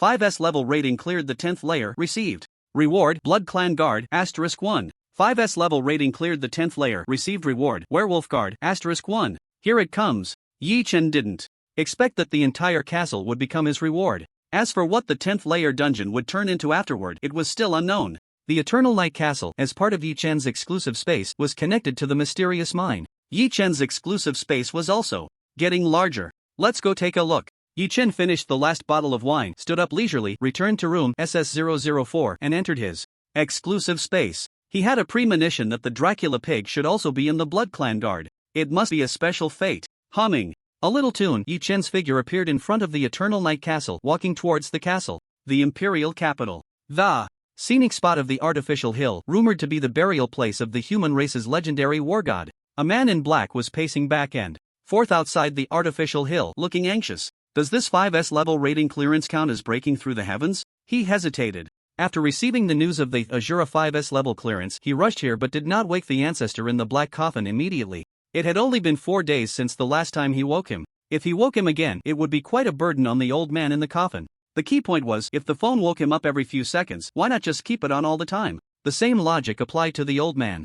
If he was going to wake him up every few days, he might as well not sleep at all since he wouldn't sleep well anyway. Let's decide after the reward announcement. The man in black stood outside the artificial hill, waiting for the announcement from the Eternal Tower. It's here. After receiving the reward announcement, the man in black no longer hesitated and rushed in directly. This was a serious matter. That could not go unreported. Incense burning, bowing, and greeting. After completing a set of procedures, the black coffin slowly rose from the ground, and the old man's voice clearly carried dissatisfaction. I feel like I just took a nap, and you're back already. This time, even if Azura broke through the heavens, I would not be the least bit surprised. Aside from the initial complaints, the old man's voice was calm and composed, carrying a certain confidence. So, what happened? The man in black bowed, lowered his eyes, and respectfully said, Azura just cleared the 10th layer with a 5S rating. The reward. He succinctly recounted what Azura had done. After finishing, the air fell into a dead silence again. The man in black thought to himself, the ancestor's psychological quality is indeed strong. He can remain so calm upon hearing such news. Last time, the commotion caused by Azura nearly made the coffin lid unable to hold. Look at this. This is the demeanor of the legendary war god, able to quickly adjust his psychological expectations.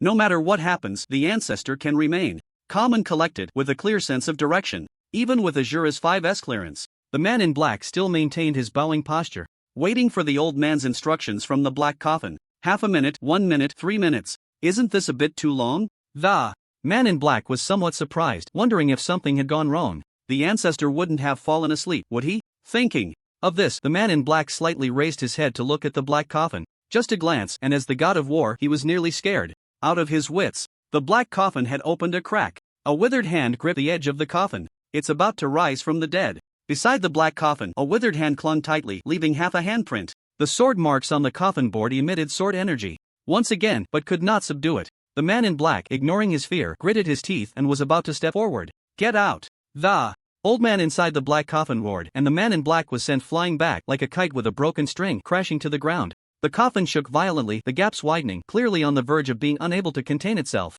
Go summon Mang. The old man's words were interrupted by a sigh. Alas! A common middle-aged man's voice sounded. What is the point of this? A figure appeared beside the black coffin, ignoring the terrifying pressure, standing there quietly. Even a war god could not easily approach the black coffin, yet he could move freely. The true identity of the figure was self-evident. The supreme being, Nightmare. Nightmare stood beside the black coffin and casually said, "Take a nap." In an instant, the world fell silent. The black coffin stopped shaking, the previously raised gap slowly closed, and the withered hand retracted, leaving only an incomplete handprint. Even faint snoring could be heard coming from the black coffin. The man in black struggled to rise and saluted the back of Nightmare. "Thank you, Lord Nightmare, for your rescue." The figure of Nightmare appeared somewhat ethereal as he continued, "In the battle 2 days from now, let him continue to lie down. No need to participate. Yes. After the battle, Xiaolan will go to the Abyss Plane, and Xiaojiu will follow." Nightmare's words made the man in black's eyelids twitch. Old Lan will go to the Abyss Plane?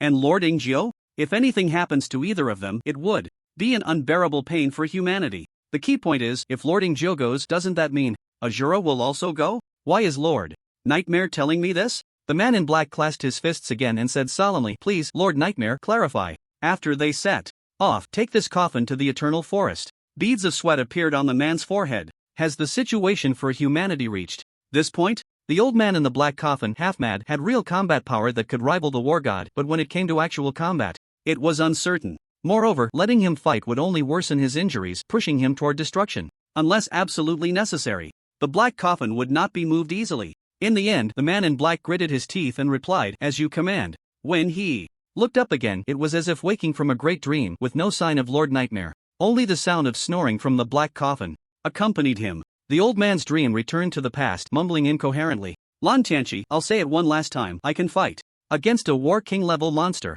What happened last time when I almost got killed was just last time. The boy is named Shui Yixing, and the girl is named Shui Yan? That name won't do. Listen to me, the boy should be named Shui Meng, and the girl Shui Meng. How nice. Old Gio, you're just hacking at your father, right? Don't hold back. Today I'll let old Gio know who was the first war god of humanity. Be gentle with the medicine, old Gio. Did you have to be so heavy-handed when sparring with your own people?" The man waiting beside the black coffin listened to these dream ramblings, smiled bitterly, and shook his head. All is gone. The door of the nocturnal castle opened. On either side of the tattered red carpet stood two groups of people. On one side were the werewolves led by Jack, numerous and imposing, holding the upper hand. On the other side stood the cold-faced Count Dracula, with several vampires behind him. Although they were at a disadvantage in momentum, Dracula's strength was the strongest present, making the werewolves hesitant to act recklessly. "Everyone is here, have you eaten?" Yi Chen's appearance immediately ended this boring standoff. Jack pressed his right fist against his chest and knelt on one knee with the pack of werewolves, saying, "My lord, your grace will be forever remembered by the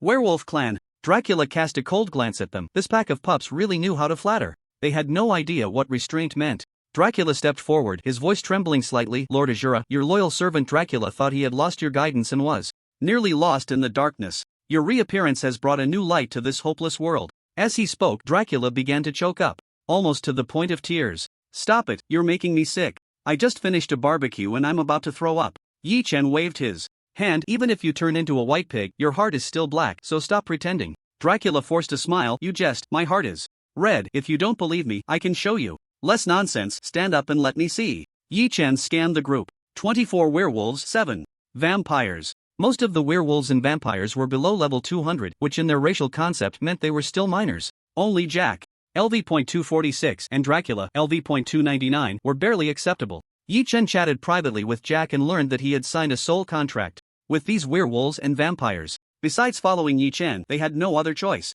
"Alright, take your brothers out of the castle and check the mine to see if anyone needs help." Everyone followed Yi Chen. He provided food and accommodation and would invest resources to help them level up. Similarly, there had to be a return for any gains. Mining was just a bit tiring and dirty, with no real danger. The strength of the werewolves was far beyond that of ordinary people, making mining much more efficient.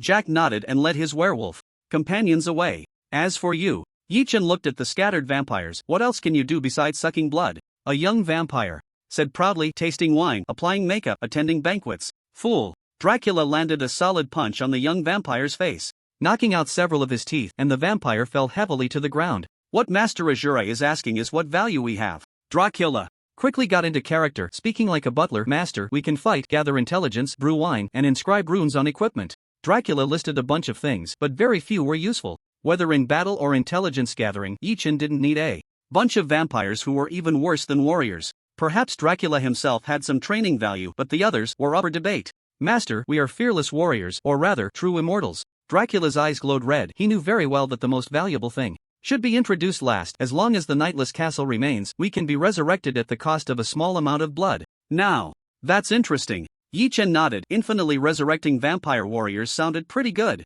Clearly, the Nightless Castle before him was special, with more functions waiting for Yi Chen to explore. However, Yi Chen had a bold idea he wanted to test. "Now, I want to conduct an experiment." Yi Chen had everyone else leave, keeping Count Dracula behind. The atmosphere began to grow awkward. Fear appeared in Dracula's eyes as he stepped back repeatedly. "What experiment? You wouldn't like." "Be quiet." Yi Chen growled, intimidating Dracula, and then spoke. "Is it possible that you are a pig?" After saying that, Yi Chen stepped back, holding a camera aimed at Dracula, carefully observing him and not missing any details. In front of the camera, the elegant and noble Count Dracula performed a spectacular magic trick. Yi Chen named it the Great Transformation into a Pig. Dracula Pig, quick, turn me back. Indeed, the words of the Supreme Being Xiaoyao have always had an impact on Dracula. And the phrase, "you are a pig," is the switch that triggers everything. Yi Chen couldn't help but gasp, firmly deciding in his heart that he must never meet Xiao Yao. What if he hears the word dog and triggers? The transformation? A dignified Azura, a dragon among men, a lifetime of fame, ruined in an instant. The successful experimenter Yi Chen said apologetically, "Sorry, I only guessed the spell to make you transform. I don't know how to lift this state." As he spoke, Yi Chen raised the Heavenly King's sword in his hand and tentatively asked, "How about I cut you to death again? Didn't you say you could be resurrected? Let's agree that the cost of resurrection will be deducted from your salary. Dracula, just do something human, please." The Eternal Night Castle. After settling the werewolf, Jack was called back by Yi Chen. "Carry the pig up." Yi Chen pointed to the ground, where a small white pig stood. Following Yi Chen's instructions, Jack picked it up. The Dracula pig in Jack's arms struggled violently, trying to resist. However, it was just a pig. Jack pinched his nose in disgust and said, "It smells like a bat, sir. This guy might be Dracula's pet." "I suppose so, keep up." Yi Chen walked ahead, surveying his castle. The castle was divided into 4 levels, with traces of sword cuts, not counting the battle damage. The bottom level was the dungeon. There are a total of 8 cells, capable of holding warlord-level beings. If resources are invested to upgrade, it can be even stronger. Yi Chen looked around, very satisfied with the dungeon's environment. "In the future, we can keep some artificially bred vampires here to provide essence blood." Jack felt the pig in his arms twitch. Perhaps it was scared. Next to the dungeon, there were 2 more rooms. One was a wine cellar. The other room had a coffin quietly lying in a circular pool. Blood pool? After placing essence blood or blood, injured vampires can recover here. Yi Chen nodded. The Eternal Night Castle was designed by the Blood Clan, so having this was not surprising. After touring the bottom level, Yi Chen returned to the first floor hall. The first floor of the castle was more functional, with a reception hall, stables, and so on. There were no special items. The second floor had various rooms, banquet halls, etc., which he glanced over quickly. With the eye of insight, Yi Chen didn't need to worry about missing anything. No secret could escape him. Third floor. The 2 and the pig reached the highest level and stopped. Enchantment room, forging room, and a damaged teleportation array. Teleportation array damaged can lead to the 10th level of the Eternal Tower. Interesting. As for the 10th level, Yi Chen himself didn't need to go back. His time was precious for grinding SSS level ratings. If the teleportation array could be repaired, Yi Chen could send Dracula and other vampires back to collect resources and intelligence. Understanding the background story of the 10th level was significant for Yi Chan's exploration of the subsequent levels, such as the 20th and 30th. Repair materials, 300 kilograms of SS level or 200 kilograms of S level or. A repair list was noted down by Yi Chen. Ore and similar items could be produced by the super furnace, while other materials could be purchased from the All Things Pavilion. As for the craftsmen to repair the array, dwarves were among the best. After touring the entire castle, Yi Chen had a rough idea in mind. Jack, take note. Yi Chen spoke slowly. Have the resting miners send some manpower to convert the first and second floors of the castle into collective dormitories. Prioritize miners and dwarves for accommodation, followed by werewolves and finally vampires. Here, although Yi Chen provided food and lodging, he still had to differentiate between closeness and distance. It was impossible to treat everyone equally. Those who could work and were willing to work naturally qualified for better treatment. Moreover, the miners were the first group to follow Yi Chen, and just from mining, Yi Chen had made a fortune. The Dracula pig in Jack's arms let out a weak grunt. The castle he had carefully built was going to become a residence for a group of short-lived species. Yi Chen seemed to guess his thoughts and tapped the pig's head with natural power.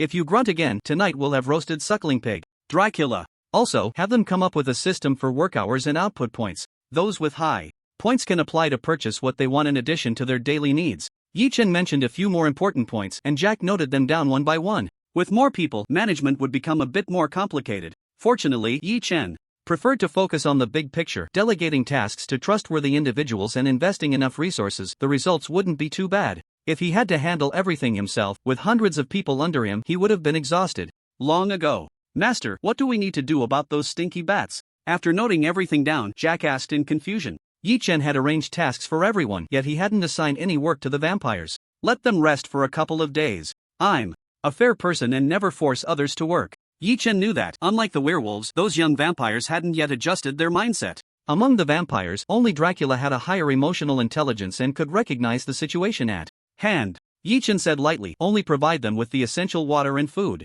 If they want more, they need to earn it through labor. I guess it won't be long before they voluntarily ask to participate in labor and drop their lofty noble airs. Voluntary participation is always better than coercion." After saying this, Yi Chen's gaze fell on the pig. Dracula's ears perked up, indicating he was listening. If any vampire can't control their bloodlust and attempts to harm anyone or the lizard, Yi Chen's voice remained calm, devoid of any lewd implications. There's a technology on Blue Star that can help animals undergo gender reassignment surgery. Trust me, you'll be quite popular in the boar pen. Do you understand what I mean? Dracula nodded frantically, even letting out a pig-like squeal. I understand. He believed that his new master was capable of such madness. Being killed wasn't terrifying, death was merely the beginning of a new life. What was truly frightening was that Yi Chen had 100 or 1,000 ways to torment Dracula. Death was the least of his worries. Looking around the ancient castle, it was indeed a decent reward. A private space, servants from both werewolves and blood clans, with limitless potential. However, as a 5S level reward, it still felt somewhat lacking. Yi Chen's gaze naturally fell on Dracula. This pig was the biggest reward. Dracula, the former vampire prince, a god of war level powerhouse, was on par with the White Wolf King. Setting aside his potential, the excavation of his backstory made him a breakthrough point. The issue was that Yi Chen could only pry open Dracula's mouth step by step. This matter required patience, not haste. Glancing at the time, it was already close to 6 o'clock. Yi Chen stretched lazily. Alright, that's enough for today. You all get moving, I need to go back to school. Jack and Dracula? School? Their new master, the ruthless and cold-blooded Shura Lord, was actually going to school? For a moment, they were at a loss about what was happening in this world. Yi Chen transformed into a flash of white light and disappeared, leaving behind a wolf and a pig in stunned silence. Summer Camp Area C. When Yi Chen returned to the dormitory, a shadow had been waiting for a long time. Ninth Master was always reliable in his work. The air was tinged with a faint smell of blood. Yi Chen tentatively asked, Ninth Master, are you there? Get lost. As expected, it was still the irritable version of Ninth Master. This secret technique had a strong aftereffect, and Yi Chen needed to find a way to persuade Ninth Master to use it less in the future. Ninth Master, I cleared the 5S level. Ninth Master, I not only have a mine now, but I also have a house, vampire-style, duplex structure, over 10,000 square meters, permanent ownership. Ninth Master, I have a prince-level vampire pig pet. No matter what Yi Chen said, Shadow 9 remained unmoved, too lazy to respond. Ninth Master, I met Shadow Wolf Jack. He said he had seen the nightmare back in the day. Suddenly, black mist enveloped the entire dormitory, isolating the space. Shadow 9's hoarse voice emerged from the black mist. Jack, he's still alive? Well, Jack is still alive. Upon hearing Yi Chen's words, the figure in the black mist fell silent for a moment. If he's alive, then let him be. You saving him would count as fulfilling the promise from back then. Yi Chen raised an eyebrow. Did Old Nine know about this? The matter between Old Nine and Nightmare was becoming interesting. As an SSS level talent, Nightmare's progress through challenges was already absurd. Although he couldn't score 4S like Yi Chen, he was still clearing a 3S level every day. Old Nine had actually been following Nightmare all along? As a sidekick? Yi Chen shook his head, dismissing that thought. Speaking for himself, even if Yi Chen revealed his identity and brought Zhao Lin along to tackle challenges, they wouldn't be able to maintain the same pace. The Eternal Tower had a large number of solo dungeons. In the first 10 floors, only floors 1, 7, 8, and 10 were public dungeons, the other 6 were solo dungeons. There was no way to bring a sidekick along. In this situation, Old Nine was actually adventuring through the 10th floor with Nightmare. His talent and strength were evident. As for Lan Lao, who was from the same era as them, he was probably still stuck on the 2nd floor, transitioning. Aside from the initial emotional outburst, the black mist slowly gathered, sinking back into the shadow on the ground. Clearly, Old Nine didn't want to discuss this topic much. He knew Jack from back then as well. Yi Chen seized the opportunity to continue communicating with the irritable old brother. Old Nine, when does the great battle start tomorrow? Let me know. The moment the battle begins, you'll know the battle has started. Yi Chen, you really are the king of pointless talk. Old Nine, is there anything I can do? You know my talent. Cough.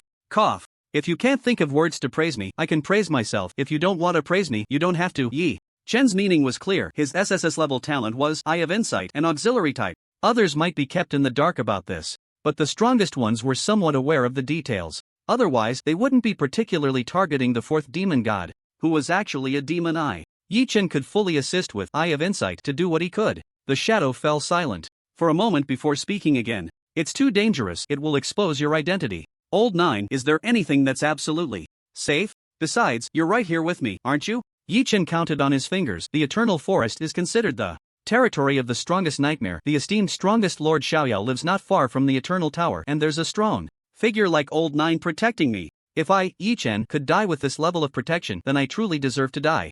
You should burn more paper for me on the 1st to the 31st at my grave. Yi Chen spread his hands and explained, besides, I'm not jumping out shouting for self-detonation. I just need to hide in the shadows and take a few more looks. Shadow 9 fell silent again for a while. Fine, but it's unnecessary. I insist. Yi Chen's attitude was very firm, rarely disagreeing with Shadow 9, if I take a few more looks, not to mention catching them all, even helping everyone improve their strength, or even a second awakening of talents. After the great battle, the spoils that fall into my hands will be even more. According to their previous agreement, all those who learned Winds Boundless would give 1/3 of the spoils from this great battle to Yi Chen to cover the costs of skill books. Whenever money was mentioned, Yi Chen always had a reckless energy about him. No matter how much money he had, he never missed out on opportunities to make money. In the end, Shadow 9 was persuaded. How do you want to arrange it? You little rascal have a lot of tricks, tell me your thoughts. Yi Chen had already prepared his plan and laid it all out. Good. After saying that, Shadow 9 fell silent once more. The plan that Yi Chen mentioned is indeed feasible. 4. Specific operations Ingjio will arrange for people. Knock knock knock. Brother Bai, the plan has changed. Feng Dong, carrying 2 breakfasts, knocked on Yi Chen's dormitory door. Let's eat while we talk. Feng Dong bit into a bun and casually said, I originally ordered a few goats for you, Brother Bai, to improve our meals, but I don't know which guy took them. Just as he was saying this, Fei-Tei passed by carrying 3 black goats, his expression unchanged and his breath steady. Yi Chen. He noted this down. Zhao Lin owes him a whole pasture of sheep. Brother Bai, today's teaching plan has been cancelled. Feng Dong got back to business, sharing intelligence with Yi Chen. There might be a big move recently, allowing us to observe the troop rotation process and get a feel for the battlefield atmosphere in advance. Yi Chen raised an eyebrow. So, does that mean we can slack off today? Brother Bai, don't smile so obviously, slacking off is impossible. Feng Dong laughed, since it's about feeling the atmosphere, everyone has to write no less than 8,000 words of personal reflections. Saying this, Feng Dong pointed at himself. We also have to write. I'm fine, but that guy Fei-Tei is in trouble. 8,000 words? I think even 8 words would be hard. The two chatted idly as they arrived at a newly built exhibition stage. Teachers and students from Area C gathered here, and it was said that this event would last a whole day, possibly involving all the human troops left on Blue Star. Feng Dong sighed. What a grand gesture. Yeah, what a grand gesture. Yi Chen echoed. Some people say it's not good, not appropriate. But when it comes to actual action, they can't wait to skin themselves, pull out their tendons, and grind their bones to dust. You're still ruthless, aren't you, Lord Jiao? The CCF group quickly gathered, but of course, it has now been renamed the CCS group. Thanks to someone, Lu Sueki's S-level talent couldn't be hidden at all. After the 6 of them gathered, Zhuo Lingxie assembled a typewriter on the spot. I took some time to make an automatic typing software, just right to test its effectiveness. There's such a thing? Zhao Lin asked curiously. If it becomes popular, won't those authors be out of a job? Besides Zhuo Lingxie, Fei-Tei was also on high alert. He laid out a blank sheet of paper and carefully wrote a word with a fountain pen. Good. Then, he stood there, momentarily unsure of what else to write. Zhao Lin was the most excited, leaning out halfway to peek. It's about to start. Yi Chen took a deep breath, held the gel pen, and pressed the tip against the blank paper. According to the plan he had agreed upon with Ingjio. On one hand, Yi Chen wrote down the important information he could see. On the other hand, Ingjio would cover the content on Yi Chen's paper and transmit the information out. It began. Swipe, swipe. Rows and columns of soldiers, generals, and even war kings appeared before everyone, marching in neat steps. The atmosphere of slaughter instantly filled every space. Based on the flags and medals, Zhao Lin recognized their identities. Lin High Legion. Legion Commander Lin Wangchao is a knight-type battle god of the wood and water elements. As a preparatory member of the Legion, Zhao Lin had studied this information well and knew quite a bit. Yi Chen glanced over, flicked his wrist, and the pen danced across the paper. Lin High Legion. Lin Wangchao's injury treatment. Take 200 strands of Lin's hair. Writing to this point, Yi Chen paused and looked at Legion Commander Lin Wangchao again. This guy is bald. Forget it, just finish writing first. The pen tip left lines of text on the white paper, black ink on white. With every glance, Yi Chen had to write down hundreds of words on the paper. The Legion below moved very slowly. Above, Yi Chen wrote quickly, Lin High Legion. Lu Dazhuang has 6 hidden injuries. Lin High Legion. Li Hu, 8th Demon Sect follower. True combat power is a 6th tier general. Lin High Legion. Wang Pangpang, talent has awakened for the 2nd time. Summer Camp Area C. Next up, we have the Black Mountain Legion coming towards us. Yi Chen yawned, rubbed his eyes, and felt a bit of soreness in his wrist. He hadn't stopped all day. Grab a sheep and pull it to death. Ninth Master, who had been so reserved before, was now being quite reckless. Taking advantage of the break, Yi Chen looked up at the others. Zhuo Lingxie was using smart typing software to write a reflection. Lu Sueki's handwriting was elegant, each stroke extremely serious, while Feng Dong's was a bit sloppy, writing whatever came to mind. The worst off were Zhao Lin and Fei-Tei. The things they wrote, even combined, wouldn't reach 800 words. Zhao Lin let out a wail, looking at the setting sun about to descend the mountain, and helplessly said, Senior, we won't earn this credit. Let's think about what to eat tonight. Fei-Tei silently shook his head. Is this the time to think about food? Suddenly, it was as if he had opened up his meridians, and he began to write furiously. This commotion attracted the attention of everyone around, who all leaned in to see what was happening. Fei-Te wrote, I suggest the legions add a meal tonight: steamed lamb, steamed bear paw, steamed deer tail, roasted flower duck, roasted chick. Are you just listing dishes here? Zhao Lin immediately followed suit, contributing to the legion's dinner plans. After a busy day, Yi Chen had used several bottles of eye drops. He was even praised by the instructor as a model student of Area C, saying Yi Chen was extremely engaged in the atmosphere, with a proper personal attitude, hoping everyone would learn from him. Even a few legions were willing to offer Yi Chen internship opportunities to experience it up close. Yi Chen. For a moment his feelings were complex, not knowing how to express them. The rest area of the C area exhibition stand. Instructors and teachers gathered. Here, birds of a feather flocked together. Classmates and comrades from the same cohort wove their relationships together. Most people had their own circles, chatting with familiar faces. In a corner, most people would deliberately avoid, keeping their distance, not wanting to approach and make themselves look foolish. Hu Wuziki blew out a smoke ring, feeling quite content. The War King is just great. To Wuziki's right sat Instructor Lin, and to his left was Lu Qingyan. The three were classmates from the same cohort and had served in the same legion, sharing a deep bond. Listening to Wuziki's bragging, Instructor Lin was quite displeased. This is already the second time today. Before he could finish, Lu Qingyan interrupted, speaking of two, my granddaughter. Stop. We all know. Her talent has awakened for the second time. Now it's not just us who know, the Abyss Dimension probably knows all about it too. Wuziki and Instructor Lin united to stop Lu Qingyan's repetitive behavior. Look at you all, so shallow. Lu Qingyan snorted coldly, not bothering to argue. He had originally planned to boast about his granddaughter's second job transfer with an SS rating, and now she could summon pets from dual dimensions. Originally, with Lu Sueki's strength, achieving his second job transfer with an SS rating was somewhat difficult. Who would have thought it would be so coincidental, clearing the Shura 5S level? Lu Sueki's exploration rate was originally 80%, and with the help of the Ultimate Realm, it directly increased to SS level, equivalent to a level up. Lu Qingyan reminded himself, still, leave some trump cards for that girl, can't show off everything. Instructor Lin put down his orange juice and said that Yi Chen, whom old Lu has high hopes for, really has some ability. It was worth my trip that day. Previously, during the early test in Area C, Instructor Lin had come to the scene and even specifically requested for Yi Chen to battle Wang Zhang. The main reason behind this was Lu Qingyan. Lu Qingyan became interested and asked, oh, I heard that little fox beat up old Wan's grandson? Not exactly a beating, just a one-sided crushing. Lin Zhao recounted the events of the previous combat test to the two of them in detail. This kid is still hiding something, he definitely hasn't shown his true strength. After hearing this, Lu Qingyan tapped his fingers on the small table and said confidently, he previously fought a kid with A-level talent at Nanjing No. 3 Middle School. What was his name? Again? Anyway, Yi Chen won quite easily. Wuziki immediately found it interesting. Are you saying that a C-level talent kid defeated opponents with A-level and S-level talents one after another? Yes, what do you want to say? First, let's rule out the possibility that he is a Shura. Wuziki lowered his voice and said, in the SS-level training camp, there are several strong candidates in the lightning system, one of whom happens to be proficient in lightning, wind, and fire. Is that true? Previously, when Shura passed the SSS-level transition secret realm, the entire Eternal Tower's human race received a buff and also learned about Shura's current situation. Lightning, wind, and fire proficiency. What a monstrous talent. It's true, someone has seen Shadow 2's trace near that genius seed. Shadow 2? Shadow level, second? Most people are not clear about the specific division of labor regarding the Shadow's high-level combat power. Even the War God cannot fully understand the operational mechanism of the Shadows. Subconsciously, it is assumed that the higher the Shadow's rank, the stronger the power. The stronger the Shadow, the more monstrous the genius it protects. Just like Shadow 7, when he initially challenged for the position of Shadow 7, he had no idea that Shadow 7 was the guardian of the Eternal Forest. Otherwise, he wouldn't have dared to challenge Shadow 7. It's said that Shadow 1 is on the front lines. If Shadow 2 appears next to Shura, it makes sense. Such gossip is best kept private. The three of them held significant positions and they all knew the human race's attitude towards the powerful seed Shura.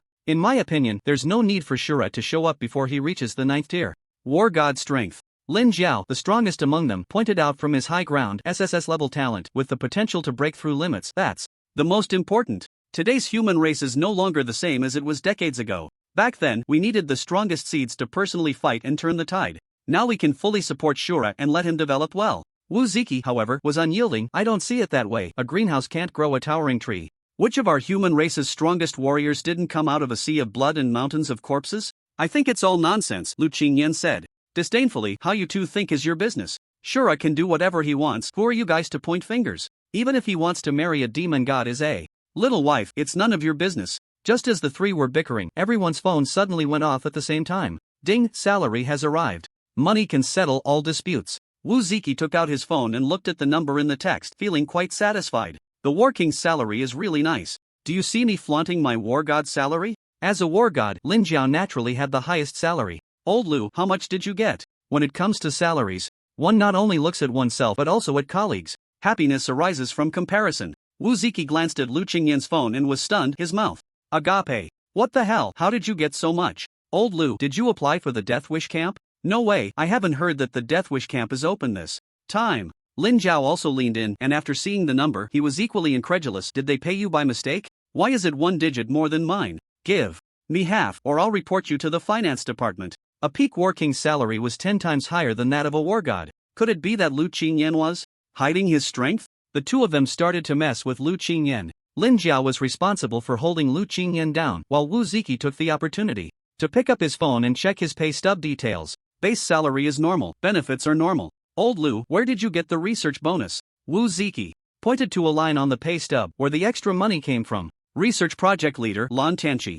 Lin Jiao also found it strange. Did you join Old Lan's research group? Only Lu Qingyan looked confused. Is it true? Did I join? Since Old Lan said I did, then I must have. It must be like that. You two country bumpkins don't understand anything. Lu Qingyan raised his head, nostrils flaring, knocked on the table, and disdainfully said, Did you not see what it says up there? I am a person who has made significant contributions to research, and this funding is a reward for that. Do you understand the value of research? Contributions? Suddenly, a person labeled as a top student appeared among the academic underachievers. It was hard not to be arrogant. This guy, Lu Qingyan, was determined to show off today. Old Lu, being researched is more like it. Wu Ziki's expression turned cold as he tentatively asked, You tell me, what kind of research contributions can you make? Ahem. Lu Qingyan coughed lightly twice to cover his embarrassment. I signed a confidentiality agreement, you know. Yes, it's a confidentiality agreement, absolute confidentiality. With that said, the conversation was pretty much dead. Instructor Lin didn't think much of it. He had been busy lately and hadn't interacted much with Lu Qingyan.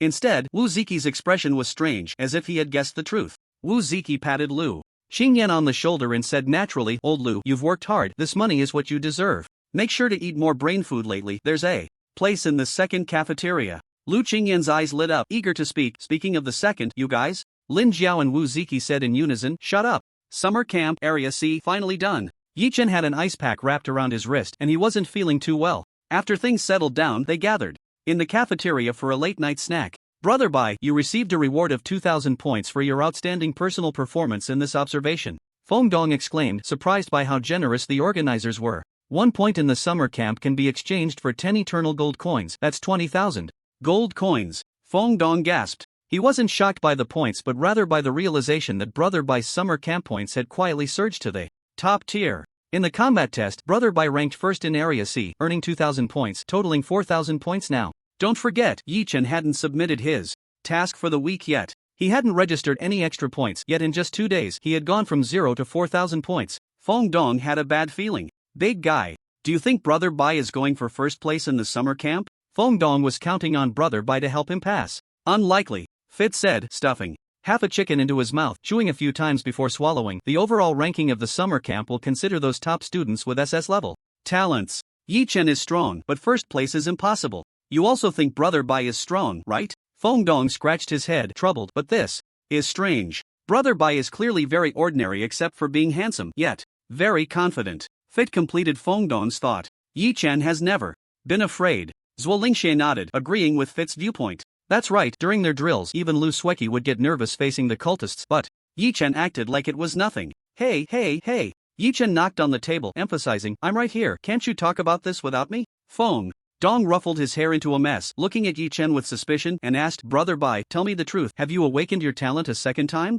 Yi Chen replied decisively, no. I swear on Zhao Lin's life, I have not awakened my talent a second time. Zhao Lin? Why am I getting dragged into this conversation? By the way, Zhao Lin, how many points do you have? Yi Chen asked curiously. Zhao Lin's progress was mediocre, placing him in the lower tier of the summer camp. With his C-level talent, it was quite an achievement to get this far. 648 points. Zhao Lin had just passed the first-level warrior test yesterday, earning an extra 100 points. Big Bai, I was just about to tell you this. When converted, this points total is almost 7 million. The IOU I wrote you before Without the skill book for the wind slash, Zhao Lin wouldn't have been able to enter the summer camp. The 648 points certainly wouldn't stay in his hands. Zhao Lin's intention was simple. He wanted to repay Yi Chen, at least partially. You can use it for yourself first. Didn't Senior Feng Dong just say? I have 4,000 points and I don't even know how to spend them. Yi Chen said candidly. 4,000 points equated to 40,000 gold coins, 0.04 War God merits.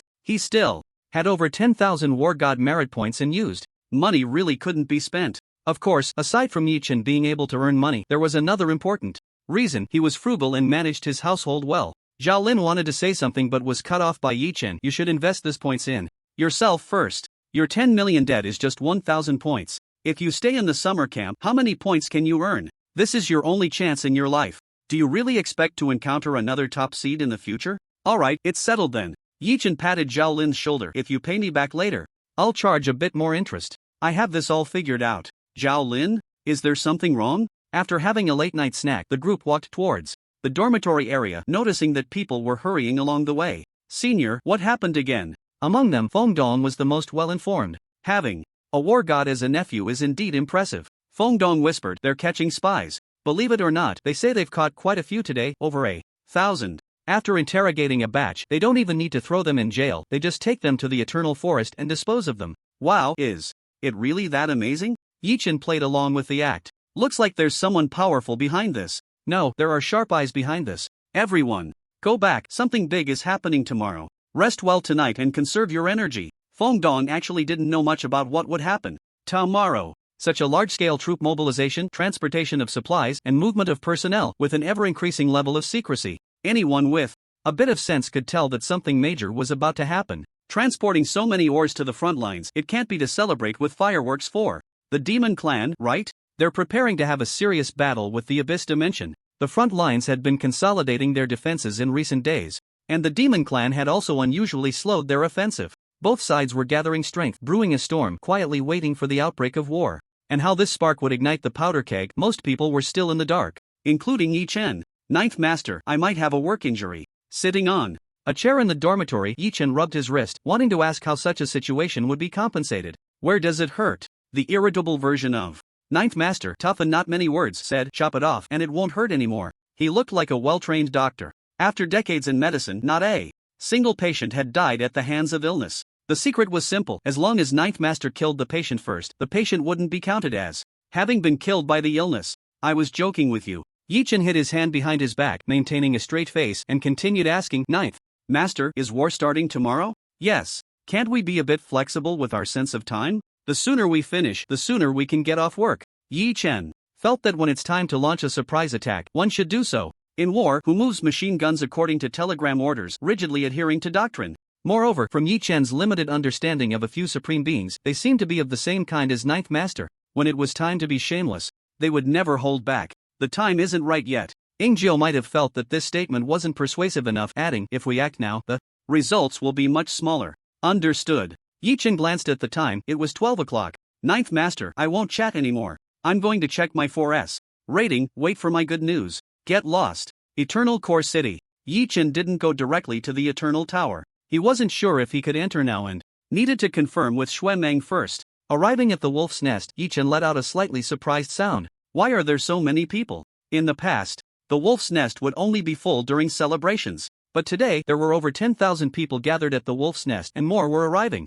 Kid, you're a newcomer, right? A chubby man wearing a lone wolf mask stood beside Yi Chen, pointing at the sign above the Wolf's Nest. Do you see anything different? Where's the wolf, Shadow? Yi Chen immediately noticed the problem. The chubby man boasted, the lone wolf walks alone, but there is also a shadow following. When the shadow disappears, it means the great battle is about to begin. The shadow can no longer protect the lone wolf and must go to the battlefield. From the chubby man's tone, it was clear that this wasn't his first experience with such a situation. Since the shadows have all gone, how can we still sit here waiting for suitable positions? We need to earn our right to go to the battlefield. In a large-scale Legion battlefield, lone wolves are not allowed to exist. Therefore, before the Great War begins, a temporary legion is established by the Legion Command Center to absorb lone wolves and integrate all forces. The two were chatting when a person wearing the Windgale Legion badge hurriedly walked into the wolf's den, holding a stack of application forms, and shouted loudly, 300 people for the Windgale Legion, starting from 4th-tier battle generals, priority for wind element. 100 responses followed. Even the chubby guy beside Yi Chen squeezed into the crowd. While pushing through, he didn't forget to turn back and shout to Yi Chen, "Little brother, I'm off to take care of business. If you have any questions, ask someone else. Thanks. When you come back, I'll treat you to a drink. TCH, you, a battle soldier. Can. What the hell, Starry Lone Wolf?" The chubby guy let out a strange cry. "The Starry Lone Wolf wants to treat me to a drink." His shout drew everyone's attention to Yi Chen, while the chubby guy took the opportunity to squeeze to the front, snatching an application form and quickly filling in his personal information. After completing the application form, the chubby guy turned back and gave Yi Chen an awkward smile. A normal person would feel a bit embarrassed. Under so many gazes, the chubby guy never expected that Yi Chen not only wasn't embarrassed but even further triggered a social anxiety disorder. Starry Lone Wolf, 9th tier battle soldier, newcomer. In fact, anyone with a bit of sense could guess Yi Chen's true identity. Beneath the mask, the lone wolf Azura. Also, the future Wolf King. Under the watchful eyes of the crowd, Yi Chen waved his hand as a response to the gazes and smiled, saying, "When you come back, I'll treat you all to a drink." A burst of laughter erupted from the crowd. Azura wants to treat them to a drink? Alright, it's a deal. It's a deal. People from the Legion continuously entered and exited the wolf's nest, each time taking away hundreds of individuals. Basically, as long as someone shouted, countless people would swarm in, quickly filling the spots. Yi Chen observed for a moment before being pulled into a room by someone. "I heard you're treating?" Shuemeng looked at Yi Chen with a suspicious gaze, repeatedly sizing him up. "Let me make it clear, my account in the wolf's nest is frozen." Yi Chen looked confused. "What are you talking about? I don't understand." "I'm telling you, don't play the you treat, I pay trick anymore." Shuemeng's expression was very serious as he said earnestly, "I've gone bankrupt. The expenses before this battle were all charged to my dad's card. Don't drag me down. If you're going to drag someone down, at least choose someone else." Yi Chen said indignantly, "Look at your lack of ambition. Am I the kind of person who does that?" "You are." Yi Chen couldn't help but roll his eyes. Shuemeng, this lone wolf of the stars and 9th tier war god, must have relied on his father, right? Others treat, swipe my card. Shuemeng treats, swipe my dad's card. Others shop Pinduoduo. Shuemeng shops Pindadad. Alright, enough idle chatter, I have a mission. Shuemeng waved his hand and said seriously, the old man said, "Don't enter the Eternal Tower before 12:30. Just wait a bit longer." Just as Shuemeng was about to leave, he remembered something and took out a staff, handing it to Yi Chen. "By the way, your staff has been enchanted. This enchantment has a limited number of uses. It will completely disappear after about 1,000,000 uses." Yi Chen took the staff, which had an 80% lifesteal effect from the natural power. If Yi Chen stacked it to 30 layers and unleashed a thunder strike, his health would be instantly maxed out. Shuemeng looked at the staff and asked, "I heard from Uncle Zhao that you're collecting seeds?" Yi Chen nodded, "Yes, do you have any?" "Well, my dad harvested this on the battlefield. He originally planned to keep it as a family heirloom, but recently I've been a bit tight on cash." As he spoke, Shuemeng took out a transparent jade box containing a seed made of special material wrapped in amber. Seed, spring rain, material, SS level. Transplant effect, increases the quality limit of natural power absorption while the quantity absorbed decreases. Name your price, I want it.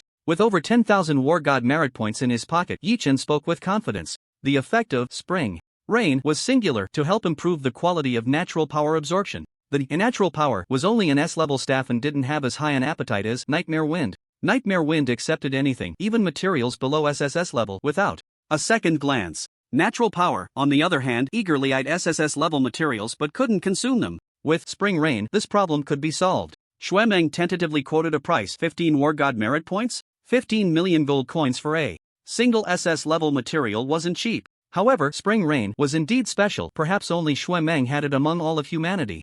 The final price would depend on how both sides negotiated. Yi Chen waved his hand, "Look at you being so stingy, I'll say a number, 2 points." After some haggling, spring rain was sold for 10 war god merit points. Yi Chen immediately took out spring rain and placed it at the top of the natural power, where witheredwood began to grow, sprouting tender shoots that completely enveloped spring rain. Current transplantable seed count 4. Transplantable seed grade SSS level. The quality has increased, but the quantity has decreased. Yi Chen shook his head. Regardless, this deal was definitely profitable. Shuemeng had tasks to attend to and bid farewell to Yi Chen. There are still 20 minutes. Yi Chen calculated the time. The cost of achieving a 5S rating was indeed not small. The first grinding emperor of the Eternal Tower, Xiaoyao, had been busy for 24 hours and still hadn't finished wrapping things up for Yi Chen. Let's handle some trivial matters first. Yi Chen returned to his exclusive space where the mysterious mine was bustling with activity, with werewolves and miners transporting the mined ores back and forth. That guy Dracula had actually reverted to his vampire form.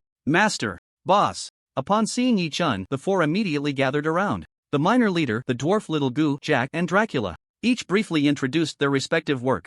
Among them, Dracula was the most diligent. Master, I have modified the castle's furnace and it can now help smelt B-grade ores with minimal loss. Even Little Goo, who didn't like this vampire, had to nod in acknowledgement. Indeed, but those sissies are really too weak, they can't even move a few tons of ore. Clearly, Dracula had a very high reputation among vampires. To avoid becoming a blood-sucking pig, he had to demonstrate enough value, making life a bit harder for his underlings. Dracula was a master at being a servant and even more skilled at enslaving his subordinates. Well done, give him an extra chicken leg for dinner. Dracula's mouth twitched. I'm a vampire, and you're giving me an extra chicken leg? Do you think I'm a weasel? Yi Chen counted yesterday's output, stored everything in his storage space, and after confirming everything was correct, he finally left. Trading Secret Realm. The goblin assistant skillfully counted the minerals, and he was no longer shocked. He was even somewhat numb. 1,200 tons of S-grade ore, 7,000 tons of A-grade ore, 5,000 tons of B-grade ore, a total of 15,500 War God merit points. Yi Chen had a total of 16,000 merit points before, spent 860 on vampire blood enchantment, 10 on buying Spring Rain.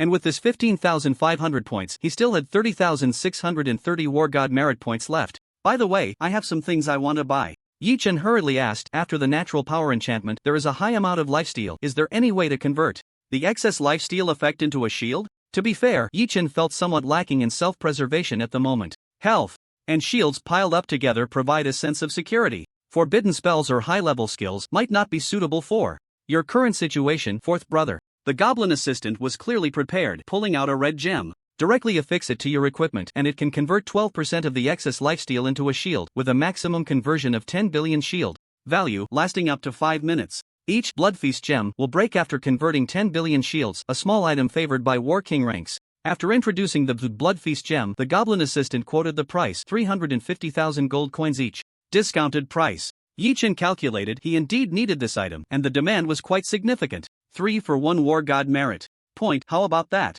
Deal. Let's start with 600 pieces. This quantity startled the goblin assistant. 600 pieces? 200 War God merit points just like that. Although Yi Chen wasn't short on money, this purchasing demand was too exaggerated. The goblin assistant quickly understood the reason. The conversion limit of the Bloodfeast gem was 10 billion, and the Shura should have an extremely high burst, causing the Bloodfeast gems to be used up quickly, hence the need for 600 pieces. Why were all of Shura's transactions conducted through the goblin assistant? It was precisely because of this. Purchase records could reveal too much information, and a discerning person could easily deduce the truth from the clues. Payment successful. Balance 30430 War God merit points. After receiving 600 Bloodfeast gems, Yi Chen glanced at the time. It was already 12:30. We'll talk later, I'm off to grind for 4S ratings. With that, Yi Chen's figure transformed into a white light and disappeared from the spot, leaving behind a goblin minion in disarray in the wind. Brush. 4S rating. Is this something a person can say? Wish you a swift passage through the Eternal Tower.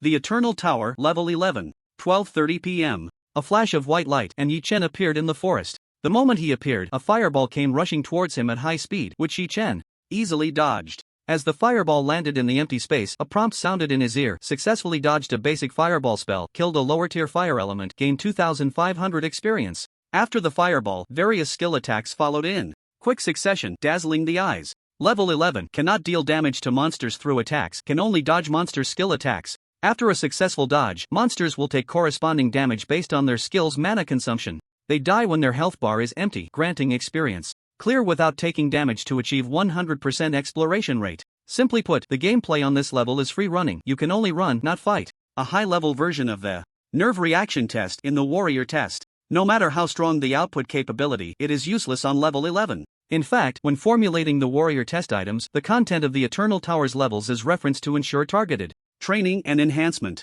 Because to climb higher in the Eternal Tower, the requirements for comprehensive quality are also higher. Those who excel in one aspect may find themselves stuck on some inconspicuous levels, unable to progress. Once stuck, both level and profession will be affected, limiting the improvement of combat power. No specialization allowed. Yi Chen had few displacement skills, wind/dance with fire, and wind's distance. For combat and running, these were basically his 3 tricks. Fortunately, Yi Chen's agility was high enough. With the super high bonus from the Nightmare Wind, he was far from what a level 60 should be. Even without using displacement skills, Yi Chen could clear the level without taking damage. Boom! After dodging several rounds of attacks, the ground began to shake violently. A gigantic flying centipede burrowed up from the ground, crazily chasing Yi Chen, with each leg releasing powerful skills as it moved forward. In an instant, countless light orbs rushed towards Yi Chen, dazzling like fireworks. Boss Flying Jade Dragon LV.75 current health 2 million expected to die after 8,495,135 casts. It seemed that Yi Chen needed to dodge over 8 million skills,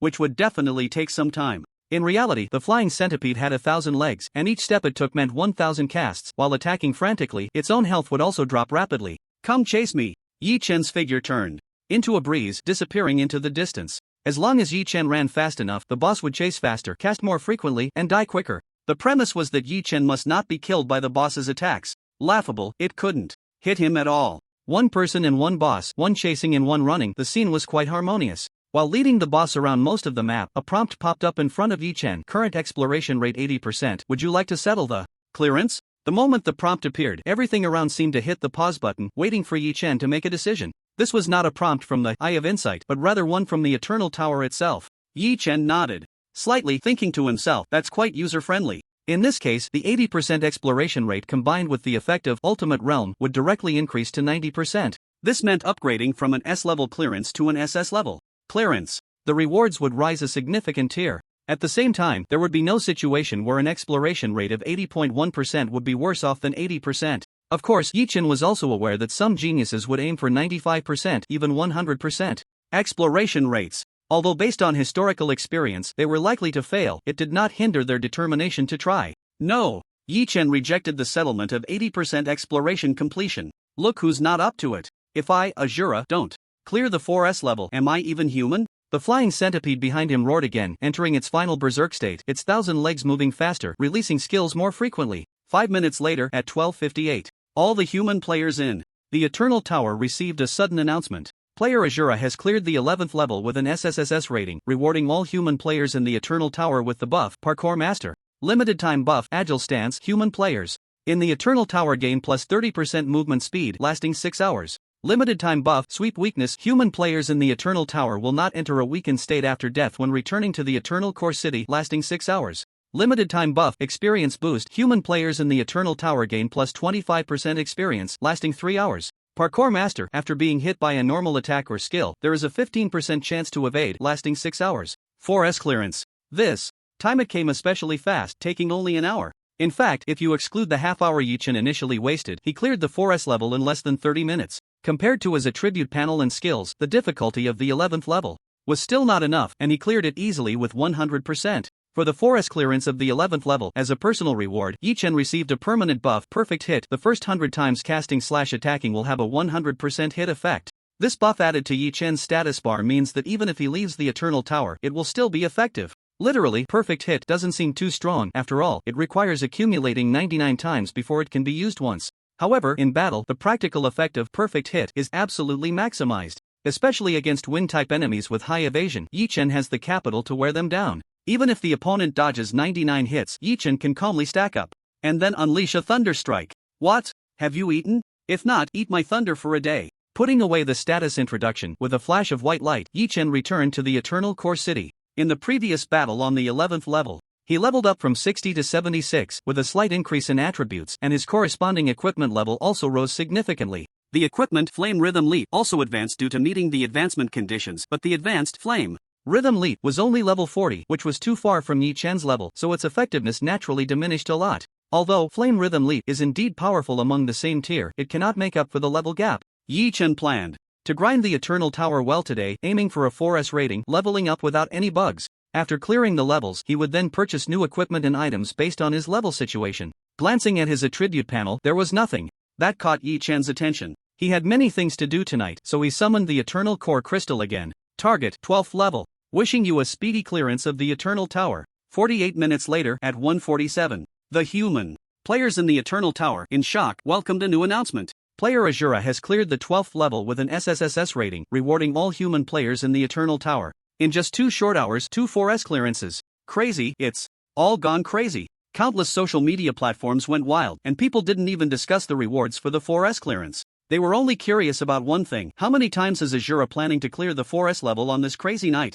Player Azura SSS level cleared the 12th layer, reward all Eternal Tower human race buff, rapid clearance. Limited time buff, crazy. Scraping, Eternal Tower human race attack speed plus 30%, limited time 6 hours. Limited time buff, Sweep Weakness. After the Eternal Tower Human race dies and returns to the Eternal Core City. They will not enter the weakness period. Limited time 6 hours. Limited time buff. Experience sublimation, merging all previous experience enhancement buffs. Experience gain plus 60%. Limited time 3 hours. Rapid clearance. 45 minutes before entering the level. Exploration efficiency plus 15%. Limited time 90 minutes. As a 4S reward for the 12th layer, experience. Sublimation directly merges the previous experience buffs, providing a higher bonus. It's hard to calculate whether this is a loss or a gain. If Yichen keeps refilling the experience bonus, the human race will definitely profit, because they can enjoy a high experience bonus. Both leveling up and clearance efficiency will greatly improve. Of course, this kind of improvement will only be significant in the early stages. In the mid to late stages, it will be relatively weak.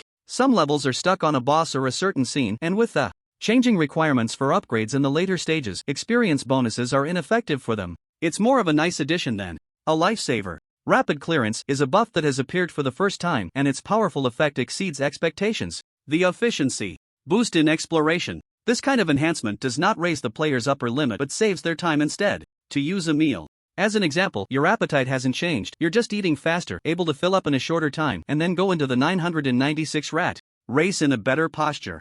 Seems like that's not a good thing either. For Yichen, the effect of rapid clearance is significant. With 6 hours of exploration time tonight, he plans to clear at least 4 4S levels. 2 hours have already passed, and he has completed half of the task, making good progress. 4S level rating cleared the 12th layer, rewarded with potential activation. Potential activation, when leveling up, gain attribute points and free attribute points plus 100%, can enjoy this bonus 50 times. After clearing the 11th layer, Yichen leveled up from level 60 to level 76. After the 12th layer, Yichen transformed and is now level 94. Eternal ID. Azura talent, Eye of Insight, SSS level 94 profession, Sky Fury Mage, Wind Fire Thunder, HP, 102500/102500 MP, 349400/349400. Strength 2105 plus 3156, Intelligence 5002 plus 610, Spirit 4616 plus 520, Agility 1437 plus 3073, Constitution 1608 plus 2971, Luck 12, Equipment, Power of Nature plus 4, Nightmare Wind, King Sword, etc. Skills: Wind's Distance, Starfire, Thunder Spirit Phantasm, Water Flow Break, etc. Status: Potential Activation, Perfect Hit, Rapid Clearance, etc. Besides the power of nature in Nightmare Wind, Yichen also has some scattered equipment that provides a small boost to his 5-dimensional attributes. Of course, the biggest improvement still comes from Nightmare Wind, which provides high bonuses to 3 attributes: Agility, Strength, and Constitution. As a mage, Yichen's intelligence attribute is on par with his strength attribute, which is absurd. With an intelligence attribute exceeding 5,000, Yichen's output capability has reached new heights. So far, Yichen's main output method is based on thunder. It is said that the abyssal monsters have already started stacking thunder resistance, especially after knowing that Azura has an extremely high burst. They stack it even more frantically. Yichen believes that those death-fearing guys might even stack up to thunder immunity. In this situation, the output methods of fire and wind systems become particularly important, especially when paired with high intelligence attributes, resulting in impressive damage output. With the potential activation in place, the attributes Yichen gains from leveling up to level 50 will see a significant boost. As an SSS level profession template, every level Yichen gains is equivalent to several levels for others, even a dozen levels. After doubling, it's double the joy. Putting away the attribute panel, Yichen didn't delay for long and chose to enter the Eternal Tower. Once again, wishing you a successful clearance of the Eternal Tower soon. The 13th floor.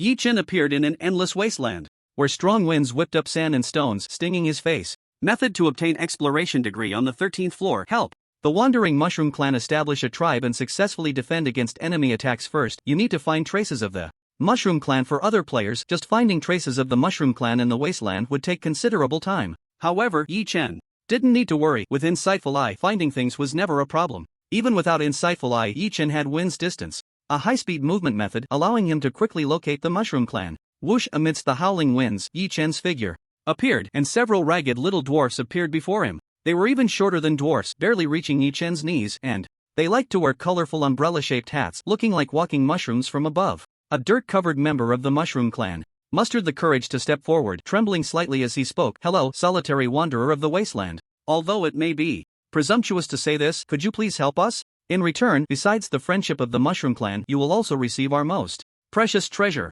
Sure. Yichen accepted the task. First, he needed to find the scattered members of the Mushroom Clan who were lost in various corners of the wasteland. He needed to gather at least half of them to begin constructing the Mushroom Clan tribe. Xiao-san. At Yi Chen's call, the shadow of the three-headed hellhound appeared, looking at its master with a vigilant gaze. It seemed to say, "What mischief are you planning this time? Let's split up. You go here, here, and here." Yi Chen gave the hellhound 3 coordinates, instructing it to gather any Mushroom Clan members it encountered along the way. The hellhound was momentarily confused. 3 coordinates, run 3 trips, exploiting 1 dog as if it were 3? Is that appropriate? Soon, it truly understood Yi Chen's meaning. The shadow split into 3, with each head taking a part of the shadow body and heading towards the targets. True splitting up. With the hellhound's full assistance, the members of the Mushroom Clan were quickly gathered. Next came the construction work for the tribe village. Insightful.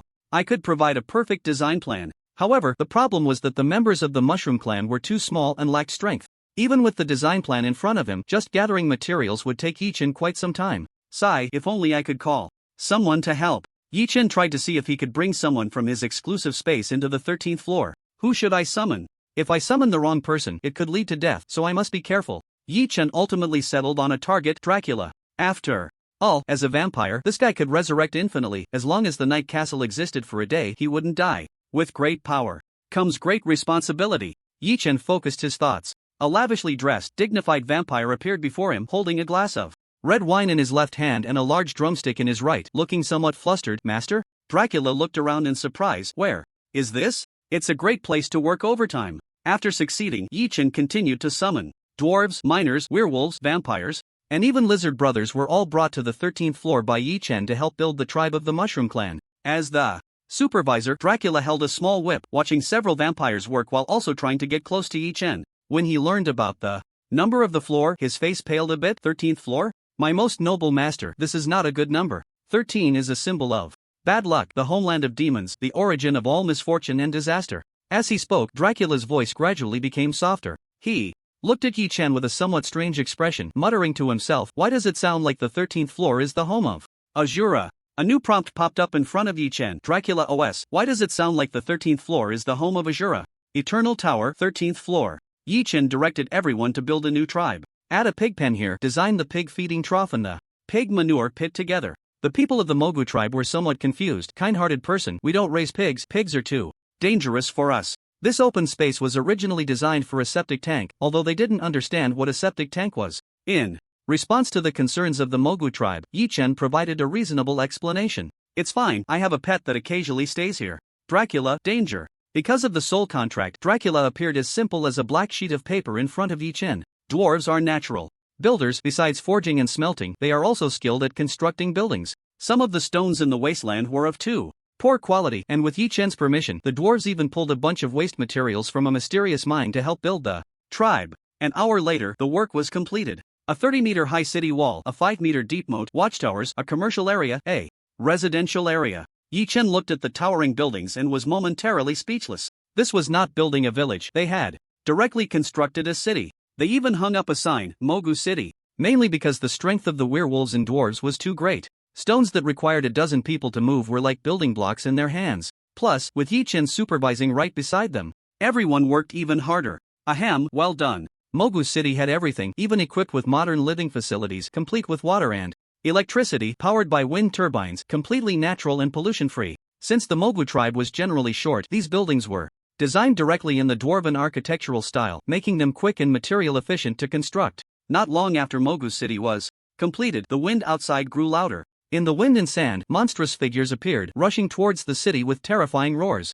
As they burst out of the sandstorm, they stared dumbfounded at the towering city before them. Shock appeared in their eyes as they froze in place, communicating in their unique language. Came to the wrong place? This is the Mogu tribe city. Can those little guys build such high walls? These are all illusions. Don't be afraid, as long as we charge in. Before the words were finished, a mage appeared on the city wall. Everyone, look over here, I have an announcement. Yi Chen waved his arms at the monsters, and all the monsters turned to look at his handsome face, feeling that this person was too arrogant. Goodbye. Wind Fury, Starfire, hundreds of monsters in front of the wind and sand had just steadied themselves and hadn't figured out what was happening. A flame erupted from one monster, the fire rising with the wind, engulfing it entirely and turning it to ash. It wasn't over yet. After the monster was killed by Starfire, the Starfire mark doubled and spread to the surrounding monsters. A grand fire feast officially began. Starfire can ignite a prairie. On the city wall, Yi-Chin used just one Starfire to nearly wipe out the first wave of monsters. The onlookers were dumbfounded. The Mogu tribe was one thing, But Dracula was the most shocked. Dracula, once the strongest and with the highest vision, immediately recognized the most terrifying aspect of Starfire. The infinitely stacking Starfire mark would ultimately deal extremely high damage to the strongest. Dracula couldn't help but exclaim, "Master, your power exceeds the limits that servants can imagine. It is a sun that we cannot gaze upon." Dracula's OS. "This guy is so fierce, do I really have to be a servant for life?" "No, a cut of plum, BGM, start." Yi-Chin nodded, "Very good." The pigpen was not built in vain. Dracula was not as honest and loyal as he appeared. This was something Yi-Chin had known in his heart all along. Relying on a vampire who has lived for over 1,000, even 10,000 years, once a powerful prince, to be utterly obedient because of a soul contract? That would truly be a sign of low intelligence. But it's fine. Yi-Chin has other matters to attend to lately and can only help Dracula with his pigsty for now. Once the Great War is over, Yi-Chin will have the time to show Dracula what true cruelty is. On the surface, Dracula, the servant, is still flattering himself, boasting about the grandiose words he has pulled from the dictionary. The spark of fire has slaughtered all the monsters outside the city, and the subsequent monsters rushing out from the sandstorm are like adding fuel to the fire. They burst forth from the sandstorm, turning to ashes, scattering the ashes across the land. Yi-Chin pointed at the ground, covered in ashes, and said seriously, "That land will be very fertile. You might consider starting your farming there." Everyone is this really something a person can say? Building the city and killing monsters was accomplished almost without shedding blood. Good-hearted person, the Mogu tribe is grateful for everything you have done. I can feel that in the near future we will meet again. The leader of the Mogu tribe approached Yi-Chin, holding a large hat. According to the information Yi-Chin had previously researched, the 13th level is a solo instance, and after helping the Mogu tribe build their settlement, both sides would meet again on the 18th level. From this perspective, the leader's words were not wrong. According to our previous agreement, I present to you the Mogu tribe's most precious treasure, the Mogu hat. Also, we have a young and talented explorer in our tribe who wishes to embark on a journey with you. A slightly small Mogu tribesman stepped out from behind the leader, wearing a red hat. Unlike the others, his hat had goggles attached, and he carried a small backpack full of energy. "Lord Azura, Mogu Bek is willing to serve you." Yi-Chin squatted down and found he still needed to look down at Mogu Bek, casually tapping the three-headed hellhound. The hellhound, understanding the situation, picked up Mogu Bek. Yi-Chin curiously asked, "Little guy, what can you do?" "I am proficient in various languages, including lizard language, werewolf language, vampire language, and more. I excel at exploration, can identify the components and toxicity of various mushrooms, and oh, I can also cultivate mushrooms." As he spoke, Mogu Bek straightened his back, afraid that Yi-Chin wouldn't take him along. "Alright, you're hired. Welcome to my exploration team." Hearing Yi-Chin's affirmation, Mogu Bek jumped up excitedly, almost falling, but he quickly regained his balance. They signed an employment agreement, with Mogu Bek serving Yi-Chin for 3 years, during which Yi-Chin would pay 100 gold coins annually as a salary and provide 5,000 gold coins as exploration funds. In return, all of Mogu Bek's exploration discoveries would belong to Yi-Chin. That's fair. Yi-Chin readily paid 5,100 gold coins while examining the newly acquired hat. Equipment: Mogu hat, LV.100, rarity. SS grade attributes: intelligence plus 1000 magic power, 1200 traits. Mushroom stand still for 10 seconds, will transform into a mushroom shape and return to normal after being attacked. Mushroom enthusiast: when using mushrooms, effect plus 100% red rod. When dealing damage with wood type spells, causes an additional 50% damage. White rod: when healing with wood type spells, causes an additional 50% healing. Hemp rod: when generating debuffs with wood type spells, effect plus 50%. The Mogu hat does not have advanced traits but as an SS grade equipment, its attributes and traits are very powerful. Of course, this equipment is most suitable for wood type mages, and it would be a bit of a waste for Yi-Chin to use it. Yi-Chin could only comfort himself, "It's okay, there will be a wood type one eventually." There will be. According to the previous strategy, the reward equipment obtained on the 13th level can be enhanced once after meeting the Mogu tribe again on the 18th level. After putting away the Mogu hat, Yi-Chin sent all his subordinates back to their exclusive space, including Mogu Bek. Waving goodbye to the Mogu tribe, Yi-Chin summoned the Eternal Core Crystal. Settlement. Player Shura has cleared the 13th level with an SSS rating. Reward all Eternal High Tower human race. The crowd waiting outside cheered again as they saw the refreshed announcement. Tonight, Shura has already achieved 3 4S ratings. Time: 3:26 AM. Countdown: 2 hours 44 minutes. How many more 4S ratings can Shura achieve? No one knows the answer. All they know is, tonight is another night to witness a miracle. Player Shura has cleared the 13th level at SSS rank, rewarded with the Eternal Tower human race buff, mushroom of 100 battles. Limited time buff: you're so tall. The Eternal Tower human race deals 50% extra damage to creatures shorter than themselves. Lasts for 6 hours. Limited time buff, you're so short, hehe. The Eternal Tower human race deals 100% extra damage to creatures taller than themselves, lasts for 6 hours. Limited time buff, Brave Mushroom, the Eternal Tower human race ignores health loss, confusion, and other debuffs when consuming mushrooms, lasts for 6 hours. Mushroom of 100 battles, mushroom consumption effect plus 100%, lasts for 6 hours.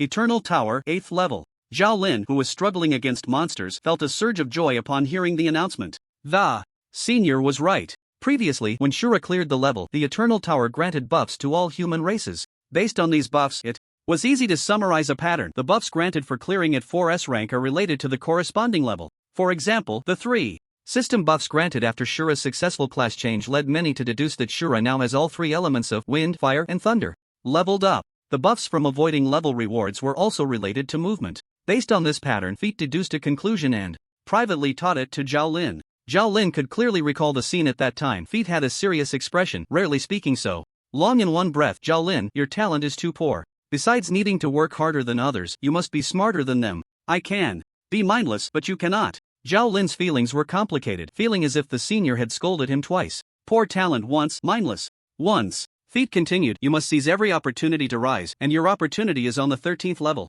To be precise, when Shura clears the 13th level at 4S rank, your opportunity will come. At that time, open this storage ring. Zhao Lin instinctively asked, what if Shura doesn't clear it at 4S rank? Feet looked at Zhao Lin meaningfully and slowly said, then you can go home next week. Damn, ruthless. Now, the opportunity that Senior Feet spoke of has appeared. Zhao Lin eagerly opened the storage ring and a pile of items appeared before him. To be precise, it was a pile of mushrooms. Feet had also labeled the corresponding effects next to each mushroom. This mushroom makes you bigger, this one smaller, and this one increases strength. The colorful mushrooms dazzled Zhao Lin, leaving him momentarily dazed. These mushrooms were rare, most of them obtained by Feet through trickery from various university laboratories. Other than the pavilion of all things, there would be no place with so many strange mushrooms. The mushrooms transplanted from the Eternal Tower mostly have strong side effects and are used as poison on the battlefield, generally researched in this direction. The mushrooms Feet helped Zhao Lin collect had considerable positive effects. Once the debuffs they brought were ignored, they would immediately become the strongest food. It was only at this moment that Zhao Lin truly understood Senior Feet's meaning. This is my opportunity. Without any hesitation, Zhao Lin stuffed the raw mushroom into his mouth, the earthy taste filling his senses. Big, big, big. Zhao Lin's body grew more than 10 times larger, and the previously troublesome monsters were no match for him in the face of 100% extra damage. As his level soared, Zhao Lin also aimed to break through to level 60. With the various powerful buffs from tonight and the help of the mushrooms, he not only wanted to reach level 60 but even challenge for a second class change. Zhao Lin's heart raced. Maybe I can achieve S rank class change. Thinking of this, he looked around and found that there were not many people nearby. He took out the second knife from his backpack, gripped it in his left hand, and took a deep breath. Slash! The fierce wind swept through, leaving no trace of life. The 29th floor of the Eternal Tower. Feet sat on the ground, a small pot set over the campfire, the aroma wafting for miles. The pot was cooking mushroom soup. The more vibrant the color of the mushroom, the more likely it was to be poisonous. Such things had to be cooked thoroughly before they could be eaten. You really hit the nail on the head, big guy. Feng Dong and Zhuo Lingxie stood on either side, guarding Feet as they fended off the relentless attacks from the surrounding monsters. While maneuvering the mech, Zhuo Lingxie fired countless flames from the gun and roared, with this mushroom soup, we can break through the 29th floor. Feng Dong nodded. They had just received the announcement. Right, even if Xiaoping doesn't come back, we can still make it to the 30th floor. And these mushrooms were precisely what Feet had prepared in advance. Hey, big guy, are you done yet? Feng Dong shouted, the pressure from the monsters weighing heavily on him. If this continued, he would have to reveal some of his trump cards. This was one of the things Feng Dong was most reluctant to do because he knew that the two guys beside him also had plenty of hidden cards. Feet, who was focused on cooking the mushroom soup, suddenly burst into laughter. Feet, what are you laughing at? It was a rare sight to see a smile on Feet's usually stern face. Zhuo Lingxie and Feng Dong turned to look at Feet simultaneously, waiting for an answer. Feet looked up at the sky and said softly, I guess Zhao Lin is eating mushrooms raw. The two, they could picture it. It sounded like something Zhao Lin would do. Smiles appeared on their faces. That silly kid Zhao Lin would put anything in his mouth. As they laughed, Zhuo Lingxie's smile suddenly froze, and he asked in confusion, didn't the previous announcement say that the mushroom debuff was exempt? If the debuff was exempt, why were they cooking mushroom soup? Eating them raw would be the same, and it would even save time. Hiss, the clown was actually themselves? The three of them almost simultaneously reacted the same way, grabbed the mushrooms. A few seconds later, the three of them grew 10 times in size, making all the monsters before them seem insignificant. The sensible equipment would automatically adjust its size. It must not be thoughtless. Charge. Accompanied by Fengdong's roar, the three charged towards the horde of monsters, unstoppable and overwhelming. Even if the Azura comes today, it can't stop me from reaching the 30th floor. For S-level rating cleared the 13th floor, reward obtained, Mushroom Forest. Mushroom Forest, a forest full of unknowns and dangers. You can send an exploration team to explore it. If they go and never return, don't be surprised. Unknown? Danger? Ever since awakening the Eye of Insight, Yichen had no idea what the word unknown meant. The Mushroom Forest bordered his exclusive space, expanding the area of his exclusive space by more than double. Yichen needed to push for more 4S ratings, and didn't have time to deal with the Mushroom Forest for now. He made a special trip back to remind Dracula, keep an eye on everyone. Don't enter the Mushroom Forest. If I come back and find fewer people, you better clean yourself up and let the cloak eat you. Yichen's threat was simple and effective. The Nightmare Wind could consume SSS level materials, even living ones. Once a prince level Dracula, in a sense, was indeed good material. Even if the Nightmare Wind was picky, Yichen had ways to persuade it to eat Dracula. And Yichen believed that being devoured by the Nightmare Wind, Dracula would most likely not be able to resurrect. Yichen dared to bet, after all, he wouldn't lose anything. If Dracula died, the progress of the Nightmare Wind's repair would increase. Dracula is not dead, and Yichen is even more of a double winner. Winning twice. Does Dracula dare to gamble? Dracula, I bet your cloak will have indigestion, however you manage to swallow me, that's how you'll spit me out. Ahem, let's skip that. After receiving Yichen's instructions, Dracula's expression became extremely serious, finally resembling the vampire prince of old. Which bastard dares to step into the Mushroom Forest? I swear in the name of Lord Azura, before I die, I will make him regret ever coming into this world. Yichen. It feels like something is off, but he can't quite put his finger on it. Time is precious, and Yichen doesn't have time to waste on such trivial matters. The Eternal Core Crystal was summoned by Yichen, and a beam of white light engulfed him. The 14th level. Wishing you a speedy clearance of the Eternal Tower. Eternal Tower, level 14. A flash of white light, and Yichen's figure appeared. This is a public dungeon. The crowd around Yichen surged. Many had consumed mushrooms, their bodies swelling and full of energy. Frowning slightly, Yichen muttered to himself, this is a bit troublesome. Just a moment ago on level 13, while helping the Mushroom Clan defend the city, Yichen had killed quite a few monsters. His own level had risen from 94 to 108. The problem lay here. Previously, Yichen had used an item that could conceal his eternal ID, but it could only hide IDs below level 100. The ribbon, distributed to everyone in the school, came from the hands of the Supreme Being Nightmare. The concealment of his eternal ID had provided Yichen with a lot of convenience, especially in public dungeons. Sigh, leveling up too fast can be a headache sometimes. The concern Yichen had was now a reality. As soon as he appeared, the two characters immediately drew a lot of attention. It's Shura. Is he here on level 14 for a 4S rating? Quick, take a picture of me with Shura, hurry hurry hurry. As the crowd around him grew larger, Yichen directly initiated a wind slash and disappeared into the distance. You give the road to death. Method 2. Obtain exploration degree on level 14, challenge the killing projection, defeat it to gain a certain exploration degree killing projection. Shadows left by human players who have previously cleared this level, retaining only the top 10,000 strongest, shaking off the crowd behind him. Yichen arrived at a secluded corner and found a killing obelisk. The killing obelisk was only 2 meters tall, resembling a sharp sword, plunged into the ground, exuding a faint killing aura. Those with a weaker constitution would feel a chill all over if they stared at it for too long. The inscription on it bore the projections of players who had successfully cleared the level, along with corresponding introductions. Projections left on the killing obelisk cannot use player talents. Attributes plus 100%. Yichen read from top to bottom. Challenge Nightmare.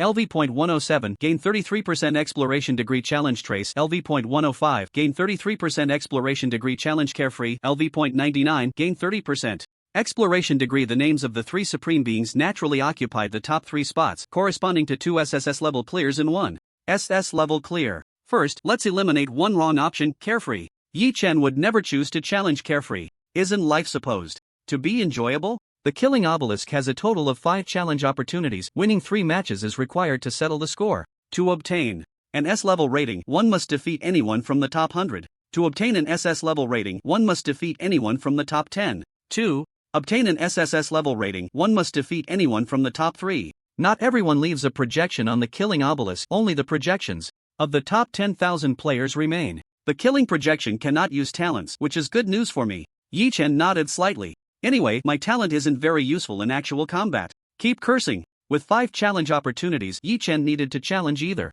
Trace or Nightmare to aim for a 4S rating. So hard to choose. Why not just challenge both? Yi Chen didn't seek trouble with the supreme beings first. Instead, he looked down to see if there were any familiar faces. Yi Chen was best at dealing with acquaintances. Shui Meng, ranked 18th, not bad. Demingzi. Challenge Shui Meng, LV.104, gained 25% exploration degree using his real name as an eternal ID. Shui Meng was truly one of a kind. After looking through the projections of the top 100, Yi Chen found a few more familiar faces. Challenge. Allow me to clear the wind, LV.98, gained 25% exploration degree. Challenge. Mountains and rivers meet, LV.103, gained 24% exploration degree. Challenge. Big Smart, LV.100, gained 23% exploration degree. Su Qingfeng, SS level talent, a representative of wind combat techniques. A 9th tier war god, ranked 20th on the killing steel, just slightly behind Shui Meng. What truly surprised Yi Chen were the two behind him. Mountains and rivers meet, Fengdong, ranked 26. Big Smart, Fei Te, ranked 31.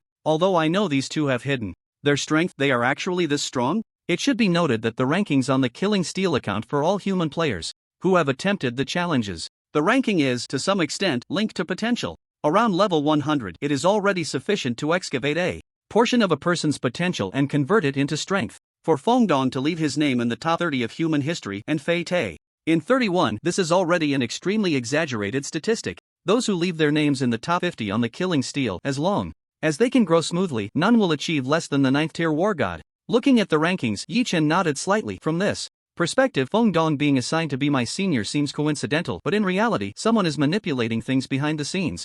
With Fengdong's true strength, it wouldn't be an exaggeration to pull him into the SS level talent training camp to be a senior for that group of prodigies. What a coincidence that two heavyweight competitors, Fengdong and Fei Te, just happened to be assigned to two C-level talents. Yi Chen scanned the top 100 eternal IDs again, somewhat puzzled. Why can't I find Lord Jiu? Those within the shadows do not leave projections on the Killing Steel. Alright, I still want to experience Lord Jiu's blade, Yi Chen said confidently. If Lord Jiu were on the Killing Steel, he wouldn't choose to fight him even if he died. First, let's pick an easy challenge. His gaze shifted, and Yi Chen finally locked onto a target, Shui Meng. It's you, Big Meng. His fingertip touched Shui Meng's eternal ID, and a force pulled Yi Chen into it. Standing in a pure white boundless space, a blurry figure slowly coalesced before Yi Chen. Supreme Father Capture Device, Dad's Little Helper. Bankrupt 9th tier war god, Shui Meng. Shui Meng carried a heavy sword on his shoulder, looking fierce and powerful. After he appeared, he curved the corner of his mouth into a smile, raised his right thumb to point at himself. Am I fierce or not? Can I still leave a message? The projection clearly had no consciousness, only panel data and skills, along with this line set by Shui Meng. After greeting, he could start fighting. Yi Chen was eager to engage with the Supreme Being. He had already stacked 30 layers of power, and not striking would be a disservice to the buffs he had accumulated. Heavenly Thunder. Boom, I struck. One move, and it was over. What more is there to say? Looking at the shattered remnants of Shui Meng's projection, Yi Chen pondered inside. I am truly fierce. Exiting the white space, a prompt popped up before Yi Chen. Defeated, Shui Meng gained 25% exploration degree. Yi Chen looked at another name. Allow me to clear the wind. Let's try Su Qingfeng, my fanboy war god. After creating Wind's Boundlessness, Shura was promoted to Su Qingfeng's idol, giving his projection a chance to challenge his idol. Su Qingfeng would surely be very happy. Still stacked and ready, he initiated the challenge. Su Qingfeng's projection appeared before Yi Chen, softly asking, have you ever been cut by the wind? Yi Chen did not start with Heavenly Thunder out of respect for Su Qingfeng, and as a test of his own wind abilities, he preferred to use wind skills. Wind Fury. Wind's Boundlessness. 1 minute later, Su Qingfeng's figure was torn to shreds by the raging wind, dissipating into the air. Defeated, allow me to clear the wind. Gained 25% exploration degree. After defeating two people in a row, Yi Chen gained 50% exploration progress and felt he had enough fun. He looked at the two names in front of him, Nightmare and No Trace. Should I challenge both? Who should I challenge first? Yi Chen hesitated for a moment, but still thought it would be safer to fight the second brother first. Being a bit familiar, after all, gives a sense of assurance. There was absolutely no intention of looking down on the second brother. Yi Chen's fingertip rested on the two characters, No Trace, and he even felt a faint sting before being pulled into the challenge space. Before he arrived, the sword came first. A sharp sword energy slashed towards Yi Chen. Thunder Spirit Virtualization. The sword energy passed through him without causing any harm, yet Yi Chen still felt a lingering fear. Well, what a sneak attack. After the sword energy, the second brother's figure appeared before Yi Chen. In an instant, the sword energy crisscrossed and soared into the sky. He saw No Trace holding a 3-foot green blade, softly calling out, watch the sword. Sky Thunder. For the second brother, Yi Chen had no hesitation. Just strike and be done with it. Before entering, Yi Chen had stacked 30 layers of power while also bestowing himself with a blessing of lightning. The Sky Thunder, with its super high bonus, happened to be the 100th spell cast, activating perfect hit. Guaranteed hit. The Sky Thunder struck the second brother, pain in Yi-Chen's heart. He suggested increasing the intensity, the more painful, the better. Boom, under the Sky Thunder, no one survived. The killing obelisk had a fatal flaw: its projection could not use talents. For the strongest and SSS level, talent was the greatest trump card. Even if Yi-Chen often complained about his eye of insight, he had to admit that eye of insight was indeed powerful. The daily complaints were mainly to build rapport. A projection without an SSS level talent, even with a plus 100% attribute, would have its combat power greatly reduced. Yi-Chen had once clashed with the projection of Wuhan. That was in the combat testing hall, where Shadow 9 activated the projections left by the strongest. That time, facing Yi-Chen's fully charged Sky Thunder, Wuhan used his talent to negate the damage, exhausting his own energy and dissipating. This time, Wuhan's projection had no talent ability. This meant he had to face the damage of the Sky Thunder directly, along with the lock of perfect hit, with no way to avoid it. The Sky Thunder instantly engulfed Wuhan's figure, causing massive damage. Yi-Chen stared intently at the lightning, watching the second brother's health bar plummet rapidly until HP 1 locked health. Is this cheating? Yi-Chen felt his blood pressure rising. He didn't die. Yi-Chen raised his hand, ready to deliver another strike of Sky Thunder, Wind's Embrace, Starfire. When facing the second brother, no caution was too much. A regular boss might only need 2 finishing blows, but an opponent of Wuhan's caliber required 20 minutes of finishing blows. Before Yi-Chen could act, Wuhan flicked the sword with his finger, producing a dragon-like sound, accompanied by his gentle voice. I comprehend a sword at level 100, capable of reversing the heavens. The second brother's voice had 2 lines? Yi-Chen raised an eyebrow. How does the second brother comprehend swords every day?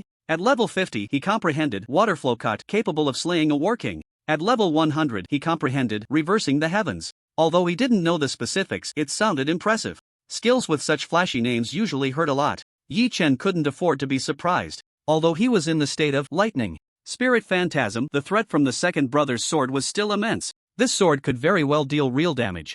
Reversing the heavens. Wuhan raised his sword and slashed forward. So fast. Wuhan's sword seemed to transcend time and space, ignoring the distance, directly striking in front of Yi-Chen. A nightmare wind surged behind Yi-Chen, a shadow darting out, sacrificing itself to collide with the sword light, instantly torn into countless fragments. Hellhound, even so, it couldn't stop the sword light in the slightest. Facing the terrifying sword light, the deadly threat, the suffocating pressure, Yi-Chen not only did not evade but instead charged forward. A real man must face Wuhan's sword head-on. Come, if you can kill me, then you've won. Boom, reversing the heavens, struck Yi-Chen, causing immense damage, yet Yi-Chen's health bar remained unchanged. Yi-Chen had a shield value exceeding 10 billion. Before challenging Wuhan, Yi-Chen had practiced with Xue Meng and Su Qingfeng. It wasn't that Yi-Chen was idle, but for the shield value for this moment. In the previous 2 battles, spaced less than 5 minutes apart, Yi-Chen used 2 Blood Feast gems to fully stack his shield. The shield value exceeding 10 billion came into play at this moment, protecting Yi-Chen from this high damage strike. Boom, the shield value plummeted rapidly, yet it remained steadfast. The damage from reversing the heavens failed to break through Yi-Chen's shield. As Yi-Chen's series of attacks landed on Wuhan, the last sliver of health was emptied, and the projection slowly dissipated like a bubble. Good thing I was 1 step ahead. Yi-Chen slightly bowed in the direction of the disappearing projection of his second brother as a sign of respect. If both sides were of the same level and possessed talents, the outcome was still uncertain. Your probability of losing is 99.99%. Shut up. Not long after the projection vanished, Yi-Chen also disappeared from the challenge space. Hugged back in front of the killing steel, Yi-Chen let out a long breath. It was a close call. Soon, he regained his composure. That move, Wan Tian Xing, is fierce. How can I, the master of the water flow, not learn it? Yi-Chen was determined to find a way to learn this move from his second brother. The 5 skill books that Wuhan had given Yi-Chen did not include Wan Tian Xing. It might be a bit difficult to get another skill book from my second brother. I need to find a breakthrough. For some reason, the figure of Xue Meng appeared in Yi-Chen's mind. Not suitable, right? Yi-Chen felt as if 2 little figures were arguing in his head. One saying, use Xue Meng as a breakthrough to learn Wan Tian Xing. The other little figure replied, sure. Well, it was settled. Defeated Wuhan, gained 33% exploration. The moment Yi-Chen won, the words Wuhan on the killing steel flickered simultaneously. People near the killing steel instantly noticed this detail. What happened? Someone defeated the projection of the strongest, Wuhan. Azura, it's Azura. Don't be surprised, the projection has no talent abilities and is inherently much weaker. Someone has previously defeated the projection of the strongest Wuhan and summarized the rule. As long as you can withstand the damage from Wan Tianqing, you can win. Hee, try to withstand it, see if you survive. Historically, 6 people have defeated the projection of Wuhan. Even Xue Meng had won against Wuhan. The real challenge was Nightmare and Xiao Yao. The projections of these two have maintained an undefeated record since being engraved on the killing steel. Even though Xue Meng defeated Wuhan, his ranking was still relatively low. This was because Xue Meng did not choose to withdraw in time and went to challenge Nightmare. A major defeat lowered his score. Now, the same dilemma lay before Yi Chen. Should I continue? After defeating Xue Meng, Su Qingfeng, and Wuhan, Yi Chen had accumulated 83% exploration. He only needed to randomly choose 2 projections to fight to easily reach 100% exploration, ultimately obtaining a 4S rating under the blessing of eternal grace. But it just feels a bit lacking. Yi Chen looked at the names of the remaining 2 strongest and fell into a dilemma for a moment. Since I'm here, it would be unreasonable not to fight a bit. Xiao Yao was absolutely not an option for Yi Chen. Nightmare. Due to the influence of Ninth Master, Yi Chen had a natural fondness for the strongest he had never met. Now, with the projection of Nightmare before him, he couldn't help but want to give it a try. Besides, if he discovered some dark history of Nightmare in the projection, Ninth Master's opportunity +1 with the golden medalist Ninth Master around, Yi Chen had no resistance to Nightmare's dark history at all. Let's give it a try. Yi Chen took a deep breath, casually found a top 10 opponent to challenge, and stacked his shield value back up to billions. When facing his strongest, being cautious was never too much. 30 layers of power were ready to go, completed. 100% hit rate, preparations were set. After making complete preparations, Yi Chen raised his right hand, his finger touching the topmost name, Nightmare. Whoosh, the familiar suction pulled Yi Chen in. This time, however, he entered a pitch-black space. A chilling voice echoed in his ears. Tell me, do you have nightmares? Tell me, do you have nightmares? As the voice sounded, the space before Yi Chen began to change, as if some illusion was about to appear. If Yi Chen guessed correctly, the Nightmare's method of attack should lean towards illusions and dreams. The Nightmare's talent might also be related to this. This kind of talent and ability, when facing others, has slightly weaker defensive capabilities. Once caught, defeat is inevitable. However, the Nightmare encountered Yi Chen, who possessed the Eye of Insight, like a nail meeting a hammer. It was a perfect match, and it was going to hit you. Activate youth mode monsters, get away quickly. What illusions or dreams could possibly deceive my old boy's fiery eyes? That's great, I love hearing this. If you can talk, say more. Everything in front of Yi Chen that was distorted began to return to normal. The surrounding darkness receded like a tide, transforming back into a pure white space. Only an ordinary young man stood before Yi Chen. Yi Chen had done quite a bit of homework on the powerful being known as the Nightmare. However, this was the first time he had seen the true form of the Nightmare. At this moment, the Nightmare projecting itself was only over level 100, without the SSS level talent enhancement, and the sense of oppression it brought was not strong. It even had a hint of approachability. The young man before him did not continue to attack Yi Chen. Instead, he spoke as if making small talk. Ahem, if this thing can leave messages, is it really that powerful? Am I actually the first one? What a waste of words. Yi Chen held a camera in his left hand and a phone in his right, capturing every detail from the moment the Nightmare opened its mouth. He even remotely controlled a drone to take 360-degree shots of the Nightmare's projection without any blind spots. Documenting the Nightmare's dark history was Yi Chen's specialty. The Nightmare's message was surprisingly long. As the first projection left on the Pillar of Slaughter, it might not be limited by time. By the way, this projection is supposed to fight against the later arrivals, right? Actually, I only know that one move from earlier. If that move is broken, then I lose. The Nightmare paused for a moment, its gaze slightly lowered, as if looking at something. Is there anything else you want to say to the later arrivals? I want to say, this tower is really amazing, and we will explore more areas as soon as possible. Xiaolan told me a couple of days ago that the things in this tower can solve all the troubles in human history: poverty, hunger, pain, even death. In short, I hope the days to come will get better and better. The Nightmare's smile froze on its face, and its message was finished. Upon hearing this, Yi Chen fell into silence. The Nightmare from 100 years ago had only just entered the Eternal Tower not long ago. Judging by the speed at which powerful beings cleared the tower, the Eternal Tower should have only descended for a little over 10 days at this time. Back then, the abyssal plane had not yet opened, and the bloodshed had not yet erupted. Everything was hidden beneath the illusion of peace and tranquility. Now looking back, seeing the Nightmare's optimism and hope of the future, in contrast to the brutality of 30 years of bloodshed, made his thoughts inevitably heavy. In fact, Yi Chen noticed a detail. In the last few sentences of the Nightmare's message, the smile seemed a bit forced. It was like that feeling of deceiving oneself. The Nightmare did not believe the words it was saying. Although Lan Tianqi held an optimistic attitude towards everything in the Eternal Tower, this was also related to his own strength. He probably had not yet successfully changed jobs. As the SSS level talent, the Nightmare was the first human to explore the Eternal Tower, naturally having the most information. The Nightmare might have already sensed some bad signs, harboring concerns in its heart, but unable to confirm them. It could only comfort itself on one hand that the worst outcome would not occur, while on the other hand, it needed to accelerate the exploration of the Eternal Tower to gain the power for self-preservation. No matter what, Yi Chen should be the first to receive this message that has crossed 100 years. Senior, life is indeed getting better and better. Saying this, Yi Chen stepped forward and high-fived the hand raised by the nightmare, causing the projection to disappear. A nightmare over level 100 actually only knows one move? This was information Yi Chen was hearing for the first time. The legendary one move. To conquer all? Useless information has increased again. In the white challenge space, Yi Chen's figure vanished. 5 challenges completed. Calculating clearance score. Soon, the Eternal Tower announcement flooded the screen once more. Player Shura has cleared the 14th level with an SSS rating, rewarding all human buffs in the Eternal Tower with killing projection. Limited time buff, thunderous roar, all lightning. Skills of the human race in the Eternal Tower plus 50%, lasting 6 hours. Limited time buff, good dreams, the human race in the Eternal Tower gains a 50% resistance effect against illusion type skills, lasting 6 hours. Limited time buff, defying the heavens, the human race in the Eternal Tower gains 1 chance to release defying the heavens. Defying the heavens, after being attacked by a fatal blow, lock health at 1 and then slash forward, dealing extremely high damage. Killing projection, randomly summon a projection from the killing obelisk to battle. The projection's level is the same as the summoner, inheriting 80% of the attributes and skills of that level at the time of summoning. Battle duration 15 minutes. Summoning times 3. Note, can specify a projection that you have previously defeated to battle.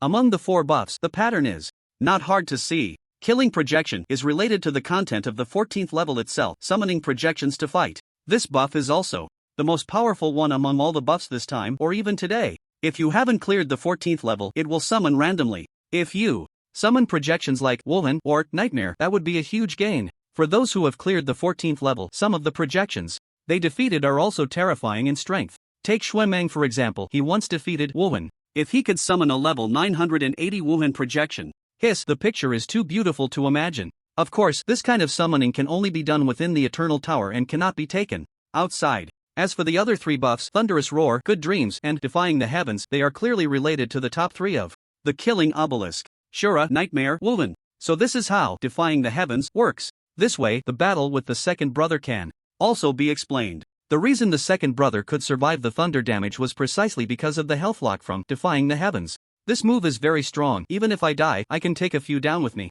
Yi Chen made up his mind, he definitely had to learn this move. Let's make things a bit harder for Xuemeng. The personal rewards for clearing the 14th level with a 4S rating have not yet been distributed, and Yi Chen was used to the occasional delay in rewards. After all, he had already achieved 4 4S ratings tonight. He could even get a free meal at the Wolf's Nest. Yi Chen still had a lot to deal with, going to the Wolf's Nest to wholesale the next meals, setting up voice messages for the 14th level projections, and pushing for a 4S rating on the 15th level. However, Yi Chen set these matters aside, he had something more important to do. He first returned to the Eternal Core City and actively activated the Eternal Mark. Exit the Eternal Tower. A flash of white light. Yi Chen's figure appeared in his dormitory, with the shadow still beneath his feet. The voice of Ninth Master carried a hint of confusion. You're back early, did you hit a bug again? Look at what you're saying, Ninth Master, am I the kind of person who hits bugs? Yi Chen protested. Indignantly, how could he be falsely accused like this? Without wasting time, Yi Chen took out a video recorder from his pocket and placed it on the table. There are messages from the nightmare on the 14th floor. When I'm not around, you better not peek. I'm still waiting to use it. To get Ninth Master to make a move, so you absolutely must not peek. I won't tell you the password is 810,975. A disdainful cold snort came from the shadows. Peek? You underestimate me too much. I am a person of integrity. You can rest assured, I will absolutely not peek. Yi Chen's figure disappeared from the spot again. Only the camera lay quietly on the table. The dormitory was silent for a moment. Click, the light was turned on, illuminating every corner. A hand reached out from the black mist, picked up the camera, entered the password, unlocked it, and played. The movements were skillful and seamless. A voice came from the shadow, sounding righteous. I always watch openly and aboveboard. The lights are on. Eternal Core City. After leaving the recording for Lord Jiu, Yi Chen returned to the Wolf's Den and ordered a meal for 10,000. Due to the completion of 4 4S levels, the Wolf's Den was free tonight. Yi Chen swore that he definitely wasn't grinding for the free meal just to boost his 4S rating. The 15th level is a bit tricky. Yi Chen looked at the information for the next level and felt a headache coming on. Levels 15, 16, and 17 were interconnected, just like levels 3, 4, 5, and 6. If Yi Chen wanted to achieve a 4S rating, he had to complete the 15th level in one go. This meant that to achieve 100% Exploration in the 15th level, a considerable amount of time would be required. After finishing the 4-4S ratings, Yi-Chen didn't have much time left. I'll stop here for today. Yi-Chen shifted his focus back to the 14th level. After achieving 4S, he still had a voice message to set up. What should I set? Yi-Chen fell into a dilemma for a moment. Using Thunder Strike to shout it's thundering, fire spells to shout it's on fire, wind spells to shout the wind is rising. No, that was too lowbrow. Such a crude act was beneath Yi-Chen. The Eternal Core Crystal displayed that as a 4S completion, Yi-Chen had 3 chances to leave a message. Of course, most people would only hear the first message. Because Yi-Chen checked the projection of the crystal record, it showed him in his strongest battle state on the 14th level. In other words, 100 billion shield value, 30 levels of power ready to unleash, fully prepared with perfect accuracy, doubled attributes. And the only drawback to Yi-Chen's projection was he couldn't use his talents. Was this a drawback? This was an epic enhancement. With such a monstrous projection, Yi-Chen found it hard to imagine who could defeat him. The prestige of the first sentence is the most important. After all, 100% of people would only hear Yi-Chen's first sentence. The playback order of the 3 sentences was as follows. Upon entering, the projection would announce the first voice message. If the opponent could withstand the first thunder strike from Yi-Chen's projection, they would hear the second voice message. If the opponent could defeat Yi-Chen's projection, they would hear the third voice message. Thunder comes. Yi-Chen shook his head. That didn't feel right. A sword would be more suitable. No matter. The myriad laws of the world, I shall break them with a single thunder? Still not quite right. After much thought, Yi-Chen finally settled on a sentence and recorded it into the projection. The lone wolf mask Yi-Chen wore had a voice modulation function, so he didn't have to worry about revealing his true identity through his voice. The first sentence was recorded, and for the next 2, Yi-Chen's idol persona wasn't as heavy. The second sentence was recorded quickly, having seen the world. Only the nameless sword and the knife of Shadow 9 are worthy to be compared with me. Very good, very Azura. After all, very few people would hear it. And Yi-Chen's courage gradually grew. Brother Tu's sword was indeed very fast. Lord Zhou's knife was said to be able to even cut down Shui Meng. Comparing himself to these two wasn't belittling them. Moreover, putting Brother Tu and Lord Zhou together, in a way, was elevating Lord Zhou's status. This was a win-win. Lord Zhou won once, and Yi-Chen won once. Brother Tu was left in the dust. To hear the second sentence, one had to withstand the first thunder strike. That terrifying damage was something even Yi-Chen couldn't endure. About the little matter of me not being able to defeat my projection, for the third sentence, Yi-Chen didn't draft it. He just said whatever came to mind. This world is very interesting, also very dangerous, but it is also very warm. I won't set any foolish flags. I will make some insignificant contributions within my capabilities. Right now is good, and I believe the future will be even better. It will definitely be better. Let's encourage each other. This third sentence could only be heard if one defeated Yi-Chen's projection. After finishing the recording, the 3 sentences were entered into the projection. Because Yi-Chen wore the lone wolf mask during the challenge, there was no need for facial expressions or facial capture. After recording the voice at the very top of the killing spire, a new name appeared, Azura. Challenge Azura LV.108 to gain 50% exploration progress. This news exploded instantly, becoming the hot topic of discussion for everyone, with the highest traffic on the entire internet. Out of 50 trending search terms, at least 60 were discussing Azura. It was truly a crazy night, with 4 consecutive SSS level completions. The most crucial point was that Azura was on the 14th level, first defeating Wuwen, then defeating Nightmare. This was a true miracle. Azura proved with actions that he was not only a scoring expert but also incredibly fierce in battle. Azura's projection has refreshed. Quick, go to the 14th level and see what Azura's voice is. Look at your little ambitions. I, the mighty War King, even if suppressed to level 108 by the killing spire, shouldn't it be too much to last 10 seconds against Azura? Do you see me, a 9th tier war god, being proud? Upstairs. Plus 1 inch. In short, due to the refresh of Azura's projection, those who were relatively leisurely rushed into the 14th level to engage with Azura. This level could be explored repeatedly, but when entering the killing spire, levels and attributes would be correspondingly suppressed. Moreover, winning would not grant exploration progress or new completion rewards. Returning to fight the projection was more about nostalgia. To witness the legendary Azura, Feng Dong and the other 2 were among them. Awesome, we're finally reaching the 30th level. The 3 had joyful expressions. Even the usually taciturn Feet had a slight smile at the corners of his mouth. The difficulty of the 29th level was extremely high. Even with multiple buff enhancements, the 3 could not complete it without revealing their trump cards. Now, relying on the mushrooms buff, they could smoothly clear it, which was perfect. Taking advantage of this free time, they came to witness Azura's projection. Maybe I can win against Azura. Feng Dong was very excited. If I become classmates with Azura, I'll tell him I once defeated his projection. Feet scoffed, dream on. The 3 stood before the killing spire, looking at the name at the very top, Azura. I'll go first. Saying this, Zhuolingxie placed his palm on Azura's name and his figure disappeared. 1 second later, Zhuolingxie returned to his original spot, his face extremely pale. What happened? Feet and Fengdong looked over curiously, wanting to know the battle process. I was one shot. Zhuolingxie's eyes still held fear as he said blankly, thunder is too terrifying. He was directly stunned? Feet was not convinced. He grabbed Fengdong's hand and pressed it against Azura's name, and Fengdong was also pulled into the challenge space. 2 seconds later, Fengdong returned to his original spot, his face filled with shock. Damn. Is that what Azura calls thunder? Fengdong cursed wildly, jumping around, showing signs of regression. Clearly, the battle with Azura had left him with quite a psychological shadow. Looking at his two companions, Feet hesitated for a moment, unsure whether he should continue. Just give it a try, you won't lose anything anyway. Fengdong calmed down a bit, taking deep breaths of fresh air coming out of the shadow. Feet cautiously raised his hand and pressed it on Azura's name. Whoosh, he was pulled into a white space. Opposite Feet, a figure appeared, wearing a lone wolf mask.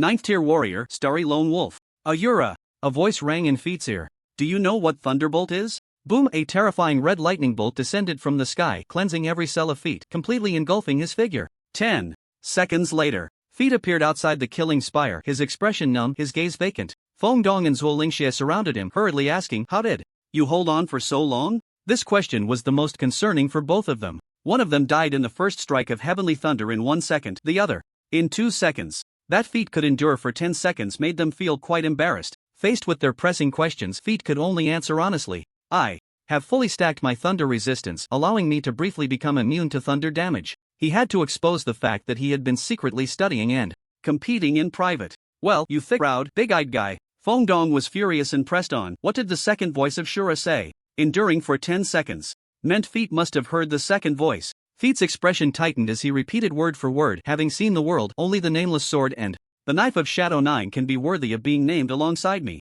After saying that, he curiously asked, is Shadow 9's knife very fast? The supreme being, nameless, was known to everyone. As a potential supreme being, Shura was also seen as a future supreme in everyone's hearts. Adding in Shadow 9 felt out of place, making it seem strange. Upon hearing the word Shadow 9, Fengdong's expression changed and his voice trembled slightly. That esteemed one. He didn't even dare to directly call out Shadow 9's name. Feet, you just need to know that my nephew Su Qingfeng, after advancing to the 9th tier war god, once challenged that esteemed one in Eternal Core City. Fengdong paused, took a deep breath, as if it took immense courage to say what came next. The 9th tier wind system war god Su Qingfeng was killed with a single strike by that esteemed one. Both fell silent. It was the first time they had heard such a secret. However, my nephew went back, reflecting on his pain, and continuously improved his strength. He has made significant progress now. Fengdong said with a bitter smile. Su Qingfeng said that it wouldn't be so easy for that esteemed one to kill him now. At least 2 strikes are needed. Feet and Zhuolingxie. He is quite proud?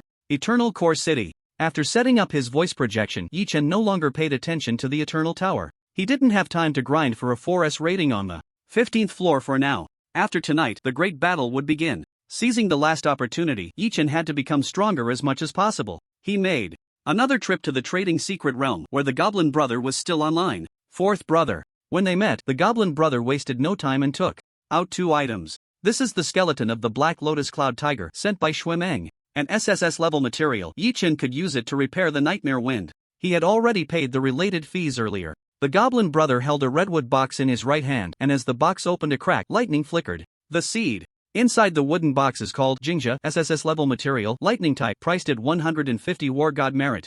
Jingxia, transplant effect. When releasing lightning damage skills, there is a 30% chance to inflict an intimidation effect on enemies while reducing their life recovery by 50% for 15 seconds, with a cooldown of 300 seconds. Each SSS level seed transplanted reduces the cooldown by 50 seconds. Deal. Yi Chen didn't waste words haggling. They were familiar enough that the price the Goblin Brother offered was already the lowest. Moreover, good SSS level materials were hard to come by. Jingxia was compatible with Yi Chen's lightning type. If he encountered someone who couldn't be struck down, getting an intimidation effect would be nice. After swiping his card and completing the transaction, Yi Chen bought a few more life-saving items. Death substitute puppet. This is good. I'll take a dozen. Immunity to death amulet. Only one can be worn for 24 hours, so I'll take 10. War god level forbidden spell scrolls. Let me see. I've already bought over 100. Don't buy too many. I'll take these. Besides life-saving items, Yi Chen also changed into a full set of equipment. His robe, boots, arm guards, gloves, and earrings were replaced with a level 100 set, the Black Soul set, 5 pieces. Once gathered, it triggered the Black Soul Set effect, Soul Type Defense plus 1500, and the effects of Soul Type skills. Received minus 15%. As for rings, Yi-Chen initially planned to wear 20, after all, he had 10 fingers and 10 toes, so wearing 20 rings seemed reasonable. The Goblin Brother reminded Yi-Chen that rings would repel and interfere with each other, so he couldn't wear too many. Trying to fill both hands would only render all the rings ineffective, just like robes and gloves. If they could stack, everyone would wear 100 pieces of armor out the door, ensuring maximum defense. In the end, Yi-Chen had to compromise. He wore one ring on each hand and foot, reducing from 20 to 4. Let me think about what else I need. Yi-Chen was very focused on the upcoming great battle. Survival was the priority. Do you have earplugs, mouthguards, or similar equipment? Yi-Chen gestured. These kinds of things should have some effect if developed into equipment.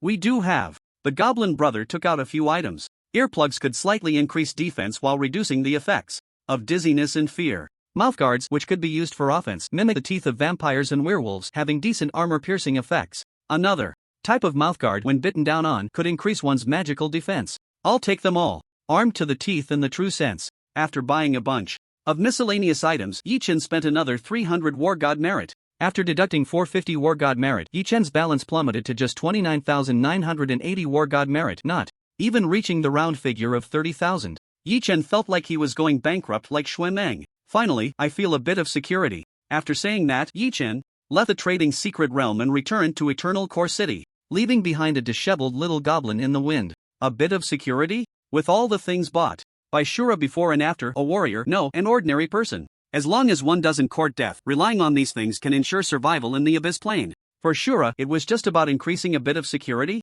In terms of life preservation, Shura had it all figured out. Returning to the Eternal Core City, Yi-Chen applied for a private space again at the Wolf's Nest front desk. He was a lone wolf of the stars, possessing SS-level authority, and each time he applied, the private space was randomly assigned with a different number. However, it guaranteed absolute confidentiality. Your room number is SS009. Here is your key card. Entering SS009, Yi-Chen laid the skeleton of the Black Lotus Cloud Tiger flat on the ground. After receiving Yi-Chen's permission, the Nightmare Wind pounced on it and devoured the skeleton completely. Equipment: Nightmare Wind, LV.108, grade, SSS level, durability 5.716%, attributes: agility plus 5,716, strength plus 5,716. Constitution plus 5,716, physical/magic defense 5,716, effects: I'm broken, please fix me, I really miss my original intact appearance. Picky eater, consuming too many SSS level materials of the same kind will gradually weaken the corresponding materials. Repair effect 3, system mastery, choose any 3 elemental systems. All spell effects plus 57.16%, Black Heart skill. Each time a spell is cast, there is a 5% chance to trigger the Black Heart effect. Hellhound Shadow, summon a Hellhound Shadow, LV.108, to fight for you. Once defeated, it needs 25 minutes to recover before it can fight again. Black Lotus Cloud Tiger Shadow, summon a Black Lotus Cloud Tiger Shadow, LV.108, to fight for you. Once defeated, it needs 25 minutes to recover before it can fight again. After devouring an entire skeleton, the repair progress of the Nightmare Wind doubled. In addition to increasing the entry for the Black Lotus Cloud Tiger Shadow, a new entry for the Black Heart skill was added. The Black Heart effect is divided into 4 types, appearing randomly. 1. The next healing skill of the enemy turns into damage. 2. The next damage skill of the enemy turns into healing. 3. The next physical damage the enemy receives turns into magical damage. 4. The next magical damage the enemy receives turns into physical damage. Truly heartless. Yi-Chen looked at the Black Heart skill, feeling an inexplicable sense of resonance, as if this skill could echo with his soul. Could it be that his heart is black?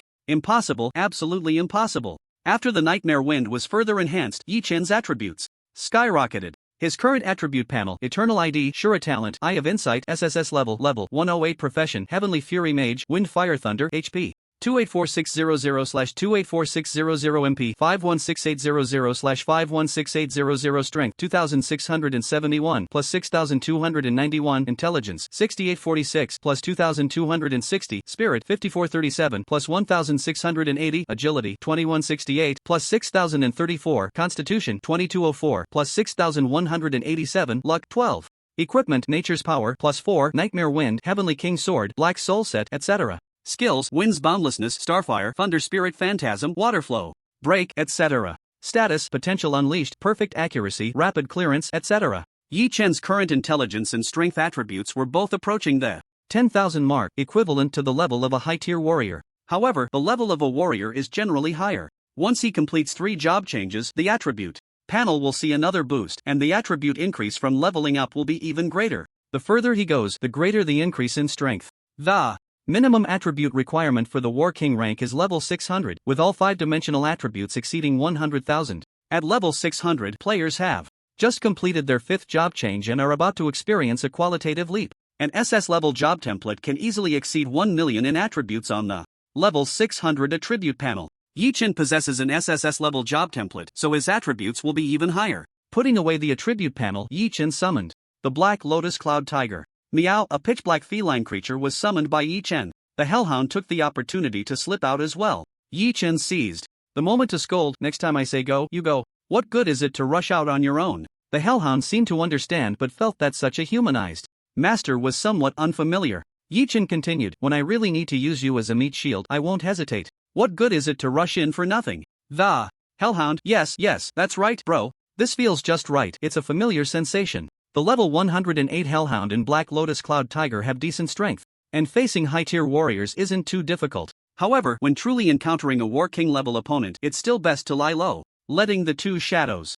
return to the Nightmare Wind. Yi-Chen experimented with various skills and newly purchased equipment and items. During this time, he received his 4S personal clearance reward. 4S rating cleared the 13th layer, received reward, Shadow of Slaughter. Shadow of Slaughter, the beings you kill will leave behind a shadow for you to command, with 5% of the original's attribute panel lasting 10 minutes. As a permanent buff, the Shadow of Slaughter can also take effect outside the Eternal Tower. Yi-Chen also summarized the rules. For a 4S clearance, the entire human race receives 4 buffs, while Yi-Chen receives 1 reward. If Yi-Chen's reward involves permanent buffs, then the rewards for the entire human race will likely not include permanent buffs. The overall level of rewards maintains a dynamic balance. It's 610. Yi-Chen stretched lazily, allowing the white light to engulf him as he returned to his dormitory. Ninth Master, good morning. Yi-Chen looked at the motionless video recorder on his desk and couldn't help but roll his eyes. Is the old guy really this cautious? Yi-Chen didn't believe that Ninth Master could resist watching. Kid, you don't need me to remind you what will happen today, right? Yi-Chen, I do. Shadow 9. Yi-Chen always manages to break the limits and bring new surprises. From the shadows, Shadow 9's hoarse voice came through. Today will surely be the day of the demon god's fall. Since we've started chatting, let's talk a bit more.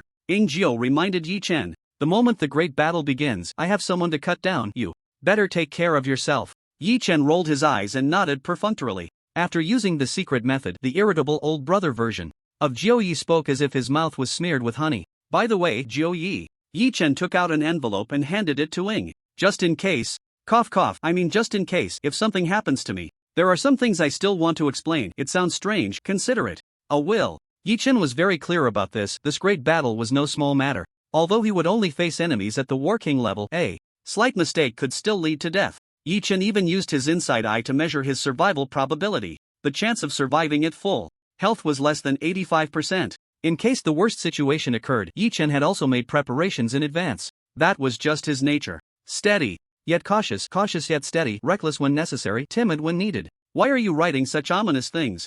Jiao Ye's anger clearly rose. Do you like writing wills? How about I help you make your will effective right now? Calm down, the world is unpredictable. It's always good to be prepared. Yi-Chen quickly waved his hand and said seriously, mainly, help me delete my browsing history and such. I want to leave a clean slate in the world. Jiao. Yi-Chen sat on the chair, slightly rambling, counting on his fingers. The exclusive space probably won't be left behind. As for money, I only have about 30,000 war god merits. You and Shui Meng can split it in half.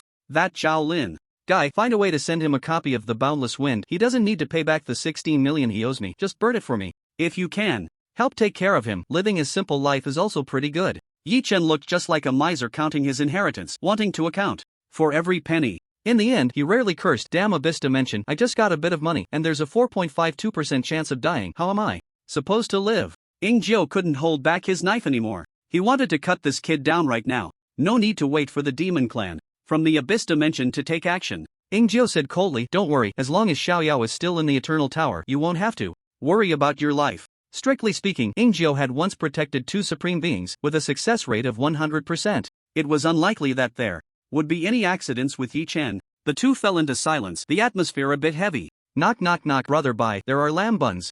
This morning, I just picked them up from the wolf's nest, they're still warm. Outside the door, Feng Dong carried a large bag of food, with a bun in his mouth. The door opened, revealing a relaxed Yi-Chen, who naturally took the bag of buns. Isn't this inappropriate? Yi Chen seemed to feel that taking things for free wasn't very good. This is nothing, someone ordered a meal for 10,000 yesterday, isn't that worse than me?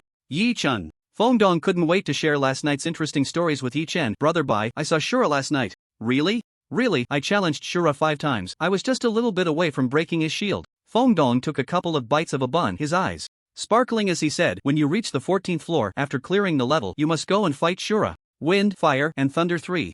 Systems cultivated together, a true genius, at least 30% stronger than me. Yi Chen pondered for a moment and said, I probably can't win against Shura's projection. No problem, no one can win, ha ha ha. The two gradually walked away. After breakfast, it was supposed to be Old Lands class, but it turned into a history lesson recounting the 30 years of bloody battles. During the break, Zhao Lin pulled Yi Chen to a corner.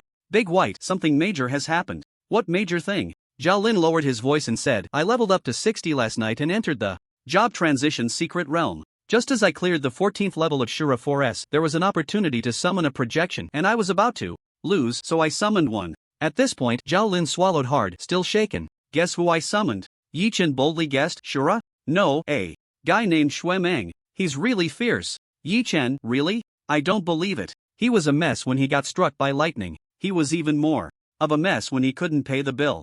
Zhao Lin gestured with his hands, mimicking Xue Meng's sword-drawing action. With 2 swift slashes, Xue Meng killed the Wind Elemental King, and in no time at all, he helped me raise my job transition exploration level to 80%. So you transitioned to SS level? This was something Yi Chen hadn't expected. Zhao Lin's luck was impressive, with Xue Meng boosting the exploration level to 80%. And under the enhancement of the Ultimate Realm, he achieved a 90% exploration level, equivalent to an SS rating. Right, I have a question. First, Zhao Lin hesitated. After my SS level transition, I got an additional job template leaning towards the soul type. This secret, Zhao Lin told Yi Chen without any reservations. Big White, I'm hesitating about one thing now. Do you think I should report it? Of course you should. Yi Chen said without hesitation. A tree that stands out in the forest will be aided by the wind. You can only show stronger potential to gain more resources and become stronger faster, right? But Zhao Lin scratched his head, looking troubled. I heard Senior Feng Dong say that you should always keep a trump card. They are them, and you are you. Look at Lu Sueki. Why does her grandfather tell everyone that Lu Sueki has SS level talent? Isn't it to help her secure resources? Those from the War King family don't hide anything. Yi Chen patiently explained. Feng Dong and the others already have plenty of resources. Their family background, talent, and profession are all top-notch. Only at that level can they afford to hide their trump cards to catch their enemies off guard. Yi Chen countered. What do you have to hide? A train ticket home for next week? Zhao Lin stood frozen in place. Yi Chen made a good point. If you hide things and end up hiding yourself back home, what kind of situation is that? You're right. Zhao Lin nodded, no longer hesitating, and ran over to feet, whispering something. Yi Chen turned to look out the window. The sky was clear and blue. A white cloud floated lazily, not a care in the world. In the Seed District teaching area, Lu Qingyan, Wu Ziki, and Lin Jiao were chatting when suddenly someone knocked and barged in. The newcomer was just a first-tier soldier dressed in a black uniform, with a fire cloud embroidered on the shoulder insignia, standing in front of the 3 and saluting. Lu Qingyan from Nanjing City, Legion. Number NJ 1986 LQY0057. Meritorious War King. Is the information correct? Lu Qingyan stood up straight, returned the salute seriously. Yes. Receiving orders from the Legion Command Center, effective immediately. Your leave is terminated. You are recalled by my unit, the Heavenly Fire Legion, and must gather at the designated coordinates within the specified time. No mistakes allowed. Understood. The Heavenly Fire never extinguishes. The Heavenly Fire never extinguishes. The visit was brief, and so was the departure. The first-tier soldier from the Heavenly Fire Legion had other tasks to attend to. Lu Qingyan didn't even greet his old friends before leaving with him. The other two hadn't even sat down when someone else knocked and entered in succession. Lin Guanxiao, you are recalled by the Lin Hai Legion, effective immediately. Understood. Wu Ziki, you are summoned by the Wind and Mist Legion as the 3rd Reserve Deputy Legion Commander, effective immediately, and must head to the Abyss Teleportation Portal for assembly. Understood. The same thing was happening all over the summer camp training base, no, even across the entire Blue Star, everywhere, continuously repeating. Orders were issued from the Legion Command Center, swiftly executed and implemented, all serving the ultimate strategic goal. The human race, like a ferocious beast that had been asleep for over 30 years, had been recuperating and gathering strength. For 30 years, it had not revealed its sharp fangs or claws, nor had it fought for its life. Until this moment, the moment the wind rose, it was truly awakened. Wu Ziki stepped out of the building, feeling the gentle breeze coming towards him. It was oppressive and heavy. It felt as if an emotion was slowly brewing, pressing, condensing, until it would explode at the very peak of that moment. Wu Ziki lowered his head and whispered, then raised his head proudly, striding towards the designated assembly point, leaving that phrase in the sound of the wind. The wind has risen, how far can the storm be? In this battle, the human race stood united, unafraid of wind and rain. Let the battle come. After the morning class, a few people gathered together for lunch. Feng Dong and the others had just broken through the 29th level, which was considered a significant milestone, so they naturally wanted to celebrate. As long as you can pass the 29th level, it's equivalent to having 1 foot already in the 9th tier war general. Zhao Lin asked in confusion, when do you step with the other foot? Feet said solemnly, the other foot is already inside. Zhao Lin, regarding Zhao Lin's SS level job change, Feet had already reported it up the chain. The supervisory department responded quickly, temporarily allocating a reward of 1,000 points to Zhao Lin. Once verified, the resources allocated to Zhao Lin would only increase. This is what Yi Chen had said before, a tree that stands out in the forest will attract the wind. If Zhao Lin kept hiding, not only would he be unable to develop, but these resources would also be completely out of his reach. The moment he received the points, Zhao Lin intended to pay back the money, but was once again ruthlessly rejected by Yi Chen. Yi Chen waved his hand, you can pay me back that 16.5 million later, it's fine, I'm not short on money. When I go out now, there are people eager to treat me to meals and drinks. 16.5 million? Countless question marks appeared above Zhao Lin's head. Didn't he owe 10 million? Where did the extra 6.5 million come from? Was there a mistake somewhere? Brother. Bye, the next batch of newcomers has already arrived. You need to lead the combat test this afternoon, don't forget, Feng Dong said, feeling relieved. Brother Bai is reliable. Zhao Lin can even change jobs to SS level, exceeding Feet's expectations. Brother Bai never gives me such shocks. When it comes to C-level talent, it still depends on my brother Bai. As long as brother Bai follows the plan and keeps things steady during the summer camp, Feng Dong's chances of failing a course are almost zero. Lead the team. Yi Chen instinctively wanted to refuse. A great battle was about to break out, and he didn't know what the trigger was yet. The only thing he could be sure of was that once the battle started, the place where Yi Chen was would definitely become the center of the battlefield. It would be best if Yi Chen could avoid the crowd. At the very least, he shouldn't crowd into the masses. That would just harm others. Brother Bai, don't even think about running away, Feng Dong reminded him. You leading the team is a matter assigned by teacher Lin. Running away will get you disqualified from the summer camp. Isn't that looking down on me, Yi Chen? Am I someone who runs away? Yi Chen rolled his eyes and retorted. He thought for a moment, with the way Ninth Master and the others operated, they never fought battles without preparation. Once the war started, it was impossible for these talented seeds to suffer losses for nothing. If he had to go, then so be it. After the battle started, Yi Chen would find an excuse to slip away. After all, Ninth Master was still around for now, and Yi Chen felt very secure. After lunch, everyone went to the training hall. Yi Chen noticed that the atmosphere today was a bit off. The usual instructors and teaching assistants were basically nowhere to be seen. Along the way, not a single War King level presence was visible, and even war generals were rarely seen. The order at the training hall was maintained by the senior students. The most critical thing was, what are you all doing? Yi Chen looked at the team in front of him, feeling a headache coming on. According to the previous rules, the top 50 and bottom 50 in the combat test were required to participate, with Yi Chen serving as the team leader. Standing in front of Yi Chen were 99 people, more than half of whom were carrying a cannon. Wang Zhang, whom Yi Chen had previously defeated, was the most exaggerated, carrying 2 cannons. This was too much. They looked nothing like students. Yi Chen reprimanded them with righteous indignation. Are you going to fight or throw firecrackers? Every day, instead of learning the good stuff, you just learn some crooked ways and put your thoughts on the right path.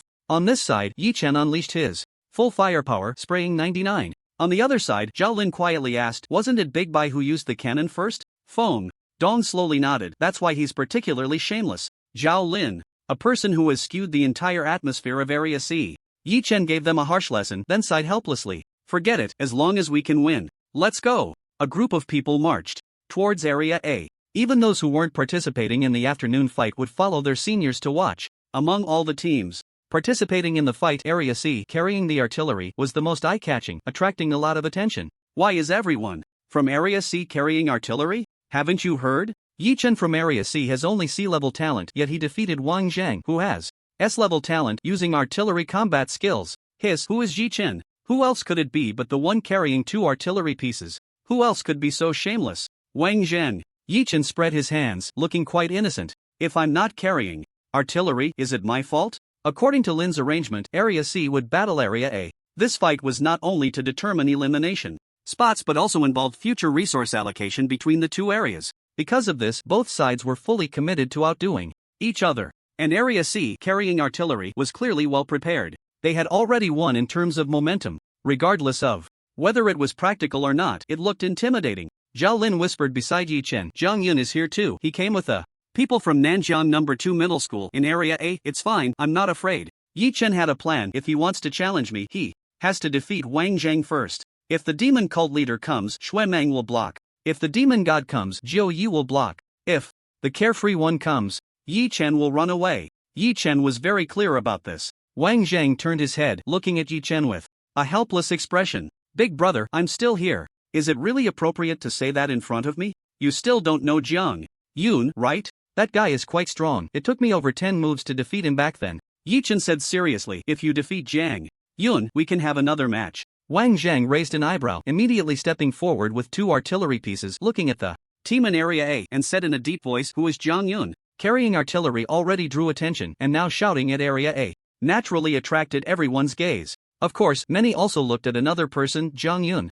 Compared to a week ago, Jiang Yun seemed a bit stronger, and he appeared to have grown taller. While Wang Zhang was calling out, he was chatting casually with a teacher. This teacher was from Area A teacher from Nanjiang No. 2 Middle School, known for his humor, love of jokes, and extensive knowledge, making him quite popular among students. His name was Xiao, with the given name Lo. Yi Chen looked at Jiang Yun and also saw Xiao Lu. At the moment Yi Chen saw Xiao Lu happened to look at Yi Chen as well. Their eyes met, a moment that would be recorded in history. Xiao Lu smiled at Yi Chen, nodding slightly, seemingly conveying goodwill. Yi Chen smiled back. Above Xiao Li's head, countless notes popped up. Former 4th Demon Cult Leader Connect 4, reborn as a member of the Demon Cult, should show true skills. Currently serving as the 1st, 3rd, 4th, and 6th Demon Cult Leaders. Alone Commander, LV.899. Profession, Chosen Arcane Title.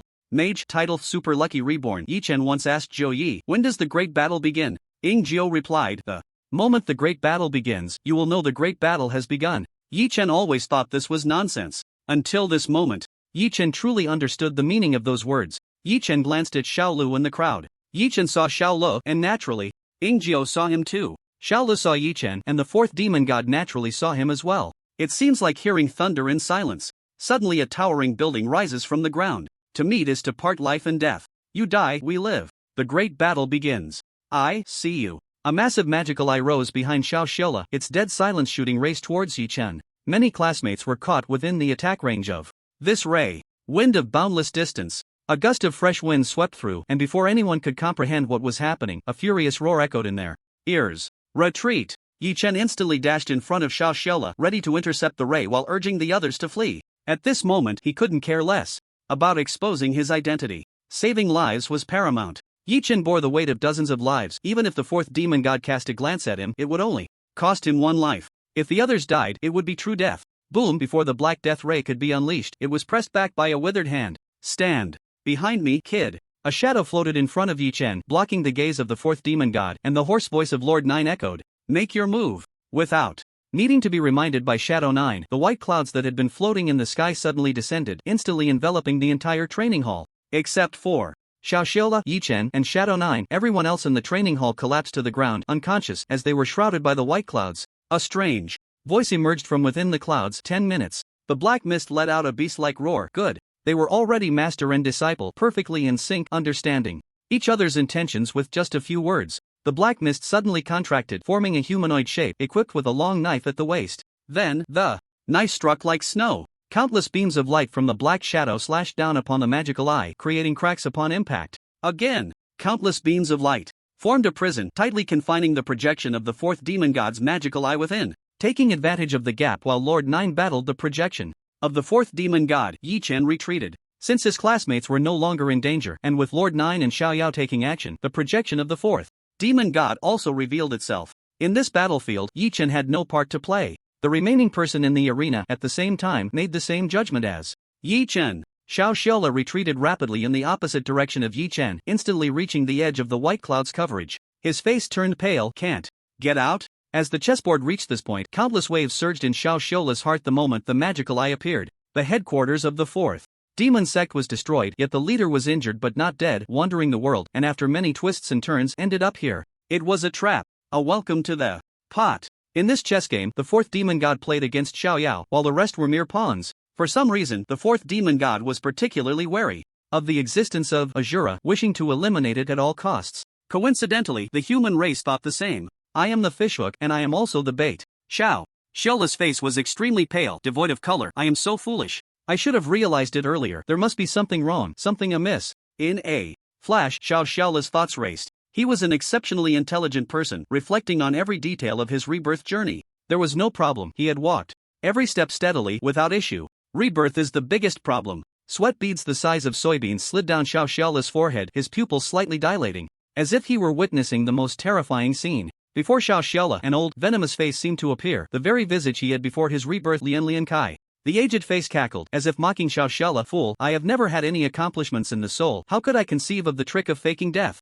And to deceive Lord Shadow 9, don't you think everything has gone too smoothly? If it weren't for that supreme being manipulating everything from behind, do you really think you could have been reborn? You foolish thing, if you had even a tenth of my wisdom, would you have died so inexplicably? As one of the aftereffects of rebirth, Xiaola suffers from schizophrenia and hallucinations. Clearly, this is not the right time for schizophrenia. Xiaola growled, get lost, forcing the aged face to disappear from his sight. In fact, what Lian said was merely a thought in Xiaola's mind. It was his most feared thought, expressed through the other party's mouth. At this point, everything was clear. This rebirth was completed under the guidance of Xiao Yao. Whether it was Lian or Xiaola, these two identities served only one purpose: to connect to the fourth demon god behind the scenes. To fish, the fish must first see the bait. With Xiaola's help, the fourth demon god indeed saw the irresistible bait. Thus, the fourth demon god took action, projecting itself, but before it could make any move, it was controlled by Yingjiu and Xiao Yao working together. What Xiao Yao intended to do with the projection of the fourth demon god remained unknown.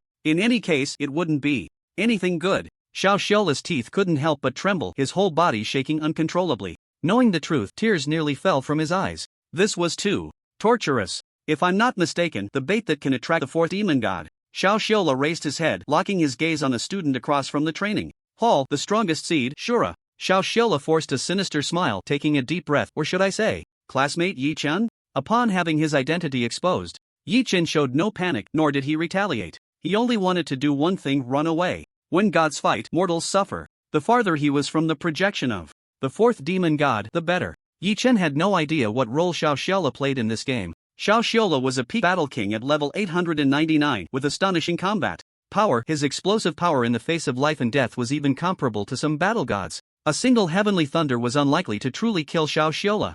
Yi Chen could be certain of one thing: Xiaola and he were of the same kind. People who desperately wanted to survive. I surrender. Xiaola raised both hands, staring intently at Yi Chen. I accept any punishment, even if it means killing me. I accept. Good. Unexpectedly, Yi Chen directly agreed to Xiaola's surrender. A line of prompts appeared above Xiaola's head. Killing this person can weaken the projection of the fourth demon god. Killing him would help Lord Jiu. However, Lord Jiu was simply too busy to deal with Xiaola. Yi Chen would do it. In the name of Shura, I sentence you to death. Heavenly thunder. 30 layers of power were ready, blessed by lightning, as the heavenly thunder fell. Boom! The red sea of thunder engulfed Xiaola's figure, tearing him into countless pieces. As the thunder passed, life was extinguished. When everything calmed down, Xiaola reappeared in the same spot. Looking at the resurrected Xiaola, Yi Chen chuckled. I'm not surprised at all. Nonsense, I wrote that he could come back to life. Xiaola wore a proud smile, pointing around him. Those three are fighting among themselves, leaving us to fend for ourselves.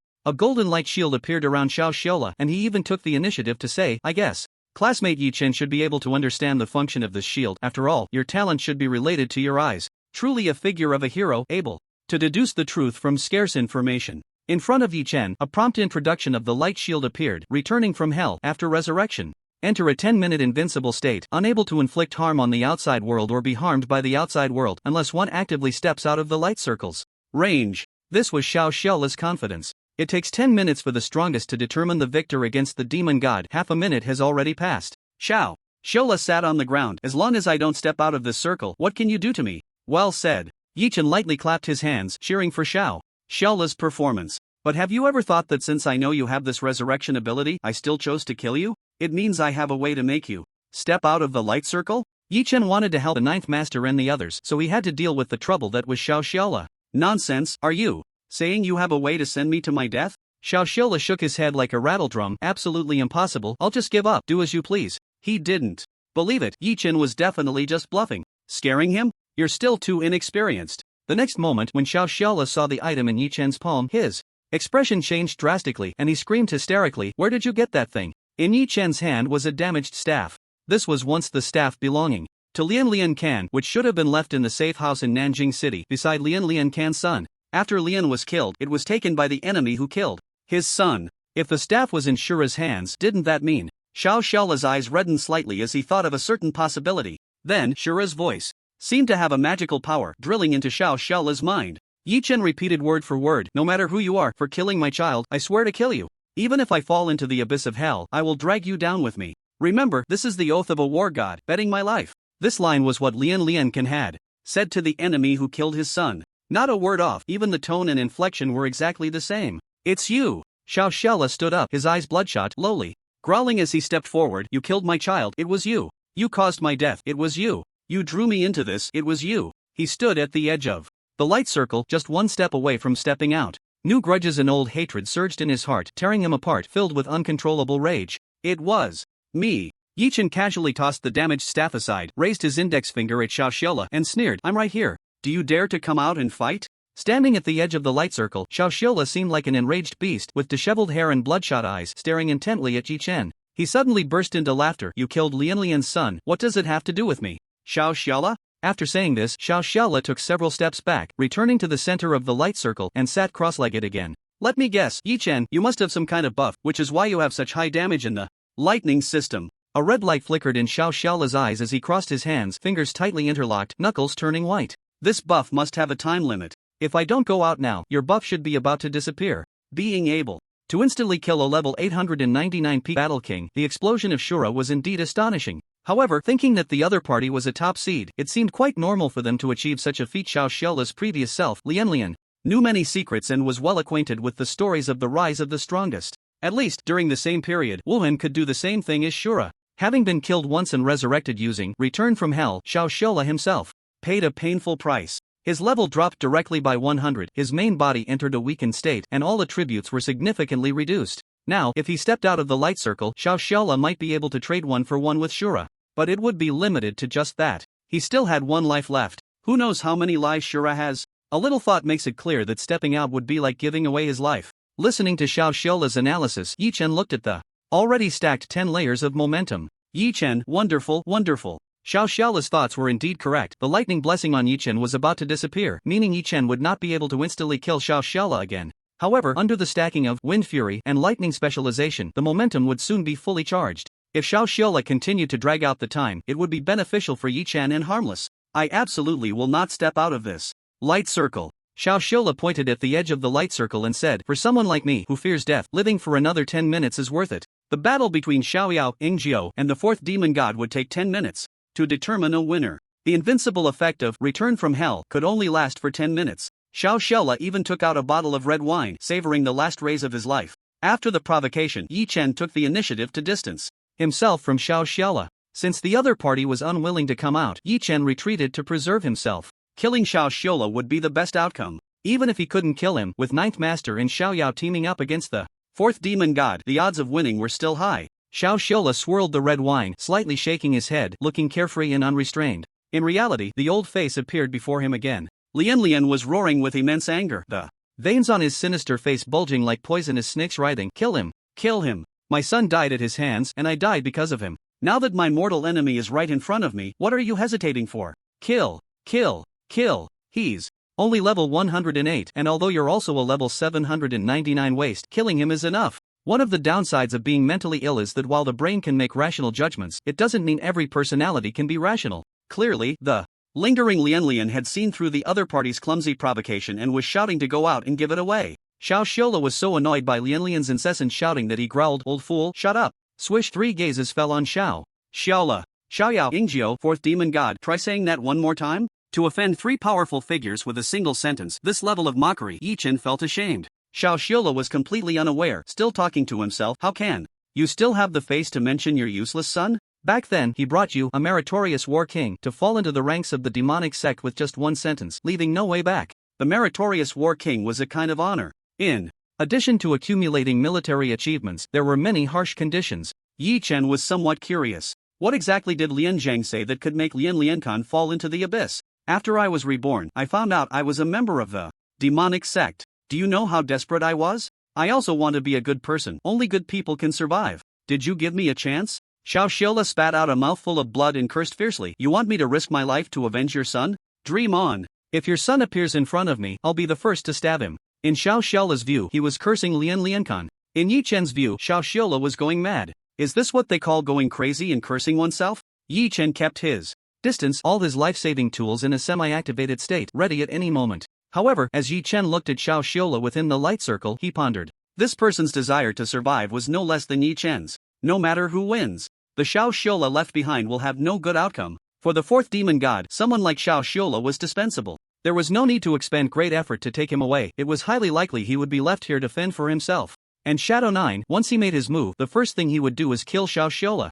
Lord 9 always believed that not being able to kill Liankan with one strike was his shame. For that, he nearly lost Xue Meng's life. If given the chance, Lord 9 wouldn't mind stabbing Xiao Xiaola 100 times. But the Xiao Xiaola in front of Yi Chen had not yet reached the point of looking ashen and utterly desperate. In other words, Xiao Xiaola believed deep down that he still had a glimmer of hope. In a situation of certain death, where could hope come from? A name floated in Yi Chen's mind, Xiao Yao. Xiao Xiaola actually placed his hope of survival on the strongest human, Xiao Yao? Although this thought was absurd, it was the only explanation. Yi Chen glanced at the time. There are still 8 minutes left. A winner will be decided over there soon. Everyone present heard Xiao Yao's earlier words of 10 minutes, and Yi Chen was no exception. However, upon hearing those 3 words, Yi Chen pondered, thinking of a certain possibility. Xiao Xiaola savored the red wine, waiting for the final judgment to arrive. Whether it was life or death depended on what Xiao Yao thought in his heart. Xiao Xiaola was very clear that no one could truly understand what the strongest Xiao Yao was thinking. Not even Xiao Yao's master, Shadow 9, knew.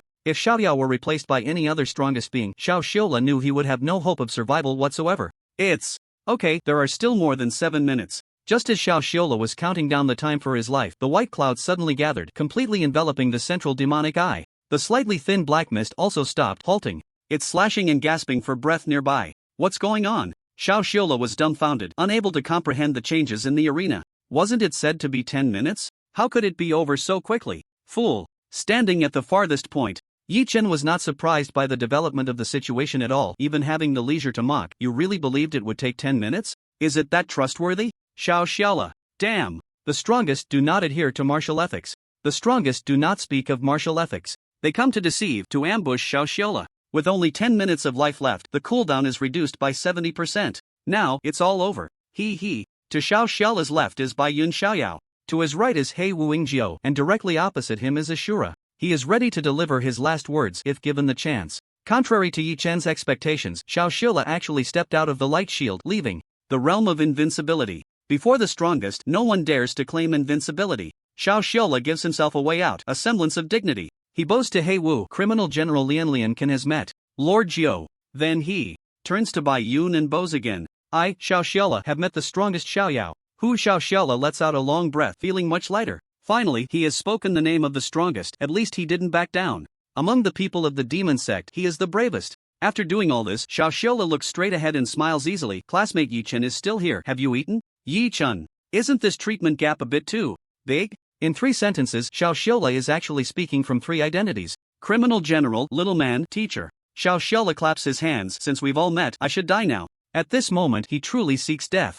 The projection of the 4th demon god is in Xiao Yao's hands, and the human race's plot has already completed half. First, win a hand. If Xiao Xiaola were alone with Xiao Yao, he feels he might have a chance to survive. However, with Yingjiu present, especially feeling the strong killing intent emanating from Yingjiu and Xiao Yao, a combination from over 30 years ago. Whoever Yingjiu wants to kill, Xiao Yao always acts decisively, never holding back. Xiao Xiaola knows there is no chance of survival. Yingjiu speaks again, seemingly treating Xiao Xiaola as heir. Looking at Bai Yun, are you going to finish it? Okay. Bai Yun spreads out again, enveloping everyone, then quickly retracts. Their memories are partially erased, and everyone's bodies rise from the ground, returning to their previous postures. When they wake up again, they will not notice anything unusual, not even the few minutes of disappearance. It will feel like a brief nap. No one will remember what happened, and the true identity of the Shura will remain confidential. Nothing happened. After Xiao Yao finishes all this, Yingjiu speaks again. 4, 3. Good. Their conversation is like a riddle, but it doesn't prevent Yi Chen from understanding. This battle actually involves 3 demon gods? Yi Chen quickly calculates in his heart, based on Xiao Xiaola's concurrent positions, the 3rd, 4th, and 6th demon gods are all involved in the scheme. I wonder how many will fall in the end. The projection of the 4th demon god has already fallen into Xiao Yao's hands. As for what he will do, With this projection later, there is no need to report to Yi Chen. After a brief chat, Ing Jiu looks at Xiao Xiaola again. Is it useful? Xiao Yao, not useful. Kill him. Ing Jiu's voice grows colder. Lord Jiu never holds grudges overnight, he always retaliates on the spot. Okay. The 8-word dialogue seals Xiao Xiaola's fate. Bai Yun faces Xiao Xiaola and says calmly, you have one last chance to say something. After speaking, Bai Yun, with the sealed demon eye, floats away. Yi Chen looks curiously at Lord Jiu, asking with his eyes what this means. Ing Jiu shakes his head. If he could fully understand what Xiao Yao is thinking, then the strongest should be him. Ing Jiu. Xiao Xiaola doesn't think much, simply interpreting it literally. Leave a last word. How humanizing. Is there a more merciful act than allowing someone to leave a last word before cremation? What should he say? Xiao Xiaola, who should be decisive and cold-hearted. At the moment of death, he unexpectedly became sentimental. He really wanted to ask, if this sentence was not spoken, would he never die? That Xiao Xiaola would be willing to remain silent for a lifetime, to be a mute for eternity. Isn't it better to live well? 10. A heartfelt countdown echoed in Xiao Xiaola's ears. Clearly, not everyone could exploit the loophole. Countless thoughts flashed through Xiao Xiaola's mind, his brief life whirling before him like a revolving lantern. In a sense, he was not merely a continuation, but a brand new soul, a fortunate one who had just arrived in this world for less than a week. Oh no, poor wretch indeed. Should he angrily curse and condemn everything he had encountered? The face of Lian Liankan appeared before Xiao Xiaola again. That old, venomous face sneered at him, coldly watching Xiao Xiaola's dead end. Although that old face said nothing, it seemed to say everything. Xiao Xiaola shook his head. He despised such behavior from Lian Liankan. 5. In the blink of an eye, 5 seconds had passed. Half of his life wasted on his past self. That old thing wouldn't even let people rest in peace after dying. Xiao Xiaola's brain, which should have been incredibly agile, now felt as dull as a rusty machine, creaking and groaning. He felt that no matter what he said, it was as if he hadn't said anything at all. For a moment he felt immense resentment towards Xiao Yao. Why not just kill me directly? Why go through the motions, pulling down my pants to fart? Why make me leave a final word? Soon, he felt relieved again. At least he had the chance to leave a final word, which was better than having nothing at all. Thinking of those villains who often died from talking too much, he, on the other hand, was dying from saying too little. 1. In the last second, Xiao Xiaola looked at the person closest to him. Coincidentally, it was a new student he had just had a pleasant conversation with. From Nanjing No. 3 Middle School, A-grade talent, Jiang Yun. After the clouds dispersed, everyone's memories of the previous events were altered, waking up from their stupor. At that moment, Jiang Yun opened his eyes and saw Teacher Xiao smiling at him. Teacher Zhao's lips moved, slowly parting. This simple action seemed to drain all his strength. A weak voice emerged from his throat, even trembling. He spoke each word clearly. Study hard, be a good person. Xiao Xiaola's last words were not hysterical, not frantic, not self-destructive, not repentant. Nothing at all. With a hint of relief, he admonished his student like a true teacher. Although he had only known this student for less than 30 minutes. Although he had only been a teacher for a few days. Study hard, be a good person. This was his final word. Neither Lian Liankan nor Xiao Xiaola had truly accomplished these two things, yet they were passed down as his last words. After speaking, Teacher Zhao's figure began to fade, slowly dissipating from the world, leaving no trace of existence. Whether it was the former leader of the 4th demon sect, Lian Liankan, or the current leader of the 4 great demon sects, Xiao Xiaola, or the teacher Xiao at the moment of death. Regardless of which identity, which body, which soul, at this moment, all had completely died. When a person dies, the soul perishes, smoke vanishes, and clouds disperse. Study hard and be a good person. Jiang Yun only felt a strange voice ringing in his ears, and a face in front of him gradually became blurry. Who is he? Do I know him? What does this sentence mean? Too many questions swirled in Jiang Yun's mind, like a tangled mess, with no clear direction. Soon, a rapid alarm sounded, interrupting Jiang Yun's thoughts. Beep beep, the urgent yet rhythmic siren. The moment Feng Dong and the others heard this sound, their expressions changed dramatically. Highest level emergency response. They had heard this alarm several times during drills. When the highest level emergency alarm sounded, it meant one thing: the abyssal demons had once again stepped onto the land of Blue Star. All the senior students sprang into action immediately. Feng Dong rushed to Yi Chen's side, shielding him from behind, and growled, "Brother Bai, stay alert." As he spoke, he tossed a teleportation scroll to Yi Chen. Tear it open, and you can appear thousands of miles away. Brother Bai, use it as you see fit. Don't worry about me, I have plenty of these. While speaking, he remained vigilant, watching everything around him as if facing a great enemy. Fei Tei directly lifted Zhao Lin, as if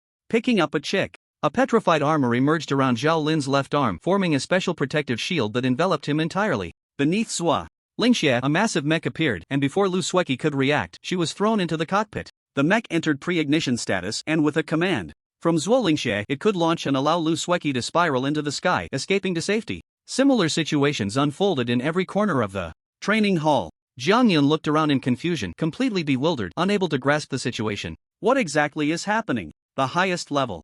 Emergency alarm means the enemy is close at hand. A teacher stepped forward to gather all the newcomers, activating the teleportation array while explaining, "We will soon reach a safe place, no need to panic, maintain order." Teacher, why are the seniors reacting so strongly? Someone voiced the question that lingered in Jiang Yun's mind. After hearing the alarm, the senior students reacted in surprising unison, doing their best to protect their respective juniors. This is part of the drills they have undergone, and it is also the life and death contract signed during this special training. The teacher glanced outside, his expression slightly stern. When the highest level alarm sounds, they must protect the juniors they are responsible for.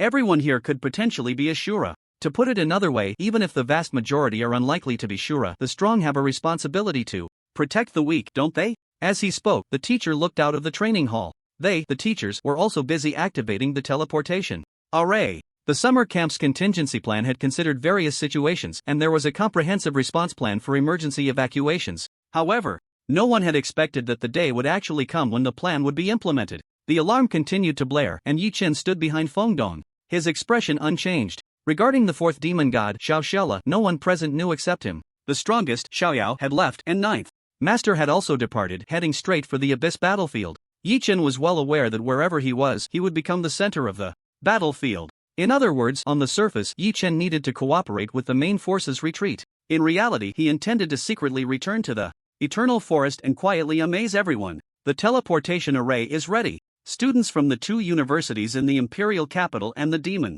city, who were familiar with each other, quickly formed a temporary team, with a few implicitly recognized as leaders. Feng Dong and Fei Te were among them. "I'll go first." With that, Fei Te jumped into the teleportation array, entering it first to assess any risks. 10 seconds later, Feet returned from the teleportation array. His left arm's petrification lifted, but Zhao Lin was nowhere to be seen. Safe. After Feet, 2 more people entered the teleportation array to verify safety. Once everything was confirmed, only a third of the people present were finally teleported away. The same process repeated 2 more times, and in less than 3 minutes, all the students in Area A and Area C had been transferred. Only Feng Dong and the other seniors remained. Yi Chen was among the last group to leave, and before he departed, he asked, "Donggu, aren't you leaving?" "I actually want to leave," Feng Dong replied, still looking nonchalant, arms spread wide. "Unfortunately, I just passed the 9th level warrior certification, and for the highest level emergencies, all warriors must respond unconditionally." After saying this, Feng Dong waved his hand, interrupting Yi Chen's words.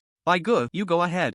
Your Donggu is quite capable, even a war king might not be able to kill me. Besides, Feet is blocking the way in front." The teleportation array flickered, taking Yi Chen and the last group of students away. Area A evacuation complete. Area C evacuation complete. According to the established plan, initiate the self-destruction procedure for the teleportation arrays in areas A and C. Amidst the continuous sounds of explosions, Feng Dong scanned the 1,000 people in front of him and said in a deep voice, "Everyone, integrate into the academy's military structure and await orders from the command center." Understood. This group led by Feng Dong was already the strongest in their grade, and what he said aligned with the emergency response manual, so there were no objections. Soon, orders from the command center reached everyone's wristwatches. All senior assistants in areas A and C, after destroying the corresponding teleportation arrays, proceed to the designated coordinates at the specified time to participate in the defense of the eternal forest. We are about to face a tide of warrior-level magical beasts. Establish defensive works on site. Collective teleportation.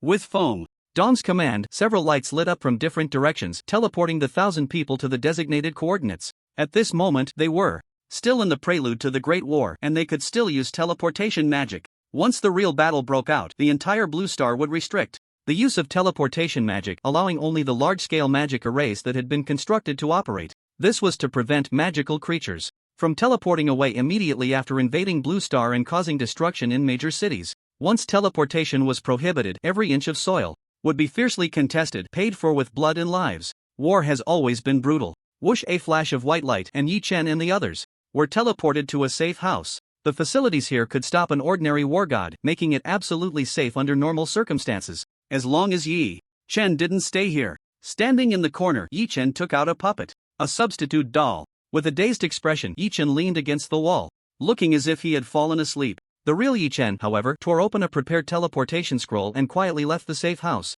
The arrangement that Ninth Master mentioned earlier regarding Yi Chen going to the battlefield, he and Shadow 9 had reached a consensus. If Yi Chen hid in the Rear, the abyssal plane might bypass the eternal forest and invade Blue Star through other channels, making humanity even more passive. Yi Chen had to appear in the eternal forest, moving across the battlefield. But the question was, in what identity? A lone wolf? The lone wolves of the Wolf's Nest had to join the military to qualify for the battlefield. Yi Chen acting as a lone wolf would be too conspicuous. Disguising his identity and joining the military? Too difficult to manage, and it wouldn't guarantee Yi Chen's safety. In the end, Ninth Master provided a perfect solution. Disguise yourself as a member of the Shadows. With your nightmarish wind, you can do this. I'll place you in the Shadows battle team and even make you the vice-captain. Is that okay? Ninth Master said. When Yi Chen arrived at the rendezvous point, he found that the so-called battle squad consisted of only 2 people. The captain and the vice-captain. A purple shadow had clearly been waiting for a long time. Wrapped in the winds of nightmares, Yi Chen looked like a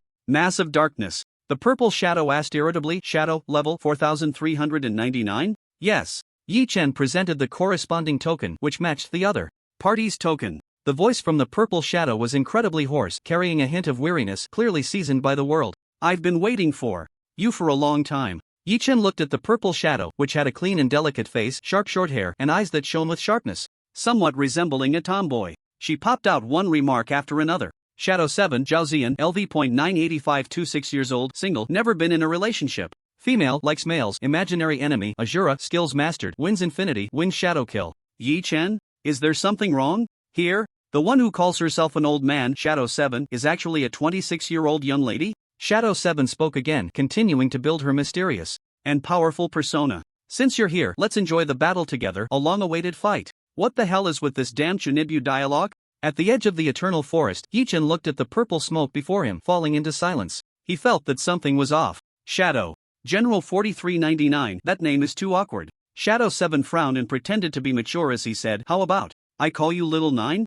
Pfft, Yi Chen nearly spat out a mouthful of old blood. What kind of ridiculous name was that? Lord Shadow 7, I am also known as Death Song, so you can just call me Death Song. Death Song, fine. Shadow 7 suddenly asked, is it because your singing is so terrible that you got that name? Before Yi Chen could respond, Shadow 7 hurriedly explained, I have a friend whose singing is awful, and he was once called Deathly Song. Kid, you remind me of an old friend from over 50 years ago. Ah, what a nostalgic time of battles. Yi Chen thought, over 50 years ago, you weren't even a protein. That friend you mentioned, could it be you? Yi Chen gritted his teeth and said, Lord Shadow 7, shouldn't we carry out our mission first? No rush, we've only just sounded the horn, there's still some time before the real battle begins. Shadow 7 said quite naturally, you don't need to be so formal. Within the shadows, we all refer to each other as brothers and sisters. If you don't mind, you can just call me 7 Grandpa. 7 Grandpa? Could you tone it down a bit? Look at my 9th Grandpa, 1 slice for each Shuemeng, even able to face the projection of the 4th demon god head on. That level is what truly deserves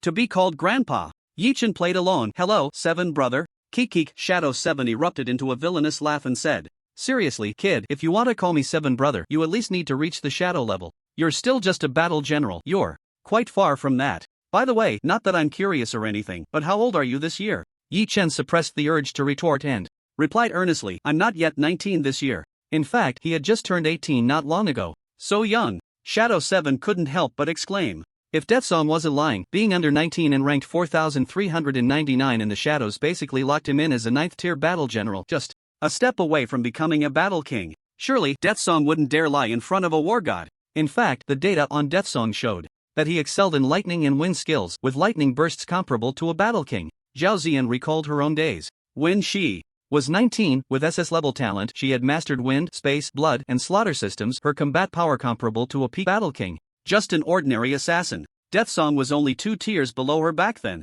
Shadow 7 adjusted his mood and said calmly, if I'm not mistaken, your talent should be above S level, right? Yi Chen answered honestly, yes. He was very sincere and never lied. What a pity. Joining the shadows at such a young age. Ahem, I have a close friend whose granddaughter is just over 20 this year. If there's time after the great battle, you two could get to know each other and spar a bit. Yi Chen, this close friend's granddaughter you're talking about is probably you, right? Saying you're just over 20 at 26, you really are something, 7 brother. Yi Chen had to remind him again. 7 brother, we still have a mission at hand. I told you not to rush, young people need to learn to be patient. Shadow 7 noticed Death Song's impatience and explained a bit more. We are responsible for guarding the eternal forest. Logically speaking, there should absolutely be no abyssal monsters appearing here. He pointed to the center of the forest. After the front line goes to war, all the large abyssal planes will be fully occupied by their legions. At the same time, the guarding forces of the medium and small abyssal planes will be lacking, which is why monsters escape and rush into the eternal forest. Ultimately, it still came down to the human forces being insufficient, leading to neglect on both sides. To initiate a great war, all forces must be mobilized to concentrate on defense or offense, and some insignificant abyssal planes must be abandoned. Yi Chen keenly caught a word, stationed? Yes, you're still young, so it's normal not to know. Ying Qi's face was full of excitement, eager to try. Over the years, as a newcomer, she had been educated by the old fellows on countless common knowledge. Today, Ying Qi finally made a name for herself and could say to the rookies, "You're still young, so it's normal not to know. Look at how naive the kids are." Yi Chen raised an eyebrow, not knowing. Do you look down on my SSS level talent, Eye of Insight? 2. Be fair, as a pure bystander, not provoking a fight. If it were me, I definitely wouldn't be able to hold back. Lines of information appeared before Yi Chen's eyes. The day the blood battle ends, the strongest human nightmare signs an agreement with the highest abyssal demon. In large abyssal planes, humans can station at most 3 legions. Each legion can have at most 3 war gods and 12 war kings. The human war gods cannot enter the abyssal planes without reason. As a condition of exchange, demons cannot attack human legions, and human strongest cannot attack ordinary monsters. Looking at the information before him, Yi Chen calculated 3 legions, 9 war gods, 36 war kings. There are a total of 13 large abyssal planes, requiring 117 war gods and 468 war kings. This number, humans must have enough. Just within the shadows, there are 100 war god level powerhouses. But the problem is, due to the quota restrictions, humans must send the strongest 117 war gods. At the same time, considerations must be made for command and legion battles, professional counter relationships, reserve forces, and various other situations. Through the precise calculations of the military command center's expert, Hai Liang, it was finally determined that 117 war gods would be stationed in large abyssal planes. Among these 117 war gods, there are top powerhouses like Shui Meng, Ying Yi, and Su Qingfeng, who are also the most elite among the 9th tier war gods. But the weakest among them is only a 6th tier war god. Just this point shows how much foundation humans have. They can't even gather 117 9th tier war gods. In addition, there are various key locations that need war gods to guard, and the command center also needs war gods to defend just in case. This is all the foundation humans have. Defense is sufficient, but once they want to launch an attack, it becomes quite difficult. It's like trying to make a dojo out of a snail shell. Yi Chen frowned, realizing another thing. This agreement only states that demons cannot attack human legions. In other words, demons can attack the strongest. The war has begun, and the second brother in the abyssal plane will have to face the siege of several demons. I'm so worried about the second brother. Yi Chen frowned, showing a mournful expression. I'm so worried that the second brother won't be satisfied with the killing. What should I do? Urgent, waiting online. The third abyssal plane, also known as the tongue-cutting abyss. Today, it welcomed an unexpected guest. The white-clad swordsman entered the third abyss, followed by a sword slave carrying a sword box. As he appeared, all human legions began to retreat. Countless people brushed past the white-clad swordsman, their faces filled with fervor, the crowd in an uproar. A wave of thunderous shouts erupted from the ranks. Wuhan! Wuhan!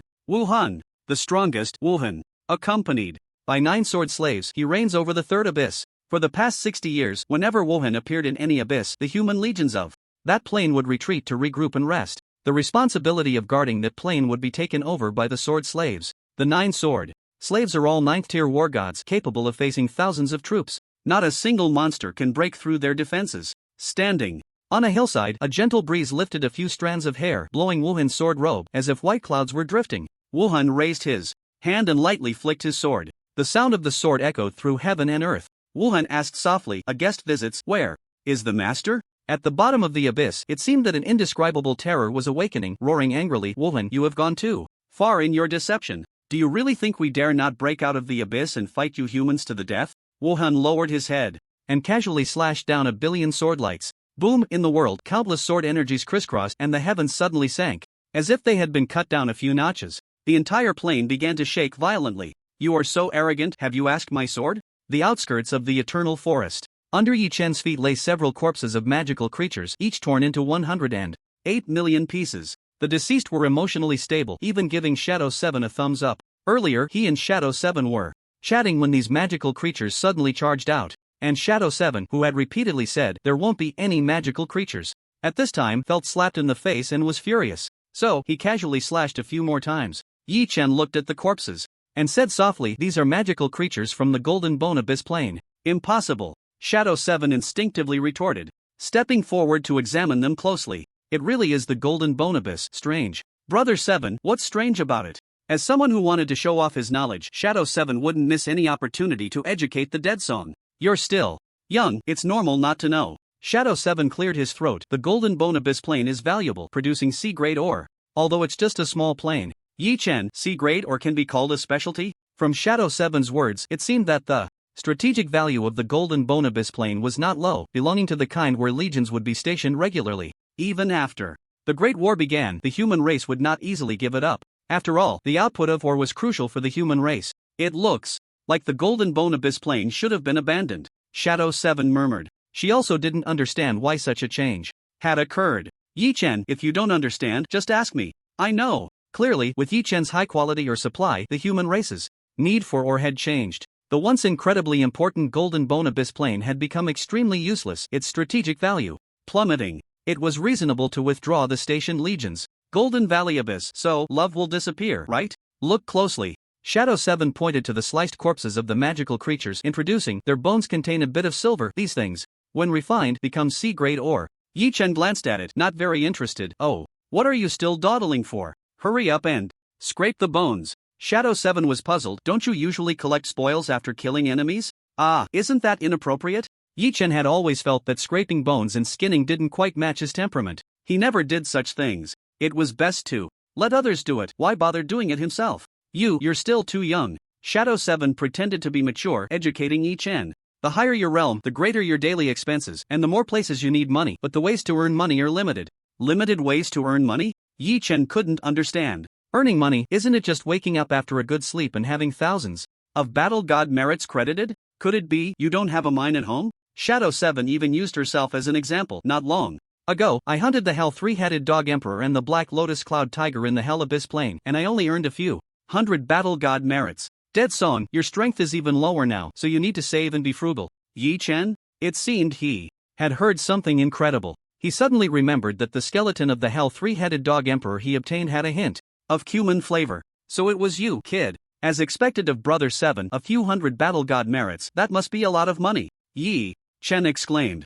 Dead Song, your vision is too narrow, right? Shadow 7 cackled. To be able to invite me to take action. Hunting battle god level magical creatures and extracting SSS grade materials, that's the biggest expense. Yi Chen nodded in agreement. Indeed, it takes a lot of money to do that. It's hard to imagine. After saying so much, even I, a dignified 9th tier battle god, have to work hard for a few hundred battle god merits, and you still don't properly collect spoils? Under Shadow 7's supervision, Yi Chen reluctantly began to scrape the bones. He hadn't scraped for long when Ying-Chi interrupted him again. Your work is too rough. Ying-Chi was dissatisfied with Yi Chen's low efficiency in collecting, so she took matters into her own hands and quickly scraped all the bone powder from several magical creatures clean. This bone powder can probably be refined into 2 kilograms of C-grade ore. Kid, this is for you. Yi Chen accepted it shyly and curiously asked, Brother Chi, is this really okay? What's wrong with it? Ying-Chi snorted coldly, I have to hand over 30% of the spoils from this battle, rather than let it go to Shura. It's better to give more of the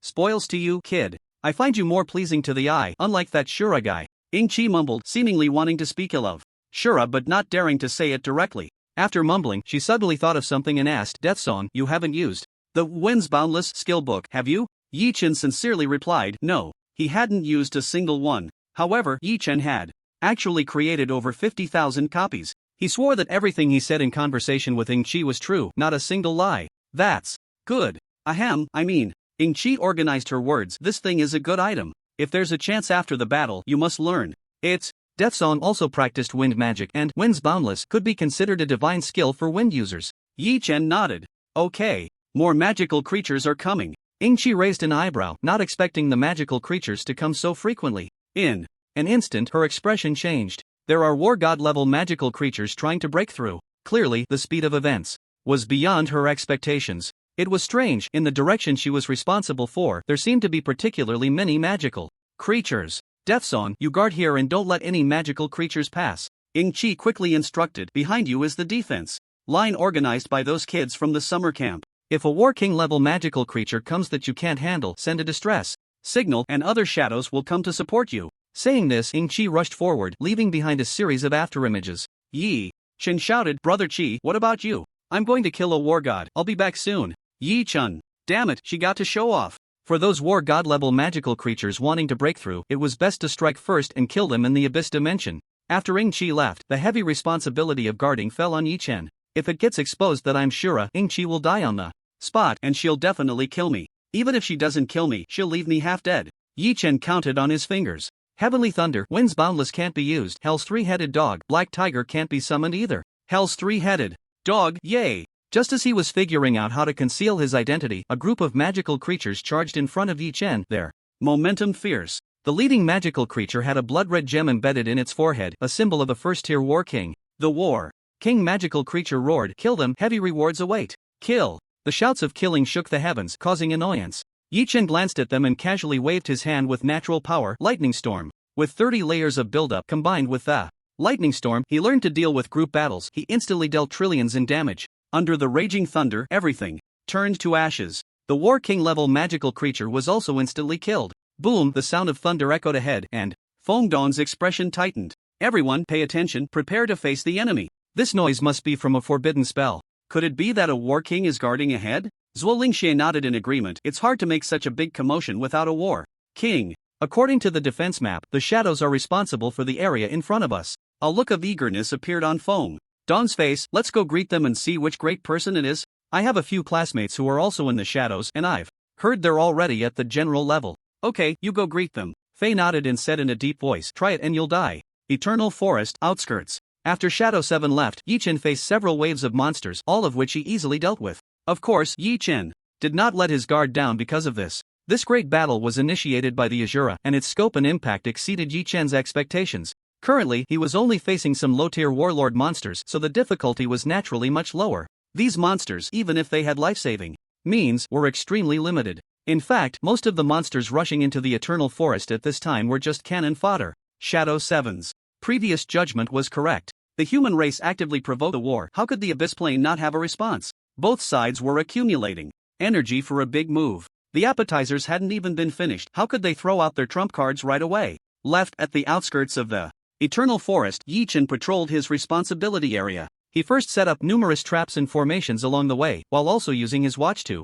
communicate with Shadow 7 to avoid friendly fire. After doing all this, Yi-Chen set up a dummy doll in a conspicuous place. The dummy doll would mimic Yi-Chen's movements, making it look like he was casting spells. With it drawing fire, Yi-Chen was still not at ease and set up a hidden dummy doll in the shadows. This dummy doll was even more realistic, equipped with a full set of level 100 gear, like an old coin hiding in the dark. It was the dummy doll's dummy doll. Was Yi-Chen on the third level? No. Yi-Chen arranged several more dummies, both visible and hidden, to confuse the enemy. Finally, Yi-Chen summoned the Hellhound and the shadow of the Black Tiger. You two, change your appearances first. Dogs can't look like dogs, and cats can't look like cats. The Hellhound let out a soft whine. If dogs can't look like dogs, then what should they look like you? The Black Tiger was seeing this unfamiliar side of Yi-Chen for the first time and didn't know what to do for a moment. In the end, under Yi-Chen's guidance, the Hellhound hid one of its heads and transformed into a two-headed wolf. The Black Tiger transformed into a frail sparrow. Very good, very nice. Yi-Chen nodded, quite satisfied with his subordinate's understanding. You two are responsible for guarding this dummy doll. Act convincingly.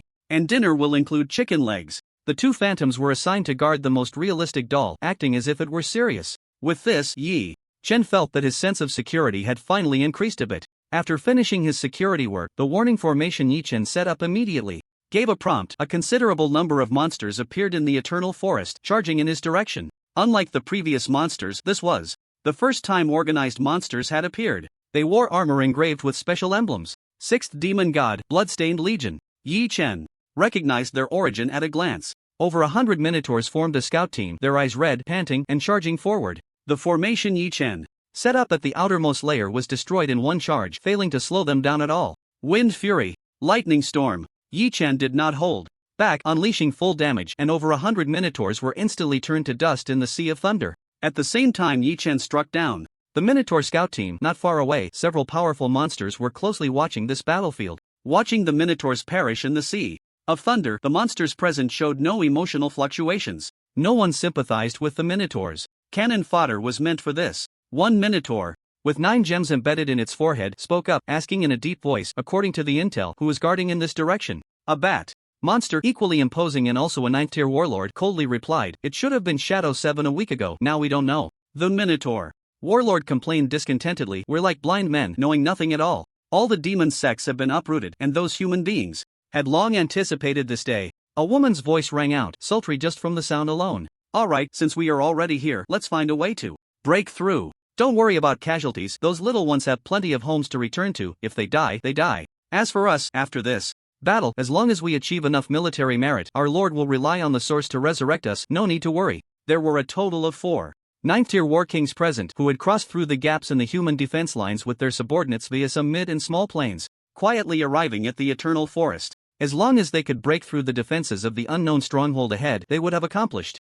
a great feat. Do we really have to break through from this side? The Bat War King spoke again. I have a vague feeling of unease. Another direction might be easier. If you think dying isn't fast enough, you can give it a try. Shadow 7 is the weakest guardian of the Eternal Forest, the Bullhead War King retorted sharply. The two demons clearly did not get along. They served different demon gods, and there were conflicts and frictions between their factions. They were only forced to team up because of this great war. Enough, sending out demons below the War King level will only waste time. They had already formed a rough guess about the strength of the guardians in this area through previous probing. We just received intel that Shadow 7 has appeared in the Golden Bone Abyss and is currently battling the War God. The one responsible for guarding now should be a War King from within the shadows. Even if he is strong, he is still outnumbered. This is our only chance. A White Ape War King with a coat of white fur interspersed with golden strands spoke in a deep voice while holding a spear. Stop hiding your strengths, otherwise, when Shadow 7 returns, we will be left with no way out. If we fail to achieve military merit, it will be as good as dying in vain. This principle doesn't need me to emphasize, right? The 4 War King level Abyss demons had different tempers, but they were all sensible. The demons quickly reached a consensus. Find the Guardian and kill him. Break out of the Eternal Forest and establish a passage to the Abyss. The area of the Eternal Forest was very special. Teleportation was impossible, and new Abyss passages could not be established. Achieving either of these two goals would count as a gain. They were well aware of their fate. Ever since the bloody battle 30 years ago, every demon that stepped into the Eternal Forest could not return alive. However, the demon gods could rely on the source they left in the Abyss plane, paying a certain price to resurrect them. After being resurrected, they could even break through to a higher realm. This was also the reason why the 4 9th-tier war kings of the demon race appeared on the front lines. Of course, resurrection also had prerequisites. They must achieve military merit. Going directly to the battlefield for nothing and expecting to be resurrected? The demon gods were not philanthropists, they were more like the inventors of fortune. To be resurrected, one must meet one of two conditions. 1. Establish a complete Abyss passage, which was also their most important task for this trip. 2. Kill 10 human War King level strongmen or genius seeds. The 4 War Kings quickly discussed and immediately came up with a plan. The next wave of attack would be led by 10 War Kings with nearly 100 warriors charging at the front. The assault team was mainly composed of the White Ape and Bullhead subordinates. The other demon subordinates would stealthily move in the shadows, looking for the Guardian's location, waiting for the opportunity to assassinate. As for the 4 9th-tier War Kings, they would act according to their judgment at the appropriate time. Time was of the essence. Kill. Over 100 figures charged forward again, with many demons manifesting faint blue shields. When the Thundersea reappeared, these faint blue shields blocked the lightning, redirecting the damage to other demons. Charge. In the Thundersea, the 10 War King demons were unscathed, crashing into the many traps set by Yi Chen with the remaining 20 or so warriors. Thunder immunity? Yi Chen, hiding in the dark, also tensed up. With immunity to lightning, Yi Chen was not surprised, it was rather within reason. Under the observation of the Eye of Insight, no secret could escape Yi Chen. Not only were dozens of visible monsters charging forward, but there were also 2 groups of monsters concealed in the shadows, advancing at an extremely fast speed. These aren't the previous cannon fodder. The opponent intends to break through the defense in one go. Behind Yi Chen was a defense line formed by the senior students from the summer camp. They could handle monster generals. After all, they had the numbers and their strength wasn't too shabby. However, if they let a monster king slip through, even if they could hold the line, the casualties would be severe. Yi Chen drew the Heavenly King sword, his gaze slightly cold, looking at the monsters around him. Not a single monster king can leave the Eternal Forest alive.